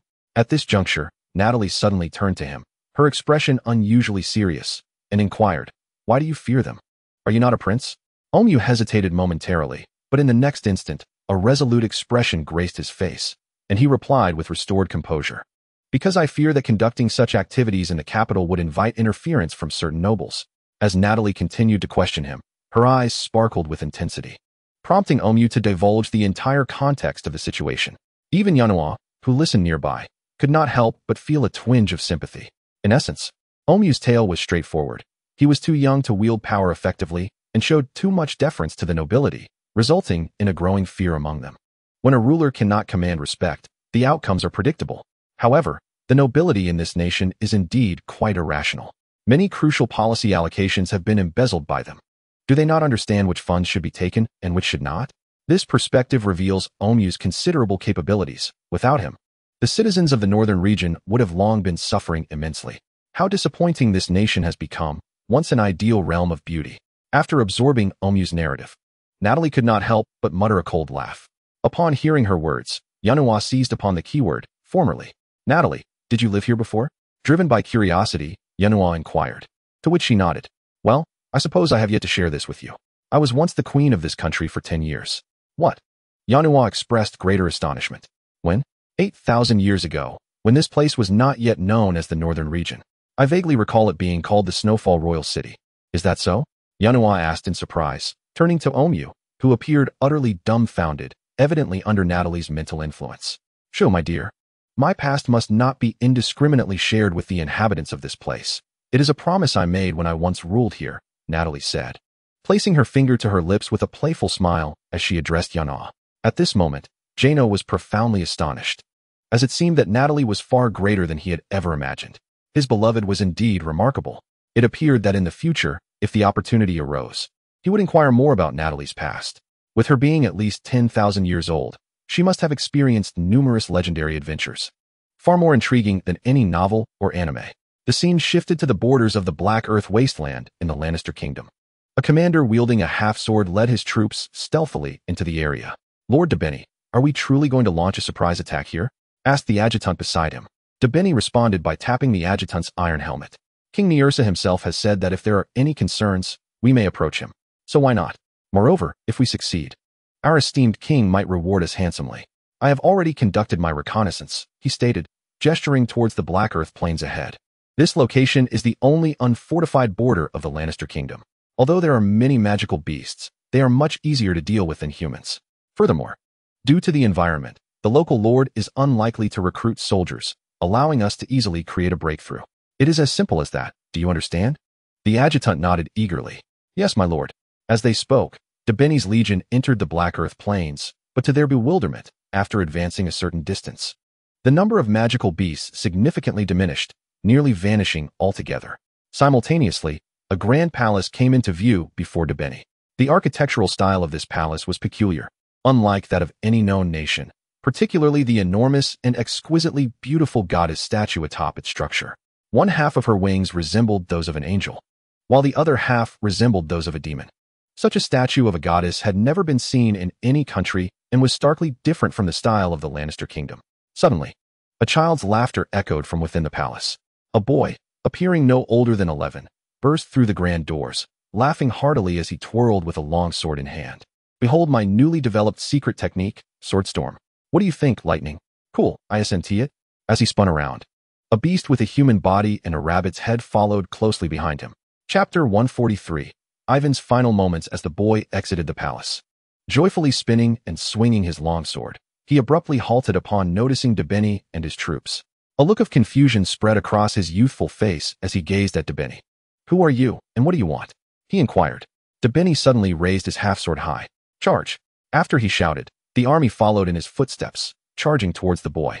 Although Debeni found the sight of the boy playing with the monstrous beast quite peculiar, it was not something he needed to ponder. His singular objective was clear, to raid this place and eliminate every soul within. Upon witnessing the army charge toward him, the boy momentarily froze in astonishment. Indeed, he was Ivan.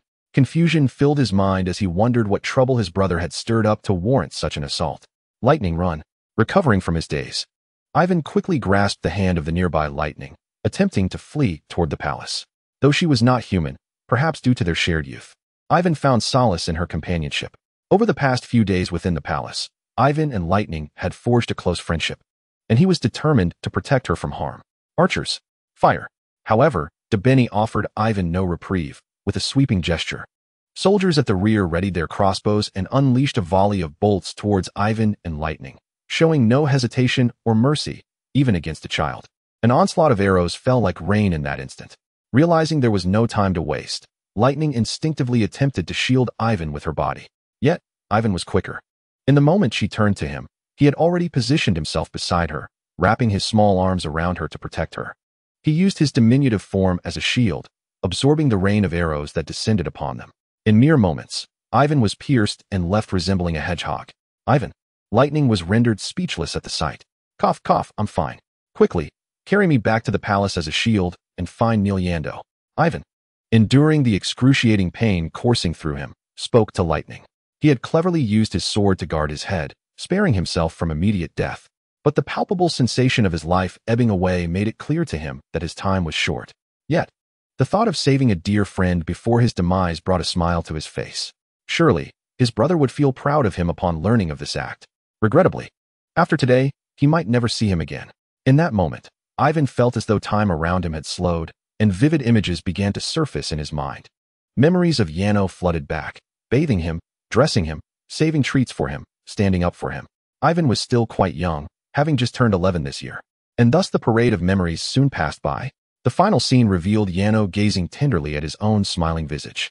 Observing the brother before him, Ivan felt an uncontrollable urge to extend his hand towards him. How frustrating it is that I have yet to muster the courage to openly confess my affection for you, he murmured, as he felt his eyelids grow increasingly heavy, gradually succumbing to slumber. In that very moment, he suddenly sensed himself enveloped in a remarkably warm embrace. Little one, whom did you just declare your affection for? A melodious voice resonated in Ivan's ears, and almost instantaneously, he felt a surge of energy flood through his body. This invigorated him immensely, causing even his nearly closed eyelids to spring open. Before him appeared a pair of eyes as beautiful as sapphires, accompanied by hair that resembled golden waves. Undoubtedly, it was Talisa, and at that moment, Ivan found himself cradled in her arms. Wait, a woman? Concurrently, as Dabney charged towards the palace, he was taken aback upon seeing Talisa, a look of confusion crossing his face. He had anticipated a small contingent of soldiers to emerge from the palace, yet here stood a solitary woman.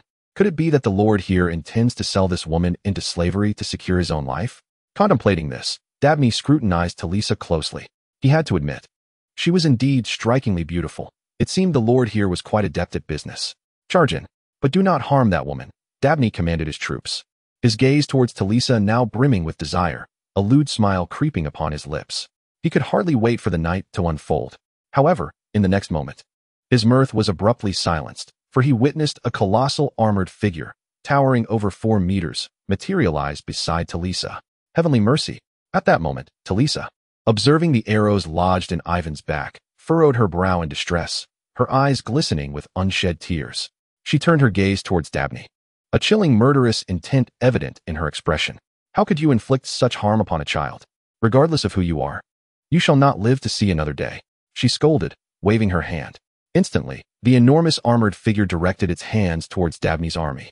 And with a series of mechanical sounds, its hands transformed into 2 massive cannon barrels. Death is not your ultimate release. Even in hell, you shall endure ceaseless agony. Off to hell you shall go. As Talisa's words echoed, the 2 colossal cannon barrels unleashed torrents of crimson energy. In an instant, Dabney's army, including himself, was reduced to ashes, their final words forever unspoken. Even until the moment he was reduced to ashes, Dabney failed to comprehend what had transpired. Wasn't that blonde woman supposed to emerge as a fortunate servant? And what of the armored Iron Man? How did he meet his demise? These were the final thoughts that occupied his mind in his last moments. And of course, he would never have the chance to unravel them. Chapter 144. The innocent longing little one. Why do you keep gazing at me? In the living room of the palace on the desolate black earth, Talisa was gently placing her hand on Ivan's back, which was riddled with crossbow wounds, as it emitted a soft pink glow. Miraculously, those wounds began to heal at a visibly rapid pace under the influence of this rosy light.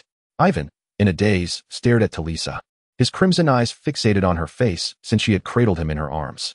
This caused Talisa to chuckle softly and poke Ivan's little face with her other hand, asking, "Why is it that I suddenly find you so beautiful?"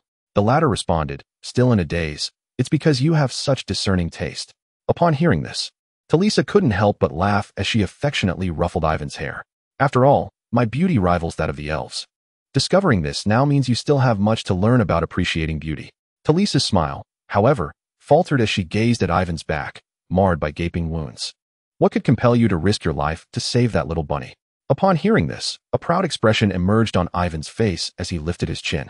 Because my brother would be proud of me for doing this. Besides, with Yano absent, it is my duty as his brother to protect our people here. Foolish boy. Talisa gently chided, pinching Ivan's nose with a slight frown. You are not yet of an age to ponder such matters. You should focus on enjoying your youth. I refuse. I am no longer a child. Ivan protested, furrowing his brow. You are merely 11. What do you mean you are not a child? Do not rush to become an adult.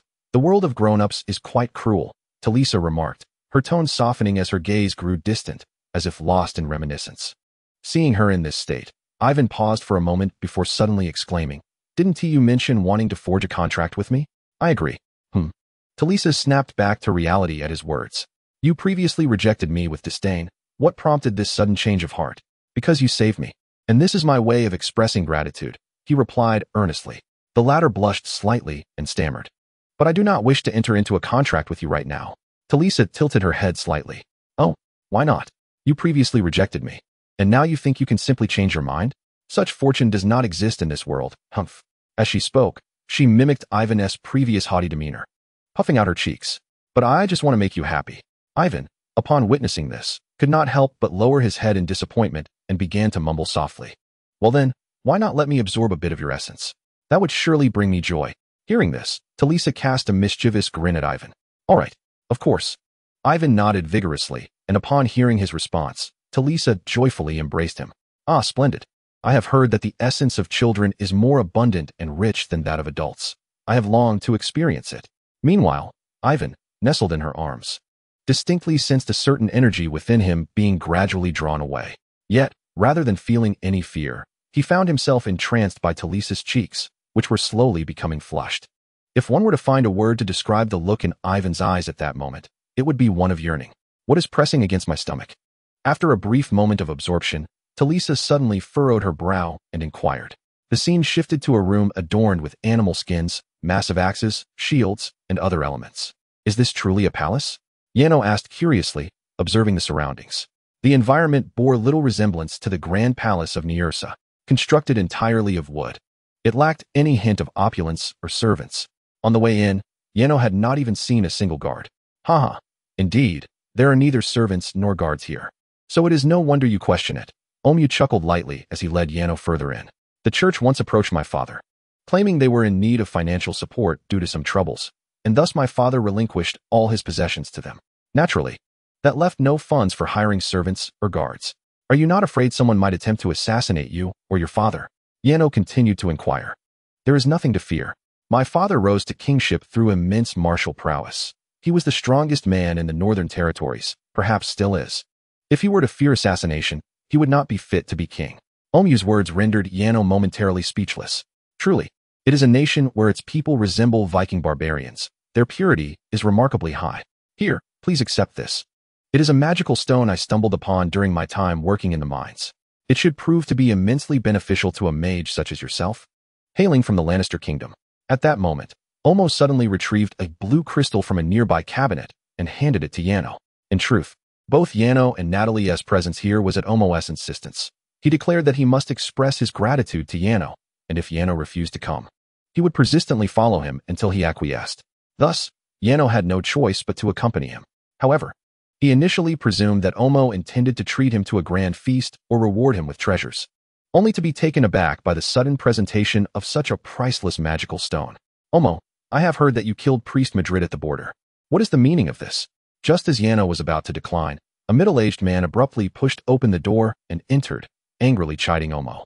Chapter 145. The King's Assault. Upon hearing this, Omo did not respond immediately. Instead, he took a deep breath. He then patted Yano on the shoulder and turned to face the intruding middle-aged man. Father, you have startled my friend. I am currently entertaining them. Is there something you wish to discuss tonight? Upon hearing Omo's words, Yano began to scrutinize the suddenly appeared middle-aged gentleman. Since Omo referred to him as father, it was evident that he was King Vale of the Northern Kingdom. However, his unkempt appearance, characterized by a scruffy beard, gave off an impression of utter neglect. leaving Yano with a sense of bewilderment. Was this truly the strongest man of the Northern Kingdom, as Omo had claimed? To be candid, had they crossed paths on the street, Yano might have mistakenly thought him a beggar, for he looked so downtrodden, an image that hardly aligned with the notion of a king. Allow me to introduce you. This is Lord Yano, a noble from the Lannister Kingdom's Academy, and this lady beside him is his beloved. If you have no intention of joining us in hosting them, you may take your leave. After Omo's words, Vale remained unmoved. His gaze fixated on Omo without even a glance in Yano's direction, his brow furrowing slightly. I will ask you once more, why did you kill Priest Madrid? The atmosphere in the room grew awkward as Yano glanced at Natalie, who, with her beautiful eyes wide open, appeared innocently perplexed, as if to convey, "Why are you looking at me? I have no idea what we should do now." Because Madrid obstructed my execution of orders. Omo pondered for a moment before suddenly directing his gaze at Vale and uttering those words. How could he possibly obstruct your execution of the decree? Veer was utterly perplexed, for it indeed sounded peculiar that a mere priest could hinder a prince's enforcement of orders. Regardless, Veer could not fathom it, whether you believe it or not. He has indeed interfered, and I must eliminate him. Are you aware that your actions have led the church to cease providing medication for your mother and brother? Did you consider this before making your decision? I believe they have been prepared for death since the moment they fell ill. Now, with the North in peril, they are ready to fulfill their acceptance of fate. Almu responded, and upon witnessing his indifferent expression and frigid words, Veer's fists involuntarily clenched. Suddenly, Veer stood before Almu and delivered a heavy slap. The latter was struck so forcefully that he coughed up blood, crimson droplets cascading from the corner of his mouth onto the wooden floor. You beast! How dare you utter such words? Do you know how much they love you? Veer scolded him vehemently, before seizing his wrist. Come, let us kneel before the Pope and apologize. The Pope is merciful. If you apologize now, they may continue to provide us with medication. An apology is out of the question. Almu abruptly wrenched his hand free and shouted at him. Veer clearly saw a glimmer of madness in Almu's eyes, and he found himself momentarily stunned. He even began to wonder if this young man before him was truly his son. Where had the gentle yet slightly timid Almu he had known all his life gone? If they were willing to come and kneel to apologize, that would be a different matter. But my stance shall not change. Almu continued to shout in a frenzied rage, saliva flying and splattering Veer's face. Yet, after uttering this, the madness in his expression gradually faded, replaced by a somewhat sinister smile. Father, your current demeanor further confirms my suspicions. They are eroding this nation, poisoning my people, and I shall expel them all, just as King Lannister did. Upon hearing the name Lannister, Veer felt as though he had stumbled upon a crucial clue and abruptly turned to the side to face Yano. It was you. What have you said to my son? Yano feigned innocence, insisting he had done nothing. Do not pretend to be oblivious. I have seen the news. You Lannister scoundrels are a bunch of traitors to the faith. You must have said something to transform my son into one who scorns family and betrays his beliefs. This has nothing to do with them. Almu quickly positioned himself in front of Yano upon witnessing this. Father, do you not perceive the truth? They are utterly incapable of fully healing mother and my brother. They are manipulating us, seeking to seize control of this nation. You may wander the streets to gauge the sentiments of the populace, to discern whether they heed your words or those of the Pope. Silence. Once I have dealt with them, I shall attend to you. With a sudden flourish of his hand, Vale conjured a gust of wind that sent Omu flying. No, you cannot do this. They are my saviors. Omu exclaimed, desperately attempting to return and protect Yano, only to be struck on the back of the head by Vale, rendering him unconscious. Vale then cast a menacing glance towards Yano. Listen, I know not what your Lannister kingdom intends, but should you wish to act in the north, I must assert that you have chosen the wrong place. With that declaration, a resounding boom echoed as a massive, jet-black iron sword materialized in Vale's grasp, resting ominously behind him. Yano, feeling a surge of anger, furrowed his brow. I have merely come here as a traveler and have committed no wrongdoing. However, from my recent observations, your kingdom indeed appears to be plagued with significant issues, just as Omu described. I witnessed that priest, Mardell, interrupting Omu's mobilization speech. And your son was nearly driven to suicide due to his actions. I refuse to entertain your nonsensical claims. Vale suddenly bellowed at Yano, then lunged forward, raising his colossal sword to strike down upon him. By the gods! Faced with such a formidable weapon, Yano was momentarily taken aback, swiftly employing holy magic to evade the impending blow. Chapter 146, Dragged into the ground yet. The force of Vale's swing unleashed a fierce gust that obliterated the wooden wall behind Yano, startling passers-by in the streets, who turned their curious gazes towards the commotion within. But Veil's assault was far from over. After targeting Yano, he pivoted the blade towards Natalie's head. With a sharp crack, sparks flew as Natalie defended against Veil's strike with her forearm, inadvertently revealing the horns atop her head, which elicited gasps from onlookers. Heavens, it is a succubus. The mighty Emperor Veil is battling a demon. I shall follow suit. For Emperor Veil. The crowd, momentarily stunned, quickly seized their axes, ready to charge in. Do not approach. This is not a battle for you to engage in, Veil shouted, causing the crowd to halt in their tracks. A holy mage and a succubus. The Lannister kingdom truly spares no expense in its endeavors. Veil spoke, his piercing gaze sweeping back and forth between Yano and Natalie. Are you perhaps mistaken about something? I am merely here for leisure. Yano replied, a slight twitch at the corner of his mouth. He was simply a bystander who wished to prevent the tragic events of his past from repeating. Yet here he was, unjustly subjected to the wrath of the Northern King. It was truly a grave injustice. Take that sentiment to hell and convey it to my wife and child. Jalabroder, breaker of mountains, upon uttering these words, Veil suddenly unleashed a peculiar incantation, and a torrent of crimson flames erupted from his feet, surging towards Natalie with a swift kick. With a resounding crash, Natalie was propelled away, leaving Yano momentarily stunned. Until that moment, Natalie had appeared invincible to any foe in Yano's eyes. The sight of her being kicked away was shocking. Was this truly the combat prowess of the mightiest man in the north? Stilingard Frar, sealing power. Yet, the onslaught did not cease. After uttering another strange phrase, Veil summoned a surge of fighting spirit in his right hand and swiftly advanced, seizing Yano by the throat. Yano had no time to evade. Veil's speed was overwhelming. With a forceful push, Veil sent a wave of energy coursing into Yano, launching him away. Rising to his feet, Yano felt no pain. But a far graver issue emerged. He found himself unable to wield his holy magic. Meanwhile, Veil had already closed the distance, his great sword crashing down towards Yano's head with ferocity. Realizing that his life was genuinely at stake, Yano's anger surged, and he focused all his energy. In an explosive motion, he lunged forward, wrapping his arms around one of Veil's legs and executing a takedown that brought him crashing to the ground. Had it been the Yano from before his crossing, he would have been incapable of such a maneuver while the sword was in motion. However, the enhanced physicality and reflexes bestowed upon him by Natalie had transformed him. Instinctively, he employed the jujitsu techniques he had learned prior to his journey, successfully bringing Veil down to the earth. Thereafter, Yano swiftly transitioned to a rear naked choke, executing the maneuver with astonishing speed. Veil attempted to struggle free, but he found himself bewildered by Yano's unexpected tactics, unable to fathom his intentions. This led to Janos executing a near-instantaneous rear naked choke, effectively immobilizing Will in place. Simultaneously, the tension in Janos's heart eased considerably. Moments ago, he had felt quite anxious, particularly because Will was renowned as the strongest man in the north. However, upon dragging him to the ground, Janos realized that Will seemed utterly clueless on how to escape, akin to a novice in ground techniques, which allowed Janos to complete the choke with relative ease. At this moment, the choked Will hastily attempted to strike Janos with his great sword, but was swiftly kicked away, leaving him to pathetically beat against Janos's body with his arms.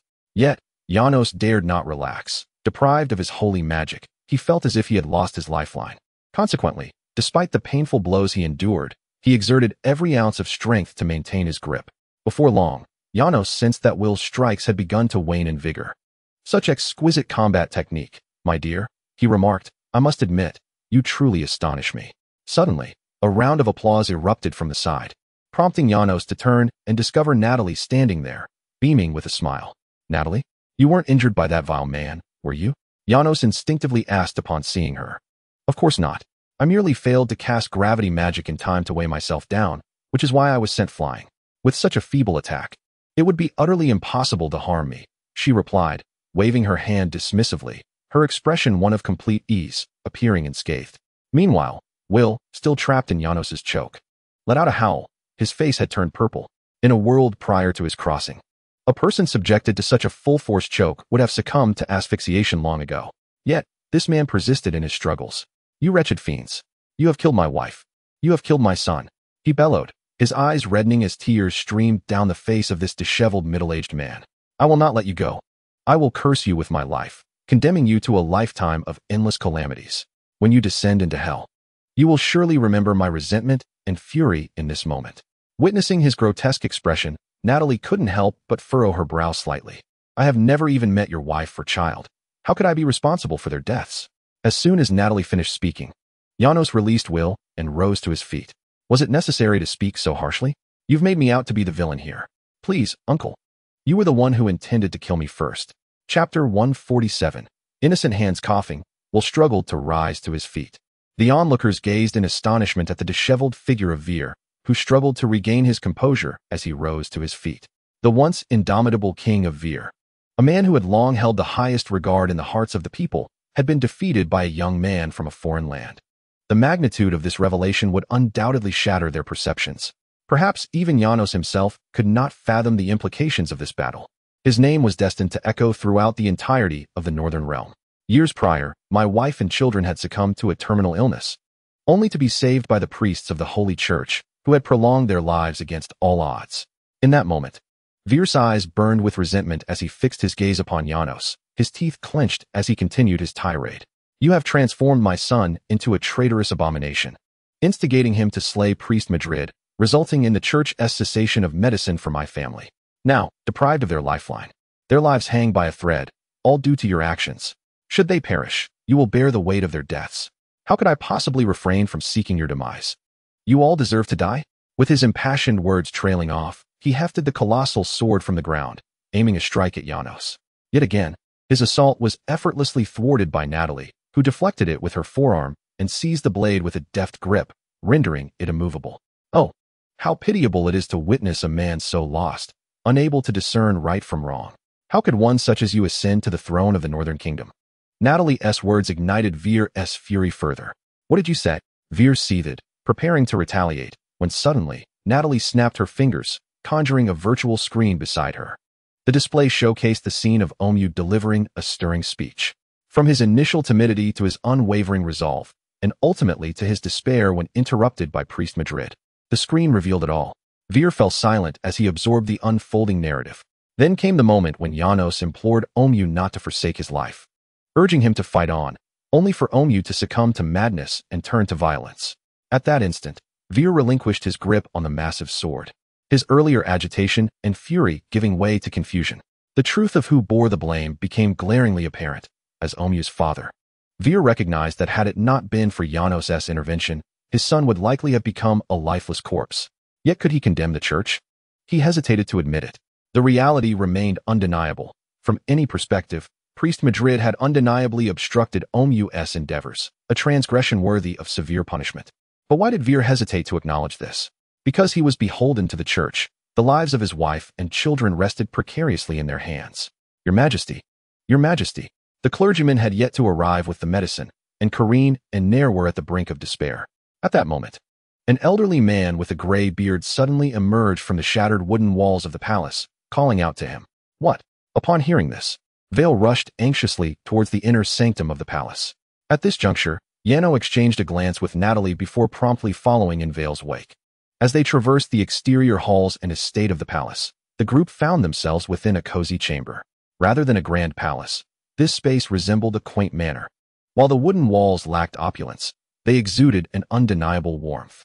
The room was adorned with an array of intricately carved wooden artifacts, and numerous portraits adorned the walls. Yano could distinctly see that these portraits depicted Vale's family, capturing their growth and cherished moments in a world devoid of cameras.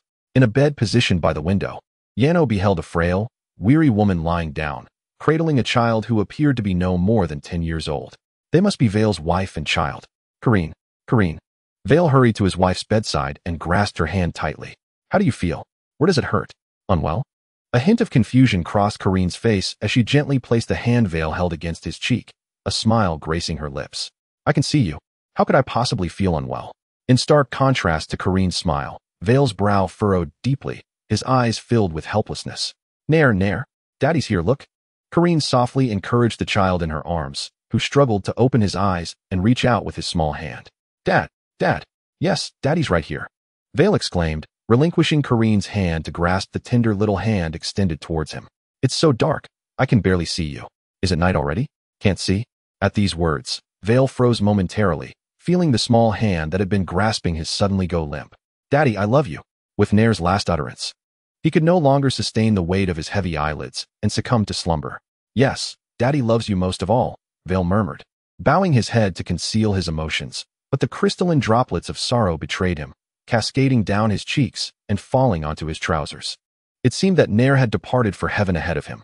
At this moment, Karen gently caressed the small head of Nair nestled in her arms, then turned her smiling gaze towards Veer.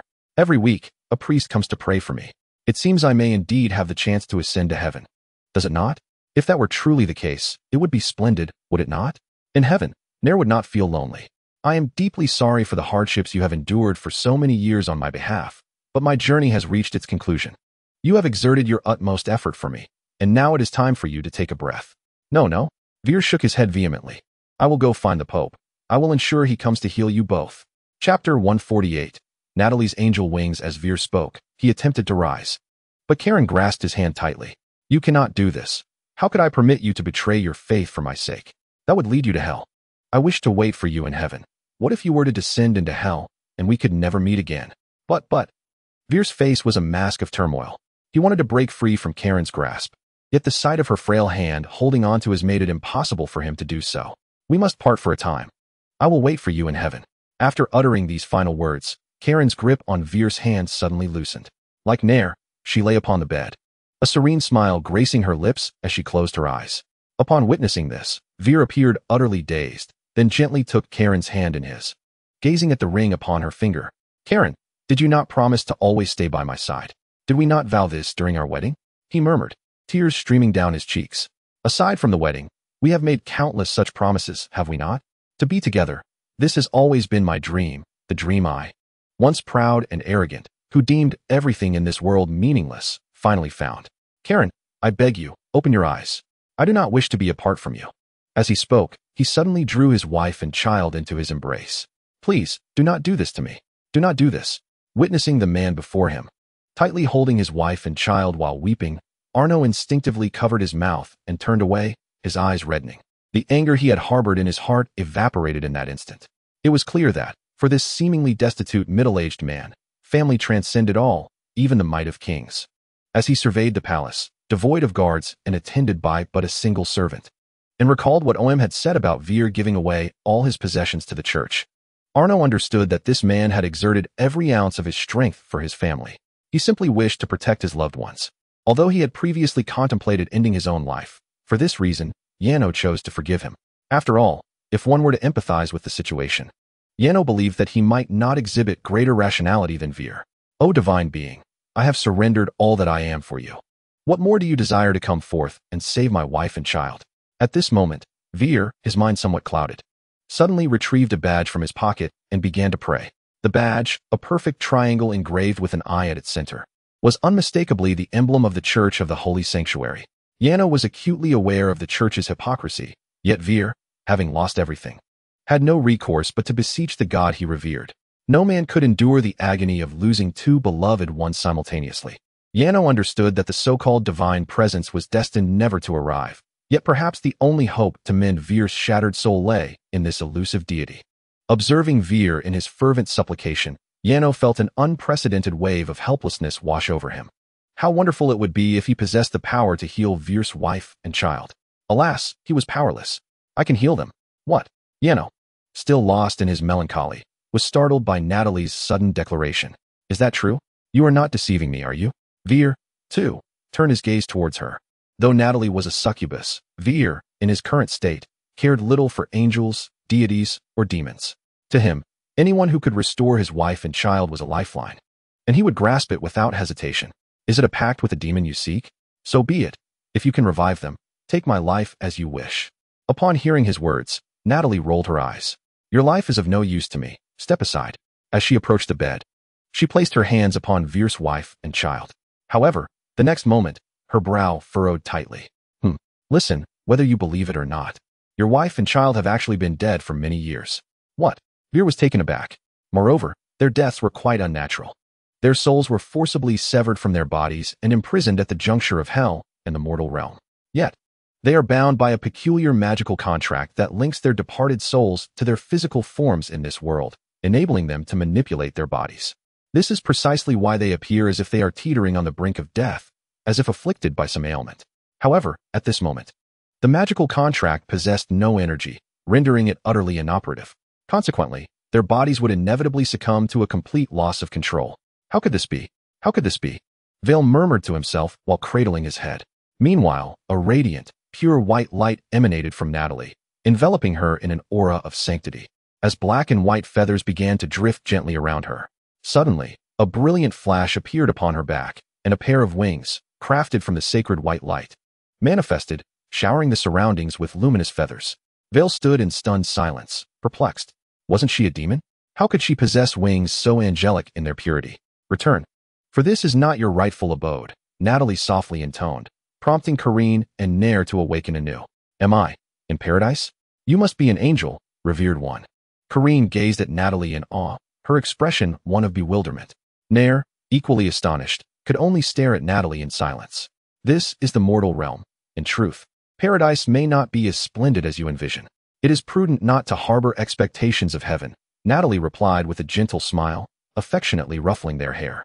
As she spoke, a surge of white light emanated from her hands, flowing into their bodies. Their once emaciated forms began to visibly regain their vitality. Chapter 149. No longer dominated by thoughts of Natalie. Very well. I have replenished your bodies with some vital essence, bringing you to a state of perfection. It required considerable effort, so you ought to express your gratitude, Natalie remarked. Just as her words concluded, before Kareen and Nair could react, Vale suddenly knelt before Natalie, bowing his head deeply to the ground. Thank you. I am profoundly sorry for all I have done to you. I do not dare to hope for your forgiveness, but I am willing to offer you everything I possess. Whatever you require, I shall comply. Please, I have no need for your assistance. I can manage on my own. Natalie replied dismissively, waving her hand in disdain. Were it not for my sweet and benevolent heart wishing to help you, I would not have bothered. However, she glanced at Kareen and Nair, and her previously disdainful expression transformed into a gentle smile. Seeing them restored to health brings me joy. If you wish to repay me, then do look after them more attentively. Do not allow any ill-intentioned individuals to cause them harm again. Upon hearing Natalie's words, Vale abruptly lifted his head. Ms. Natalie, who are those nefarious individuals you mentioned? And what do you mean by saying that my wife and son have been dead for many years? What is this about their souls being imprisoned? 7 years ago, their souls were separated and have remained captive ever since. During this time, their physical forms must have been sustained by a daily intake of a certain energy element, allowing a tenuous connection to exist between their imprisoned souls and their bodies, resulting in a state of living death. This is all the information I have gleaned through their bodies. As for the specifics, I leave that to your imagination. One must wonder why those responsible for this torment would go to such lengths. What purpose is served by leaving someone in such a wretched state? As Natalie spoke, her fists clenched slightly. 7 years. Vale echoed this key phrase, pausing in contemplation. Then his expression suddenly hardened, and he rose swiftly. Karina, Nair, I have discovered who has caused you such suffering for all these years. I will seek vengeance for you. Wait for me. With that, he turned to leave, only to be halted by Arno, who grasped his shoulder. Wait, let me accompany you.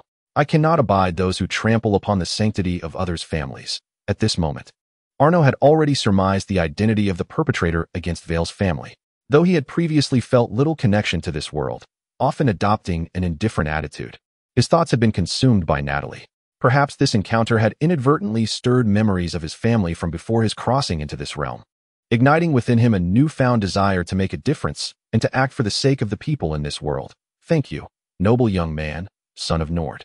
Your generosity is overwhelming, and may fortune always favor you, making your every step resound with greatness. Upon hearing Arno's words, Vale was visibly moved, gently patting Arno on the shoulder. I can never repay your kindness. I hope that this humble blessing of mine may manifest in your life. In that moment, Vale's demeanor transformed dramatically, shedding the despair of his past and replacing it with the vibrant energy of youth, as if his very words of blessing were destined to come true. At this instance, Arno found himself relinquishing the burdens of his previous grievances concerning Vale's intent to end his life. Thank you for your blessing. Now let us go, uncle, and teach those scoundrels a lesson. The scene shifted to the grandest cathedral in the Northern Kingdom. The armies of the 7 nations were gathering, preparing to assault the Lannister kingdom. How are preparations on your end? Draped in a golden-trimmed white robe, the Pope reclined on a leather sofa, clutching a crystal from which emanated the voice of a man. It won't be long now. I have severed the supply of medication to Vale's wife and son, and he will soon come seeking me. Therefore, you need not worry about the army of the North. They will ally with the Seven Kingdoms to assault the Lannister kingdom. With those words, the Pope set the crystal aside and resumed his repose on the leather sofa.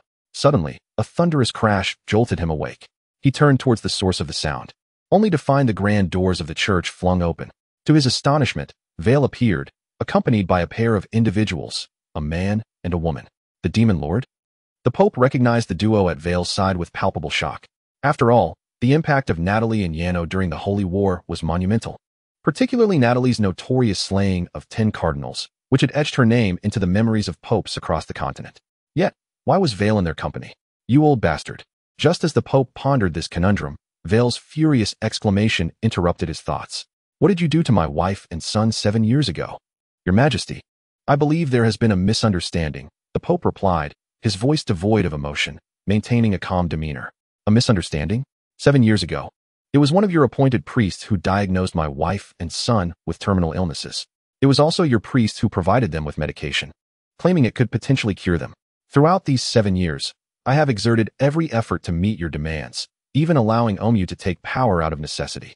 Yet today, Omu was nearly killed by your priest, and the people are clamoring for him to relinquish power, yearning for you, this old fool, to govern the nation. Piecing together these events, the truth became evident. Do you think me a fool, incapable of discerning the reality? Upon hearing Vale's words, the Pope shook his head and pointed at Natalie. Have you been misled by her deceitful words? You must understand, the two beside you, one is a demon, and the other is the first lord of the Lannister kingdom to betray the faith. Regardless of what they may have told you, you must not place your trust in them. Chapter 150, The Shattering of the Genesis Stone. To be honest, I am genuinely curious how you remain so composed at this juncture.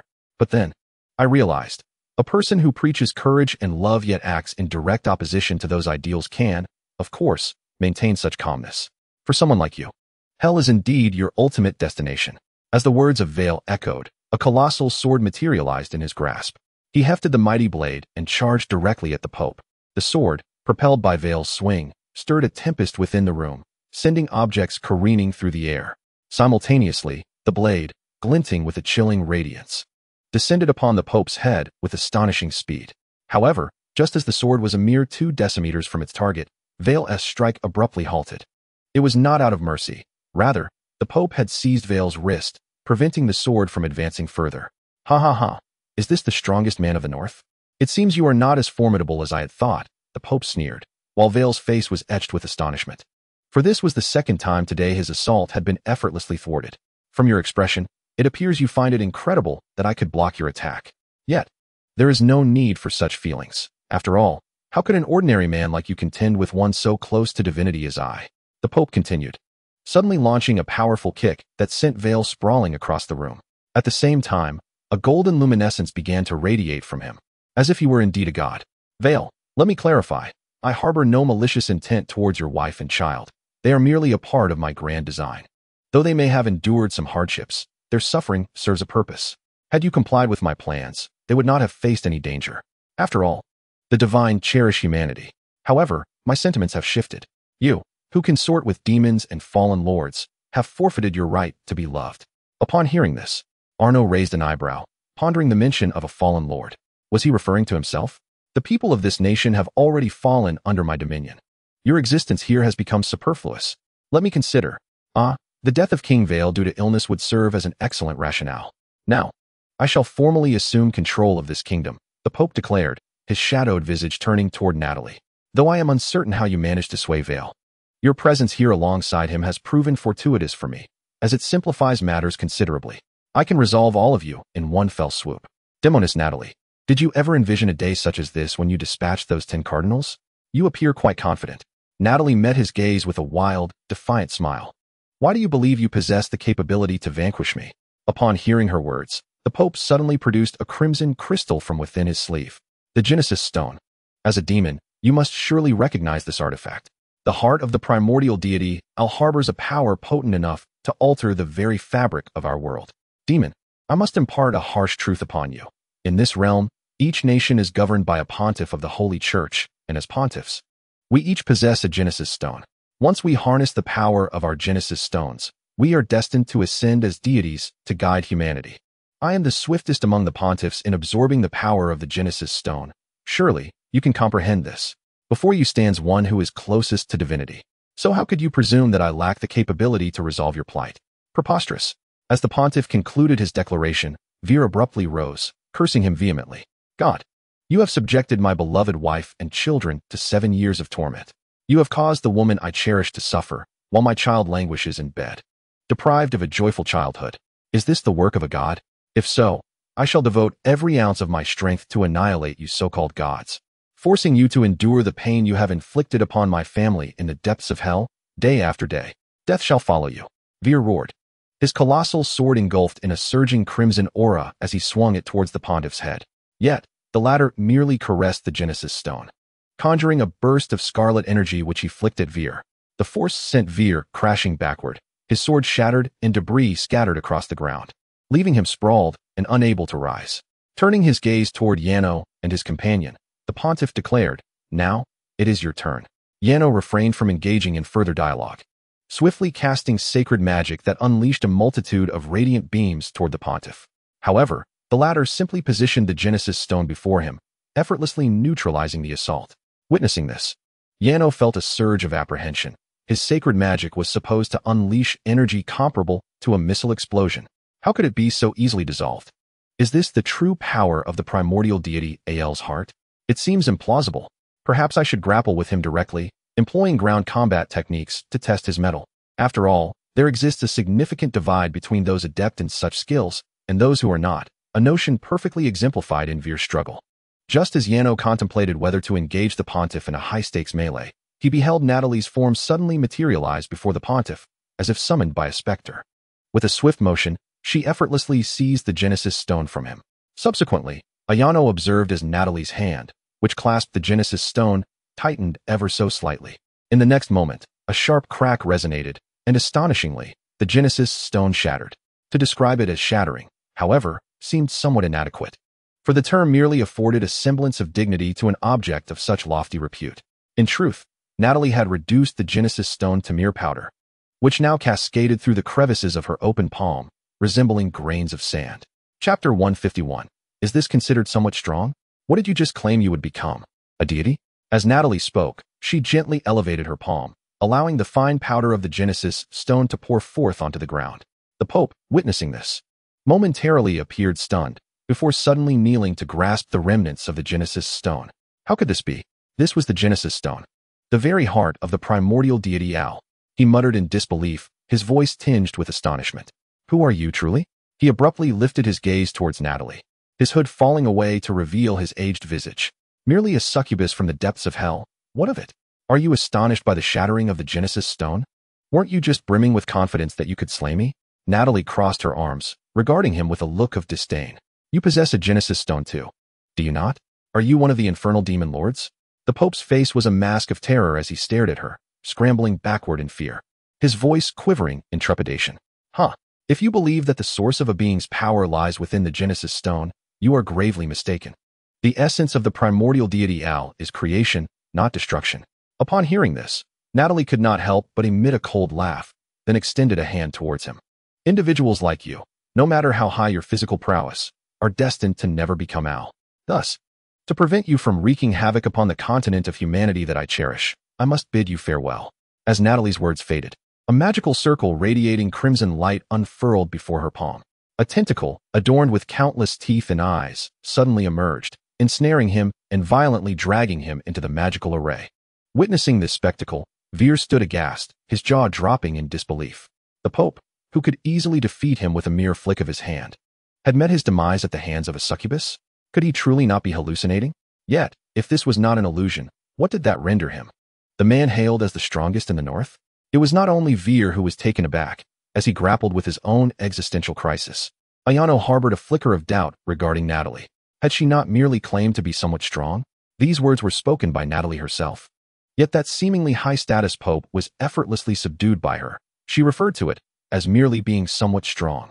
This realization sparked doubt in Yano regarding the entire power structure of the world. If Natalie were indeed only somewhat strong, then why was she capable of effortlessly defeating a Pope who even the mightiest man of the North could not conquer?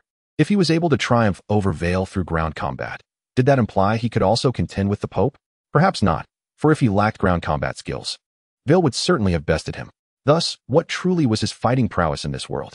Yano found himself perplexed, as the bizarre power dynamics of this world nearly overwhelmed his cognitive faculties. Time swiftly passed to the following night. Yano and Natalie found themselves in Vale's royal palace, attending the grand celebration he had organized. Since Natalie had dealt with the Pope the previous day, Vale had convened a national assembly in the grandest Colosseum of the North. In this assembly, Vale publicly denounced the vile actions perpetrated by the church against his family, citing the church's attempts to usurp royal authority. He decisively expelled the church from the north, much like the Lannister kingdom, even ordering soldiers to demolish churches nationwide. Furthermore, Vale executed a considerable number of nobles who had allied with the church and pressured OM to cede power to it. He also issued a new edict, proclaiming his intent to reclaim authority. This assembly was recorded on expensive memory stones and disseminated across the north. One cannot help but commend Emperor Vale of the North for his swift and decisive actions. Despite being out of power for 7 years, he still retained a formidable status in the hearts of the northern people. Although the populace had previously been incited by ill-intentioned individuals to support the Pope, upon witnessing the evidence of the church's malevolence and their collusion with nobles to seize control of the nation, they promptly shifted their stance and even joined the soldiers in demolishing churches. Those priests who failed to grasp the gravity of the situation and continued to incite the masses met with a grim fate, as the people wielded axes against them openly in the streets, exhibiting an even greater ruthlessness than the Lannister kingdom. After all, the Lannister kingdom did not possess a populace as militarized as that of the North, where every citizen was armed with an axe. As for Yano and Natalie, they were rewarded by Vale for their assistance in uncovering the church's intentions and alleviating the national crisis, being gifted a northern estate and even bestowed the title of Duke of the North. This conferred upon them noble status in 2 kingdoms, a historical first. In the present day, it seems that aside from Yano, there is no other individual on the entire continent who possesses land in 2 distinct nations. Yano, I am Swinjar, the commanding general of the North. I have long heard of your triumph in a one-on-one duel against my most esteemed opponent, Emperor Veer. I wonder if you would be willing to engage in a contest with me as well. At this moment, during the nocturnal banquet, Yano was still playfully feeding Natalie, savoring exotic delicacies. Suddenly, he was approached by a burly man extending a challenge for a duel, leaving Yano feeling quite helpless. I mean, look at your size, uncle. You're 2 heads taller than me. How could I possibly fight you? Haha, do not be modest. Veer is 2 heads taller than you, yet you managed to defeat him. Did you not? This remark left Yano even more speechless, as he genuinely believed his victory over Veer was merely a stroke of luck. Why not give it a try? I would love to witness once more my darling's remarkable combat skills. Natalie chimed in with a smile, her eyes sparkling with anticipation. Is that so? Then I shall see how I fare against him. Although feeling a twinge of apprehension, Yano could not refuse Natalie's request, so he acquiesced. The 2 promptly made their way to the makeshift arena designated for duels within the banquet hall. Do not question why there is an arena at a banquet.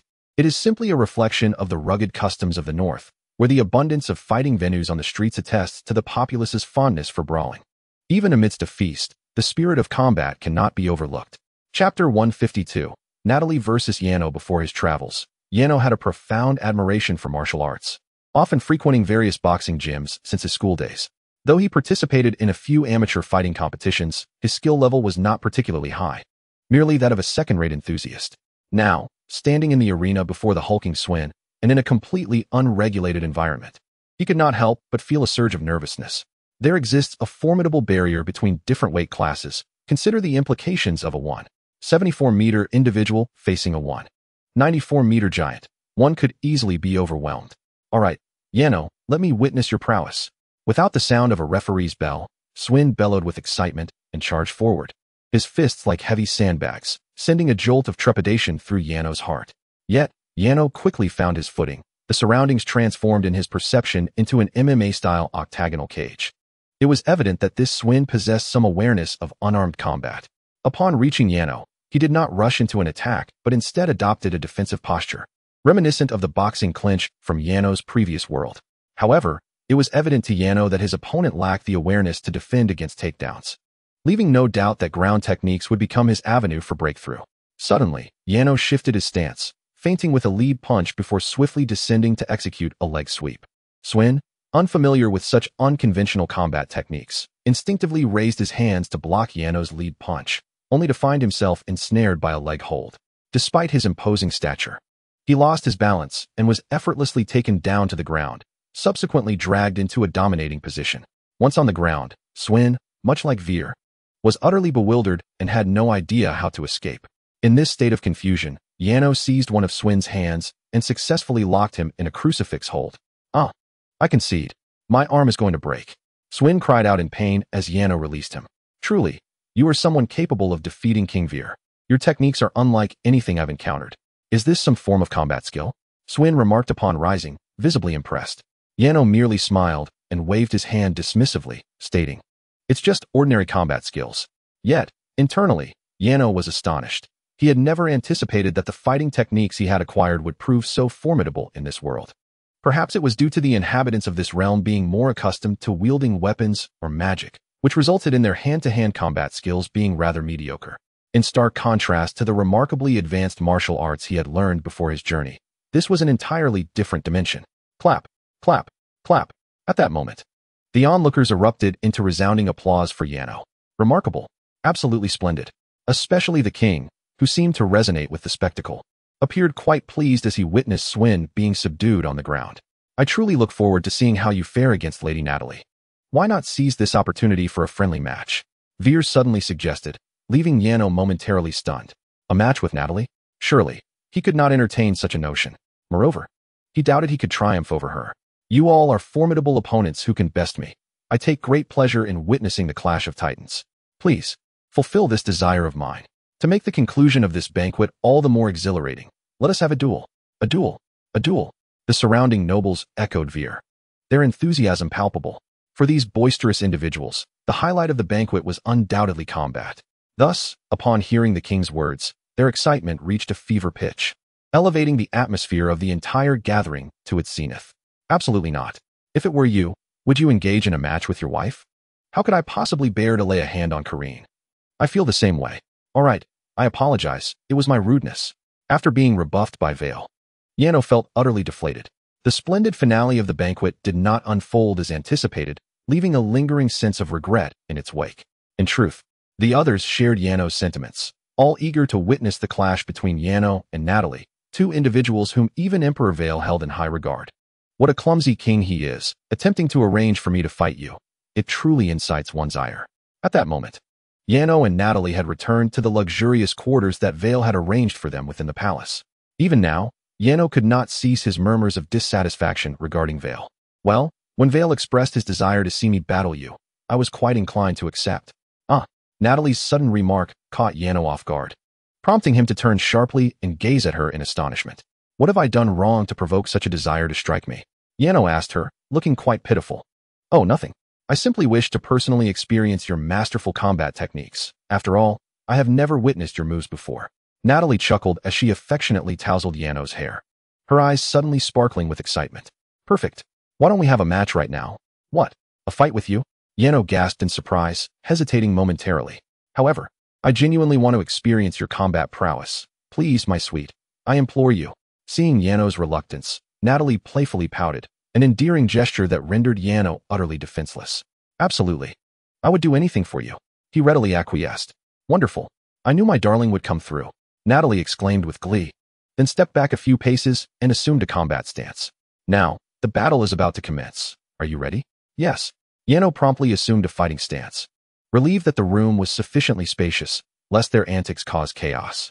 "Remember to go easy on me when you strike." Once in position, Yano nervously cautioned Natalie.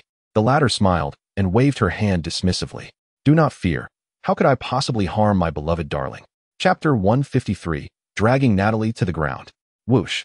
As soon as Natalie finished speaking, she moved like a wraith, appearing before Yano in the blink of an eye. Yet, Yano had never encountered an opponent with such swift advances and instinctively recoiled 2 steps in fright. Is there a coach available to instruct him on how to contend with an opponent that moves like a ghost? He had never learned this before his transmigration. However, at this moment, Natalie did not launch an attack against him. Instead, she continued to wear a cheerful smile as she gazed at him. "I am quite eager to see what combat skills you will employ. Boys shouldn't be so timid." Well then, since Natalie had spoken, Yano resolved to gather his full concentration and unleashed a remarkably swift jab aimed directly at her cheek. Yet, just as his fist was about to make contact with Natalie, he hesitated. Could he truly strike such a beautiful face, One meant for kisses rather than for blows? Unable to bring himself to follow through, Janos swiftly altered his approach, transforming the intended jab into a feint before he bent down, attempting to execute a takedown. Once he grasped Natalie's incredibly resilient waist, Yano effortlessly disrupted her balance, sending her crashing to the ground. "Oh, hee," Natalie exclaimed softly, but instead of retaliating, she smiled gently and affectionately stroked Yano's head. However, upon bringing Natalie down, Yano was momentarily taken aback. The instant she hit the ground, she immediately wrapped her legs around his waist. In fact, this was a correct maneuver in ground fighting. After being taken down, one should indeed use their legs to secure their opponent's waist to limit their movements. Yet, alas, his opponent was Natalie. If she were to lock her legs around him, the situation would undoubtedly become rather delicate. "Oh, sweetheart, if you intend to use this fight as an excuse to play games with me, there's really no need for that. We can have our fun first before we begin." At this moment, Natalie, lying on the ground, suddenly furrowed her brow, then adorned her face with a captivating expression, licking her lips as she looked at Yano and offered this reminder. "That is not it. This is ground fighting. To avoid being perceived as a lecherous individual." Yano hurriedly clarified. "But you did touch me," she replied, placing her hand delicately against her lips, her breath slightly hurried, and her cheeks blushing with a hint of crimson. Hearing this, Yano felt a surge of helplessness. Could he claim it was an unavoidable reaction? Being embraced by the woman he adored would undoubtedly provoke a response. To prevent this innocent bout from transforming into something more complicated, Yano promptly shifted his position, deftly maneuvering one leg out from under Natalie and seizing her hand to attempt a crosslock. Yet, unlike his previous opponents, Natalie was quick to resist. She swiftly withdrew her captured arm and executed a roll, managing to pin Yano down beneath her. "All right, my dear, how shall you handle this now?" After turning over, Natalie straddled Janos, looking down at him as she spoke. Indeed, as she mentioned, with her towering height of over 1.8 meters, Janos found himself in quite a precarious position beneath her. Had this been the arena of her previous life, his opponent would have already begun to rain down punches upon him. Yet, at this moment, Janos could not help but gaze at the chasm before him, the fragrance emanating from Natalie momentarily causing him to forget about counterattacking. Escape? Being knocked out? Please. To be bested by Natalie in such a position would be the most blissful fate in the world. What is wrong, darling? Don't tell me you're at a loss, Natalie teased, noticing Janos's lack of response, a hint of amusement in her tone. At a loss? Impossible. Her words jolted Janos back to his senses. It was a rare occasion that Natalie showed interest in his combat skills, and he couldn't disappoint her. Casting aside the distracting thoughts, Janos swiftly executed a bridging maneuver. This move, known as a bridge, disrupts the opponent's balance by forcing them to lean forward. At that moment, Natalie found her center of gravity compromised, and she instinctively leaned toward Janos's cheek, her form teetering precariously above him. The abyss-like chasm now enveloped his face, causing his heart to race even more. However, he did not succumb to the moment. Instead, he quickly turned to the side, further destabilizing Natalie and successfully maneuvering one leg into position. Seizing the opportunity, Janos bridged once more, hooking his leg over Natalie's shoulder and beginning a triangle choke submission. Yet, her response rendered the contest untenable. "I can see my darling is having a hard time holding back. Perhaps I should help you with that?" I can't take it anymore." Upon hearing Natalie's words, Janos completely lost control. Time passed, and before long, it was the early hours of the morning. Yet, amidst the stillness of the world, where everyone else had succumbed to slumber, the battle between Janos and Natalie was only just concluding. Lying on the bed, Natalie gazed at Janos with sultry eyes. "Sweetheart, I must remind you, never employ those combat techniques against women. I only do that with you. It's clearly you who always acts recklessly. If it were someone else, it wouldn't have escalated to this point." Hearing Janos's words, Natalie couldn't help but cover her mouth, bursting into a delightful peal of laughter. "I was merely teasing you. Indeed, if the opponent were not me, but someone else, regardless of gender, they would likely be driven to despair by such cunning techniques. Yano, do the people in your world possess these skills?" Chapter 154, To Grow Stronger. One must, not to that extent. The combat techniques I employ are collectively referred to as mixed martial arts, a discipline practiced primarily by fighters who compete in matches. Most individuals train merely for self-defense.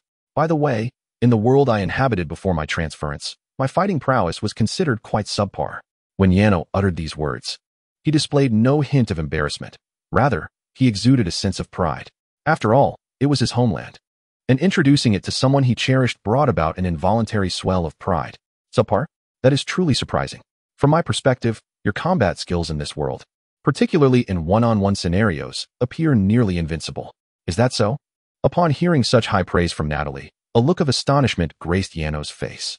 However, if the opponent's strength surpasses yours significantly, those techniques may not be as effective. Yet, this revelation unveils a new possibility within you, my little darling. You must engage with me more often. The sudden shift in conversation almost caused Yano to choke on his own saliva. Wait, what does that have to do with anything? Yano inquired, perplexed. Of course it does. You have formed a living contract with me. And the primary purpose of this contract is to enable both parties to continuously strengthen one another. Therefore, if you aspire to achieve true invincibility in one-on-one combat and wish to become my flower guardian, you must engage with me daily. As Natalie spoke, she gently tapped Yano's lips with her fingers and then caressed his cheek with an expression of tender affection. Naturally, I do not wish for my little darling to fight frequently, for I would be heartbroken if you were injured. Thus, allow me to protect you. That will suffice. However, even if you do not wish to grow stronger, you must still be with me every day. I care not whether you desire strength or not. This is non-negotiable. I understand. Yano responded, feeling a slight flush on his face. He considered himself relatively open-minded, yet Natalie's level of openness was indeed remarkable. How does she manage to utter such straightforward declarations without the slightest hint of shyness? Yano couldn't help but feel a twinge of embarrassment on her behalf. The scene transitions to the desolate realm of Lannister. Yes, combat techniques are indeed like this, mastering offensive forms and then unleashing power in an instant. In the palace courtyard, Yalin tightly gripped his half-sword, instructing Ivan in the art of combat. Ivan followed Arian's movements and wielded his long sword with precision, his actions devoid of any superfluous gestures. Arian couldn't help but display a hint of admiration on her face upon witnessing this. Impressive. I must say, you possess remarkable talent.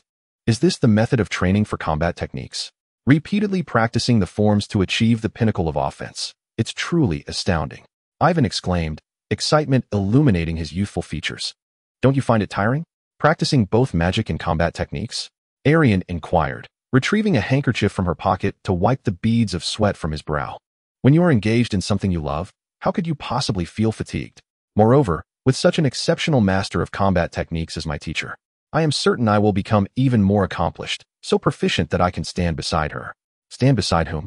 Arian prompted, to which Ivan hastily shook his head. Very well. Let us proceed.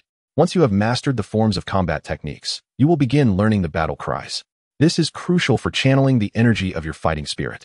The language of battle cries varies across different regions, with each locale possessing its unique dialect. Since you were born in Lannister, you will naturally need to learn the battle cry language of the Kingdom of Lannister. This is the comprehensive guide to Lannister battle cries that I prepared for you last night. As Arian spoke, she produced a notebook and handed it to Ivan. You must memorize all the battle cries within, and not a single pronunciation can be incorrect. Otherwise, you will be unable to summon your fighting spirit. Without the ability to channel your fighting spirit, you cannot effectively engage in combat techniques.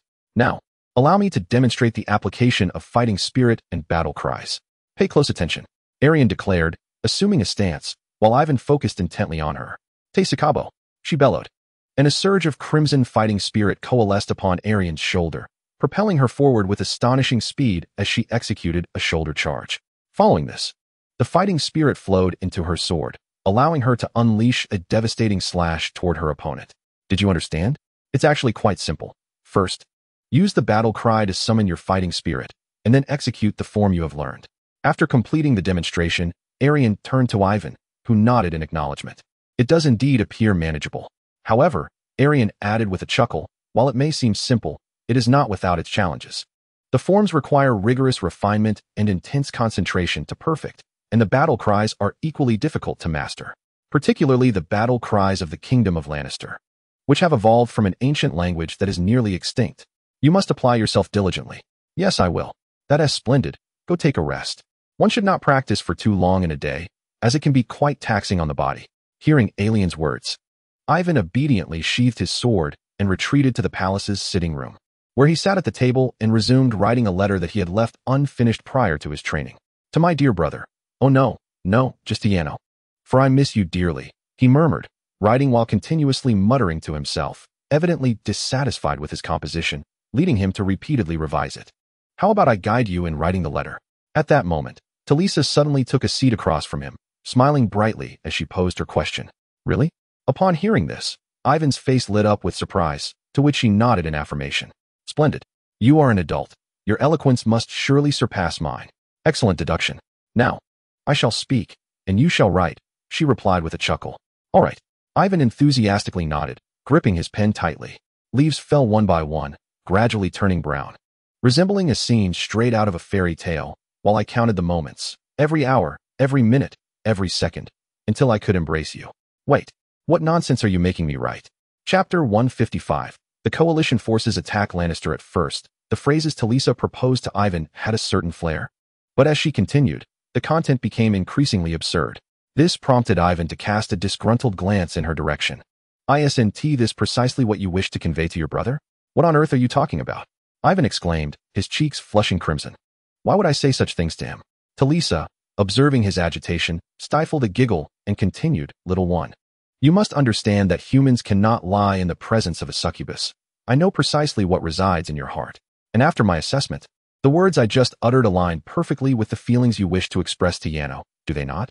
Faced with Talisa's knowing gaze, Ivan's cheeks burned to the roots of his ears, his head seemingly steaming. This is outright cheating, Ivan muttered, quickly bowing his head, unable to meet Talisa's gaze, stealing only occasional glances at her.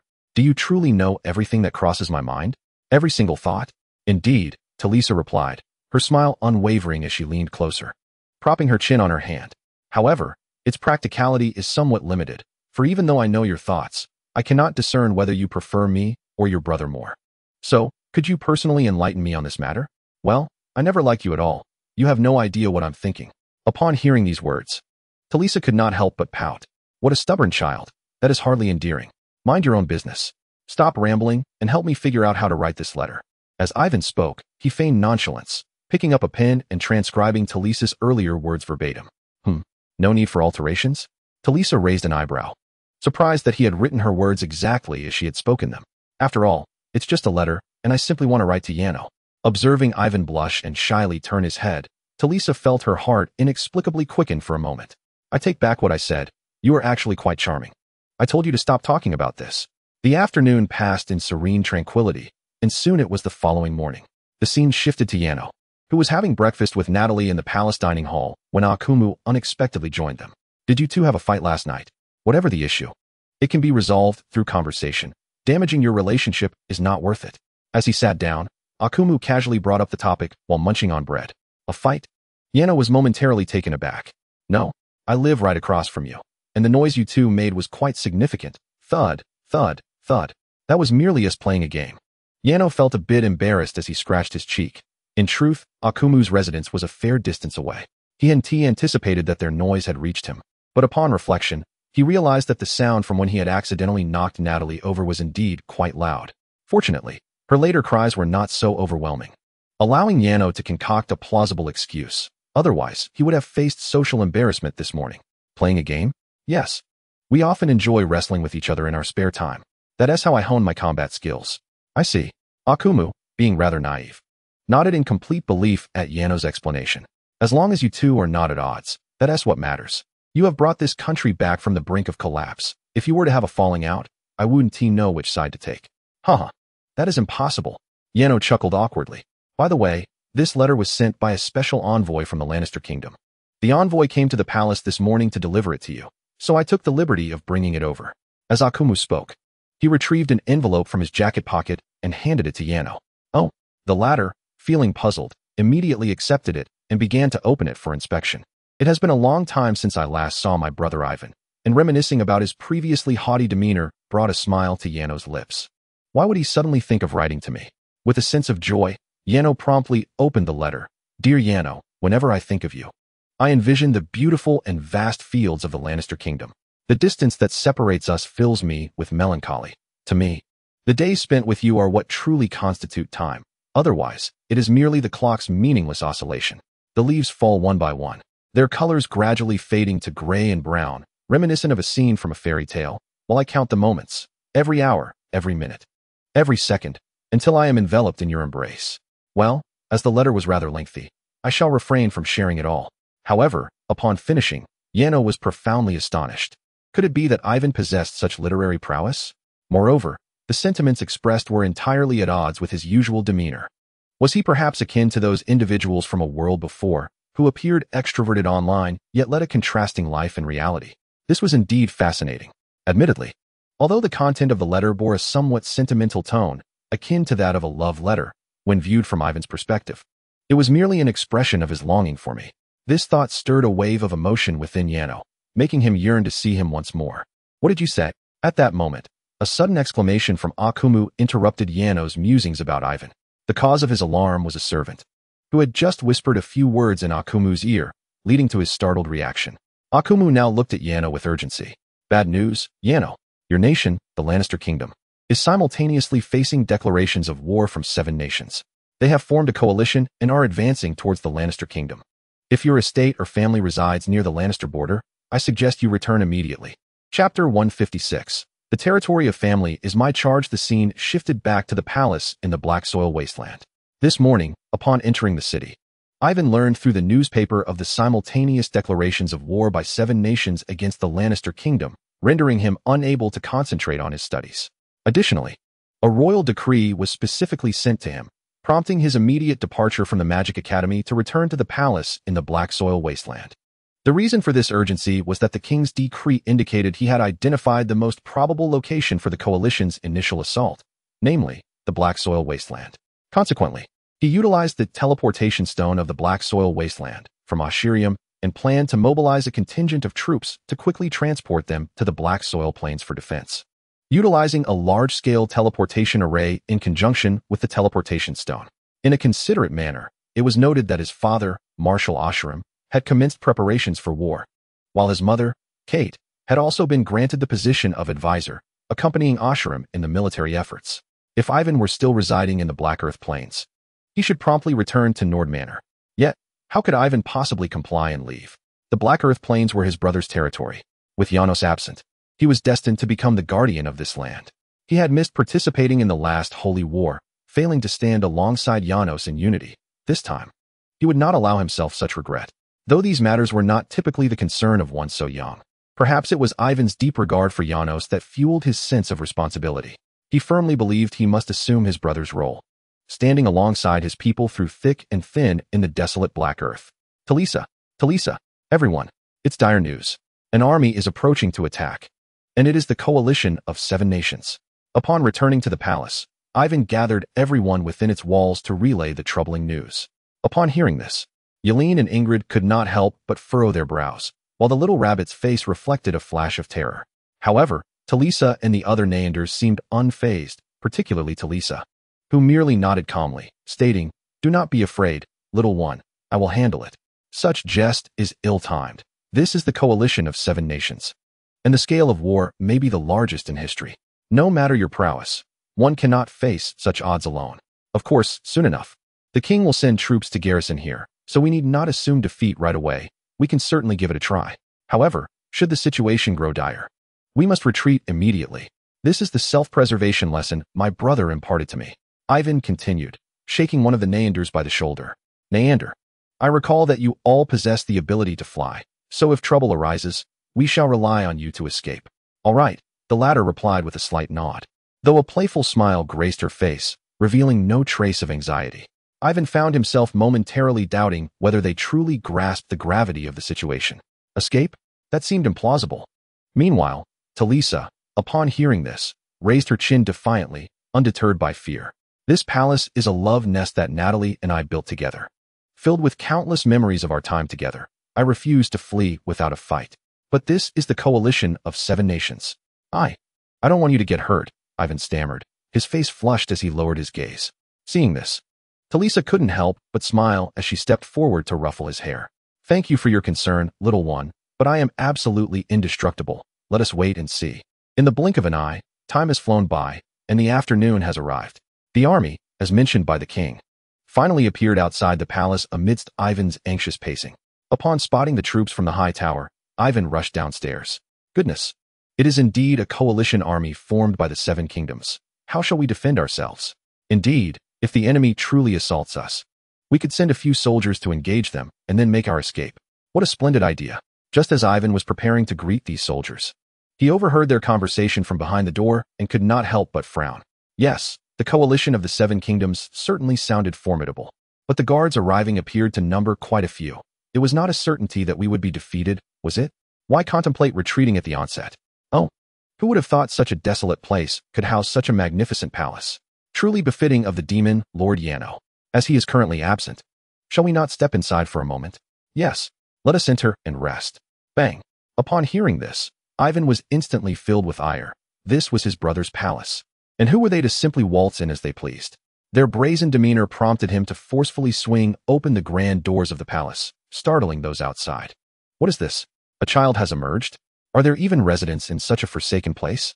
However, it was fortuitous. Child, allow us to enter and prepare some refreshments for us, for I am Count Malagor. The esteemed nobles beside me also hold significant titles, particularly this gentleman, the renowned Duke Gerda. A stout, middle-aged man proudly introduced himself before proceeding to tout the merits of the man beside him like a dutiful lackey. Given our status, your reception of us would be an honor for you, as well as for your master, Yano. Malagor continued his self-satisfied introduction. But Ivan suddenly produced the noble insignia from his pocket and affixed it to his chest. I am Yano's brother, Ivan Dragna.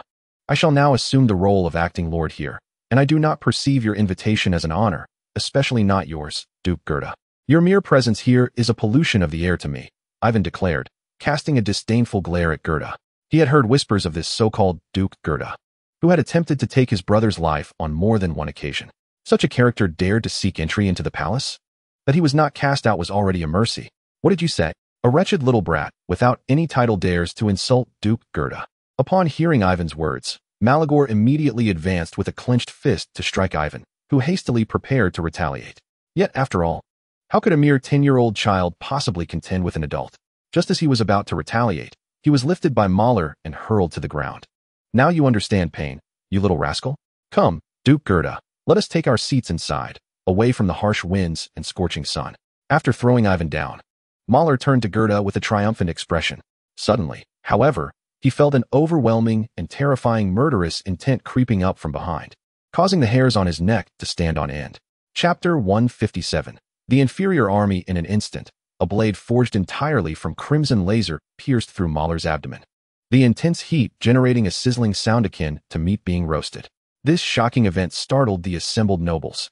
Almost immediately, the red laser blade was thrust upward, cleaving Mahler in two, his body collapsing to the ground with a resounding thud, blood pooling around him. The figure responsible for this act, Teresa, soon came into view. After dispatching Mahler, she approached and picked up Ivan, gently wiping the dirt from his body while casting a stern gaze at the nobles. If you dare to lay a hand on him again, I shall slay every one of you before the enemy arrives. What did you say? A few nobles furrowed their brows upon hearing her words, contemplating a reprimand for this insolent woman. Yet they were halted by Duke Gerda. Stand down and set up camp. But Duke Gerda, I command you to set up camp. Do you not hear me? Though the nobles appeared disgruntled, they complied with Gerda's order and departed to establish their encampment. Duke Gerda cast a lingering glance at Teresa before turning away. Are you all right, little one? Does anything hurt? After watching the nobles leave, Teresa pressed a button on the hilt of her sword, causing the crimson laser blade to vanish. She gently stroked Ivan's head. Her eyes filled with concern. The boy merely shook his head and smiled back at her. I'm fine. Thank you for helping me just now. Heh. If only you were this straightforward all the time. Teresa chuckled softly, and upon hearing her words, Ivan's face flushed with color. Mind your own business. I'm going back. He adopted a haughty demeanor before turning to dash towards the palace. Teresa, witnessing this, could only follow with a resigned smile. Meanwhile, back with Duke Gerda, a noble protested. My lord, are we truly going to let this slide? That woman has killed Mahler. The drums of war are about to sound, and it would be unwise to provoke a confrontation with him. If the war correspondents mingling among the soldiers were to learn that we are embroiled in a civil conflict before the war even commences, the situation would become far more dire. As Duke Gerda spoke, he clenched his fists resolutely. Yet, I shall not allow this matter to rest. I have devised a plan. Once the war begins, we shall retreat strategically, allowing the enemy to invade the palace. If they wish to prevent the palace from falling, that woman will undoubtedly take to the battlefield, and at that moment, we shall seize the opportunity to eliminate him. Moreover, it will not be just her. I could also take advantage of the ensuing chaos to deal with Janos's brother, ensuring that he comprehends the consequences of provoking me. The nobles, upon hearing these words, cast admiring glances toward him. Truly, Duke Gerda is remarkable. He is indeed the embodiment of a cunning strategist. Time swiftly passed into the afternoon. Ivan, who had been waiting atop the tower, now beheld a vast army surging toward the Black Earth plains. The various flags raised among the troops indicated that it was undoubtedly the coalition of the Seven Nations. Alas, they have arrived. It is the Seven Nations coalition. Let me go? We cannot win. I do not wish to die here. I have yet to marry. Soldiers stationed before the palace, upon sighting the coalition, could not help but cry out in panic while attempting to flee. Yet, they were thwarted by their comrades behind, rendering escape impossible. Anyone who dares speak of retreat and disrupt the morale shall face immediate execution. You worthless commoners, it is your fortune to accompany me to the battlefield. To die for my cause is your greatest fortune, bellowed a figure clad in full armor, bearing the insignia of a count. Hearing this, the frontline soldiers, previously intent on fleeing, suddenly surrendered to despair, standing frozen as if they had accepted their fate.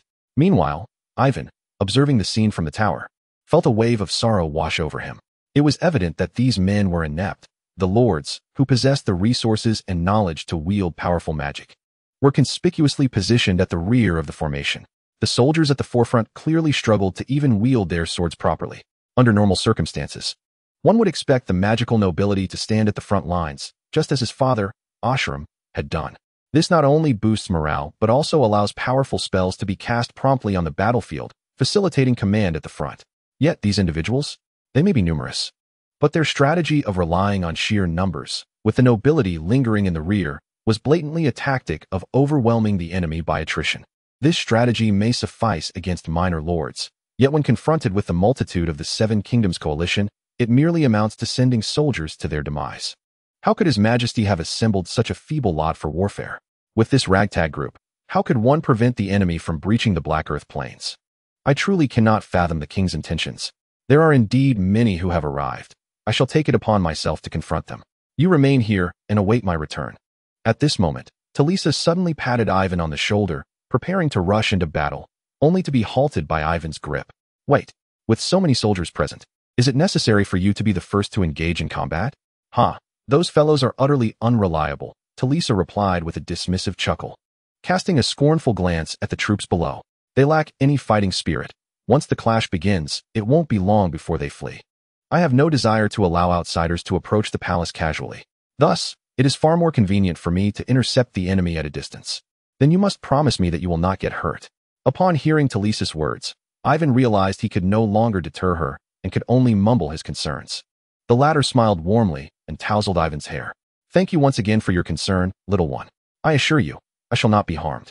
With that, she leaned in closer to Ivan's cheek as if to do something, but abruptly halted and leaped from the tower, leaving Ivan in a state of bewilderment, pondering what Talisa had intended to do or say. Chapter 158. Hidden intentions. As Talisa leapt from the tower, just before landing, the high-heeled shoes she wore emitted a series of mechanical clicks and whirs. Instantly, the heels transformed into futuristic white battle boots that enveloped her calves. The soles of the boots erupted with crimson flames, generating a powerful thrust that allowed Talisa to float gracefully in midair.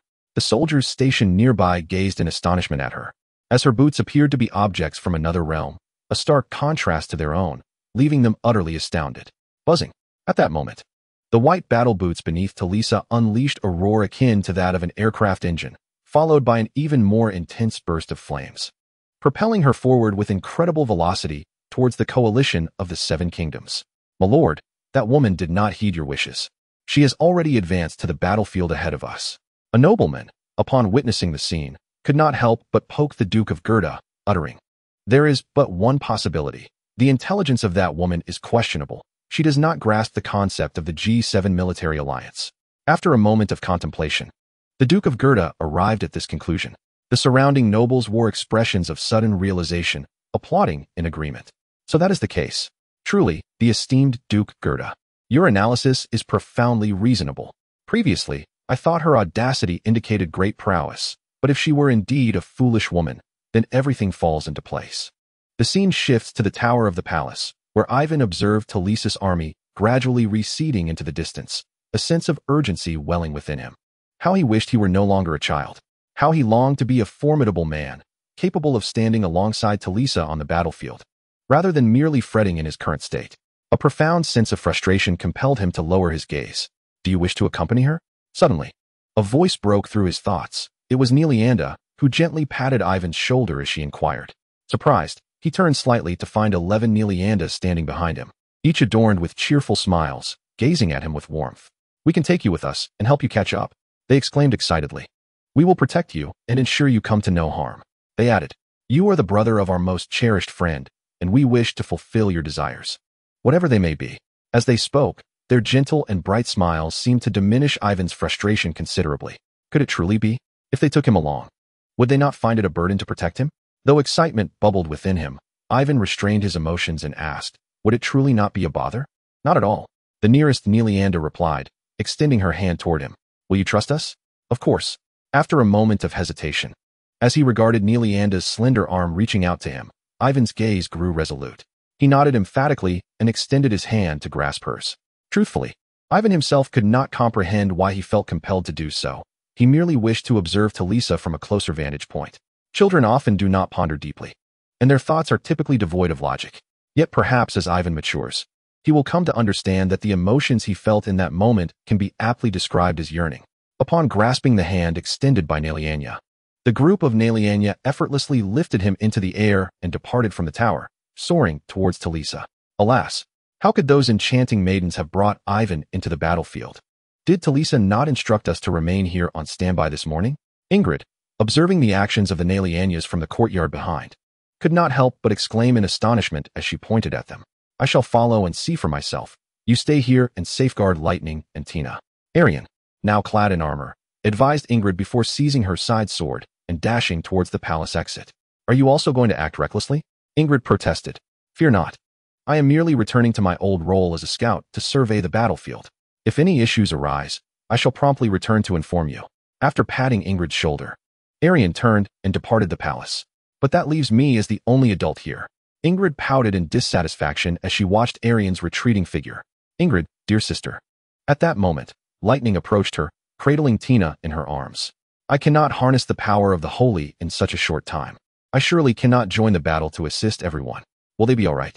Looking into her large, watery eyes, Ingrid gently patted her head in reassurance. Do not worry. Besides, war is not something for someone of your age to experience. Stay here obediently. You must understand that Sister Talisa is a formidable demon. With her presence, we shall certainly be safe. Look, so many wasteland fairies. And it seems they are taking that little scoundrel to the battlefield. Meanwhile, outside the palace, a nobleman, while patting Gode's shoulder, pointed at the flying wasteland fairies and exclaimed in astonishment. I can see them, Gode replied, rolling his eyes. Is it truly necessary to strike me so hard? That grip is quite painful. However, compared to this discomfort, Ivan's journey to the battlefield captured the Duke's attention even more. How peculiar. If that woman is foolish enough to venture into battle, what could possibly motivate that little scoundrel? Even with 11 wasteland fairies, they cannot contend with such a large army. He murmured to himself before suddenly raising a finger towards Ivan. Let us follow him to the front lines. He may have sensed our intentions and plans to escape while we are away from the forefront of battle. Chapter 159. Talisa, my favorite, oh heavens. Look, that woman must be from Viscount Yano's retinue, but has she lost her mind? Why rush to the front lines? Perhaps it is due to her enchanted boots that breathe fire. Such exceptional magical gear could very well be her source of courage. Do not jest, even with magical equipment. What does it matter? Our adversaries are the coalition of 7 nations. This is nothing short of courting death. At this moment, many within the military formation exhibited expressions of astonishment upon witnessing Talisa soaring through the air. Ha ha ha. I truly hope she possesses the prowess of Viscount Yano. That way, she might hold her ground a bit longer, allowing me the opportunity to flee. What a splendid idea. This world is in dire need of such impetuous fools. Ha ha. Simultaneously, there were those among the ranks who, failing to comprehend Talisa's actions, found amusement in mocking her.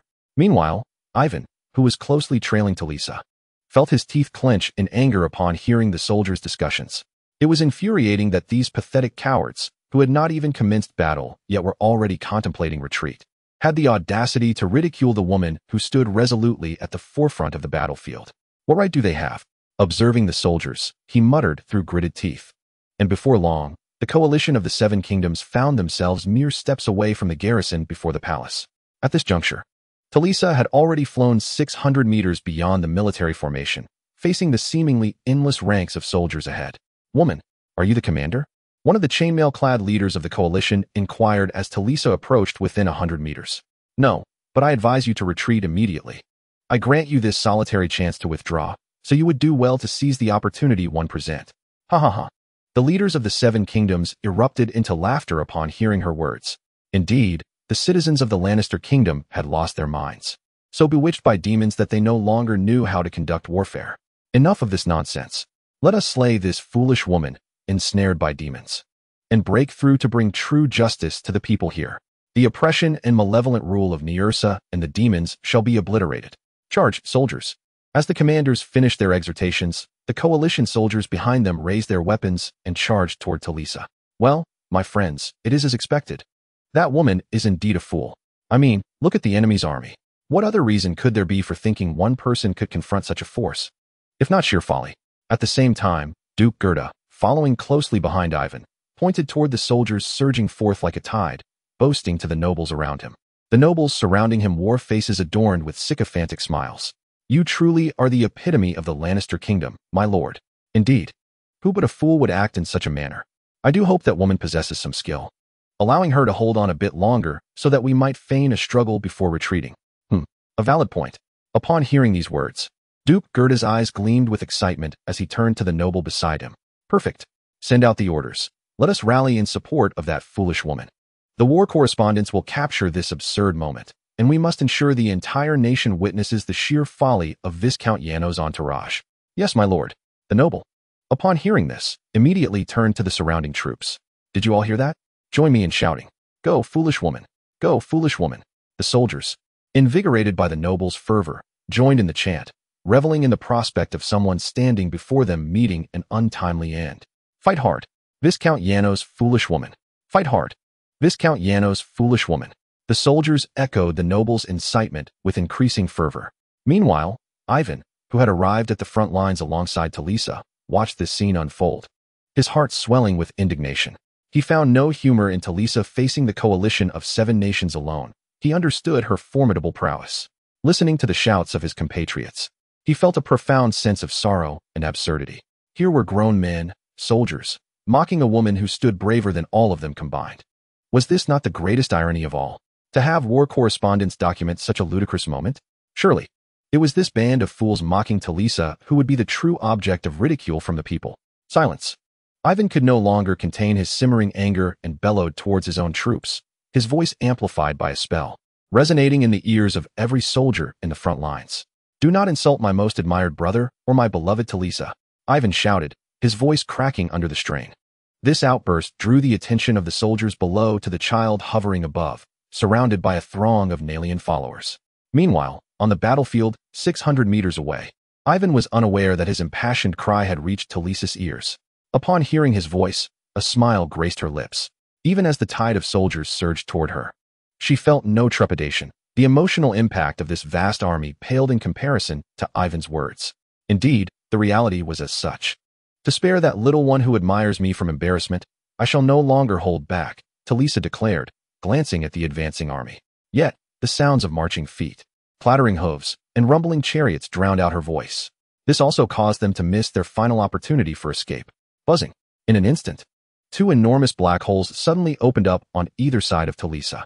Immediately, the G7 coalition beheld a relentless stream of armored iron warriors emerging from the void, descending upon the land. Chapter 160. Talisa's iron deluge. As a cacophony of clanking sounds resonated, those seemingly innocuous iron beings underwent a dramatic transformation. Some sprouted massive and formidable blades from their arms. Others bristled with sharp spikes, while some were adorned with crimson lasers. In some, these armored entities varied greatly, appearing to be inexhaustible as they leapt forth from Talisa's black holes, forming a serpentine line to confront the advancing soldiers. Upon witnessing these previously unseen, peculiar iron figures, the G7 coalition could not help but halt their assault. After all, it is an instinctive response for humanity to feel trepidation and act cautiously in the face of the unknown. Demons. They are demons. They have horns. Simultaneously, the soldiers observed that Talisa, hovering above, had suddenly sprouted a pair of horns. Such features were characteristic of demons, further intensifying the coalition's fear. Calm down. Let us not forget our purpose. We have come to Lannister to vanquish demons, to rescue those ensnared by their malevolence. Charge forth, soldiers. One demon alone cannot conquer us. Those who vanquish the demon shall earn unparalleled glory. The commanding officer swiftly proclaimed through amplification magic, stabilizing the morale of the troops. Magical archers, bring down that demon. With a wave of his hand, a chorus of whistling arrows surged forth, each imbued with various magical elements, aimed squarely at Talisa. However, from the black hole beside her, two iron spheres suddenly emerged, emitting beams of crimson laser that effortlessly shot down all arrows that approached Talisa.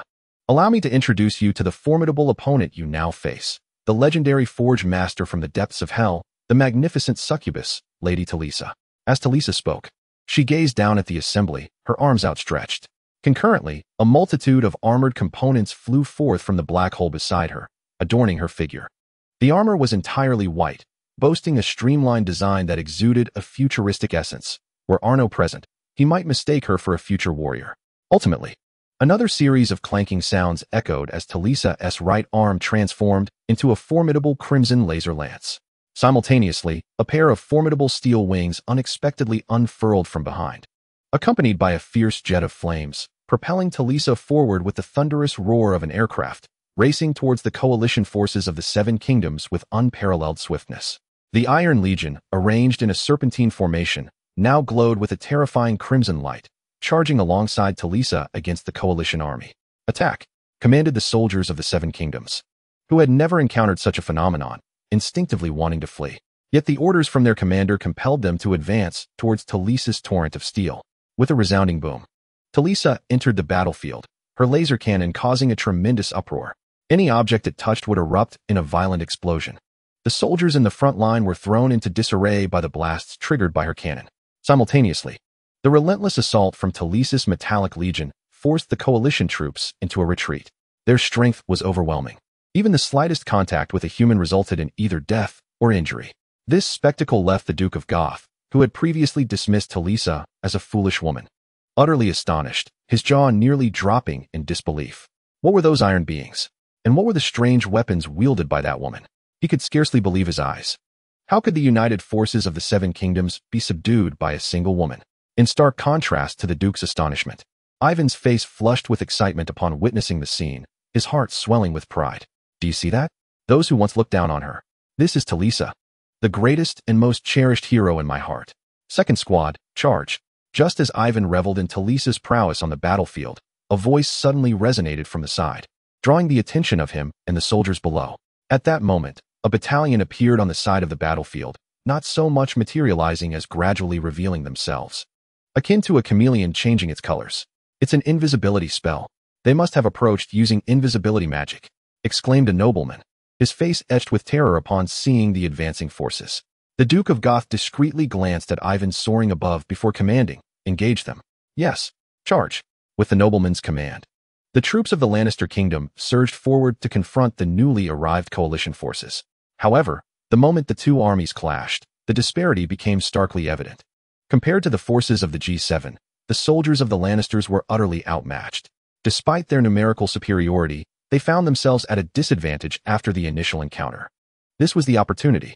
You shall perish.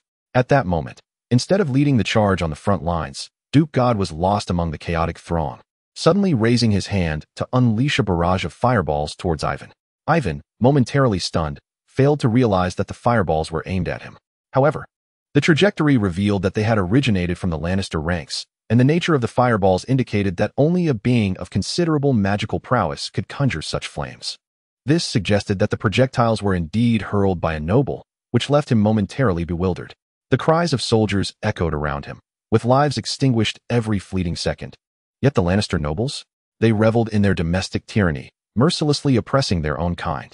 Even in the throes of such a dire conflict, they remained indifferent to the plight of their fellow countrymen, wholly absorbed in their own survival. This realization struck a profound chord within Ivan's young heart. Chapter 161. The execution of the king by the musketeers. Just as the fireball neared Ivan, the Naiadians merely waved their hands, and an invisible telekinetic force effortlessly dissipated the fiery projectile. Simultaneously, The Naiadians accurately identified that it was Duke God who had launched the fireball from within the crowd, prompting a slight furrow of concern on their brows. How audacious! A human dares to hurl fireballs at you. I shall avenge you, one Naiadian exclaimed to Ivan, preparing to swoop down and confront Duke God. However, Ivan restrained her.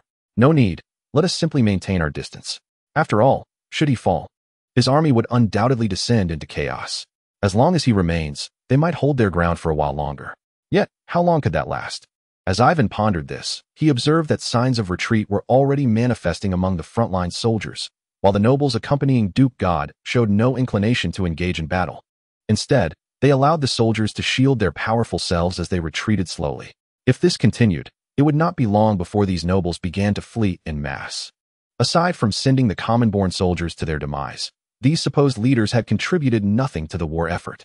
Was this truly the Duke of the Lannister kingdom? Were these individuals genuinely the nobility of the Lannisters, relying on such an army, led by these corrupt rulers? How can this nation hope to triumph against the onslaught of the Seven Kingdoms coalition? Contemplating this, Ivan found himself momentarily engulfed in confusion. His gaze shifted toward the battlefield where Talisa was stationed, and his expression suddenly changed. No, now is not the time for uncertainty. The enemy has already breached the flanks of the battlefield. If Duke Godfrey were to flee at this moment, Talisa would be encircled. In such a scenario, her safety would be jeopardized. Quickly, you must take me to Talisa at once. He urgently implored Neliando, eager to alert Talisa to flee, lest she be surrounded and trapped. Though Talisa's Iron Legion appeared formidable, should the second wave of the Seven Kingdoms coalition encircle them, the disparity in numbers would undoubtedly place her at a disadvantage. Not to mention, Ivan had yet to witness the enemy deploy war chariots or high-level sorcerers. They were undoubtedly holding back their forces. The longer this dragged on, the more perilous the situation would become. Suddenly, just as Ivan was about to soar alongside Neliando towards Talisa, a cacophony of gunfire erupted. Startled, Ivan instinctively turned to look. What met his eyes was a multitude of soldiers clad in unified red and black armor, each armed with a firearm. Most astonishingly, these soldiers, arranged in a square formation, exhibited remarkable discipline and cohesion in their movements.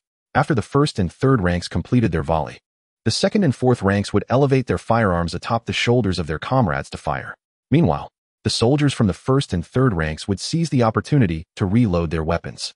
The fifth and seventh ranks, along with the sixth and eighth, repeated this operation, resulting in an unceasing barrage of gunfire, with bullets raining down like a dragon's breath, mercilessly claiming the lives of all in their path. The once unstoppable advance of the Seven Kingdoms coalition, which had been cutting through Duke Godfrey's forces, was now forced to retreat. Sniper team, prepare. Fire. A voice called out from the newly arrived army, and suddenly, a thunderous noise erupted from beyond the horizon. Countless round black iron balls descended from the sky, crashing down upon the forces of the Seven Kingdoms, instantly claiming numerous lives. Among them, one struck perilously close to Duke Godfrey, startling him. This newly emerged army clearly bore the banner of the Lannister kingdom. Why were they attacking their own? You've got it wrong. You're making a mistake. I am Duke Godfrey. I am not the enemy. After a moment of distraction, Duke Gerda hurriedly rose to his feet atop his horse, waving his arms and shouting at the ranks of musketeers through amplification magic. However, at that instant, a bullet struck his shoulder with precision, knocking him off his mount. It was indeed unfortunate that he missed his target. He recognized that the situation was fraught with peril, yet what was the harm in mistakenly injuring one's own? Was it not the same as what you had done? Just then, from the formation of musketeers, a figure emerged riding a flying vessel. It was King Nielsa. The expansive terrain of the Black Earth Plains afforded a clear view, allowing everyone to instantly recognize the individual aboard the vessel. Upon hearing this, Ivan couldn't help but raise an eyebrow, pondering whether the king's words were a veiled jab at Duke Gerda for casting fireballs amidst the chaos. Your Majesty, spare me. I shall never dare again. Though Duke Gerda lay on the ground, he was acutely aware that his earlier act of throwing a fireball at Ivan had been somehow perceived by Nielsa. Since the passing of the late king and Nielsa's ascension to the throne, Gerda had distanced himself from dealings with the royal family and had scarcely interacted with Nielsa. Nonetheless, he had heard whispers of the king's volatile temperament, one who would not hesitate to kill. Thus, despite being a noble appointed by the late king, he found himself compelled to humble himself and beseech Nielsa for mercy. Spare you, a beast capable of harming even a child? Do not jest. I hereby declare. I have forgotten your name, so I shall refer to you by your surname. Gerda, who has excessively taxed the Lannister kingdom, oppressed the populace, humiliated fellow nobles, and conspired to rebel. During wartime, you even sought to eliminate the heirs of your own nobility, attempting to evade your duty as a soldier, using them as human shields. As a duke, you possess no sense of duty to defend your country, and your crimes are numerous and heinous. I declare the revocation of your ducal title and immediate execution, and your accomplices shall meet the same fate. Take pride in this, for your execution shall be carried out by my own hand." As Nielsa's words echoed, he suddenly drew a firearm from behind, aiming it directly at Gerda. "Protect me. Come quickly to my aid. Whoever protects me shall be rewarded with 1,000 gold coins." Gerda shouted desperately to the surrounding soldiers. Yet, rather than rushing to his side, they recoiled, distancing themselves as if fearing they might become accidental targets of the king's aim. "No, the damned one is you. Accursed Nielsa." The realization that no one would come to his defense filled Gerda with despair. Even those who had once flattered him had vanished. In that moment of hopelessness, a frenzied thought took root in his mind. If he could just kill Nielsa, perhaps he could escape his fate. As he contemplated this, a frenzied expression involuntarily spread across his face, and simultaneously, he drew his sword, pointing it at the king. With a thunderous crack, his spell was interrupted by the sharp report of a gunshot, and Gerda collapsed to the ground with a thud. The cause was that Nielsa had shot him in the head, his white brain matter bursting forth in a gruesome display. Even if a master of healing magic were to arrive, it would be futile, as half of his head had been obliterated. The other nobles who had accompanied Gerda could not escape the clutches of death either. They were faced with two grim choices: either flee towards the king's army and be slain, or attempt to escape elsewhere, only to be hunted down by the coalition of 7 nations. "Ha ha ha. At last, I have slain you. What a thrill." The king, reveling in his triumph over Gerda, let out a hearty laugh before turning his gaze to the army he had brought with him. "Oshiram, advance in formation." "Understood." As soon as Nielsa's command was uttered, Oshiram stepped forth from the ranks of soldiers, positioning himself at the forefront. Father, Ivan, soaring high above, could not suppress a look of elation upon seeing him. It seemed his earlier worries and melancholy had been entirely unwarranted. This nation still boasted such a formidable marshal as his father. "Heavy infantry, advance. Musketeers, take positions behind. Artillery and snipers, coordinate your efforts behind the musketeers." At the front of the formation, Oshiram suddenly raised his hand in a signal and bellowed using amplification magic. From his vantage point in the sky, Ivan could clearly see the musketeers seamlessly shift into a more dispersed formation. The heavily armored soldiers maneuvered through the gaps in the ranks of musketeers, positioning themselves in front, creating a robust square shield wall. Behind the musketeers stood a contingent of heavily armored soldiers wielding formidable cylindrical weapons, forming a new battle line. The soldiers of Gerda fell back, retreating to the rear in readiness. Lannister's new era mechanized soldiers, charge with me. Following the issuance of these commands, Oshiram lifted his large shield and positioned it before him, charging alongside the front line of heavy infantry. The soldiers who had initially accompanied Gerda fought while retreating, ultimately scattering as they collided with the coalition of 7 nations. "Hold the line now. Push." Upon the clash of the two armies, Oshiram issued another command, and the heavy infantry simultaneously executed a shield charge, driving the front ranks of the coalition back by 2 steps. Immediately thereafter, these heavy soldiers drew their short spears and thrust forward, dispatching all enemies in the front line in an instant. As the heavily armored soldiers exposed themselves in a moment of attack, the rear ranks promptly positioned their shields at an angle above them, shielding the frontline warriors from the enemy's onslaught. Once the frontline soldiers completed their assault and retracted their short spears, the formation regained its original coherence, swift, unified, and orderly. From the very instant the two armies clashed, it became evident that these new soldiers were vastly superior to those brought by Duke Goth. The red capes billowed in the gentle breeze behind them, rendering this battalion of heavy infantry reminiscent of heroes. Fire! Yet, it was not solely the armored soldiers who shone on the battlefield. With another command from Oshiram, the rear ranks of musketeers and artillerymen commenced their own display of prowess. The relentless gunfire resonated like an unending symphony, claiming the lives of countless foes, while the artillery's bombardments were nothing short of astounding. With each thunderous roar akin to a clap of thunder, cannonballs soared through the air, tracing perfect arcs before crashing into the enemy's rear, triggering violent explosions. The snipers at the very back were particularly fearsome. Although their projectiles were merely spherical iron balls that did not explode, they could accurately strike the heads of enemies. Furthermore, Collisions between their shots and the artillery shells could incite even more devastating explosions, scattering lethal shrapnel across the battlefield.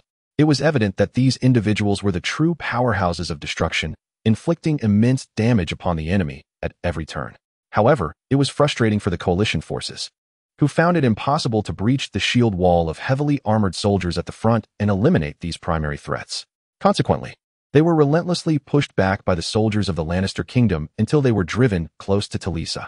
The Lannister heavy infantry formation seamlessly merged with Talisa's ironborn troops, enhancing their might considerably. "Thank you for all you've done for my son, milady." As Talisa swooped down to engage the enemy, Ashiriam leaned forward from the ranks to address her loudly. Upon noticing him, she gracefully glided to his side. After using her laser rifle to dispatch the foes before him, Talisa patted Ashiriam on the shoulder. "I've already secured your son's future, so if you dare to arrange a marriage for him, I would be quite displeased." What do you mean?" Ashiriam was momentarily taken aback by her words, while Talisa chuckled softly, shaking her head before continuing forward to confront the enemy. Falling rocks. Meanwhile, the beleaguered coalition forces finally activated their magical army, as massive boulders materialized above the Lannister musketeers, crashing down upon them with devastating force. Yet those colossal stones were shattered mid-descent by the precise fire of snipers, leaving behind fragments that could hardly pose a threat to the lightly armored infantry. "To the war chariots! Bring forth the legion of high-ranking mages," a commander bellowed in a fit of rage. Firmly believing that a mere kingdom of Lannister could not possibly contend with the combined forces of the Seven Kingdoms, the scene shifted to the ranks of the coalition army, where ordinary soldiers, lacking magical prowess or skilled in combat techniques, held the front line. Following them were the elite magical troops and war chariots, which came in various forms. Typically, chariots equipped with massive blades were manned by soldiers who charged into battle, scattering the enemy. Meanwhile, chariots armed with colossal magical crossbows or siege engines provided fire support from the rear. This was the prevailing mode of warfare in this world. However, the New Age mechanized army of the Lannisters had completely overturned this conventional strategy. It appeared that the Lannister forces lacked mages, or perhaps no one wielded magic at all. Yet, their highly mobile maneuvers, long-range capabilities, and concentrated fire from muskets and artillery proved far more terrifying than any magical assault. Although the coalition did boast some formidable sorcerers capable of altering the terrain to disrupt the Lannister front lines, they remained oblivious to the terrifying artillery lurking at the rear of the Lannister formation. Consequently, just as they unleashed their spells to scatter the Lannister ranks, they were met with devastating counterfire, rendering them incapable of casting spells in succession. They were entirely unaware of the source of these projectiles. Furthermore, the Lannister army enjoyed a significantly greater range of attack compared to the coalition forces, which directly placed the coalition at a disadvantage. Indeed, the coalition, comprised of 7 nations, likely fielded 1,000,000 soldiers, while the Lannister forces numbered perhaps only around 400,000. Yet, in this terrifying imbalance, the coalition was unable to overpower the Lannister army, instead finding themselves at a disadvantage. Even with their numerical superiority, a confrontation might only result in mutual devastation. Such a turn of events would be hard to believe if it were to spread, but it was the stark reality. Meanwhile, as the battle raged intensely across the Black Earth plains, the coalition army remained oblivious to the arrival of unexpected guests. A group of fierce warriors, wielding greatswords and clad in leather armor, or brandishing massive axes, dual axes, shields, short spears, and short swords, primitive weapons of war, charged directly towards the coalition forces. 200,000 troops. This is the entirety of our formidable military strength that our nation can muster. I sincerely hope to be of assistance to you. At the forefront of these unwelcome guests, Emperor Weir addressed Jano and Natalie with such words. Indeed, they were the forces of the Northern Kingdom. Long before, Weir had learned of the coalition of the 7 nations preparing to strike the Lannister kingdom, with the initial target being Jano's Black Soil Plains. Consequently, he promptly rallied the army of his nation and personally led the troops to aid Jano. In truth, I believe it would still be prudent for you to withdraw. The adversary ahead is formidable, and with your 20,000 troops, how do you intend to contend with the coalition of the 7 nations? Jano, feeling quite helpless, looked at him and replied. Ever since Weir began assembling the army, he had been urging against it, but to no avail. This obstinate man was determined to assist him, regardless of his protests. Rest assured, I have already dispatched scouts to assess the battlefield conditions. I am not a fool in warfare. I would never engage in a battle I knew to be futile. My scouts have reported that your country's new king is quite remarkable. He is currently leading his troops on the front lines against those ecclesiastical dogs. Moreover, the troops he commands are equipped with formidable weaponry, capable of overcoming numerical disadvantages. All we need to do is support from the rear, and those ecclesiastical dogs will be utterly defeated. Upon hearing Weir's reasoned and well-founded explanation, Jano refrained from further objections. If the facts were indeed as he stated, then his presence would be a significant boon. General Max. Trouble. General Max. A soldier hastily approached a commander within the ranks of the Seven Nations Coalition. A new contingent of troops has suddenly appeared at the rear of our formation. Reinforcements? Max inquired, astonished. No. They haven't even raised a banner. If they are enemies, we shall be surrounded. What? Unlike Max, who was wide-eyed in shock, Nielsa, riding his flying vessel with a musket, had a clear view of the newly arrived troops on the horizon. A joyous expression broke across his face. Huh, you little rascal. You've finally arrived, and you've even brought along the Northerners. I knew sending you out was the right choice. Nielsa exclaimed, casting a glance towards Osrium. Osrium, activate the assault formation. Yes. Transition to assault formation. Mages, proceed according to training protocols. Osrium responded with a commanding shout, and the soldiers around him echoed his words in unison. This phrase, passed on with remarkable coordination among the soldiers, reverberated throughout the entire Lannister army. Immediately, some individuals from the army drew their wands from their waists and began an incantation lasting approximately 3 seconds. Subsequently, the musketeers and gunners ascended into the air, forming a staircase-like arrangement. Once the formation was established, the musketeers produced small shields from their backs to protect themselves, resting their muskets atop these shields.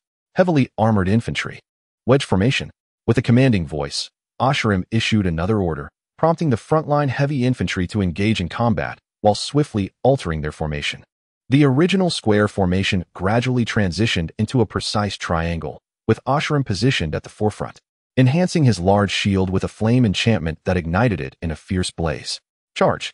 With yet another command, the heavy infantry followed in Osrium's wake, launching a relentless charge forward. The triangular formation resembled a spear, effortlessly piercing through the enemy lines.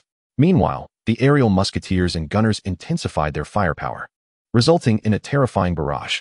Although their lack of protection from the heavy infantry increased the likelihood of being struck by enemy mages, the enhancement in firepower was unequivocal. Naturally, as the Lannister kingdom's forces advanced with increasing speed, the armies of the Seven Kingdoms began to feel a sense of panic. Chapter 164. The advancing giantess at the forefront of the battlefield, the Lannister kingdom's rapidly advancing and formidable military formation loomed. Behind them, they were surrounded by the northern forces, whose fearless warriors were seasoned combat experts. The sudden incursion into the military ranks, wielding colossal swords, inflicted a devastating blow upon the armies of the Seven Kingdoms. Commander Max, the soldiers can no longer hold their ground. If this continues, we shall suffer severe losses. An aide, appearing flustered, approached Commander Max and urgently spoke. What do you mean? Are you suggesting we retreat? Our esteemed coalition of the Seven Kingdoms being routed by the armies of 2 nations? If word of this spreads, where will my reputation as the commander-in-chief stand? Upon hearing these words, Max was instantly enraged, seizing the aide by the collar and barking in fury. But Commander, if we do not retreat, we will perish here. Nonsense. Our army boasts 1 million strong. Even if we are at a disadvantage, as long as we fight until the last moment, the goddess of victory will surely favor us. While we may incur substantial losses, there will always be a place for the fallen in paradise. Bang! As Max passionately articulated his sentiments, a sudden deafening sound erupted from the battlefield behind him, instinctively causing him to turn and look. Upon witnessing the spectacle before him, Max was left in a state of shock. Before her stood a colossal woman, her upper body alone towering at an astonishing height of over 50 meters. Her physique exuded an alluring intensity, yet her visage was terrifying, reminiscent of a demon emerging from the depths of hell, complete with a pair of menacing horns. From an aerial perspective, one could discern that this formidable figure had suddenly materialized from a circular opening in the ground, akin to a black hole. What was most astonishing was that this immense void continued to shift in tandem with the woman's rising form. Clutched in her hand was a sword of matching magnitude, which she wielded with abandon against the armies of the Seven Kingdoms. With each swing of her colossal black blade, soldiers were sent soaring into the air. My heavens, what on earth is that? Max exclaimed in terror upon beholding the giantess. Run! Retreat! All troops, withdraw! His previously resolute demeanor was shattered by the sight of the female giant, prompting him to frantically gesture for a hasty escape. But Commander Max, did you not just proclaim we would fight to the last moment? His aide inquired, bewildered by the sudden change in his superior's resolve. To the last moment? Are you blind to that monstrous demon?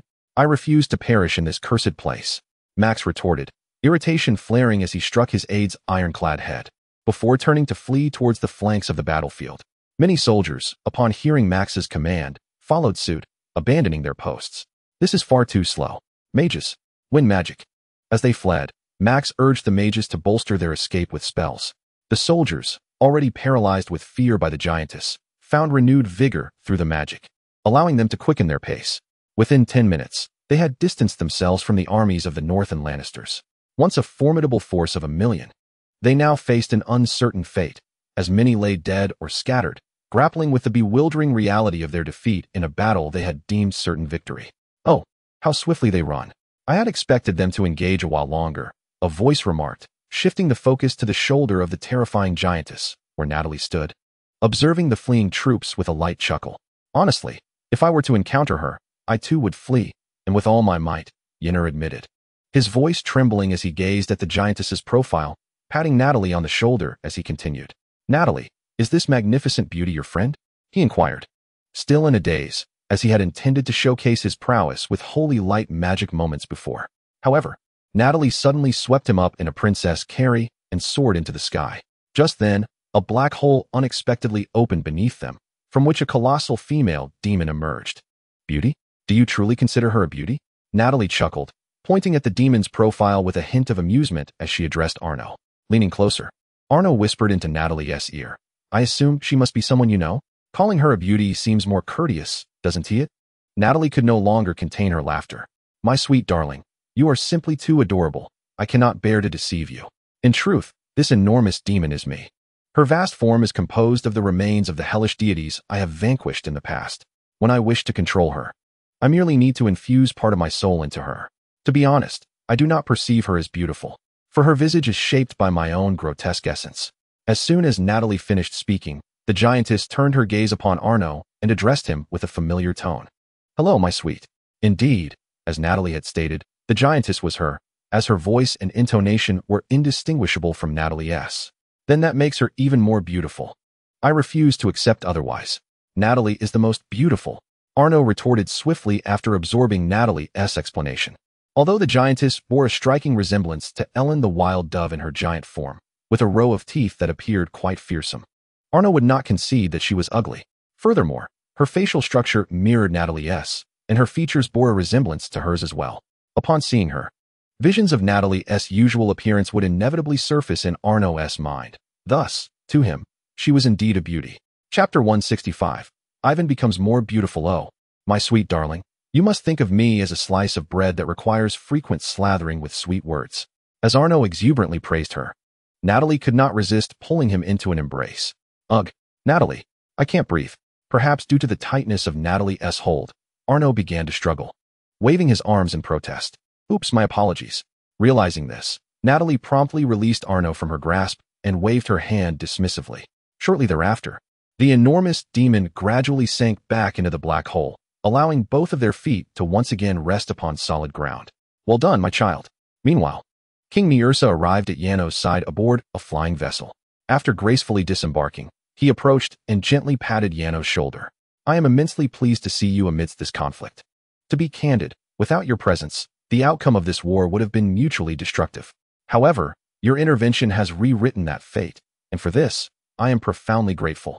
The king remarked, a mischievous grin suddenly gracing his lips. But I am genuinely curious. Are you not at all concerned about your inability to graduate from the Lord's Academy? After all, your journey was supposed to span an entire month, yet you returned home in less than 2 weeks. Such a brief time cannot suffice for you to complete your travelogue. Upon hearing these words, Yano's lips twitched involuntarily. He felt much like a student on summer vacation who unexpectedly encounters a teacher inquiring about the completion of an assignment, an irksome predicament, to say the least. I'm merely worried about the affairs of the territory and returned to check on things. I shall return to the north to continue my studies, he replied. Ha ha. The king erupted into laughter at this. I was merely jesting. You need not return to the north to finish your course. I shall speak with the headmaster regarding this matter. Consider it a reward for your significant contributions in this battle. Moreover, Allowing you to venture out again now would serve no purpose. Then, you must be the king of the north, the king said, glancing over Yano's shoulder, where Emperor Vale had arrived unbeknownst to them. It is an honor to meet you, King Niersa, Vale said, slightly bowing in greeting. Niersa, exuding familiarity, draped an arm over Vale's shoulder. There is no need for formality. The army you brought has played a considerable role in this war, and I feel compelled to host you properly. No need for such hospitality. I brought my troops here simply to repay a debt. Yano and Natalie have been of immense assistance to me, Vale responded with a smile, gesturing dismissively. Regardless of your intentions, the fact remains that you have aided me, and thus, I must extend my hospitality to you and your soldiers. They shall receive the finest treatment that the Lannister kingdom has to offer. Do not refuse. Your soldiers deserve rest and reward. Niersa, showing no inclination to let Vale decline, began to guide him towards the flying vessel.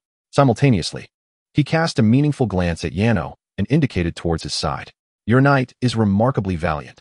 I witnessed him vanquishing numerous foes on the battlefield. Please convey to him that he has attained the status of a kingdom-level knight. With that, Niersa and Vale boarded the flying vessel, which swiftly ascended into the sky, disappearing from view. Yano, compelled by the king's gesture, turned to see Arian running towards him. This is truly astonishing. I never imagined you would return. It is a great relief to see you in such a critical moment. Approaching Janos, Arian removed her helmet, her face alight with surprise as she spoke. Janos, in turn, took Natalia's hand and smiled, attributing the credit to her. It is entirely due to her efforts. I alone could not have provided you with such a sense of security. By the way, the king seems to hold your performance on the battlefield in high regard, and he has entrusted me with the message that you are now a knight of the kingdom. Is that true? How wonderful. Upon hearing Janos' words, Arian was so thrilled she seemed ready to leap into the air. Brother. At that moment, a familiar voice echoed from above, prompting Janos to look up. The figure of Ivan appeared, being carried through the air by a group of Neanders. Suddenly, with a soft thud, Ivan landed in Janos' embrace. Whoa, I was so scared. I missed you terribly, and now you are finally back.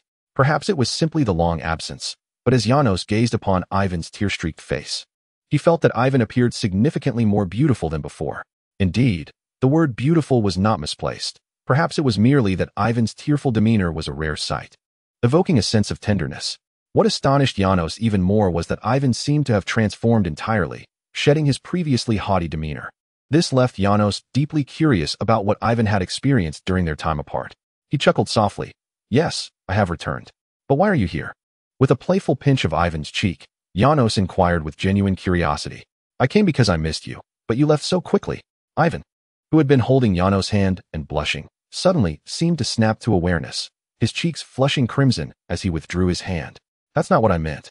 I meant to say that Mom and Dad missed you, so they sent me to check on you. I didn't mean to imply anything about myself. Janos couldn't help but chuckle at Ivan's flustered response, feigning disappointment as he teased. Oh, you mean you didn't miss me? Aye. Ivan was utterly at a loss, wanting to retort that he had not missed Janos, yet fearing that such words would hurt him, leaving him frozen in place. At that moment, Aeshurim arrived, rescuing the bewildered Ivan from his predicament. The king holds you in high esteem. It appears you have become someone far more exceptional than I could ever be. Ashurim approached and gently patted Yano on the shoulder, gazing at him with a smile as he spoke. It brings me great joy to see you here, my child. Chapter 166. The promise of childhood. I have repeatedly mentioned my intention to visit you, yet various circumstances have prevented it. I apologize for missing so many of your moments of growth. It leaves me somewhat disheartened. As Ashurim spoke, Yano's lips twitched slightly. Have you forgotten that the king once sought to kill me? I hardly consider being admired by him as a mark of excellence. Ashurim chuckled and shook his head. You may find this hard to believe, but the king merely wished to teach you a lesson. It is well known throughout the realm that he holds Icarus in high regard. He never truly intended to harm you. I truly do not believe that, Yano replied, frowning and tilting his head. Where's Mother? Why have I not been able to find her on the battlefield? At that moment, Ivan interjected into their conversation, directing his inquiry towards Ashurim. She has been preoccupied with devising various military formations and planning new strategies for warfare, which has exhausted her. She is currently resting. As Ashurim spoke, he noticed that the army had already distanced itself from the king, prompting him to conclude his conversation with the children. I must now follow the king and return to the barracks to attend to Kate. Ivan, please spend more time with your brother. With that, Ashurim hurried away. This is not an illusion. Natalie has truly returned. At that moment, Talisha, clad in gleaming white armor, appeared beside Natalie like a specter, suddenly planting a kiss on her cheek with her rosy lips. However, Natalie seized her helmet, preventing any further advance. Have you forgotten that I have told you countless times not to kiss me again, but to discern whether you are truly an illusion? A kiss is the only way to confirm that. Is that so? I believe this method is equally valid, Natalie said, pinching Talicia's exposed cheek beneath her helmet. Ouch. Confirmed. Confirmed. I am not an illusion. Upon hearing Talicia's words, Natalie released her grip, causing Talicia to pout and take a few steps back, looking quite aggrieved. Noticing Yano beside Natalie, Talicia then bounded over to Ivan and grasped his shoulder. Oh, Yano, it has been quite a while since we last met. I must share some unfortunate news with you. Your brother Ivan has become my own, having been taken away from you, just as you took my Natalie. Feel your anger. Upon hearing this, a look of confusion appeared on Yano's face, while Ivan's cheeks flushed crimson. What are you talking about? Your own? That is not how my brother is. Ivan was about to explain when Talisa suddenly interjected, Do not insult my most admired brother and my favorite Talisa. Was it not you who uttered those words? You heard that, Ivan exclaimed, his face turning even redder, steam seemingly rising from the crown of his head. Please, little one, we are only 600 meters apart. And you shouted so loudly. How could I not hear you? Struggling to find a retort, Ivan began to gasp for breath. Hee, do not be anxious, little one. If you wish, I can pretend I did not hear that. However, I sincerely hope that when you grow up, you will have the courage to express that sentiment to me again, of course, omitting your brother from that statement. Talisa chuckled softly as she ruffled Ivan's hair, then half squatted beside him, leaning closer to whisper in his ear, Hearing you say that truly made me happy. I will forever remember today, so you must grow up quickly. I promise, if you can express that sentiment to me again when you are older, then Sister Talisa shall marry you. Wait. At that moment, Yano rushed forward, pulling Ivan into his embrace. What nonsense are you whispering to my brother? Talisa's demeanor, reminiscent of a strange ant luring a child, prompted Yano to be wary of her. Talisa merely shrugged, surprisingly refraining from retorting, and quietly observed Ivan, who was lost in thought in Yano's arms. As he watched the two of them gaze at each other, a smile crept onto Yano's lips. In truth, his exceptional hearing had allowed him to catch the conversation between Talisa and Ivan. Childhood promises. Yano too had experienced such moments in his youth. At the tender age of 12, when he was just beginning to understand the stirrings of affection, he found himself inexplicably drawn to the 24-year-old neighbor. It would be misleading to label this feeling as mere affection. It was more akin to admiration, a sentiment many experienced during their childhood. It was during this innocent and naive time that Yano, emboldened by his youthful ignorance, made a childhood promise to the neighbor. While visiting her home, he candidly expressed his fondness, declaring that when he grew up, he wished to marry her. The elder sister, akin to Talisa, remarked that once you grow up, if you could utter those words again, she would marry Janos. However, the grown-up Janos never repeated those words, for the neighborly elder sister had already wed. Furthermore, who truly cares for the vows made in childhood? Yet, in this world, Janos found hope in Talisa and Ivan. Because Talisa possesses the patience to wait, and undoubtedly, after spending some time together, Janos discovered that she is indeed a remarkable individual. Although he had just pulled Ivan away from her, Janos held an unwavering trust in Talisa. As for why he had distanced Ivan from her side, it was merely out of fear of potential repercussions. At that moment, Janos found himself intrigued by the futuristic equipment adorning Talisa, prompting him to curiously inquire, "What is this splendid exoskeleton armor? Do not tell me you have traversed from the future. What are you talking about? As a legendary blacksmith of the abyss, is it not reasonable for me to forge a few battle weapons? These are legendary magical armaments that I have crafted with my own hands, not some exoskeleton armor." Chapter 167, Family Knock, Knock, Knock. In the aftermath of battle, Janos had returned to the palace with the others, yet a series of knocks resounded at the entrance. A very polite and thoughtful Niliando stepped forward, taking the initiative to open the door, and soon after, a familiar figure entered. It was Succubus, the king's attendant and steward. "Viscount Janos, His Majesty has sent me to reward you on his behalf." Upon entering, he spoke while retrieving a platinum card from his satchel and presenting it to Janos. "With this card, you may exchange it for a sum of 200,000 gold coins. 200,000. Upon receiving the card, Janos was taken aback. Not long ago, he had been toiling away, drawing comics to earn a living, and now a sum of 200,000 gold coins appeared in his account. In that instant, Janos felt no desire to work, for the necessity to do so had vanished entirely. "Yes, do not be overly excited, Viscount Janos. This is merely a fraction of your reward. After saying this, Succubus produced 2 medals and handed them to Janos, pointing out, "This is the medal of a kingdom-level knight, designated for that valiant knight, and this is the Lannister Honor Medal." At first, receiving the 2 medals did not evoke much emotion in Janos, but as he gazed intently at the honor medal, a flood of forgotten memories surged forth in his mind. He vividly recalled his childhood, sitting in class while the teacher introduced the honor medal. The legendary Medal of Honor is bestowed solely upon those who have rendered significant assistance to the nation, and individuals adorned with such a medal are exceedingly rare throughout the Lannister kingdom. Those who possess the Medal of Honor not only enjoy various privileges, but, should the king bestow the medal upon the same individual for a third time, it signifies that this person is recognized by the king as the most capable protector of the realm, subsequently being granted the title of Companion King. Throughout the extensive history of the Lannister kingdom, spanning over 3 millennia, only one individual has successfully acquired 3 medals of honor and been elevated to the rank of Companion King. However, this implies that anyone who has received a Medal of Honor possesses the potential to become a Companion King. Thus, as Succubus aptly noted, in comparison to this prestigious honor, a mere 200,000 gold coins indeed pales in significance. Are you certain the king did not err?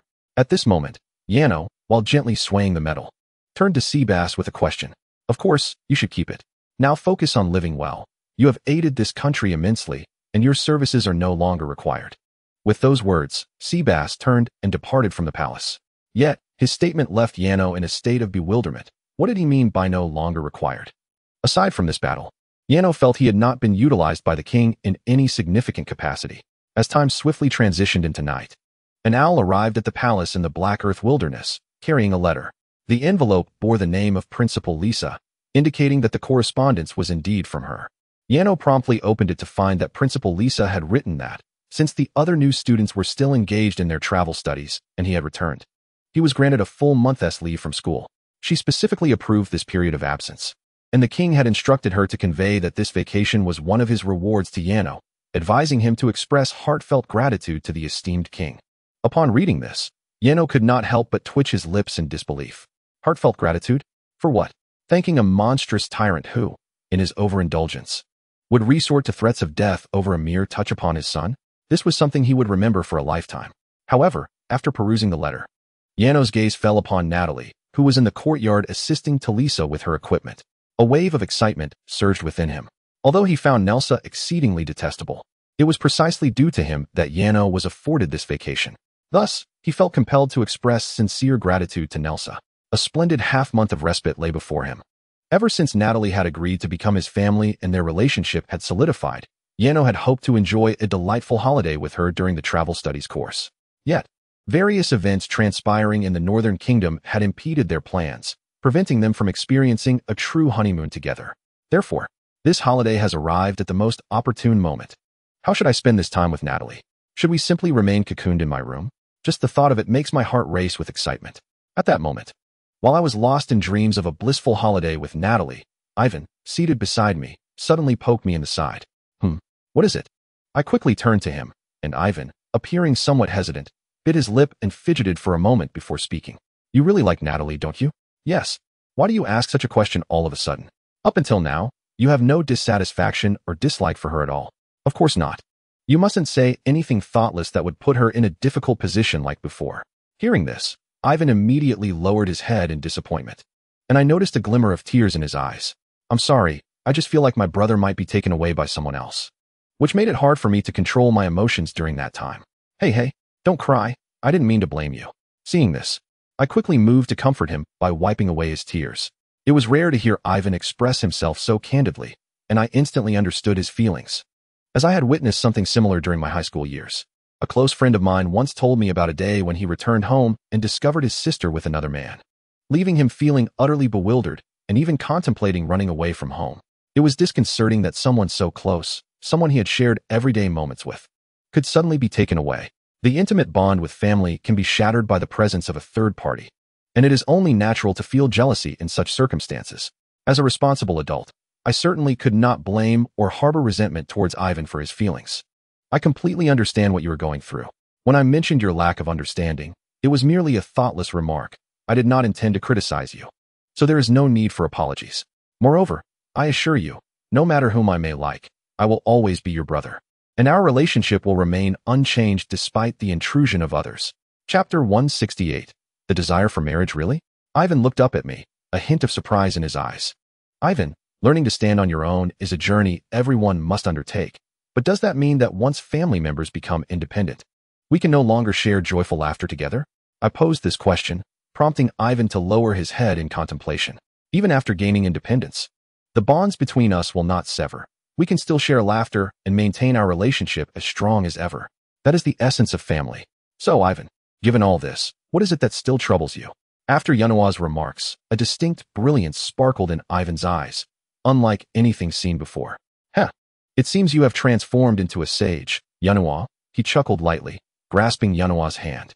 I assure you, I shall no longer be as reckless as before.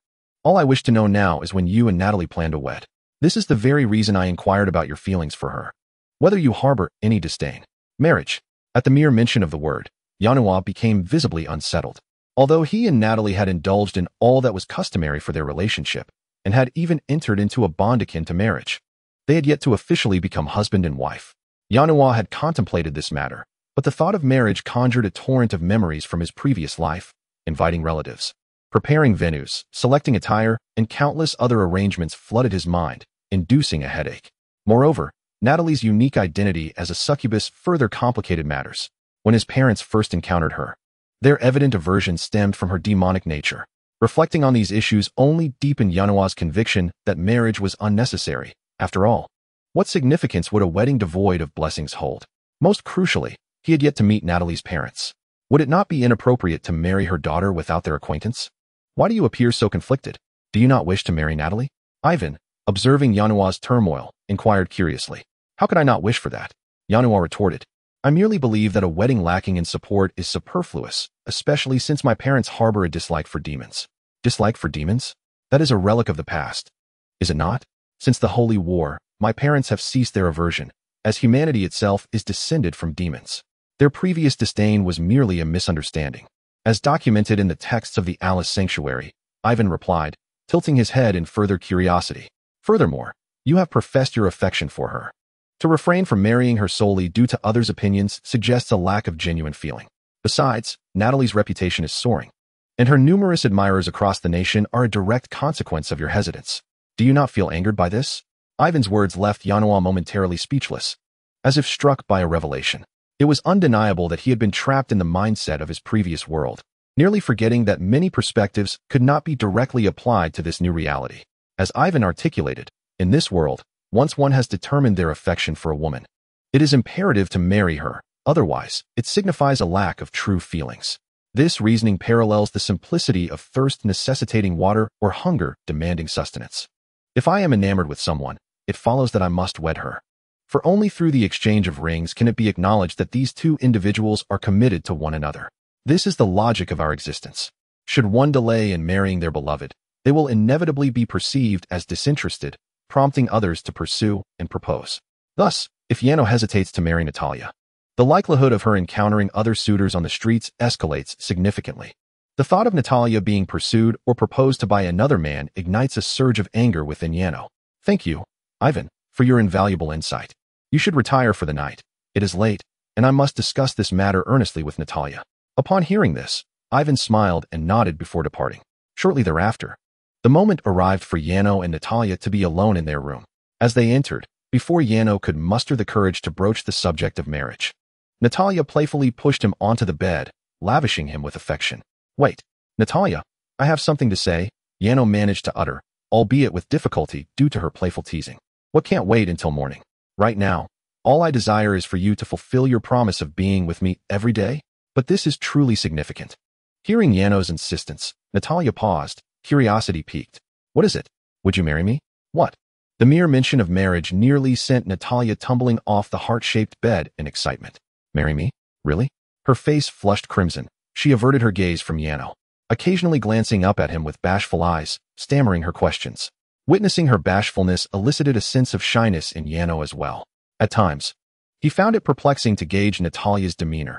How could she proclaim such bold sentiments yet become a coy maiden at the mere suggestion of matrimony? Where had that mature, alluring woman gone? Of course, it is genuine. After all, we have engaged in all that is expected of us, and you have already consented to become my family.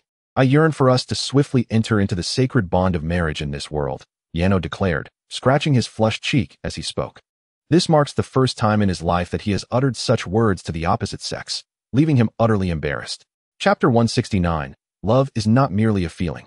In this world, there exist ambitious souls aspiring to become Hokage, discover divine delicacies, vanquish giants, or even attain the title of Pirate King, those noble protagonists with lofty dreams. Yet, for Yano, his singular aspiration is to marry Natalie, and to do so every single day. Do not mock him, for he too harbors a noble desire for world peace. Though marrying Natalie is undoubtedly one of his dreams as well, at long last, Yano has taken a significant step towards realizing his dream. He boldly proposed to Natalie. How did Natalie respond to Yano's dream-laden proposal? Natalie replied, "No problem, as long as you are willing." Her cheeks flushed crimson as she nodded slightly. "So why are you so shy?" "It makes me feel a bit bashful, considering how loudly you express your desire to be with me without any shame." Yano, witnessing her demeanor, could not help but question her with a mix of amusement and bewilderment. Because the leap from proposal to marriage is akin to the transition from a kiss to a proposal, how could I not feel embarrassed when you suddenly bring this up? Natalie responded, stepping forward to embrace Yano tightly. "However, your initiative in proposing truly brings me immense joy. Thank you, my sweetheart. I will strive to be a good wife." "So you agree?" "Oh, please. Is it the sweltering air of Lannister that has clouded your little mind?" Natalie said, wearing a helpless smile as she gently tapped Yano's head, nestled against her chest. "How could I possibly disagree? Refusing your marriage proposal is simply out of the question for me." "That's wonderful." Upon receiving her affirmation, Yano instantly wrapped his arms around Natalie's waist and cheered in her embrace. "So when will I meet your parents?" "Why would you want to meet my parents?" A hint of confusion flickered across Natalie's face at his inquiry. "After all, I am to marry you. Shouldn't I inform your parents?" Yano replied, slightly puzzled by her reaction. "What does my marriage have to do with them? The crux of the matter is, I don't even know where they currently reside." As she spoke, her brow furrowed slightly. "I was born from my mother's casual liaison with a demon in hell, and after giving birth to me, she left and married another lord of hell. During my childhood, I was even unaware of my mother's name. Although she discovered it later in life, she had never met her. As for my father, I am utterly oblivious to his identity. Perhaps he found it too troublesome. After my birth, he cast me into the realm of humanity and never looked back. Were it not for a kind-hearted couple, I would not have survived to this day. That benevolent couple has long since departed, having passed away more than 10,000 years ago, so you shall never encounter them." Upon hearing Natalie's poignant words, Arno fell into a profound silence. For her statements bore an overwhelming weight.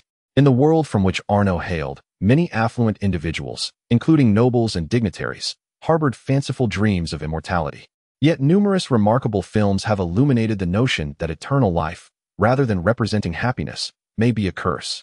Works such as Deadpool and Memories of the Afterlife serve as reminders. What tragedies and sorrows has a wise being like Natalie endured throughout her extensive existence? How much pain and parting has she suffered? Just contemplating this topic feels overwhelmingly melancholic. Natalie responded with a hint of confusion as Arno, suddenly silent in her embrace, called her name.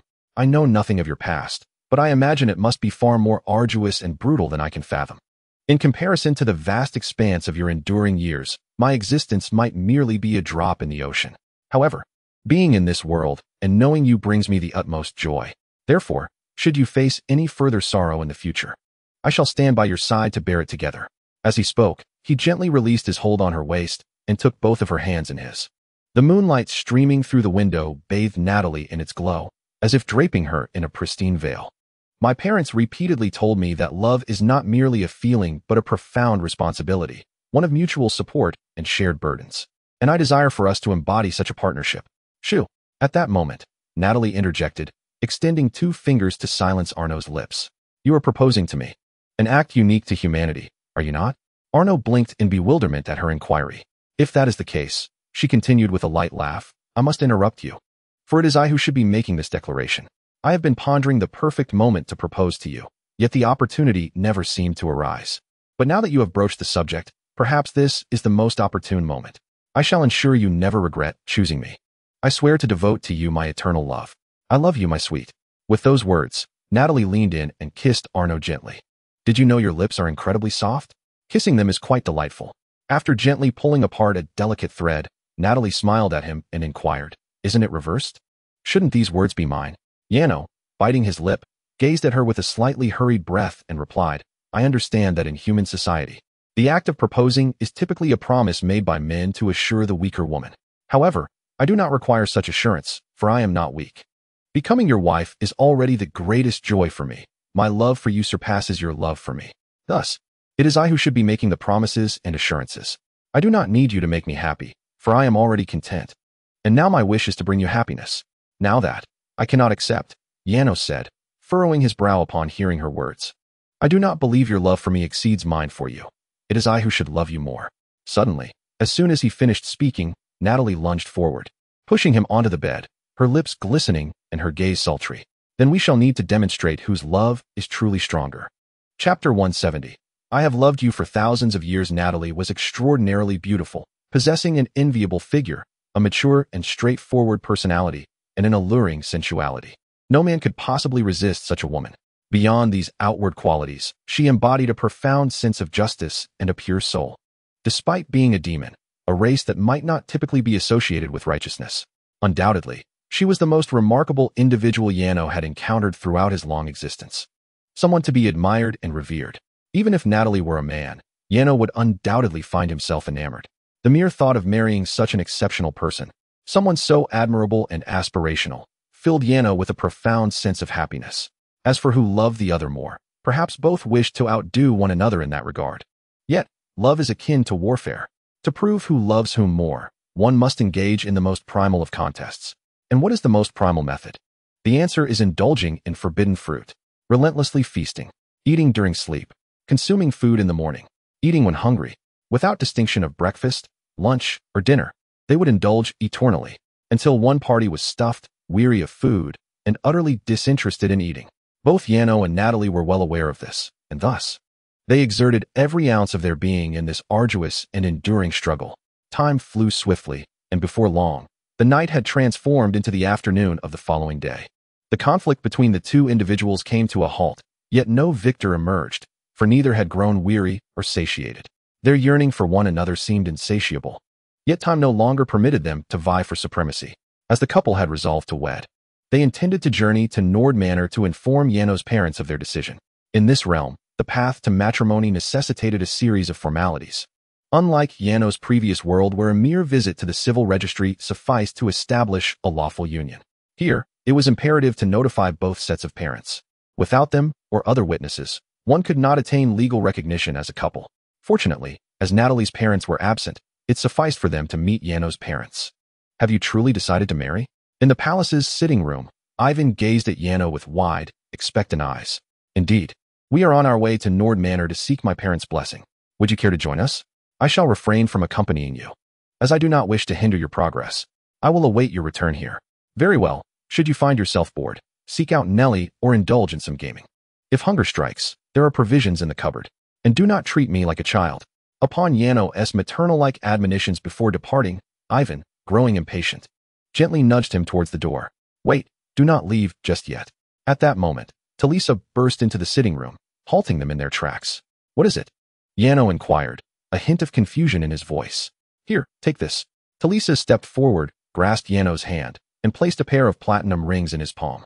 These rings were crafted by my own hands, originally intended for Natalie and me. However, today, I present them as your wedding gift. Really? Thank you. Yano's face lit up with surprise and gratitude. What could bring more joy than a wedding ring fashioned by a dear friend? Moreover, the rings were exquisite. Their platinum sheen accentuated by intricate engravings of mysterious runes, exuding a subtle yet artistic aura. ISNT this ring. Upon seeing the rings, Natalie's expression transformed into one of astonishment, but Talisa promptly urged her toward the exit. All right, it's perfectly fine. After all, these rings were meant for you. Thank you, heh.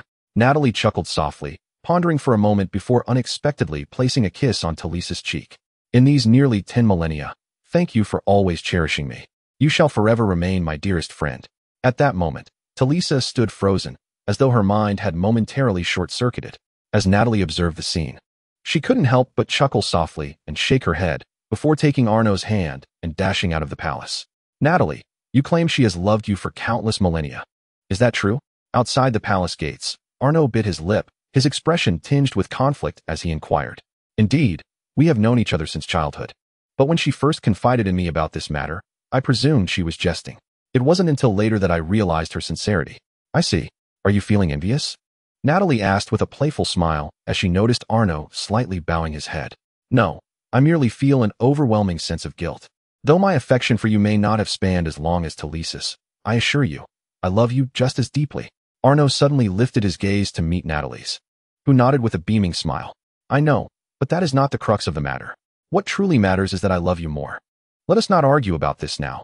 We shall continue our debate on this topic later this evening. For now, we have other matters to attend to.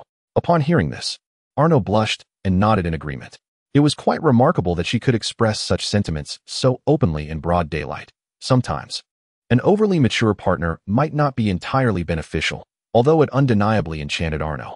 In the blink of an eye, the two arrived at Nord Manor via a teleportation stone. The Oshrams had already returned from the barracks and were seated in the hall, seemingly awaiting someone's arrival. The sudden entrance of Arno and Natalie startled them, clearly indicating that they were not expecting these two. Arno, what brings you here so unexpectedly? Kate asked, her surprise evident. I have come to share some wonderful news with you, Arno replied, taking a deep breath to prepare himself before continuing. I wish to marry Natalie. Marry? Oh, my goddess Alice, this day has indeed arrived, Kate exclaimed, rolling her eyes and collapsing onto the sofa, feeling somewhat lightheaded. I anticipated this day would come, but I never expected it to arrive so swiftly. Chapter 171. Arno's fiancée, my precious darling, has ultimately been taken by another woman. Oh dear. Kate lamented from her position on the sofa, her expression one of mock despair. I have not taken your darling away. Rather, if viewed from another perspective, you have gained a daughter in the process, Natalie said, sitting beside Kate with a cheerful demeanor. Oh my, Kate responded, covering her forehead with her hand after glancing at Natalie. Forgive me for not being able to see it that way. I know demons are long-lived, so you might actually be older than I am. Considering you as a daughter would be utterly absurd. However, Kate paused momentarily before shifting her gaze back to Arno.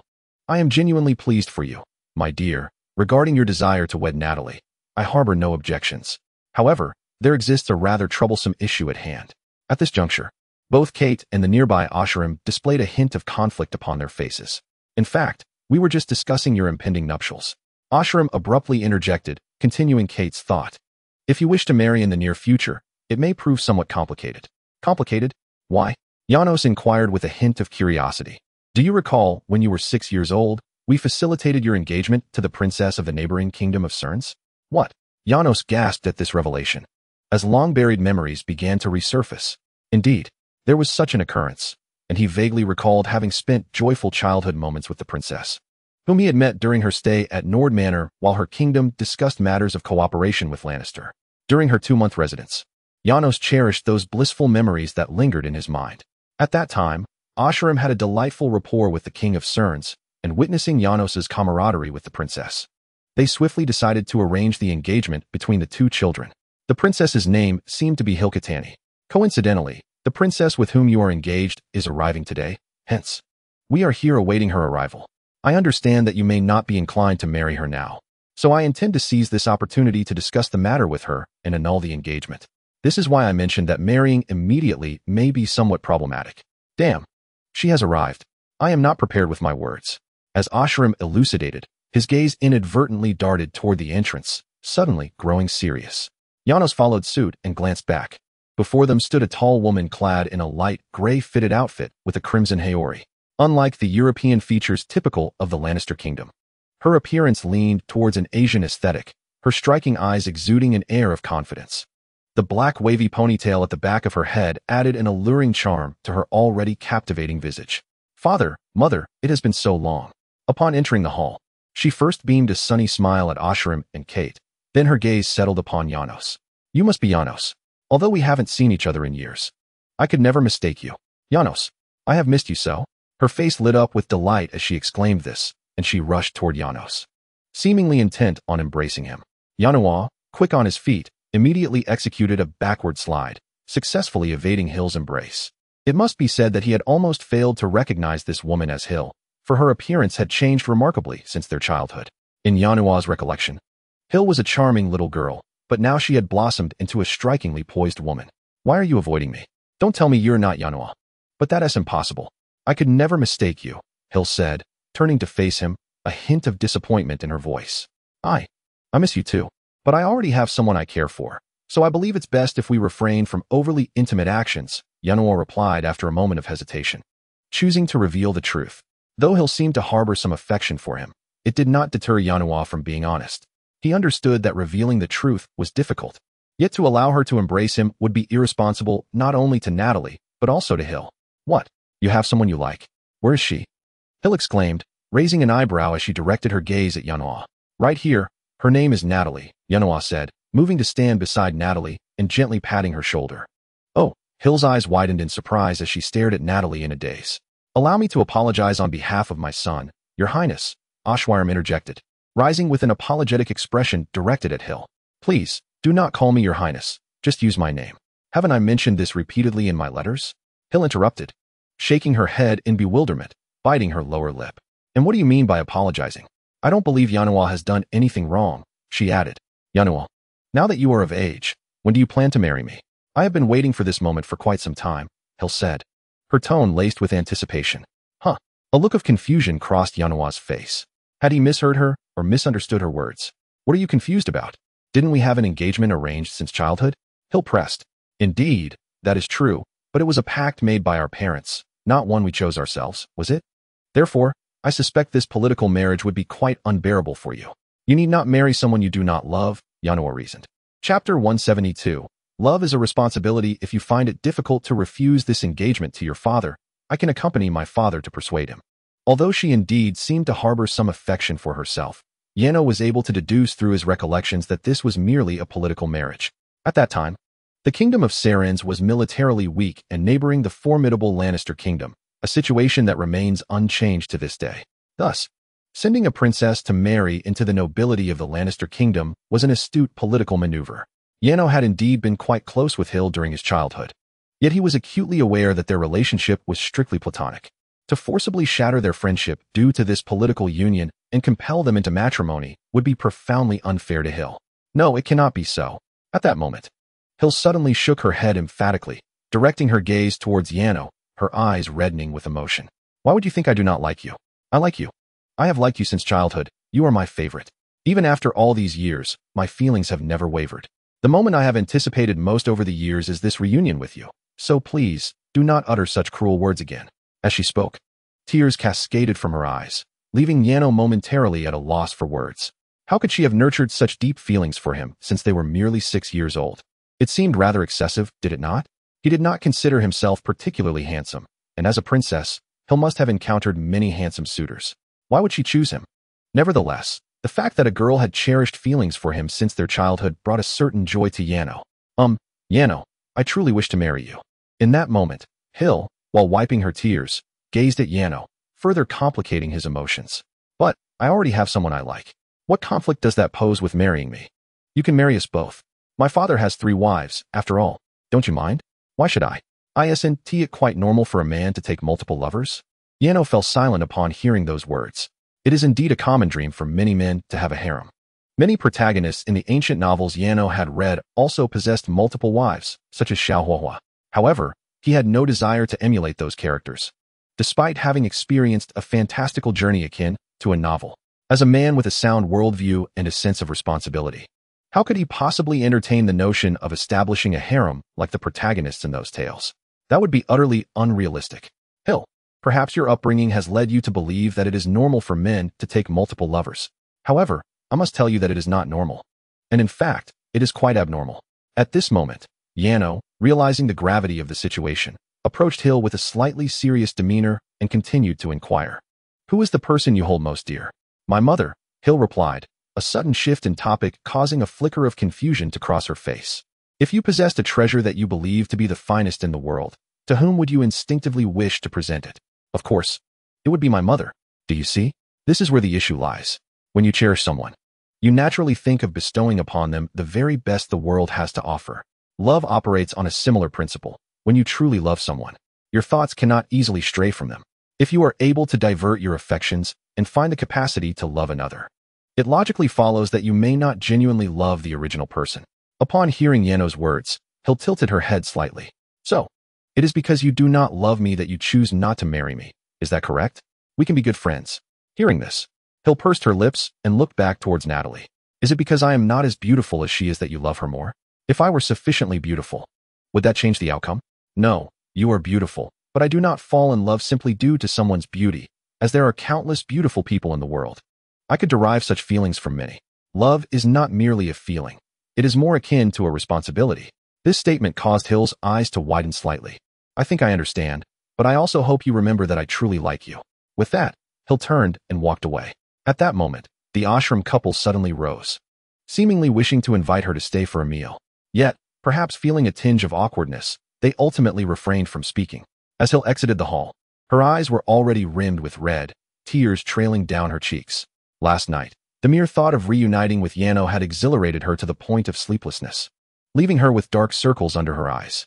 But the recent experience delivered a heavy blow. Gazing at the carriage and attendants waiting for her in the distance, her fists clenched slightly. Are you truly willing to return home in such a disheartened state?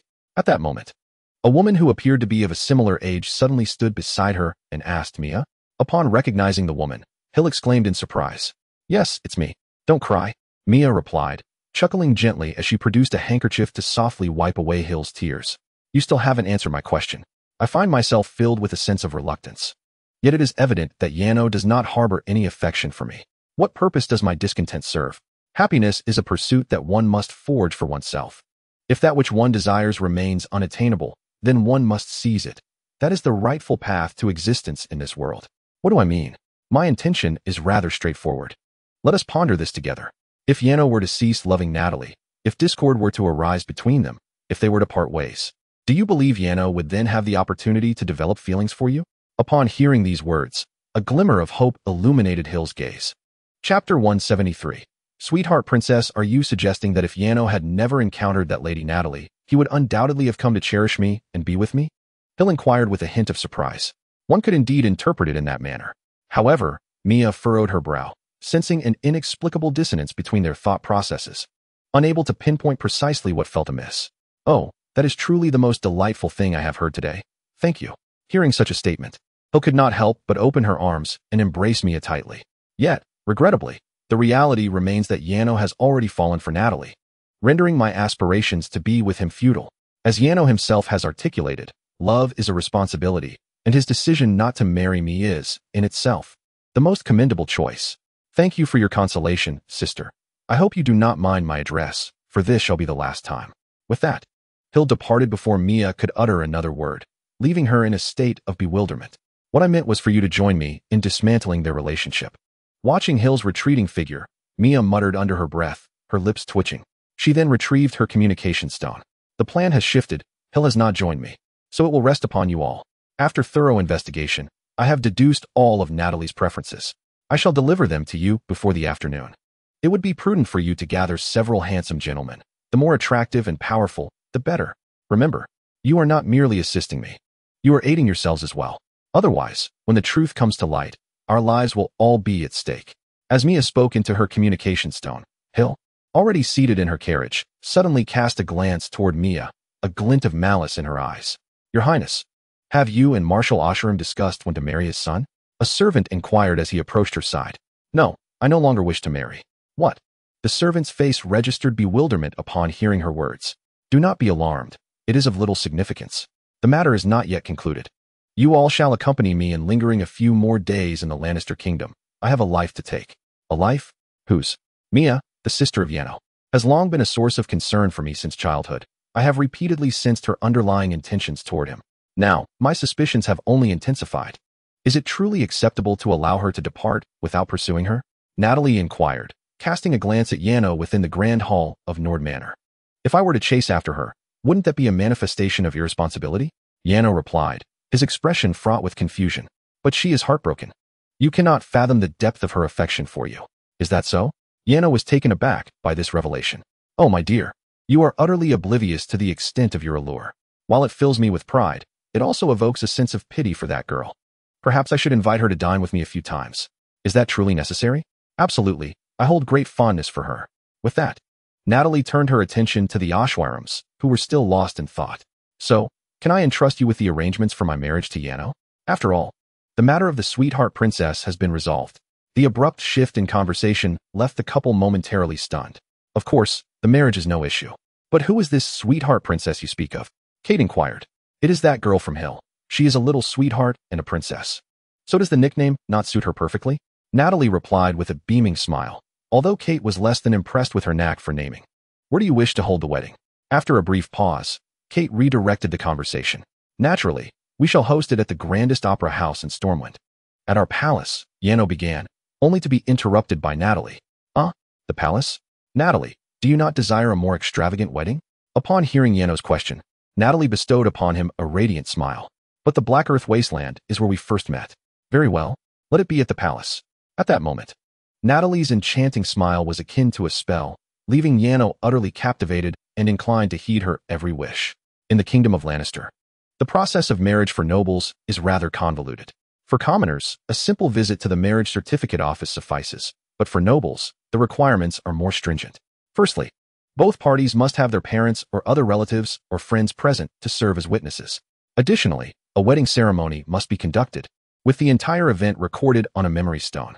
Finally, both parties must visit the marriage certificate office, present the memory stone to the staff, and only then will their union be officially recognized.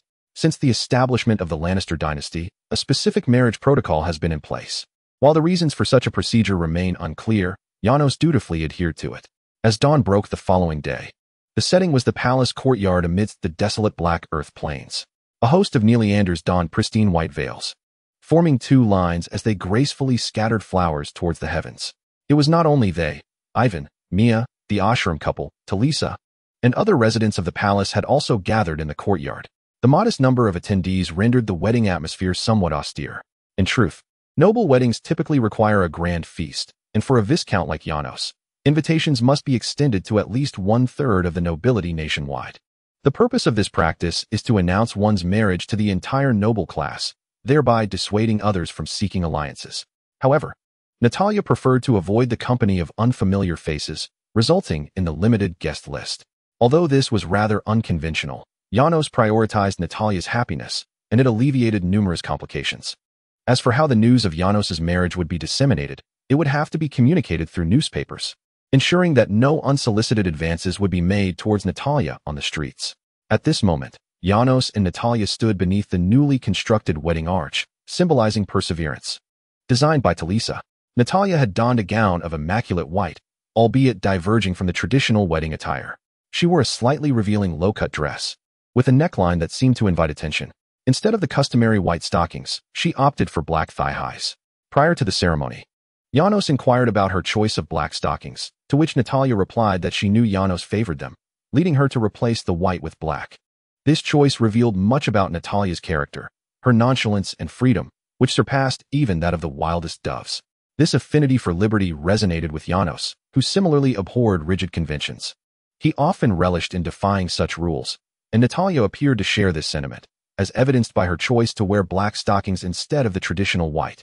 However, this inclination towards freedom had perhaps been taken a tad too far, leaving Janos uncertain of where to direct his gaze, for her current attire was indeed quite provocative. Do you take Natalia to be your wife? At this moment, Kate stood between the two, directing her inquiry towards Janos. In truth, the individual who initially posed this question ought to have been a clergyman. However, since the conclusion of the Holy War, the role of the officiant has been supplanted by that of a wedding witness. I do. Do you wish to marry my beloved son, Yennefer Dragna? Kate, a free spirit, whimsically altered the solemn words of inquiry and turned to Natalie with a smile. I do. Following Natalie's affirmation, Kate addressed the gathered crowd. Are you all willing to witness their vows of marriage? We are. Hooray. Indeed. The attendees responded boisterously, though it appeared that the Nylanders still remained somewhat bewildered by the concept of marriage. Please exchange the rings that symbolize your eternal love. After observing the crowd for a moment, Kate gently opened her hands and directed her words towards the couple. Yennefer and Natalie each produced the rings crafted by Talisa and adorned each other's ring fingers. Meanwhile, Talisa, seated among the audience, felt tears welling in her eyes. Yet her expression radiated joy. All right, Yennefer, you may now kiss your wife. Upon witnessing the exchange of rings, Kate cheerfully patted Yennefer on the back. This unexpected gesture caused Yennefer to stumble forward, instinctively falling into Natalie's embrace and wrapping his arms around her waist. Yet, his cheeks flushed with embarrassment. Kiss my wife. In front of all these witnesses. Please, do not jest. So many are watching, including my parents. How can I do that? The feeling was akin to being caught watching an inappropriate film by one's parents. A mortifying experience indeed. Yennefer was in turmoil, yet Natalie displayed no signs of embarrassment. Standing a head taller than Yennefer, she took the initiative, gently cupping his face in her hands. I love you. With that, she leaned in, capturing Yennefer's lips with her own, even daring to explore with her tongue, leaving Yennefer in a dizzying haze. Simultaneously, he felt Natalie's hands gradually descending below his waist. Hey, wait, stop, Natalie, what are you doing? Kate exclaimed, her voice filled with urgency. Natalie merely grinned and stuck out her tongue. Sorry, Mom, it's a habit. A habit? What do you mean? Had you done this before your marriage? You wicked temptress. How could you tarnish my son before the wedding? In an instant. The once romantic atmosphere of the ceremony erupted into chaos, and it took quite some time for the commotion to subside. I apologize for my earlier actions, Natalie. At this moment, having completed the wedding ceremony, Natalie and Yennefer were enjoying the banquet food as their breakfast. As Oshiram suddenly approached Natalie, placing a hand upon his shoulder and inclining slightly, he expressed, when we first met, I harbored concerns that you might have ill intentions toward my son, even to the extent of aiming a firearm at you. I hope you can forgive my suspicions. There is no need for such formality. I have long since dismissed that incident from my mind, Natalie replied with a gentle laugh, waving her hand dismissively. I must convey my profound gratitude for your willingness to marry my son. After reading Alice's biography, I learned that demons are a long-lived race. Thus, it stands to reason that someone as enduring as you must be an exceptionally remarkable demon. To be candid, I sometimes feel my son may not be worthy of you, which only amplifies my appreciation for your choice to accept him. Truly, thank you for choosing my son. Upon hearing these words, Arno raised an eyebrow. While he too felt somewhat unworthy of Natalie, hearing such praise from his father's lips struck a different chord within him. I do not understand why you believe Arno to be unworthy of me. I must respectfully disagree with that sentiment. I have lived for quite some time, and I chose Arno as my first partner. Does that not further attest to his exceptional nature? It simply indicates that throughout my extensive existence, no one surpasses him.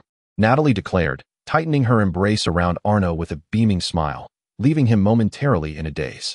Indeed, as Natalie had suggested, in certain respects, he had indeed surpassed many.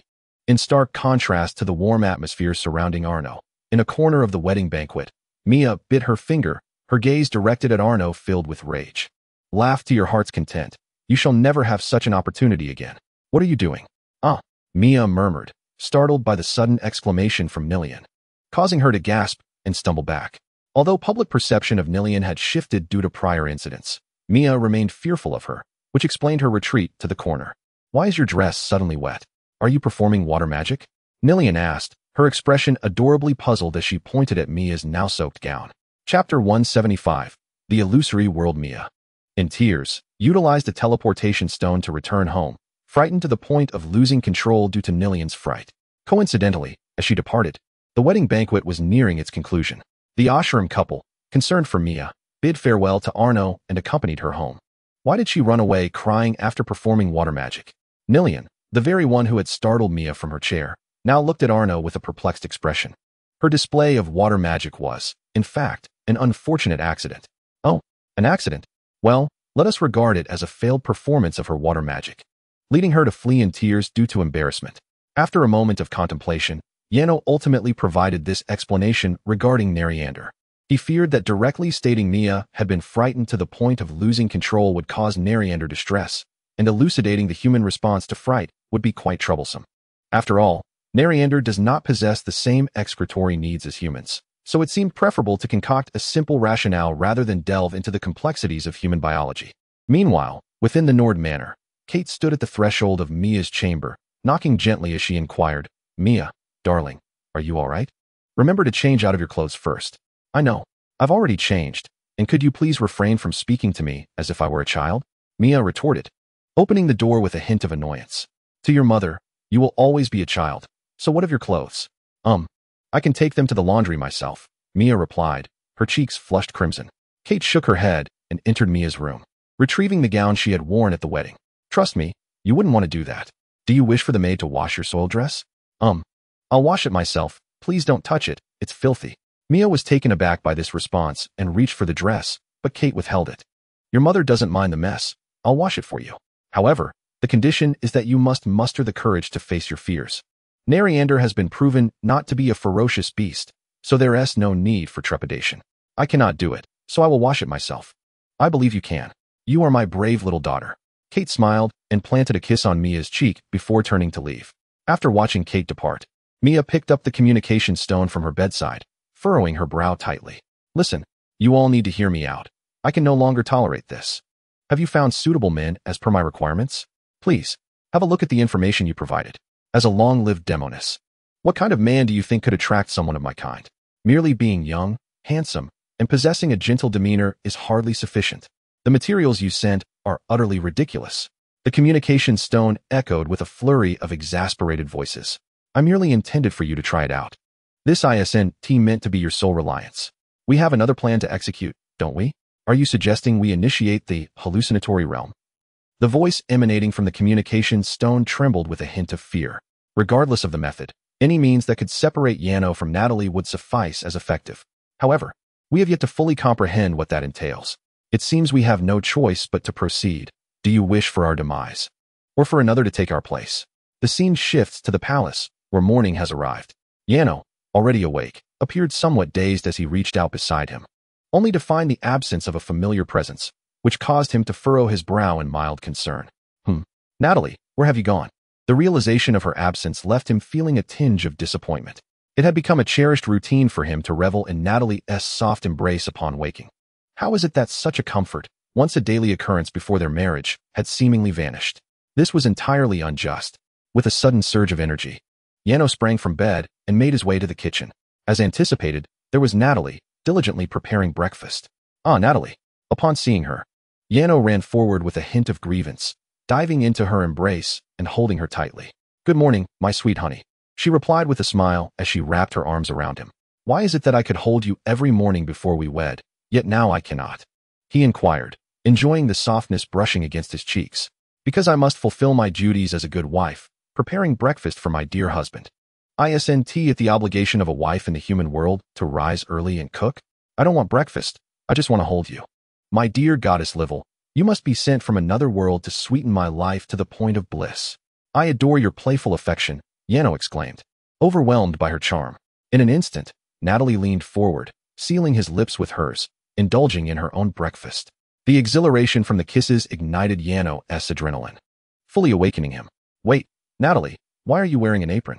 I've never seen you in one before. Once he became fully alert and noticed her unusual attire, he couldn't help but ask curiously, does it not make me resemble a good wife? Wife? Whose? Yano paused in surprise, while Natalie blushed slightly. Yours. Of course. Did you not just say so? Oh right. My wife, my wife. Oh ho ho. Hearing this, Yano excitedly began to scrutinize her from head to toe. Despite their wedding occurring just the previous day, he felt a lack of reality regarding their union. It was only upon fully waking that he came to this realization. Although it was merely a wedding, and he had entered into matrimony with Natalie, life, in comparison to the past, had not undergone any significant transformation. Yet, it was solely due to this change in status that Janos found everything he once knew to be remarkably novel. Chapter 176. The Vanished Ivan. Ah, my wife. Natalie is now my spouse. In the streets of the capital of the Lannister Kingdom, Storm's End, Janos held Natalie's hand tightly, humming a tune of his own creation while perusing the freshly acquired newspaper. Oh, did you see, Natalie? Today's newspaper has published the news of our marriage. At that moment, Janos's eyes sparkled with excitement as he pointed at the newspaper, directing his gaze towards Natalie. Natalie followed his gaze, and indeed, the headline read, The incubus Lord Janos Dragna and the incubus Natalie unite in matrimony. Haha, this is splendid. I shall no longer have to worry about anyone approaching you in the streets, claiming they wish to court you. Hee indeed. Natalie chuckled softly, nodding as she lifted the hand of Janos, which she held so tightly. From now on, I can rightfully hold your hand, and for as long as I desire. I truly wish to hold it for a lifetime. As he beheld her radiant smile and their entwined hands, Janos felt his heart race, a warm flush creeping onto his cheeks, and he instinctively lowered his gaze. Overwhelmed by emotion. Truth be told, he considered himself a man of appetites, yet inexplicably, every gesture of Natalie's left him profoundly unsettled, especially when she uttered such enchanting words. Previously, he had believed that being able to hold Natalie's hand openly was the epitome of happiness. However, it seemed that being held by her was even more delightful. Daily strolls through the city with Natalie, accompanied by newspaper purchases, had become an essential ritual for Janos. After all, in this world devoid of the immensely advanced internet, newspapers served as the sole source of information for the populace. To remain well-informed, reading the newspaper was an indispensable task. Aside from announcing the union of Janos and Natalia, today's newspaper contained another piece of news that captured Janos's attention. It reported the emergence of a peculiar creature in a small town within the Lannister kingdom. Experts had ascertained that this entity was not any known species of beast, but rather an extraordinarily bizarre phenomenon. It appeared and vanished without a trace. Indescribable, yet possessing formidable aggression. Doesn't it sound rather absurd? After all, this is a different world, teeming with all sorts of strange beasts. The crux of the matter lies in the impossibility of monstrous creatures appearing within the realm of Lannister, particularly in this current epoch, as the newspapers have clearly stated. Following the previous War of the Seven Kingdoms, a significant number of old noble families perished, resulting in a plethora of lands lacking lordly oversight. Naturally, these unclaimed territories reverted to the authority of the king, and the quaint town beset by strange creatures now falls under his dominion. However, King Nielsa is renowned for his unwavering commitment to the security of his lands. He would never permit a single beast to trespass upon his territory. Thus, the emergence of monsters in that town is indeed puzzling. Meanwhile, the scene shifts as Arno and Natalia have returned to the palace. Upon their arrival, they discover Talisa anxiously searching for something, darting about the palace in a frenzy. Spotting Arno and Natalia, she rushes towards them, her demeanor urgent as she inquires. "Have you seen Ivan?" "No, I haven't." "What is the matter?" Arno responds, perplexed. "He has gone. I went to his room this morning intending to wake him, only to find he wasn't there. Gone. Could he have gone home?" Talisa shakes her head vigorously. "That is not possible. I checked Nord Manor and inquired with Lady Kate. He is not there at all. I even asked Lady Kate about his school, but I went there too, and he was nowhere to be found." "What?" Arno feels a surge of panic at her words. A perfectly normal person vanishing inexplicably is truly bizarre.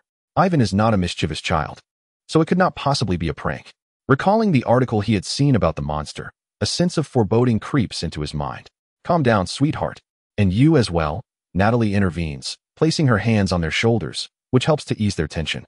She then gathers everyone in the palace and queries who last saw Ivan. After a thorough inquiry, it is revealed that the last person to see him was Talisa. "Yes, Ivan was here practicing combat skills last night. I reminded him to rest early before I left. I should have stayed with him," Talisa laments, leading everyone to an open space in the courtyard, her face etched with guilt. "This is not your fault, Talisa. It is I who failed to look after my brother," Arno reassures her, before scrutinizing their surroundings. The courtyard within the palace is remarkably vast, potentially encompassing an area equivalent to 3 football fields. Adorned with an array of artificial landscapes, swimming pools, training grounds, and small storage facilities. The individuals presently find themselves in one such training ground. However, as Yano gazes around at the seemingly unremarkable grassland, a sense of urgency begins to swell within him. There are no traces to be found here. How can one possibly search for Ivan? "Do not worry. Leave it to me," Natalia reassures Yano, before conjuring a crimson magical array upon the ground. As she intones her incantation, the red array suddenly bursts forth with radiant light. The time recollection spell possesses the ability to imbue the surrounding scenery with the characteristics of a memory stone. The earlier scene presented by King Nilsar, depicting the events experienced by Alice, was achieved through this very magic. We, too, can utilize this spell to recreate the events of last night. Upon hearing Natalia's explanation, the ethereal image of Ivan materializes upon the grass, with the phantom of Talisa appearing before him. This instantly captures the attention of all present. From this apparition, it is evident that Ivan was indeed practicing combat skills here last night, but shortly after bidding farewell to Talisa, he seemed to behold something terrifying. His expression filled with dread. Chapter 177. The Black Mist. Curiously, however, the time recollection did not reveal what Ivan had actually seen that night. Observers could only discern a cloud resembling black mist before him, which appeared humanoid, yet lacked distinct human features. This perplexed Natalia, who furrowed her brow. It was clear that there was a malfunction with the time recollection spell. How could a creature fail to be captured by the magic? It is akin to a camera recording an individual, yet the footage remains unclear. Theoretically, such an occurrence should be impossible. Refocusing on the time recollection, Ivan's phantom, upon seeing the creature, displayed a visage of fear, yet he did not flee immediately. Instead, he brandished his long sword and engaged in combat with the entity, though he was no match for it. After only a few strikes, he was propelled backward as if struck by the unseen monster. Yano watched in horror, his heart racing. As Ivan struggled to rise from the ground, he began to call out desperately to his companions. Yet, a peculiar issue arose. His lips clearly formed the names Talisha, brother, and Neliandra, but despite his cries, no one responded. Did you all not hear Ivan's calls last night? At this moment, Yano could not help but anxiously glance at the crowd, who all shook their heads in unison. He reflected on the events of the previous night and realized that he indeed had not heard Ivan's cries, which should have been impossible. The apparition of Ivan appeared to be calling out quite loudly, and the courtyard was expansive, suggesting that the sound ought to have carried far and wide. Yet, despite the myriad of perplexities swirling in his mind, the stark reality remained. No one had heard Ivan's voice the night before. Simultaneously, the virtual image of Ivan ceased its cries after realizing that no one had responded after a lengthy call. A shadow then surged toward Ivan, prompting him to instinctively turn and flee. Keep up, Natalie shouted, urging everyone to follow the ethereal figure of Ivan as it began to race away. Ultimately, Ivan was cornered in a small wooden storage shed within the courtyard, where he retrieved a firearm and aimed it at the entrance. This very shed was where Yano had stored his guns. Strangely, however, the shadow vanished upon colliding with the door, as if it were incapable of entering. Nevertheless, Ivan did not dare to let his guard down. Beads of cold sweat formed on his forehead, trickling into his eyes. Yet he remained steadfast, keeping the gun raised and focused on the door, locked in a tense standoff. After a while, the dark mist reappeared, this time directly behind Ivan. Indeed, the shed bore no signs of damage, and the ground was devoid of any holes. The mass of black mist seemed to have emerged from the very walls. Appearing suddenly and unexpectedly, Ivan quickly turned to face it, directing the barrel of his gun at the ominous fog. However, in the next moment, the onlookers witnessed Ivan gasping for breath, his hands trembling uncontrollably, unable to pull the trigger for what felt like an eternity. Finally, the dark mist lunged forward, enveloping him as if it were consuming him. Mere seconds later, the mist dissipated, and Ivan's apparition vanished alongside it. What on earth? Is it truly gone? No. No. Yano, in a state of panic, began to frantically search the shed. Yet, aside from the absence of a single firearm, everything else appeared normal, driving Yano to the brink of tears. As he recalled the moment of Ivan's disappearance, a horrific thought crept into his mind. Could it be that Ivan had been devoured?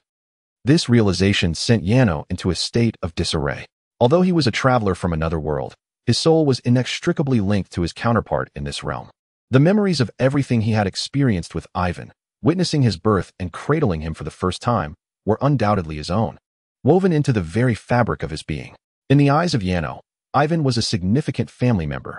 Without him, Yano momentarily succumbed to thoughts of despair. He is still alive. I can feel it, my dear, he is still alive. At that moment, Natalie suddenly approached him, embracing him warmly and gently uttering, "Is it truly so?" Indeed, the perception of a succubus is remarkably acute. I can sense that he is undoubtedly still here, albeit invisible to us. In truth, I too have sensed his presence. It is as if he is both here and not here. What must we do to locate him? Teresa inquired, her urgency evident.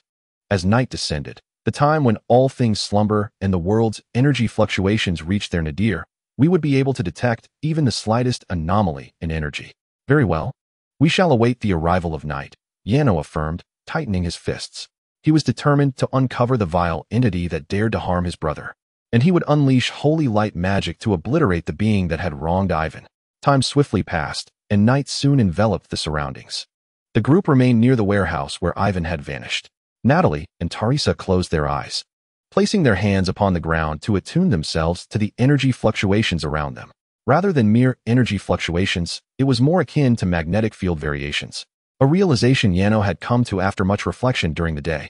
The energy fluctuations resembled the concept of magnetic fields before his transference.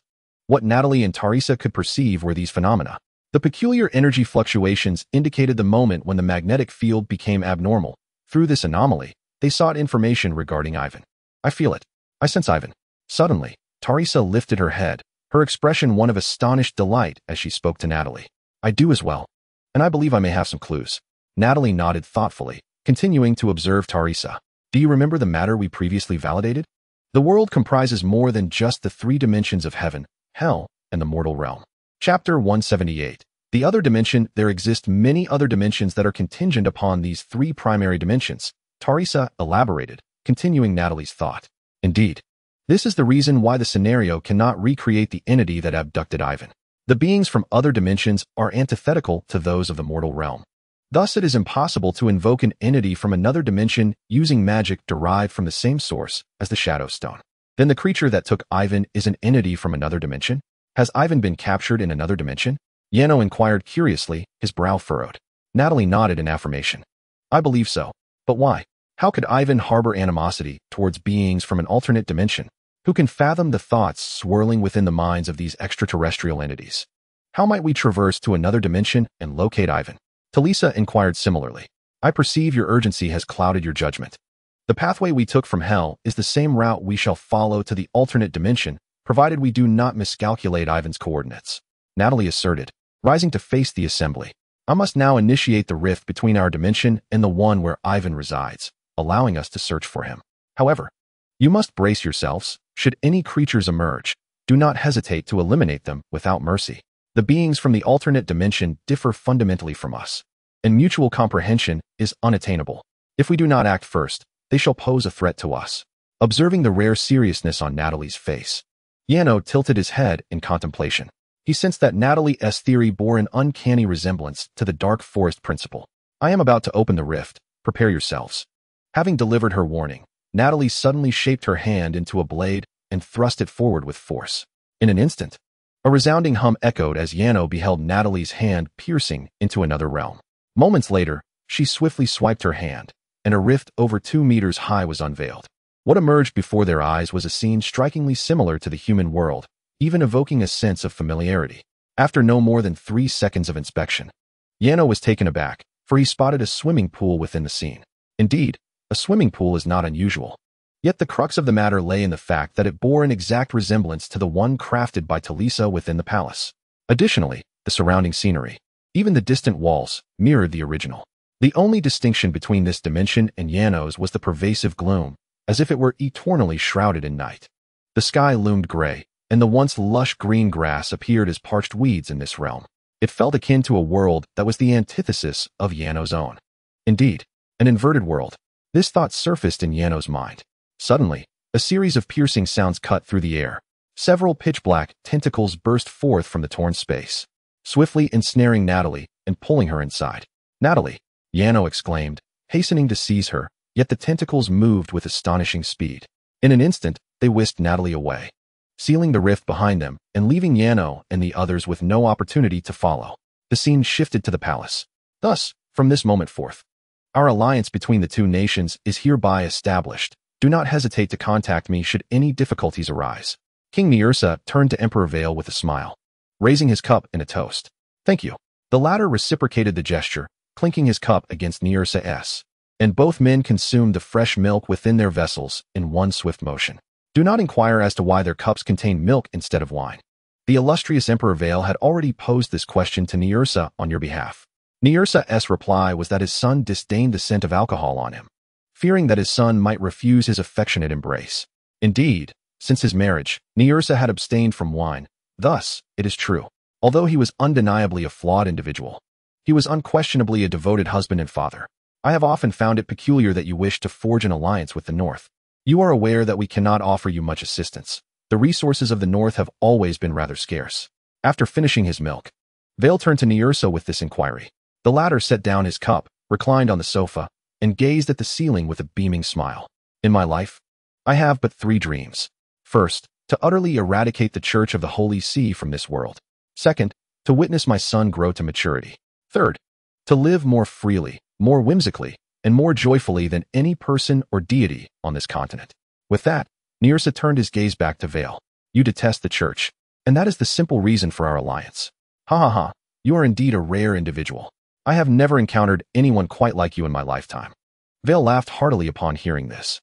If you have ever met 2 identical individuals in your life, rest assured, they are but one person. After delivering this dry humor, Nirsa presented Vale with a medal. This medal belongs to one of my generals, which signifies that you may take it into your realm. I temporarily lend you that general, along with some of our craftsmen. The cost is this. I require you to produce 1 million muskets, 500,000 cannons, and to train a new army of 1 million within a year. Vale raised an eyebrow at this proclamation. You mean the kind of army you previously deployed on the battlefield? Indeed, my people will provide you with specific guidance on implementation. But what benefit do you derive from sharing your nation's advanced research so freely with me? The benefit is that together, we can purge this continent of those vile churches. The second benefit is simply that I desire to. At this, Vale pressed his lips together, concealing his astonishment. He could not help but think that this young king, Niersa, was indeed quite intimidating, and he even questioned whether Niersa might be slightly unhinged. My king. At that moment, Seabass suddenly burst into the room. The son of Marshal Asheram has gone missing. What? Upon hearing this, Nelson nearly toppled off the sofa in shock. Janos has vanished. Chapter 179. Hill in the Fog City. It is not Janos who is missing. Have you forgotten that Marshal Asheram has 2 sons? The one who has disappeared is his younger son, Ivan. Oh, wasn't he with Janos? How could he possibly go missing? Nelson raised an eyebrow in curiosity and inquired. My lord, through my investigation, I have discovered that Ivan was abducted by a creature from a different dimension. A different dimension? Nelson's brow furrowed even deeper. Indeed, this morning, I eavesdropped on the conversation between Janos and Marshal Asheram at Nord Manor. According to Janos, the entity that captured Ivan is a creature identified by the Succubus, Natalia, and they had opened a spatial rift leading to another dimension last night. It is akin to the dark side of the world. We might perceive it as the mirror world of our reality or an opposing realm. However, just as they were about to investigate that dimension last night, Natalia was also seized by a monster within, and the rift leading to the other dimension vanished upon her abduction. Upon hearing this account from Sebastian, Nelson nearly leapt from his seat. What did you say? Natalia has also been taken? Yes. Ha ha ha. I thought she was invincible. I never imagined she could find herself in such a predicament. Nelson suddenly burst into laughter, but within a heartbeat, a serious expression returned to his face. Do you think the monsters appearing in Missouri Town are connected to this affair? The latter nodded. I believe it is highly probable. Well, continue to monitor Janos's movements and see what he devises. Then, organize a team of elite individuals. I must pay a visit to the old man at the Research Institute. After a brief moment of contemplation, Nelson rose from his seat. Is there anything I can assist with? Lady Natalia is my benefactor. At that moment, Vale, who had been sitting nearby, could no longer remain still and asked, why don't you simply accompany me? Very well.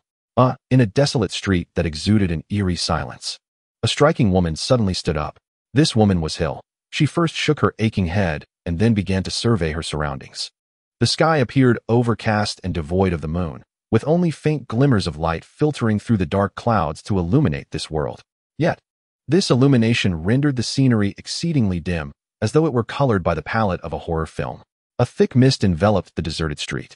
Much like the London of the industrial era, the term Fog City, originally used to designate London, finds a fitting resonance with the scenery here. However, the architecture lining the streets reveals that this is not London, but rather the capital of the Lannister Kingdom, Storm's End. Alfie! Alfie! After surveying her surroundings, Hill suddenly began to call out loudly for her attendant, Alfie. Roar! Ack! Yet, after a while of shouting, the response did not come from Alfie, but rather a series of terrifying monstrous howls. Suddenly, from the mist ahead, 3 indescribable creatures surged forth. Their grotesque maws gaping wide in a manner barely resembling mouths, lunging towards her with a voracious intent. This caused her to click her tongue in annoyance. Damn Mia. Indeed. Her presence here could largely be attributed to Mia. But now was not the time for grievances. With a swift motion, she extended her hands forward. A flash of white light emanating from her palms. A weapon, resembling a naginata, materialized in her grasp. Ashite Myru.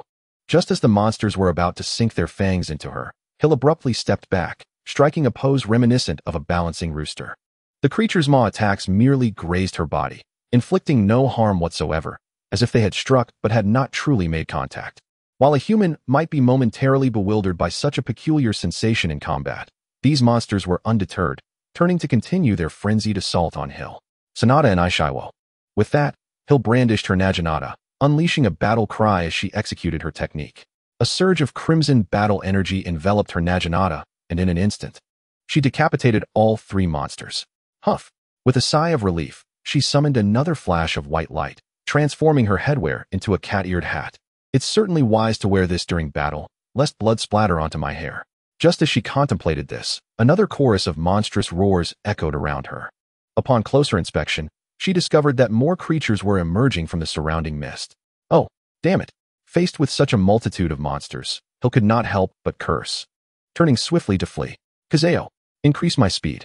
Noticing the swift movements of the creatures closing in on her, Hill immediately began to chant. Immediately. A fierce wind swept beneath her feet, causing her to run faster and eventually take flight. The monsters, witnessing this, also levitated into the air in pursuit of Hill. Thus commenced a frantic chase, ultimately culminating in Hill's exhaustion as she reached an open space in the city, leading her to plummet from the sky. Simultaneously, the monstrous horde surged forward, closing in on her. Yet, instead of succumbing to despair, the Princess Hill resolutely brandished her naginata against the approaching creatures. "I am prepared to meet my demise. Come at me," she bellowed defiantly. Suddenly, a resounding gunshot erupted from behind, explosively shattering the skull of the nearest monster. Bang, bang, bang. A barrage of gunfire erupted in succession, each shot obliterating the monsters one by one. In an instant, the once formidable swarm had been decimated, rendering Hill momentarily speechless in astonishment. Had you chosen to fight them from the outset, you would not have been cornered in such a predicament. Chapter 180. The mysterious cellar. At that moment, a youthful voice broke the tension. Hill turned to see a small boy, appearing no older than 10, standing before her. He wore a simple black long-sleeve shirt and white shorts, with a delicate black leather choker adorning his neck. The sight of his tender, pale legs quickened her heartbeat. For reasons unknown, his visage seemed strikingly familiar, stirring feelings within her heart. "Who are you?" Hill inquired, her curiosity piqued. "Shouldn't you introduce yourself before asking others?" The boy replied. Hill chuckled softly and shook her head. "I am Hill, the princess of the kingdom of Sarans." "Princess? What is a princess doing here?" The boy's astonishment was palpable upon hearing her title. "Could you tell me who you are?" Hill pressed further. "Ivan Nord Lagna," he replied succinctly. "Nord? Is Jan your brother?" Hill exclaimed, taken aback by the revelation. You know my brother?" Ivan's small face displayed a look of confusion. "Yes, I was once his fiancé," Hill said, a shadow of melancholy crossing her features. "Oh, I remember now, my mother mentioned this. Please, come inside, it's unsafe out here." With that, Ivan turned and led her into the house behind him, and Hill followed suit. "Pray tell, what brings you to this peculiar place?" Ivan inquired with curiosity. Seated on the sofa as he regarded Hill before him. "This is all due to your sister, Mia." "What connection does Mia have to this?" Ivan's curiosity deepened upon hearing those words. Let us rewind to the time following Yano's wedding, the very moment Mia returned home. It was then that Hill enlisted the aid of the servant Afu, employing a unique magic to pinpoint Mia's whereabouts and commenced their pursuit together. The impetus for this surveillance stemmed from Mia's prior remarks to Hill, which had sown seeds of doubt in her mind. She harbored grave suspicions that Mia might be scheming to bring harm to Yano. Hill's objective was to uncover evidence of Mia's malicious intentions towards Yano and, should the need arise, eliminate her. Last night, she and Afu traced Mia's steps, ultimately arriving at a hidden cellar within the capital. However, upon entry, it became evident that this was no mere cellar. It was, in fact, a clandestine underground base for a cadre of alchemical madmen and scholars. The first level of the cellar was cluttered with a myriad of alchemical instruments and many devices that Hill could scarcely comprehend. Descending further, they encountered room after room, each containing various monstrous entities. Thus, Hill stealthily followed Mia until they reached the innermost depths of the cellar, a vast indoor expanse. Within this space loomed a colossal rift, around which numerous alchemists busily toiled. Yet, Mia was not among them. Hill distinctly recalled spotting an individual who appeared to be a leader engaged in conversation. Just as Hill endeavored to eavesdrop on their discourse, the leader suddenly nodded and commanded the surrounding alchemists, commence the execution. In an instant, Hill witnessed the alchemical zealots producing vials from their pockets and hurling them to the ground, releasing plumes of gas in a kaleidoscope of colors. From the rift emerged an enormous, bizarre figure, unleashing a terrifying howl that echoed through the chamber. Subsequently, the rift erupted with a cascade of azure luminescence, blinding Hill momentarily. She was then struck by a sudden ringing in her ears and lost consciousness. When she regained her senses, she found herself transported to this strange world. "I have finished my account. Might you now divulge how you arrived in this place?" Hill inquired of Ivan. "I was dragged in by a peculiar creature, nothing more." Ivan replied, his brow furrowing in concern. "Why do you suspect that Mia wishes to sever the bond between my brother and Natalie, harboring ulterior motives against him?" "Because Natalie is a formidable demon, while Yano is but a frail human," Hill responded. "Once they are separated, depriving Yano of the demon's protection, eliminating him would no longer pose a challenge." As Hill spoke, he suddenly advanced and grasped Ivan's shoulder. "Listen, I understand your reluctance to believe that your sister could harm her own family, but during my childhood spent with Yano, I vividly recall Mia attempting to take his life on more than one occasion. In truth, I believe you," Ivan interjected abruptly. Mia has never been kind to my brother and me. At times, I could even sense a murderous intent emanating from her, yet I previously hesitated to entertain such thoughts. However, after hearing your account of Mia's actions, I have come to believe otherwise. The strange cellar, the forces at play, the rifts in space, the monsters, and the desire to tear my brother and Natalie apart. These elements must surely be interconnected. If she had no ulterior motive, she would not engage in such behavior. As Ivan spoke, he tightened his grip on the long-barreled firearm, his brow furrowing deeply. Once I escape this wretched place, I shall ensure her demise. Do you know where we are? Hill inquired after a moment of contemplation. I have no idea. My sole objective is to survive with all my might here. My brother will certainly come to rescue me. The scene shifted to the city of storms in the normal world, now enveloped in the cloak of night. Yano wandered aimlessly within the territory of Nord Manor, having temporarily returned to its confines, fearful that his parents might be abducted by monsters like Natalie or Ivan. Talisa reassured him that Natalie would be safe and that Ivan was still alive, urging Yano not to worry. Talisa was also exerting herself to the utmost, forging a device capable of opening spatial rifts. It won't take long, she promised, and once it's complete, we can go in search of Natalie and the others. For now, you need only wait patiently. Yet, the absence of both his wife and brother left Yano restless, prompting him to roam the city in a state of agitation. Hey, little brother, would you like to play a game with your sister? A stunning woman, exuding charm and allure, called out to Yano from the street. Chapter 181. The darkness within and the hero. The camera receded from Yano, revealing Mia lurking at the corner of the street, not far behind him. Are you certain this plan will work? A man beside Mia inquired. Absolutely. No man can resist the lure of desire. Just put yourself in their shoes, and you'll understand. Mia replied, casting a glance toward Yano, who remained oblivious. The man nodded in agreement. Indeed, if I were in his position, I too would find it impossible to resist. When a woman offers herself, one would be foolish not to indulge. From the moment he began to indulge in play, her marriage was destined to unravel. Unless our formidable succubus lord was indifferent to her husband's escapades with other women. To preempt such an eventuality, have you commenced the plan I devised for Natalie? Have you dispatched anyone to the realm beyond? Mia turned to the man, her expression grave. Of course. How was the courage of those dispatched? When we first entered the inner world, we were all swept away. The sights there remain etched in my memory. I vaguely recall that a dozen souls perished from fright within that realm. Therefore, one must possess a strong heart to survive there. Mia remarked, shuddering involuntarily. Rest assured, Miss Mia, I guarantee that those I sent are completely reliable. That is for the best. The focus of the scene shifted back to Yano. What game are we playing? Yano instinctively retorted, but a moment later, upon observing the woman's attire and demeanor, he suddenly realized his misstep. Clad in a leather corset, a miniskirt, and knee-high boots, this provocatively dressed woman approached him on the street, claiming she wanted to play a game. What other game could it be, if not one of seduction? Ah, of course. We are to engage in delightful games, the woman replied, her face adorned with alluring charm, as she reached out to caress Yano's cheek, only to have her hands swiftly brushed away by him. The Lannister kingdom has expressly forbidden women from selling their bodies. Yet it is apparent that some choose to disregard this law. I'm sorry, madam, but I have no money, Yano stated coldly after rejecting her advance. Oh, come on. The woman rolled her eyes. I am not selling myself. I merely seek a fleeting dalliance. Seeing your pensive expression prompted me to approach you. The long night stretches ahead. Wouldn't it be far more enjoyable to partake in some delightful activities together than to endure this lonely night alone?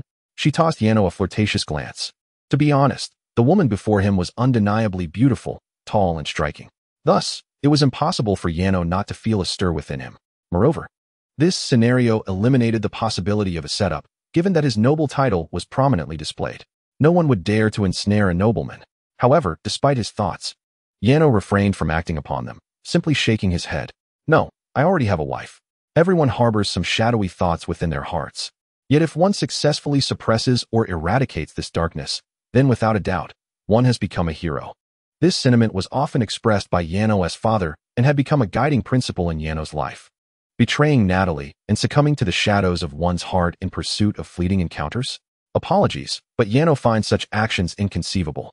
He seeks a release for his pent-up pressures, yet he would never resort to such behavior. I am aware, for the medal upon your chest has already conveyed this to me.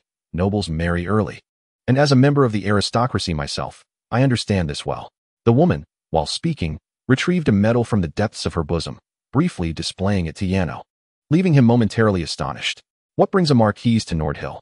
He inquired, unable to contain his curiosity upon seeing her insignia, merely seeking a respite. The scenery here is quite delightful. Upon hearing Yano's words, the woman chuckled softly, shaking her head as she continued to trail her hands from Yano's chest to his shoulders. I am truly lonely. I yearn for your solace. Come now, which noble lacks a few lovers? Your appearance aligns with my preferences, yet dear boy, I must admit my patience is waning. Are we to remain in this stalemate? As she spoke, her gaze drifted towards a nearby inn.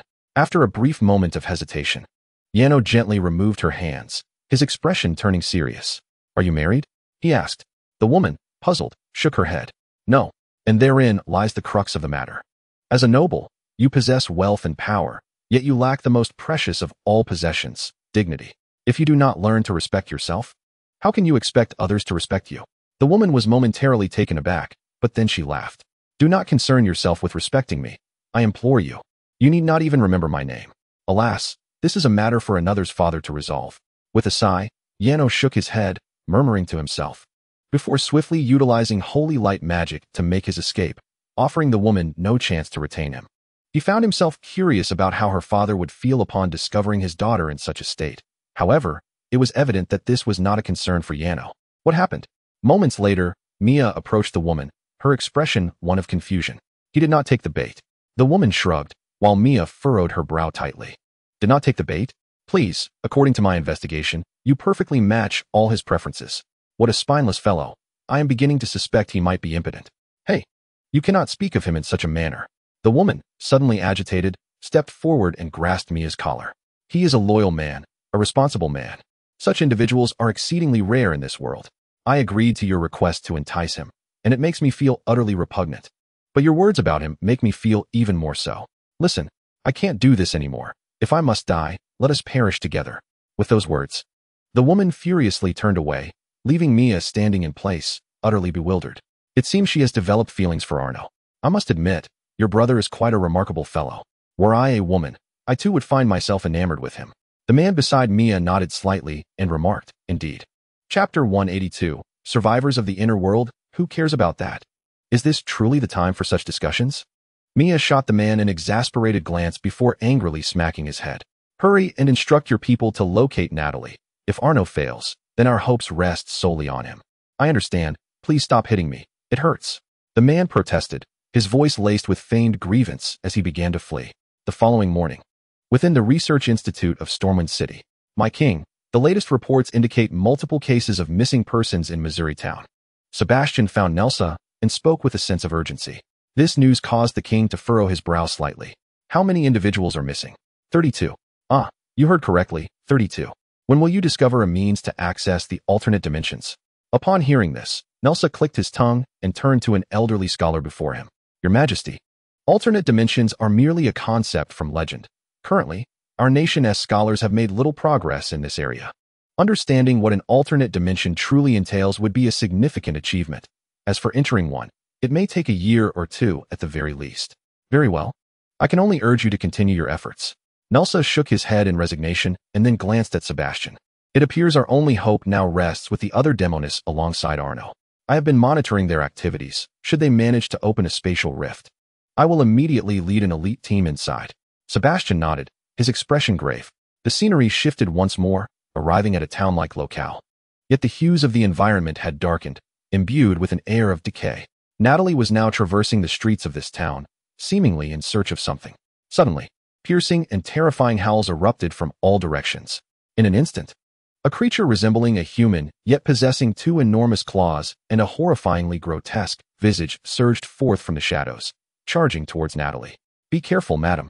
Just as Natalie prepared to defend herself, a man burst forth from the nearby bushes, positioning himself protectively in front of her. Run quickly. Such a monster is beyond a woman's ability to handle. Allow me to buy you some time. The man spoke without glancing back, drawing his straight-edged battle knife from his waist and charging towards the creature. At that moment, Natalie couldn't help but scrutinize this man. His tousled black hair, a facial expression that was both youthful and somewhat endearing, and a physique that lacked robust strength.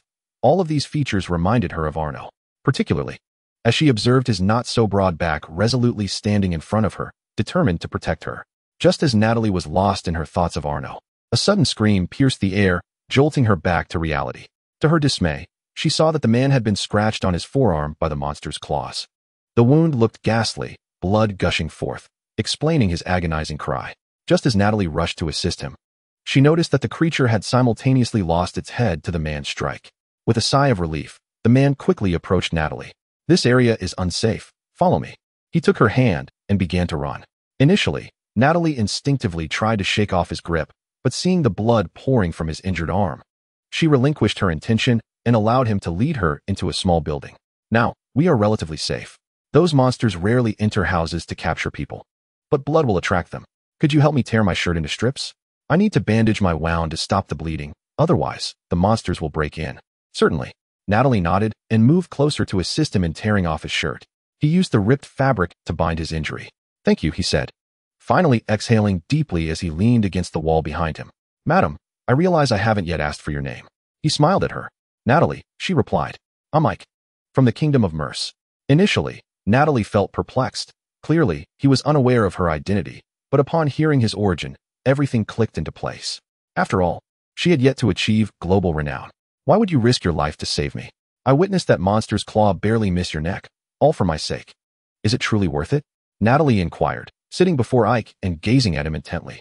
"Is it not a natural duty to assist someone in need?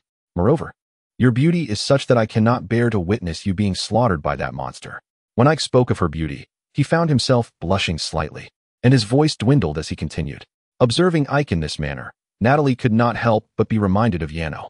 As she recalled their initial encounter, she noted that he had exhibited a similar demeanor, causing a faint smile to grace her lips.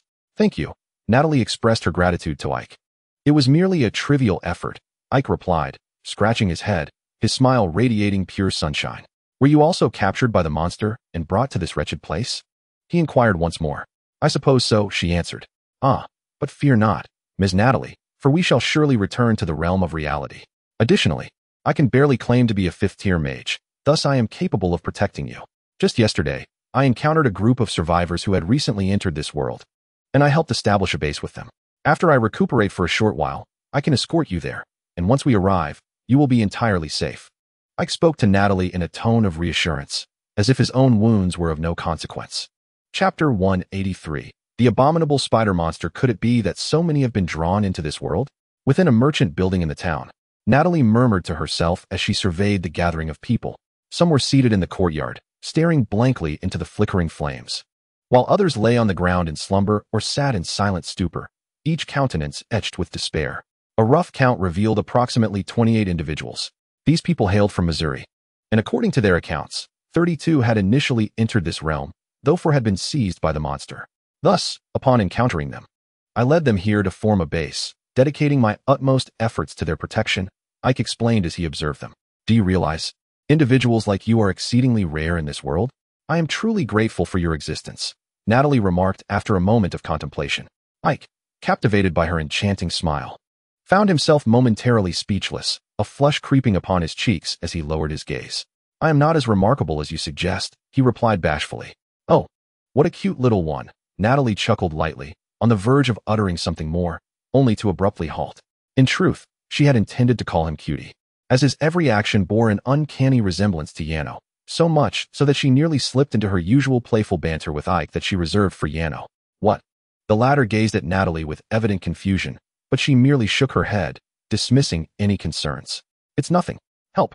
Help!" At that moment, a sudden cry for aid resonated from outside, prompting Ike to rush forward and open the grand doors of the guild. Before him emerged a ragged child, exerting every ounce of strength to sprint towards the guild. It was Mike, the very child who had first gone missing in the town.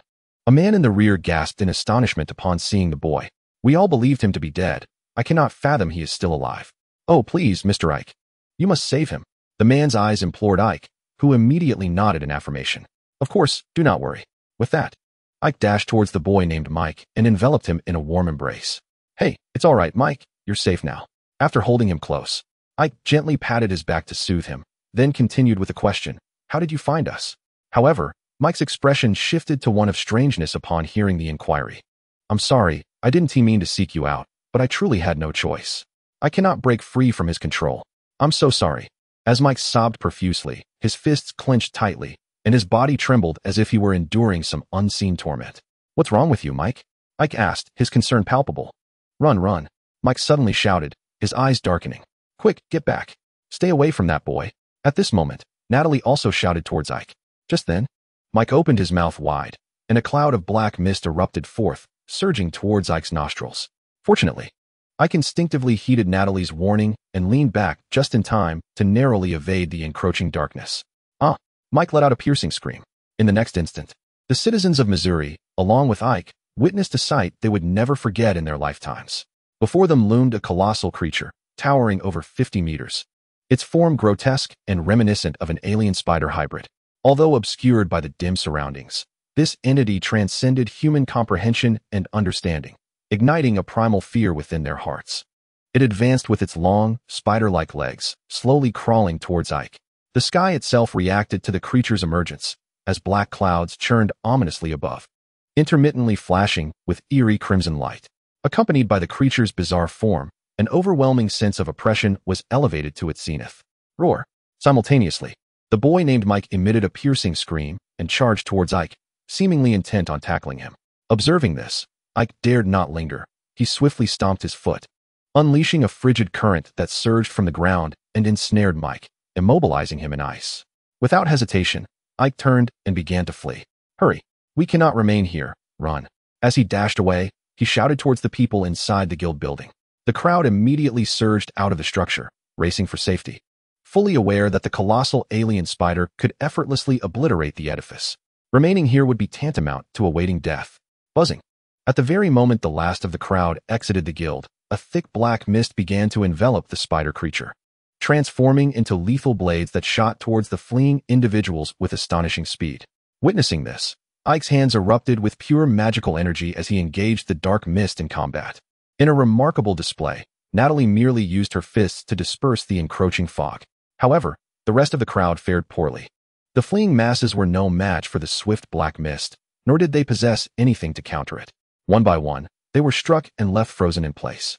The black mist then began to coil around them, invading through their nostrils, mouths, and ears. Those engulfed by the mist convulsed violently, their eyes rolling back as they emitted anguished cries. After a few agonizing seconds, their bizarre symptoms abruptly ceased. At that moment, one individual turned to Ike, his gaze now cold and lifeless. Chapter 184. Confession and loyalty. His essence extends throughout this world. We cannot escape. We cannot escape. The man uttered to Ike, tears streaming from his frigid eyes. "I am sorry," he gritted out, and with that, his eyes were consumed by darkness, much like Mike's. It was not only him. The remaining survivors faced the same fate. As ordinary citizens bereft of magical prowess, they were utterly defenseless in such a world. They let out a grotesque howl and lunged towards Ike. Damn it, damn it!" Ike cursed, his eyes reddening with despair. Faced with these innocent souls, he found himself unable to strike, compelled instead to engage with them in a delicate dance. Yet, at that moment, the colossal beast drew ever nearer. Should Ike fail to resolve himself to eliminate those individuals, his own life would be perilously at stake. Meanwhile, not far off, Natalie observed Ike, momentarily rendered speechless. "If my darling were here, he would likely act just as he does," she murmured to herself, chuckling softly as she shook her head, as the monstrous creature loomed closer. Emitting strange, eerie groans, dark tendrils of mist emanated from its form, encroaching upon Ike. If he did not devise a means of escape, there was no doubt that his fate would mirror that of the civilians, transformed into a grotesque amalgamation, neither human nor beast. Ike's movements gradually ceased, as if resigned to his fate, quietly awaiting the arrival of despair. In that moment steeped in hopelessness, Natalie's figure suddenly flickered beside Ike like a wraith. With a gentle wave of her hand, she dispersed the encroaching black mist surrounding them. The monstrous visage became vividly apparent. It was a creature of utter darkness, devoid of eyes, mouth, and teeth, with no ears to speak of. Ike found himself questioning whether that alien-like head was truly its cranium. As Ike remained transfixed by the creature, Natalie unexpectedly extended her hand toward it. In an instant, a massive magic circle, radiating a crimson glow and measuring over 60 meters in diameter, materialized before her. From within, a blood-red hand emerged, seizing the beast's enormous form. With a resounding bang, the creature was crushed by the titanic hand. Silence enveloped the scene, and those once consumed by the dark mist lay motionless upon the ground. Ike, witnessing this spectacle, stood utterly astonished. Who are you? He stammered at Natalie. I am merely a succubus from the depths of hell, Natalie replied, offering him an enchanting smile. In that fleeting moment, Ike, still gazing at her, appeared visibly stunned, and Natalie could distinctly sense his racing heartbeat, as well as the longing reflected in his eyes. A short while later, within the confines of the Merchant Guild building, Natalie and Ike had dragged the unconscious individuals into the courtyard. As for themselves, they sat upon the parched, gray grass, taking a moment to rest. Madam Natalie, will these people truly be all right? At this moment, Ike pointed at the unconscious individuals and inquired of Natalie. They have merely been tainted by that monster. Once we slay it, they shall be fine. However, their spirits may have sustained significant damage and will require time to recover. That is reassuring, Ike nodded. After a moment of contemplation, he lifted his gaze to Natalie again. I am profoundly grateful to you for saving my life. It was nothing, she replied. I feel as though I might be falling in love with you. After a slight stutter, Ike abruptly changed his tone, looking intently at Natalie. Upon hearing this, Natalie raised her right hand slightly, indicating the ring on her finger. Thank you for your affection, but I am married. Is that so? I apologize for my oversight. I only know that if I do not express this feeling to you, I believe I shall regret it for the rest of my days. Ike was taken aback by his own words, then lowered his head in despair, continuing to ask, what kind of person is your husband? He is quite similar to you, a gentle and kind soul. To be honest, such individuals are my preferred type. Is that so? Ike's face brightened momentarily at Natalie's words. You, too, are mature, alluring, and strong. You are truly the epitome of my ideal partner. I cannot fathom any woman in this world who could surpass you. Though you are already married, I still wish to convey my deep admiration for you. You make my heart race. And I must tell you, love is not merely a feeling. It is a responsibility, Natalie said, gazing at her ring. If love were only a feeling, when faced with challenges, that feeling would swiftly dissipate. We can derive such feelings from many people. Farewell. And I hope you will continue to care for these individuals. With that, Natalie's figure vanished from Ike's sight, reappearing in a desolate wilderness several hundred meters away from the town. She sat down, staring blankly at the gray sky. Truthfully, she felt a slight fondness for Ike, as he embodied the qualities she admired and had long sought in humanity. Had she been a different succubus, she might have already entangled herself with Ike, making him her lover. If she desired affection, why not simply take him as a paramour? This is a typical demon's way of thinking. A powerful demon can possess multiple lovers or, in essence, have everything they desire. However, she was not an ordinary succubus, she was Natalie. Since encountering Arno and marrying him, her understanding of love has deepened significantly.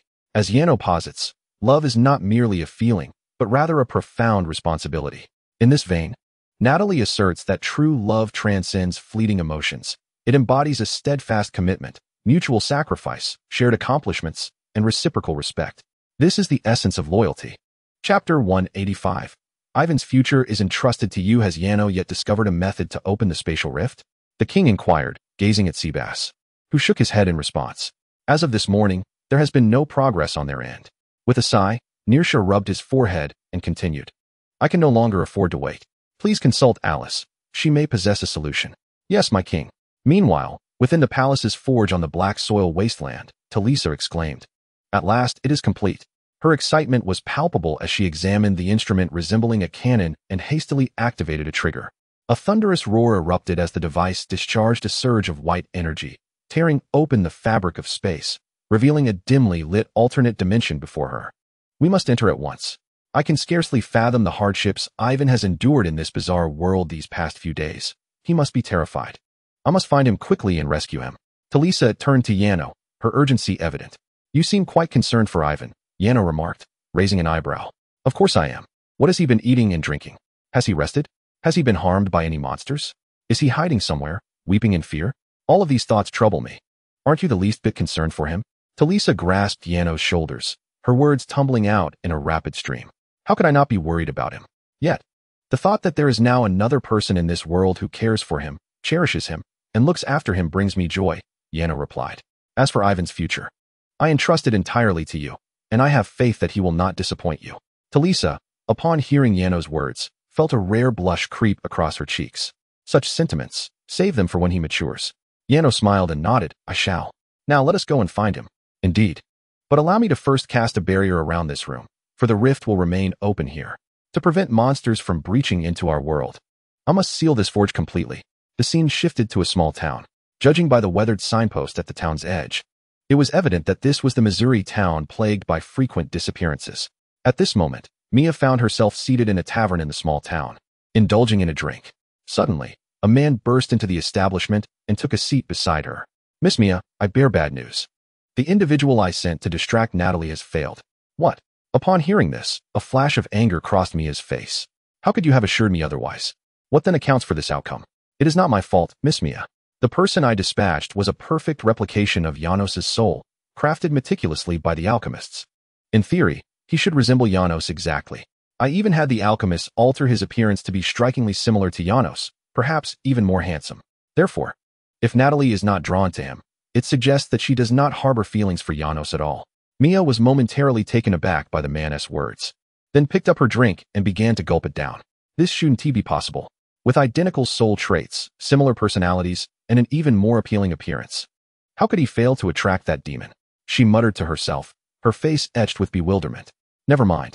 If they are impervious to this approach, we shall activate an alternative plan. Have the creatures you've been cultivating in the underworld been completed? Though it's a bit of a stretch, they are nearing readiness. Allow me to show you. With that, the man rose and led Mia into the cellar of the tavern. Inside lay a vast, concealed space. Though the number of staff was scant, only a few scattered individuals were occupied with their alchemical apparatuses. As they descended to the lowest level, a rift in space, towering over 3 meters, came into view, emanating tendrils reminiscent of vines. A figure clad in tattered yellow robes and a hood stood before this rift. Despite the voluminous robe obscuring their form, it was evident that they possessed a gaunt physique, indeterminate in gender. At that moment, the figure seemed to sense Mia and her companion's arrival, slightly turning to gaze at her. Shadows danced beneath the hood, concealing their features. Yet their movements were remarkably fluid, exuding an elegance that suggested they were anything but ordinary. "You have finally arrived," the figure spoke suddenly, their voice resonant and magnetic, devoid of discernible gender. "My servant has sensed that the individual you intend to confront has entered this realm. What will be your course of action?" At the mention of the figure in yellow, surprise flickered across Mia's face. "Are you saying Janos has entered?" "Yes." Mia cast a glance at the man beside her. It appeared that time was of the essence. While Arno had only just arrived and had yet to locate Natalie, they had to awaken the corrupted souls immediately to eliminate him. Without hesitation, the two seized several vials of potion from the nearby alchemical table and swiftly dashed past the figure in yellow robes, plunging into the spatial rift.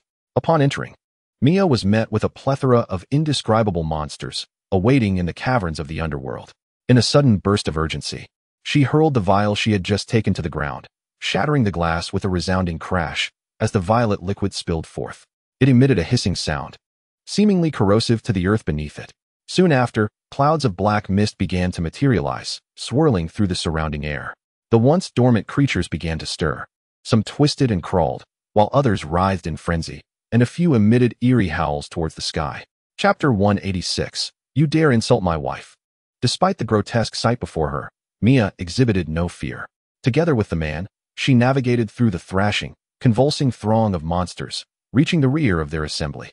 From the shadowy corner emerged a terrifying creature, adorned with horns, claws, scales, flesh, fins, fangs, and eyes. Its form defied precise description, containing elements that could only be recognized individually. More aspects of its being were beyond any analogy or metaphor available in the realm of humanity, as one cannot articulate the inexpressible. Were an ordinary person to behold this monstrosity, they would likely succumb to madness, for its sheer enormity and peculiarity could ignite primal fears buried deep within the human psyche. Yet, it was evident that Mia's demeanor was also grave. After a brief observation of the creature, she hastily retrieved another vial and began to drink deeply. Only after consuming an entire vial did her condition improve somewhat. "Quickly, let this creature command the corrupted souls to find Arno. We are running out of time," she urged, hastily patting the shoulder of the man beside her. "What kind of wretched place is this? Every scene appears as if it were plucked from a horror film, dim and dismal. It is utterly vexing." The scene shifted to Arno, who found himself in an area reminiscent of the capital of Lannister. He gazed around at the surroundings, muttering to himself, "Who knows? This world alone may possess thousands of diverse dimensions. Who can truly comprehend it?" Talisa shrugged her shoulders and raised her hand to her mouth, calling out loudly, "Ivan, are you there?" This alternate dimension mirrored the human world in many respects, with architecture and terrain strikingly similar, though the scenery left much to be desired. Janos was astonished to discover that the teleportation stones could be utilized in this realm as well. However, they could not rely on these stones to return to their original world. Instead, they could only use the coordinates of the stones to transport themselves to corresponding locations within this dimension. For instance, Janos and his companions arrived in the capital because they had utilized the coordinates established there, rather than being directly teleported back to the human world's capital. The reason for their presence in the capital was that Janos surmised Ivan had also discovered the functionality of the teleportation stones and had transported himself here. Yet, after searching the capital for quite some time and calling out his name repeatedly, they received no response. Damn it, he hasn't been killed by a monster, has he? Talisa exclaimed, her face etched with worry as the silence stretched on. Impossible, Janos replied, producing a diamond-shaped glass lamp from his pocket. I obtained Ivan's life lamp from my parents to see if it glows. As long as it shines, Ivan is still alive. Talisa, seeing the lamp flickering in Janos's hand, couldn't help but express her astonishment at such a human invention. A sigh of relief escaped her lips. It's a relief that he is alive. However, I believe we cannot continue searching aimlessly. It would be akin to searching for a needle in a haystack. We must first locate Natalie. Her powerful sensing magic can undoubtedly find Ivan. Upon hearing Talisa's proposal, Janos inquired, how do we find Natalie? The succubi possess a faint sensing ability among themselves, much like when Natalie sensed my presence deep within the earth and rescued me. Although my sensing ability is not as strong as hers, I can still locate him. Just follow me. Just as Talisa finished speaking, a series of eerie roars echoed around them. Suddenly, Janos saw numerous bizarre creatures, resembling some kind of fish, rushing out from the dark corners around them. They crawled toward him with a strange and unsettling speed. What in the world are these things? Are they Cthulhu-like monsters? Janos had never encountered such a scene before, nearly screaming in terror at the sight of these ghastly beings. To be honest, these creatures were far more frightening than any magical beast he had ever seen, appearing 100 times more grotesque. The sight of these crawling monstrosities sent chills down his spine. Unlike the frightened Jano, Talisa nonchalantly drew a lightsaber from the void beside her, ready to charge at the monstrous beings. Observing this, Jano forced himself to regain composure and aimed his fingers at the creatures. However, just as they were about to launch their assault, the monsters halted approximately 10 meters away from Jano and Talisa. Each creature opened its eerie maw, unleashing a billowing cloud of black mist towards them. In an instant, the mist enveloped Jano and Talisa, relentlessly infiltrating their orifices. At that moment, Jano felt as though he had established a connection with some entity, his consciousness gradually extending and merging with whatever it was. This entity resembled a plant or a neuron, its awareness sprawling throughout this world, as if nothing occurring within it could escape the creature's vigilance. Through this shared consciousness, Jano beheld visions seen by the monster. He found himself in a quaint town, within a building akin to a commercial guild, where he spotted Natalie. She was inside the structure, seated next to a man, engaged in what appeared to be a cheerful conversation. Jano concentrated intensely, striving to discern their words. Soon, he distinctly heard the man confessing his feelings to Natalie. Upon hearing this, she momentarily appeared taken aback. Then, to Jano's astonishment, Natalie removed her wedding ring and pushed the man to the ground. A wave of profoundly negative emotions surged within Jano, accompanied by a sense of nausea and palpitations. Yet, in the next moment, a torrent of furious emotions flooded his mind. What is this monster forcing me to witness? How could she do such a thing? You are insulting my wife. Meanwhile, on the streets of the capital, Mia was sprinting towards Jano, sword in hand. The black mist that continued to envelop Jano suddenly began to swirl chaotically. Chapter 187. Request to board, Sweet Honey. Mia. It seems he is on the verge of breaking free from the control of the corrupted ones. A man urgently called out as he caught up with Mia. What? Breaking free? How did he manage that? Mia's face registered shock upon hearing this. How should I know? All I can tell you is that you must eliminate him quickly. Otherwise, if he breaks free, we will be exposed. I understand. Mia nodded resolutely and hastened towards Jano. The long sword in her hand was aimed directly at Arno's heart. Breathe easy, brother, Mia said softly, observing Arno, who was being engulfed by black mist, his eyes rolling back as he convulsed. A complex expression crossed her face as she hesitated, yet ultimately pressed the tip of the sword against his chest. It is time for us to say farewell. I was truly delighted when I witnessed your birth and held you in my arms. Alas, there is no turning back now. With a steely resolve in her gaze, Mia tightened her grip on the sword, preparing to pierce Arno's heart. Suddenly, a gunshot rang out, and a swift bullet struck Mia's sword, shattering it into pieces. Mia, how could you truly contemplate such an act? A youthful voice reached her ears. You are still alive. I did not unleash that monster. Upon seeing the newcomer, surprise flickered across Mia's face. That little creature cannot harm me, the newcomer declared, raising the long-barreled firearm crafted by Talisa. Indeed, the intruder was Ivan, who interrupted Mia and aimed the gun at her. Why are you doing this? Are we not family? What have Arno and I done to warrant your desire to kill us? He spoke with fury, his eyes rimmed with red. Because you have obstructed my path, and from the moment I resolved to act, there is no turning back. Go to hell with your pleas.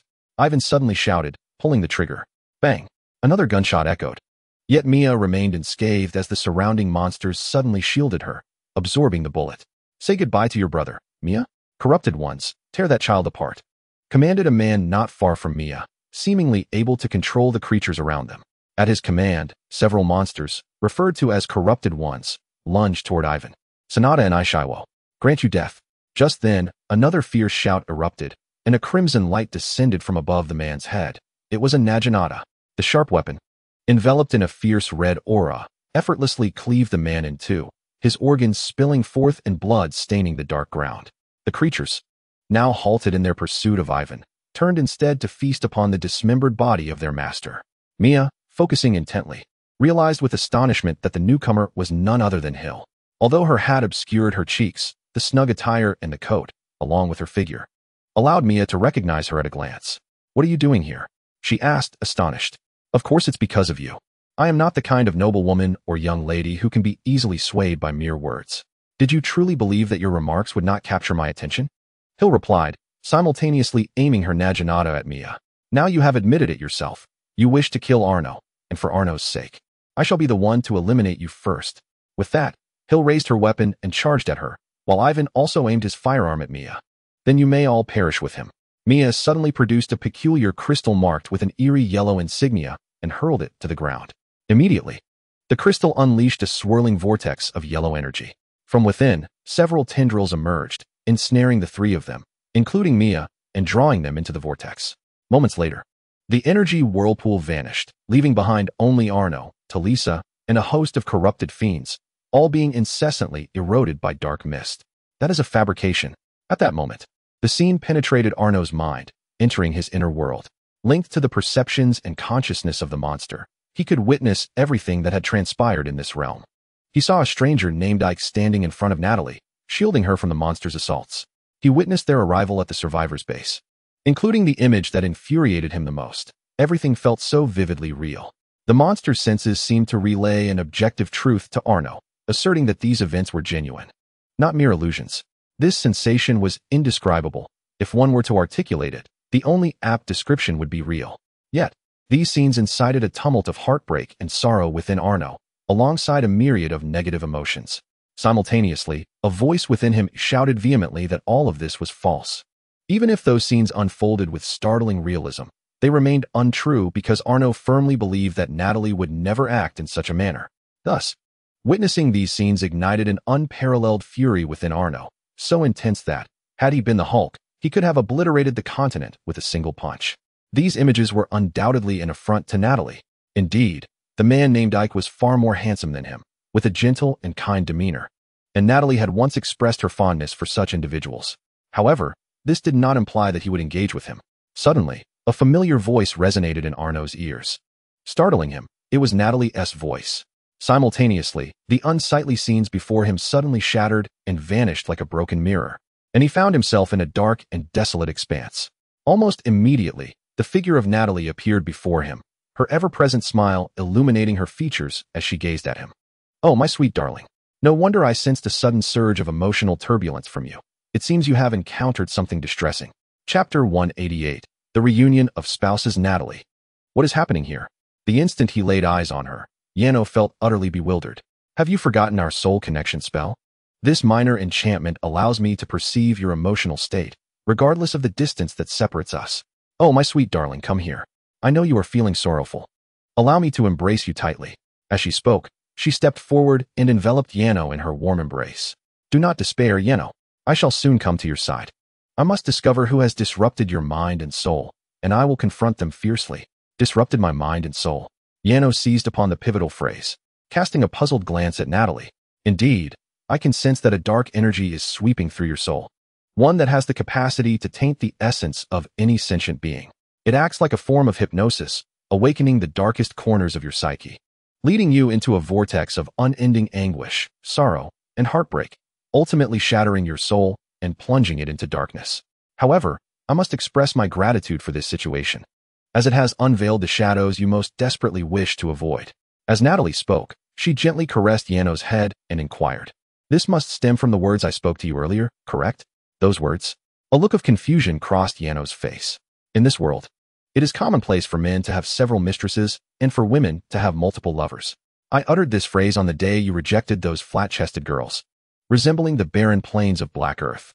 It upset you and instilled a fear within you, did it not? A fear that I might, like humans, seek out several lovers? How foolish of me. I should have taken this matter more seriously.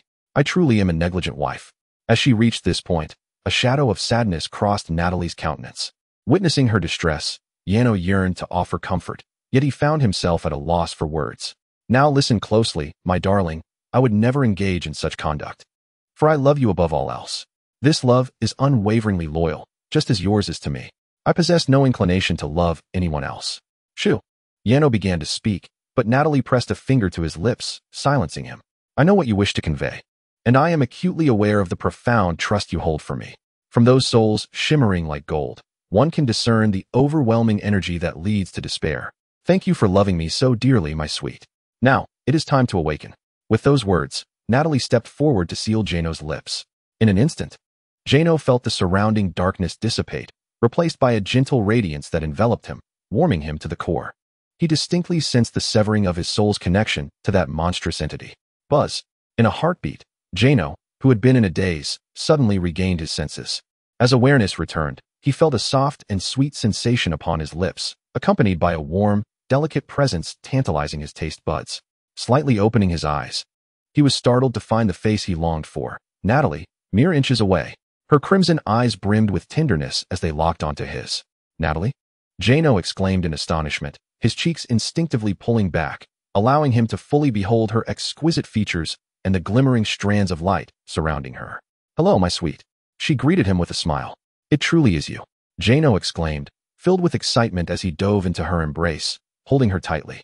I missed you so much. He nestled against her chest, inhaling her essence before suddenly lifting his gaze to her. I didn't get the chance to ask earlier. That fellow named Eikisnt real, right?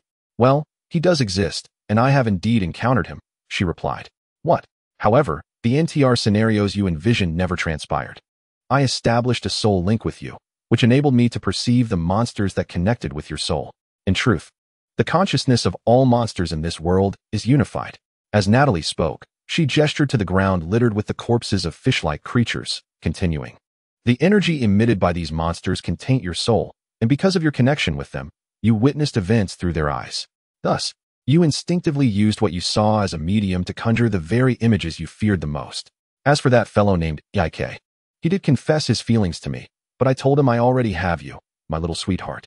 After her thorough explanation, Natalie playfully tapped Jano's nose, smiling. Feeling a bit more at ease now, Jano's expression was somewhat ambiguous. How do you know the term NTR? Oh my. Clearly, this young man has grasped the crux of the matter. Since our souls became intertwined, I occasionally delve into your past, exploring the wonders and cultures of your realm, which has led me to discover this term. Oh, by the way, if I were to be described in your world as vernacular, I would be the embodiment of pure love and valor. Any monstrous fiend shall be brought to justice by my hand. I must admit, watching Natalie recount the anecdotes of her world feels akin to a Bulbasaur savoring a delightful snack within the whimsical realm of Mickey Mouse. It nearly caused Arno to burst into laughter, simultaneously alleviating some of the sadness that had previously weighed upon him. Is Talisa all right? After stifling a chuckle, Arno pointed to Talisa, who lay on the ground. Regrettably, she lacks your steadfast resolve. By the time I arrived, her spirit was on the brink of collapse. I can only wonder what she witnessed to so rapidly diminish her sanity. Natalie approached with a look of compassion, gently caressing Talisa's cheek. However, there is no need for excessive concern. I have vanquished all the monsters, and she shall awaken after a while. That is reassuring. So, my dear wife, what shall we do now? Hee, I quite like that title. Natalie responded with a smile, then opened a magical space, retrieving a conch-shaped artifact. What comes next is, of course, to consult the marvelous magical conch. Chapter 189. Hooray! The magical conch. A magical conch? Arno raised an eyebrow at the conch in Natalia's hand, and his lips twitched involuntarily. You cannot be jesting with me, can you? Oh, certainly not. I speak in earnest. You may doubt the wisdom of the magical conch, but it is indeed a fountain of knowledge, privy to all. As Natalie spoke, she tenderly stroked the magical conch. Great magical conch, please tell us what we should do now? Do nothing. Good heavens. The magical conch has truly responded to Natalie's inquiry, and its voice bore a resemblance to hers. Yet, that is hardly the crux of the matter. Do nothing? We cannot simply sit idly by. We must hasten to find Ivan. Upon hearing the conch's words, Arno exclaimed with fervor, while Natalie plopped down onto the ground. Oh, come on. Seeing her like this. Arno shook his head in bemusement and approached to shake Natalie's shoulders. We are not performing in a SpongeBob episode. I implore you, Natalie, cease your jesting. I am not joking. This dimension is unlike others, and my perception is in disarray here. At this moment, we can only rely on the wondrous magical conch. Very well. From Natalie's expression, it is evident she is indeed serious. Moreover, she is certainly not lacking in wit, as she continues to amuse Yano even at such a critical moment. Thus, Yano approached her side and promptly settled into her lap. Do not inquire why Yano chose not to sit on the ground. We all understand that Natalie's embrace is far more comforting. An hour passed. 2 hours elapsed. Yano, now growing somewhat impatient, exclaimed, This is futile, Natalie. We can no longer afford to wait. What if something has happened to Ivan? We cannot remain idle here. What can we hope to gain from endless waiting? Overcome with exasperation, Yano began to shake Natalie's shoulders insistently. Do you expect answers to descend from the heavens? Oh. At that moment, a loud cry resonated from above. Yano then beheld her longed-for brother, Ivan, accompanied by an unexpected figure, Ms. Hill, trailing a stream of azure light. They ultimately descended from the sky, landing right before her. Oof! Both individuals landed on the ground with a thud, uttering a startled cry before struggling to rise. Thank goodness my wind-based energy allowed us to fly. Otherwise, we would have truly been doomed. Thank you for saving me, Sister Hill. The two continued their light-hearted banter as Natalie playfully pinched Yano's small nose. What was it I just said? Yano, stunned, could only utter off. Yano? Goodness. Brother, you're awake? And Natalie is here too. This is simply wonderful. Ivan, upon noticing Yano sitting on the ground, rushed over in sheer excitement and embraced her tightly. It feels so good to see you again, he exclaimed, suddenly raising his gaze to Yano, a serious expression clouding his features. Listen, all of this is Mia's doing. She is beyond salvation and intends to kill us. She commands a terrifying horde of monstrous creatures in this world. We must leave at once. Calm down, Ivan, Yano said, grasping his unusually agitated form. I need you to explain to me clearly what is happening. I shall elucidate, Hill interjected, stepping forward to clarify Mia's intent to kill Yano and the events that transpired thereafter. After Mia's attempt on Yano's life was thwarted, she opened a portal, a form of spatial magic that allows individuals to instantaneously traverse from point A to point B. Ivan and the others were forcibly dragged through this portal by creatures controlled by Mia, arriving in a realm teeming with countless monsters. Had it not been for Hill utilizing his unique wind-based combat aura to carry Ivan aloft, they would likely have met their demise at the hands of those monstrous creatures. This, of course, was precisely the reason they plummeted from the sky, as Mia had flown with Ivan for a full 2 hours before finally returning from that dreadful place. The location you visited, was it not called Missouri Town? After a brief contemplation, Natalie suddenly inquired. It seems to have been Missouri. I noticed it on a sign along the road during our flight. How did you know? A look of astonishment crossed Ivan's youthful face. In fact, I have come to understand the workings of this dimension over the past few days. It is, in essence, a construct of human design.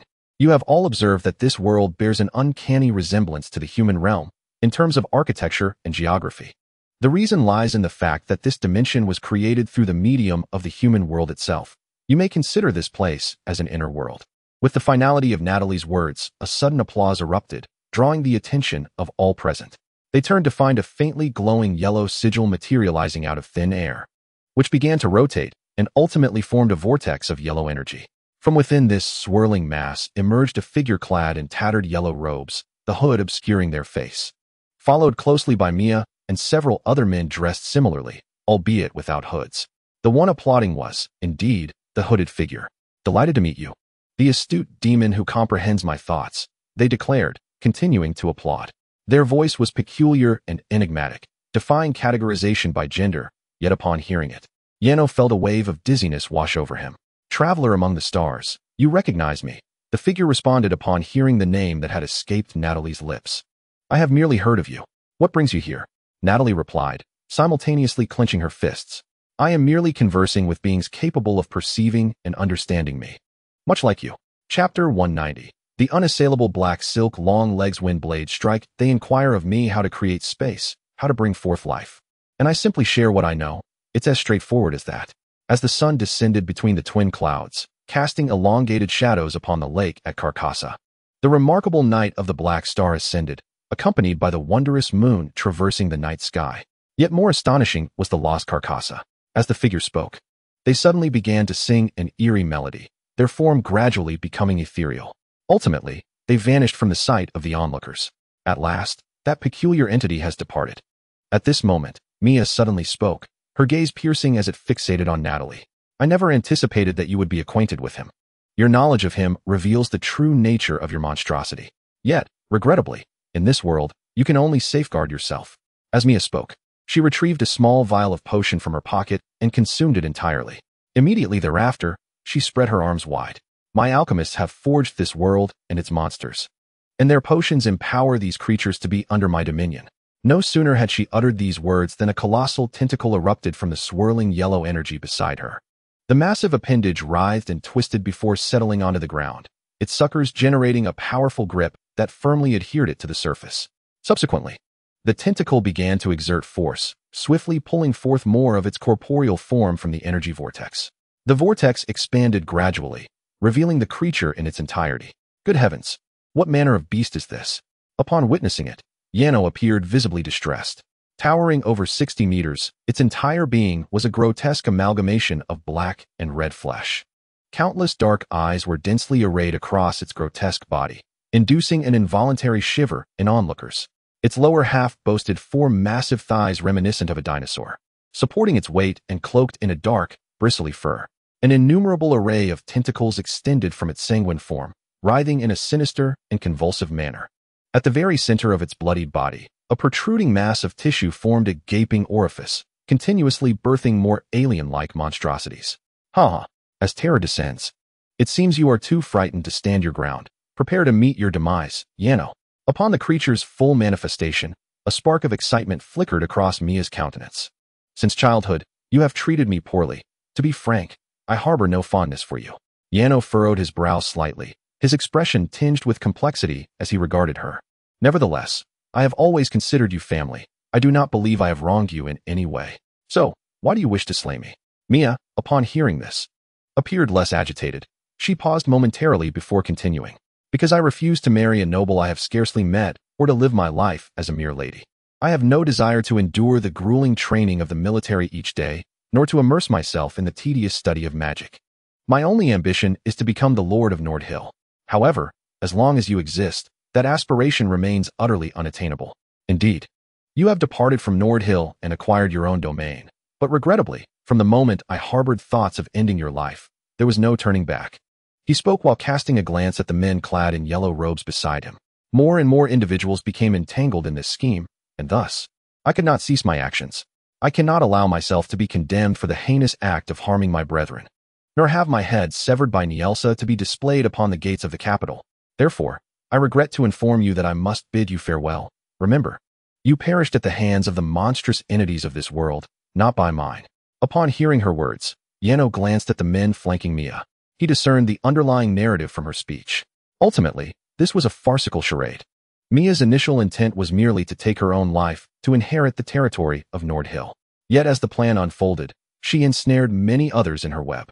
The men beside her were undoubtedly nobles, which explained her assertion that there was no way to halt this course of action. To inherit territory through the betrayal of kin is an egregious crime within the realm of Lannister, let alone involving others in the assassination of brothers. Reflecting on past events, Yano even recognized the peculiar encounter with Icarus at the banquet. It was likely one of Mia's schemes as well. The betrayal of kin was one matter, but to leverage the king to commit murder was a precarious endeavor. Should Nielsa choose to investigate, he would soon uncover the truth. And when the dust settles, none, including Mia, would escape retribution. Who could fathom what the neurotic king might unleash upon them? So farewell, my dear brothers. I shall pray for you each year. At that moment, as Mia concluded her statement, the terrifying behemoth and its spawned monstrosities surged toward Yano. Yet in an instant, those rushing creatures and the indescribable colossus crashed heavily to the ground, as though some force had pinned them down. A magical array, glowing with a violet hue and encompassing the surrounding area, had mysteriously materialized beneath them. Meanwhile, Natalie stood with her hands firmly on her resilient waist, regarding Mia with a raised chin and a disdainful glance. What did you just say? I can only protect myself? In that moment, not only Mia, but everyone present was rendered utterly speechless. Natalie, what have you done? Yano inquired, curiosity piqued. It is merely a simple gravity magic. As soon as Natalie's words fell, she suddenly lifted her long black silk leg and struck down fiercely. In an instant, a crescent-shaped transparent energy was unleashed, cleaving the monstrous being in two. The resulting gust of wind brushed against Mia's face, rendering her gaze considerably clearer in that fleeting moment. Chapter 191. Abnormality. This is impossible. Gazing at the bisected creature, Mia murmured to herself. I apologize, but the term impossible does not exist in my lexicon. Are you prepared to meet your demise? Natalie remarked with a sneer, directing her gaze towards Mia. No, spare me. I am still so young. I do not wish to die. Arno, I beg you, persuade her. We are family. Are we not? You cannot allow her to end my life. Otherwise, our parents would be heartbroken. In desperation, Mia turned to Arno, pleading earnestly. Spare you? Impossible. Do not misconstrue. Those words were not spoken by Arno, who was instead turning towards the source of the voice, his expression one of confusion, eager to ascertain who had spoken. At that moment, two figures suddenly emerged from the shadows of the street, Niels and Seabass. It was evident that the previous words had come from Niels. Did you not expect this? Thanks to Seabass's invisibility magic, I have been observing you three for over 3 hours, Niels declared, excitement evident upon his face. Over 3 hours? How absurd. Upon hearing this, Arno could not suppress his disdain, casting a disapproving look at Niels. Hey, you cannot label me as such, lad. In what way am I absurd? Niels retorted, somewhat indignant.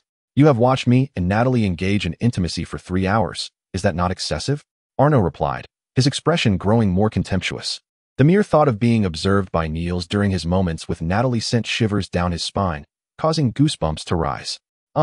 Your intimacy appears akin to two seals vying for grapes. I have no interest in such a spectacle.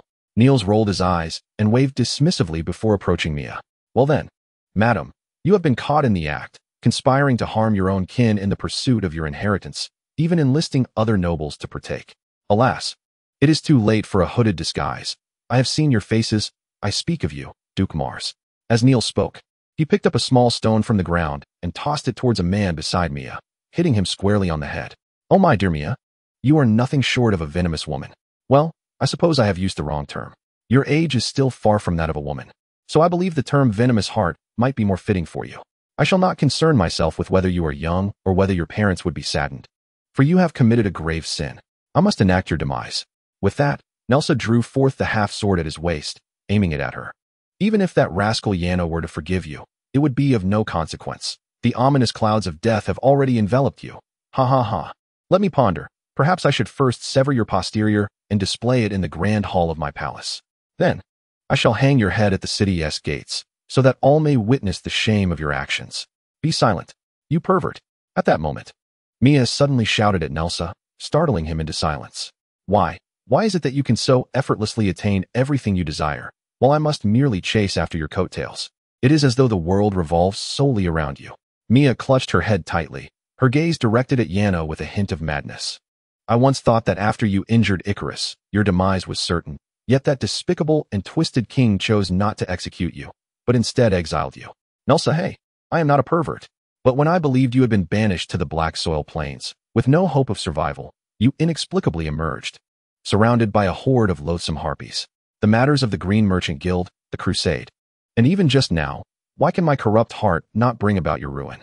Why does your lover's affection for you remain so unwavering? Why is there always someone to rescue you? Why do you possess so many beautiful things? Why do you not perish? You were born with the privilege of Nord Hill, and only when you have no need of it am I allowed to scavenge in your wake. Look at you now, you are a viscount, possessing lands, while I still struggle for this wretched place called Nord Hill. This is utterly unjust, not fair in the slightest. Listening to her frenzied cries, Nelsa appeared somewhat impatient as he fiddled with his ears. Ah, so this is your last will, is it? Last will? Huh, indeed. But all of you shall accompany me in death. Nelsa, the clouds of death shall not only shadow me, but shall also envelop you. With those words, Mia suddenly produced a black crystal from her pocket. No, stop, Mia. Do not act rashly. Quickly halt. Several men beside her rushed forward to seize her. Yet, just as they were about to act, the yellow crystal was crushed in Mia's hand. Ha ha ha. Even if that demon is formidable, what of it? The core of this world has been utterly destroyed by me, and this dimension itself shall begin to fracture. None of you, who dwell within this dimension, shall escape. Let us perish alongside this dimension. Ha ha ha. It is evident that Mia has completely lost her sanity. The appearance of Nielsa must have been the final straw that shattered the last thread of her rationality. At that moment, she lay back on the ground, laughing maniacally. Simultaneously, the onlookers clearly observed the scene beginning to collapse from the sky. No, I refuse to die. I do not wish to meet my end here. The men accompanying Mia, upon witnessing this, could not help but raise their hands in terror, screaming and running in circles. This is disastrous. Meanwhile, Seabass, noticing the disintegration of the sky, could not help but furrow his brow. My king, the energy of this dimension is becoming chaotic. I am unable to contact Lady Alice. Are you suggesting that we cannot persuade her to reopen the spatial rift? I believe that is the case. Hearing this, Nielsen narrowed his eyes slightly. What would happen if I were to employ that magic? Theoretically, the worst-case scenario would be collapsing alongside it, but if you intervened, we would certainly avoid that demise. However, those of us who survive might find ourselves in another dimension. Chapter 192. The most profound confession. What? That cannot be. This country requires me and my elite team. We have no time to embark on a leisurely journey through other dimensions. I shall attempt to contact Lady Alice again. Perhaps enhancing my magical output could effectively increase the likelihood. As Seabass spoke, he suddenly conjured a wand from thin air and began to murmur incantations. It is too late. Leave it to me. Observing the rapidly disintegrating sky, Hill suddenly interjected. You? Nielsa regarded her with curiosity. Indeed, Your Majesty, this dimension was crafted by a group of alchemists. So for me, escaping this realm created by their madness is not particularly challenging. They are merely adept at reciting the principles and formulas of the world, while I possess the ability to deconstruct their creations. As Hill spoke, she conjured a massive circular disc inscribed with numerous sigils and cast it upon the ground. The people of the Saren's kingdom have their own unique perspectives on alchemy, so trust in me. With that, she began to inscribe a particular spell upon the disc while casting a glance at Arno. My body may explode or disintegrate shortly, but simultaneously, a spatial rift will manifest with my passing. I hope that you and Lady Natalie can be the first to escape. What? Upon hearing this, Arno was utterly dismayed. You mean to say you will explode or cease to exist? Why? The essence of alchemy lies in exchange. The resources expended to transmute stone into gold are no less than the value of the gold itself. To deconstruct this dimension and halt its collapse, the price of opening a spatial rift is a life. Indeed, this is a rather fair exchange. No, it is not fair. Moreover, it is not worth it. Yano swiftly stepped forward and grasped her hand to restrain her. Merely sacrificing my life to save so many others, including yours, is not worth it? Hill blinked, momentarily puzzled. Certainly, it is not worth it. Yet, I find it immensely worthwhile, because you are my favorite. Simply being able to save you renders this transaction exceedingly favorable for me. Huh. Upon hearing this, Yano was momentarily taken aback. Before meeting you, my days were consumed by training in combat, alchemy, and magic. Because of this accursed princess identity, I was unable to have friends in my own country. However, at the age of 9, I encountered you, and you revealed to me the profound joy of having a friend. After returning home, my life continued to revolve around combat, alchemy, and magic. Yet it felt far more fulfilling than before, all because I thought of you daily, preventing me from falling into apathy. You might find this amusing, but since then, you have become the pillar of my spirit, and my daily training is all in pursuit of presenting a better version of myself to you. As she spoke, she seized the moment of Yano's distraction to free her hand from his grasp. She then revealed an extraordinarily radiant and beautiful smile, softly continuing. I cherish the fact that you, now in love, have clearly rejected my proposal, for it signifies your regard for me. I appreciate your telling me that a man having multiple lovers is quite abnormal, as it demonstrates your loyalty and devotion. The mere thought of having admired such a person fills me with pride. I adore your voice, whether in childhood or now. The tone in which you speak to me is so gentle, warming my heart. I also cherish your words about love not merely being a feeling, but more so a responsibility. This helped me understand the essence of love and made me realize how deeply I cherish you. I truly, truly adore you. Everything about you. I love you. Therefore, all of this is immensely worthwhile to me, and I wish for your happiness." After she finished speaking, Hill wiped away the tears from the corners of her eyes and resumed inscribing runes on the disc. Wow, how touching. Nearby, Niersa suddenly burst into tears.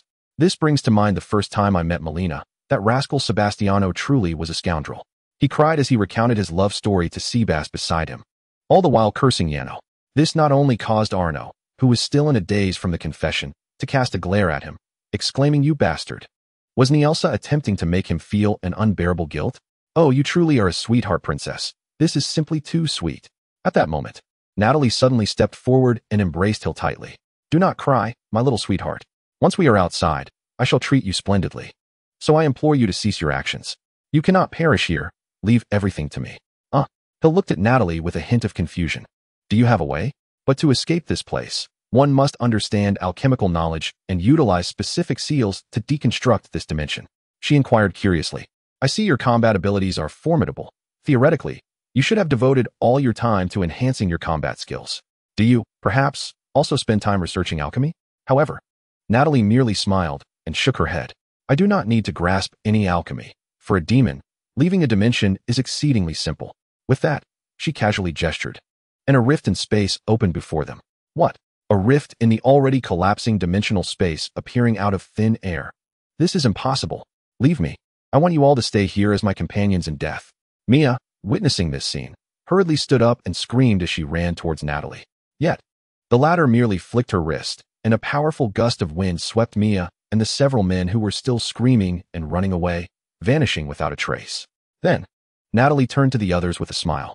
"Let those fools perish along with this dimension. We must take our leave." "Wait, I still have a squad of elite boys here," Nielsa suddenly exclaimed. "Those kids are here." Simultaneously, a familiar voice echoed from beyond the rift, prompting everyone to turn their attention to the sound, only to discover that beyond the rift stood the royal palace. Alice was standing less than a meter from the rift.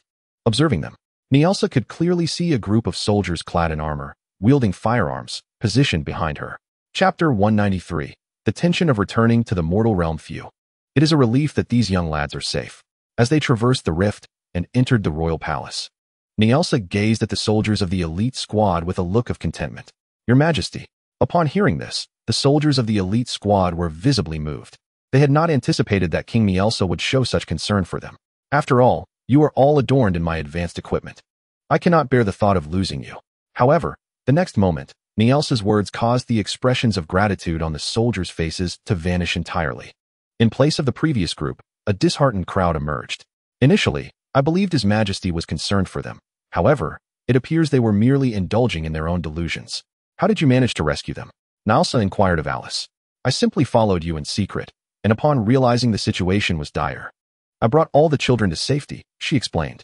"Ah, so that's how it was," Nielsa acknowledged, though his expression remained grim. "I have yet to locate the missing individuals from Missouri Town, and now that the alternate dimension is destroyed, they must surely be lost as well," he lamented, releasing a sigh. "They are not lost. I sent all the missing residents of Missouri back to the real world long ago," Natalie interjected suddenly. "Oh, is that truly the case?" Nielsa's face brightened with surprise upon hearing this. "Indeed, a simple population census in Missouri will confirm it. In fact, I returned the residents yesterday, during the time when I confessed his feelings to me, and I rejected him," she added. "This is marvelous. I believe I should reward your husband with a count's medal, thus making you both count and countess," the king exclaimed with excitement, producing a count's medal from seemingly nowhere and adorning Yano's chest with it. However, the moment the medal was placed, Yano squinted slightly, and the king promptly reclaimed it. "Never mind, I shall not bestow this upon you. You cannot ascend in ranks so swiftly, for that would be utterly unfair. It took me 5 long years to become king. Yet you can become a count in less than half a year. There are no such conveniences in this world. Instead, I'll provide you with a monetary reward. This card allows you to exchange for 50,000 gold coins at the bank." With that, Nielsa produced a card and slipped it into Yano's collar. Yano couldn't help but grimace at the sight of the card tucked into his chest. Frankly, he found Nielsa rather peculiar, and his mental state seemed questionable. The card was positioned directly over his heart, inserted vertically, wedged between his pectoral muscles. This manner of placing the card reminded Yano of scenes he had observed in films from his previous world, where performers were rewarded by having bank cards placed in the clefts of their chests. The mere thought of it caused Yano to tense up. Pervert, he remarked disdainfully, casting a disapproving glance at Nilsa. How am I a pervert? Nilsa feigned innocence. Listen, young man, even if I nearly took your life once, that does not grant you the liberty to call me a pervert now. My intention is clear. If you harbor any grievances against me, we can settle our differences in the arena, where I shall demonstrate the prowess of a Lannister swordmaster, he proclaimed with an air of bravado, yet in the next moment, he gently placed his hand upon Arno's shoulder. However, I am acutely aware that you are not in the mood for such banter, especially considering that your elder sister perished in that alternate dimension. Although she once sought your demise, I understand that you still held affection for her. Words are unnecessary, for I deeply empathize with the anguish of witnessing a loved one depart from this world. As for Mia's demise, allow me to bear the burden of informing your parents. And do remember my kindness and favor, young man. Listening to Nielsa's incessant chatter, Arno's lips twitched in increasing agitation. Did he still love Mia? Love indeed. From the moment he learned of her intent to kill Ivan, their familial bond had irreparably severed. How many times had this king clung to his self-proclaimed benevolence? Ahem. Is this you, Vale? Oh, so you have located those alchemical lunatics responsible for tearing open the dimensional rifts? Excellent. Your assistance is greatly appreciated. At that moment, Nielsa produced a communication stone and, after clearing his throat, began conversing with Vale on the other end. Shortly, I shall provide you with a list. Apprehend and eliminate all those named within, as they are dukes of our realm. This calamity is entirely their fault, for it was their collusion that nearly cost your savior his life. Indeed, you heard correctly. I grant you permission to take lives within my kingdom. Having said that, he turned his attention to Arno and the others. Leave the remainder to me. You need not concern yourselves with anything, including you, Lady Natalie, and Princess Hill. He glanced at both ladies as he spoke. Thus far, the situation has been satisfactorily resolved. Arno is safe. So refrain from delving deeper into any leads related to this incident, especially you, Princess Hill. Forget about our kingdom's mad alchemists. I have procured tickets for you to our newly established resort, the Enchantress Sanctuary. You may visit it to unwind and soothe your heart, which may feel on the verge of shattering due to a romantic disappointment. With that, he produced a ticket from seemingly nowhere and handed it to Hill. Thank you, Your Majesty. She quickly accepted it, yet the ticket depicted a plethora of alluring enchantresses, coupled with Nielsa's remarks about mending a heart in distress, causing her lips to twitch in a manner akin to Arno's. This king truly lacks the art of conversation. She had not suffered a romantic disappointment. Her heart was not shattered. Most importantly, the Enchantress Sanctuary, as a resort, evidently caters to men. After all, its theme revolves around enchantresses. What woman would find such a theme appealing? Well then, you are all dismissed from my palace. I must attend to my duties. After handing out the tickets, Nielsa suddenly exclaimed loudly, and then promptly expelled everyone from the palace except for Alice. Chapter 194. You missed Natalie's showy scene. Seabass, fetch me some paper and a pen. Nielsa instructed after dismissing the others, and Seabass immediately provided him with the requested items. All right, Kevin, Maki, Snell, Reem. Once he received the materials, Nielsa proceeded to write down name after name with fervent strokes, murmuring to himself continuously. Nielsa, what are you doing? Alice inquired curiously from the side. Just now, when I was in the alternate dimension, I saw the men accompanying Mia. They are all nobles from our country. Therefore, I am listing other nobles who have familial ties or alliances with those aristocrats, Nielsa explained. That little girl Mia does not possess the ability to find so many alchemists, and those fellows certainly wouldn't be bored enough to assist a young girl in claiming her inheritance rights. Unless, of course, Janos has inadvertently provoked someone from birth, perhaps by soiling someone's clothes, which might lead to someone wanting to harm him. Or, there are those who wish to exploit Mia for some ancient, sinister magical research. Alice, upon hearing this, could not help but stifle a giggle. I appreciate your dark humor, dear child. While I wish to believe that Janos' birth caused some trouble, your second explanation certainly sounds more plausible. If possible, I would prefer to believe that those who dabble in alchemy are merely a bunch of lunatics. I certainly do not wish for the Lannister kingdom to experience another incident of human transmutation. All right, sweet princess, I hope you enjoy a perfect vacation, not far from the palace. Natalie whispered a few words to Hill before beginning to bid her farewell. The latter embraced Natalie warmly with a smile, then waved at Janos as she turned and walked away. Natalie, what were you and Hill discussing just now? You seemed rather mysterious, Janos inquired, stepping forward to ask her. Well, it's a secret, Natalie replied with a light chuckle. A secret? Her words only piqued Janos's curiosity further. All right, don't look at me with such intrigue. We didn't discuss much at all. I merely thanked her for liking you, she said. Thanked her for liking me? Janos was momentarily taken aback, struggling to comprehend. Shouldn't there be jealousy instead? Yes, indeed. Her previous confession about you truly moved me. It's heartwarming to realize that there is someone in this world who loves you so sincerely, which brings me immense joy. Joy. Yano was indeed puzzled. At times, he found it utterly incomprehensible what thoughts swirled within Natalie's mind. Her reasoning was remarkably unconventional. The scene shifted to the palace within the black soil wasteland. At this moment, Yano and his companions had returned to this place. The unconscious Talisa had been carried back by Natalie, who now gently placed her on the sofa. Everyone gathered around was observing her intently. Suddenly, Talisa let out a soft moan, furrowing her brow slightly before abruptly opening her eyes, appearing dazed as she sat up. Hey, what did I miss? She inquired, curiosity evident in her voice as she surveyed her surroundings. Just then, Ivan lunged forward, enveloping her in a tight embrace. You're finally awake. I was so worried about you. Aren't you the legendary master blacksmith? How could you have been unconscious for so long? Ivan asked, looking up at her with concern. Even legendary blacksmiths can have their off days, Talisa replied, momentarily taken aback by Ivan's worried demeanor before she affectionately ruffled his hair. I saw you being devoured by a monster, but it's wonderful to see you're all right now.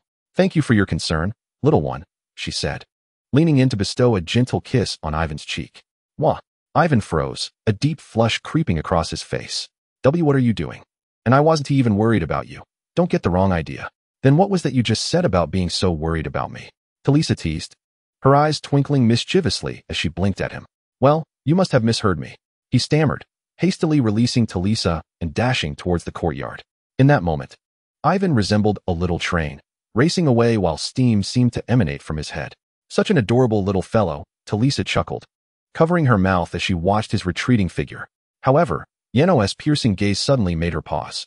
Why are you staring at me? Do you want me to tell you a joke? What joke? I need to set some ground rules. If you dare to kiss Ivan's cheek today, tomorrow you might be bold enough to kiss his lips. I forbid you to approach him carelessly in the future, lest you lead him astray. Hey, that is not fair. You've already stolen my Natalie. Besides, you previously said you would hand Ivan over to me. Talisa protested, stepping forward to confront Yano. That doesn't mean I'm ready to relinquish him to you right now. He is merely 10 years old. Isn't 10 better? He is just a child. It's perfectly natural to give him a kiss because he is cute. If he grows up, it may not be permissible anymore.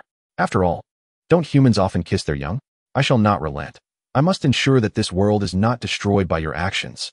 In a dimly lit chamber adorned with numerous terrifying totems, a large chair occupies the space.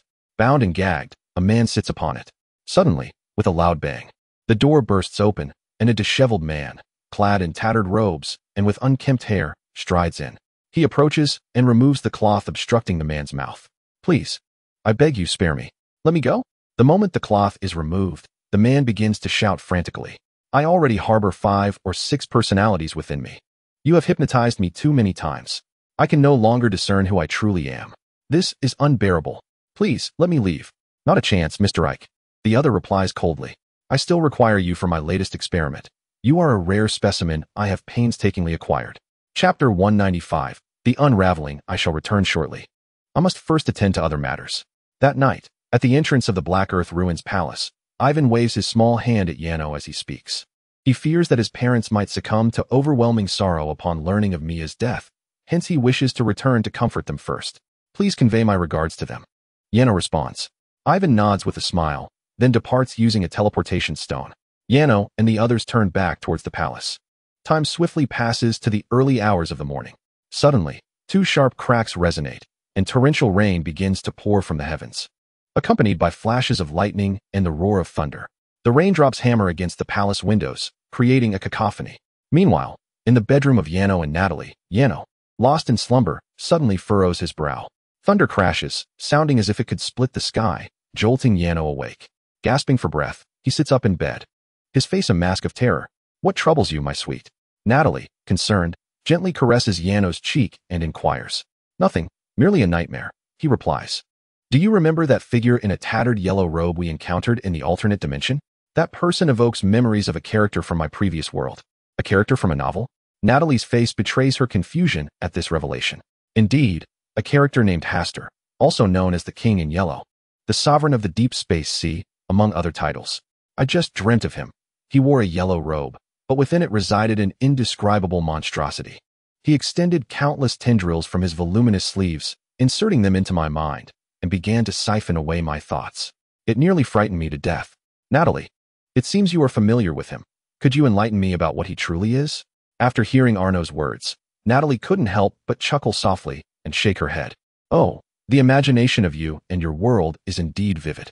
He is referred to as the strolling celestial, a life form that exists beyond this continent. He possesses knowledge vast enough to create worlds. It is said that the alchemists, who emerged in ancient times, did so because they attained a fragment of his wisdom. However, he is far from a malevolent being.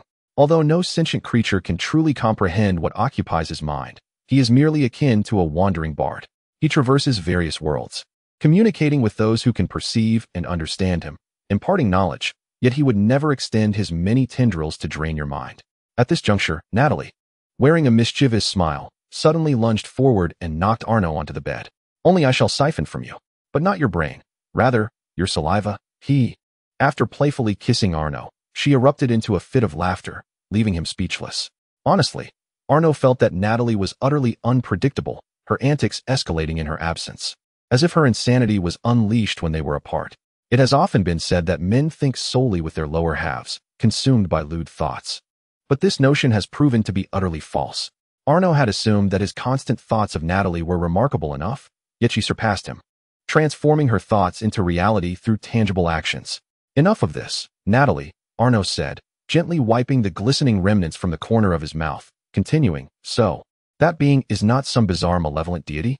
Indeed, not at all. Furthermore, in a strict sense, gods do not truly exist. The term is a construct of humanity. She replied, her proximity to Arno diminishing the space between them. Now that I have answered your question, shouldn't you reward me with something small? What kind of reward do you desire? Arno inquired, swallowing hard as he gazed at his wife, now mere inches away. The reward I seek is you. You have yet to be with me today? As Natalie straddled Arno, she leaned in even closer. I just returned from another dimension. I wished for you to have a proper rest. Arno replied, feeling a touch bashful under her fervent demeanor. Tired? I have no limits. I intend to make you feel so comfortable that you forget the nightmare entirely, leaving you with no energy to dream at all. She exclaimed, and with a playful kiss. The room erupted in joyous laughter. Although the noises in the bedroom of the two individuals suddenly intensified, they were fortunate that the thunder outside roared incessantly. The powerful claps of thunder perfectly masked the sounds emanating from the bedroom, granting the residents of this palace a rare night of tranquility. However, amidst their joyous revelry, they remained oblivious to the pair of blood-red eyes lurking in the darkness outside the window, fixed upon them. The following morning at 9 o'clock, Natalie, the wife, gently opened her eyes. They had not stayed up too late the previous night, for Janos had only recently returned from another dimension, and his spirit, ravaged by monstrous encounters, needed rest. Natalie possessed the ability to control her biological clock, allowing her to precisely manipulate her sleep duration. Thus, she found herself awake earlier than Janos on this day. Her intention was to prepare breakfast for him, enabling him to savor the meal she had lovingly crafted upon waking, a duty she embraced as a devoted wife. Yet, as this thought crossed her mind, a wave of hesitation washed over her. Janos had expressed a desire to first enjoy her embrace upon waking, and while she too longed for his affectionate hold, she pondered the dilemma. Should she indulge in his embrace first or prioritize preparing his breakfast? Good morning, beautiful and graceful lady, suddenly interrupted Janos's deliberately profound voice, drawing her attention. To her surprise, he had awakened even earlier than she, gazing at her with sultry eyes. Lying on the bed with one hand propping up his chin, he cast a sidelong glance her way, a playful smile gracing his lips. It was evident that Janos was deliberately striking a pose he deemed charming. Today promised to be another perfect day, yet without her, it would undoubtedly be a dreadful one. I am grateful to rise each day to behold your beauty. I love you. As Natalie listened to his voice, low and intentionally deep, she found herself momentarily taken aback. I love you too, but what has prompted this sudden declaration? We are already married, are we not? At her words, a faint blush crept across Janos's face. Reflecting on it, he realized he had seldom uttered such affectionate phrases before their marriage. Now, in their daily lives post-nuptials, those expressions were likely to be even rarer. Yet, it was precisely because they were married that he felt compelled to express his adoration, to proclaim how beautiful she was, words of praise he deemed essential and not to be neglected. It is often said that marriage resembles a grave, where even the most loving couples may find their passion extinguished by the myriad of household trivialities that arise post-nuptials. Such instances were commonplace in the world that Yano inhabited before his journey through time. However, Yano's dear father imparted to him the secret to sustaining a marriage, to consistently express love in everyday life. Only in this manner can the flame of passion be preserved. The older generation often contends that once a couple is wed, romance ceases to exist. Reduced to mundane tasks such as managing finances, cleaning, laundry, and dishwashing, they expect to receive flowers, chocolates, or dine at upscale restaurants. Such expectations reveal immaturity. At first glance, this perspective seems reasonable, yet Yano's father held a profound disdain for such notions, asserting that a touch of whimsy and romance is necessary to prevent life from becoming monotonous. While Yano often felt exasperated witnessing his parents' affectionate displays, he could not deny the validity of his father's approach. This philosophy has now been embraced by Yano in his own married life. It is indeed a novel notion that marriage should inspire even greater expressions of love. At this moment, upon hearing Yano's explanation, Natalie nodded in agreement. "I love you too. My dear, you are my most cherished person," she exclaimed, leaning in to plant a fervent kiss on Yano's lips. "I apologize for my impulsiveness. Your cuteness is simply irresistible." As she slightly leaned back, a rare blush of excitement adorned Natalie's cheeks. "Why apologize?" Yano inquired, his own face flushed with warmth. "Would you mind my sudden kiss?" "Mind? Are you jesting? This is unequivocally a reward. Kiss me as you please.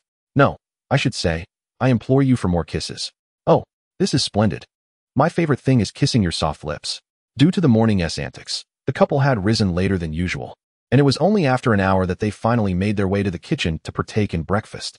"The night before I ventured into another dimension, a woman propositioned me for a one-night stand." Yano's abrupt topic caused Natalie to nearly spew her cocoa, which she had just taken a sip of, across his face. "I know you surely declined, my dear, but your sudden revelation startled me." "Indeed, I did refuse, but the woman did touch me, and I felt it necessary to be honest with you about it. This incident has left me with a significant sense of guilt. My repeated declarations of love were not solely for the reason I mentioned. Part of it stemmed from my desire to alleviate this guilt through such expressions." "I am sorry, Natalie," Yano said, a hint of melancholy settling on his countenance. In truth, he initially harbored the intention of keeping this matter from Natalie, and it was precisely this thought that deepened his sense of shame. Observing his despondent demeanor, Natalie couldn't help but chuckle softly and shook her head before feeding him a spoonful of freshly made meatballs. "What did that woman touch?" "My chest, but only over my clothes. When I was in a different dimension, that man named Ike also made contact with me and even confessed his feelings. Yet, I turned him down, just as you rejected that woman seeking a one-night affair, did you not? Ultimately, I chose you, and you chose me. I find happiness in your loyalty, which has profoundly enlightened me about the essence of love and the depths of my affection for you. Thus, your act of apologizing is undoubtedly misplaced." As she spoke, Natalie gently pinched Janos's lips with her finger. "To feel downcast over such trivial matters, my dear sweetheart, is truly too innocent. It nearly drowns me in sweetness. I wish to savor your sweet essence all day long. You can taste my sweetness. I am quite delightful as well." At that moment, Talisa abruptly intruded into their intimate world, sporting a dissatisfied expression as she watched Natalie while lightly pouting her glistening red lips. Little did she know that her actions had caused Natalie's fists to clench. "Ah, oh, ho ho ho." Soon after, a scream akin to Tom's echoed through the palace. "Ingrid, I've been pondering whether Lady Talisa is a fool," Arian, who had witnessed the scene through the kitchen glass in the courtyard, curiously inquired. "Perhaps, but I believe it's more likely that Lady Talisa's profound love for Natalie has led her to lose herself. Sometimes, I genuinely wish to pry open Talisa's mind to discern her thoughts. As a succubus, why is she constantly preoccupied with teasing me?" After driving Talisa away, Natalie helplessly covered her forehead and lamented, "Just a moment ago, the atmosphere between Janos and me was delightful, but Talisa's intrusion shattered everything." "I find joy in having a friend who cares for you so deeply," Janos replied with a smile, standing behind Natalie and gently massaging her shoulders to soothe her. "Knock, knock, knock. Is Janos in?" At that moment, a sudden knocking resonated in their ears. "Is it Ivan?" The only person who could knock on the palace door, aside from Janos's parents, would be him. Thus, Janos approached the door, inquiring as he did so. However, upon opening the door, what greeted him was not Ivan, but a woman adorned in courtly attire. Greetings, Mr. Yano. I am one of His Majesty's executive officers, Mary. She introduced herself, though her appearance was quite disheveled, with a corner of her garment seemingly torn by some beast's claws. It was evident that she had encountered monsters on her way here. Perhaps you would like to come in for a glass of water? Yano inquired, noticing her heavy breaths. There's no need. I have merely come to convey His Majesty's wishes. Tonight, there will be a banquet at the palace, and he desires your attendance, as well as that of Lady Natalie. The Emperor of the North, Vel, is also expected. Upon hearing this, Yano furrowed his brow. Is it possible to decline? I would rather not run into Icarus at another banquet and have him cause trouble. His Majesty anticipated your response. He assures you that will not happen. Most importantly, Icarus is quite eager to see you, thus your presence is essential. Otherwise, His Majesty may revoke your lands under the pretext of disobedience. Very well, very well. I shall attend. With Mary's insistence, Yano acquiesced. After all, it was merely a banquet. Although Neil's recent kind gaze often sent shivers down his spine, at least he bore no ill will towards him. Furthermore, attending would provide a meal, sparing him the effort of cooking later. Shall we depart now? Mary inquired upon receiving Yano's reply. Now, isn't the banquet scheduled for the evening? Indeed, it commences later, but your presence is required now. Yano suddenly recalled that, in this world, it was customary for nobles to arrive well in advance for evening festivities. I merely hadn't fully awakened yet, he explained, observing the puzzled look on Mary's face. He then turned to the sitting room. Natalie, would you like to join us for the banquet? A banquet? Natalie approached with curiosity. Yes, the king has personally invited us. Are you interested? Wherever my sweet honey goes, I shall follow. After a brief contemplation, Natalie smiled and embraced Yano. Wonderful. When the king sees you both, he will undoubtedly be delighted. Mary, smiling, then produced a teleportation stone. Natalie and Yano did likewise. Talisa, please take care of the others. With Natalie's words, the trio transformed into a beam of light, vanishing before the palace gates. Wait, is this not Stormwind City? After a few breaths, Arno gazed at the surrounding scenery, murmuring in perplexity. This place resembled a winding path through a forest, with towering trees lining both sides of the road. It was evident that this was not the capital of the Lannister kingdom, Storm's End. How could this be? I had clearly set the teleportation coordinates to Storm's End. Mary's face also betrayed a hint of confusion. Perhaps the unusual energy fluctuations in the space caused this anomaly. Though the teleportation stone is said to facilitate transportation, in reality, it merely allows one to reach a location swiftly, rather than affecting a direct point-to-point teleportation.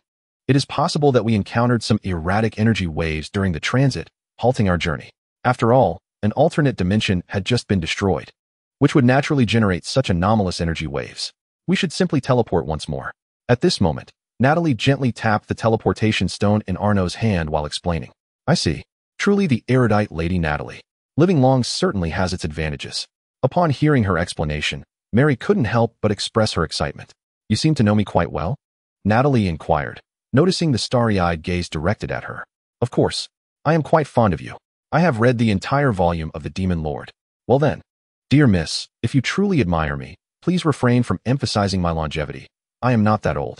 It appears that demons also regard age with significance. I understand now. Lady Natalie. Mary nodded obediently. Suddenly, an eerie and discordant cry echoed through the trees, and Arno saw a large flock of black birds burst forth from the woods, swirling ominously in the sky. Surely, that sound was produced by them. I have a foreboding sense, Arno thought, feeling a chill run down his spine. Let us move. My dear, Natalie suddenly said, patting his shoulder. Her gentle voice alleviated some of Arno's apprehension, allowing him to dismiss his troubling thoughts. He picked up the teleportation stone once more and, alongside Mary, activated it, intending to proceed to the capital. The surrounding scenery began to shift rapidly once again. However, this time, they did not arrive at the capital.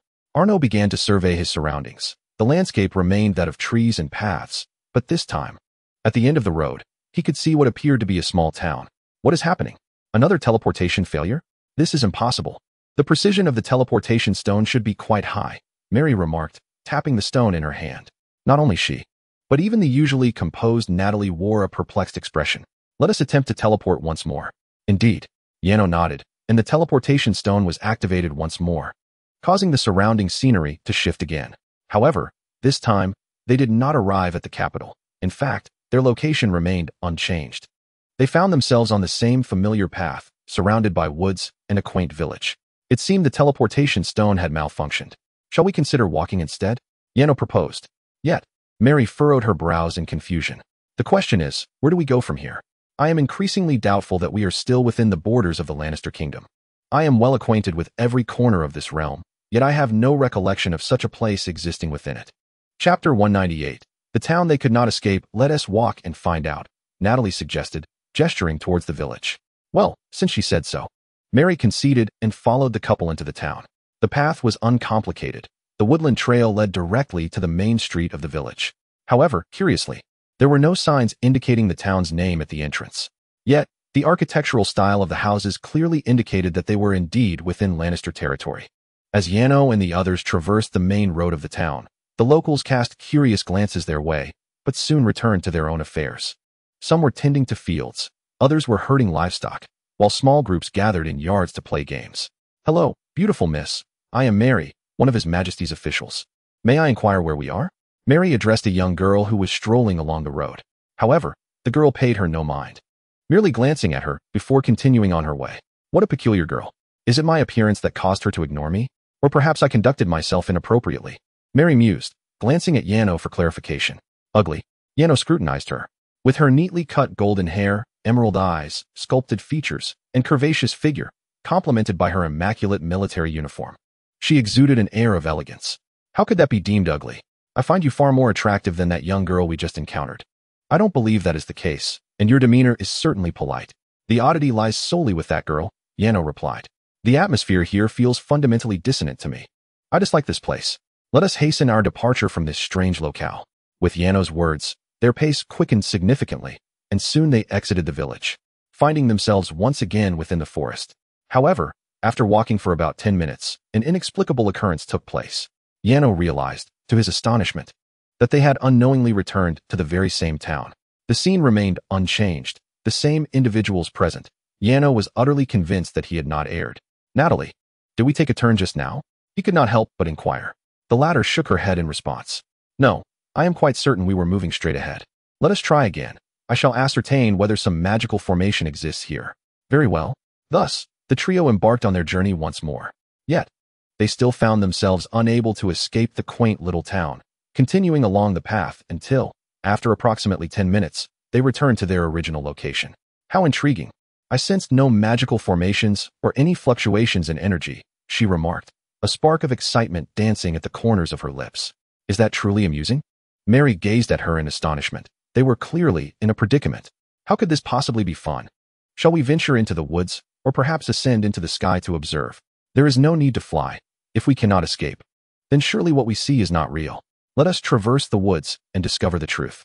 Heeding Natalie's suggestion, the group commenced their expedition through the forest. After a little over 10 minutes, they emerged from the trees, only to be greeted by the same little town once more. Natalie, have you heard of the phenomenon known as a strange wall? Upon sighting that infernal town again, Yano turned to Natalie with a stutter in his voice. For heaven's sake, I never encountered such bizarre occurrences before my journey, and now I find myself amidst this peculiar world. It is utterly infuriating. What are you afraid of, darling? Am I not here with you? Natalie chuckled softly, noticing the hint of fear etched upon his face as she affectionately ruffled his hair. Indeed, upon reflection, much of his trepidation stemmed from his own mindset. Even if they were ensnared in a strange predicament, what of it? This was not the world he had known prior. Yano wielded holy light magic, and Natalie was a formidable demon, potentially the queen of succubi. What was there to fear? Moreover, in terms of species, the bizarre could hardly be compared to demons, for demons possessed a far superior caliber to apparitions. If he were to be frightened, it would be more reasonable to fear Natalie. After all, the notion of having a demon beside him sounded far more intimidating than that of an apparition. Noon is approaching. Noon is approaching. Quickly, enter the houses. Suddenly, a peal of bells resonated throughout the town, a voice echoing across the landscape, reaching every individual's ears. At that moment, Yano distinctly observed the expressions of terror etched upon the faces of the townsfolk as they hurriedly scurried into their homes.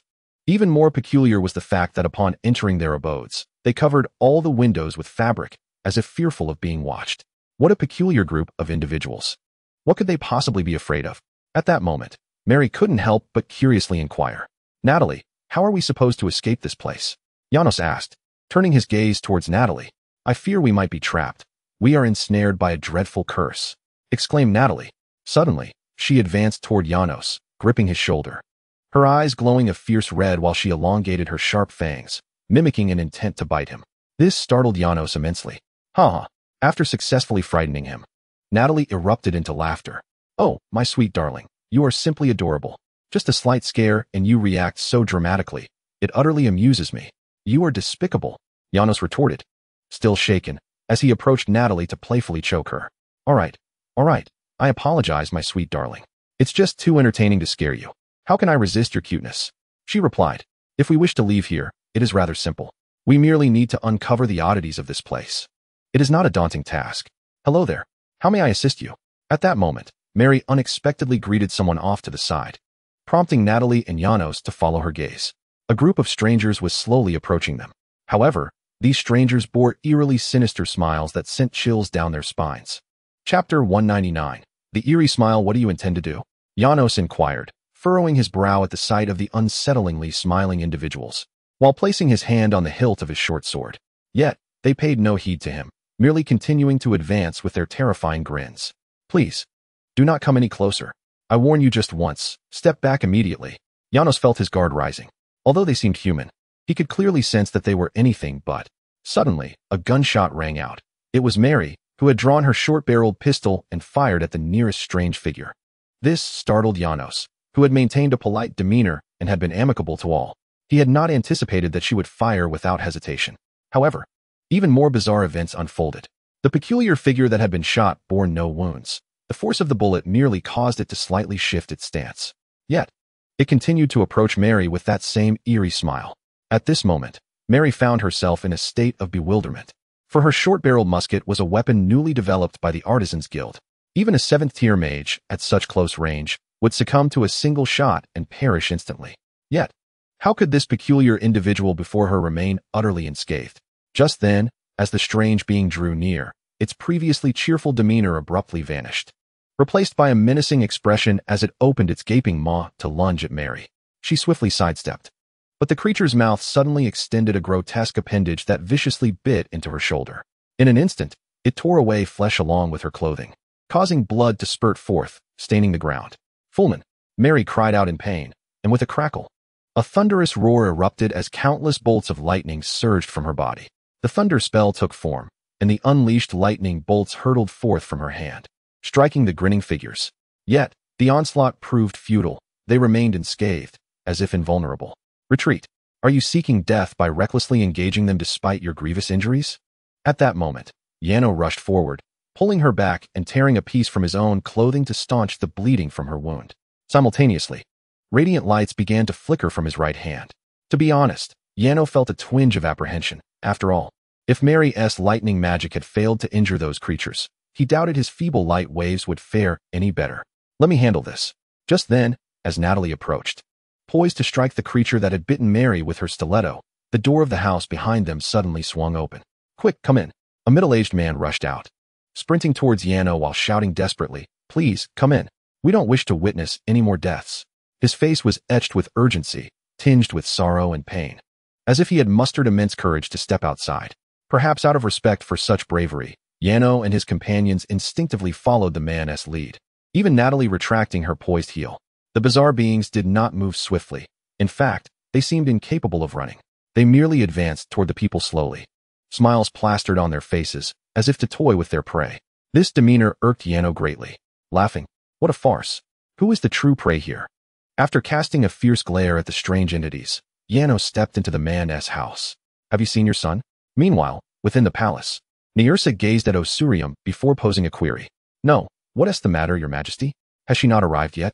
Neursa nodded slightly, then hastened away to seek out Seabass. Where is Mary? I instructed her to fetch Yano for me early this morning, yet I have yet to see her. Not seen her. That seems improbable, your majesty. I just spotted her moments ago. She should be right over there. Seabass pointed in a direction, and Neursa turned to look. Clad in a white military uniform with flowing yellow hair, the figure indeed resembled Mary, yet her demeanor was peculiarly unsettling. She stood alone in a corner of the palace garden, staring blankly at the towering walls. Hey, Mary, what are you doing standing there? Where's Yano? Observing this, Neursa furrowed his brow slightly, advancing with a look of confusion as he gently tapped her shoulder. She slowly turned around. Neursa was taken aback. For Mary's appearance was strikingly odd. Her face bore resemblance to Mary, yet something was amiss, accompanied by an unsettling smile that instilled in him a sense of the uncanny valley effect. Goodness, you nearly startled my heart out of my chest. Why are you just standing here, grinning at the wall? After discerning Mary's countenance, Niersa exhaled deeply, placing a hand upon his chest, and inquired further. Yet, the Mary before him offered no response, continuing to approach with that disquieting smile. What are you up to? I must warn you. As much as I admire your beautiful face, I am already married. Your attempts at seduction are futile. Niersa spoke, retreating slightly in a mix of trepidation and confusion. Why are you silent? And could you possibly cease that smile? I must tell you, Mary, you are frightening me. Undeterred, Mary continued her advance, and upon closing the distance, she suddenly opened her mouth wide, lunging toward Niersa with a fierce bite. Damn! Niersa was startled into a shudder, instinctively drawing his dagger from his waist to strike at Mary's neck. However, in an instant, Mary shattered the dagger with her bite, and swiftly turned to sink her teeth into Niersa's arm. Mary, what are you doing? Succubus exclaimed, startled by the commotion. Chapter 200. Within the town quick, protect his majesty. The other nobles, witnessing Mary's frenzied actions, hurriedly drew their weapons to confront her. Yet, their movements paled in comparison to the swiftness of Mary's assault. With a piercing sound, Nurse's arm, which once grasped the sword, was viciously bitten off by the assailant. Crimson blood cascading onto the exquisite white carpet of the banquet hall. Ah, my hand! You lunatic! Nurse cried out in pain. Your Majesty? The onlookers were momentarily paralyzed with terror, witnessing the king's hand being severed before their very eyes. In the kingdom of Lannister, where royal authority reigned supreme, the impact on the nobles was profoundly staggering. Enough! I am truly enraged. Do not move. I shall confront her myself. Nurse bellowed, halting the advance of the other nobles. Then, veins bulged on his forehead, as if he were summoning strength. Soon, the flesh and blood at the severed point of his arm began to regenerate at a visibly rapid pace.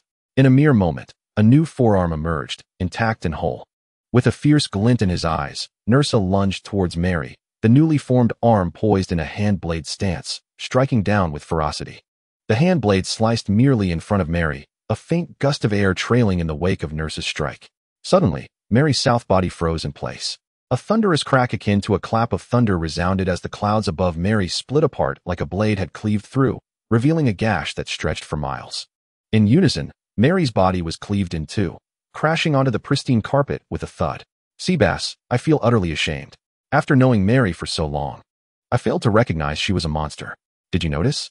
After dealing with Mary, Nurse turned to Succubus and inquired. No, my king, Mary is not a monster. It is her life lantern, Succubus replied, gesturing to the flickering lantern in his grasp. Huh. Nurse's gaze shifted back to Mary's lifeless form. If Mary had been alive, what then was this object? The scene shifted back to Yano, who had now entered the dwelling of a middle-aged man, where a crowd had gathered. Their faces etched with fear. An older woman waved a talisman-like object before them, and upon seeing their lack of reaction, she finally exhaled in relief. Phew. It seems we wagered correctly. You are not one of them. I never expected you to venture into the woods. We searched for you for so long without success. The woman gasped before continuing. She is injured. Allow me to tend to her. I am the doctor here, Jessica, a young girl with golden hair, appearing to be scarcely in her 20s, stepped forth from the crowd upon noticing the wound on Mary's shoulder. She approached and firmly declared, Hey, do not touch her. I shall tend to her myself. It is oft the case that one does not readily extend kindness to a stranger. Although Yano was inclined to assist those in need, it did not imply that he would place his trust in those who approached him unbidden. Thus, he could not help but harbor some suspicion towards the occupants of the room. Moreover, what if they were akin to the monstrous entities lurking outside? Their faces, devoid of that terrifying grin, offered little solace. Please trust us, sir, spoke an older woman, introducing herself as Melissa, the de facto leader of the group. I assure you, we harbor no ill intentions. The injuries sustained by that girl are severe, and Jessica is a highly skilled physician. She requires Jessica's care. It is natural for you to be wary, yet mutual assistance is the cornerstone of our community. To survive here, we must adhere to our established principles. Melissa's gaze was sincere, and truth be told, Yano found himself somewhat swayed by her earnestness.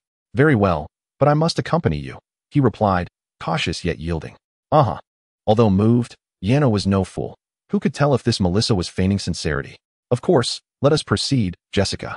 Please escort them to the room, Melissa instructed.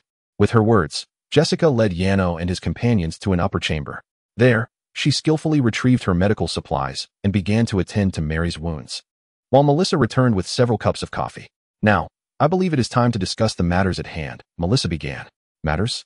Yano inquired, a hint of confusion crossing his features as he accepted the coffee she offered. Indeed, the individuals gathered here hail from various nations across the continent, over 80 in total, including representatives from smaller realms. Every country you can name is represented here. Among us are nobles, commoners, merchants, and knights. Yet, the moment they arrived, all distinctions ceased to hold significance. The prowess of knights bears no weight against the monsters outside, nor does the magic of the nobility. The soldiers of merchants or nobles can never reach this sanctuary. Our only recourse is to unite and leverage our collective strengths to survive against these creatures. Thus far, we have endured here for 4 months. Aside from an initial wave of casualties, we are faring quite well. Newcomers frequently arrive, though we are uncertain as to why. We do not comprehend whether the monsters are beasts of magic or something else entirely. All we know is that we must strive to live.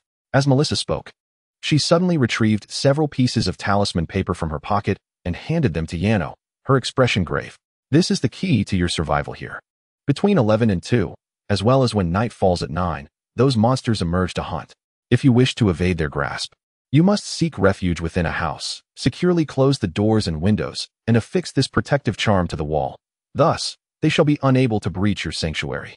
However, they will attempt to converse with you through the windows, scheming to gain entry, and your sole task is to disregard their every utterance. Chapter 201. Blood Eagle, I have a question. How did you come by these charms? Yano inquired, glancing at the talisman in his hand. It is a rather lengthy tale, and I lack the energy to recount it in full. In due time, you shall come to understand. For now, I must take a nap to endure this dreary noon. With that, Melissa turned and exited the room. At the same moment, Jessica also rose. I have finished bandaging the wound, so I shall not disturb you further. Rest well. And no matter who calls you, do not open the windows. With that, Jessica followed closely behind Melissa, leaving Yano and the 2 others in the expansive room. How audacious they are to depart so nonchalantly, as if they harbor no fear of me opening the window. Is it not a human tendency to rebel against caution? The more they warn me, the more I am tempted to see for myself. Yano glanced around at the sealed windows and remarked, "Oh, shall I assist you in opening one? I am quite curious to discern what those creatures truly are." Natalie, hearing this, wore a mischievous smile and replied, "Forget it." Yano shook his head vigorously. "Why? Their ghastly appearance is not something I wish to behold a second time. Just admit your fear. You need not disguise it with pretense." Natalie laughed. "What fear? I am not afraid at all." "Then I shall open the window," Natalie declared, moving as if to do so. Yano hurriedly intervened, exclaiming, "Wait. Mary is still here, injured. What if a monster rushes in and bites her? Hey, while you save me. That does not grant you the right to use me as a shield for your cowardice," Mary interjected, unable to contain herself. "Okay, I concede that I am cowardly, but you cannot deny how terrifying those creatures look outside. It is truly unimaginable that the illustrious and esteemed demon lord, who is so highly regarded by the king, could exhibit such timidity." Upon hearing this, Mary shook her head with a resigned smile and continued to look at Yano. "However, I find it impossible to relinquish my respect for you. Had you not pulled me back just now, that monstrous creature would have surely bitten off my head. Thank you." Yet, upon mentioning the monster, Mary suddenly felt a twinge of pain at the sight of her bite. Of course, the pain was exacerbated by the complete absence of adrenaline at that moment.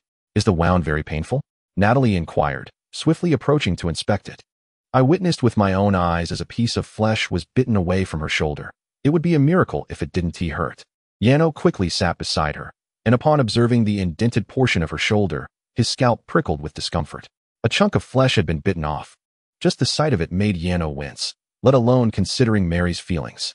Yet, she merely let out a small whimper, proving herself to be remarkably resilient. "How I wish we had some painkillers," Yano mused aloud, noticing Mary's furrowed brow. "Indeed. Pain relief. Allow me to assist you, dear girl." Upon hearing the term, Natalie's eyes brightened. She gently placed her hands on Mary's wound, and a faintly glowing magical sigil began to manifest on the bandage. Simultaneously, the tension in Mary's brow eased considerably. "Wow, how extraordinary. The pain has subsided," Mary exclaimed, her face lighting up with wonder. "A numbing spell combined with a regeneration charm will not only alleviate your pain, but also expedite the healing of your wound. By nightfall, you shall be fully recovered." "Thank you so much, Lady Natalie," Mary expressed her gratitude with a look of astonishment. Suddenly, an ear-piercing scream from outside shattered the moment, echoing with a sense of agony, only to abruptly cease shortly thereafter. Yano contemplated rushing outside to investigate, but recalling Melissa's warning about the monster's deceptive tactics to lure them to the windows, he dismissed the thought and opted to pass the afternoon quietly in the room. At 2 o'clock, precisely as Melissa had mentioned, the time when the monster would disperse, she arrived punctually at their door. "Come, let me show you around so you may become familiar with this place, as you will be residing here in the future." Upon hearing her words, Yano exchanged a glance with Natalie. Residing here in the future? Surely, she jested. Nevertheless, they refrained from voicing any objections and silently followed in Melissa's footsteps. Stepping out of the house, the glaring afternoon sunlight cascaded upon the people, making it difficult to open their eyes. Nevertheless, their gazes converged upon a particular dwelling, undeterred even by the blinding light. Following their line of sight, Ayano discerned the source of the disturbance. It was the second-floor window of a house, ajar and stained with blood, which trailed down to the grass below, still dripping crimson droplets. What on earth was happening? Melissa's eyes widened in shock. "We must go inside and investigate," exclaimed the middle-aged man who had previously escorted Ayano. Rushing into the house with urgency, the others hastily followed suit. Upon entering, they found the interior in disarray, furniture shattered across the floor.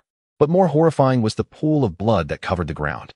Ayano could faintly perceive from the bloodstains the grim fate that had befallen the occupant of this abode.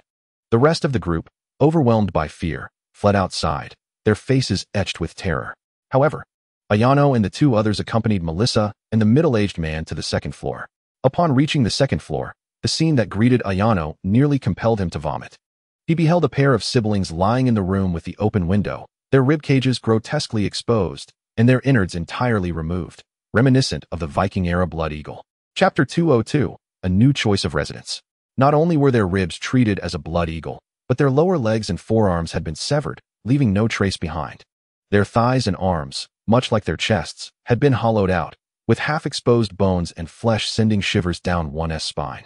The only intact parts of their bodies were their heads, which appeared unnaturally pristine, allowing their expressions of terror to be starkly visible. Witnessing this grotesque tableau, Ayano fell silent, the urge to retch dissipating as he processed the horror before him. The unblemished heads revealed the siblings' tender ages. The sister appeared no older than 15, while the brother seemed scarcely 9, still in the bloom of childhood. The juxtaposition of their youth with the horrific state of their remains evoked a vivid imagination of the torment they had endured before their demise. As Ayano envisioned the peculiar smiling perpetrators inflicting such cruelty upon the siblings, a surge of wrath ignited within him. At that moment, Natalie, too, felt a similar fury, though her expression remained impassive. However, Yano, who understood her well, knew that this was a facial expression only Natalie made when she was angry, ordinarily. Her face was always adorned with a smile. Damn it! After a brief moment of silence, the middle-aged man suddenly stormed out with an expression of fury. "Hey, Drake, wait!" Melissa quickly followed him. Out of curiosity about their intentions, Yano couldn't help but follow suit. Soon, he witnessed the man referred to as Drake hastily approach a house not far away. He forcefully dragged out another man and swiftly made his way to the house where the brother and sister had met their tragic end. Party. You had a splendid time at last night's party, didn't you, Carl? What did I tell you? I urged you to come home early, but what did you do?" With that, Drake suddenly delivered a fierce punch to Carl, the man he had seized. "Look at that." Drake pointed towards a window smeared with blood and wide open. No. Carl's face turned pale with terror and regret, and he crumpled to the ground. "Get up, you coward." Drake forcefully lifted him again and dragged him towards the house. "Come here. Walk with me. I want you to see what you have done." "I don't want to see. I refuse to look." "Refuse to look? You left innocent children alone in that house, knowing they could easily be deceived. How can you say you don't want to see? Do you honor your deceased wife?" Drake continued to berate him as he dragged Carl up the stairs, punctuating his words with punches. Soon, anguished cries from Carl echoed from the second floor. "Drake is our safety officer. He created the protective talisman and organized us. He is our spiritual leader." Meanwhile, at the entrance of the house, Melissa was introducing Drake to Yano and the others. "If you wish to live safely here in the future, remember Drake. He is a wonderful man. You can approach him with any concerns you may have." As Melissa finished her words, Drake suddenly descended the stairs, dragging Carl behind him.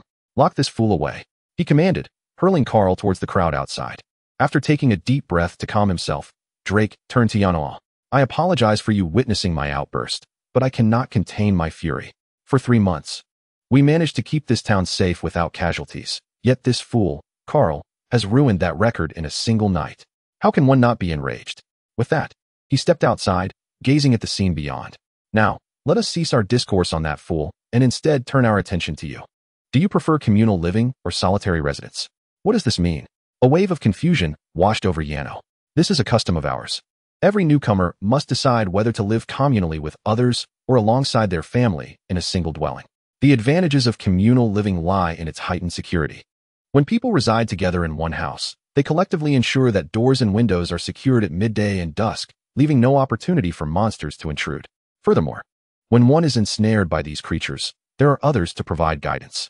However, the downside is the absence of personal space. Should you wish to dwell privately with your family, you may select a vacant house in this small town. The benefit is the availability of personal space. Yet the corresponding drawback is a decrease in security. You must ensure that your doors and windows are properly closed and that your protective talismans are hung securely, with no one to remind you when you are ensnared. Ah, I see. This explanation allowed Yano to grasp the situation fully. So, do you wish to live communally? No. The 3 of us shall reside together. Haha, I knew you would choose that. For communal living would certainly hinder your ability to engage in intimate activities with your 2 lovely wives at night. What wives? Yano's jest elicited laughter from Drake. But upon hearing the term wives, Mary's face flushed crimson. I have but one wife.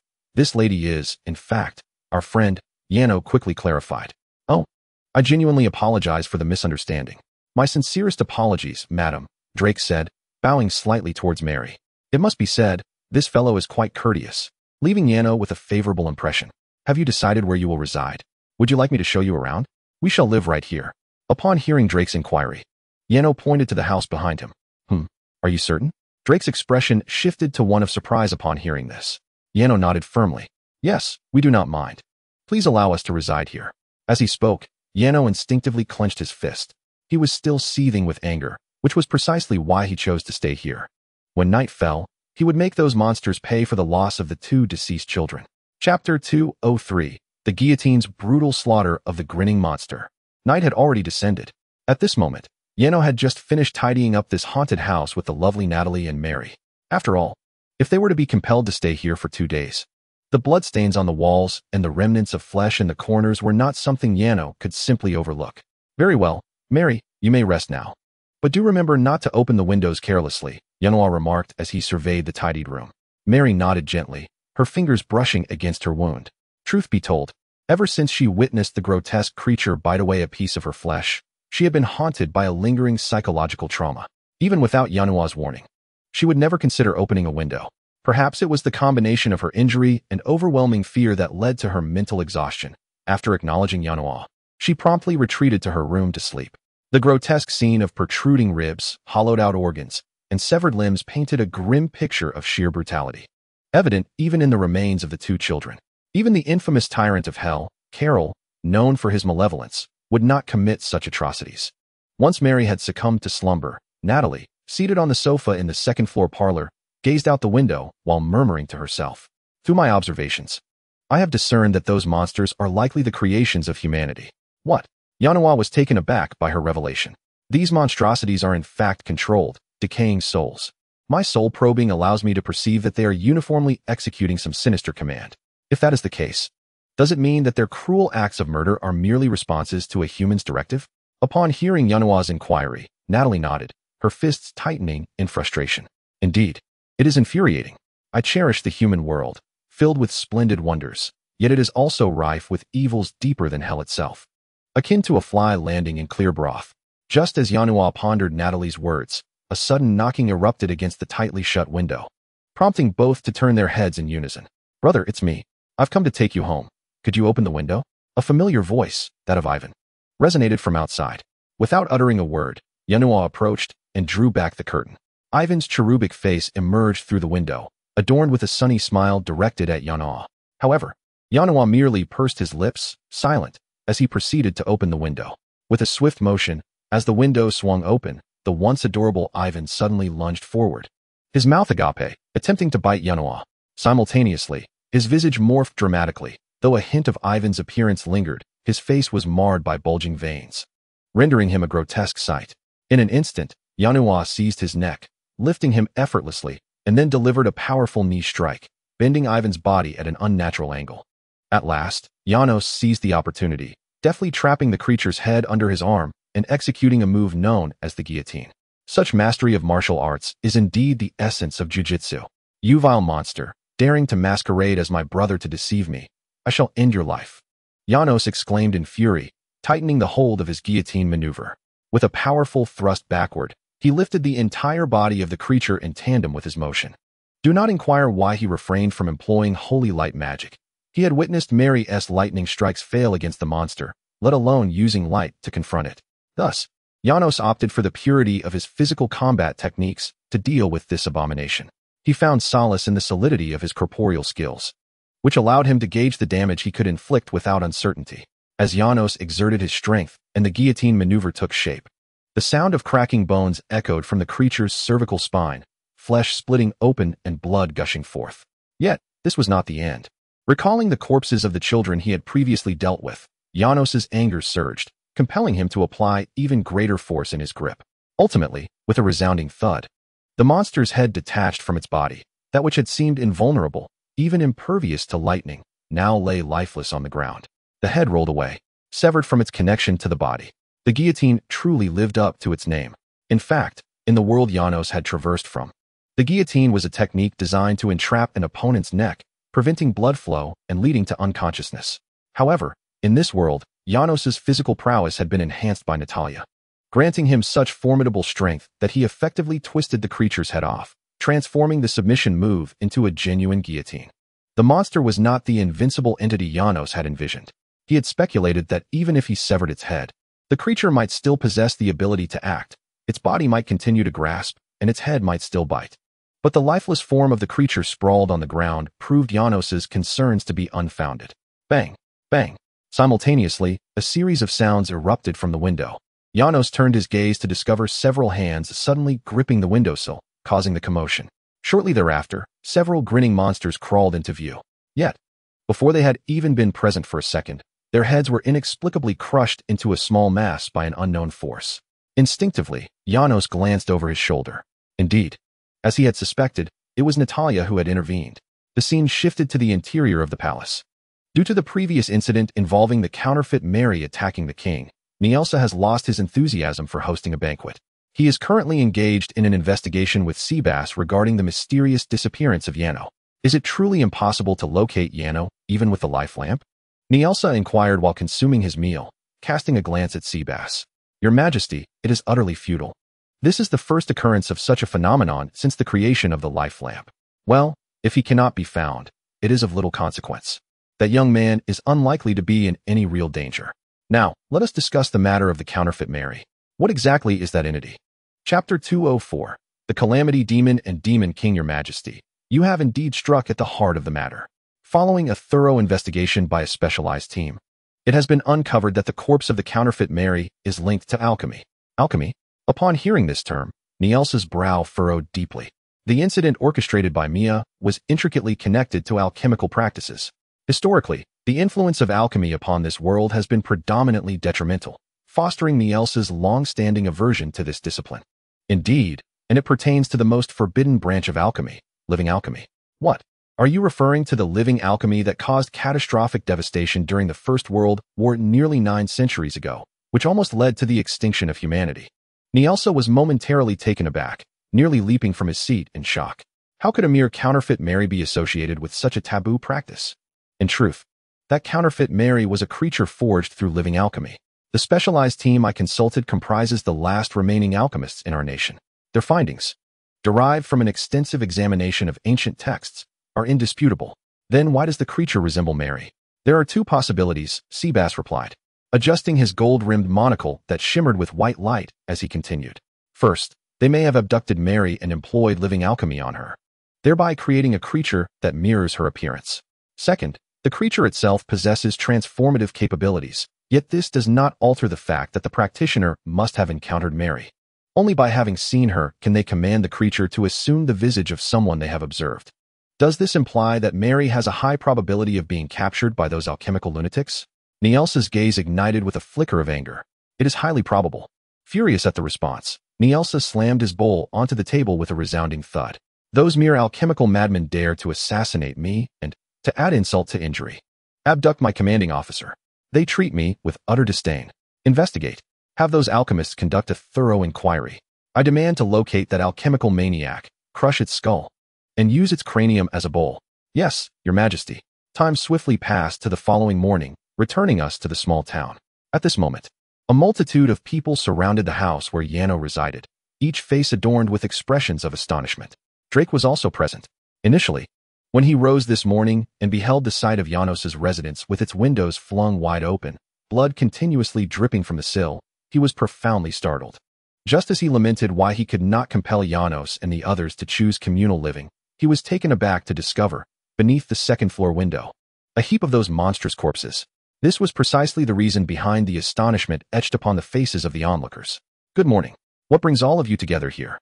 At that moment, Janos suddenly swung open the front door, stepping out alongside Natalie, only to be startled himself upon encountering the gathered crowd. Did you open the window last night? Drake inquired, his expression one of bewilderment. The latter responded with a calm nod. Indeed. So, did you slay all these monsters? Upon hearing Drake's words, Janos first chuckled and shook his head, then took Natalie's hand and stated, I killed a few, but most were dispatched by my wife, Natalie. His tone bore an air of pride, as though Natalie's triumph over the monsters was a shared victory, despite its apparent singularity. Janos's declaration drew the collective gaze of the crowd towards Natalie. This is truly unbelievable. You managed to kill them? We had no idea those creatures could be vanquished. In response to Drake and the others' astonished looks, Natalie crossed her arms, a smile gracing her lips as she slightly raised her chin. Every creature is susceptible to death. Among us are several formidable sorcerers. We have previously attempted to confront the monsters, but we could not inflict any harm upon them. Great lady, how did you accomplish this? Are you a legendary sorceress? Drake stammered, his tone imbued with newfound respect as he gazed at Natalie. To be honest, dealing with those monsters was somewhat challenging for me. I have not yet attained the level of a legendary sorceress, Natalie humbly replied, waving her hand dismissively. Meanwhile, Janos could not help but roll his eyes at her modesty. Somewhat challenging? He had witnessed Natalie mercilessly annihilate those creatures the previous night. With a mere gesture of her hand, the monsters' heads were crushed as if by an unseen force, instantly reducing them to a pulp. Did she truly consider that a challenge? Janos remained unconvinced by her claims. Madam, given your immense power, surely you possess a means to help us escape this infernal place? We are on the brink of madness. At that moment, someone from the crowd suddenly turned to Natalie, exclaiming, Certainly, I will devise a method to lead you all from this place. However, at present, I find myself devoid of any concrete ideas. Please, be patient, as it shall not be long. Splendid. In an instant, all who heard these words raised their hands in exuberant cheer. All right, everyone. Disperse now and return to your own affairs. Refrain from disturbing Ms. Natalie any further. At this moment, Drake's countenance was also illuminated with joy, as if he too yearned to join in the celebration. Yet he maintained a facade of composure as he began to usher the crowd away. Once the throng had departed, Drake turned his gaze back to Natalie. We have been ensnared here for far too long, and your arrival has bestowed upon us hope. We eagerly anticipate the day you will lead us away. I truly lack the strength to witness another demise. I shall do so. After observing Drake for a moment, Natalie nodded with a smile. The scene shifted to an underground cavern. Ha ha ha ha ha. An eerie and profound laughter echoed throughout the cavern. The focus of the scene then shifted to a stone pillar within the cave, etched with countless incantations, emanating a faint crimson glow. Embedded within the pillar was a woman, from whom the laughter unmistakably emanated. Resurrection. Henila has returned.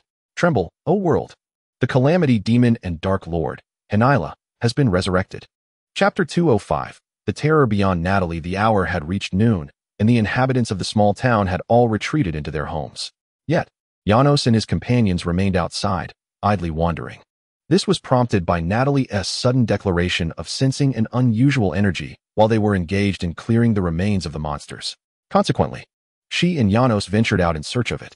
Naturally, they also brought Mary along, for leaving her alone in the house caused both Janos and Natalie some unease.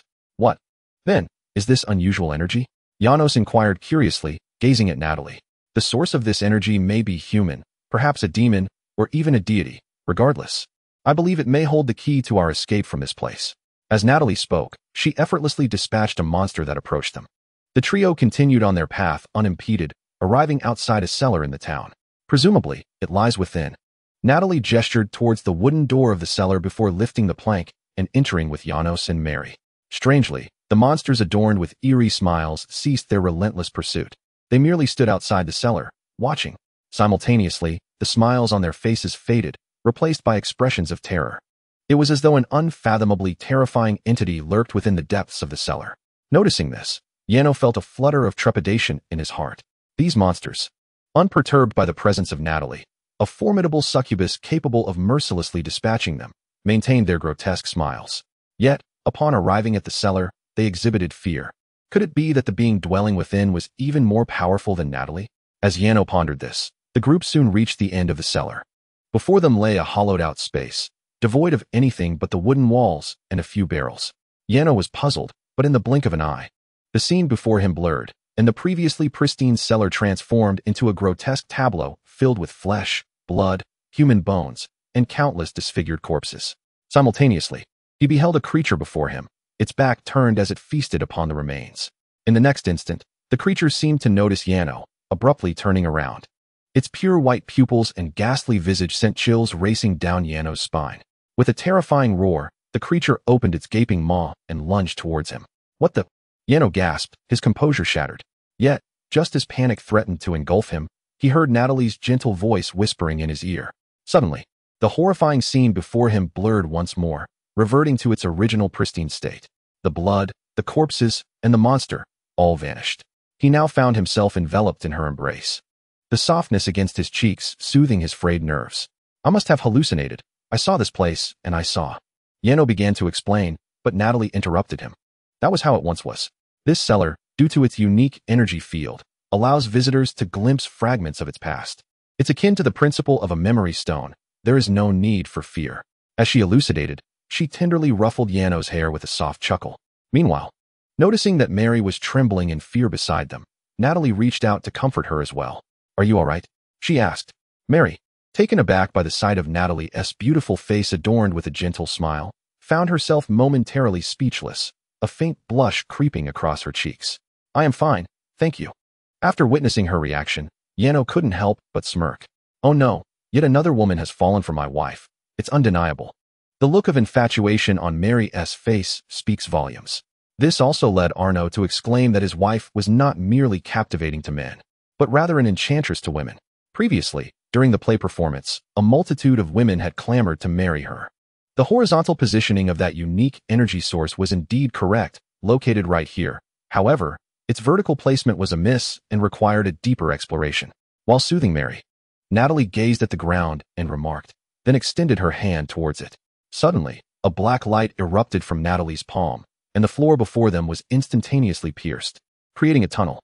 Let us proceed and explore, she urged. Indeed, replied the others, and together they entered the tunnel. After a brief period of free fall, they landed in a cavernous space resembling an underground grotto.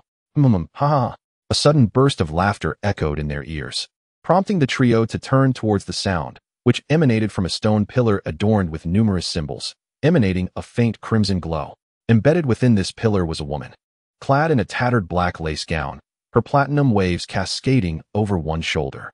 With alabaster skin, azure eyes, and pronounced cheekbones, she bore a striking resemblance to North Americans from Arno's world prior to his journey. More crucially, the area below her neck was nothing short of world-class, surpassing even Natalie.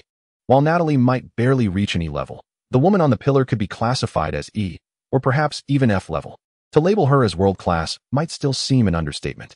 Arno found himself at a loss, uncertain whether he should continue to gaze at her. Undoubtedly, that peculiar laughter was issuing from her lips. At that moment, a surge of potent energy radiated from her, enveloping the cavern in a chilling aura. Fear, foolish mortals. Kneel and pay the utmost respect to your calamity goddess, and heed my every command. In that instant, Arno comprehended the reason why those monsters dared not enter the cellar. It was most likely due to this woman. Chapter 206. The demoness Hanila. With her words, the cavern began to tremble violently. Coupled with the ominous and terrifying energy pulsating through the space, Arno felt a wave of trepidation wash over him. This woman is clearly not a virtuous person. Can Natalie truly contend with her? At that moment, before Arno could react, Mary suddenly knelt down beside him. Yes, my lord, I shall obey your every command. Her movements were precise and swift, astonishing Arno. The speed at which she knelt was the fastest he had ever witnessed. Simultaneously, kneeling Mary tugged at Arno's pant leg and began to make subtle gestures. From her expression, Arno could surmise that she seemed to be urging him to kneel as well. She exemplified the adage that those who recognize the times are the true wise. Very well. It was evident that the woman was momentarily taken aback by Mary's actions, but she quickly regained her haughty demeanor, exuding an air of superiority. I appreciate obedient humans. Come forth and let your blood drip upon the stone pillar. In truth, you are trapped within that pillar, unable to escape. Seeking to harness human vitality to restore your strength, are you? That simply won't do. She will drain you dry. At that moment, Natalie unexpectedly addressed the woman. Natalie? This revelation sent a chill down Arno's spine, for the woman appeared far more formidable than Natalie. Her audacity was alarming. What if she provoked the woman's wrath? In an instant, Arno's mind raced to devise an escape route. I will not drain her weight, however. The woman atop the stone pillar did not unleash the fury Arno anticipated. Instead, she merely squinted at Natalie and inquired, Natalie, is that you? It's only been a few millennia. Do not tell me you have forgotten me. Natalie responded with a cheerful smile. Wow, it truly is you. Oh, wait. Upon hearing Natalie's reply, the woman's face initially lit up with surprise, only to swiftly revert to her aloof, superior demeanor. A mere Natalie. Merely the fact that I still recall your existence should suffice for your gratitude. Shouldn't you express your thanks to Lady Hinaira? If you continue this way, I shall abandon you, remain trapped in that pillar. Hearing this, Natalie rolled her eyes and feigned an intention to turn away. Wait. I am not trapped here. Arno discerned that Hinaira's first instinct was to urge Natalie to stay, but before she could voice her plea, her expression shifted back to one of arrogance. With a disdainful snort, she continued, This is merely my method of practicing magic. Anticipate and tremble before my latest enchantments. On that day, both heaven and hell shall be under my dominion. Do your best. We shall take our leave. Natalie, upon witnessing the scene, merely nodded with indifference before pulling the bewildered Mary, who remained on her knees, to her feet and turning to leave. Concurrently, Yano, who had followed Natalie, cast a fleeting glance at Henella, still ensnared within the stone pillar. The moment he beheld her expression, an involuntary twitch appeared at the corner of his mouth. He could distinctly see tears cascading from Henella's blue eyes and her dark red lips tightly compressed, projecting an overwhelming sense of grievance. Goodness, sister, where has your earlier air of invincibility vanished to? At that moment, Natalie, feigning an intention to depart, let out a sigh and turned her gaze back toward her. After all these years, you remain unchanged. Fortunately, I do not intend to truly hold this against you, or else you would be forever trapped here. With that, Natalie casually flicked her hand toward the stone pillar, and a fierce gust of wind erupted, shattering it instantly. In that split second, a surge of ominous black energy erupted from within the pillar, engulfing the entire vast underground chamber. Suddenly, with a resounding boom, the pillar that held Henella captive collapsed, and she leapt forth as if liberated from the five elements mountain, bursting out with vigor. Thunder roared and lightning crackled within the cavern as Henella emerged from the remnants of the pillar, transforming the surroundings into a nightmarish abyss. Triumphantly, Henella placed her hands on her hips and erupted into laughter. Foolish Natalie, your laughable kindness will haunt you for eternity, for you have released me, the immensely powerful future dominator of hell. I am the great calamity demon and demon lord, Henella. All the evils of this world are born from me. Tremble. Insignificant humans in Natalie's presence. Truth be told, had Yano not witnessed Henella's earlier sorrowful demeanor, he might have been genuinely intimidated by her now. However, just as he pondered the peculiar situation of this woman named Henella, her expression transformed into that of a wraith, and in an instant, she was before him. Leaning in to inhale his scent. Such a delightful aroma. I can sense your sweet essence, she purred, extending her hand to grasp Yano's chin. Offer everything to Lord Henella. As she spoke, her enticing, glistening dark red lips inched closer to Yano's mouth. Hey, you can't bang. Just as Yano, startled, attempted to evade her, Natalie delivered a powerful punch that sent Henella crashing to the floor. Ouch, that hurts. What are you doing? With a swift punch, Henella was knocked down, quickly rubbing her swollen cheek as she stood up, looking at Natalie with a pitiful expression. You nearly kissed my husband, who is also Li Weier's contract partner. Do you think I should refrain from hitting you? Frankly, I consider it quite merciful that I didn't twist your head off. Natalie, veins protruding in anger and fists clenched, glared at Henilla and exclaimed, What? You're married? Hearing this, Henila's jaw dropped in shock. How could you get married? I was looking forward to marrying you once I became the Dimension Sovereign. Wait, what did you just say? Upon hearing Henila's declaration of wanting to marry her, Natalie's eyebrows arched in surprise. Oh, it's nothing. You must have misheard, Henila replied, her cheeks flushing as she realized she had accidentally revealed her true feelings in her excitement. Do you truly think I would misunderstand your words? What do you mean by becoming the Dimension Sovereign and then marrying me? You never mentioned this before. Faced with Natalie's relentless questioning, Henila momentarily panicked. However, she quickly regained her composure, adopting a serious demeanor as she grasped Natalie's chin and declared, "A beauty deserves to be possessed by the strong." To this, Natalie rolled her eyes in exasperation. Forget it. Conversing with such a dense fool is futile. As she freed herself from Henila's grasp, she turned to Arno, saying, "This is my friend Henila. She once lived with me in the Black Earth Plains, just like Talisa." "Oh, so this lady is also a succubus?" Arno inquired with curiosity as he scrutinized Henila. Initially, he had perceived her as invincible, but now he learned she was acquainted with Natalie. Although her current pitiful demeanor diminished her imposing image, the pressure she had exuded earlier far surpassed that of Natalie. It was evident she must be considerably more formidable than Natalie. Reflecting on this, Arno felt an even greater admiration for Natalie. What is true networking? To be able to converse so casually with such an impressive figure, that is what networking is. Hey, human, I did not grant you permission to stare at me incessantly. You stand before a calamity demon. I forgive your lack of reverence. But should you continue to gaze upon me in such a manner, I shall show you what true calamity is. Apologies, I was merely curious about my wife's friend, and I meant no disrespect. It is understandable. His gaze, driven by instinct, lingered rather indecorously upon her world-class bosom. Thus, the courteous youth, Yanu, habitually offered her an apology. Smack. Oh, yet, in the next moment, Henila felt a sharp slap on her rear from Natalie, causing her to involuntarily cry out in pain. If you continue to be so harsh with my husband, I shall ensure you grasp the true essence of fear. Meanwhile, the latter gazed at Natalie with tear-filled eyes, wearing a woeful expression.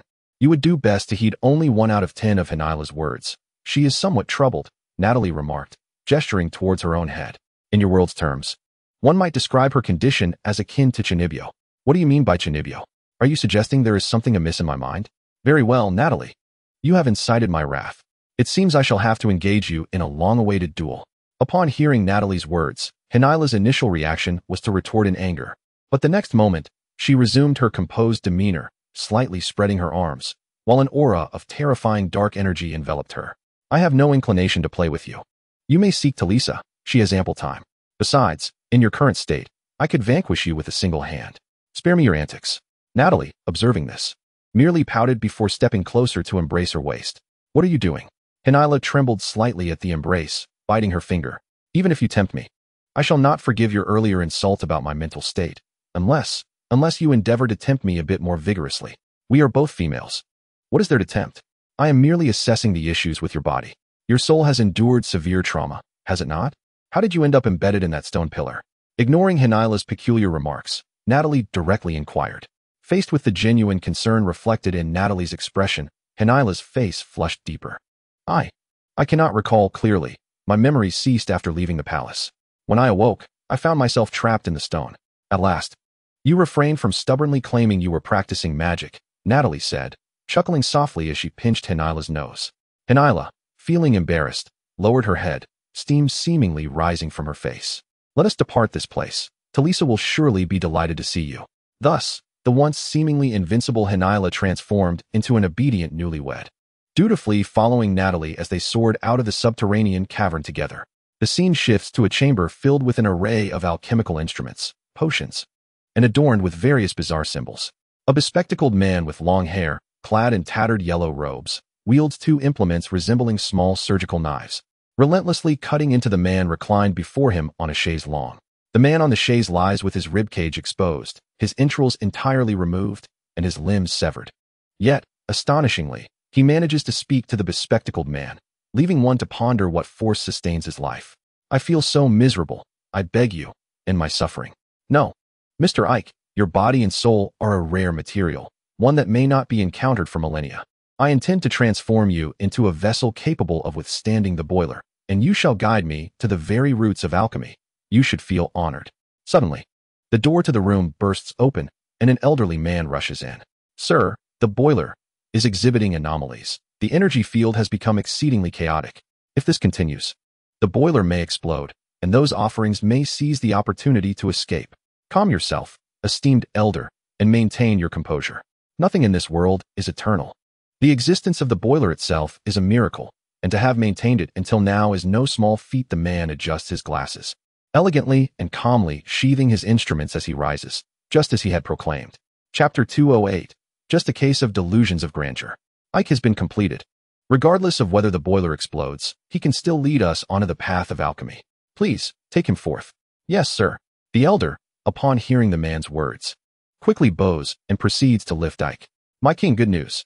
We have discovered leads through the nobles who previously supported Mia. The scene shifts to the royal palace, where Seabass finds King Nelsa and slams several documents onto the table before him. There are foreign alchemists who have contacted Mia. They have exploited her and our nobles to create a scheme known as the hallucinatory realm. This plot aims to eliminate Jano. Both the interdimensional events and the previous banquet incident were orchestrated by these foreign alchemists. Oh, so their disappearance is also their doing? There is a strong possibility. Have we located them? Of course. Bang. Hearing this, Nelsa slams his hand on the table and rises. Well done. Assemble the troops and prepare for a purge. The soldiers will utilize our newly developed magical firearms. Let them test the waters. Yes, my king. Buzzing. At the temporary residence in the town, Jano awaits. The living room on the second floor was shrouded in swirling black mist, emanating from the figure seated on the sofa, Hernela. Simultaneously, the energy fluctuations surrounding her caused the entire house to tremble faintly. It appeared she was recovering quite well. She should be back to normal shortly. Fortunately, my habit of conserving energy had paid off, or her recuperation would have taken much longer. Observing this, Natalie, seated across from Hernela, nodded with a satisfied smile. Could she be the key to our departure from this place? Beside her, Yano, with curiosity, inquired of Natalie. Indeed, Hernela's energy field is exceptionally unique. Coupled with certain coincidences, it may have caused a disturbance in the spatial fabric of this town. Once she regains her strength, we can have her manipulate the energy field to break this confinement, allowing us to leave. Listening to Natalie's explanation, Yano cast a deep glance at Hernela. The mere energy radiating from her could disrupt the very space around them. How formidable she truly was. Formidable? Do not be intimidated by her self-proclaimed title of the Calamity Demon. In truth, she is not of the demon race, but rather a succubus, much like myself. Fear not. Should she dare to bully you, I shall ensure she is left bedridden. Natalie asserted, flexing her toned biceps, leaving Yano in a state of bemusement. He felt increasingly like someone living off the affections of another, though it was quite enjoyable. Yet, witnessing Natalie's apparent ease in potentially bullying Hernela sparked a flicker of doubt within Yano. Natalie, who is more powerful, you or Hernela? Upon hearing his question, an odd expression crossed Natalie's face. No wonder I often sensed your protective instincts towards me. While conversing with Hernela, you always positioned yourself behind me. I initially thought it was jealousy, but it seems you were merely concerned for my safety, she remarked. Her demeanor shifting to one of allure and tenderness as she cupped Yano's face and playfully pecked his lips. Thank you for your concern, dear honey. But I must assure you it is impossible for Hernela to defeat me. She is 2 millennia too early for that. Is that so? Whether entering the cellar or exiting. I noticed those creatures seemed to fear Hernela, but not you. It made me think she was far more formidable than you, Yano replied. That is due to the uniqueness of the magic Hernela practices, Natalie explained, suddenly producing a tome from her magical space and placing it before Yano. This is the Encyclopedia of Infernal Magic, chronicling the various magical systems practiced by demons. This, she said, pointing to a particular passage in the book, is my own magical system. Summoning magic, employed to conjure miraculous beings from various dimensions to heed the commands of their master, serves as a means of offense. Leaving adversaries defenseless, the mightiest can summon countless diverse dimensional entities, instilling in the ignorant an unfathomable dread. Furthermore, there exists the art of bodily mobility refinement, crafting the supreme and unparalleled magical physique, transforming one into the most formidable entity of the inferno, where myriad spells cannot compare to a single punch or kick, with the master prevailing through extraordinary physical capabilities. Beyond these, there are numerous others, which I shall not enumerate individually. In essence, the magical system typically wielded by demons is vast and battle-oriented, yet this individual, Henira, stands apart. This fool has thus far mastered only a singular magical system, which is as follows. The Supreme Sovereign's Tome, creating a unique energy field, unleashing an immensely powerful intimidation spell to terrify opponents, causing them to feel an oppressive force that transcends even the divine. The mightiest can, through their mere aura, claim the lives of any being. To simplify the last statement, it essentially means scaring someone to death through sheer intimidation. After hearing Natalie's words, Arno found himself momentarily speechless. So, is she merely capable of frightening others? Indeed, you may interpret it that way. Natalie nodded in agreement. Hey, I cannot simply overlook that remark. Just then, Hinaira abruptly opened her eyes, and in an instant, a torrent of black energy surged forth from her gaze. An indescribable and formidable aura swiftly enveloped Arno. The Supreme Sovereign's tome is a magic comprehensible only to the highest of demon gods, not mere deities, and with Natalie's limited perspective, she could hardly grasp the intricacies of this spell. Imagine, young one, at the moment of confrontation between two armies, your mere presence causes the enemy's morale to shatter, sending them fleeing for miles. What could be more romantic than this? Hinaira's tone was profound and enigmatic, yet Arno found himself quite incredulous upon hearing her words. Is the essence of this magic not merely to enhance oneself? However, recalling Natalie's mention of Hinaira's Chinibu condition, Arno could understand why she adhered solely to this magical system. After all, for those with such a mindset, being cool is a lifelong pursuit. Chapter 209, The Gathering of Alchemists. Hurry, hurry. The Master has promised to lead us to the very roots of alchemy. We must hasten. On the narrow paths of the dense forest, a multitude of robed figures darted with astonishing speed. Some possessed tentacle-like legs, others resembled various animals or insects, yet regardless, they moved swifter than any human. Indeed, even a magically enhanced wizard might struggle to match the speed of this peculiar assembly. Soon, these beings, barely qualifying as human, emerged from the thicket into an expansive clearing. Before them lay a place that resembled a quaint little town. At last, they had arrived. Yet uncertainty lingered regarding when the adults would finally join them. Suddenly, a deep rumbling echoed through the air. One of them spoke to himself when, out of nowhere, a dazzling burst of crimson and obsidian light erupted from a house in the town, soaring high into the sky. In an instant, the atmosphere shifted. The once azure heavens became stained with a sanguine hue, accompanied by swirling black clouds. Concurrently, the sun's brilliance waned, as if the eternal light had been extinguished, its glow now barely comparable to that of the moon. To their horror, the alchemists observed that the sun appeared to bleed, resembling a severed heart, its radiant beams transforming into a deep red. This sight was unprecedented for the alchemists, rendering them momentarily paralyzed with fear. They had heard tales of a blood moon. But a blood sun? Was this an ominous omen? In stark contrast to their trepidation, within the room where the frightening energy had erupted, for figures, Yano, Natalie, Mary, and Henella, found themselves enveloped by this terrifying power. Huh, how do you like this, foolish mortals? Behold my supreme strength, Henella exclaimed, arms outstretched in mirth. His piercing gaze fixated upon Yano. Even without lifting a finger, he could alter his surroundings. Should he choose to act, the very world would tremble at his command. You would do well to kneel and offer everything to Lord Henella. Perhaps then, I might overlook your transgression of stealing Natalie from me. Yano could not suppress a roll of his eyes upon hearing this. Natalie, do succubi tend to be drawn to those of the same gender within their kind? You are the second one, aside from Talisa. In truth, relationships among succubi in hell are fraught with rivalry, each vying for the affection of men. Yano pondered why he had so many succubus friends. Natalie, with a disapproving glance at Henella, retorted, Have I not warned you not to bully my husband? Henella, sensing her ire, let out a feeble grunt. So, how much longer will your magic last before it disrupts the surrounding energy field? Spare me any proclamations of showcasing the power of the disaster demon. I assure you, I am quite adept at delivering blows. Evidently, Henella had been preempted, his intended words swallowed by Natalie's fierce demeanor.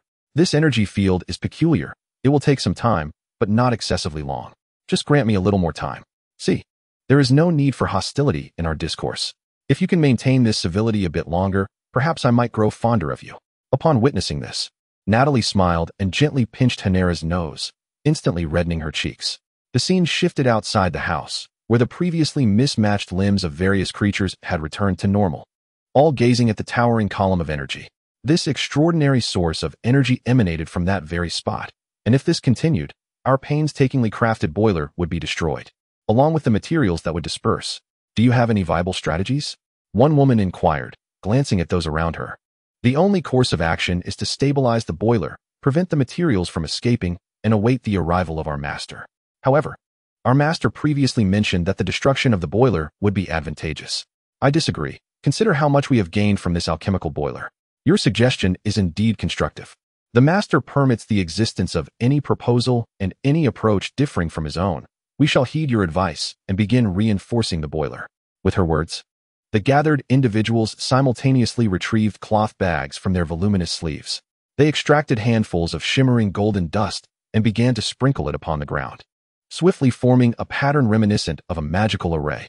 Yet, to the discerning eye, it was evident that this was an alchemical array. The outer circle, the inner diamond, and the central square differed from the typical hexagrams of magical arrays.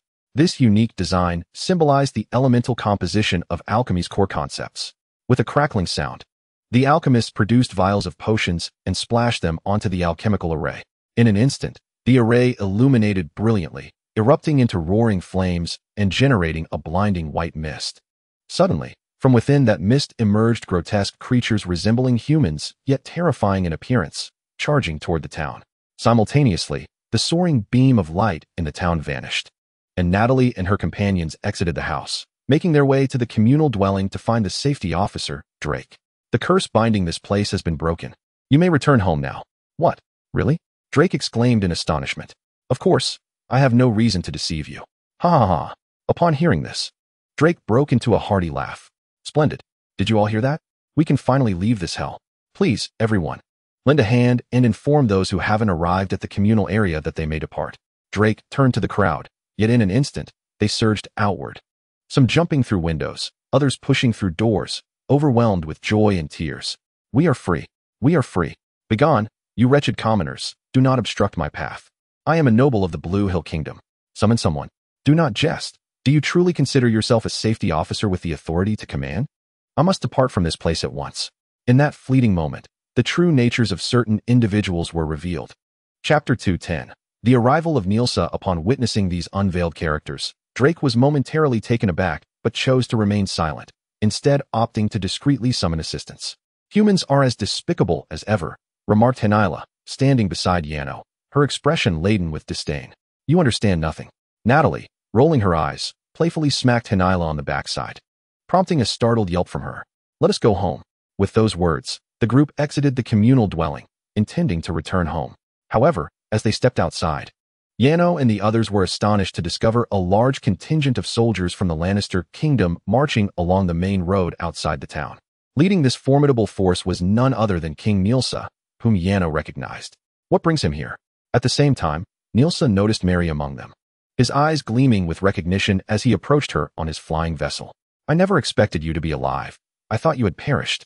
Mary, hearing these words, felt a surge of frustration, realizing once again that King Nilsa had a peculiar way of expressing himself, although she had grown accustomed to it. She offered a slight bow. Regrettably, Your Majesty, I am still alive. Haha, how could you apologize? Your survival means I need not appoint a new directive officer. Finding an intelligent and attractive woman for such a role is no easy task. The king laughed heartily, patting her shoulder. Yano, observing this exchange, felt a twitch at the corner of his mouth. Did Nilsa truly not perceive that Mary had just been sardonic? Meanwhile, Nilsa turned his attention to Yano. It seems I have come at the right moment. A fortuitous coincidence, indeed.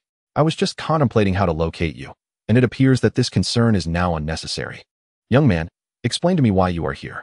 Was I not clear in inviting you to my banquet? I wish to attend your banquet as well. However, using the teleportation stone brought me here instead. Moreover, Yano briefly recounted the situation regarding the town's isolation and the monstrous occurrences to Nilsa. Wait a moment. This place is not a gathering spot for alchemists. Nilsa's expression shifted to one of perplexity. Suddenly, a harrowing scream pierced the air nearby, drawing everyone's attention. They turned to see a town resident, fleeing in terror, being tackled to the ground and devoured. The entity that gnawed upon him was none other than the peculiar creature, graced with an enigmatic smile that only manifested during midday and the night. This monster moved with astonishing swiftness, swiftly dismembering its prey's limbs and turning its ribs outward to create a sanguine eagle. As for the internal organs, they were consumed entirely. Meanwhile, the panicked Ayano began to survey his surroundings, only to be struck by the alarming sight of a multitude of similarly smiling creatures encircling the fleeing populace. Did you not assert that such monsters only emerge at midday and night? Nursa inquired, giving Ayano's shoulder a reassuring pat. Perhaps they wished to take an early stroll today. Admittedly, this was mere folly. Ayano himself was utterly bewildered. Prepare the magical firearms. The king bellowed, raising his right hand. In that instant, Ayano observed his troops swiftly drawing their firearms. Simultaneously, a terrifying surge of magical energy erupted from the weapons, leaving Ayano in a state of awe. Initially, having seen Nurse's army equipped with guns and cannons, he had assumed he was witnessing the dawn of an industrial revolution in this world. Yet, it seemed that an industrial transformation was unattainable. A magical industrial era appeared far more plausible. Suddenly, a sharp sound echoed as Generala, positioned nearby, clapped her hands together, palms facing opposite directions. An overwhelming wave of dreadfully potent energy emanated from her, enveloping the entire town. The creatures that had once sported eerie smiles were now overtaken by sheer terror, turning on their heels and fleeing. Nurse stood in stunned silence. Is she an acquaintance of yours? He tugged at Ayano's finger, to which Ayano nodded in affirmation. At the same time, Generala regarded him with a triumphant grin. Do not inquire further, little king of humanity. I am Generala, the harbinger of calamity and demon lord, the future sovereign of the abyss, and the future ruler of the world. Should you kneel before me now and pledge your everything, I may grant you a modicum of mercy, allowing you to exist more comfortably under my dominion. Upon hearing these words, Nurse's veins bulged, and his fists clenched with fury. What did you say? I care not for the abyss, but the future of this world belongs to my son Icarus. Are you daring to provoke me? With that, Nurse lunged forward, seizing her throat with a fierce grip. Generala gasped, her eyes rolling back. Suddenly, a series of intense energy waves surged around them, and the onlookers beheld several yellow beams of light ascending from the town. Mystical runes began to materialize upon the ground. From an aerial perspective, one would observe an immense alchemical array enveloping the entire town. Suddenly, several individuals clad in a variety of robes emerged from the ground, capturing the attention of the onlookers. As Yano and his companions regarded them with curious gazes, the robed figures scrutinized Henila, their eyes brimming with astonishment. It is she, the woman capable of unleashing an energy that defies the laws of this world. She is the one who destroyed our boiler. A woman abruptly pointed at Henila and cried out, "Eliminate her." Upon hearing this, the others echoed her sentiment with fervent shouts, racing towards Henila. Open fire, Nelsa commanded, and in an instant, a cacophony of gunfire erupted. Yano then witnessed the so-called magical musketeers unleash a torrent of crimson-hued energy from their firearms, hurtling towards the robed figures. Upon impact, the struck individuals experienced explosive reactions, particularly one who was shot in the head. Yano distinctly saw that man's head explode, splattering a mixture of white matter across the ground. Chapter 211. The Path to the Source. Some fortunate alchemists, who had narrowly escaped the bullets from the magical musketeers, were left in shock at the gruesome demise of their companions. What sorcery is this? How can such immense power be wielded without incantation? Impossible. This defies the laws of the world. It should not be possible. A few alchemists clutched their heads, murmuring in a state of near madness. Bang, bang, bang. Yet Nelsa provided them no respite. Behind him, the magical musketeers continued their relentless barrage. Greetings, Your Majesty. It is an honor to meet you today. At that moment, a man in tattered yellow robes, adorned with glasses, descended from the sky alongside an elderly companion, placing his palm upon the ground. The alchemical array enveloping the town radiated with brilliant light, causing the incoming magical bullets to halt midair. Who are you? Nelsa squinted at him. You may call me Stin. Unlike the apparent standoff between the two, Natalie's gaze was fixated on the elderly figure accompanying Stin, her brow slightly furrowed. This piqued Yano's curiosity. What is it, Natalie? The person being carried by that old man is Ike, the one I encountered in the underworld previously. What? At this moment, Yano was taken aback and swiftly turned to scrutinize the figure being carried by the old man, resembling a lifeless corpse, with its ribs protruding and limbs severed. It appeared as though it were the remains of a victim devoured by a grinning monster. Why did this being present such a pitiful visage? I have long anticipated our formal introduction, dear succubus Lady Natalie. At that instant, Stain unexpectedly reached out to caress Ike's skull while casting a glance at Natalie. Do we know each other? Natalie furrowed her brow slightly at him. You certainly would not recognize me, yet I am acutely aware of your identity, and I know that you shall serve as the exquisite material for my journey to the source. As Stain spoke, his grip on Ike's skull tightened, his fingers even embedding themselves into the cranium. I must say, you are indeed an extraordinary succubus. I have replicated the soul of your beloved within this boiler and infused it into Mr. Ike's body. yet you exhibit no signs of being drawn to him. Furthermore, you have utterly destroyed not only the inner world I created, but also my partner, Miss Mia, which only reinforces my belief that you are the key to unlocking my path to the source. The path to the source? The term cast a look of confusion upon Natalie's face. Indeed, it represents the highest ideal pursued by every alchemist. The very fabric of existence resembles the alchemical array beneath our feet, brimming with mysteries and myriad unknowns. When we reach the source, all our uncertainties shall be resolved, and there will be nothing in this world that we, having arrived at the source, cannot comprehend. Good heavens, what a romance this is. As Stain spoke, he suddenly seized Ike's skull fiercely, lifting the entire figure before him, his face alight with excitement as he continued to address Natalie. I have witnessed every conflict and battle between you and Miss Mia within the inner world, and you, dear Succubus, have captivated my imagination. I can foresee that your heretical lineage, your extraordinary soul and intellect, your formidable physique and magic, will undoubtedly lead me to the source and unveil the essence of truth. Activate the boiler. Great gentlemen, let us embark together on the quest for truth. Stain's excitement escalated, and in a climactic moment, he slammed Ike to the ground, causing the body to shatter and dissolve into the alchemical array.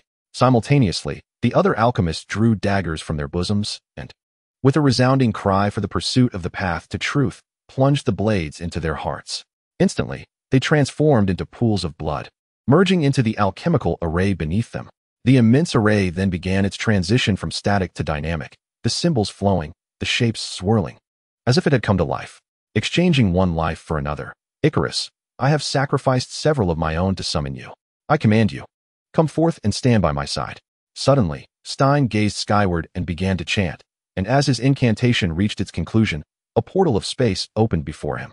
Icarus emerged from within, cradled in Stein's embrace, his expression one of bewilderment as he surveyed his surroundings. Father, did you bring me here? Where's this place? He inquired of Nelsa, whose countenance darkened ominously. It was I who brought you here, my child. I am deeply sorry, but your life now rests in my hands. Stein abruptly seized Icarus by the head, casting a glance at Nelsa. I must say, my fortune is remarkable. You heeded the rumors I disseminated and obediently arrived here. From this, one can perceive that the very laws of the world revolve around me. What do you mean? Nelsa clenched his fists. Oh, do not be agitated, your majesty. I am sure you have heard the legend of living alchemy. I have transformed this town into a crucible, trading the lives of many to procure your dear son.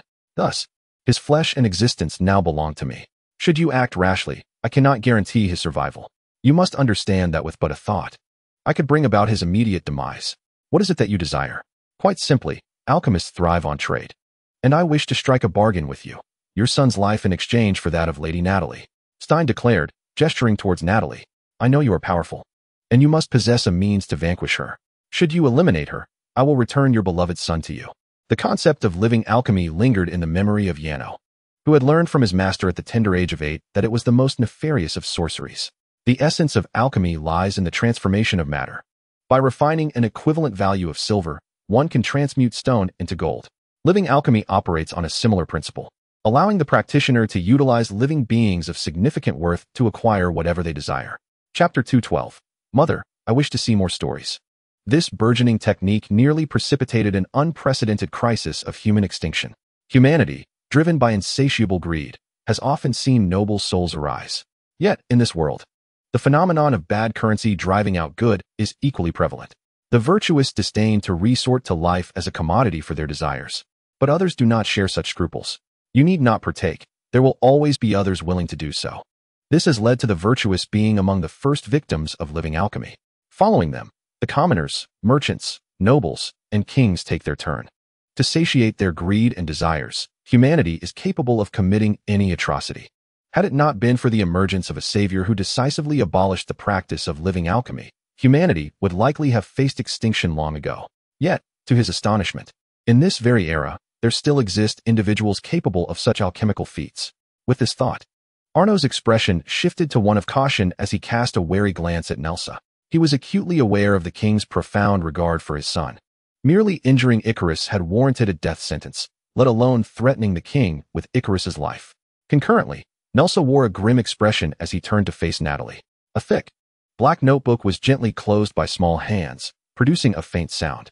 In a room adorned with modern aesthetics, a young girl with a tousled, wine-red bob, appearing no older than 10 years, lifted her crimson eyes to gaze at a woman beside her, who bore a striking resemblance with her flowing wine-red locks. "Mummy, what stories unfolded after that? I haven't had my fill yet," she inquired. The woman, cradling the girl in her arms, bestowed a tender kiss on her cheek and replied, "But your father will be home soon, my little Rose. If you continue to read, you won't be able to welcome him, right? Father is finishing work soon." Little Rose exclaimed, quickly rising from the sofa and racing towards the door, her face alight with excitement. "I can just ask Father about the next part of the story." She waited eagerly behind the door for about 5 minutes, until suddenly, the sound of a key turning in the lock echoed, and the door swung open. A youthful man, his face still bearing traces of boyishness, came into view. "Welcome home, dear father. You've worked hard," Little Rose said, feigning composure as she performed a curtsy befitting a noble woman, before dashing forward to embrace him tightly. "Dear father." The man shuddered slightly at this term, a bemused expression crossing his face. "Has my little darling been watching too many medieval dramas? Please refrain from calling me that. It gives me goosebumps. I prefer you call me Daddy." As he gazed fondly at his daughter, Arno chuckled softly while ruffling her hair, gently admonishing her. After planting a kiss on her chubby cheek, he stepped into the living room. "Natalie, my dear, I'm home." Perhaps influenced by his daughter, Arno adopted a distinctly British accent as he addressed Natalie. "Dinner is ready. Remember to wash your hands before eating, and don't lead Rose astray," Natalie said, glancing sideways at him with a smile from her seat on the sofa. "Yes, my esteemed wife," Arno replied, but his attention was suddenly captured by the black notebook in Natalie's hands. "Oh, isn't that our journal? Is it perhaps too early for us to reminisce about the past?" It was not I who brought it forth, but rather Rose, who has a fondness for the tales within. Just as Natalie finished speaking, Yano felt his thigh being embraced suddenly. Looking down, he was taken aback to find his beloved daughter clinging to his leg, her large, watery crimson eyes gazing up at him. "I have finished reading the diary of my super invincible hero Baron Daddy. Could you please tell me more about the story that follows? What ultimately happened to the alchemist Stein? Did King Nelsa harm Mother later on? What will become of the townsfolk? Did Icarus survive?"